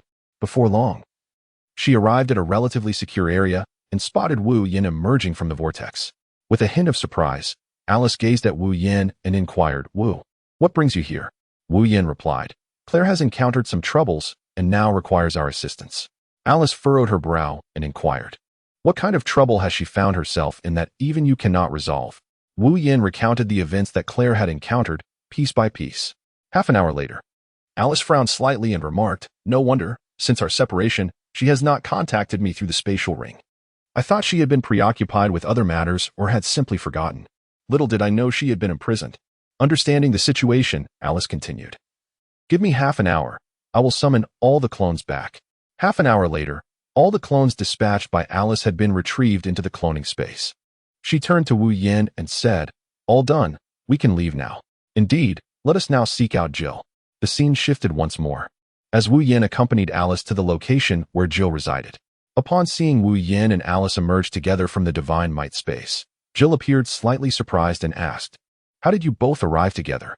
Has something occurred?" Before Wu Yan could utter a word, Alice stepped forward and recounted everything Wu Yan had informed her about Claire. Upon attentively listening to Alice's narration, Jill furrowed her brows and remarked, "I said Claire had not contacted us, but it turns out she was captured and her spatial ring was taken. Indeed, that is why we are here to retrieve her spatial ring and eliminate them completely." Wu Yan affirmed with a nod. Jill nodded in agreement. "All right, let us proceed to fetch Ada Wong and then rendezvous with Claire." Upon reaching the location of Ada Wong, Wu Yan and the others briefly recounted Claire's plight, to which Ada Wong readily assented. Claire, witnessing the three women emerging from the divine space, exhibited an expression of immense excitement and hurriedly approached them. She first embraced Jill, Ada Wong, and Alice in turn, yet singularly refrained from embracing Wu Yan. This omission left Wu Yan feeling quite dejected, and despite his attempts to express his dissatisfaction to Claire, she persistently chose to ignore him. Resigned, Wu Yan sat silently on the side, quietly observing the four of them. Finally, once the four had finished reminiscing, Wu Yan, wearing a forlorn expression, spoke up. "Well, since everyone is gathered, let us deliberate on how to deal with their subordinates." At this moment, Ada Wong was the first to voice her opinion. "I believe we should adopt an offensive strategy, what is often referred to as striking first." Curious, Wu Yan inquired, "Could you elaborate on what constitutes striking first?" Ada Wong continued to explain, "Since Claire does not possess her spatial ring, she will be unable to acquire the crystals after successfully eliminating those mutants. However, now that she has acquired ice attributes, we can have her harness this power to completely encase the prison in ice.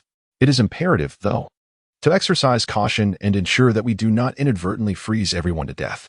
Turning her gaze towards Jill, Ada Wong resolutely added, "Then Jill will unleash her mastery over lightning to conduct a merciless harvesting of the enemies trapped in ice."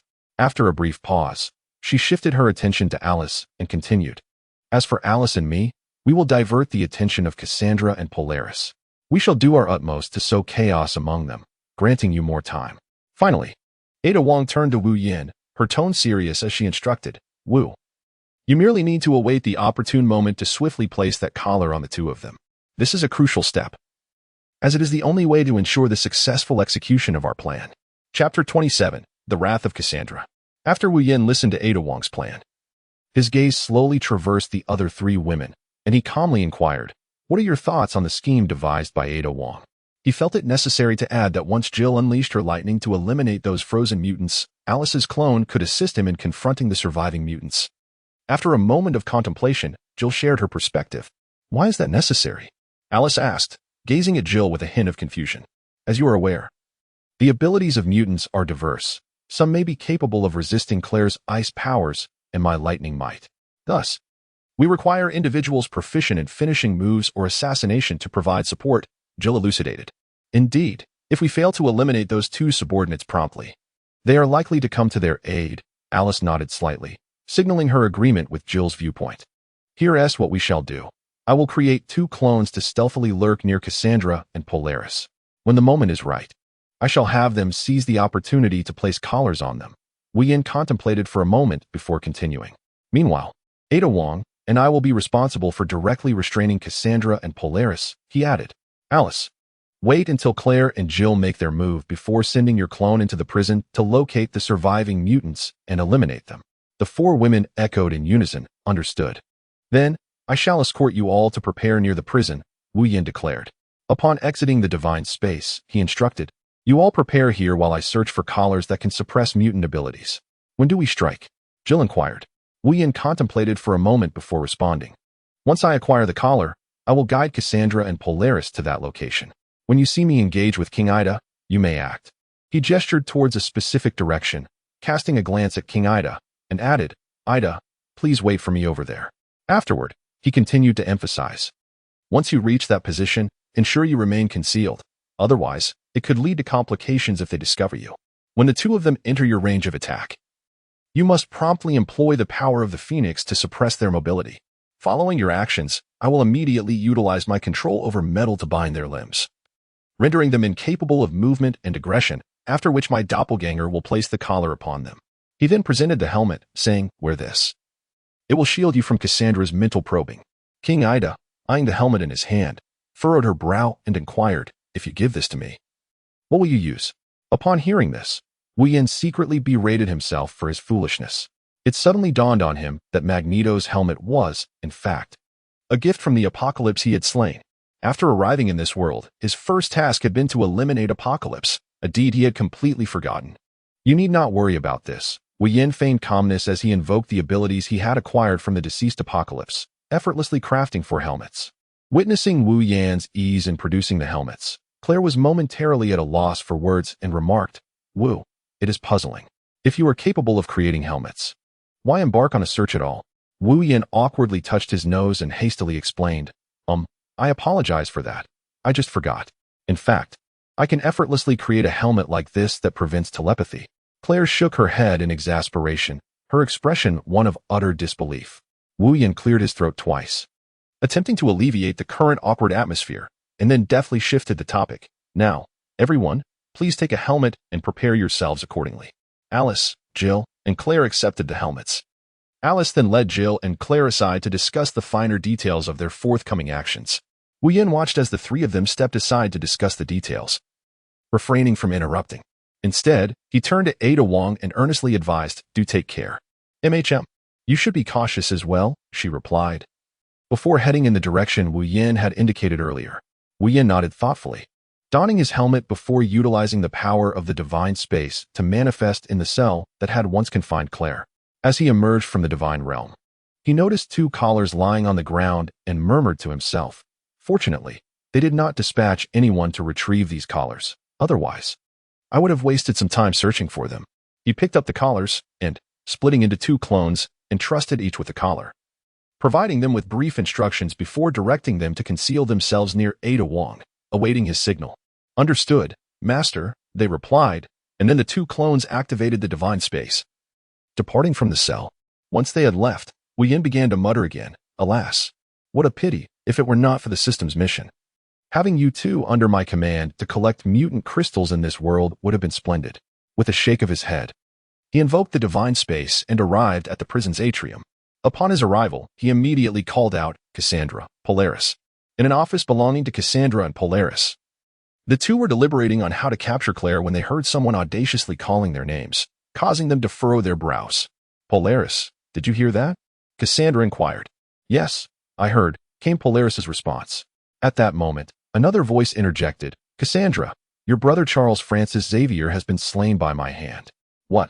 Cassandra exclaimed, her fist crashing onto the table in rage.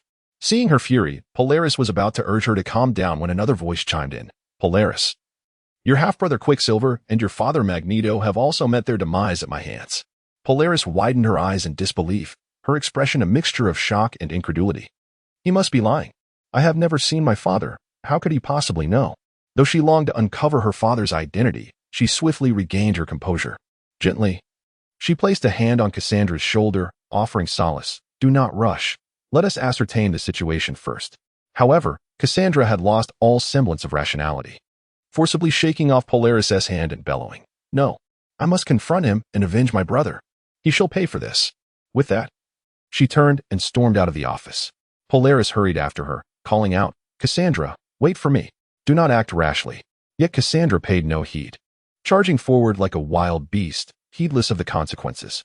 When the furious Cassandra and Polaris reached the atrium of the prison, they were astonished to find the Asian man they believed they had killed standing before them.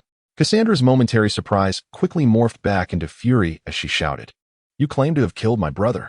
Indeed, I have also erased the school he founded from existence, he replied coolly. Wu Yin, equipped with a helmet designed to thwart mind control, felt no apprehension regarding her influence. In an effort to provoke her, he chose to be forthright. I shall kill you. Upon hearing that her brother and the school he established had been utterly annihilated by the person before her, she could no longer contain the fury boiling within, her face contorting with rage. Meanwhile, Polaris maintained her composure, recognizing that Cassandra was on the verge of an explosive outburst. She swiftly employed her abilities to restrain her. Calm yourself, she advised. He is merely attempting to incite your anger. Chapter 28. Capturing Cassandra and Polaris in her furious state. Cassandra was gradually pulled back from the brink of rage by Polaris's timely reminder, slowly regaining her composure. Her icy gaze remained fixed on the Asian man before her, silent yet secretly invoking her telepathic powers, attempting to penetrate his mind. Wu Yin observed that Cassandra had regained her composure, causing him to pause momentarily in surprise. His original intention had merely been to provoke her, inciting a loss of rationality, thereby creating an opportunity to lure them all out from this place. He narrowed his eyes, casting his gaze toward the North Star, while maintaining a vigilant watch over Cassandra. You must be the North Star, correct? He queried. Indeed, she replied, a hint of mockery in her tone. Huh, are you not curious as to why I seek to eliminate your brother and father? The North Star inwardly scoffed at his naivety, for he was utterly oblivious to her true strength, attempting to incite her anger with such trivialities. A sardonic smile played upon her lips as she coldly retorted, do you truly believe that the fate of my brother and father, whom I have never met, would elicit any ire from me? How utterly absurd. Their lives hold no significance for me. Upon observing the composure of Polaris, Wu Yin discerned that mentioning her father and brother would yield no results. Thus he adeptly shifted the discourse towards her daughter. With an ominous tone, he inquired, And what of your daughter, Aurora? Oh, no, it should be Dawn, a truly melodious name.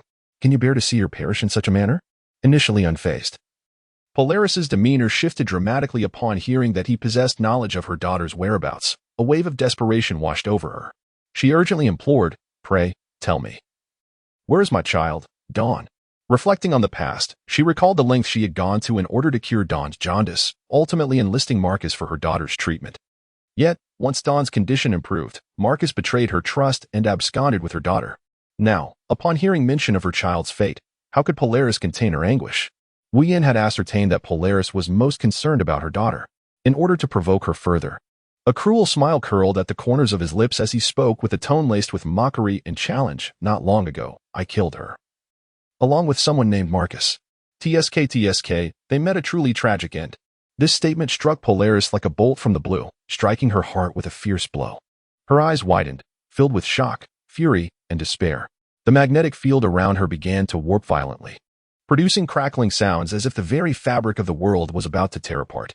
She descended into a frenzied state, as though possessed by a demon, her gaze brimming with murderous intent as she let out a deafening roar. "I will kill you." Cassandra, witnessing this, felt a tightening in her chest and hurriedly urged, "Calm down. He is merely trying to provoke you. Don't fall into his trap." However, at that moment, Polaris was utterly unable to maintain her composure. Her emotions had spiraled completely out of control, her reason consumed by rage. "I care not whether he is provoking me, since he knows my daughter's name and Marcus. He has undoubtedly encountered them. Thus, regardless of the means, I shall ensure he meets a fate most grave." Polaris's voice resonated with boundless hatred, as if she wished to tear Wu Yin into 1,000 pieces. Wu Yin observed that Polaris was teetering on the edge of fury, yet had not yet acted, secretly reveling in the knowledge that he had successfully provoked her. Nevertheless, his expression remained impassive as he calmly replied, "Who can truly bring whom to ruin? It is premature to draw conclusions, would you not agree, Cassandra?" With a glance laden with provocation, he surveyed Cassandra. He then turned to face her, who had been incessantly attempting to infiltrate his mind, and raised his hand to gently tap his helmet, declaring, "This helmet shields me from telepathy, rendering your insignificant gestures utterly futile in my eyes. I possess more than just the ability of telepathy." Cassandra smiled as she retorted, "You underestimate me." Almost instantaneously, she waved her arm, and Wu Yin's body was inexplicably drawn in the direction of her gesture, as if an invisible force was at play. Just as he was about to collide with the wall, he swiftly employed his sandification ability, transforming the wall into quicksand. His body effortlessly traversed the flowing sand, landing safely on the other side. Once he stabilized himself, he called out through the quicksand, "I too possess more than one ability." With that, he extended his hands toward the two of them and unleashed the power of Magneto, commanding the metal within the room to hurtle towards them. Upon witnessing this, Polaris immediately raised her hands, from which a green luminescence began to emanate. The metallic fragments that had been hurtling towards them abruptly halted in midair. Now somewhat composed, Polaris gazed at the quicksand in astonishment and inquired, "You can manipulate metal as well?" "My abilities extend far beyond that, for instance, this." With that statement, Wu Yin swiftly conjured a clone, transforming it to resemble Marcus. He then directed this clone to advance towards the opposite side. The clone, assuming Marcus's form, displayed reluctance upon receiving the command, casting a disgruntled glance at the original and muttering, "Why is it always me sent on these perilous errands?" Despite his inner complaints, he obeyed the directive without hesitation, passing through the quicksand wall to reach the other side. As the clone emerged, its first utterance was, "Hello, Polaris." However, no further actions ensued. Unbeknownst to him, upon recognizing him as Marcus, Polaris ruthlessly commanded a sharp metal fragment, which shot directly towards the clone's heart, struck in the chest. The clone lamented, "I knew it," before vanishing with a resounding pop. Upon hearing that his clone had vanished, Wu Yin did not succumb to anger. Instead, he spoke calmly, "I shall take my leave for now and will engage with you again another time." Although Cassandra and Polaris were acutely aware of each other's intentions, they found themselves powerless against him. Given the prowess he commanded, dealing with the two of them might pose some challenge. Yet subduing their minions would undoubtedly be a trivial endeavor. Thus, they simultaneously huffed in disdain. "Humph. Do you truly believe you can escape?" Together, Cassandra and Polaris unleashed their might, forcefully collapsing the wall that had transformed into quicksand. Wu Yin understood that the two of them had already taken the bait. And with a subtle smile, he remarked, "That is not necessarily the case." With that, he opened the Shinjo space before their very eyes and stepped inside. Observing this, Cassandra also activated a similar vortex of Shinjo space and entered. Shortly after Cassandra, Polaris followed suit. Upon exiting the Shinjo space, Wu Yin stood resolutely in the concealed location of Queen Ida, awaiting the arrival of Cassandra and Polaris. Before long, a vortex materialized less than a meter in front of Wu Yin, from which Cassandra and Polaris emerged. As the vortex behind them dissipated, Wu Yin commanded, "Attack." No sooner had his words left his lips than Queen Ida, hidden nearby, unleashed a gravitational force derived from her phoenix power, immobilizing the two of them completely. He then extended his hand, drawing metallic particles from the ground, which fused into sturdy metallic ropes that bound their limbs securely. This entire sequence unfolded in an instant. Cassandra and Polaris, emerging from the vortex, were momentarily dazed. They had anticipated that traps might be set for them, yet they could hardly fathom that this particular trap would leave them utterly powerless. The moment Ida exerted her gravitational force, they sensed something amiss. As they attempted to raise their hands to utilize their abilities for escape, the metallic ropes that Wu Yin had summoned firmly ensnared their limbs. It is well understood that regardless of the type of attack a mutant may unleash, it invariably requires the use of their limbs. With their limbs now restrained, they were already at a significant disadvantage. All they could do was struggle desperately, trying to tap into their latent potential to break free. Chapter 29. The demise of Polaris and Cassandra. With a soft crack, just as they were on the verge of breaking free from their restraints, a hidden doppelganger suddenly appeared, affixing a collar around both their necks. Once the collars were secured, Cassandra and Polaris realized that their powers had been completely suppressed. They gazed down at the collars adorning their necks, recognizing them as devices designed to restrain mutant abilities, and fell into a profound silence. Upon witnessing the collars adorning their necks, Wu Yin and Ada Wong secretly exhaled in relief. Subsequently, Wu Yin instructed Ada Wong to retract her phoenix power. Ada Wong nodded in acknowledgement before quietly standing beside Wu Yin. While Ada Wong had indeed subdued her phoenix power, Wu Yin did not release the metallic restraints binding them. Instead, with a tranquil expression, he gazed at the restrained Cassandra and Polaris, inquiring, "Do you have any final words? If not, I shall send you on your way." Wu Yin stated impassively, "I must ask you, what has become of my child, Dawn?" Polaris, undaunted by her capture or impending demise, was solely concerned with the fate of her offspring, fearing that he may have met a tragic end. "I regret to inform you that I am unaware of your child's status," Wu Yin replied, furrowing his brow, his gaze sincere as it met Polaris's. "Is that so?" The hope that had once shone in Polaris's eyes dimmed instantaneously, leaving her bereft of all radiance, enveloped in profound desolation and sorrow. "However, I can assist you in uncovering the truth," Wu Yin gently offered, noticing her disheartened demeanor. "Really?" Upon hearing his words, a flicker of hope reignited in Polaris's eyes as she fixed her gaze on Wu Yin, wary of missing any detail. "There is no need for me to deceive you now, is there?" Wu Yin smiled gently, his demeanor warm. "Indeed, your objective has always centered around Cassandra and me. You merely sought to exploit my concern for my child in an attempt to provoke me. She had been aware of this intention from the outset. But upon learning of her daughter's demise, she found her fury uncontrollable. Now, having regained her composure, she felt a sense of release. Wait, instead of addressing her inquiries, Wu Yin uttered 2 words before closing his eyes, embarking on an internal search. His consciousness spread like a tide, meticulously seeking information regarding Polaris's child. After a brief interval, he slowly opened his eyes, a relaxed smile gracing his features as he assured Polaris, "Your child is safe. He has been taken to a very secure location by Marcus. Rest assured." "Thank you." Upon hearing that her child was indeed safe, a glimmer of gratitude flickered in Polaris's eyes, though she quickly regained her composure and pressed on. "Can you tell me where he is?" "Apologies. Your final request was merely to ascertain your child's safety, so farewell." Wu Yin sighed softly before turning his attention to Cassandra.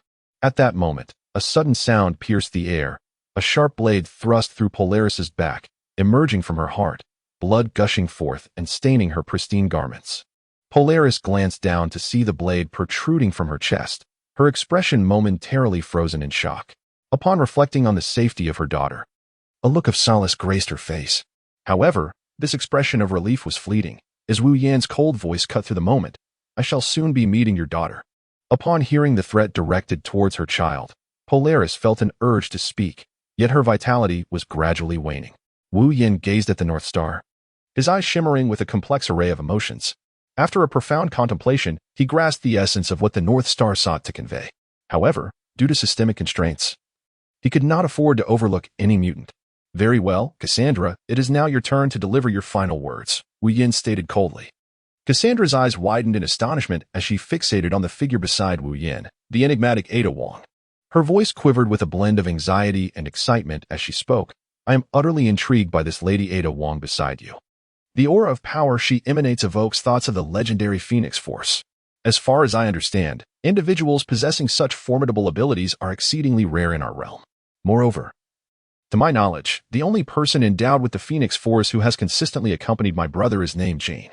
Yet, the presence of Ada Wong by your side implies that you possess a unique capability to usurp the abilities of other mutants and bestow them upon others, does it not?" At this juncture, Cassandra paused, inhaling deeply before continuing. "There is also another matter perplexing me. regarding the woman named Claire whom I previously apprehended. When I captured her, I attempted to delve into her memories, only to find myself utterly unable to do so. It was as if an invisible barrier obstructed my mental intrusion. Therefore, I am genuinely eager to uncover your origins. Or perhaps you do not belong to this world at all, but have traversed from an alternate universe? Cassandra seemed to be pouring forth all her inquiries in a single breath, her words flowing rapidly as she expressed her thoughts. Wu Yin gazed at Cassandra with unwavering honesty, nodding without hesitation as he acknowledged, as you have surmised, we indeed do not belong to this world.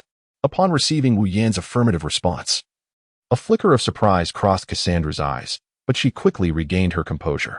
She inclined her head slightly and inquired, could you elaborate further? Wu Yin inhaled deeply and slowly articulated, we hail from a realm known as the world of biohazard. At the mention of this name, Cassandra furrowed her brow in contemplation, softly murmuring, from the name alone, it can be inferred that this world must be plagued by terrifying zombies, correct? Wu Yin, his expression grave, nodded in agreement and replied, indeed. Cassandra then pressed on, is that world akin to ours, where individuals possess an array of extraordinary abilities? Wu Yin shook his head, refuting, not at all. Hearing this, Cassandra's curiosity intensified. However, at that moment, Wu Yin abruptly shifted the conversation, stating, well, I have answered your questions. It is time to part ways. With that, he turned to leave. Cassandra, observing his departure, burst into laughter and exclaimed, haha, I believe you should be well aware of my nature. Wu Yin paused, glanced back at Cassandra, and replied in a neutral tone, yes, you and your brother are twins, yet due to certain circumstances, your brother was born safely while you were raised in the dark, damp confines of a sewer.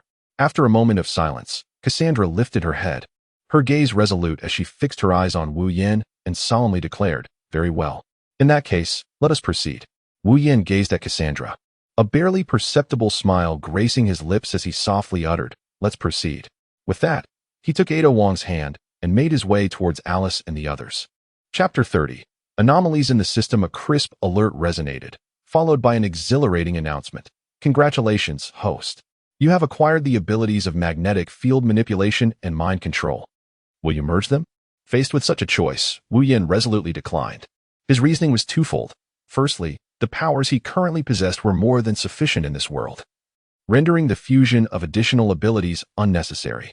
Secondly, he had long contemplated bestowing these formidable powers upon Jill and Claire, thereby enhancing their strength and capabilities. As for Alice, given her primary existence as a clone, he chose not to make such arrangements for her. Moreover, by collecting the crystals of mutants, he could exchange them for corresponding items in the system's marketplace. Thus, he had no cause for concern regarding the potential loss of similar abilities after giving Cassandra and Polaris their respective crystals. Let us go and see how Alice and the others are progressing. As Wu Yin was about to proceed, he noticed that Ada Wong had not kept pace, prompting him to turn and inquire, what is the matter? Ada extended her delicate finger, indicating the lifeless forms of Cassandra and Polaris, her face etched with confusion as she softly asked, what shall be done with their bodies? Wu Yin gently stomped his foot upon the ground, causing the earth beneath the bodies of Cassandra and Polaris to gradually transform into quicksand. In no time, their remains were entirely consumed by the shifting sands. After accomplishing this, he spoke, all right, now we may proceed to join Alice and the others. Upon Wu Yin and Ada Wong's arrival at Alice's location, they found that the battle had already concluded. As they approached Alice, she inquired, what has become of Wu, Cassandra, and Polaris? They have been dealt with. Wu Yin replied succinctly. And what of your situation? He asked, glancing towards the prison. The mutants within have also been neutralized, Alice responded. That is reassuring. By the way, where's Claire? Wu Yin suddenly recalled, scanning the surroundings in search of Claire's presence. Alice hesitated, her words seemingly caught in her throat. Wu Yin looked at her with a puzzled expression. What's the matter? Just then, Claire approached and inquired from behind him, Wu, what's wrong?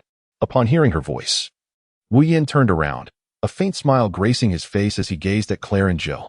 It's nothing, he replied, holding out a glimmering space ring. Tossing it towards Claire. Here, your space ring. I've retrieved it. Claire caught the ring, a flicker of surprise and gratitude illuminating her eyes. It's finally back.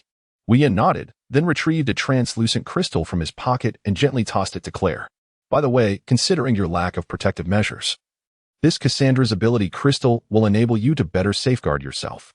Claire caught the crystal, her eyes shimmering with excitement. Thank you so much, Wu. I too feel the absence of defensive capabilities. With Cassandra's power, my strength will undoubtedly reach new heights. Wu Yan chuckled. What are you being so polite for? He then retrieved another crystal and tossed it to Jill, saying, moreover, by the same token, you too lack defensive measures. This Polaris crystal is for you, Jill. Jill hurriedly caught the crystal, her eyes brimming with astonishment and delight. Thank you, Wu, she exclaimed. Finally, Wu Yan turned to Alice and gently remarked, Alice, due to your possession of a clone body, this doppelganger crystal shall be bestowed upon you. As for your clone, it will have to return to the original world after some time for an upgrade. There is no need to rush. Alice then extracted several hundred crystals from her spatial ring and added, oh, by the way, these are the crystals I have collected. Upon hearing this, Jill also retrieved her own crystals from her spatial ring.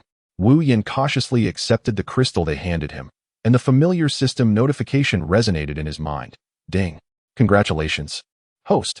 The collection task progress 1000 has reached preliminary completion. Reward. 1 bidirectional portal. This portal can connect the world of Resident Evil with that of the X-Men. Wu Yan was taken aback, his mouth agape in astonishment. After a moment, he regained his composure and could not help but inquire of the system. System. Can I assume that this portal allows individuals from the world of Biohazard to freely enter our realm? The system, rarely offering praise, responded, Host. You have finally demonstrated a spark of brilliance. You are indeed correct. This portal facilitates the unrestricted passage between the two worlds. Wu Yan then inquired, are there any specific requirements? The system replied, this is something the host must explore on their own. Wu Yan let out a resigned sigh and remarked, alas. I anticipated this outcome. He understood all too well that matters seldom unfold as one hopes. The system, unperturbed by Wu Yan's lament, persisted in its reminder, the host still has an unfulfilled task of collecting sentinels. Please complete it at your earliest convenience. This unexpected notification caught Wu Yan off guard. Yet he could only accept the reality with a sense of helplessness. Unable to suppress his curiosity, Wu Yan inquired, System, could you perhaps disclose what rewards await upon the completion of all tasks in this world? He eagerly anticipated a response that would bring him delight. The system replied, upon fulfilling the tasks of this world, the host shall journey alone to another realm. Upon hearing this, Wu Yan was enveloped in confusion and apprehension. Why could he not bring them along this time? He anxiously pressed for answers, unable to bear the thought of parting from his beloved companions. The system elucidated. This world is home to millions of mutants. The host must gather the crystals of all mutants and mutant zombies, a task that would require an extensive amount of time. Therefore, it is essential for the 4 of them to remain here to collect. Wu Yan's mind sparked with an ingenious idea. I could leave a clone behind to gather resources. However, the system pointed out a crucial flaw. Have you not noticed that your clone did not acquire any crystals after slaying the zombies? Wu Yan was rendered speechless, realizing he had overlooked this significant detail. Then, can I not remain myself to collect alongside them? Wu Yan asked, somewhat perplexed. Yet, the system provided an unexpected response. There is insufficient time. Upon hearing this, Wu Yan was engulfed in confusion. It was worth noting that he had traversed 2 worlds. But this was the first instance he had heard the system declare a lack of time. He hastily pressed for clarification. What do you mean? Unfortunately, the system did not offer a detailed explanation, simply responding with a vague, this is something the host must explore on their own. Following this, the system revealed a startling announcement. Furthermore, the Sentinel collection task now has a time limit. Should it remain unfinished within the stipulated time, the host will be directly annihilated. Gazing at the notification that had appeared before him, it clearly displayed, Sentinel collection task, incomplete, now commencing, with a time limit of 3 days. If the host fails to complete it within 3 days, annihilation will ensue. Wu Yan was utterly astonished by the abrupt transformation of the system. He had initially intended to inquire further as to why the task had suddenly been designated as a time-limited one. However, before he could voice his question, he realized that the system seemed to have lost all responsiveness. System, why? Wu Yan called out anxiously, yearning for a response. Yet, after a prolonged silence, the system remained unresponsive, plunging him into a profound state of worry. His concern was not about the task itself, but rather about the sudden and inexplicable behavior of the system. Chapter 31. The Parting Advice. Wu, what is the matter? Alice inquired with a worried expression, gazing at Wu Yan, who stood motionless. At that moment, memories from the past flooded Alice's mind. In their original world, whenever misfortune loomed, Wu Yin would inexplicably fall into a state of paralysis. Now, as a similar scenario unfolded, Alice could not help but feel a sense of dread. No, it's nothing. Wu Yin slowly regained his composure, though his eyes still revealed a hint of heaviness. He endeavored to restore his calm, attempting to mask the unrest within. However, the unmistakable emotion did not escape the observant Alice. Wu Yin took a deep breath, his gaze sweeping over the four women before him. His expression grew increasingly grave as he earnestly cautioned, "After you utilize the crystals I provided, continue to collect the crystals from the mutants and zombies. Remember to exercise utmost caution and safeguard yourselves. As for me, there are pressing matters that require my attention." Upon hearing these words, Claire's heart tightened. She gazed intently at Wu Yin, her eyes brimming with concern and confusion. She softly inquired, "Wu Yin, could you enlighten me as to what exactly has transpired? Why have you suddenly expressed this?" Beside her, Jill, who often relished in exchanging banter with Wu Yin, sensed the gravity of the situation. Furrowing her brow, she pressed on anxiously, "Wu, is there something you are withholding from us? Please be truthful. Let us confront this together and resolve the issue collectively." In an effort to alleviate their worries, he reassured them, "Truly, there is nothing to be concerned about. Rest assured. I merely recalled that there was a matter I had yet to complete." "Really?" Jill asked, her voice laced with skepticism, her eyes reflecting distrust.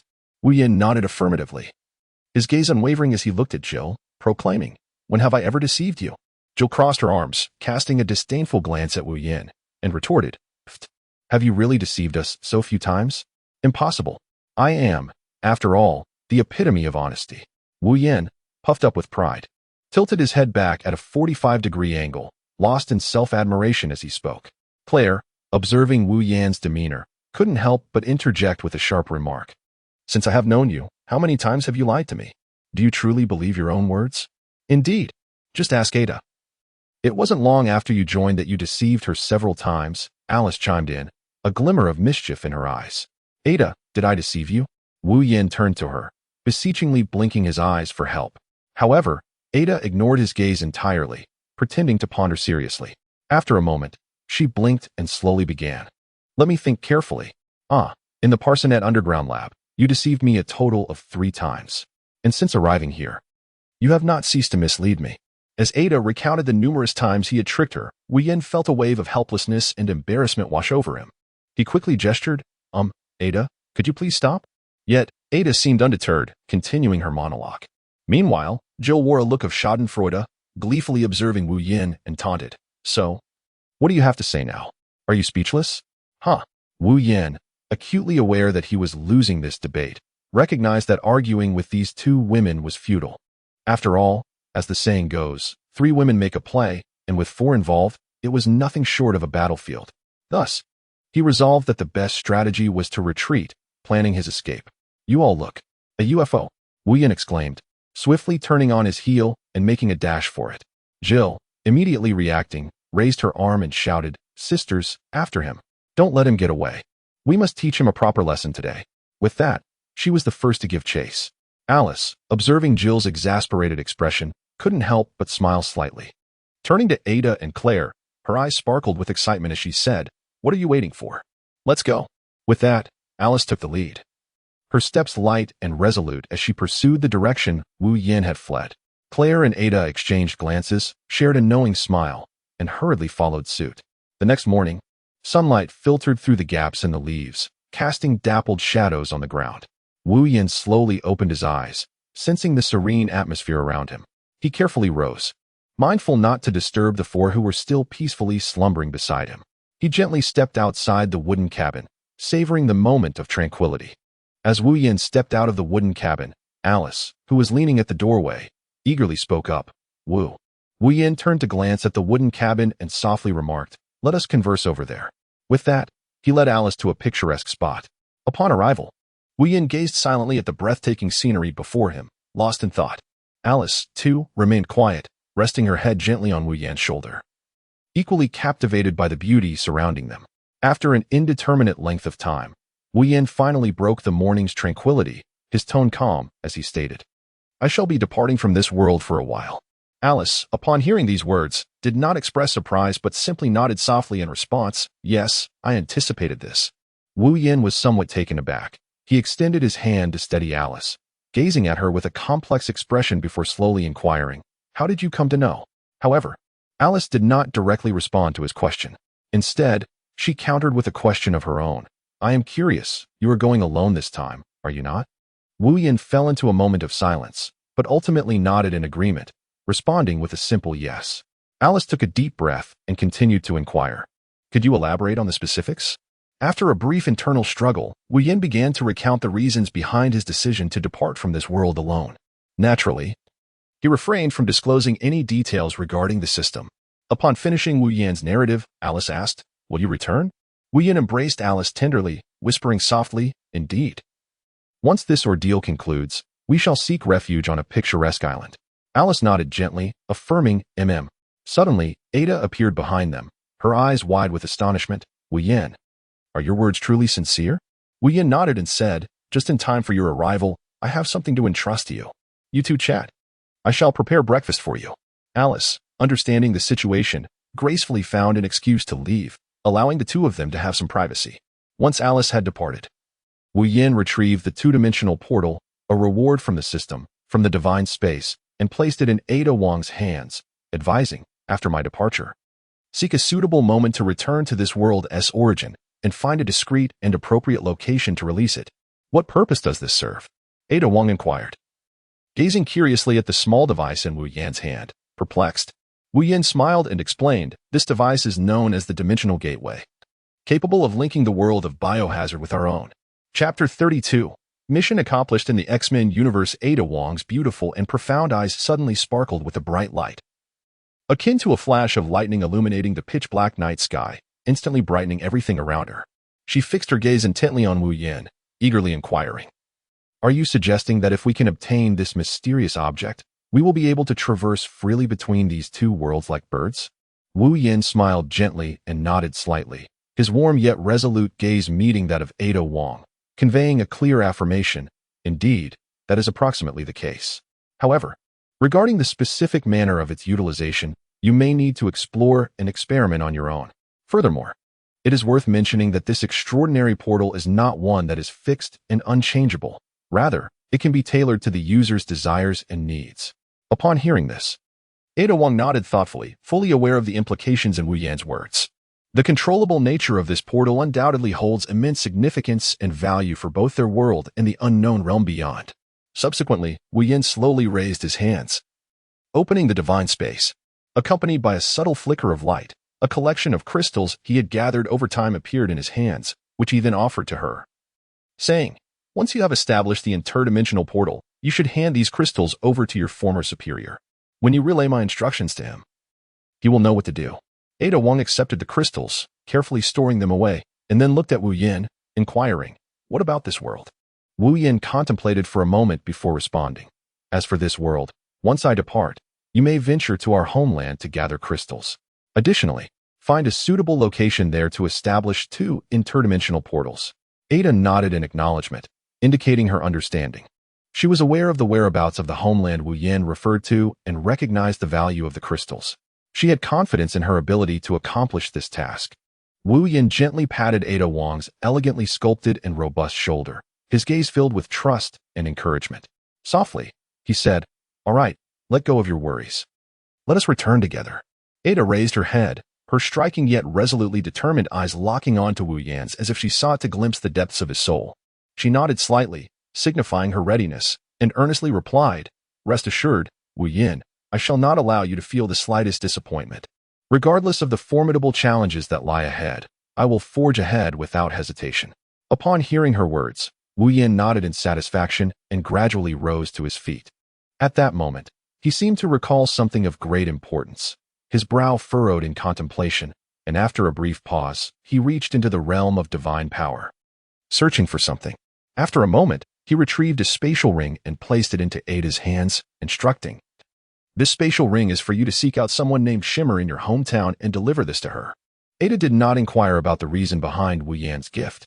Instead, she smiled softly and replied, "Shimmer, such a name must belong to a girl. I can only imagine she is as beautiful as a blooming flower." Upon hearing these words, Wu Yan's face instantly radiated with a blend of confidence and pride.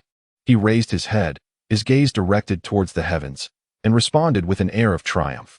That is only natural. You may harbor doubts regarding my words, but you must not question my discernment. After uttering this, he puffed out his chest, as if to substantiate the veracity of his claims. Queen Ida smiled as she carefully tucked the space ring into her bosom, then turned to Wu Yin and gently inquired, "So, do you intend to bid farewell to Jill and Claire? After all, following this parting, it remains uncertain when we shall meet again." Upon hearing the question, Wu Yan's previously jovial demeanor abruptly transformed into one of solemnity. He slowly shook his head and, with unwavering conviction, replied, "There is no need for that. Time is of the essence, and we cannot afford any delays. Moreover, Alice will convey my farewell to them." After speaking, he gazed into the distance, reflecting, "I have already delayed for a day. It is time for me to depart. You should return now." Ada Wang cast a reluctant glance at Wu Yan, yearning to express more, yet upon hearing his words, she fell silent. Without uttering another syllable, she turned and made her way towards the wooden cabin. After taking a few steps, she paused, not looking back, and urged, "Take care, we shall all await your return." Wu Yin did not respond to her words. Instead, with a resolute expression, he directly activated the Divine Might space and stepped inside. Wu Yin slowly stepped into the Sentinel robot manufacturing facility, a realm brimming with futuristic technological allure. His eyes widened in astonishment, captivated by the sight of the latest model Sentinel robots, meticulously arranged in orderly rows before him. Towering and formidable, their frigid metallic exteriors glimmered with a chilling radiance, seemingly imbued with boundless strength and majesty. Wu Yan's heart raced uncontrollably, an overwhelming surge of excitement swelling within him. As someone deeply versed in technology and superhuman abilities, he was acutely aware of the formidable prowess of these Sentinel robots. They were constructed from the incredibly resilient adamantium alloy, enabling them to withstand a myriad of powerful assaults, and possessed the astonishing capacity to mimic the unique abilities of mutants. This implied they were virtually omnipotent, capable of countering any threat posed by mutants. Contemplating this, Wu Yin could not help but muse that if he could harness these formidable Sentinel robots, then in the next uncharted realm, any challenges he encountered would become effortlessly surmountable. With such anticipation, he strode purposefully towards one of the Sentinel robots, gently placing his hand upon its cold metallic form. Just then, a clearer, more melodious alert chimed in his ears. Ding! The mission to collect Sentinel robots has been completed. Immediately following, the familiar voice echoed once more. Ding! All missions in the X-Men universe have been completed. Upon hearing this exhilarating news, Wu Yan's face, already alight with joy, blossomed into an exuberant smile, radiant as flowers in full bloom on a spring day. Yet, this delight did not cease there. Almost simultaneously, the system's emotionless yet intriguingly mysterious voice resonated again. "Congratulations. You have received the reward to enter the zombie version of the Avengers universe." Upon hearing the name of the newly awarded world from the system, Wu Yin could not help but be overcome by a surge of complex emotions. He was acutely aware that the realm known as the zombie version of the Avengers Alliance was characterized by an intricate power system, one that intertwined various elements such as technology, divine hierarchies, and magic. Faced with such a world teeming with uncertainty and challenges, Wu Yin felt an exhilarating thrill. Chapter 1. Journey to the zombie version of the Avengers Alliance after the initial surprise. Wu Yin focused his mind and softly called out to the little fish within the depths of his consciousness, eagerly awaiting a response. "Little fish here, master. What is your command?" A gentle and melodious voice immediately resonated in Wu Yan's mind. Wu Yin took a deep breath and resolutely declared, "I wish to exchange for the Qinghuan artificial intelligence and integrate it into the Sentinel robot before me." "Understood. Please hold on for a moment," came the prompt and efficient reply from Xiaoyu. Before long, a crisp chime echoed, signaling the successful loading of the Qinghuan artificial intelligence. The distinct and melodious notification resonated in Wu Yan's ears like a heavy hammer, stirring waves of emotion within his heart. An indescribable thrill surged through him like an electric current.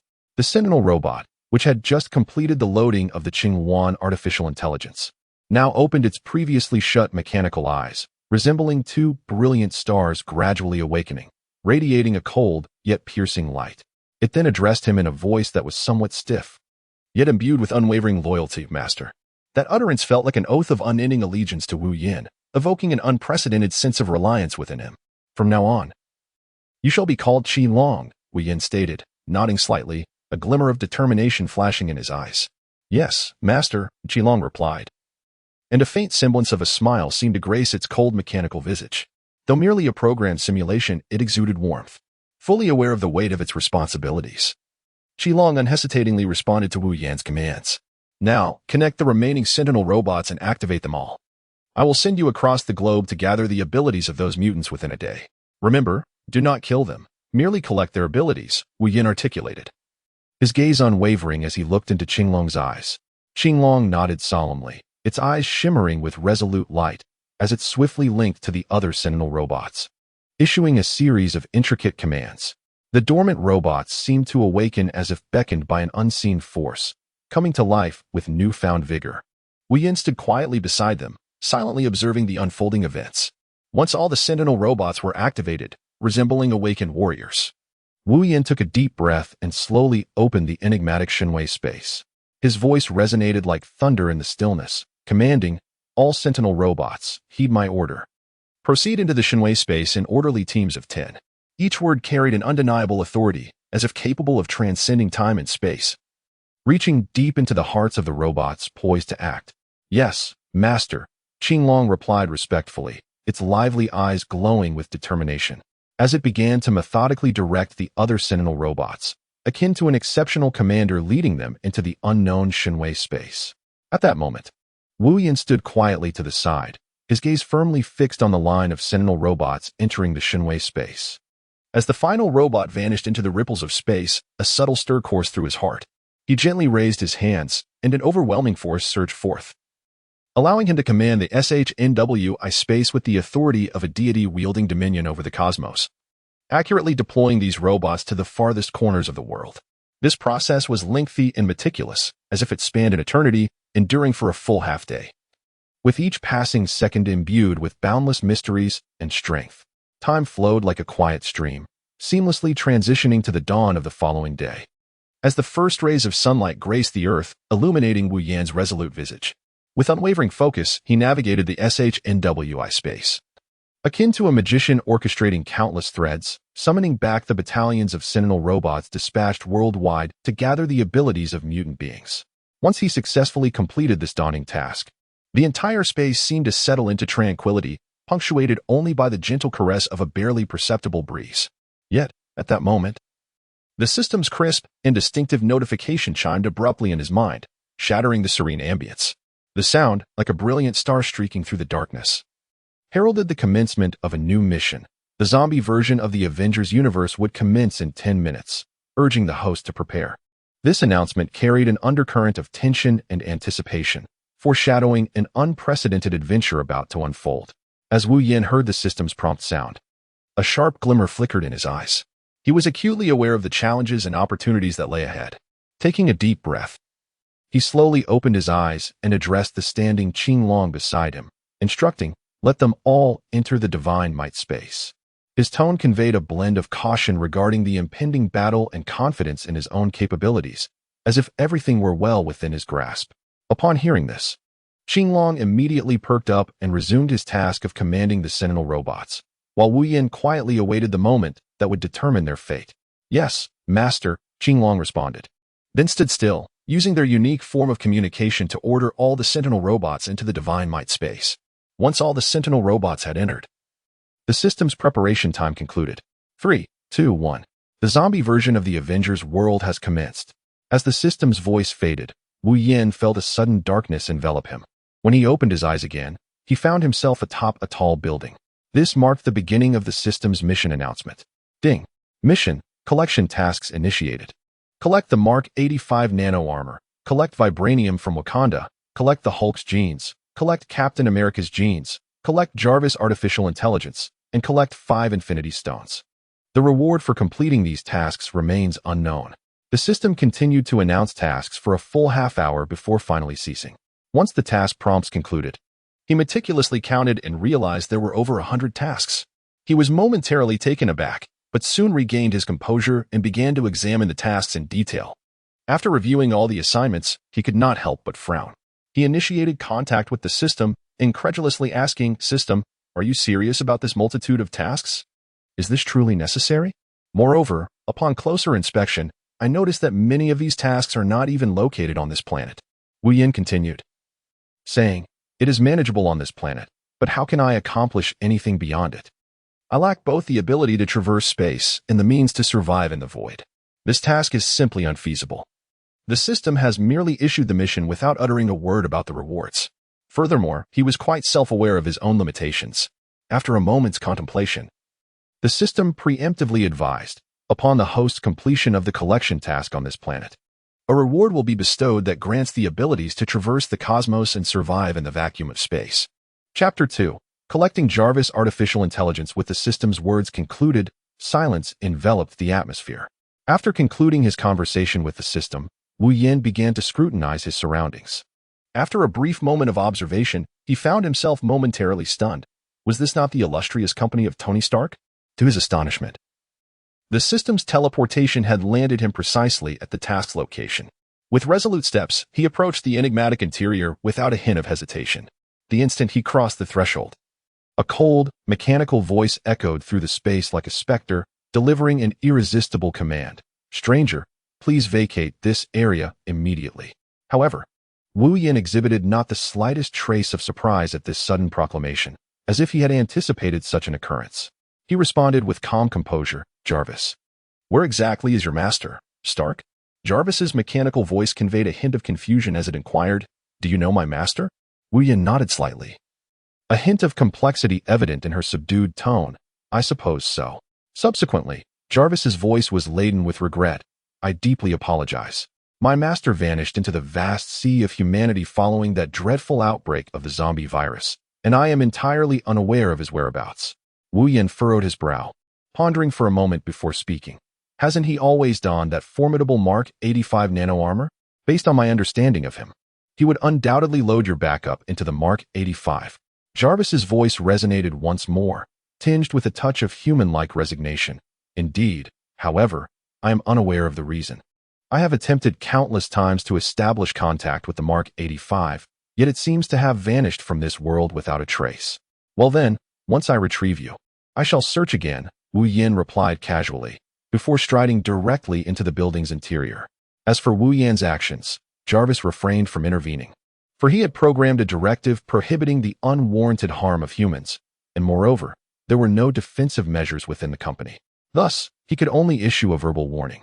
With no further actions, had the zombie virus not erupted, he could have called upon Ku and others for assistance in driving away the adversary. Now, however, he could only watch. Wu Yin took a few steps, suddenly halted, and turned to inquire, Jarvis, shall we strike a deal? Jarvis, perplexed, responded, what kind of deal? Wu Yin retrieved a sentinel robot from the realm of Shenwei and addressed Jarvis, saying, I shall assist you in locating your master, Ku, and in return, you need only upload a backup into this robotic body of mine. He was uncertain whether the other party would acquiesce. If not, it mattered little, as he could directly approach the entity's core, albeit at the expense of precious time. Certainly, I consent to your request, Jarvis responded, his voice resonating with precision and alluring magnetism, imbued with an undeniable conviction. In the next moment, a mysterious glow flickered, and a backup of his consciousness gracefully streamed into the towering sentinel robot beside him. As this extraordinary process unfolded, the once dull and seemingly slumbering eyes of the sentinel robot were infused with renewed vitality.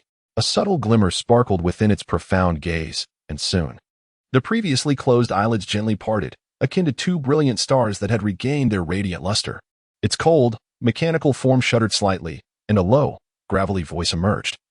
When shall you assist me in locating Ku? There's no rush, Wu Yin replied, his tone steady yet tinged with a sense of calm. He raised a hand, unhesitatingly placing it upon the sentinel robot's rigid and frigid frame. At the moment of contact, an unusual wave of energy rippled through the air. Simultaneously, a series of clear system notifications echoed in his keen mind, whispering softly in his ears, detecting whether Jarvis's artificial intelligence has been collected. Note, once collected. No other Jarvis artificial intelligence will exist in this world. Wu Yin felt no ripple of emotion, as if he had merely performed the most mundane of tasks, decisively providing his consent without a moment's hesitation. He cared not whether another Jarvis existed in this world. His sole concern lay with the mission at hand. The instant Wu Yin reached his affirmative decision, the newly uploaded Jarvis within the Sentinel robot had yet to react. as if seized by an invisible force, only to be swiftly absorbed by the system into the unfathomable depths of the system's marketplace. Simultaneously, the original Jarvis, residing within the vast structure, vanished as if under the spell of some extraordinary magic, leaving no trace behind, as if he had never existed. Leaving behind an emptiness where time itself seemed to stand still. A crisp notification chimed, and upon confirming the successful completion of Jarvis's task, Woo-Yin promptly established contact with the enigmatic marketplace entity, Little Fish, within the recesses of his profound mind. In a steady and resolute tone, he instructed, "Little Fish, please load the recently acquired Jarvis artificial intelligence into the Sentinel robot before me." Little Fish's ethereal voice responded, "Understood, Master." In an instant, the Sentinel robot, previously ensnared in silence due to the loss of Jarvis, appeared to be infused with newfound vitality. Its once dull eyes slowly opened, emitting heartfelt calls. "Master." Woo-Yin gazed upon the Sentinel robot, now revitalized before him, a glimmer of subtle brilliance flickering in his eyes. With solemnity, he declared, "From this moment forth, you shall be known as Xin Yao." After Woo-Yin uttered these words, he unhesitatingly released all the sentry robots, which were meticulously arranged in rows within the SH&WI space. These sentry robots seemed to be imbued with a newfound vitality, their cold and sharp lights flickering as they stood silently before him, poised to obey his commands and rush into battle at any moment. Once all the sentry robots were unleashed, Woo-Yin turned to the Qinglong and Xian Bird beside him, gravely instructing, "Qinglong, transfer all control of your subordinates to Xian Bird. This is a mission of utmost importance, pivotal to the success of our subsequent endeavors." Qinglong bowed respectfully, a glimmer of determination flashing in his eyes as he replied, "Yes, Master." Subsequently, Qinglong closed his eyes, and shortly thereafter, all control from the sentry robots under his command was relinquished. Xianbird stood solemnly to the side. Upon hearing Woo-Yan's directive, he immediately focused his mind and began to upload the backup commands to his subordinates. As streams of complex data traversed his consciousness, his subordinates seemed to receive new instructions, awakening with renewed vigor. Without a moment's hesitation, Xianbird turned and departed, accompanied by his loyal followers.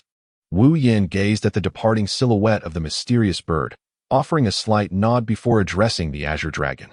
"Azure Dragon, accompany me to Wakanda to gather vibranium."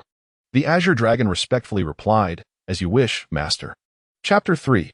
Unexpectedly acquiring the ability to traverse parallel worlds, Woo-Yin was poised to embark on his journey to Wakanda with the Azure Dragon when, at that very moment, he abruptly turned his head and hastened towards the edge of the building's platform. His gaze pierced the street below like two bolts of cold lightning. Fixated on a particular spot, motionless, his brows knitted together in deep contemplation. A ripple in the fabric of space. No, it must be a spatial portal. In a world where, at the very least, 99 out of 100 individuals had succumbed to the state of the undead, who could possibly arrive here at this juncture? Woo-Yin furrowed his brows even more tightly, pondering the individuals who might possess such abilities. The first figure that surfaced in his mind was the Ancient One, but he quickly dismissed this thought. According to the portrayals in film, she should have appeared by his side the moment he arrived, rather than materializing on the street below. Could it be Doctor Strange? No, that wouldn't make sense either. His powers were inherited from the Ancient One, and had he arrived just now, he too would have manifested on the street below. Furthermore, the style of the spatial portal below did not resemble his. With those two possibilities eliminated, only Scarlet Witch and Loki remained as candidates. As Woo-Yin contemplated these thoughts, suddenly, the spatial portal ahead flickered with a dazzling light, and an obsidian figure burst forth from within. Upon closer inspection, he realized it was the young lady from the United States, who had previously appeared in the narratives involving Doctor Strange, possessing the ability to traverse parallel worlds at will. However, he momentarily struggled to recall her name. Nevertheless, he distinctly remembered her unique ability, which allowed her to move freely between various parallel universes. As far as Woo-Yin knew, this was her sole extraordinary talent, with no other remarkable attributes. Just as he was absorbed in observing and contemplating this enigmatic woman, a crisp chime suddenly reached his ears. Immediately after, the familiar yet jarring notification sound of the system echoed, "Quest initiated. Please collect the abilities from the subject." This unexpected announcement startled Woo-Yin considerably. He had not intended to take any action against her, but now that the system had issued a task, he felt compelled to extend his apologies. Wu Yin activated the divine might space and commanded the azure dragon behind him, "Go, bring her here." "Yes, master." The azure dragon responded before stepping directly into the divine might space. Wu Yin observed the azure dragon entering the divine might space. With a casual wave of his hand, he remotely activated the divine might space while keeping his gaze fixed below. Emerging from the divine might space, the azure dragon advanced towards the concealed location of the adversary. In a matter of moments, the azure dragon reached the foe's rear and, before the opponent could sense his presence, swiftly seized the nape of their neck, drawing them forward. In a mechanical tone, he uttered, "Come with me. My master wishes to see you." With that, the azure dragon promptly returned to the divine might space. Wu Yin gazed intently downward, observing that the azure dragon had firmly captured its opponent and swiftly retreated into the divine might space. Upon witnessing this, Wu Yin decisively withdrew the divine might space below and promptly reopened it upon the platform. In the blink of an eye, the azure dragon emerged from the divine might space, lifting the woman and mercilessly hurling her to the ground. Wu Yin fixed his gaze and discovered that the woman before him was now etched with sheer terror. However, he felt no surge of compassion. His countenance remained stern, his eyes shimmering with a frigid light akin to cold stars. He coldly inquired, "What is your name? How did you come to be here?" Social Gomez, this was indeed the actress's true name, trembled uncontrollably, her voice betraying an unmistakable fear as she stammered, I am Social Gomez. I truly have no idea how I ended up in this place." She was reluctant to reveal her ability to traverse parallel worlds. Seeing that she was not speaking the truth, Wu Yin did not hesitate to swing his arm, instantly unleashing a formidable energy that completely sealed the surrounding magnetic field. After doing so, he spoke again in a deep voice, "Think carefully before you respond. Why are you here?" He sought to discern whether the other party had just traversed through time or had been residing in this world for some time. Social Gomez, witnessing the evident distrust in the eyes of the person before her, felt a sinking sensation in her heart, instinctively realizing the precariousness of her situation. She understood that if she could not escape swiftly, the consequences would be dire. Thus, she made a decisive choice to immediately employ her unique abilities in an attempt to open a portal to another location. However, to her terror and despair, no matter how desperately she exerted her powers, the portal that should have manifested instantaneously remained unresponsive. Beads of sweat began to form on her forehead, her heartbeat quickened, and an unprecedented fear surged within her. Meanwhile, Wu Yin quietly observed her frantic demeanor, a slight smirk gracing his lips, revealing a cold amusement. In a chilling tone, he remarked, "Do not waste your efforts. Are you attempting to open a portal to escape?" Upon hearing this, Social Gomez abruptly raised her head, her face etched with astonishment, and stammered, "How do you know?" Wu Yin smiled faintly, a glimmer of cunning flashing in her eyes as she slowly spoke. What difficulty lies therein? I have long been aware of your extraordinary ability to traverse parallel worlds." Upon hearing Wu Yan's words, Social Gomez stood frozen in place, as if struck by lightning. Her eyes widened in disbelief as she gazed at her interlocutor, her lips trembling as she stammered, "Why, you actually know that my ability is to traverse parallel worlds." At that moment, her heart was filled with a profound sense of fear and confusion. She simply could not fathom how this seemingly ordinary individual had come to know of her deeply concealed power. Wu Yin did not respond to her words, merely regarding her with a frigid gaze. "Very well, since you are unwilling to divulge your secrets, your existence holds no further significance." As soon as Wu Yan's words fell, he deftly commanded a shard of metal that shot directly towards her heart. Social Gomez's eyes widened in disbelief as she cast her gaze down to her chest, where a sharp blade had pierced through her heart. Vivid crimson blood gushed forth, instantly staining her pristine white garment. With great difficulty, she lifted her head, her gaze fixated on Wu Yin, her lips trembling as she asked, "Why? This is our first meeting." Her eyes brimmed with confusion, fury, and despair. Wu Yin gazed at him with a stoic expression and replied coldly, "It's quite simple. I require your abilities." Upon hearing these words, Social Gomez's face displayed a mingled expression of anguish and reluctance, and he let out a self-deprecating laugh. "Ha, is that so? I never anticipated that I would meet my demise through the very talent I once took pride in." The thought of his unique capability flooded him with a profound sense of melancholy. It was precisely due to this rare gift that he had drawn the attention of the enigmatic and formidable organization known as the Illuminati. In a desperate bid to evade their relentless pursuit, he traversed countless parallel worlds, enduring tremendous hardships. He had believed he had finally escaped to a relatively secure parallel realm, where he could lead a tranquil life, only to be discovered and captured by this cold and unfeeling individual, ultimately leading to his tragic end. I fled, ceaselessly navigating through various parallel worlds, attempting to elude the Illuminati's relentless chase. Yet, in the end, no matter how hard I strove, I could never escape the machinations of fate, Sokio Gomez murmured, his voice growing weaker, akin to a flickering candle in the wind. Ding. Congratulations, host, on mastering the ability to traverse parallel worlds. A subsequent chime echoed, ding. Congratulations, host, on acquiring the ability to traverse parallel worlds. Would you like to merge? Merge. Ding. Merge successful. With the notification of successful integration from the system, Wu Yin turned and calmly regarded the azure dragon behind him, softly stating, "Let us proceed to Wakanda." As they gradually approached Wakanda, Wu Yin finally beheld the entirety of this mysterious nation. However, standing on this land, he was overtaken by an indescribable sense of disillusionment.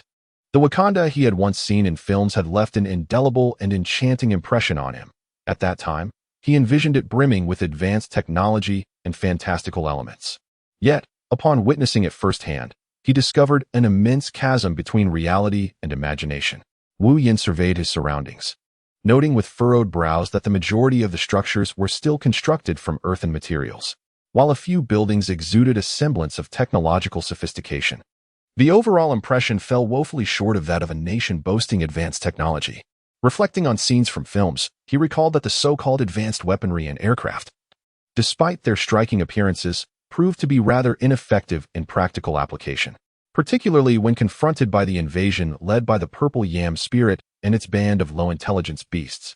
There was an expectation of a dramatic and fervent confrontation filled with unleashed firepower. To his astonishment, however, the Wakandans chose to abandon their numerous advanced weapons in favor of hand-to-hand combat with these beasts. Such a decision was utterly perplexing. Did they not recognize the advantages at their disposal? Each time Wu Yin recalled that scene, he couldn't help but shake his head in dismay. Deeming the battle exceedingly awkward, he found it incomprehensible that if combat were to be conducted in such a primitive and brutal manner, what purpose did the expenditure of vast resources and energy on weapon development serve? Was this not a contradiction in itself? Shaking his head, Wu Yin, accompanied by the Qinglong, made his way along the dilapidated streets toward the building that appeared the most advanced. He knew it to be the royal palace of Wakanda. Upon arriving at the palace, he cast a sweeping glance around and addressed the Qinglong behind him. "Qinglong, seek out the location of the vibranium and inform me once found." The emotionless mechanical voice of Qinglong responded, "Affirmative, master." After Qinglong departed, Wu Yin proceeded to venture deeper into the palace alone. Along the way, he curiously observed his surroundings.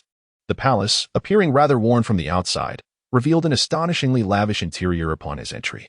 The walls were adorned with exquisite murals and opulent tapestries. The floors covered with soft carpets, and resplendent crystal chandeliers hung from above, casting a brilliant glow throughout the space. Wu Yin couldn't suppress his astonishment, exclaiming softly, "Goodness," while internally pondering how such a dilapidated exterior could conceal such luxury. He mused about the mindset of Black Panther's father, who shamelessly lamented poverty at the United Nations. Though he professed the advanced nature of his country's technology, in truth, he seemed timid and fearful, perpetually anxious about this and that. The more Wu Yin reflected, the more absurd it seemed. If the true state of their wealth could be showcased, perhaps no one would believe their claims of poverty and backwardness any longer. Thus, as he contemplated, he unwittingly ventured deeper into the heart of the palace. Suddenly, his gaze was drawn to a figure seated upon the throne ahead, clad in a sleek black combat suit. The individual wore a headpiece resembling the shape of a Black Panther, obscuring their features. Could this be the Black Panther? Wu Yin murmured softly. His curiosity piqued as he discerned the occupant of the throne. At that moment, as if sensing Wu Yan's gaze, the individual seated upon the throne, who had been with eyes tightly shut, gradually opened his eyes. Wu Yan's eyes widened in disbelief as he beheld the astonishing scene before him. The figure had truly opened its eyes. His lips trembled slightly, his voice laced with incredulity. "You are still alive?" Yet, the only response was an eerie silence. The Black Panther seated upon the throne remained unperturbed, shrouded in stillness. Gradually, it rose with an elegant and agile motion, reminiscent of a predator poised to pounce upon its prey. What followed was utterly astonishing. The panther's arms quivered violently, and in an instant, 10 razor-sharp claws, glimmering ominously, emerged from its fingers. This sudden transformation startled Wu Yan, yet he had no time to react further. For the panther surged toward him like an arrow released from its bow. Faced with such ferocity, Wu Yan dared not falter. He swiftly fixed his gaze upon the charging beast and, without hesitation, raised his right hand, aiming directly at it. At that moment, time seemed to freeze. The panther suspended mid-charge in the air. With the panther immobilized, Wu Yan approached, grasped its headpiece, and yanked it forcefully, revealing the terrifying visage beneath. Wu Yan gasped at the sight before him, incredulity flooding his voice. I thought it was alive. Who could have imagined this creature has transformed into a zombie? As he spoke, he shook his head weakly, a bittersweet smile of disappointment gracing his features. Just then, a crisp system notification chimed. Ding. Task of collecting the Black Panther's battle armor completed. Upon hearing this, Wu Yan's eyes sparkled with renewed vigor. Without hesitation, he seized the panther's razor-sharp claws and violently slashed at his own neck. In a heartbeat, blood erupted, and the head that once belonged to the Black Panther rolled across the ground. Wu Yan gazed expressionlessly at the decapitated corpse of the Black Panther sprawled on the ground, letting out a gentle sigh as he shook his head in resignation. Subsequently, as if the recent events had slipped from his memory, he resumed his leisurely stroll through the grand and enigmatic palace. As he wandered, a figure suddenly materialized beside him. It was Qing Long, who swiftly approached Wu Yan and, lowering his voice, proclaimed, Master, we have discovered the vein of vibranium. Upon hearing these words, Wu Yan could not help but feel a surge of joy within him. He hastily inquired, Pray tell, where is this enigmatic vibranium vein located? The azure dragon slightly raised its robust arm and pointed a finger towards a towering peak not far away, responding in a gentle tone. That extraordinarily precious vibranium vein lies hidden within the belly of the majestic mountain behind this grand palace. Upon hearing this, Wu Yan wasted no time and swiftly followed the azure dragon, and soon they arrived at the foot of the mountain the azure dragon had indicated. Looking up, a colossal and heavy metal door loomed before them. Master, behold, the vibranium vein resides within this mountain's depths, the azure dragon reported. Wu Yan nodded slightly, acknowledging the information, and then commanded, Very well, let us proceed without delay. Following Wu Yan's directive, the azure dragon demonstrated its astonishing capabilities. As an entity equipped with advanced artificial intelligence, it quickly established a connection with the control system of the metal door and initiated a rapid infiltration process. A series of mechanical clanks echoed through the air, and the once closed metal door began to slowly part, gradually revealing a broad passageway. Chapter 4. Steve Rogers navigating through the dim and mysterious corridor. Wu Yan closely followed the imposing figure of the azure dragon, taking careful steps. It felt as though he were traversing an endless realm of time and space, oblivious to the duration of their journey. Suddenly, he heard a faint, rhythmic tapping emanating from the depths of the passage, a sound that struck sharply against the silence, akin to a heavy hammer striking at the strings of his heart. With a look of confusion, he turned to the azure dragon ahead and urgently asked, Is there truly someone engaged in extraction work here? This is quite unbelievable. The azure dragon respectfully replied, Master, there is no one else here conducting extraction activities. Wu Yan furrowed his brow, his eyes reflecting a sense of bewilderment as he pressed on with his inquiry.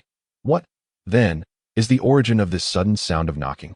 The azure dragon slightly lowered his head and replied in a deep tone, Master, these knocking sounds are merely the result of mining machines, long pre-programmed, tirelessly laboring in this place. They execute their designated tasks day after day, adhering strictly to their established instructions.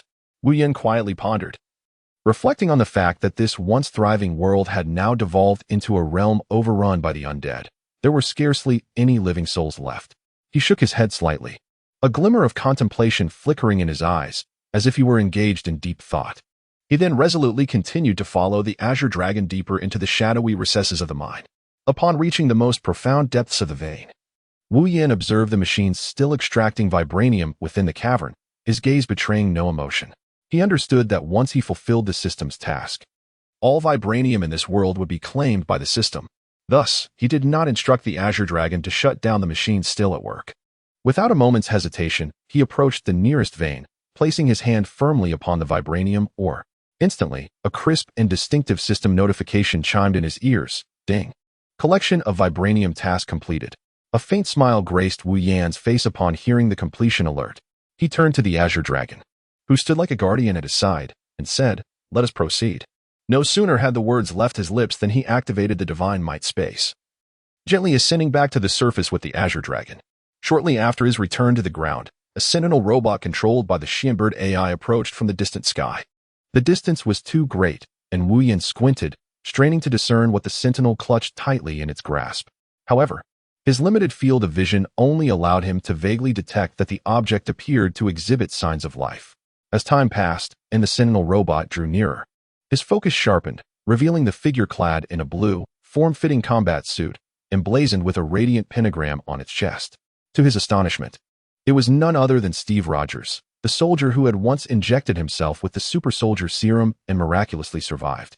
Renowned for being capable of holding his own against adversaries in the Avengers, Wu Yin gazed blankly at Steve, now transformed into a ghoul, his heart brimming with confusion and bewilderment. It was hard to fathom that this man, renowned for his ability to hold his own against formidable foes, had succumbed to the ranks of the undead. His unwavering gaze was fixated on the zombie Steve, tightly grasped by the formidable sentinel robot, emitting anguished howls and struggling desperately. With a tinge of regret, he lamented, "It appears that in this confrontation with the zombie virus, you ultimately were unable to maintain that so-called 50-50 record."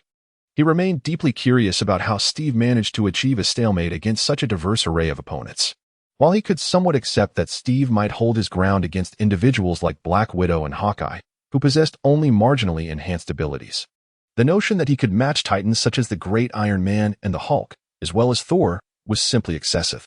Upon reflection, Steve was essentially a genetically enhanced human. Before acquiring his indestructible shield, he had to constantly exercise caution to evade bullets fired by his adversaries. This implied that if struck, although it remained uncertain whether a hit to a vital area would be fatal, he would undoubtedly suffer varying degrees of injury. Similarly, Black Widow, Natasha Romanoff, and Hawkeye, Clint Barton, had to remain ever vigilant in the face of danger to avoid enemy attacks, sharing a comparable plight with Steve. In stark contrast, Iron Man, once donned in his advanced Mark suit, appeared to be enveloped in an impenetrable protective layer, rendering ordinary bullets incapable of inflicting substantial harm. This significant advantage placed him far above Steve in terms of resilience. When it came to offensive capabilities, aside from his remarkably precise remote attacks with his shield, Steve seemed somewhat outmatched in close-quarters combat, relying primarily on his fighting skills and agility to engage his foes. On the other hand, Iron Man, equipped with the Mark suit, boasted a powerful repulsor in his palms and an array of advanced, versatile weapon systems that could be utilized effectively in various combat scenarios. Not to mention, the Mark suit possessed astonishing flight capabilities, enabling him to navigate the skies with ease and adapt to complex battle situations. In terms of speed, maneuverability, and offensive power, Iron Man demonstrated abilities that far surpassed those of Steve, making the disparity in their combat prowess glaringly evident. This analysis pertained solely to the offensive measures available in the Mark II and III phases. If the formidable figure were to don the Mark 85 nano armor, the circumstances would be entirely transformed. With the emergence of the Mark 85, Steve would appear merely as a comical jester, utterly powerless. The very armor worn by this imposing figure would render Steve nearly defenseless, no matter how vigorously he fought. Moreover, there is the formidable Hulk, irradiated by powerful gamma rays, whose strength increases with his fury. It is only through the use of the Hulkbuster armor that this figure can hope to contend with the Hulk, and even then, victory is not guaranteed. As for Thor, Steve would be woefully outmatched. These three have struggled immensely against the purple potato and have been thoroughly overwhelmed. A mere soldier enhanced by the super soldier serum cannot hope to stand toe-to-toe with such might. After much contemplation, Wu Yin realized that the special effects associated with the Hulk, the formidable figure, and Thor are exceedingly costly, whereas Steve requires minimal effects aside from his shield throw. Thus, any adversary facing Steve, regardless of their prowess, is inevitably constrained in their portrayal to conserve the budget for special effects. Chapter 5. Speculations regarding the system. Wu Yin slowly raised his hand, directing a piece of metal toward the zombified Steve. The once frantic struggle of Steve in the grip of the sentinel robot began to subside as Wu Yin lifted his hand. The grotesque visage of the zombified Steve gradually regained a semblance of tranquility. The crimson glow in his eyes faded, replaced by a dull melancholy, ultimately resulting in his complete loss of vitality as he collapsed to the ground. A clear, melodious sound resonated through the air, akin to a celestial melody entering Wu Yan's ears. Shortly thereafter, the familiar mechanical voice of the system echoed. Mission to collect the super soldier serum completed. Upon hearing this notification, Wu Yan's previously calm mind was jolted as if struck by thunder. He vividly recalled that the super soldier serum was included in the novice gift package upon his arrival in the world of Biohazard. This thought sparked a flicker of confusion in his eyes as the uncertainty enveloped him like a fog. If the novice gift package provided by the system already contained the super soldier serum, why then issue what seemed to be a redundant task? What hidden secrets lay beneath this scenario? It felt as though an invisible hand gripped his heart, filled with endless perplexity and misunderstanding. He could not help but urgently call out to the system in his mind, his voice tinged with eagerness and anticipation. System, are you awake? After a long pause, the system's cold voice finally responded, what is the matter? Wu Yan took a deep breath and poured out his perplexities to the system. System, I still vividly recall the moment I first traversed into the world of Resident Evil. The novice gift pack clearly contained the super soldier serum. So why is there a need to issue such a task now? What connection exists between the two? The system's emotionless voice echoed once more. No comment. All explanations are at the discretion of the system. Its words bore an undeniable coldness and resolution. Subsequently, as if fulfilling its duty, the system ceased further engagement, leaving behind a chilling remark before vanishing into the vast ocean of consciousness. Nothing much, I'm going to sleep. This left Wu Yan standing alone in a fog of confusion, unable to find resolution for a long time. After severing ties with the system, Wu Yan furrowed his brow slightly, an involuntary hint of melancholy forming between his brows. He was engulfed in doubt, as if shrouded in a thick mist, unable to comprehend why the system had suddenly uttered such perplexing words. He knew that the temperament of the system he was bound to was not particularly amiable. After enduring an extensive period of interaction, he had gained a rough understanding of its nature. However, ever since he resolved the situations with Cassandra and Polaris, it seemed as though the entire system had undergone a dramatic transformation. Previously, no matter what kind of task the system issued, there had never been any accompanying time constraints, allowing him ample freedom to respond and adapt. Yet, following his encounters with those two, the system had unprecedentedly employed the harsh term eradication and imposed stringent time threats regarding his presence in this world. He helplessly shook his head, his gesture revealing deep perplexity and bewilderment. He pondered silently, contemplating what events could have transpired to instigate such a significant change in the system, which had always exhibited a unique modus operandi. Was it the influence of those two exceptional beings that brought about some unpredictable consequences? Or did the system harbor hidden secrets that were gradually surfacing? A series of questions intertwined in his mind like a tangled mess, plunging him into contemplation as he sought any trace of a clue to unravel the enigma that lingered in his heart. These were questions he had never considered since binding to the system. However, today's brief exchange compelled him to entertain new thoughts about the system's transformation. After mulling it over for a while, he still could not grasp the crux of the matter. Thus, he shook his head and resolved not to dwell on it further. Instead, he steadied his emotions and turned to observe the other Sentinel robot grasping a zombie clad in Mark armor. Wu Yan let out a deep sigh, imbued with a touch of regret and helplessness. He pondered earnestly, and to be frank, among the myriad of characters within the vast Avengers ensemble, he held a particular fondness for the illustrious Iron Man. However, his admiration primarily stemmed from the magnificent suit of armor he donned. Upon his initial arrival in this world, he had promised J.A.R.V.I.S. to assist in locating the missing Iron Man. Now, gazing at the figure before him, bereft of his helmet and transformed into a zombie, he murmured, "It is no wonder J.A.R.V.I.S. has been unable to reach him. He has lost his helmet and succumbed to the undead." A fleeting shadow of sorrow crossed his eyes as he gently lamented. Without hesitation, he raised his hand, and in an instant, a flash of metal obscured the once mighty Iron Man, leaving behind a cold corpse. With the demise of the zombified Iron Man, the system notification chimed. Ding. Task of collecting Mark 85 nanosuit completed. Upon hearing the news, Wu Yan felt an inexplicable surge of excitement. He reminisced about the dream he had harbored before his journey through time, a longing to possess a genuine Mark suit, a marvel of power and technology that had captivated his imagination.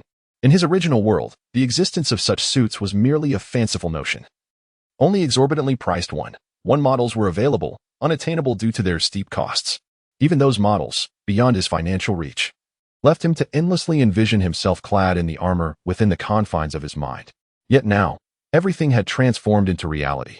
He could indeed claim his very own mark suit, an authentic piece rather than a distant model. The joy he felt was beyond the grasp of words. In a matter of breaths, the nanobots flitted around Wu Yan's body like countless tiny sprites, moving swiftly and orderly. They seemed to possess their own consciousness and purpose, expertly adhering to every inch of his skin, enveloping him completely. As the shimmering nanobots cascaded over him like a tidal wave of stars, Wu Yan's previously contained exhilaration ignited into a fierce blaze. His eyes sparkled with excitement, and his hands eagerly danced across the virtual control panel, unleashing commands like bolts of lightning. He deftly maneuvered the formidable and enigmatic Mark 85 nanotech suit, soaring through the air with the grace of an eagle, showcasing its unparalleled agility and flexibility.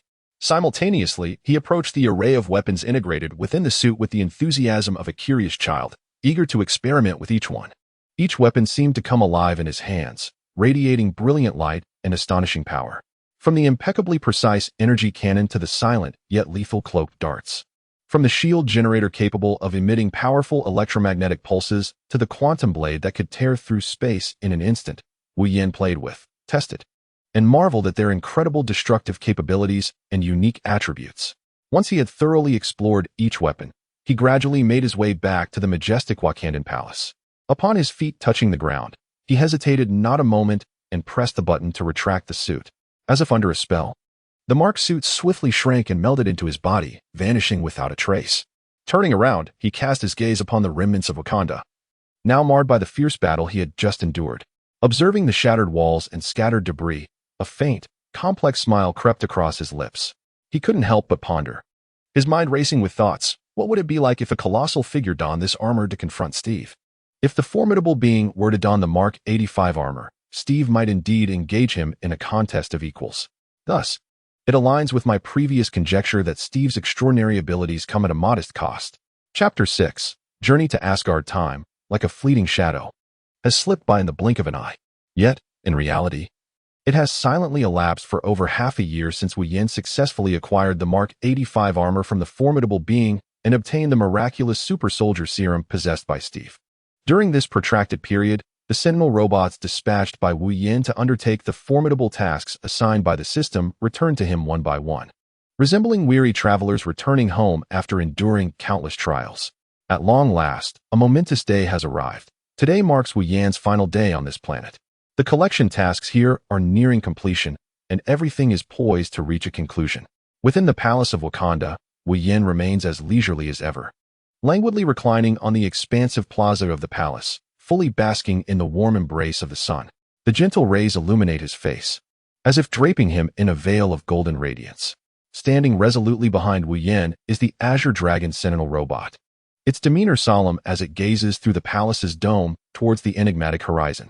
After a brief moment, it slowly speaks, reporting to Wu Yan, Master.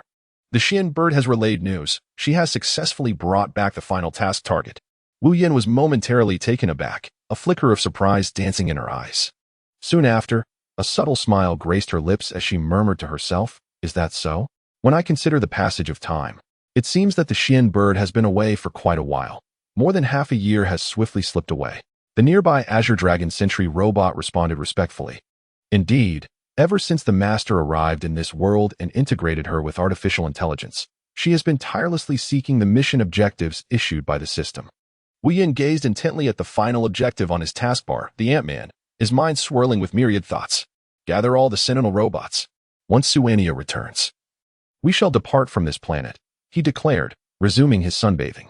After Qinglong's departure, Wu Yan scrutinized the remaining tasks in his taskbar: Asgard, Star-Lord, Purple Sweet Potato, and the Infinity Stones. These constituted the entirety of his remaining quests. Engrossed in contemplation, he sat quietly in his rather modest yet mysteriously atmospheric room, pondering his next steps. Upon entering the vast and boundless cosmos, which task should he embark upon first? This question lingered in his mind like an elusive fog, plunging him into profound reflection. However, after careful and meticulous consideration, Wu Yan resolutely decided to commence with the enigmatic and formidable Asgard. The rationale behind this choice was clear. The tasks within Asgard comprised a significant portion of his collection objectives. If he could successfully gather everything from there, he would be left with only a few remaining items to seek out gradually. Moreover, There was another crucial factor. Upon reaching Asgard and successfully mastering the wondrous rainbow bridge that connected different realms, he would find it considerably easier to venture far and wide in search of the purple sweet potato or to locate Star-Lord. As Wu Yin emerged from his deep contemplation, the Suanio Sentinel robot slowly unfolded its metallic palms, its demeanor reverently respectful as it softly spoke, "Master, the troublesome Ant-Man has been captured." Wu Yin narrowed his eyes slightly, directing his gaze towards the Ant-Man, firmly ensnared in the grasp of the Xian Niao Sentinel robot, who had long succumbed to a state of zombification. He then gently raised his hand, and an invisible force began to surge quietly, causing the Ant-Man to levitate slowly as if unburdened by gravity. Following this, he spoke in a calm tone laced with an undeniable authority. "Yes, you shall immediately seek out the Qinglong. Soon, we must depart from this planet shrouded in uncertainty." "Yes, Master." The Xian Niao Sentinel robot replied with the utmost reverence, its metallic form seemingly radiating an aura of unwavering resolve. Wu Yin gazed silently at the Ant-Man suspended in midair, his expression devoid of any emotional fluctuation, as though it were merely an inconsequential object. Then, with a casual motion of 2 fingers, in that fleeting moment, the struggling Ant-Man erupted like a detonated bomb, flesh and remnants scattering in all directions. A crisp notification sound abruptly resonated, as if heralding the arrival of a significant moment. "Congratulations, host, on successfully completing all collection tasks on this mysterious planet." The system's emotionless electronic voice announced in due course. As the system's words faded, beams of luminous energy began to flicker around Wu Yin, imbued with formidable power. He received the system's reward of enhanced space survival capabilities. Wu Yin opened his eyes and beheld a colossal spacecraft, measuring 10,000 meters in length and 1,000 meters in height, suspended in midair. Wu Yin gazed at the spacecraft before him. A look of bewilderment etched across his face. Furrowing his brow, he addressed the system, which seemed to conceal boundless secrets. "System, you clearly mentioned the ability to traverse the starry skies before. How has it now transformed into this spacecraft?" To his surprise, the system's cold electronic voice now carried a hint of mockery as it retorted, "Does a spacecraft not possess the ability to traverse the starry skies? It is essential to understand that within the vast expanse of the universe, this spacecraft harbors extraordinary wonders beyond imagination." Upon hearing the system's response, Wu Yin pondered for a moment and found it to be quite reasonable. He rose to his feet and addressed the throng of Sentinel robots behind him, commanding, "All aboard the ship." Once on the vessel, Wu Yin encountered an awkward predicament. He was utterly unaware of Asgard's whereabouts. He turned to the Xian bird and the Azure Dragon, inquiring, "Do you know the location of Asgard?" The Sentinel robots, standing behind him, shook their heads in unison, replying, "We sincerely apologize, Master, but we do not possess any records pertaining to that." Feeling somewhat embarrassed, Wu Yin summoned the system in his mind, asking, "System, where's Asgard?" Ding. Loading coordinates for Asgard. No sooner had the system spoken than the coordinates of Asgard materialized on the large screen in the control room of the ship. Wu Yin gazed at the coordinates displayed on the screen, and upon confirming the location, he gestured to the Qinglong and Suanio standing behind him, instructing, "Target destination, Asgard." Chapter 7. Heimdall. After several dizzying spatial leaps, Wu Yin finally arrived at the legendary Asgard. As the uniquely shaped spacecraft, shimmering with an enigmatic glow, gradually approached the borders of Asgard, the large screen in the control room suddenly illuminated, revealing a striking figure. The individual was tall and imposing, clad in a dazzling golden armor reminiscent of Central European style from the medieval era, and firmly grasping an exquisitely carved scepter. Most strikingly, he possessed only one eye, his gaze piercing and exuding an aura of infinite authority and dominance. This one-eyed middle-aged man was none other than Odin, the renowned god-king of the realm of Asgard. "This is the realm of Asgard, and I am Odin, the god-king. Outsider, by what fortune do you find yourself here?" Odin's voice resonated like a mighty bell, echoing throughout the control room. Wu Yin fixed his gaze intently upon the imposing figure of Odin displayed on the screen, his heart tempestuous with confusion and astonishment.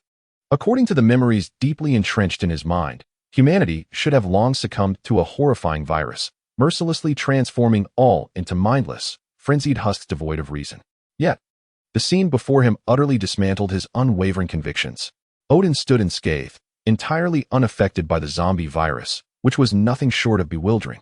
As these thoughts coursed through his mind, Wu Yin found himself pondering the implications if Odin had evaded the virus. Could it be that Thor and the other deities had similarly escaped this dire fate?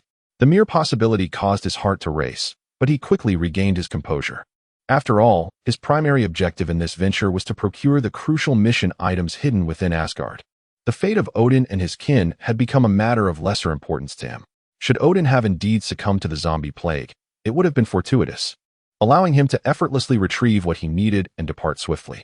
However, with Odin standing alive and resolute, securing the treasures would necessitate devising a strategy to neutralize this formidable opponent first. With a resolve formed, Wu Yin inhaled deeply, striving to calm his turbulent spirit. A serene smile graced his face as he spoke with measured elegance.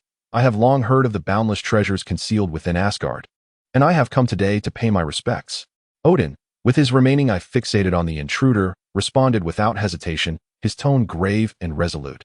You may leave. For Asgard possesses no treasures. Wu Yin was uncertain as to why Odin had declined his request, yet his purpose for this journey was to fulfill the system's task. Thus, regardless of Odin's refusal, he was determined to enter Asgard. With a hint of sarcasm, he remarked, I have heard that the king of gods, Odin, is the mightiest among the 9 realms. I never anticipated such timidity. A true strongman possesses an unwavering heart. It seemed that Odin, appearing on the screen, was swayed by Wu Yan's words, as he stated, soon, someone will come to guide you. With that, the screen abruptly went dark. Before long, several uniquely designed ships materialized before Wu Yan's vessel. Their shapes were reminiscent of those he had seen in films. Wu Yan fixated on the screen, his lips twitching. Was this a common flaw among all Western deities? On one hand, their technology appeared advanced. On the other, their ships retained a primitive design. Just then, a commanding and aloof voice emanated from the communication device. Outsiders, follow our ships. The sudden announcement jolted Wu Yin back to focus, and he signaled to the Azure Dragon beside him to follow the leading vessel. As the ships continued onward, a magnificent and awe-inspiring rainbow bridge of Asgard came into view. This bridge resembled a vibrant ribbon arching across the sky, radiating an enchanting and mysterious glow. Wu Yin gazed greedily at the stunning spectacle below. Turning to the Xian bird beside him, he solemnly instructed, immediately arrange 2 squads of Sentinel robots to remain aboard the ship and closely monitor the Rainbow Bridge's activity. One squad consists of 100 units. Should a battle erupt, you must promptly issue commands for them to swiftly seize and control the bridge. Once we have secured control, station 10 Sentinel robots here to ensure absolute safety. Additionally, deploy a squad of Sentinel robots to the opposite end of the bridge for tight defense. No one must escape or damage the bridge. The remaining Sentinel robots will be under your command to launch an offensive towards the palace from the other end of the bridge. Remember, eliminate all creatures within sight. Understood. The Xian bird Sentinel robots replied in unison, proceeding to execute Wu Yan's directives with precision. After briefing the Xian bird, Wu Yan turned around, his gaze firmly fixed on the imposing Azure Dragon behind him. Taking a deep breath, he spoke earnestly. You must immediately inform the remaining Sentinel robots aboard the ship to assemble swiftly. Once they are gathered, I will incorporate them into my divine space. In the event of battle, I shall unleash this formidable force instantaneously. At that moment, you and the Xian bird must lead them to obliterate Asgard's vessels with unparalleled might. Ensuring the complete eradication of all beings in this region, none shall remain. Upon hearing Wu Yan's order, the Azure Dragon's electronic eyes, which shimmered with a cold brilliance, flickered momentarily. It then nodded decisively and replied, Yes, Master, rest assured, I shall not fail in my mission. Having spoken, the Azure Dragon turned and strode purposefully to convey the orders. Moments later, all arrangements were in place. Wu Yan rose slowly, his stature upright like a pine tree, emanating an aura of formidable authority. He then proceeded with measured steps towards the exit of the spacecraft, each stride exuding both steadiness and resolve. As he traversed the spacious and brightly lit hall, Wu Yan immediately spotted the assembled sentry robots, lined up with precision. Each of them loomed large, fully equipped, resembling colossal steel beasts standing vigil, awaiting further instructions. Upon witnessing the scene, Wu Yan unhesitatingly raised his right hand and gently waved it. In an instant, a mysterious radiance erupted, and a vast and profound realm of divine might materialized before the onlookers, resembling a black hole. Simultaneously, the Azure Dragon, having long been prepared, conveyed a command to all Sentinel robots to enter the realm of divine might through their unique and special connection. Without the slightest hesitation upon receiving the directive, the Sentinel robots advanced with mechanical precision, orderly filing into the enigmatic space. Before long, the last Sentinel robot successfully crossed into the realm of divine might. Wu Yin nodded with satisfaction and then waved his right hand once more. As the brilliance gradually receded and vanished, the realm of divine might similarly concealed itself from view. Having accomplished all of this, Wu Yin wasted no time and descended from the spacecraft. Upon disembarking, he lifted his gaze and encountered Heimdall, whose ebony skin, orange eyes, and golden armor were fixed intently upon him. Wu Yin detected a glimmer of wariness in the other's gaze, which puzzled him. After all, this was their first encounter. Thus, he inquired, "Do you know me?" Heimdall responded coldly, "I saw you in Midgard." Taken aback by his words, Wu Yin soon recalled that Heimdall possessed the ability to observe all 9 realms. "What do you believe is the reason for my presence here?" Wu Yin pressed further. "I care not for your intentions. Should you pose a threat to Asgard, I shall not spare you," Heimdall declared before turning his attention back to monitoring the realms. Chapter 8. An ambush on Odin. Wu Yin's gaze fell upon the individual before him, observing the haughty and arrogant demeanor that exuded an air of superiority. He could not help but find it somewhat amusing. It is worth noting that, based on his understanding, Heimdall's combat prowess displayed in the film was utterly lackluster. Thus, he dismissed any threat emanating from such a character entirely. Upon exiting the Rainbow Bridge, Wu Yan's attention was captivated by the meticulously arranged scene along the pathway. 2 rows of soldiers, clad in golden armor and wielding long spears, stood like statues in their poised stance. Faced with such a spectacle, Wu Yin found himself momentarily at a loss for words to adequately describe or evaluate the scene. At that moment, an individual who appeared to be the leader of these soldiers stepped forward, regarding Wu Yin with a gaze filled with disdain and contempt. He then coldly proclaimed, "Outsider, my King Odin has been awaiting you in the palace for quite some time." With that he turned, signaling for Wu Yin to follow.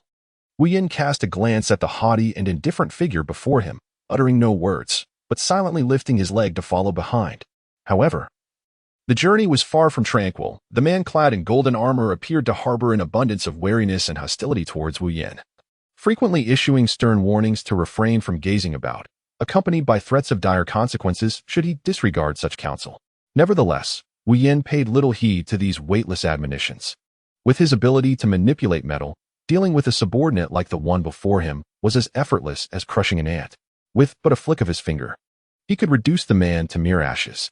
Upon their arrival at the resplendent palace, the magnificent structure radiated an awe-inspiring brilliance.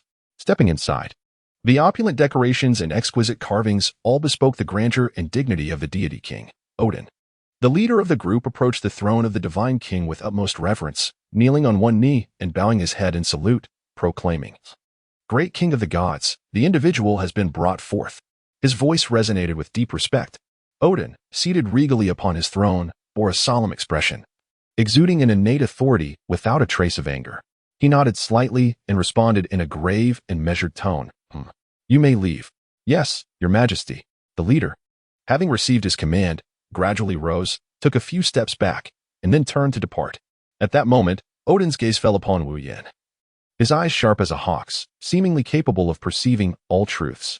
In a deep voice, he inquired, "Foreigner, speak. What brings you to Asgard?" However, Wu Yin did not respond immediately to Odin's query. Standing tall with a look of discontent, he retorted, "Is this truly how you treat guests in Asgard? Not even a seat has been arranged?"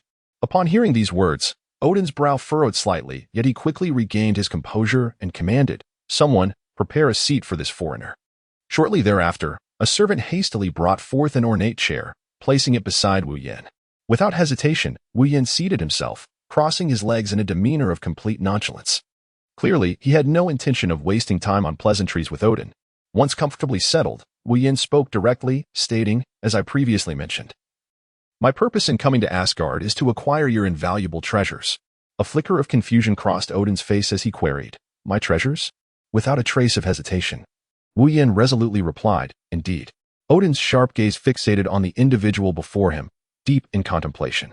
It is essential to understand that his collection comprises rare treasures amassed over years of triumphing over formidable foes, some even containing the seals of terrifying adversaries.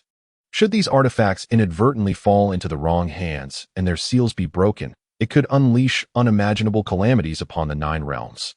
Hence, he felt compelled to unearth the true intentions of the person before him. With a grave expression, Odin inquired, "What do you truly require those items for?" However, Wu Yin merely allowed a faint smile to grace his lips, exuding an air of enigmatic allure as he replied nonchalantly, That is a matter I cannot disclose." Upon hearing this, Odin snorted, a flicker of anger flashing in his eyes as he retorted sharply, "Humph. My collection is not something to be carelessly entrusted to an arrogant and impudent outsider such as yourself." In the face of Odin's reprimand, Wu Yin remained unfazed, letting out a light chuckle. "Ha." The laughter echoed throughout the vast hall, rendering it particularly jarring and discordant. After a moment of mirth, Wu Yin suggested, "If you won't give them to me, then take the initiative to retrieve them yourself." Odin's boisterous laughter reverberated across the space, as if it might shatter everything surrounding him. He laughed uproariously, his body trembling uncontrollably, as though he had heard the most absurd and laughable jest in existence. Amidst his laughter, his keen, hawk-like eyes narrowed slightly, revealing an indescribable mockery and derision. "Ha! Presumptuous outsider, you are the first to dare speak so audaciously before me since I began my reign over the 9 realms." Accompanied by a thunderous roar of laughter, Odin's authoritative gaze sliced through Wu Yan's countenance like lightning, ultimately settling upon the sentinel robot standing behind him. Odin squinted slightly, his eyes betraying unabashed disdain as he scoffed, "Though your abilities elude my understanding for the moment, do you truly believe that these cold machines can rampage freely in my Asgard? Such delusions are absurd. Humph. Outsider, regardless of your intentions, I have no desire to know them. I have already afforded you an opportunity. Before I change my mind, I suggest you swiftly remove yourself and your worthless scrap from Asgard. Otherwise, do not blame me for my lack of courtesy." Having delivered his ultimatum, Odin turned on his heel, striding deeper into the palace, leaving behind a bemused Wu Yin and the unmoving sentinel robots standing silently in place, watching Odin's figure recede into the distance. As Wu Yin gazed at Odin's retreating figure, he recognized that an opportunity had arisen. Being the most formidable entity within the pantheon, he could not afford to be the slightest bit complacent. He was uncertain whether Odin possessed undisclosed abilities. After all, the films offered scant insight into Odin's powers, with the only notable instance being his intervention to save Thor. Therefore, Wu Yin was compelled to summon his full strength. At that critical juncture, he slightly closed his eyes, secretly channeling all his energy, gathering the mysterious and potent force within him into the palm of his hand. What he wielded was none other than Magneto's astonishing superpower. As the energy continued to accumulate, his hands began to tremble ever so slightly, as if on the verge of unleashing cataclysmic devastation. Finally, when the power reached its zenith, he abruptly opened his eyes, a glimmer of brilliance flashing within them. Without hesitation, he raised his hands, precisely aimed at the unguarded Odin, whose back was turned towards him. By the time Odin sensed the energy fluctuations approaching from behind, it was already too late. The sturdy armor, radiating a golden glow, began to twist and contort as if manipulated by an invisible force, visibly altering its shape. The once smooth and flat armor plates pressed against one another, folding and producing a chilling metallic grinding sound. Chapter 9. The mysterious figure in Odin's vault. Odin, taken by surprise, was engulfed in fury. He struggled against the pressure of his armor with divine power, turning to face Wu Yin, and bellowed, "Despicable outsider." With this thunderous roar, the guards, who had been momentarily dazed within the palace, snapped back to reality and swiftly surrounded Wu Yin, weapons drawn. Yet, Wu Yin paid no heed to the swarm of insignificant adversaries. Instead, he withdrew a hand and opened the divine space, instructing the Azure Dragon and the Xian Bird, who stood protectively beside him, to execute their prearranged plan. "As you wish, Master," the Azure Dragon and the Xian Bird replied in unison, leading the Sentinel robots emerging from the divine space to launch an assault against the encroaching Asgardian soldiers. Once the Azure Dragon and Xian Bird, accompanied by the Sentinel robots, receded from view, Wu Yin slowly turned his gaze towards Odin, who was firmly bound in place and unable to move. However, he did not utter a single word. With a mere thought, he seized control of the staff clutched tightly by Odin, directing it like a bolt from a bow straight towards the one remaining unscathed eye of the Allfather. At that moment, Odin could only watch helplessly as the staff hurtled towards his eye. Though his heart raced with urgency, the twisted and contorted golden armor rendered him immobile, leaving him no means of evasion. As the staff drew ever closer, each inch felt like death beckoning him. Odin understood all too well that today marked the imminent end of his days. Thus, without a moment's hesitation, he poured forth the remnants of his dwindling divine power and, with a voice strained by exhaustion, unleashed a furious roar into the vast, empty void before him. "My son Thor, from this day forth, you shall be the undisputed new king of Asgard. You must lead our people to survive with unwavering strength." Upon hearing Odin's final words, Wu Yin could not help but let a faint, sardonic smile curl at the corners of his lips, mocking, "Huh, your calculations are indeed astute. Yet, alas, once you descend into the abyss, all of Asgard shall follow suit into oblivion, including your dearly beloved son Thor. Thus, your so-called farewell is unlikely to bear fruit." As Wu Yan's words echoed, he plunged the staff deep into Odin's eye. Thus, the reign of Odin, the once mighty king of Asgard, came to a close. Having dealt with Odin, Wu Yan exhaled in relief. Fortunate was he that he had launched a surprise attack, for otherwise it would have been a far more arduous task to vanquish his foe. He slowly approached the lifeless body of Odin, gazing intently at the visage of this once formidable being. Odin's eyes were tightly shut, his countenance serene, yet he could no longer experience the pulsation of life or the surge of power. Wu Yan let out a soft sigh, shaking his head in resignation as he murmured to himself, "Alas, to be honest, if it weren't for the completion of this cursed task, I would never wish to treat you in such a manner. After all, there is no deep-seated enmity between us." His words bore a hint of regret and compassion. However, with the task at hand, he could not afford to indulge in excessive hesitation or emotional entanglements. Steeling himself, he turned in the direction indicated by the arrow of the system and proceeded towards the treasury. Each step felt burdensome, as if the path beneath him was fraught with unknown perils. Passing by the corpse of Odin, Wu Yan followed the system's guidance towards the treasury of the palace. Soon, he arrived at the treasury and discovered a damaged stone tablet resting upon the first pedestal. Drawing upon his memories, he recognized this artifact as the Tablet of Life. According to the manga's lore, the Tablet of Life originated from the long-lost continent of Atlantis, inscribed with the equation of life's evolution. The legend asserted that anyone who could decipher this evolutionary equation would attain unparalleled strength and boundless wisdom. After a brief recollection of its introduction, Wu Yan promptly stored the Monument of Life within the divine space. Although this object was not a task item, it held potential for collection and personal deciphering at a later time. Having secured the Monument of Life, he approached another pillar and beheld a flicker of flame. Without the need for recollection, he recognized this small blaze as the Eternal Flame, one of the task items released by the system. Wu Yan did not dwell on its details, but understood that the Eternal Flame was the source of the power of Surt, symbolizing destruction and rebirth. He chose not to concern himself with any additional information. After acquiring the Eternal Flame, Wu Yan meandered through the treasury, gathering the designated task items one by one, before arriving at the formidable destroyer mech. To be frank, aside from the Monument of Life, it was this destroyer mech that piqued his interest. The destroyer, one of Odin's weapons, was crafted entirely from the universe's most potent metal, URU, surpassing even Captain America's vibranium shield. In Thor, the destroyer emitted high-temperature lasers capable of melting all matter, allowing for autonomous movement or remote control. It was a divine artifact forged by Odin to combat the invasion of the Pantheon on Earth and, in the film, it became the guardian of the treasury. Wu Yan reminisced about the introduction to the destroyer mech, contemplating the fusion of this formidable machine with the Sentinel robot to create an entirely new automaton. After securing the destroyer mech, he surveyed the space and realized that the treasures within the vault had all been removed. He gradually made his way toward the staircase. In the depths of the enigmatic and seemingly endless vault, there lay a shadowy corner shrouded in obscurity. At that moment, a dark figure emerged silently. The individual was tall, draped in a black leather jacket, and adorned with a uniquely styled and peculiar helmet that concealed their visage entirely. Stealthily, they stepped out from the shadows, as if fearful of being detected by anyone.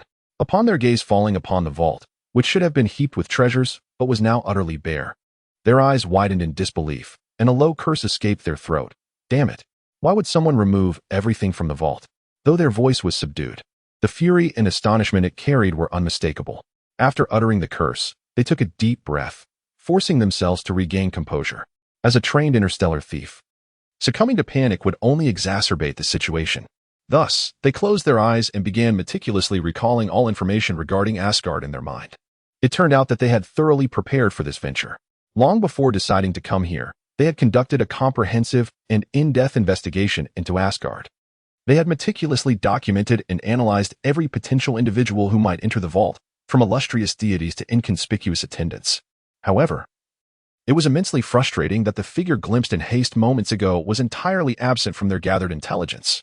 This indicated that the person could likely be an undiscovered or deeply concealed character, undoubtedly adding significant uncertainty and variability to the mission. Chapter 10. The system issues a temporary task. After fruitlessly perusing the information he had purchased, the figure could only grumble about his misfortune.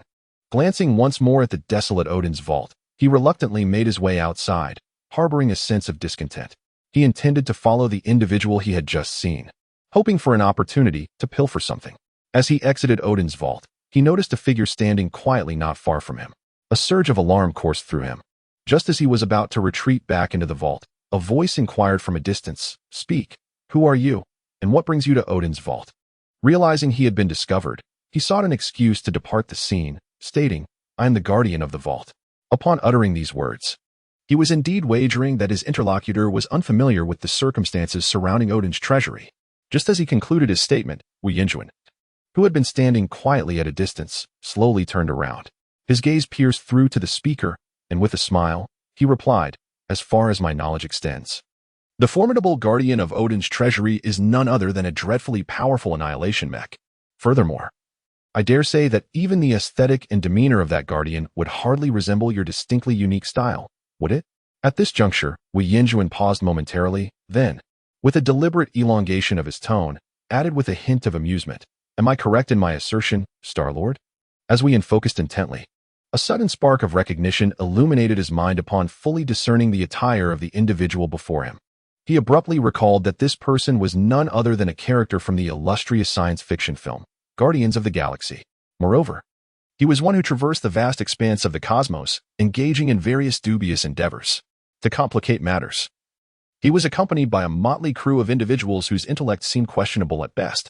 Together, they had clumsily assembled what they called a team, an ensemble devoid of strength and capability, yet audaciously claiming to uphold the peace of the universe. Were it not for the film's intent to elevate the character of Star-Lord, one could only wonder who among them would stand a chance in a confrontation. Upon the revelation of his identity, Star-Lord ceased to conceal himself. He pressed a button at his neck, retracting the helmet that adorned his head, and with a calm demeanor, replied, "How did you know my name is Star-Lord?" Wu observed as the other party removed his helmet, casting a teasing glance his way, and remarked with a chuckle, "Ah, who in the universe is unaware of your infamous reputation?"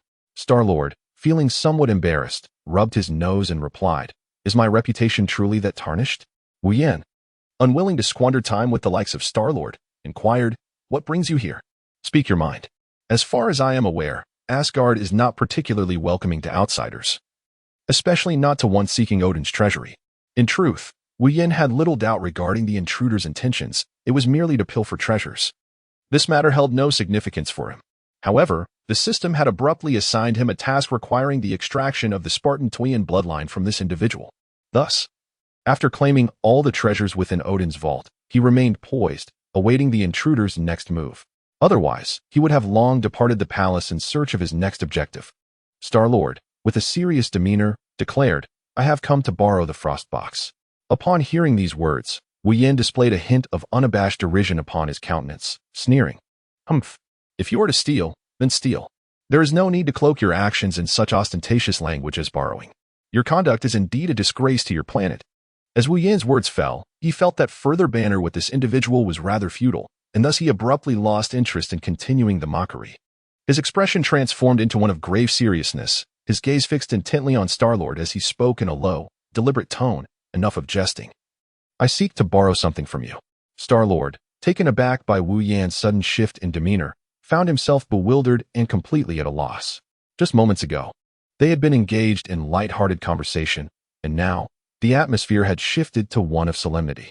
Although his mind was rife with questions, he instinctively inquired, "What is it that you wish to borrow from me?" Wu took a deep breath and slowly uttered a few words. "I wish to borrow the bloodline of the Spartoi within your being." The mention of the Spartoi bloodline caused Star-Lord to widen his eyes in astonishment, repeating the phrase in disbelief. Clearly, this request was entirely beyond his expectations. "My dear friend, I am unequivocally a being of water-blue planet. How could I possibly possess the bloodline of the Spartoi you speak of? This is nothing short of a fantastical tale." Star-Lord exclaimed, his eyes wide with incredulity.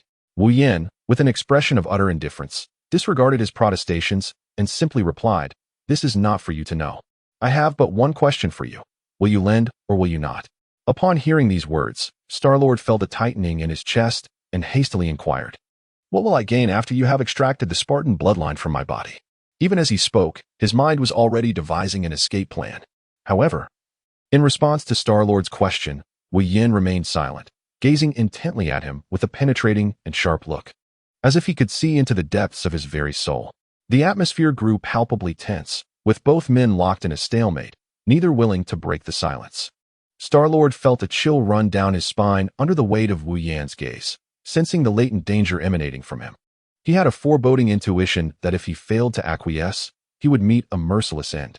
Noting Wu Yan's continued silence, Star-Lord secretly pondered a means of escape. Seizing a fleeting moment while Wu Yan appeared lost in thought, he subtly shifted his feet, preparing to activate the high-tech space boots he wore, ready to flee this perilous situation at a moment's notice.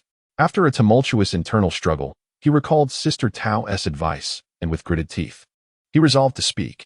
Very well, if it must be so, I shall lend it to you. However, he paused momentarily, fixing his gaze intently upon Wu Yan, and then asked, how exactly do you intend to extract the Spartan bloodline from within me?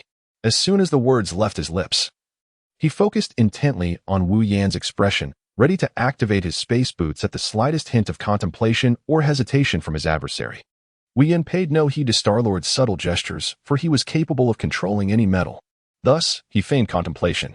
Observing his apparent deliberation, Star-Lord promptly activated his space boots and soared towards the palace's exterior. Upon witnessing this, Wu Yan's lips curled into a smile, and he extended his hand towards the direction in which Star-Lord had departed, gently clenching his palm. Then, a pained cry echoed from several hundred meters away, as Star-Lord exclaimed, "Ah!" Upon hearing Star-Lord's call, Wu Yan exerted control over his body, propelling himself towards Star-Lord's direction. Upon reaching the vicinity of Star-Lord, Wu Yan hovered in midair, casting a cold gaze upon him, and remarked, "Why must you proceed in this manner? Had you chosen to cooperate, perhaps you might have preserved your chance at survival. Yet you insist on courting death." Chapter 11. The Demise of Star-Lord. With a look of disdain, Wu Yan gazed at the sprawled-out Star-Lord, who was groaning in agony on the ground. Unable to restrain himself, he scoffed, "Humph! Look at your pitiful state. How dare you still call yourself an interstellar hero? It's utterly laughable." Having uttered these words, he delicately retrieved a peculiar device, radiating a mysterious glow from within his robe, an ancient crystal extractor that had long remained dormant. With a gentle yet remarkably swift motion, Wu Yan placed the extractor upon Star-Lord's forehead. In that instant, Star-Lord felt an unusual force slowly draining from his being, as if an invisible hand was ruthlessly extracting some hidden, unknown energy from within him. Realizing the dire predicament, Star-Lord desperately struggled, exerting all his strength to free himself from the terrifying device hovering above him. However, in his current state of injury, he found himself utterly incapable of escaping Wu Yan's grasp. Witnessing Star-Lord's utter lack of discernment and unwillingness to cooperate, Wu Yan's expression darkened instantly. With a disdainful snort, he unhesitatingly withdrew a long and used tang knife from the depths of the Divine Might space, swiftly positioning its chilling blade against Star-Lord's neck. The icy steel pressed against Star-Lord's skin sent a shiver coursing through him. In a tone devoid of any emotion, Wu Yan coldly declared, "Since you have chosen to reject kindness for punishment and stubbornly refuse to cooperate, I regret to inform you that there is no longer any necessity for someone as obstinately foolish as yourself to continue existing." As the last words fell, a bone-chilling metallic sound pierced the air, and soon after, the once struggling Star-Lord gradually ceased his thrashing, ultimately succumbing to the stillness of death, lying quietly and motionless. Wu Yan gazed expressionlessly at the lifeless figure of Star-Lord before him. After a moment of contemplation, he slowly positioned the shimmering crystal extractor atop Star-Lord's forehead. Accompanied by a faint hum, the extractor began its methodical operation, aiming to extract the invaluable bloodline of the Spartoi from within Star-Lord's being. As the seconds ticked by, the surrounding air seemed to crystallize in anticipation. Finally, after an interminable wait, the glaring red indicator light on the extractor gradually shifted to a reassuring green. This transformation signified that the hidden Spartoi bloodline within Star-Lord had been entirely extracted, leaving not a trace behind. At that moment, a clear and melodious system notification resonated. Ding. Following this, a mechanical voice, devoid of any emotional inflection, echoed in Wu Yan's ears. "Congratulations, host, on successfully completing the temporary task of collecting the Spartoi bloodline. As a reward, you are granted a singular opportunity to merge with the Sentinel robot and the Destroyer mech." Upon receiving this unexpected reward, Wu Yan found himself momentarily frozen. Disbelief etched across his features. It had been quite some time since he had received such a generous reward from the system after completing a task, especially one he had conceived in the Odin Vault. After accepting the reward, Wu Yin slowly turned around, his gaze once again falling upon the motionless body of Star-Lord, lying cold upon the ground. He stared at the once vibrant and cunning visage, a complex array of emotions surging within him. Yet, after a brief moment of reflection, he resolutely averted his gaze and strode purposefully toward the palace's grand entrance. As he finally stepped out of the palace, sunlight cascaded upon him, casting a long shadow in its wake. Before him stood the Sentinel and Qi-Long robots, now rebranded as Destroyer robots, standing tall and proud, flanked by a formidable array of similarly imposing Destroyer robots.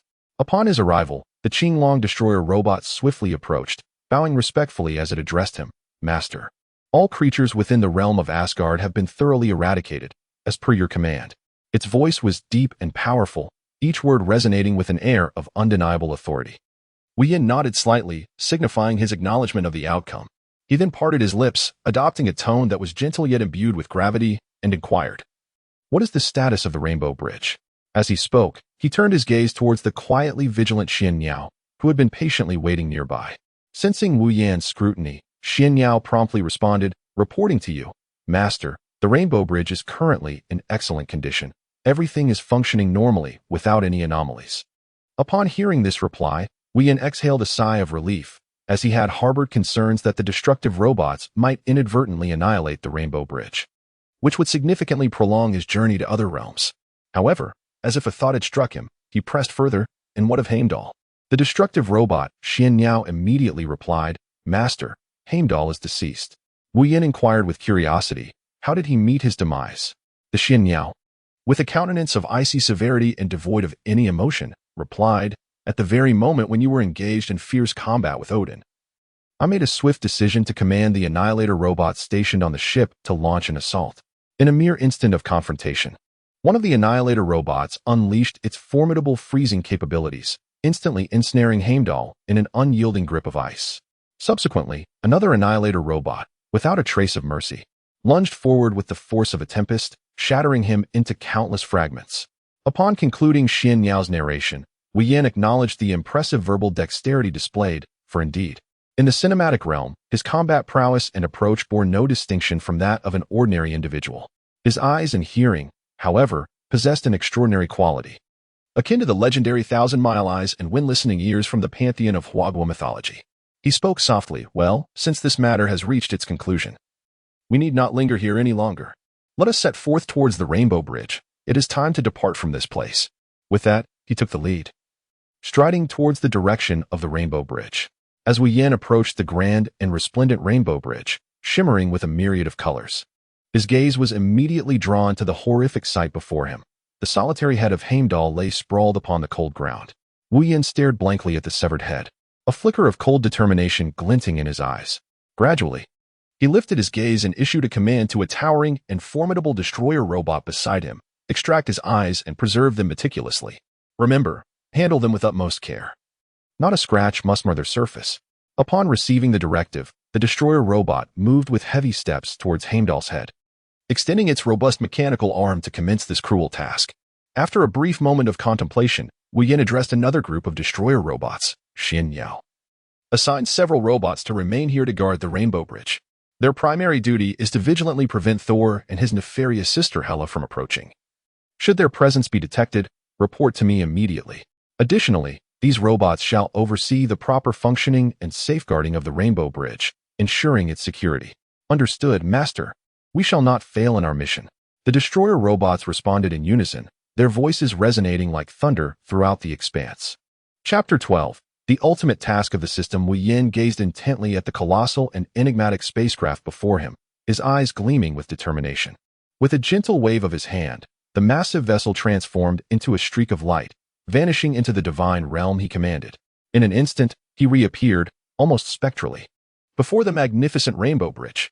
Standing beside this wondrous connection between distant planets, Wu Yan turned to a towering, formidable destroyer robot, its body shimmering with a metallic sheen, and issued an unequivocal command. "You, retrieve the sword that can unlock the Rainbow Bridge for me. From this day forth, the responsibility of activating this bridge rests upon you." Upon hearing Wu Yan's directive, the designated destroyer robot immediately bowed respectfully, responding, "Yes, Master." It then strode with heavy yet powerful steps toward the location of the sword, carefully grasped it, and proceeded steadily to the control console, standing firm in its position. Yin took a deep breath, his gaze resolutely fixed ahead, and spoke clearly. Activate the Rainbow Bridge, Destination Titan Star. As soon as his words fell, the formidable destroyer robot, wielding the sword to initiate the bridge, unhesitatingly inserted its face into the slot on the control panel. In an instant, the entire Rainbow Bridge radiated a dazzling spectrum of colors, its brilliance so intense that one could scarcely behold it. Amidst this resplendent light, Yin's figure gradually became indistinct. Mere moments later, he vanished completely from his original position. Enveloped by the vibrant hues, hurtling toward the distant Titan Star. Titan Star, the ancestral home of the purple sweet potato, as per the system's description, was currently in possession of the Infinity Stones, and he had yet to depart from this celestial body. As the kaleidoscopic glow faded, Yin materialized upon a lofty mountain on Titan Star. He surveyed his surroundings briefly, ascertaining that he remained undiscovered. Subsequently, he sought a more secluded spot, opened the Divine Might space, and released Xin Yao and Qing Long keep a vigilant watch around. Do not allow anyone to disturb me, he commanded. Understood. Once the two departed, Yin accessed the system's taskbar, which displayed only 4 missions, one to extract the mutated bloodline from Hulk's body, another to acquire the Meow Meow hammer from the nursery, and the last concerning the remaining Infinity Stones held by the purple sweet potato. Having determined his objectives, Yin retracted the taskbar, took a brief respite, and once again opened the Divine Might space, unleashing all the destroyer robots within. He then sought out Xin Yao and Qing Long, instructing, "You two shall take all the destroyer robots to gather intelligence on the purple sweet potato." Xin Yao replied, "Master, our mechanical forms will be easily detected upon emergence. Should we encounter obstacles during our mission, I permit you to employ strategies akin to those used in Asgard. Furthermore, there is no need to worry about the local fauna. They are not dissimilar to those in Asgard. Therefore, you may proceed without restraint in your collection efforts." With that, Yin fixed a steady gaze upon Xin Yao and Qing Long. "Master, we understand." They replied in unison. Almost immediately, they vanished in a flash, each leading half of the destroyer robots in opposite directions, disappearing like 2 streaks of light into the horizon. Yin gazed quietly in the direction they had departed, fully aware that with their current wisdom, they would undoubtedly grasp his intentions with precision. After all, through prolonged refinement and growth, they had become no different from ordinary individuals, possessing the capacity for independent thought and judgment. Moreover, in this realm, they did not belong to the same species or race. Confronted with beings unlike themselves, they naturally felt no twinge of compassion. For them, the completion of their tasks and the attainment of their goals were paramount. System, if I accomplish the remaining tasks, will I be able to return to the X-Men world? Yin pondered this uncertainty after Xin Yao and Qing Long had departed with the destroyer robot, questioning whether he could indeed return to the X-Men world upon fulfilling all his obligations. Beep. Upon the completion of the tasks assigned by the system, the host will trigger an ultimate task, came the response. What do you mean? Why was there no such trigger in the previous 2 worlds? Beep.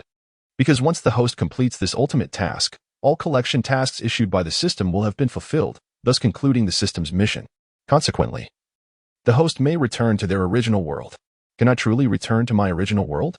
My voice trembled slightly, my eyes alight with a blend of disbelief and anticipation. Haha, dear host, how naive you remain.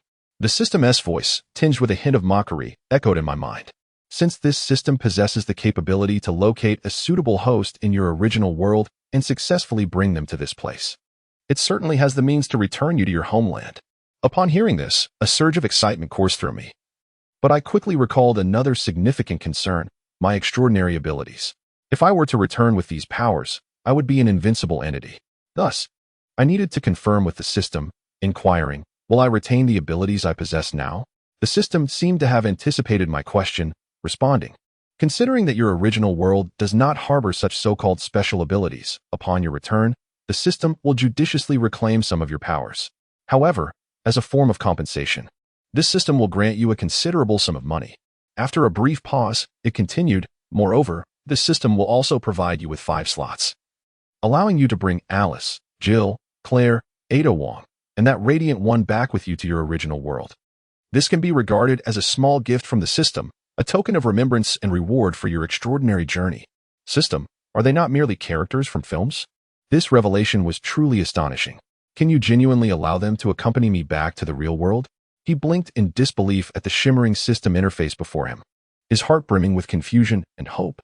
Truth be told, after spending considerable time with them, Wu Yin had long since regarded them as living beings, rather than mere characters from a screen. Upon hearing the system's response, the host could not contain their excitement. "Oh dear host, your inquiry is rather superfluous.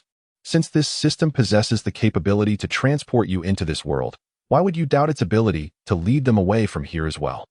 The system replied with a hint of dissatisfaction, its tone laced with disdain for the host's skepticism. "Now, dear host, hasten to complete your tasks and unlock the ultimate mission, after which you shall be able to return to your original world." The system added, "I must take my rest to gather energy. Otherwise, when you accomplish your tasks, I may lack the power to escort you back." With that, the system vanished from Wu Yan's mind. "Ah, esteemed system, do rest well. I shall not disturb you," Wu Yan said sincerely, refraining from further complaints. In a dark recess of Wu Yan's consciousness, a translucent figure floated cross-legged in midair, a smile gracing its lips as golden light sparkled in its eyes. It murmured, "Soon. It will not be long before this system can depart from here." Chapter 13. Exchange for the crystal of the shapeshifter. Upon receiving the news from the system about the possibility of returning to his original world, Wu Yan became increasingly focused on completing the remaining tasks. He glanced once more at the tasks displayed on the taskbar before turning his attention to the breathtaking scenery of Titan. Time flowed swiftly, like a fleeting shadow, and in the blink of an eye, half a day had quietly elapsed. At that moment, Xian Niao and Qing Long, who had ventured out to gather intelligence, returned, leading a squad of tall, well-equipped destroyer robots, weary from their journey. Xian Niao approached Wu Yan with light steps, bowing slightly in greeting before speaking softly, "Master, after thorough investigation, we have ascertained the situation. The purple sweet potato is currently hiding in the very heart of this city."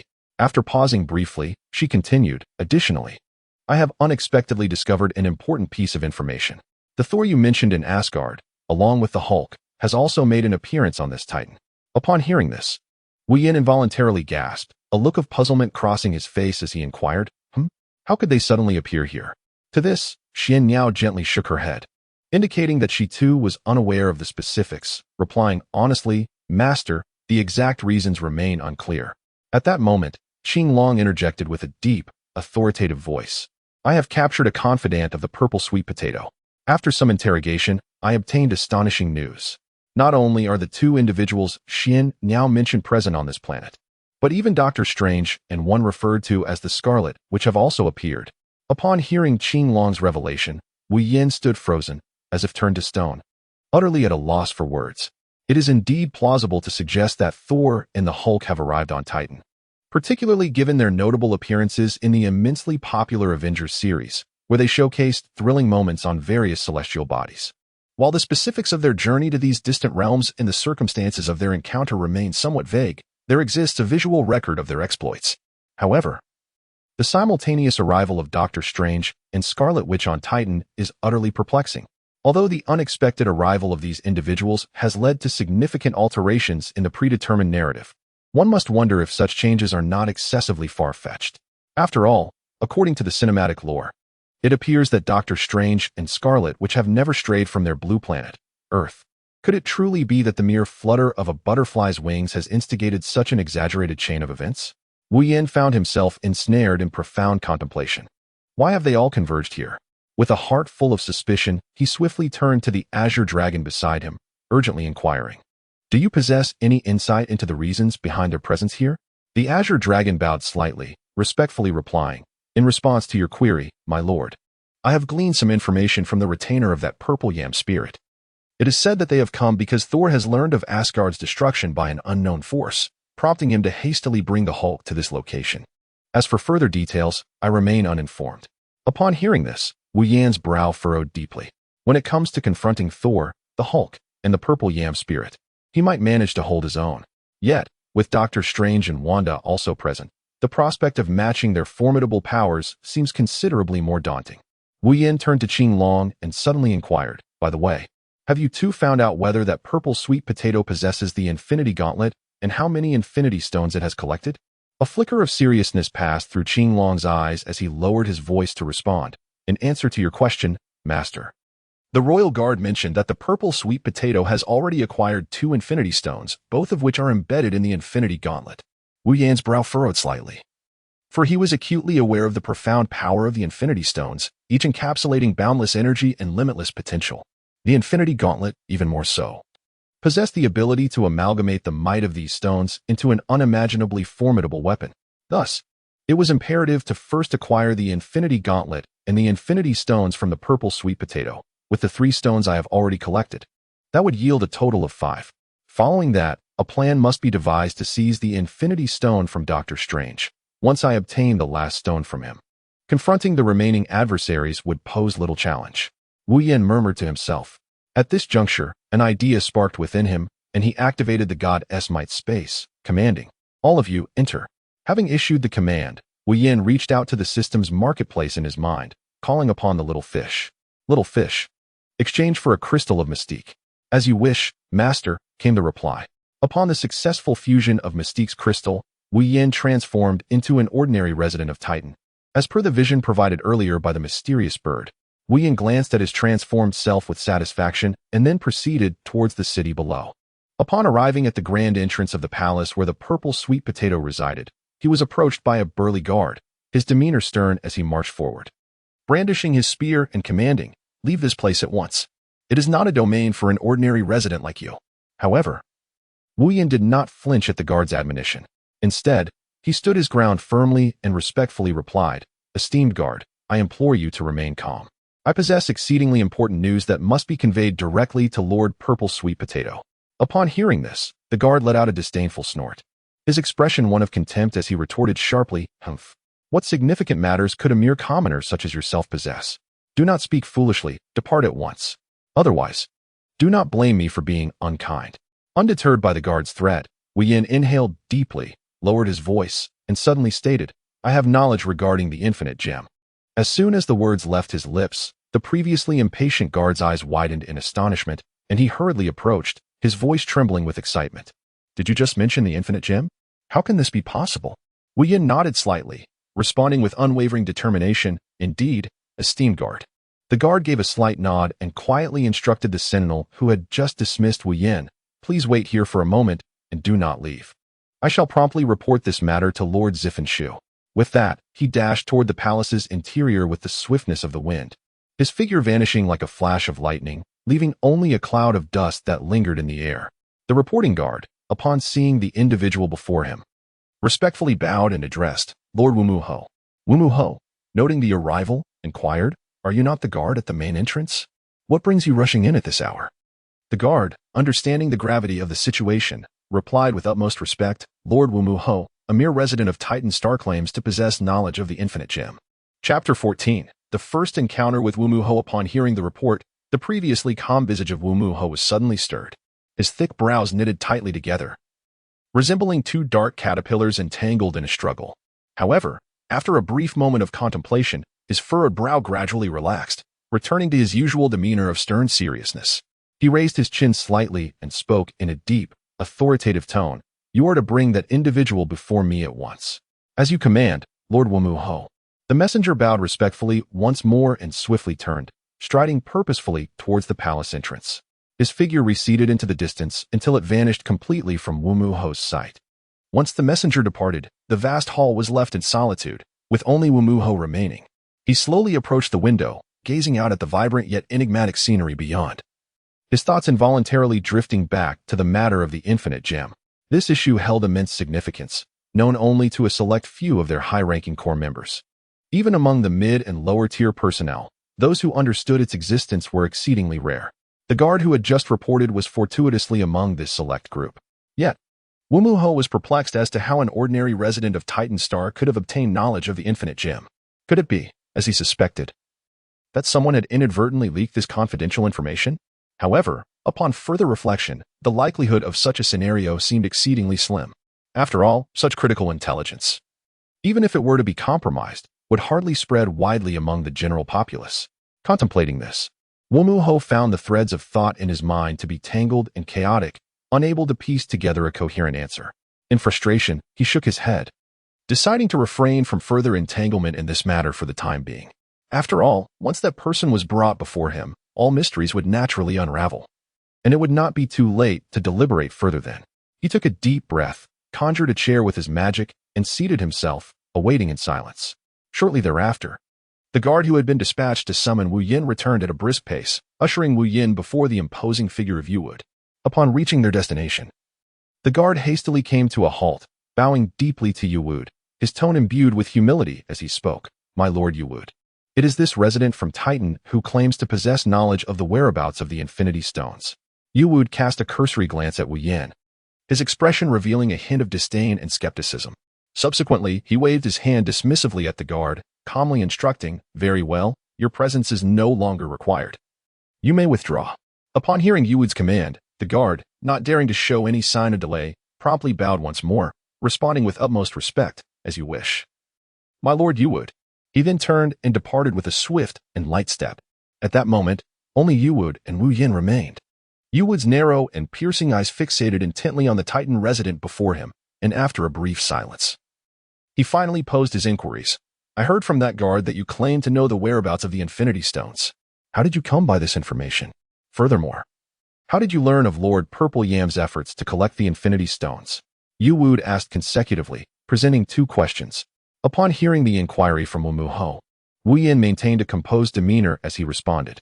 He slightly tilted his head back, his gaze steady and unwavering, and slowly began to articulate. "Recently, I embarked on a journey to trade goods on other planets, only to encounter an unforeseen mishap along the way. It was during this incident that I stumbled upon a severely damaged spacecraft, from which a notorious space pirate known as Star-Lord had just escaped.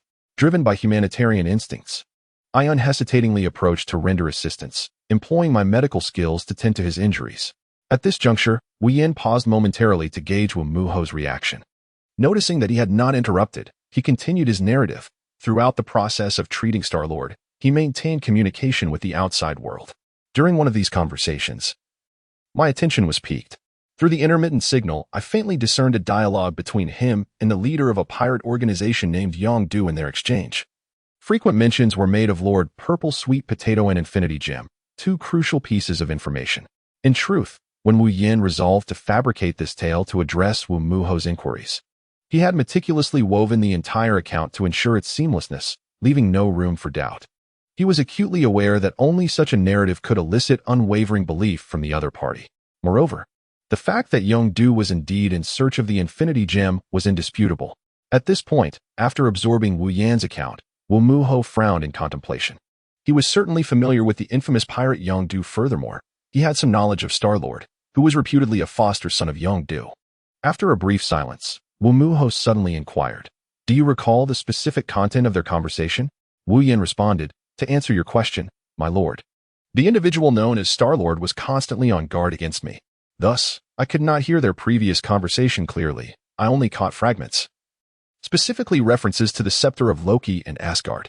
Satisfied with the information obtained, Ebony Maw slowly rose and addressed Wu Yin. "Very well. I shall report this to Lord Purple Yam." Once Ebony Maw departed, Wu Yin, in an effort to bolster his credibility, hastily created a fabricated communication video. In a void, there sat an imposing figure clad in golden armor, skin the hue of amethyst, eyes tightly shut in tranquil contemplation. Ebony Maw bowed deeply before this regal silhouette, speaking in a tone of utmost humility and reverence. "Great Lord Purple Yam, we have just received crucial intelligence from a resident of Titan regarding a certain mind stone." After delivering this proclamation, he slightly inclined his body, unwilling to meet the gaze of the formidable presence above him. At that moment, the being on the throne, Lord Purple Yam, gradually opened his eyes. The depths of his gaze, akin to a cosmic black hole, sparkled with a barely perceptible glimmer, yet he remained silent, intently watching Ebony Maw as if urging him to continue. Perceiving the unspoken cue, Ebony Maw hastened to elaborate. "According to this resident, a space marauder referred to as Star-Lord has seemingly stumbled upon the legendary Mind Stone on the distant planet of Asgard." He paused briefly, gauging Lord Purple Yam's reaction. The Lord slowly raised his right hand, adorned with the radiant infinity gauntlet, his gaze fixed thoughtfully upon it. He inquired in a voice that was deep and resonant, "Has this information been definitively verified?" Despite his calm tone, an air of authority permeated his words, sending a chill down Ebony Maw's spine. Faced with this inquiry, Ebony Maw hesitated. In truth, he had rushed to report this news to Lord Purple Yam the moment he learned of it, without the opportunity to authenticate its validity. Now, under the Lord's scrutiny, he found himself at a loss for words. After a moment, he stammered, "At present, The authenticity of this information cannot be fully confirmed. I came to report to you immediately upon receiving the news and have not had sufficient time for further verification. Chapter 15. Return to Asgard upon hearing this. Lord Purple Yam fixed Ebony Maw with a piercing gaze and commanded without hesitation, Ebony Maw, you are to immediately bring that individual to me. I wish to interrogate him personally to ascertain the true circumstances. Ebony Maw bowed slightly in compliance and swiftly turned to stride toward the exit. In an instant, he vanished from sight like a wraith. Shortly thereafter, he emerged from the chamber. He immediately spotted Wu Yin quietly standing there and approached him with an impassive expression, saying, "Come with me. The master wishes to see you." Without waiting for Wu Yan's response, he turned and entered the room. Inside, Wu Yin beheld the familiar figure of Thanos. With his striking purple skin, seated upon the throne, he respectfully bowed and addressed, "Lord Purple Yam, you shall repeat what you know," Thanos commanded, prompting Wu Yin to recount the words he had previously shared with Ebony Maw. As he spoke, he retrieved the hastily prepared video material from his pocket. Wu Yin then cautiously extended the item to Ebony Maw, whispering, "My lord, this is the communication video between Star-Lord and Yondu." Ebony Maw, with a stoic demeanor, reached out to accept the precious footage. Upon receiving the video, Ebony Maw swiftly glanced at the majestic figure of Thanos, who subtly nodded in approval, granting him permission to view the contents. With the master's consent, Ebony Maw wasted no time in unleashing his formidable abilities, releasing a dazzling light that projected the video into the air. As the video began to play, all eyes were fixated on the images suspended in the air. Within the footage, Star-Lord and Yondu were engaged in an intense discussion. However, due to the distance and interference in the communication signal, the specifics of their dialogue remained somewhat unclear. Nonetheless, it was evident that they were deliberating on a significant plan. Once the video concluded, Thanos turned his gaze to Wu Yin, his voice low and authoritative, stating, "Well done, you may withdraw." Hearing this, Wu Yin promptly bowed and replied, "Yes." He then slowly turned and gracefully made his way toward the door. Just as he was about to exit the room, Wu Yin seized a moment when others were distracted to discreetly employ a special ability he had acquired after successfully vanquishing Apocalypse in the world of the X-Men. At that moment, he quietly released this mysterious power, leaving behind an inconspicuous surveillance mark within the room. Through this mark, he would be able to monitor all events occurring in the vicinity. His motivation for this was to ascertain whether Thanos intended to bypass both the Collector and Doctor Strange. Embarking solely with his trusted subordinates to Asgard, Wu Yin had already formed a conclusion in his mind. Given Thanos' character, known for his autocratic and decisive nature, it was certain he would choose to take matters into his own hands without delegating to others. After Wu Yin had moved away until his figure was no longer visible, Thanos slowly turned, his penetrating gaze fixated on Ebony Maw, and gravely instructed, "Ebony Maw, you are to set forth immediately to prepare the necessary arrangements. There must be no delay." Ebony Maw slightly bowed in acknowledgement, replying, "As you command, my lord." However, should we inform the Collector regarding this matter? The purple sweet potato furrowed his brow slightly, pondering for a moment before replying, "According to the intelligence at my disposal, one of the individuals associated with Torsori is indeed the brother of Loki."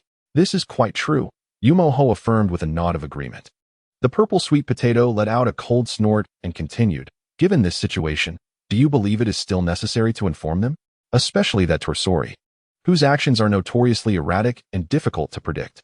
If he becomes aware of our plans, it may lead to unforeseen complications." Yumo-Ho swiftly nodded in agreement and then inquired, "May I ask, my lord, what exactly should I prepare?" The purple sweet potato fixed his gaze firmly on the horizon, his hands clasped behind his back, and gravely instructed, "Quickly procure for me a vessel of exceptional performance, equipped with the finest armaments. This operation is of paramount importance and allows for no errors. I shall personally lead our team to the destination, and we must ensure the retrieval of that infinite gemstone." After exiting the palace, Wu Yin returned to the location where he had previously landed. Upon confirming that the purple sweet potato would be leading the expedition himself, he opened the divine space to release the Xian bird. Wu Yin gazed at the Suanio emerging from the divine space and promptly commanded, "You must immediately contact the destroyer robot that controls the Bifrost Bridge of Asgard and instruct it to activate the bridge to return us." In response, as the Suanio established contact, a brilliant cascade of colors suddenly descended from the heavens, enveloping Wu Yin and the Suanio in its radiant embrace. Asgard, a realm shrouded in mystery and grandeur, boasted the Bifrost, a resplendent arc of light spanning the sky, connecting myriad worlds. With a serious demeanor, Wu Yin led the Suanio back to this sacred place. He cautiously retrieved from his bosom the potent eyes of Heimdall, which embodied immense power, and handed them to the destroyer robot responsible for overseeing the Bifrost. See if you can successfully replicate the extraordinary abilities endowed within these eyes. Wu Yin instructed with a grave tone. At once, master, replied the destroyer robot, receiving the precious eyes with the utmost respect. It promptly activated its intricate and sophisticated systems, diligently analyzing and simulating the energy fluctuations and operational mechanisms contained within Heimdall's eyes. As moments ticked by, the atmosphere grew increasingly tense. Finally, not long after, the destroyer robot returned to Wu Yin, presenting him with Heimdall's eyes once more. Master, the task has been successfully completed. I have replicated the abilities of these eyes, reported the destroyer robot. Wu Yin nodded slightly, conveying his satisfaction. He then turned his gaze towards the distant starry sky, his eyes reflecting depth and a sense of eternity. Very well, you shall remain here to closely monitor the activities of Titan Star, Wu Yin commanded with utmost seriousness. Furthermore, should you detect any summons from an individual wielding a hammer on a certain planet, you must promptly activate the Rainbow Bridge to escort him to Asgard. Wu Yin was acutely aware that his prior activation of the Rainbow Bridge on Titan would inevitably be sensed by Tauros, who resided there. Based on his understanding of Tauros's character, he was certain that Tauros would attempt to summon the Rainbow Bridge to return to Asgard. Thus, one of Wu Yin's ulterior motives for utilizing the Rainbow Bridge on Titan was to lure Tauros back before Thanos' arrival. At that moment, should Tauros activate the Rainbow Bridge, Wu Yin would have the opportunity to ambush him while he remained oblivious. It is worth noting that when one is transported back via the Rainbow Bridge, there exists a momentary daze lasting 1 to 3 seconds, an ideal window for an unexpected strike. To ensure absolute certainty, he opened the godly space once more, releasing the Azure Dragon and a contingent of destructor robots. Shen Yao, Azure Dragon, you are to remain here. The moment he activates the Rainbow Bridge, you are to engage with the destructor robots immediately. Chapter 16, the grand finale. Yes, master. Unbeknownst to Wu Yin, as he was imparting his instructions to Shen Yao and the Azure Dragon, the system, hidden deep within his consciousness, discreetly utilized its own capabilities to contact Tauros, who was still on Titan. In a remote and enigmatic corner of Titan, a particularly humble abode stood solitary. The interior was dimly lit, and the atmosphere was stifling, almost suffocating. At that moment, Tauros was curled up on a dilapidated sofa, clutching tightly to a bottle of an unknown liquid that emitted an uncanny odor, as if it were his last lifeline. He appeared utterly despondent, his bloodshot eyes and disheveled hair accentuating his once robust frame, now gaunt and weary. As he gulped down the mysterious liquid, anguished sobs escaped his lips. Not far from him sat the enormous, verdant figure of the Hulk, who could no longer bear to witness Tauros's despair. In a gentle tone, he offered words of comfort. Thor, you cannot wallow in this despondency any longer. You must muster your strength. There is still much to be done. Upon hearing this, Tauros abruptly lifted his head, his gaze filled with despair and fury as he glared at the Hulk. With a derisive laugh, he retorted, Huh? Easier said than done. My beloved father, the great King Odin, has been cruelly taken from me. Even my homeland, Asgard, has been utterly annihilated by that despicable fiend. To this day, I remain in the dark about the identity of my father's murderer. Pray tell, how am I to find the strength to rise again in such circumstances? With what seemed to be the last vestiges of his strength, he hurled the bottle to the ground, shattering it into countless shards as the liquid splattered everywhere. The Hulk, observing Thor's near madness, paused for a moment before a thought struck him. By the way, Thor, have you sought the assistance of Doctor Strange? With his extraordinary magical abilities, he might be able to deduce the identity of our enemy or uncover some clues. However, before Thor could respond, Doctor Strange, who had just returned from outside, fortuitously walked into the room. He shook his head slightly and sighed with resignation. Regrettably, Hulk, I have previously attempted to use the Time Stone for divination, but the results were utterly fruitless. It appears that a formidable force is interfering with everything, rendering my magic entirely ineffective. Upon hearing the voice, Hulk slowly turned his head, his gaze settling on the individual who had just spoken. With a furrowed brow and a hint of confusion, he inquired, You're back? Did you uncover any useful information during your excursion? Doctor Strange gently shook his head, a look of helplessness crossing his face. He sighed and replied, Alas, there are not many valuable insights to share. Based on my calculations, I can only ascertain that the terrifying entity which once obliterated Asgard will manifest on this planet. But as for its precise whereabouts and plans, I remain utterly in the dark. Having spoken, Dr. Strange lowered his gaze slightly, seemingly lost in contemplation. In a fit of rage, Hulk sprang to his feet, raising his powerful foot to deliver a fierce kick to a table before him. A resounding crash echoed as the sturdy table splintered into pieces, with shavings and fragments flying in all directions. Hulk's eyes widened as he roared, "What then? Is the purpose of our arduous journey here?" Just then, the door swung open, and Wanda entered gracefully. Her eyes immediately fell upon the chaotic scene and the furious Hulk, prompting her to furrow her brow in inquiry. "Hulk, what has transpired to incite such fury?" However, Hulk seemed oblivious to her words, standing there, panting heavily. Not discouraged by Hulk's indifference, Wanda patiently waited for a moment, yet received no response.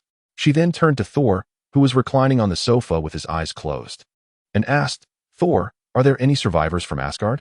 Thor slowly opened his eyes, sitting up straight, a look of perplexity adorning his features. Before he could respond, Dr. Strange interjected with certainty, "How could that possibly be? When Thor first sought me out, I had already used magic to ascertain that Asgard had been utterly annihilated, with no survivors left." After speaking, Dr. Strange regarded Wanda inquisitively. "Why do you suddenly inquire? Have you uncovered some anomaly?" Wanda nodded, her expression serious as she replied, "Indeed. Just now, while I casually gazed towards the distant mountaintop, I unexpectedly witnessed a magnificent rainbow bridge appearing in the sky." Thor, who had previously seemed somewhat listless, sprang up from the sofa as if jolted by electricity upon hearing Wanda mention the rainbow bridge. He hurried to her side, gripping her shoulders tightly, his voice trembling with excitement. "Wanda, is it truly so? Did you really see the rainbow bridge with your own eyes?" At that moment, Hulk opened his mouth wide and boomed, "Yes, Wanda, could it be that you are mistaken?" Dr. Strange, standing nearby, quickly interjected to soothe the somewhat agitated Thor. "Thor, do calm yourself. If it is indeed the rainbow bridge, shall we not go and take a look for ourselves?" Upon hearing these words, Thor finally managed to regain his composure. He slowly raised a robust arm and called out loudly, "Mjolnir!" At the sound of his summons, a colossal hammer, crackling with lightning, soared into his grasp. Thor gripped the hammer tightly, turned to Wanda, and with piercing eyes, earnestly inquired, "At which mountain peak did you witness this?" Wanda delicately extended her slender finger, pointing gently towards a direction within the room, her voice soft as she replied, "It is just at the mountaintop over there." Armed with this precise information, Thor hesitated no longer. He clasped Mjolnir with both hands and began to whirl it rapidly. Accompanied by a howling wind, Thor shot upwards like a bolt, racing towards the direction Wanda had indicated. The other three individuals left in the house, witnessing this, promptly utilized their unique abilities, some teleporting, others flying, to follow closely in pursuit of Thor. Before long, Thor arrived at the mountaintop Wanda had mentioned. Standing atop the peak, he focused intently and, sure enough, discerned the unmistakable traces left behind by the opening of the rainbow bridge. Just as Thor was lost in contemplation, an exceptionally cold and emotionless voice suddenly resonated in his mind. Abruptly, a mysterious and chilling system voice echoed deep within Thor's consciousness. "Thor, your enemy has now returned to Asgard." At that moment, Thor was fixated on the intricate and enigmatic patterns beneath him, seemingly entranced in thought. The sudden voice jolted him back to reality, stirring a wave of astonishment and caution within him. Furrowing his brow, he exclaimed, "Who are you? How do you know these things?" The voice, concealed in the shadows, appeared to have anticipated Thor's reaction. Responding in a calm and unhurried manner, "You need not concern yourself with my identity, Thor. You simply need to understand one thing. I have come to offer you assistance." Thor scoffed, skepticism etched across his face as he retorted, "Ha! You expect me to believe you are genuinely here to help me based solely on this scanned information? Preposterous." In the face of Thor's doubts, the voice exhibited no signs of anger. Instead, maintaining a tranquil tone as it said, "I am fully aware that this information alone is insufficient to earn your complete trust. However," the system paused momentarily, seemingly organizing its thoughts. Before continuing, "The one who brought destruction upon Asgard has come to Titan for the true purpose of luring Thanos to Asgard with the knowledge of the infinite gems, and seizing the opportunity to take the gems from him. Moreover, prior to this, Thanos has already departed from Titan, heading towards Asgard. The individual had long been aware of your presence on Titan, thus deliberately activated the Rainbow Bridge to lure you into a trap. Furthermore, he had deployed formidable annihilator robots along the Rainbow Bridge, which would not hesitate to launch a fatal assault should you choose to traverse it back to Asgard, vowing to ensure your demise. Having spoken, the system quietly departed, leaving behind only the faint ripples in the air as evidence of its prior existence. Thor, upon hearing the mysterious voice echoing in his mind, was profoundly shaken. He pondered why this entity had chosen to provide him with such information, and why it had refrained from alerting him until after Thanos' arrival in Asgard. Thor, Doctor Strange, and Wanda hurriedly approached, halting before him, calling his name in unison.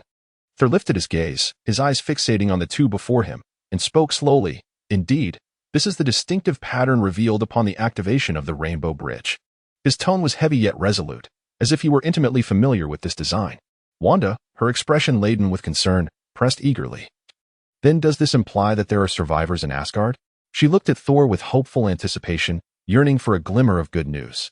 However, Thor gently shook his head, dispelling Wanda's hopeful conjecture. No, it is not so. In truth, this pattern was initiated by the very one who wrought destruction upon Asgard. His eyes betrayed a profound sorrow and fury. Upon hearing this, Doctor Strange furrowed his brow, a look of confusion overtaking his features. How do you come by this knowledge? He inquired. Thor took a deep breath, pausing momentarily before continuing. Just now, a mysterious voice resonated in my mind.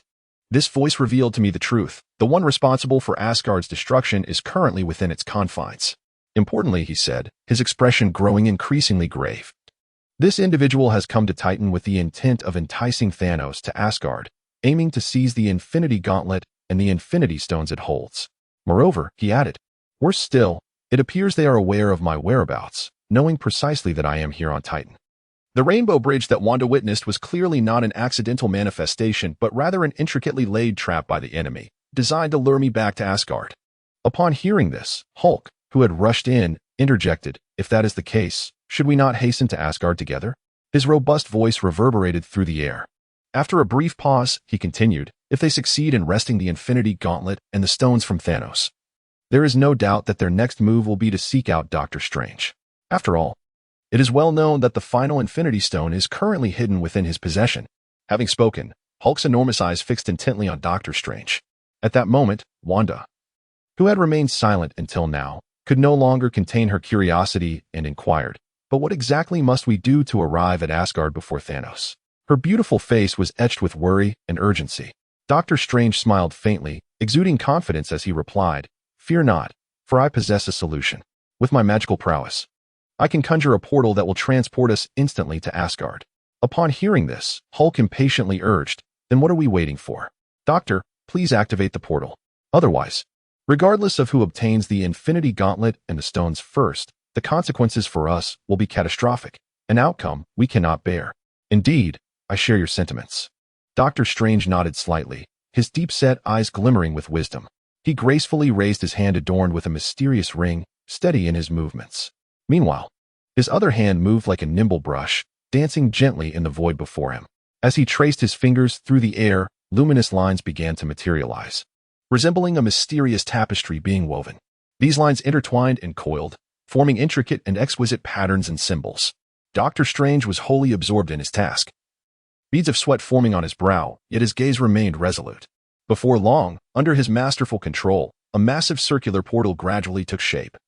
This portal radiated a dazzling light, revealing a vibrant scene within, hinting at the path leading to Asgard. Doctor Strange ceased his gestures, exhaling deeply, and softly declared, we are ready to depart. He turned to the three beside him, his eyes reflecting anticipation and determination. In Asgard, the Grand Palace was enveloped in a tense atmosphere. Wu Yin sat leisurely upon the throne, a symbol of supreme power once belonging to Odin, his gaze casually sweeping over the vast square below. Suddenly, a portal shimmering with mysterious light materialized in the center of the square without warning, causing Wu Yin to furrow his brow slightly, revealing a flicker of surprise. However, this emotion was but a fleeting shadow on his face, vanishing as quickly as it had appeared, as if it had never existed. Moments later, figures began to emerge slowly from the portal. Leading them was Thor, whose eyes widened in astonishment as he looked up at the throne, disbelief etched upon his features. There sat a stranger, a young man with distinctly Asian features. Upon witnessing this, Thor's fury ignited instantaneously. He abruptly raised the mighty Mjolnir in his hand, pointing it directly at Wu Yin, and bellowed with fury.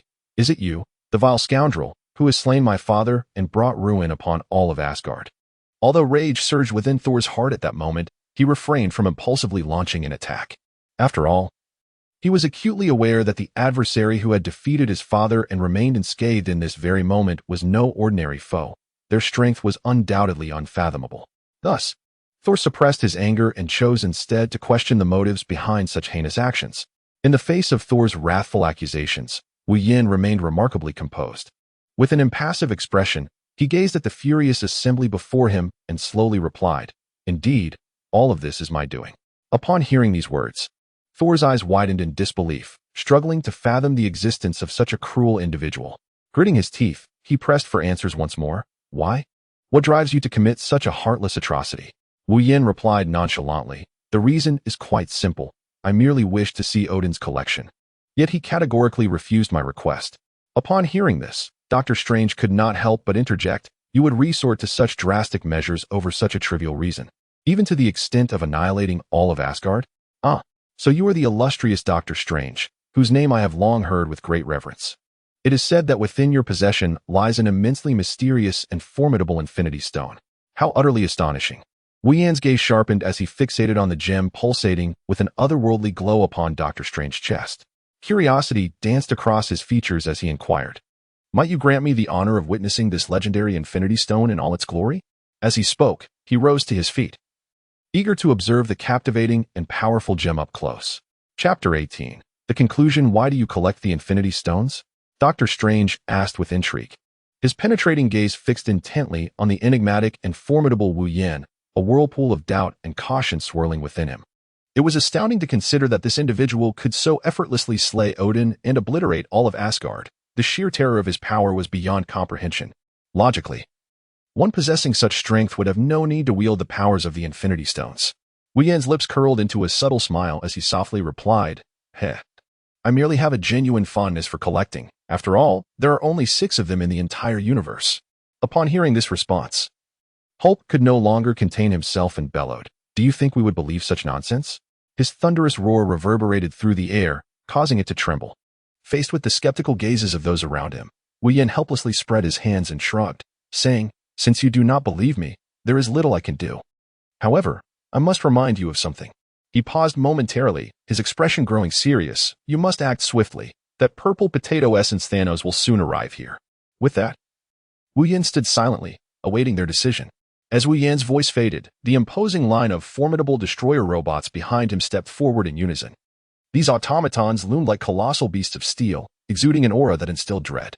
Each robot wielded a formidable weapon meticulously crafted from adamantium and vibranium, glinting with a chilling radiance. Simultaneously, the expressions of Sol and his 3 companions turned grave as they witnessed this spectacle, swiftly adjusting their stances to enter a state of combat readiness. Gripping their respective weapons tightly, they fixed their unwavering gaze upon the encroaching destroyer robots. Wu Yan gazed expressionlessly at the scene before him, then coldly issued the command, "Eliminate them." With that, he turned without hesitation, striding purposefully deeper into the palace, seemingly indifferent to the impending fierce battle. At the very moment Wu Yan gave the order, all the Annihilator robots surged into action like arrows released from a bow, hurtling towards Thor and his companions in the square. They sliced through the air, leaving shadows in their wake and stirring gusts of wind, reaching the enemies in the blink of an eye. However, Thor remained undaunted by this sudden onslaught. A glint of determination flashed in his eyes as he gripped Mjolnir tightly, beginning to spin it rapidly. With each rotation, Mjolnir gained speed, ultimately transforming into a whirlwind of unparalleled power and momentum. Recognizing Wu Yan as his primary target, Thor had already locked onto his figure in secret by the time the command to attack was issued. Seizing the moment, he released his grip, hurling the rapidly spinning Mjolnir with great force. The massive hammer soared like a cannonball, racing towards Wu Yan's position. Thor was confident in this strike, fully aware of Mjolnir's formidable might. He knew that should this enchanted hammer connect with Wu Yan, even relying solely on its astonishing weight would deliver a crushing blow. The sequence of Thor's actions unfolded so swiftly that his 3 companions beside him had no time to intervene. Just as the hammer, glowing with mysterious light and imbued with boundless strength, approached Wu Yan at breakneck speed, he narrowed his eyes, concentrating intently, and instantaneously unleashed his powerful ability to manipulate metal. In an instant, an invisible force erupted from Wu Yan, resembling an unseen giant hand that effortlessly grasped the speeding Mjolnir, bringing it to a steady halt against the hard floor. Upon witnessing this, Wu Yin turned without hesitation, swiftly extending his right hand to firmly grasp the handle of Mjolnir. He mused internally, this is indeed a legendary artifact. According to the narrative portrayed in the film, it was meticulously forged from a star on the brink of annihilation. And furthermore, it was imbued with the profound magic of Odin, the king of the gods. With this thought, Wu Yin felt an overwhelming urge to personally test whether he possessed the strength to lift it. It is worth noting that in that exhilarating film, there were numerous characters capable of wielding this extraordinary hammer. Even the seemingly ordinary woman, Jane, who is Thor's girlfriend, effortlessly lifted it, transforming into the much-admired female Thor. Reflecting on this, Wu Yin felt a twinge of doubt. He grasped the hammer, yet on his first attempt, he failed to lift it. However, leveraging his ability to manipulate metal, he endeavored to try once more. At that moment, Thor, who had rushed over to witness this scene, did not immediately summon back Mjolnir, but instead scoffed. You demons think you can lift my Mjolnir? As Wu Yin utilized his powers, he gradually lifted the hammer, which had fallen to the ground. He examined Mjolnir in his hand before stowing it away in his divine space. Turning to the astonished Thor, he declared, "All right. Now your hammer belongs to me." Thor's eyes widened in disbelief as he stared at the figure before him, taking a considerable time to recover from his shock. Veins bulged on his forehead as he roared in anger, "How dare you hide my Mjolnir? That is the source of my strength." His voice was deafening, as if the very space around them trembled with his fury. It was well understood that more than half of Thor's power relied upon that magical hammer. Without it, he would be akin to a warrior stripped of his prowess, rendering his once dreaded attacks significantly diminished. Recalling his previous encounter with the formidable Hulk in the vastness of space, Thor still felt a pang of fear.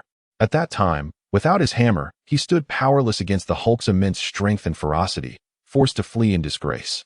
Currently, Thor was in a state of desperate urgency, and he shouted hoarsely, "Hand over Mjolnir at once, or the consequences will be dire." Yet, Wu Yin merely smiled faintly, extending a finger to lightly tap his temple, and with an air of sarcasm and disdain, he retorted, "Tell me, have you been watching too many American blockbusters? Have you lost your mind? We are adversaries now. I am not foolish enough to return this weapon, which is so crucial to you and significantly enhances your combat prowess. Very well, I shall refrain from further unnecessary discourse. You may now find solace in reuniting with your father, Odin." With that said, he raised his hands towards Thor. As Wu Yin's powers activated, Thor, clad in his scaled armor, felt the constriction of the very armor he wore, tightening gradually around him. Wu Yin kindly reminded, "Your father was also clad in a suit of golden armor at that time." However, after uttering these words, he intensified the output of his abilities. In the fleeting moments before Soul could fully comprehend the situation, the scales of the fish-scale armor adorning his body began to gradually pierce through his skin. Wu Yin understood that as the mightiest among the Odin pantheon, Thor's skin was impervious to ordinary weaponry. Chapter 19, the Grand Finale 4. In the past, he had slain Odin using the very staff and golden armor that Odin wielded, for if Wu Yin were to confront Odin solely with his own strength, he would likely find it impossible to breach Odin's defenses. At this moment, stripped of his hammer, Thor resembled a being deprived of his backbone, struggling futilely under the suffocating weight of Wu Yin's overwhelming prowess. Despite Thor's desperate efforts to escape his bindings, he found himself utterly powerless against such absolute domination, leaving no room for any possibility of resistance. It is crucial to note that this was no mere cinematic spectacle, and Wu Yin was far from the simplistic and dim-witted villains often portrayed in tales. He would not foolishly linger in a position of evident advantage, engaging in idle chatter with his opponent, thereby granting them a moment to breathe and potentially orchestrate a counterattack that could jeopardize his own safety. As Wu Yin intensified the output of his formidable abilities, Thor, who had been struggling, could no longer endure the pressure. With a face contorted in defiance, he unleashed a primal roar. No? This cry, filled with despair and fury, seemed capable of piercing the heavens and resonating deeply within the hearts of those who heard it. At that very moment, Doctor Strange and his compatriots, who were locked in a fierce battle with the destroyer robots beyond the palace, instantly sensed that something was amiss. Reacting swiftly, Doctor Strange employed his exquisite magical prowess to swiftly subdue several of the destroyer robots surrounding him. He then turned to Hulk and Wanda, who were valiantly fighting in the distance, and called out urgently, "Thor is in dire need of assistance." His voice, both urgent and resonant, echoed across the chaotic battlefield. Wanda, attempting to evade the onslaught of the destroyer robots, responded to Doctor Strange's call, "These damn machines possess too many abilities. I cannot spare the time to aid Thor." I shall go. Hulk's deep and powerful voice rang out, his gaze resolutely scanning the cluster of robots before him. These creatures are indeed troublesome, but they do not pose a substantial threat to me. No sooner had he spoken than Hulk lunged forward, his massive hand deftly capturing one of the destroyer robots. He then wielded the robot as an astonishing weapon, sweeping it through the air in a fierce arc to strike at the other encircling machines. With a thunderous clash of metal and a shower of sparks, the once menacing robots were sent staggering back several paces. Seizing the opportunity, Hulk swiftly found an opening. He crouched down with agility, his legs coiling like a spring at its utmost tension, and then leaped forth like a cannonball, soaring towards the distant palace. Moments later, Hulk landed firmly in the square before the palace. As he steadied himself, he immediately spotted the figure of Thor, who was being restrained. At that moment, Thor's eyes were tightly shut, and his body rigid, clearly devoid of any autonomous awareness. Upon witnessing this, Hulk's fury surged within him. He opened his mouth and unleashed a deafening roar. "Release Thor." This cry seemed to resonate with boundless power, causing the entire palace to tremble slightly. Standing nearby, Wu Yin regarded Hulk's arrival with an expression devoid of any panic. He understood all too well that despite the numerous and combat-capable destroyer robots, it was nearly impossible for them to truly impede someone as formidable and resilient as Hulk. After all, if one were to categorize these robots by their roles in a game, they would merely be mages and warriors at best. In the face of an opponent like Hulk, with his tough exterior and immense strength, merely managing to delay him would be a commendable feat. The notion of defeating him was utterly preposterous. However, for Doctor Strange and Wanda, this situation was not a daunting predicament. Essentially, they were but two relatively fragile sorcerers, although their offensive capabilities were quite formidable. The moment they confronted the destroyer robots, endowed with remarkable self-repair abilities and astonishing mimicry, their skills quickly appeared insignificant, even somewhat ludicrous. At this juncture, Wu Yan's lips curled into a slight smile, a smirk directed at the green giant before him. "Hey, Hulk. Or rather, perhaps I should address you as Dr. Banner. Now, please reflect seriously on this. If I were unfortunate enough to fall into your hands, do you really believe your mere words would suffice to secure my release?" His slightly provocative remarks lingered in the air, echoing like a stone cast into a tranquil lake, stirring ripples across the surface. After Wu Yan finished speaking, he cast a glance at his brother Soul, who was already in a state of unconsciousness, and then carelessly discarded him aside as one would toss away refuse. Just as Wu Yan resolved to abandon Soul, his inner self began to subtly manipulate the metallic dust scattered across the ground, which was as fine as sand. These minuscule particles seemed to be imbued with life, gracefully hovering in midair. Wu Yan was acutely aware that, with the limited power and offensive capabilities he currently possessed, breaching the Hulk's seemingly impenetrable defenses was an endeavor akin to climbing the heavens. Yet, in a moment of inspiration, an ingenious idea surged forth in his mind. Recalling scenes from films he had watched, he remembered that whenever the Hulk engaged in fierce combat, following a successful initial strike against his opponent, he would invariably roar toward the sky in a primal scream. This detail shone like a beacon in the darkness, illuminating a path of hope within Wu Yan's heart. Thus, he held his breath, focusing intently on the arrival of that pivotal moment. As the Hulk's thunderous roar shattered the air, Wu Yan sprang into action. He deftly manipulated the metallic dust suspended in the air, directing it to swiftly invade the Hulk's mouth at the very instant he opened it to unleash his furious cry. Much like a battalion of trained soldiers executing their orders, anyone with even a cursory knowledge of American cinema would recognize that protagonists often resort to such tactics when confronted by formidable adversaries. Regrettably, the antagonists in these tales frequently fail to perceive the glaring vulnerabilities before them, unwittingly providing the forces of justice with an opportunity. With everything meticulously arranged, Wu Yan cast a sly glance at the Hulk and spoke slowly. "Relax, that fellow is still hanging on by a thread, but I doubt he can last much longer. I am eager to see if you possess the ability to rescue him before he meets his demise." Upon hearing this, the Hulk's eyes widened in fury, resembling a rampaging beast as he lunged toward Wu Yan. In the blink of an eye, Wu Yan calmly raised his hand and chanted an incantation. Instantly, countless grains of sand converged from all directions, forming a dense curtain of dust that charged toward the Hulk, attempting to obscure his vision. However, this did not deter the Hulk. With a thunderous roar, he raised his arms and brought them crashing together, unleashing a gale that swept through the air with overwhelming force. The sandstorm that had been advancing toward him was scattered and dissipated in an instant by this powerful whirlwind. Seizing the moment while the Hulk grappled with the dust cloud, Wu Yin swiftly executed a long-forgotten technique, the art of duplication. As he recited his incantation, identical apparitions of himself materialized around him, indistinguishable from the original. Meanwhile, Wu Yan's true form quietly concealed itself in an unremarkable corner, holding his breath and waiting for the moment when the Hulk would roar once more. Chapter 19. The grand finale. The howling wind swept away the dust, revealing the Hulk's massive, grotesque form. His eyes, filled with fury, fixed intently on Wu Yan, who remained steadfast and motionless. With a deafening roar, the Hulk charged toward Wu Yan once again, moving with the relentless force of an out-of-control heavy truck. In the blink of an eye, the Hulk had closed the distance, bearing down on Wu Yan's side. He extended his powerful, robust hand and seized one of Wu Yan's legs, lifting him high into the air as if he were a mere chick. Subsequently, Hulk began to wildly swing his arms, using Wu Yan as a weapon to strike the ground with ferocious force.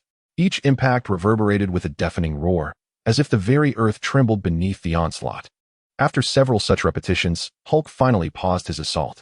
He glanced down at the motionless Wu Yan, seemingly convinced that his opponent had completely lost the will to resist. In a fit of triumph, Hulk let out a thunderous roar, a signature display of his rage and satisfaction. However, this was merely an illusion. The true Wu Yan had deftly concealed himself in a nearby shadowy corner.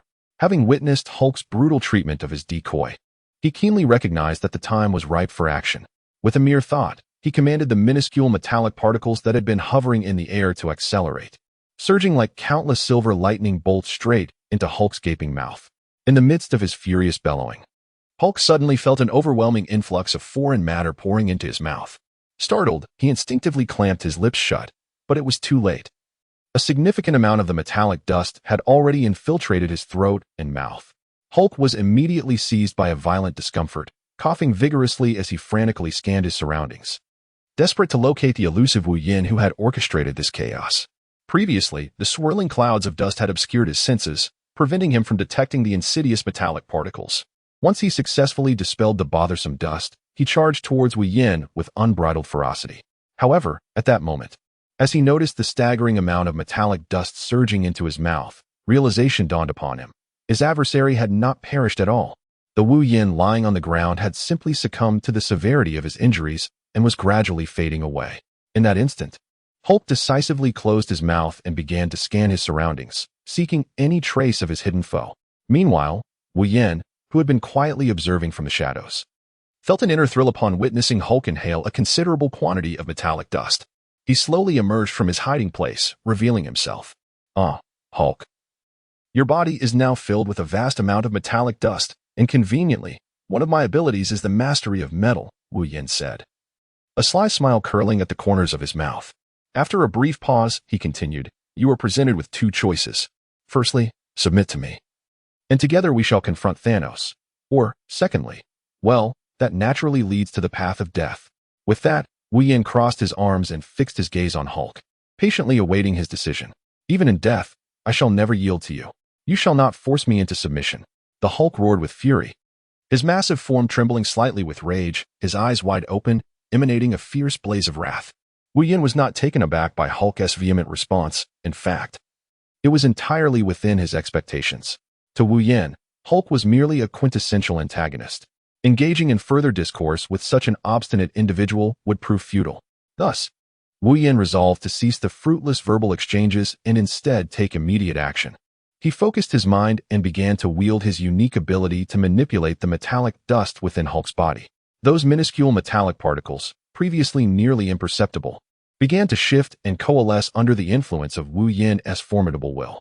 As time progressed, the metallic dust gradually formed into spheres of considerable size and density.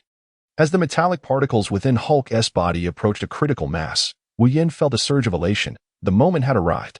With a little more effort, he could obliterate Hulk's internal organs in one fell swoop. However, just as he was on the brink of success, an unforeseen turn of events occurred. Thanos, who had just arrived on the scene, immediately discerned the prevailing situation. Without hesitation, he issued a command for his subordinates aboard the spacecraft to open fire in Wu Yan's direction. In an instant, a barrage of cannon fire descended like rain, bearing with it an inexorable force of destruction aimed squarely at Wu Yan. Sensing the imminent peril, Wu Yan promptly halted his actions and activated his divine space to escape the impending onslaught. When he re-emerged, he beheld what was once the Grand Odin Palace, now reduced to ruins. Not far from his vantage point, his gaze fell upon the hulking figure of Hulk, reminiscent of a small mountain, tightly cradling the unconscious Thor, propelling himself with astonishing agility towards Doctor Strange's location. At that moment, a deep and menacing voice resonated through the air. "Surrender the Infinity Stone you possess, and I may spare your life." The voice rumbled like distant thunder, echoing ominously in the atmosphere. Upon hearing the sound, Wei Yin swiftly turned his gaze in its direction. And there, before him, stood the formidable figure of Thanos, adorned with the Infinity Gauntlet, exuding an aura of terror. At that moment, Thanos loomed not far from him, a towering and majestic presence akin to an immovable mountain. Yet, in the face of the impending menace that was Thanos, Wei Yin exhibited not a trace of panic. A subtle smile graced his lips, a semblance of amusement dancing in his expression, as he leisurely retrieved 3 gleaming Infinity Stones from the depths of the divine space. The stones shimmered with a mysterious luminescence, and under the sun's radiant embrace, they refracted a kaleidoscope of dazzling colors, captivating all who beheld them. Wei Yin gently shook the 3 Infinity Stones before his eyes, as if deliberately flaunting them. He swiftly returned the stones to his pocket. Originally, he intended to store these gems within his unique divine space, but upon reflection, he decided to use the Infinity Stones as bait, temporarily allying with Thanos to eliminate Doctor Strange and his companions. Thus, he spoke, "I understand the purpose of gathering the Infinity Stones, and I shall not interfere with your plans. How about we strike a deal?" Witnessing this scene, Thanos, whose eyes seemed to penetrate the mysteries of the universe, fixated intently on Wei Yin. Time appeared to freeze at that moment, enveloped in a profound silence, with only the weighty atmosphere between the two men expanding.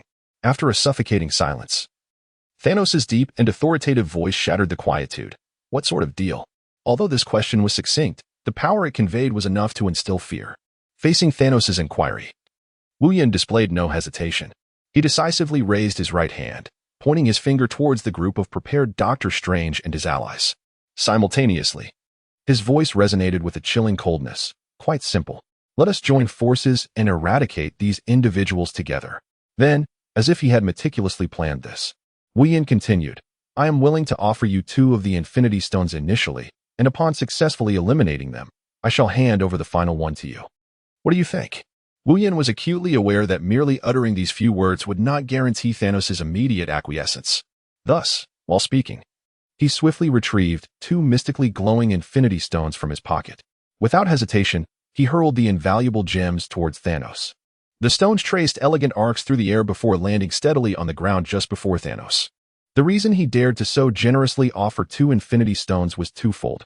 Firstly, Wei Yin understood that as long as Thanos had yet to gather all 6 stones, he could never become the director of the Cosmic Life and Death Office. Secondly, upon seeing Thanos' indomitable metallic armor and the formidable Infinity Gauntlet he wore, Wei Yin felt a surge of confidence, knowing that even if he were to confront Thanos directly, he would not flinch in the slightest.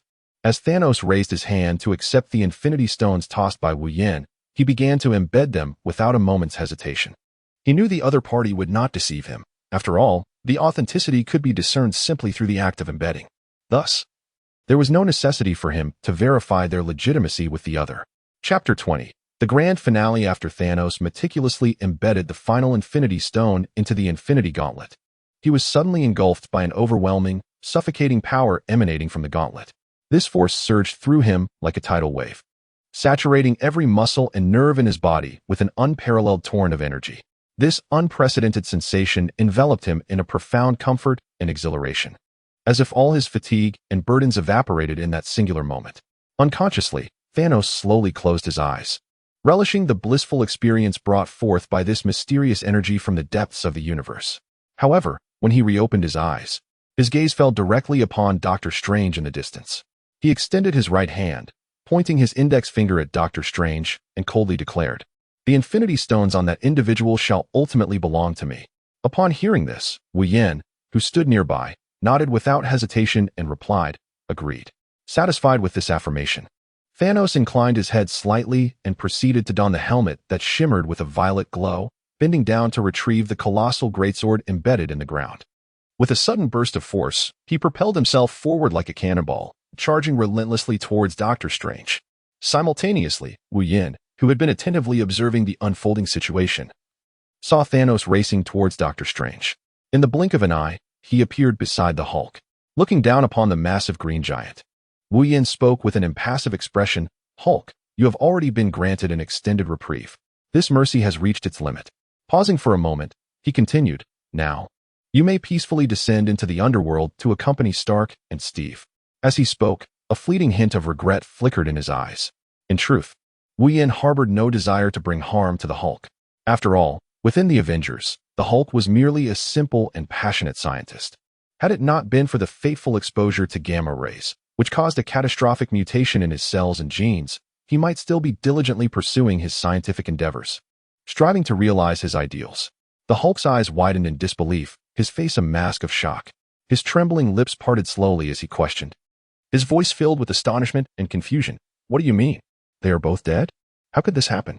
The figure across from him nodded gravely, responding in a mournful tone, indeed. Shortly after you resolutely departed from your home planet, a dreadful calamity struck. A novel and unprecedented virus suddenly erupted. This virus possesses an extraordinarily potent contagion and lethality, swiftly spreading across the entire globe, leaving nearly no one unscathed.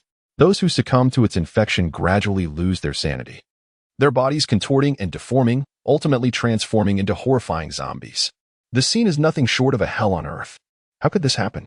Once all the inhabitants of the home planet had succumbed to zombification, the soul of Dr. Banner within the Hulk began to struggle fiercely, striving to reclaim control over his body and return to his home world. Wu Yin hovered silently in the air, observing, his words spoken as a precaution, for he was uncertain whether the Hulk's defenses mirrored that of skin. Thus, he sought to evoke the spirit of Dr. Banner by recalling the events transpiring on their home planet. If Dr. Banner could regain control of the body, the Hulk would fall into slumber, allowing him to revert to an ordinary human. In such a scenario, even without controlling the metallic dust he had absorbed, he could effortlessly eliminate his adversary. As time passed, the struggle between Hulk and Dr. Banner's soul approached its climax. Just as Wu Yin had envisioned, Dr. Banner's spirit succeeded in seizing control of the body. Gradually, the Hulk's form began to shrink, ultimately reverting to Dr. Banner's original appearance. At that moment, Wu Yin descended to the ground, gazing at the fallen Dr. Banner, and drew his dagger, plunging it mercilessly into Banner's heart. As Dr. Banner felt the piercing of his heart, he struggled to open his eyes, realizing he had been deceived. His adversary had awaited his transformation back to Banner, only to confront him then. Yet, it was too late. His heart had been pierced, and his life was drawing to a close. Thus, he inquired, is what you said true? Have the inhabitants of the home planet truly become zombies? In response, Wu Yin summoned a destroyer robot to satisfy his curiosity, utilizing projections to gradually reveal the dire situation on their home planet. Aware that Banner's time was short, Wu Yin turned his attention away from him and focused on the battle between Thanos, Doctor Strange, and Wanda. However, when he glanced over, Wanda was nowhere to be seen. The scene was dominated solely by the ongoing clash between Doctor Strange and Thanos. Wu Yin refrained from intervening, instead ascending into the sky in search of Wanda's form. Despite his tireless efforts to locate her, he could find no trace. In desperation, he silently called upon the system in his mind, urgently inquiring, System, where's Wanda? Why can I find no sign of her? Even you cannot detect her whereabouts? The system's cold and calm voice soon resonated in his mind. Host, after thorough investigation, it can be confirmed that Wanda is no longer within the confines of this universe. Upon hearing these words, he couldn't help but feel a jolt of surprise, his face reflecting utter astonishment as he eagerly inquired, what does this truly mean? How could she suddenly vanish without a trace? The system, with a calm demeanor, elucidated. To my knowledge, Wanda has successfully traversed time and space, reaching other parallel universes through her formidable magical powers. Upon hearing this, a frown settled on his face. Laden with concern as he articulated, how am I to continue my mission then? The system, unfazed, replied, have you forgotten, my master? You possess the unique ability to merge and traverse parallel worlds. Bewildered, he shook his head, a wry smile escaping his lips as he remarked, while that may be true, the issue lies in my utter ignorance of which specific parallel universe Wanda has ventured into. Where am I to begin my search? Addressing his confusion and anxiety, the system reassured him, fear not, master. Once you successfully vanquish Thanos and obtain the Infinity Stones, you shall undoubtedly ascertain the precise location of Wanda's parallel universe. Just as Wu Yin was conversing with the system, the battle between Thanos and Doctor Strange reached its conclusion. To his astonishment, Thanos emerged victorious. It is worth noting that in the film, Thanos had only been able to contend with Doctor Strange after collecting all the Infinity Stones. The fact that Thanos could now triumph over Doctor Strange with merely 4 Infinity Stones had not crossed his mind. However, upon witnessing the Destroyer robots standing around Doctor Strange's lifeless body, he felt a sense of acceptance wash over him. He took a step forward, slowly approaching Thanos. Taking a deep breath, he retrieved the last Infinity Stone, emanating a mysterious glow, from his pocket and handed it to Thanos, softly stating, "Here, this is for you. With this, your ideal should be realized." After receiving the Infinity Stone, Thanos lifted his gaze, his eyes piercing as he scrutinized the individual before him. And in a low voice, he inquired, "Do you know why I have gone to such lengths to collect these Infinity Stones?" Wu Yan's lips curled into a subtle smile, and he nonchalantly replied, "Isn't this quite simple? You believe that the current overpopulation of the universe has led to an unequal distribution of resources, and thus you aspire to wield the formidable power of the Infinity Stones to erase half of all life?" With that, he crossed his arms and gazed at Thanos with an air of ease. At that moment, a crisp notification sound rang out. Ding. System task temporarily modified. Following this, a voice from the system announced, "The ultimate task has now been issued." Wu Yan's heart raced as he focused intently on the forthcoming directives. The voice continued, "How could such an act as snapping one's fingers be left to Thanos? A new task is now released. Seize the Infinity Gauntlet and all the Infinity Stones from Thanos, and you shall be the one to execute the fateful snap that determines the destiny of the universe." Chapter 20, the Grand Finale. Wu Yan stood quietly to the side, her gaze fixed intently on the unfolding scene before her. There, Thanos, with his imposing stature, leaned down effortlessly to extract the radiant Infinity Stone from Doctor Strange's neck. Unbeknownst to him, however, as he prepared to embed the final Infinity Stone into his immensely powerful gauntlet, his own life was on the precipice of conclusion. With a crisp sound, the last Infinity Stone was securely set within the gauntlet. Thanos, brimming with pride, raised his arm, poised to snap his fingers and obliterate half of all life in the universe. At that critical moment, the previously silent Wu Yan sprang into action. Under Thanos' astonished gaze, she unleashed a formidable force, deftly restraining the hand adorned with the Infinity Gauntlet, rendering Thanos utterly incapable of executing the fateful snap. Simultaneously, Wu Yan skillfully manipulated the armor surrounding Thanos. The sturdy metallic components seemed to come alive, swiftly converging to bind Thanos' body. The entire process reminiscent of her previous encounters with Odin and Thor, executed with effortless grace. Furthermore, she continued to wield her extraordinary control, summoning various metallic objects from the vicinity to coalesce around Thanos. Gradually, these metals amassed, ultimately securing his limbs in place, stripping him of all freedom of movement. Having accomplished this, a subtle smile curled at the corners of Wu Yan's lips, a hint of mockery gracing her expression as she addressed the immobilized Thanos. "The act of snapping one's fingers, anyone could do it, wouldn't you agree?" Before he could respond, she swiftly removed the Infinity Gauntlet from Thanos' hand and donned it herself. Turning to him with a smile, she bid farewell, saying, "Purple sweet potato, farewell." At that moment, Thanos' form began to dissipate gradually. With a wry smile, he replied, "You are correct. It matters not who snaps their fingers, as long as the ultimate goal is achieved." A sharp, clear notification echoed through the air, akin to a lightning bolt shattering the stillness of the night. Soon after, a cold, mechanical voice announced, "Congratulations, host. You have successfully completed the final task. Would you like to claim your reward now?" Upon hearing this, a wave of indescribable joy surged within Wu Yan. Yet she remained composed. Taking a deep breath, she calmly responded, "I will not accept the task reward just yet."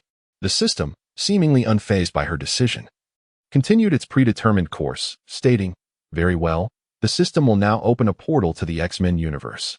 As the words fell, an extraordinary luminescence began to ripple through the surrounding space, akin to ethereal sprites dancing and intertwining in the air.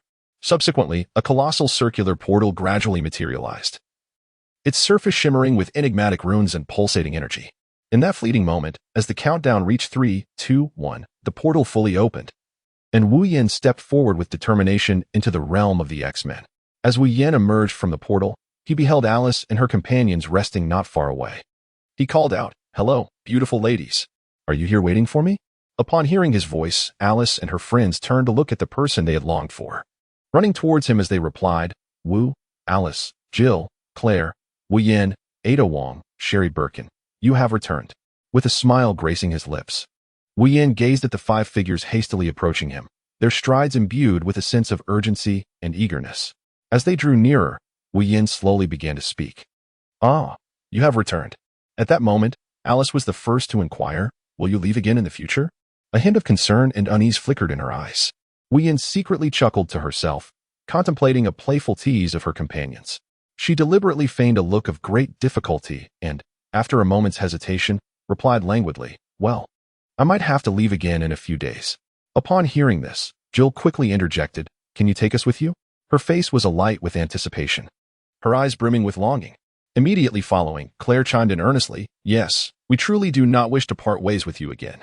Her tone was resolute and sincere, as if she had already made up her mind to accompany Wu Yin on her journey.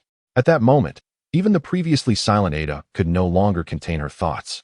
However, she seemed at a loss for words, merely whispering, "Wu Yin," her voice imbued with unspoken sentiments. Finally, even the newcomer, who had only just met Wu Yin, could not help but ask, "Are you all leaving?"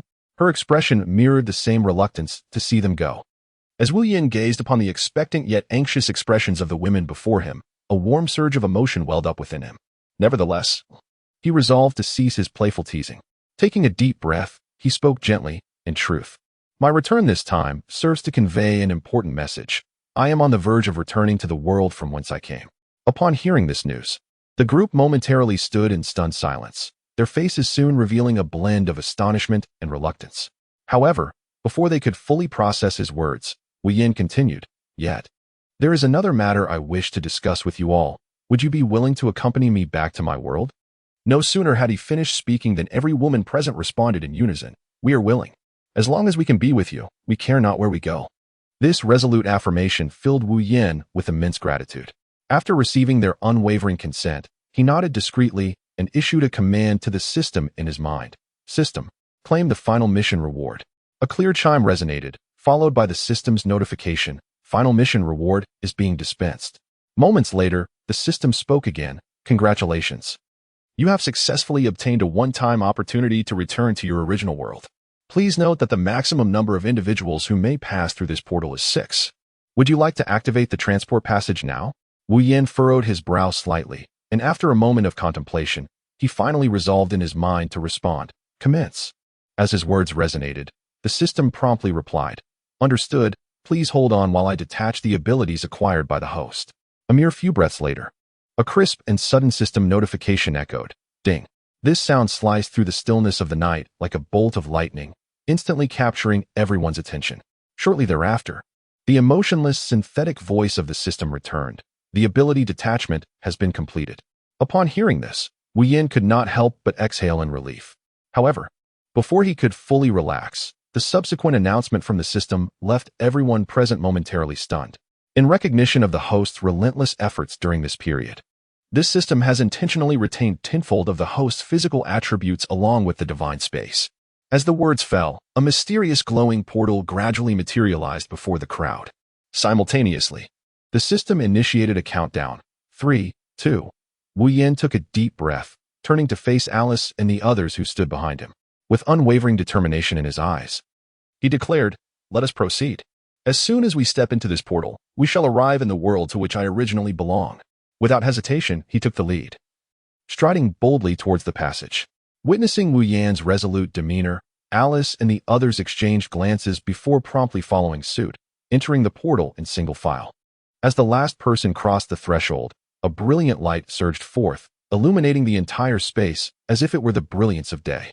Subsequently, accompanied by a subtle sensation of spatial distortion, everyone vanished from their original location.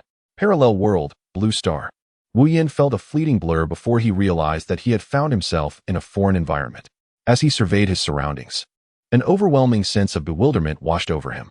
The scene before him starkly contrasted with the familiar world etched in his memories, for he was confronted with a desolate wasteland. The teleportation portal behind him had sealed shut immediately after his emergence, and in his astonishment at the scene that unfolded, he had failed to notice that he was the sole occupant to emerge from the portal. Is this truly my original world? For a moment, Wu Yin was left uncertain whether this was indeed the realm he once knew. At that instant, an excruciatingly shrill voice echoed within his mind. Kekekek.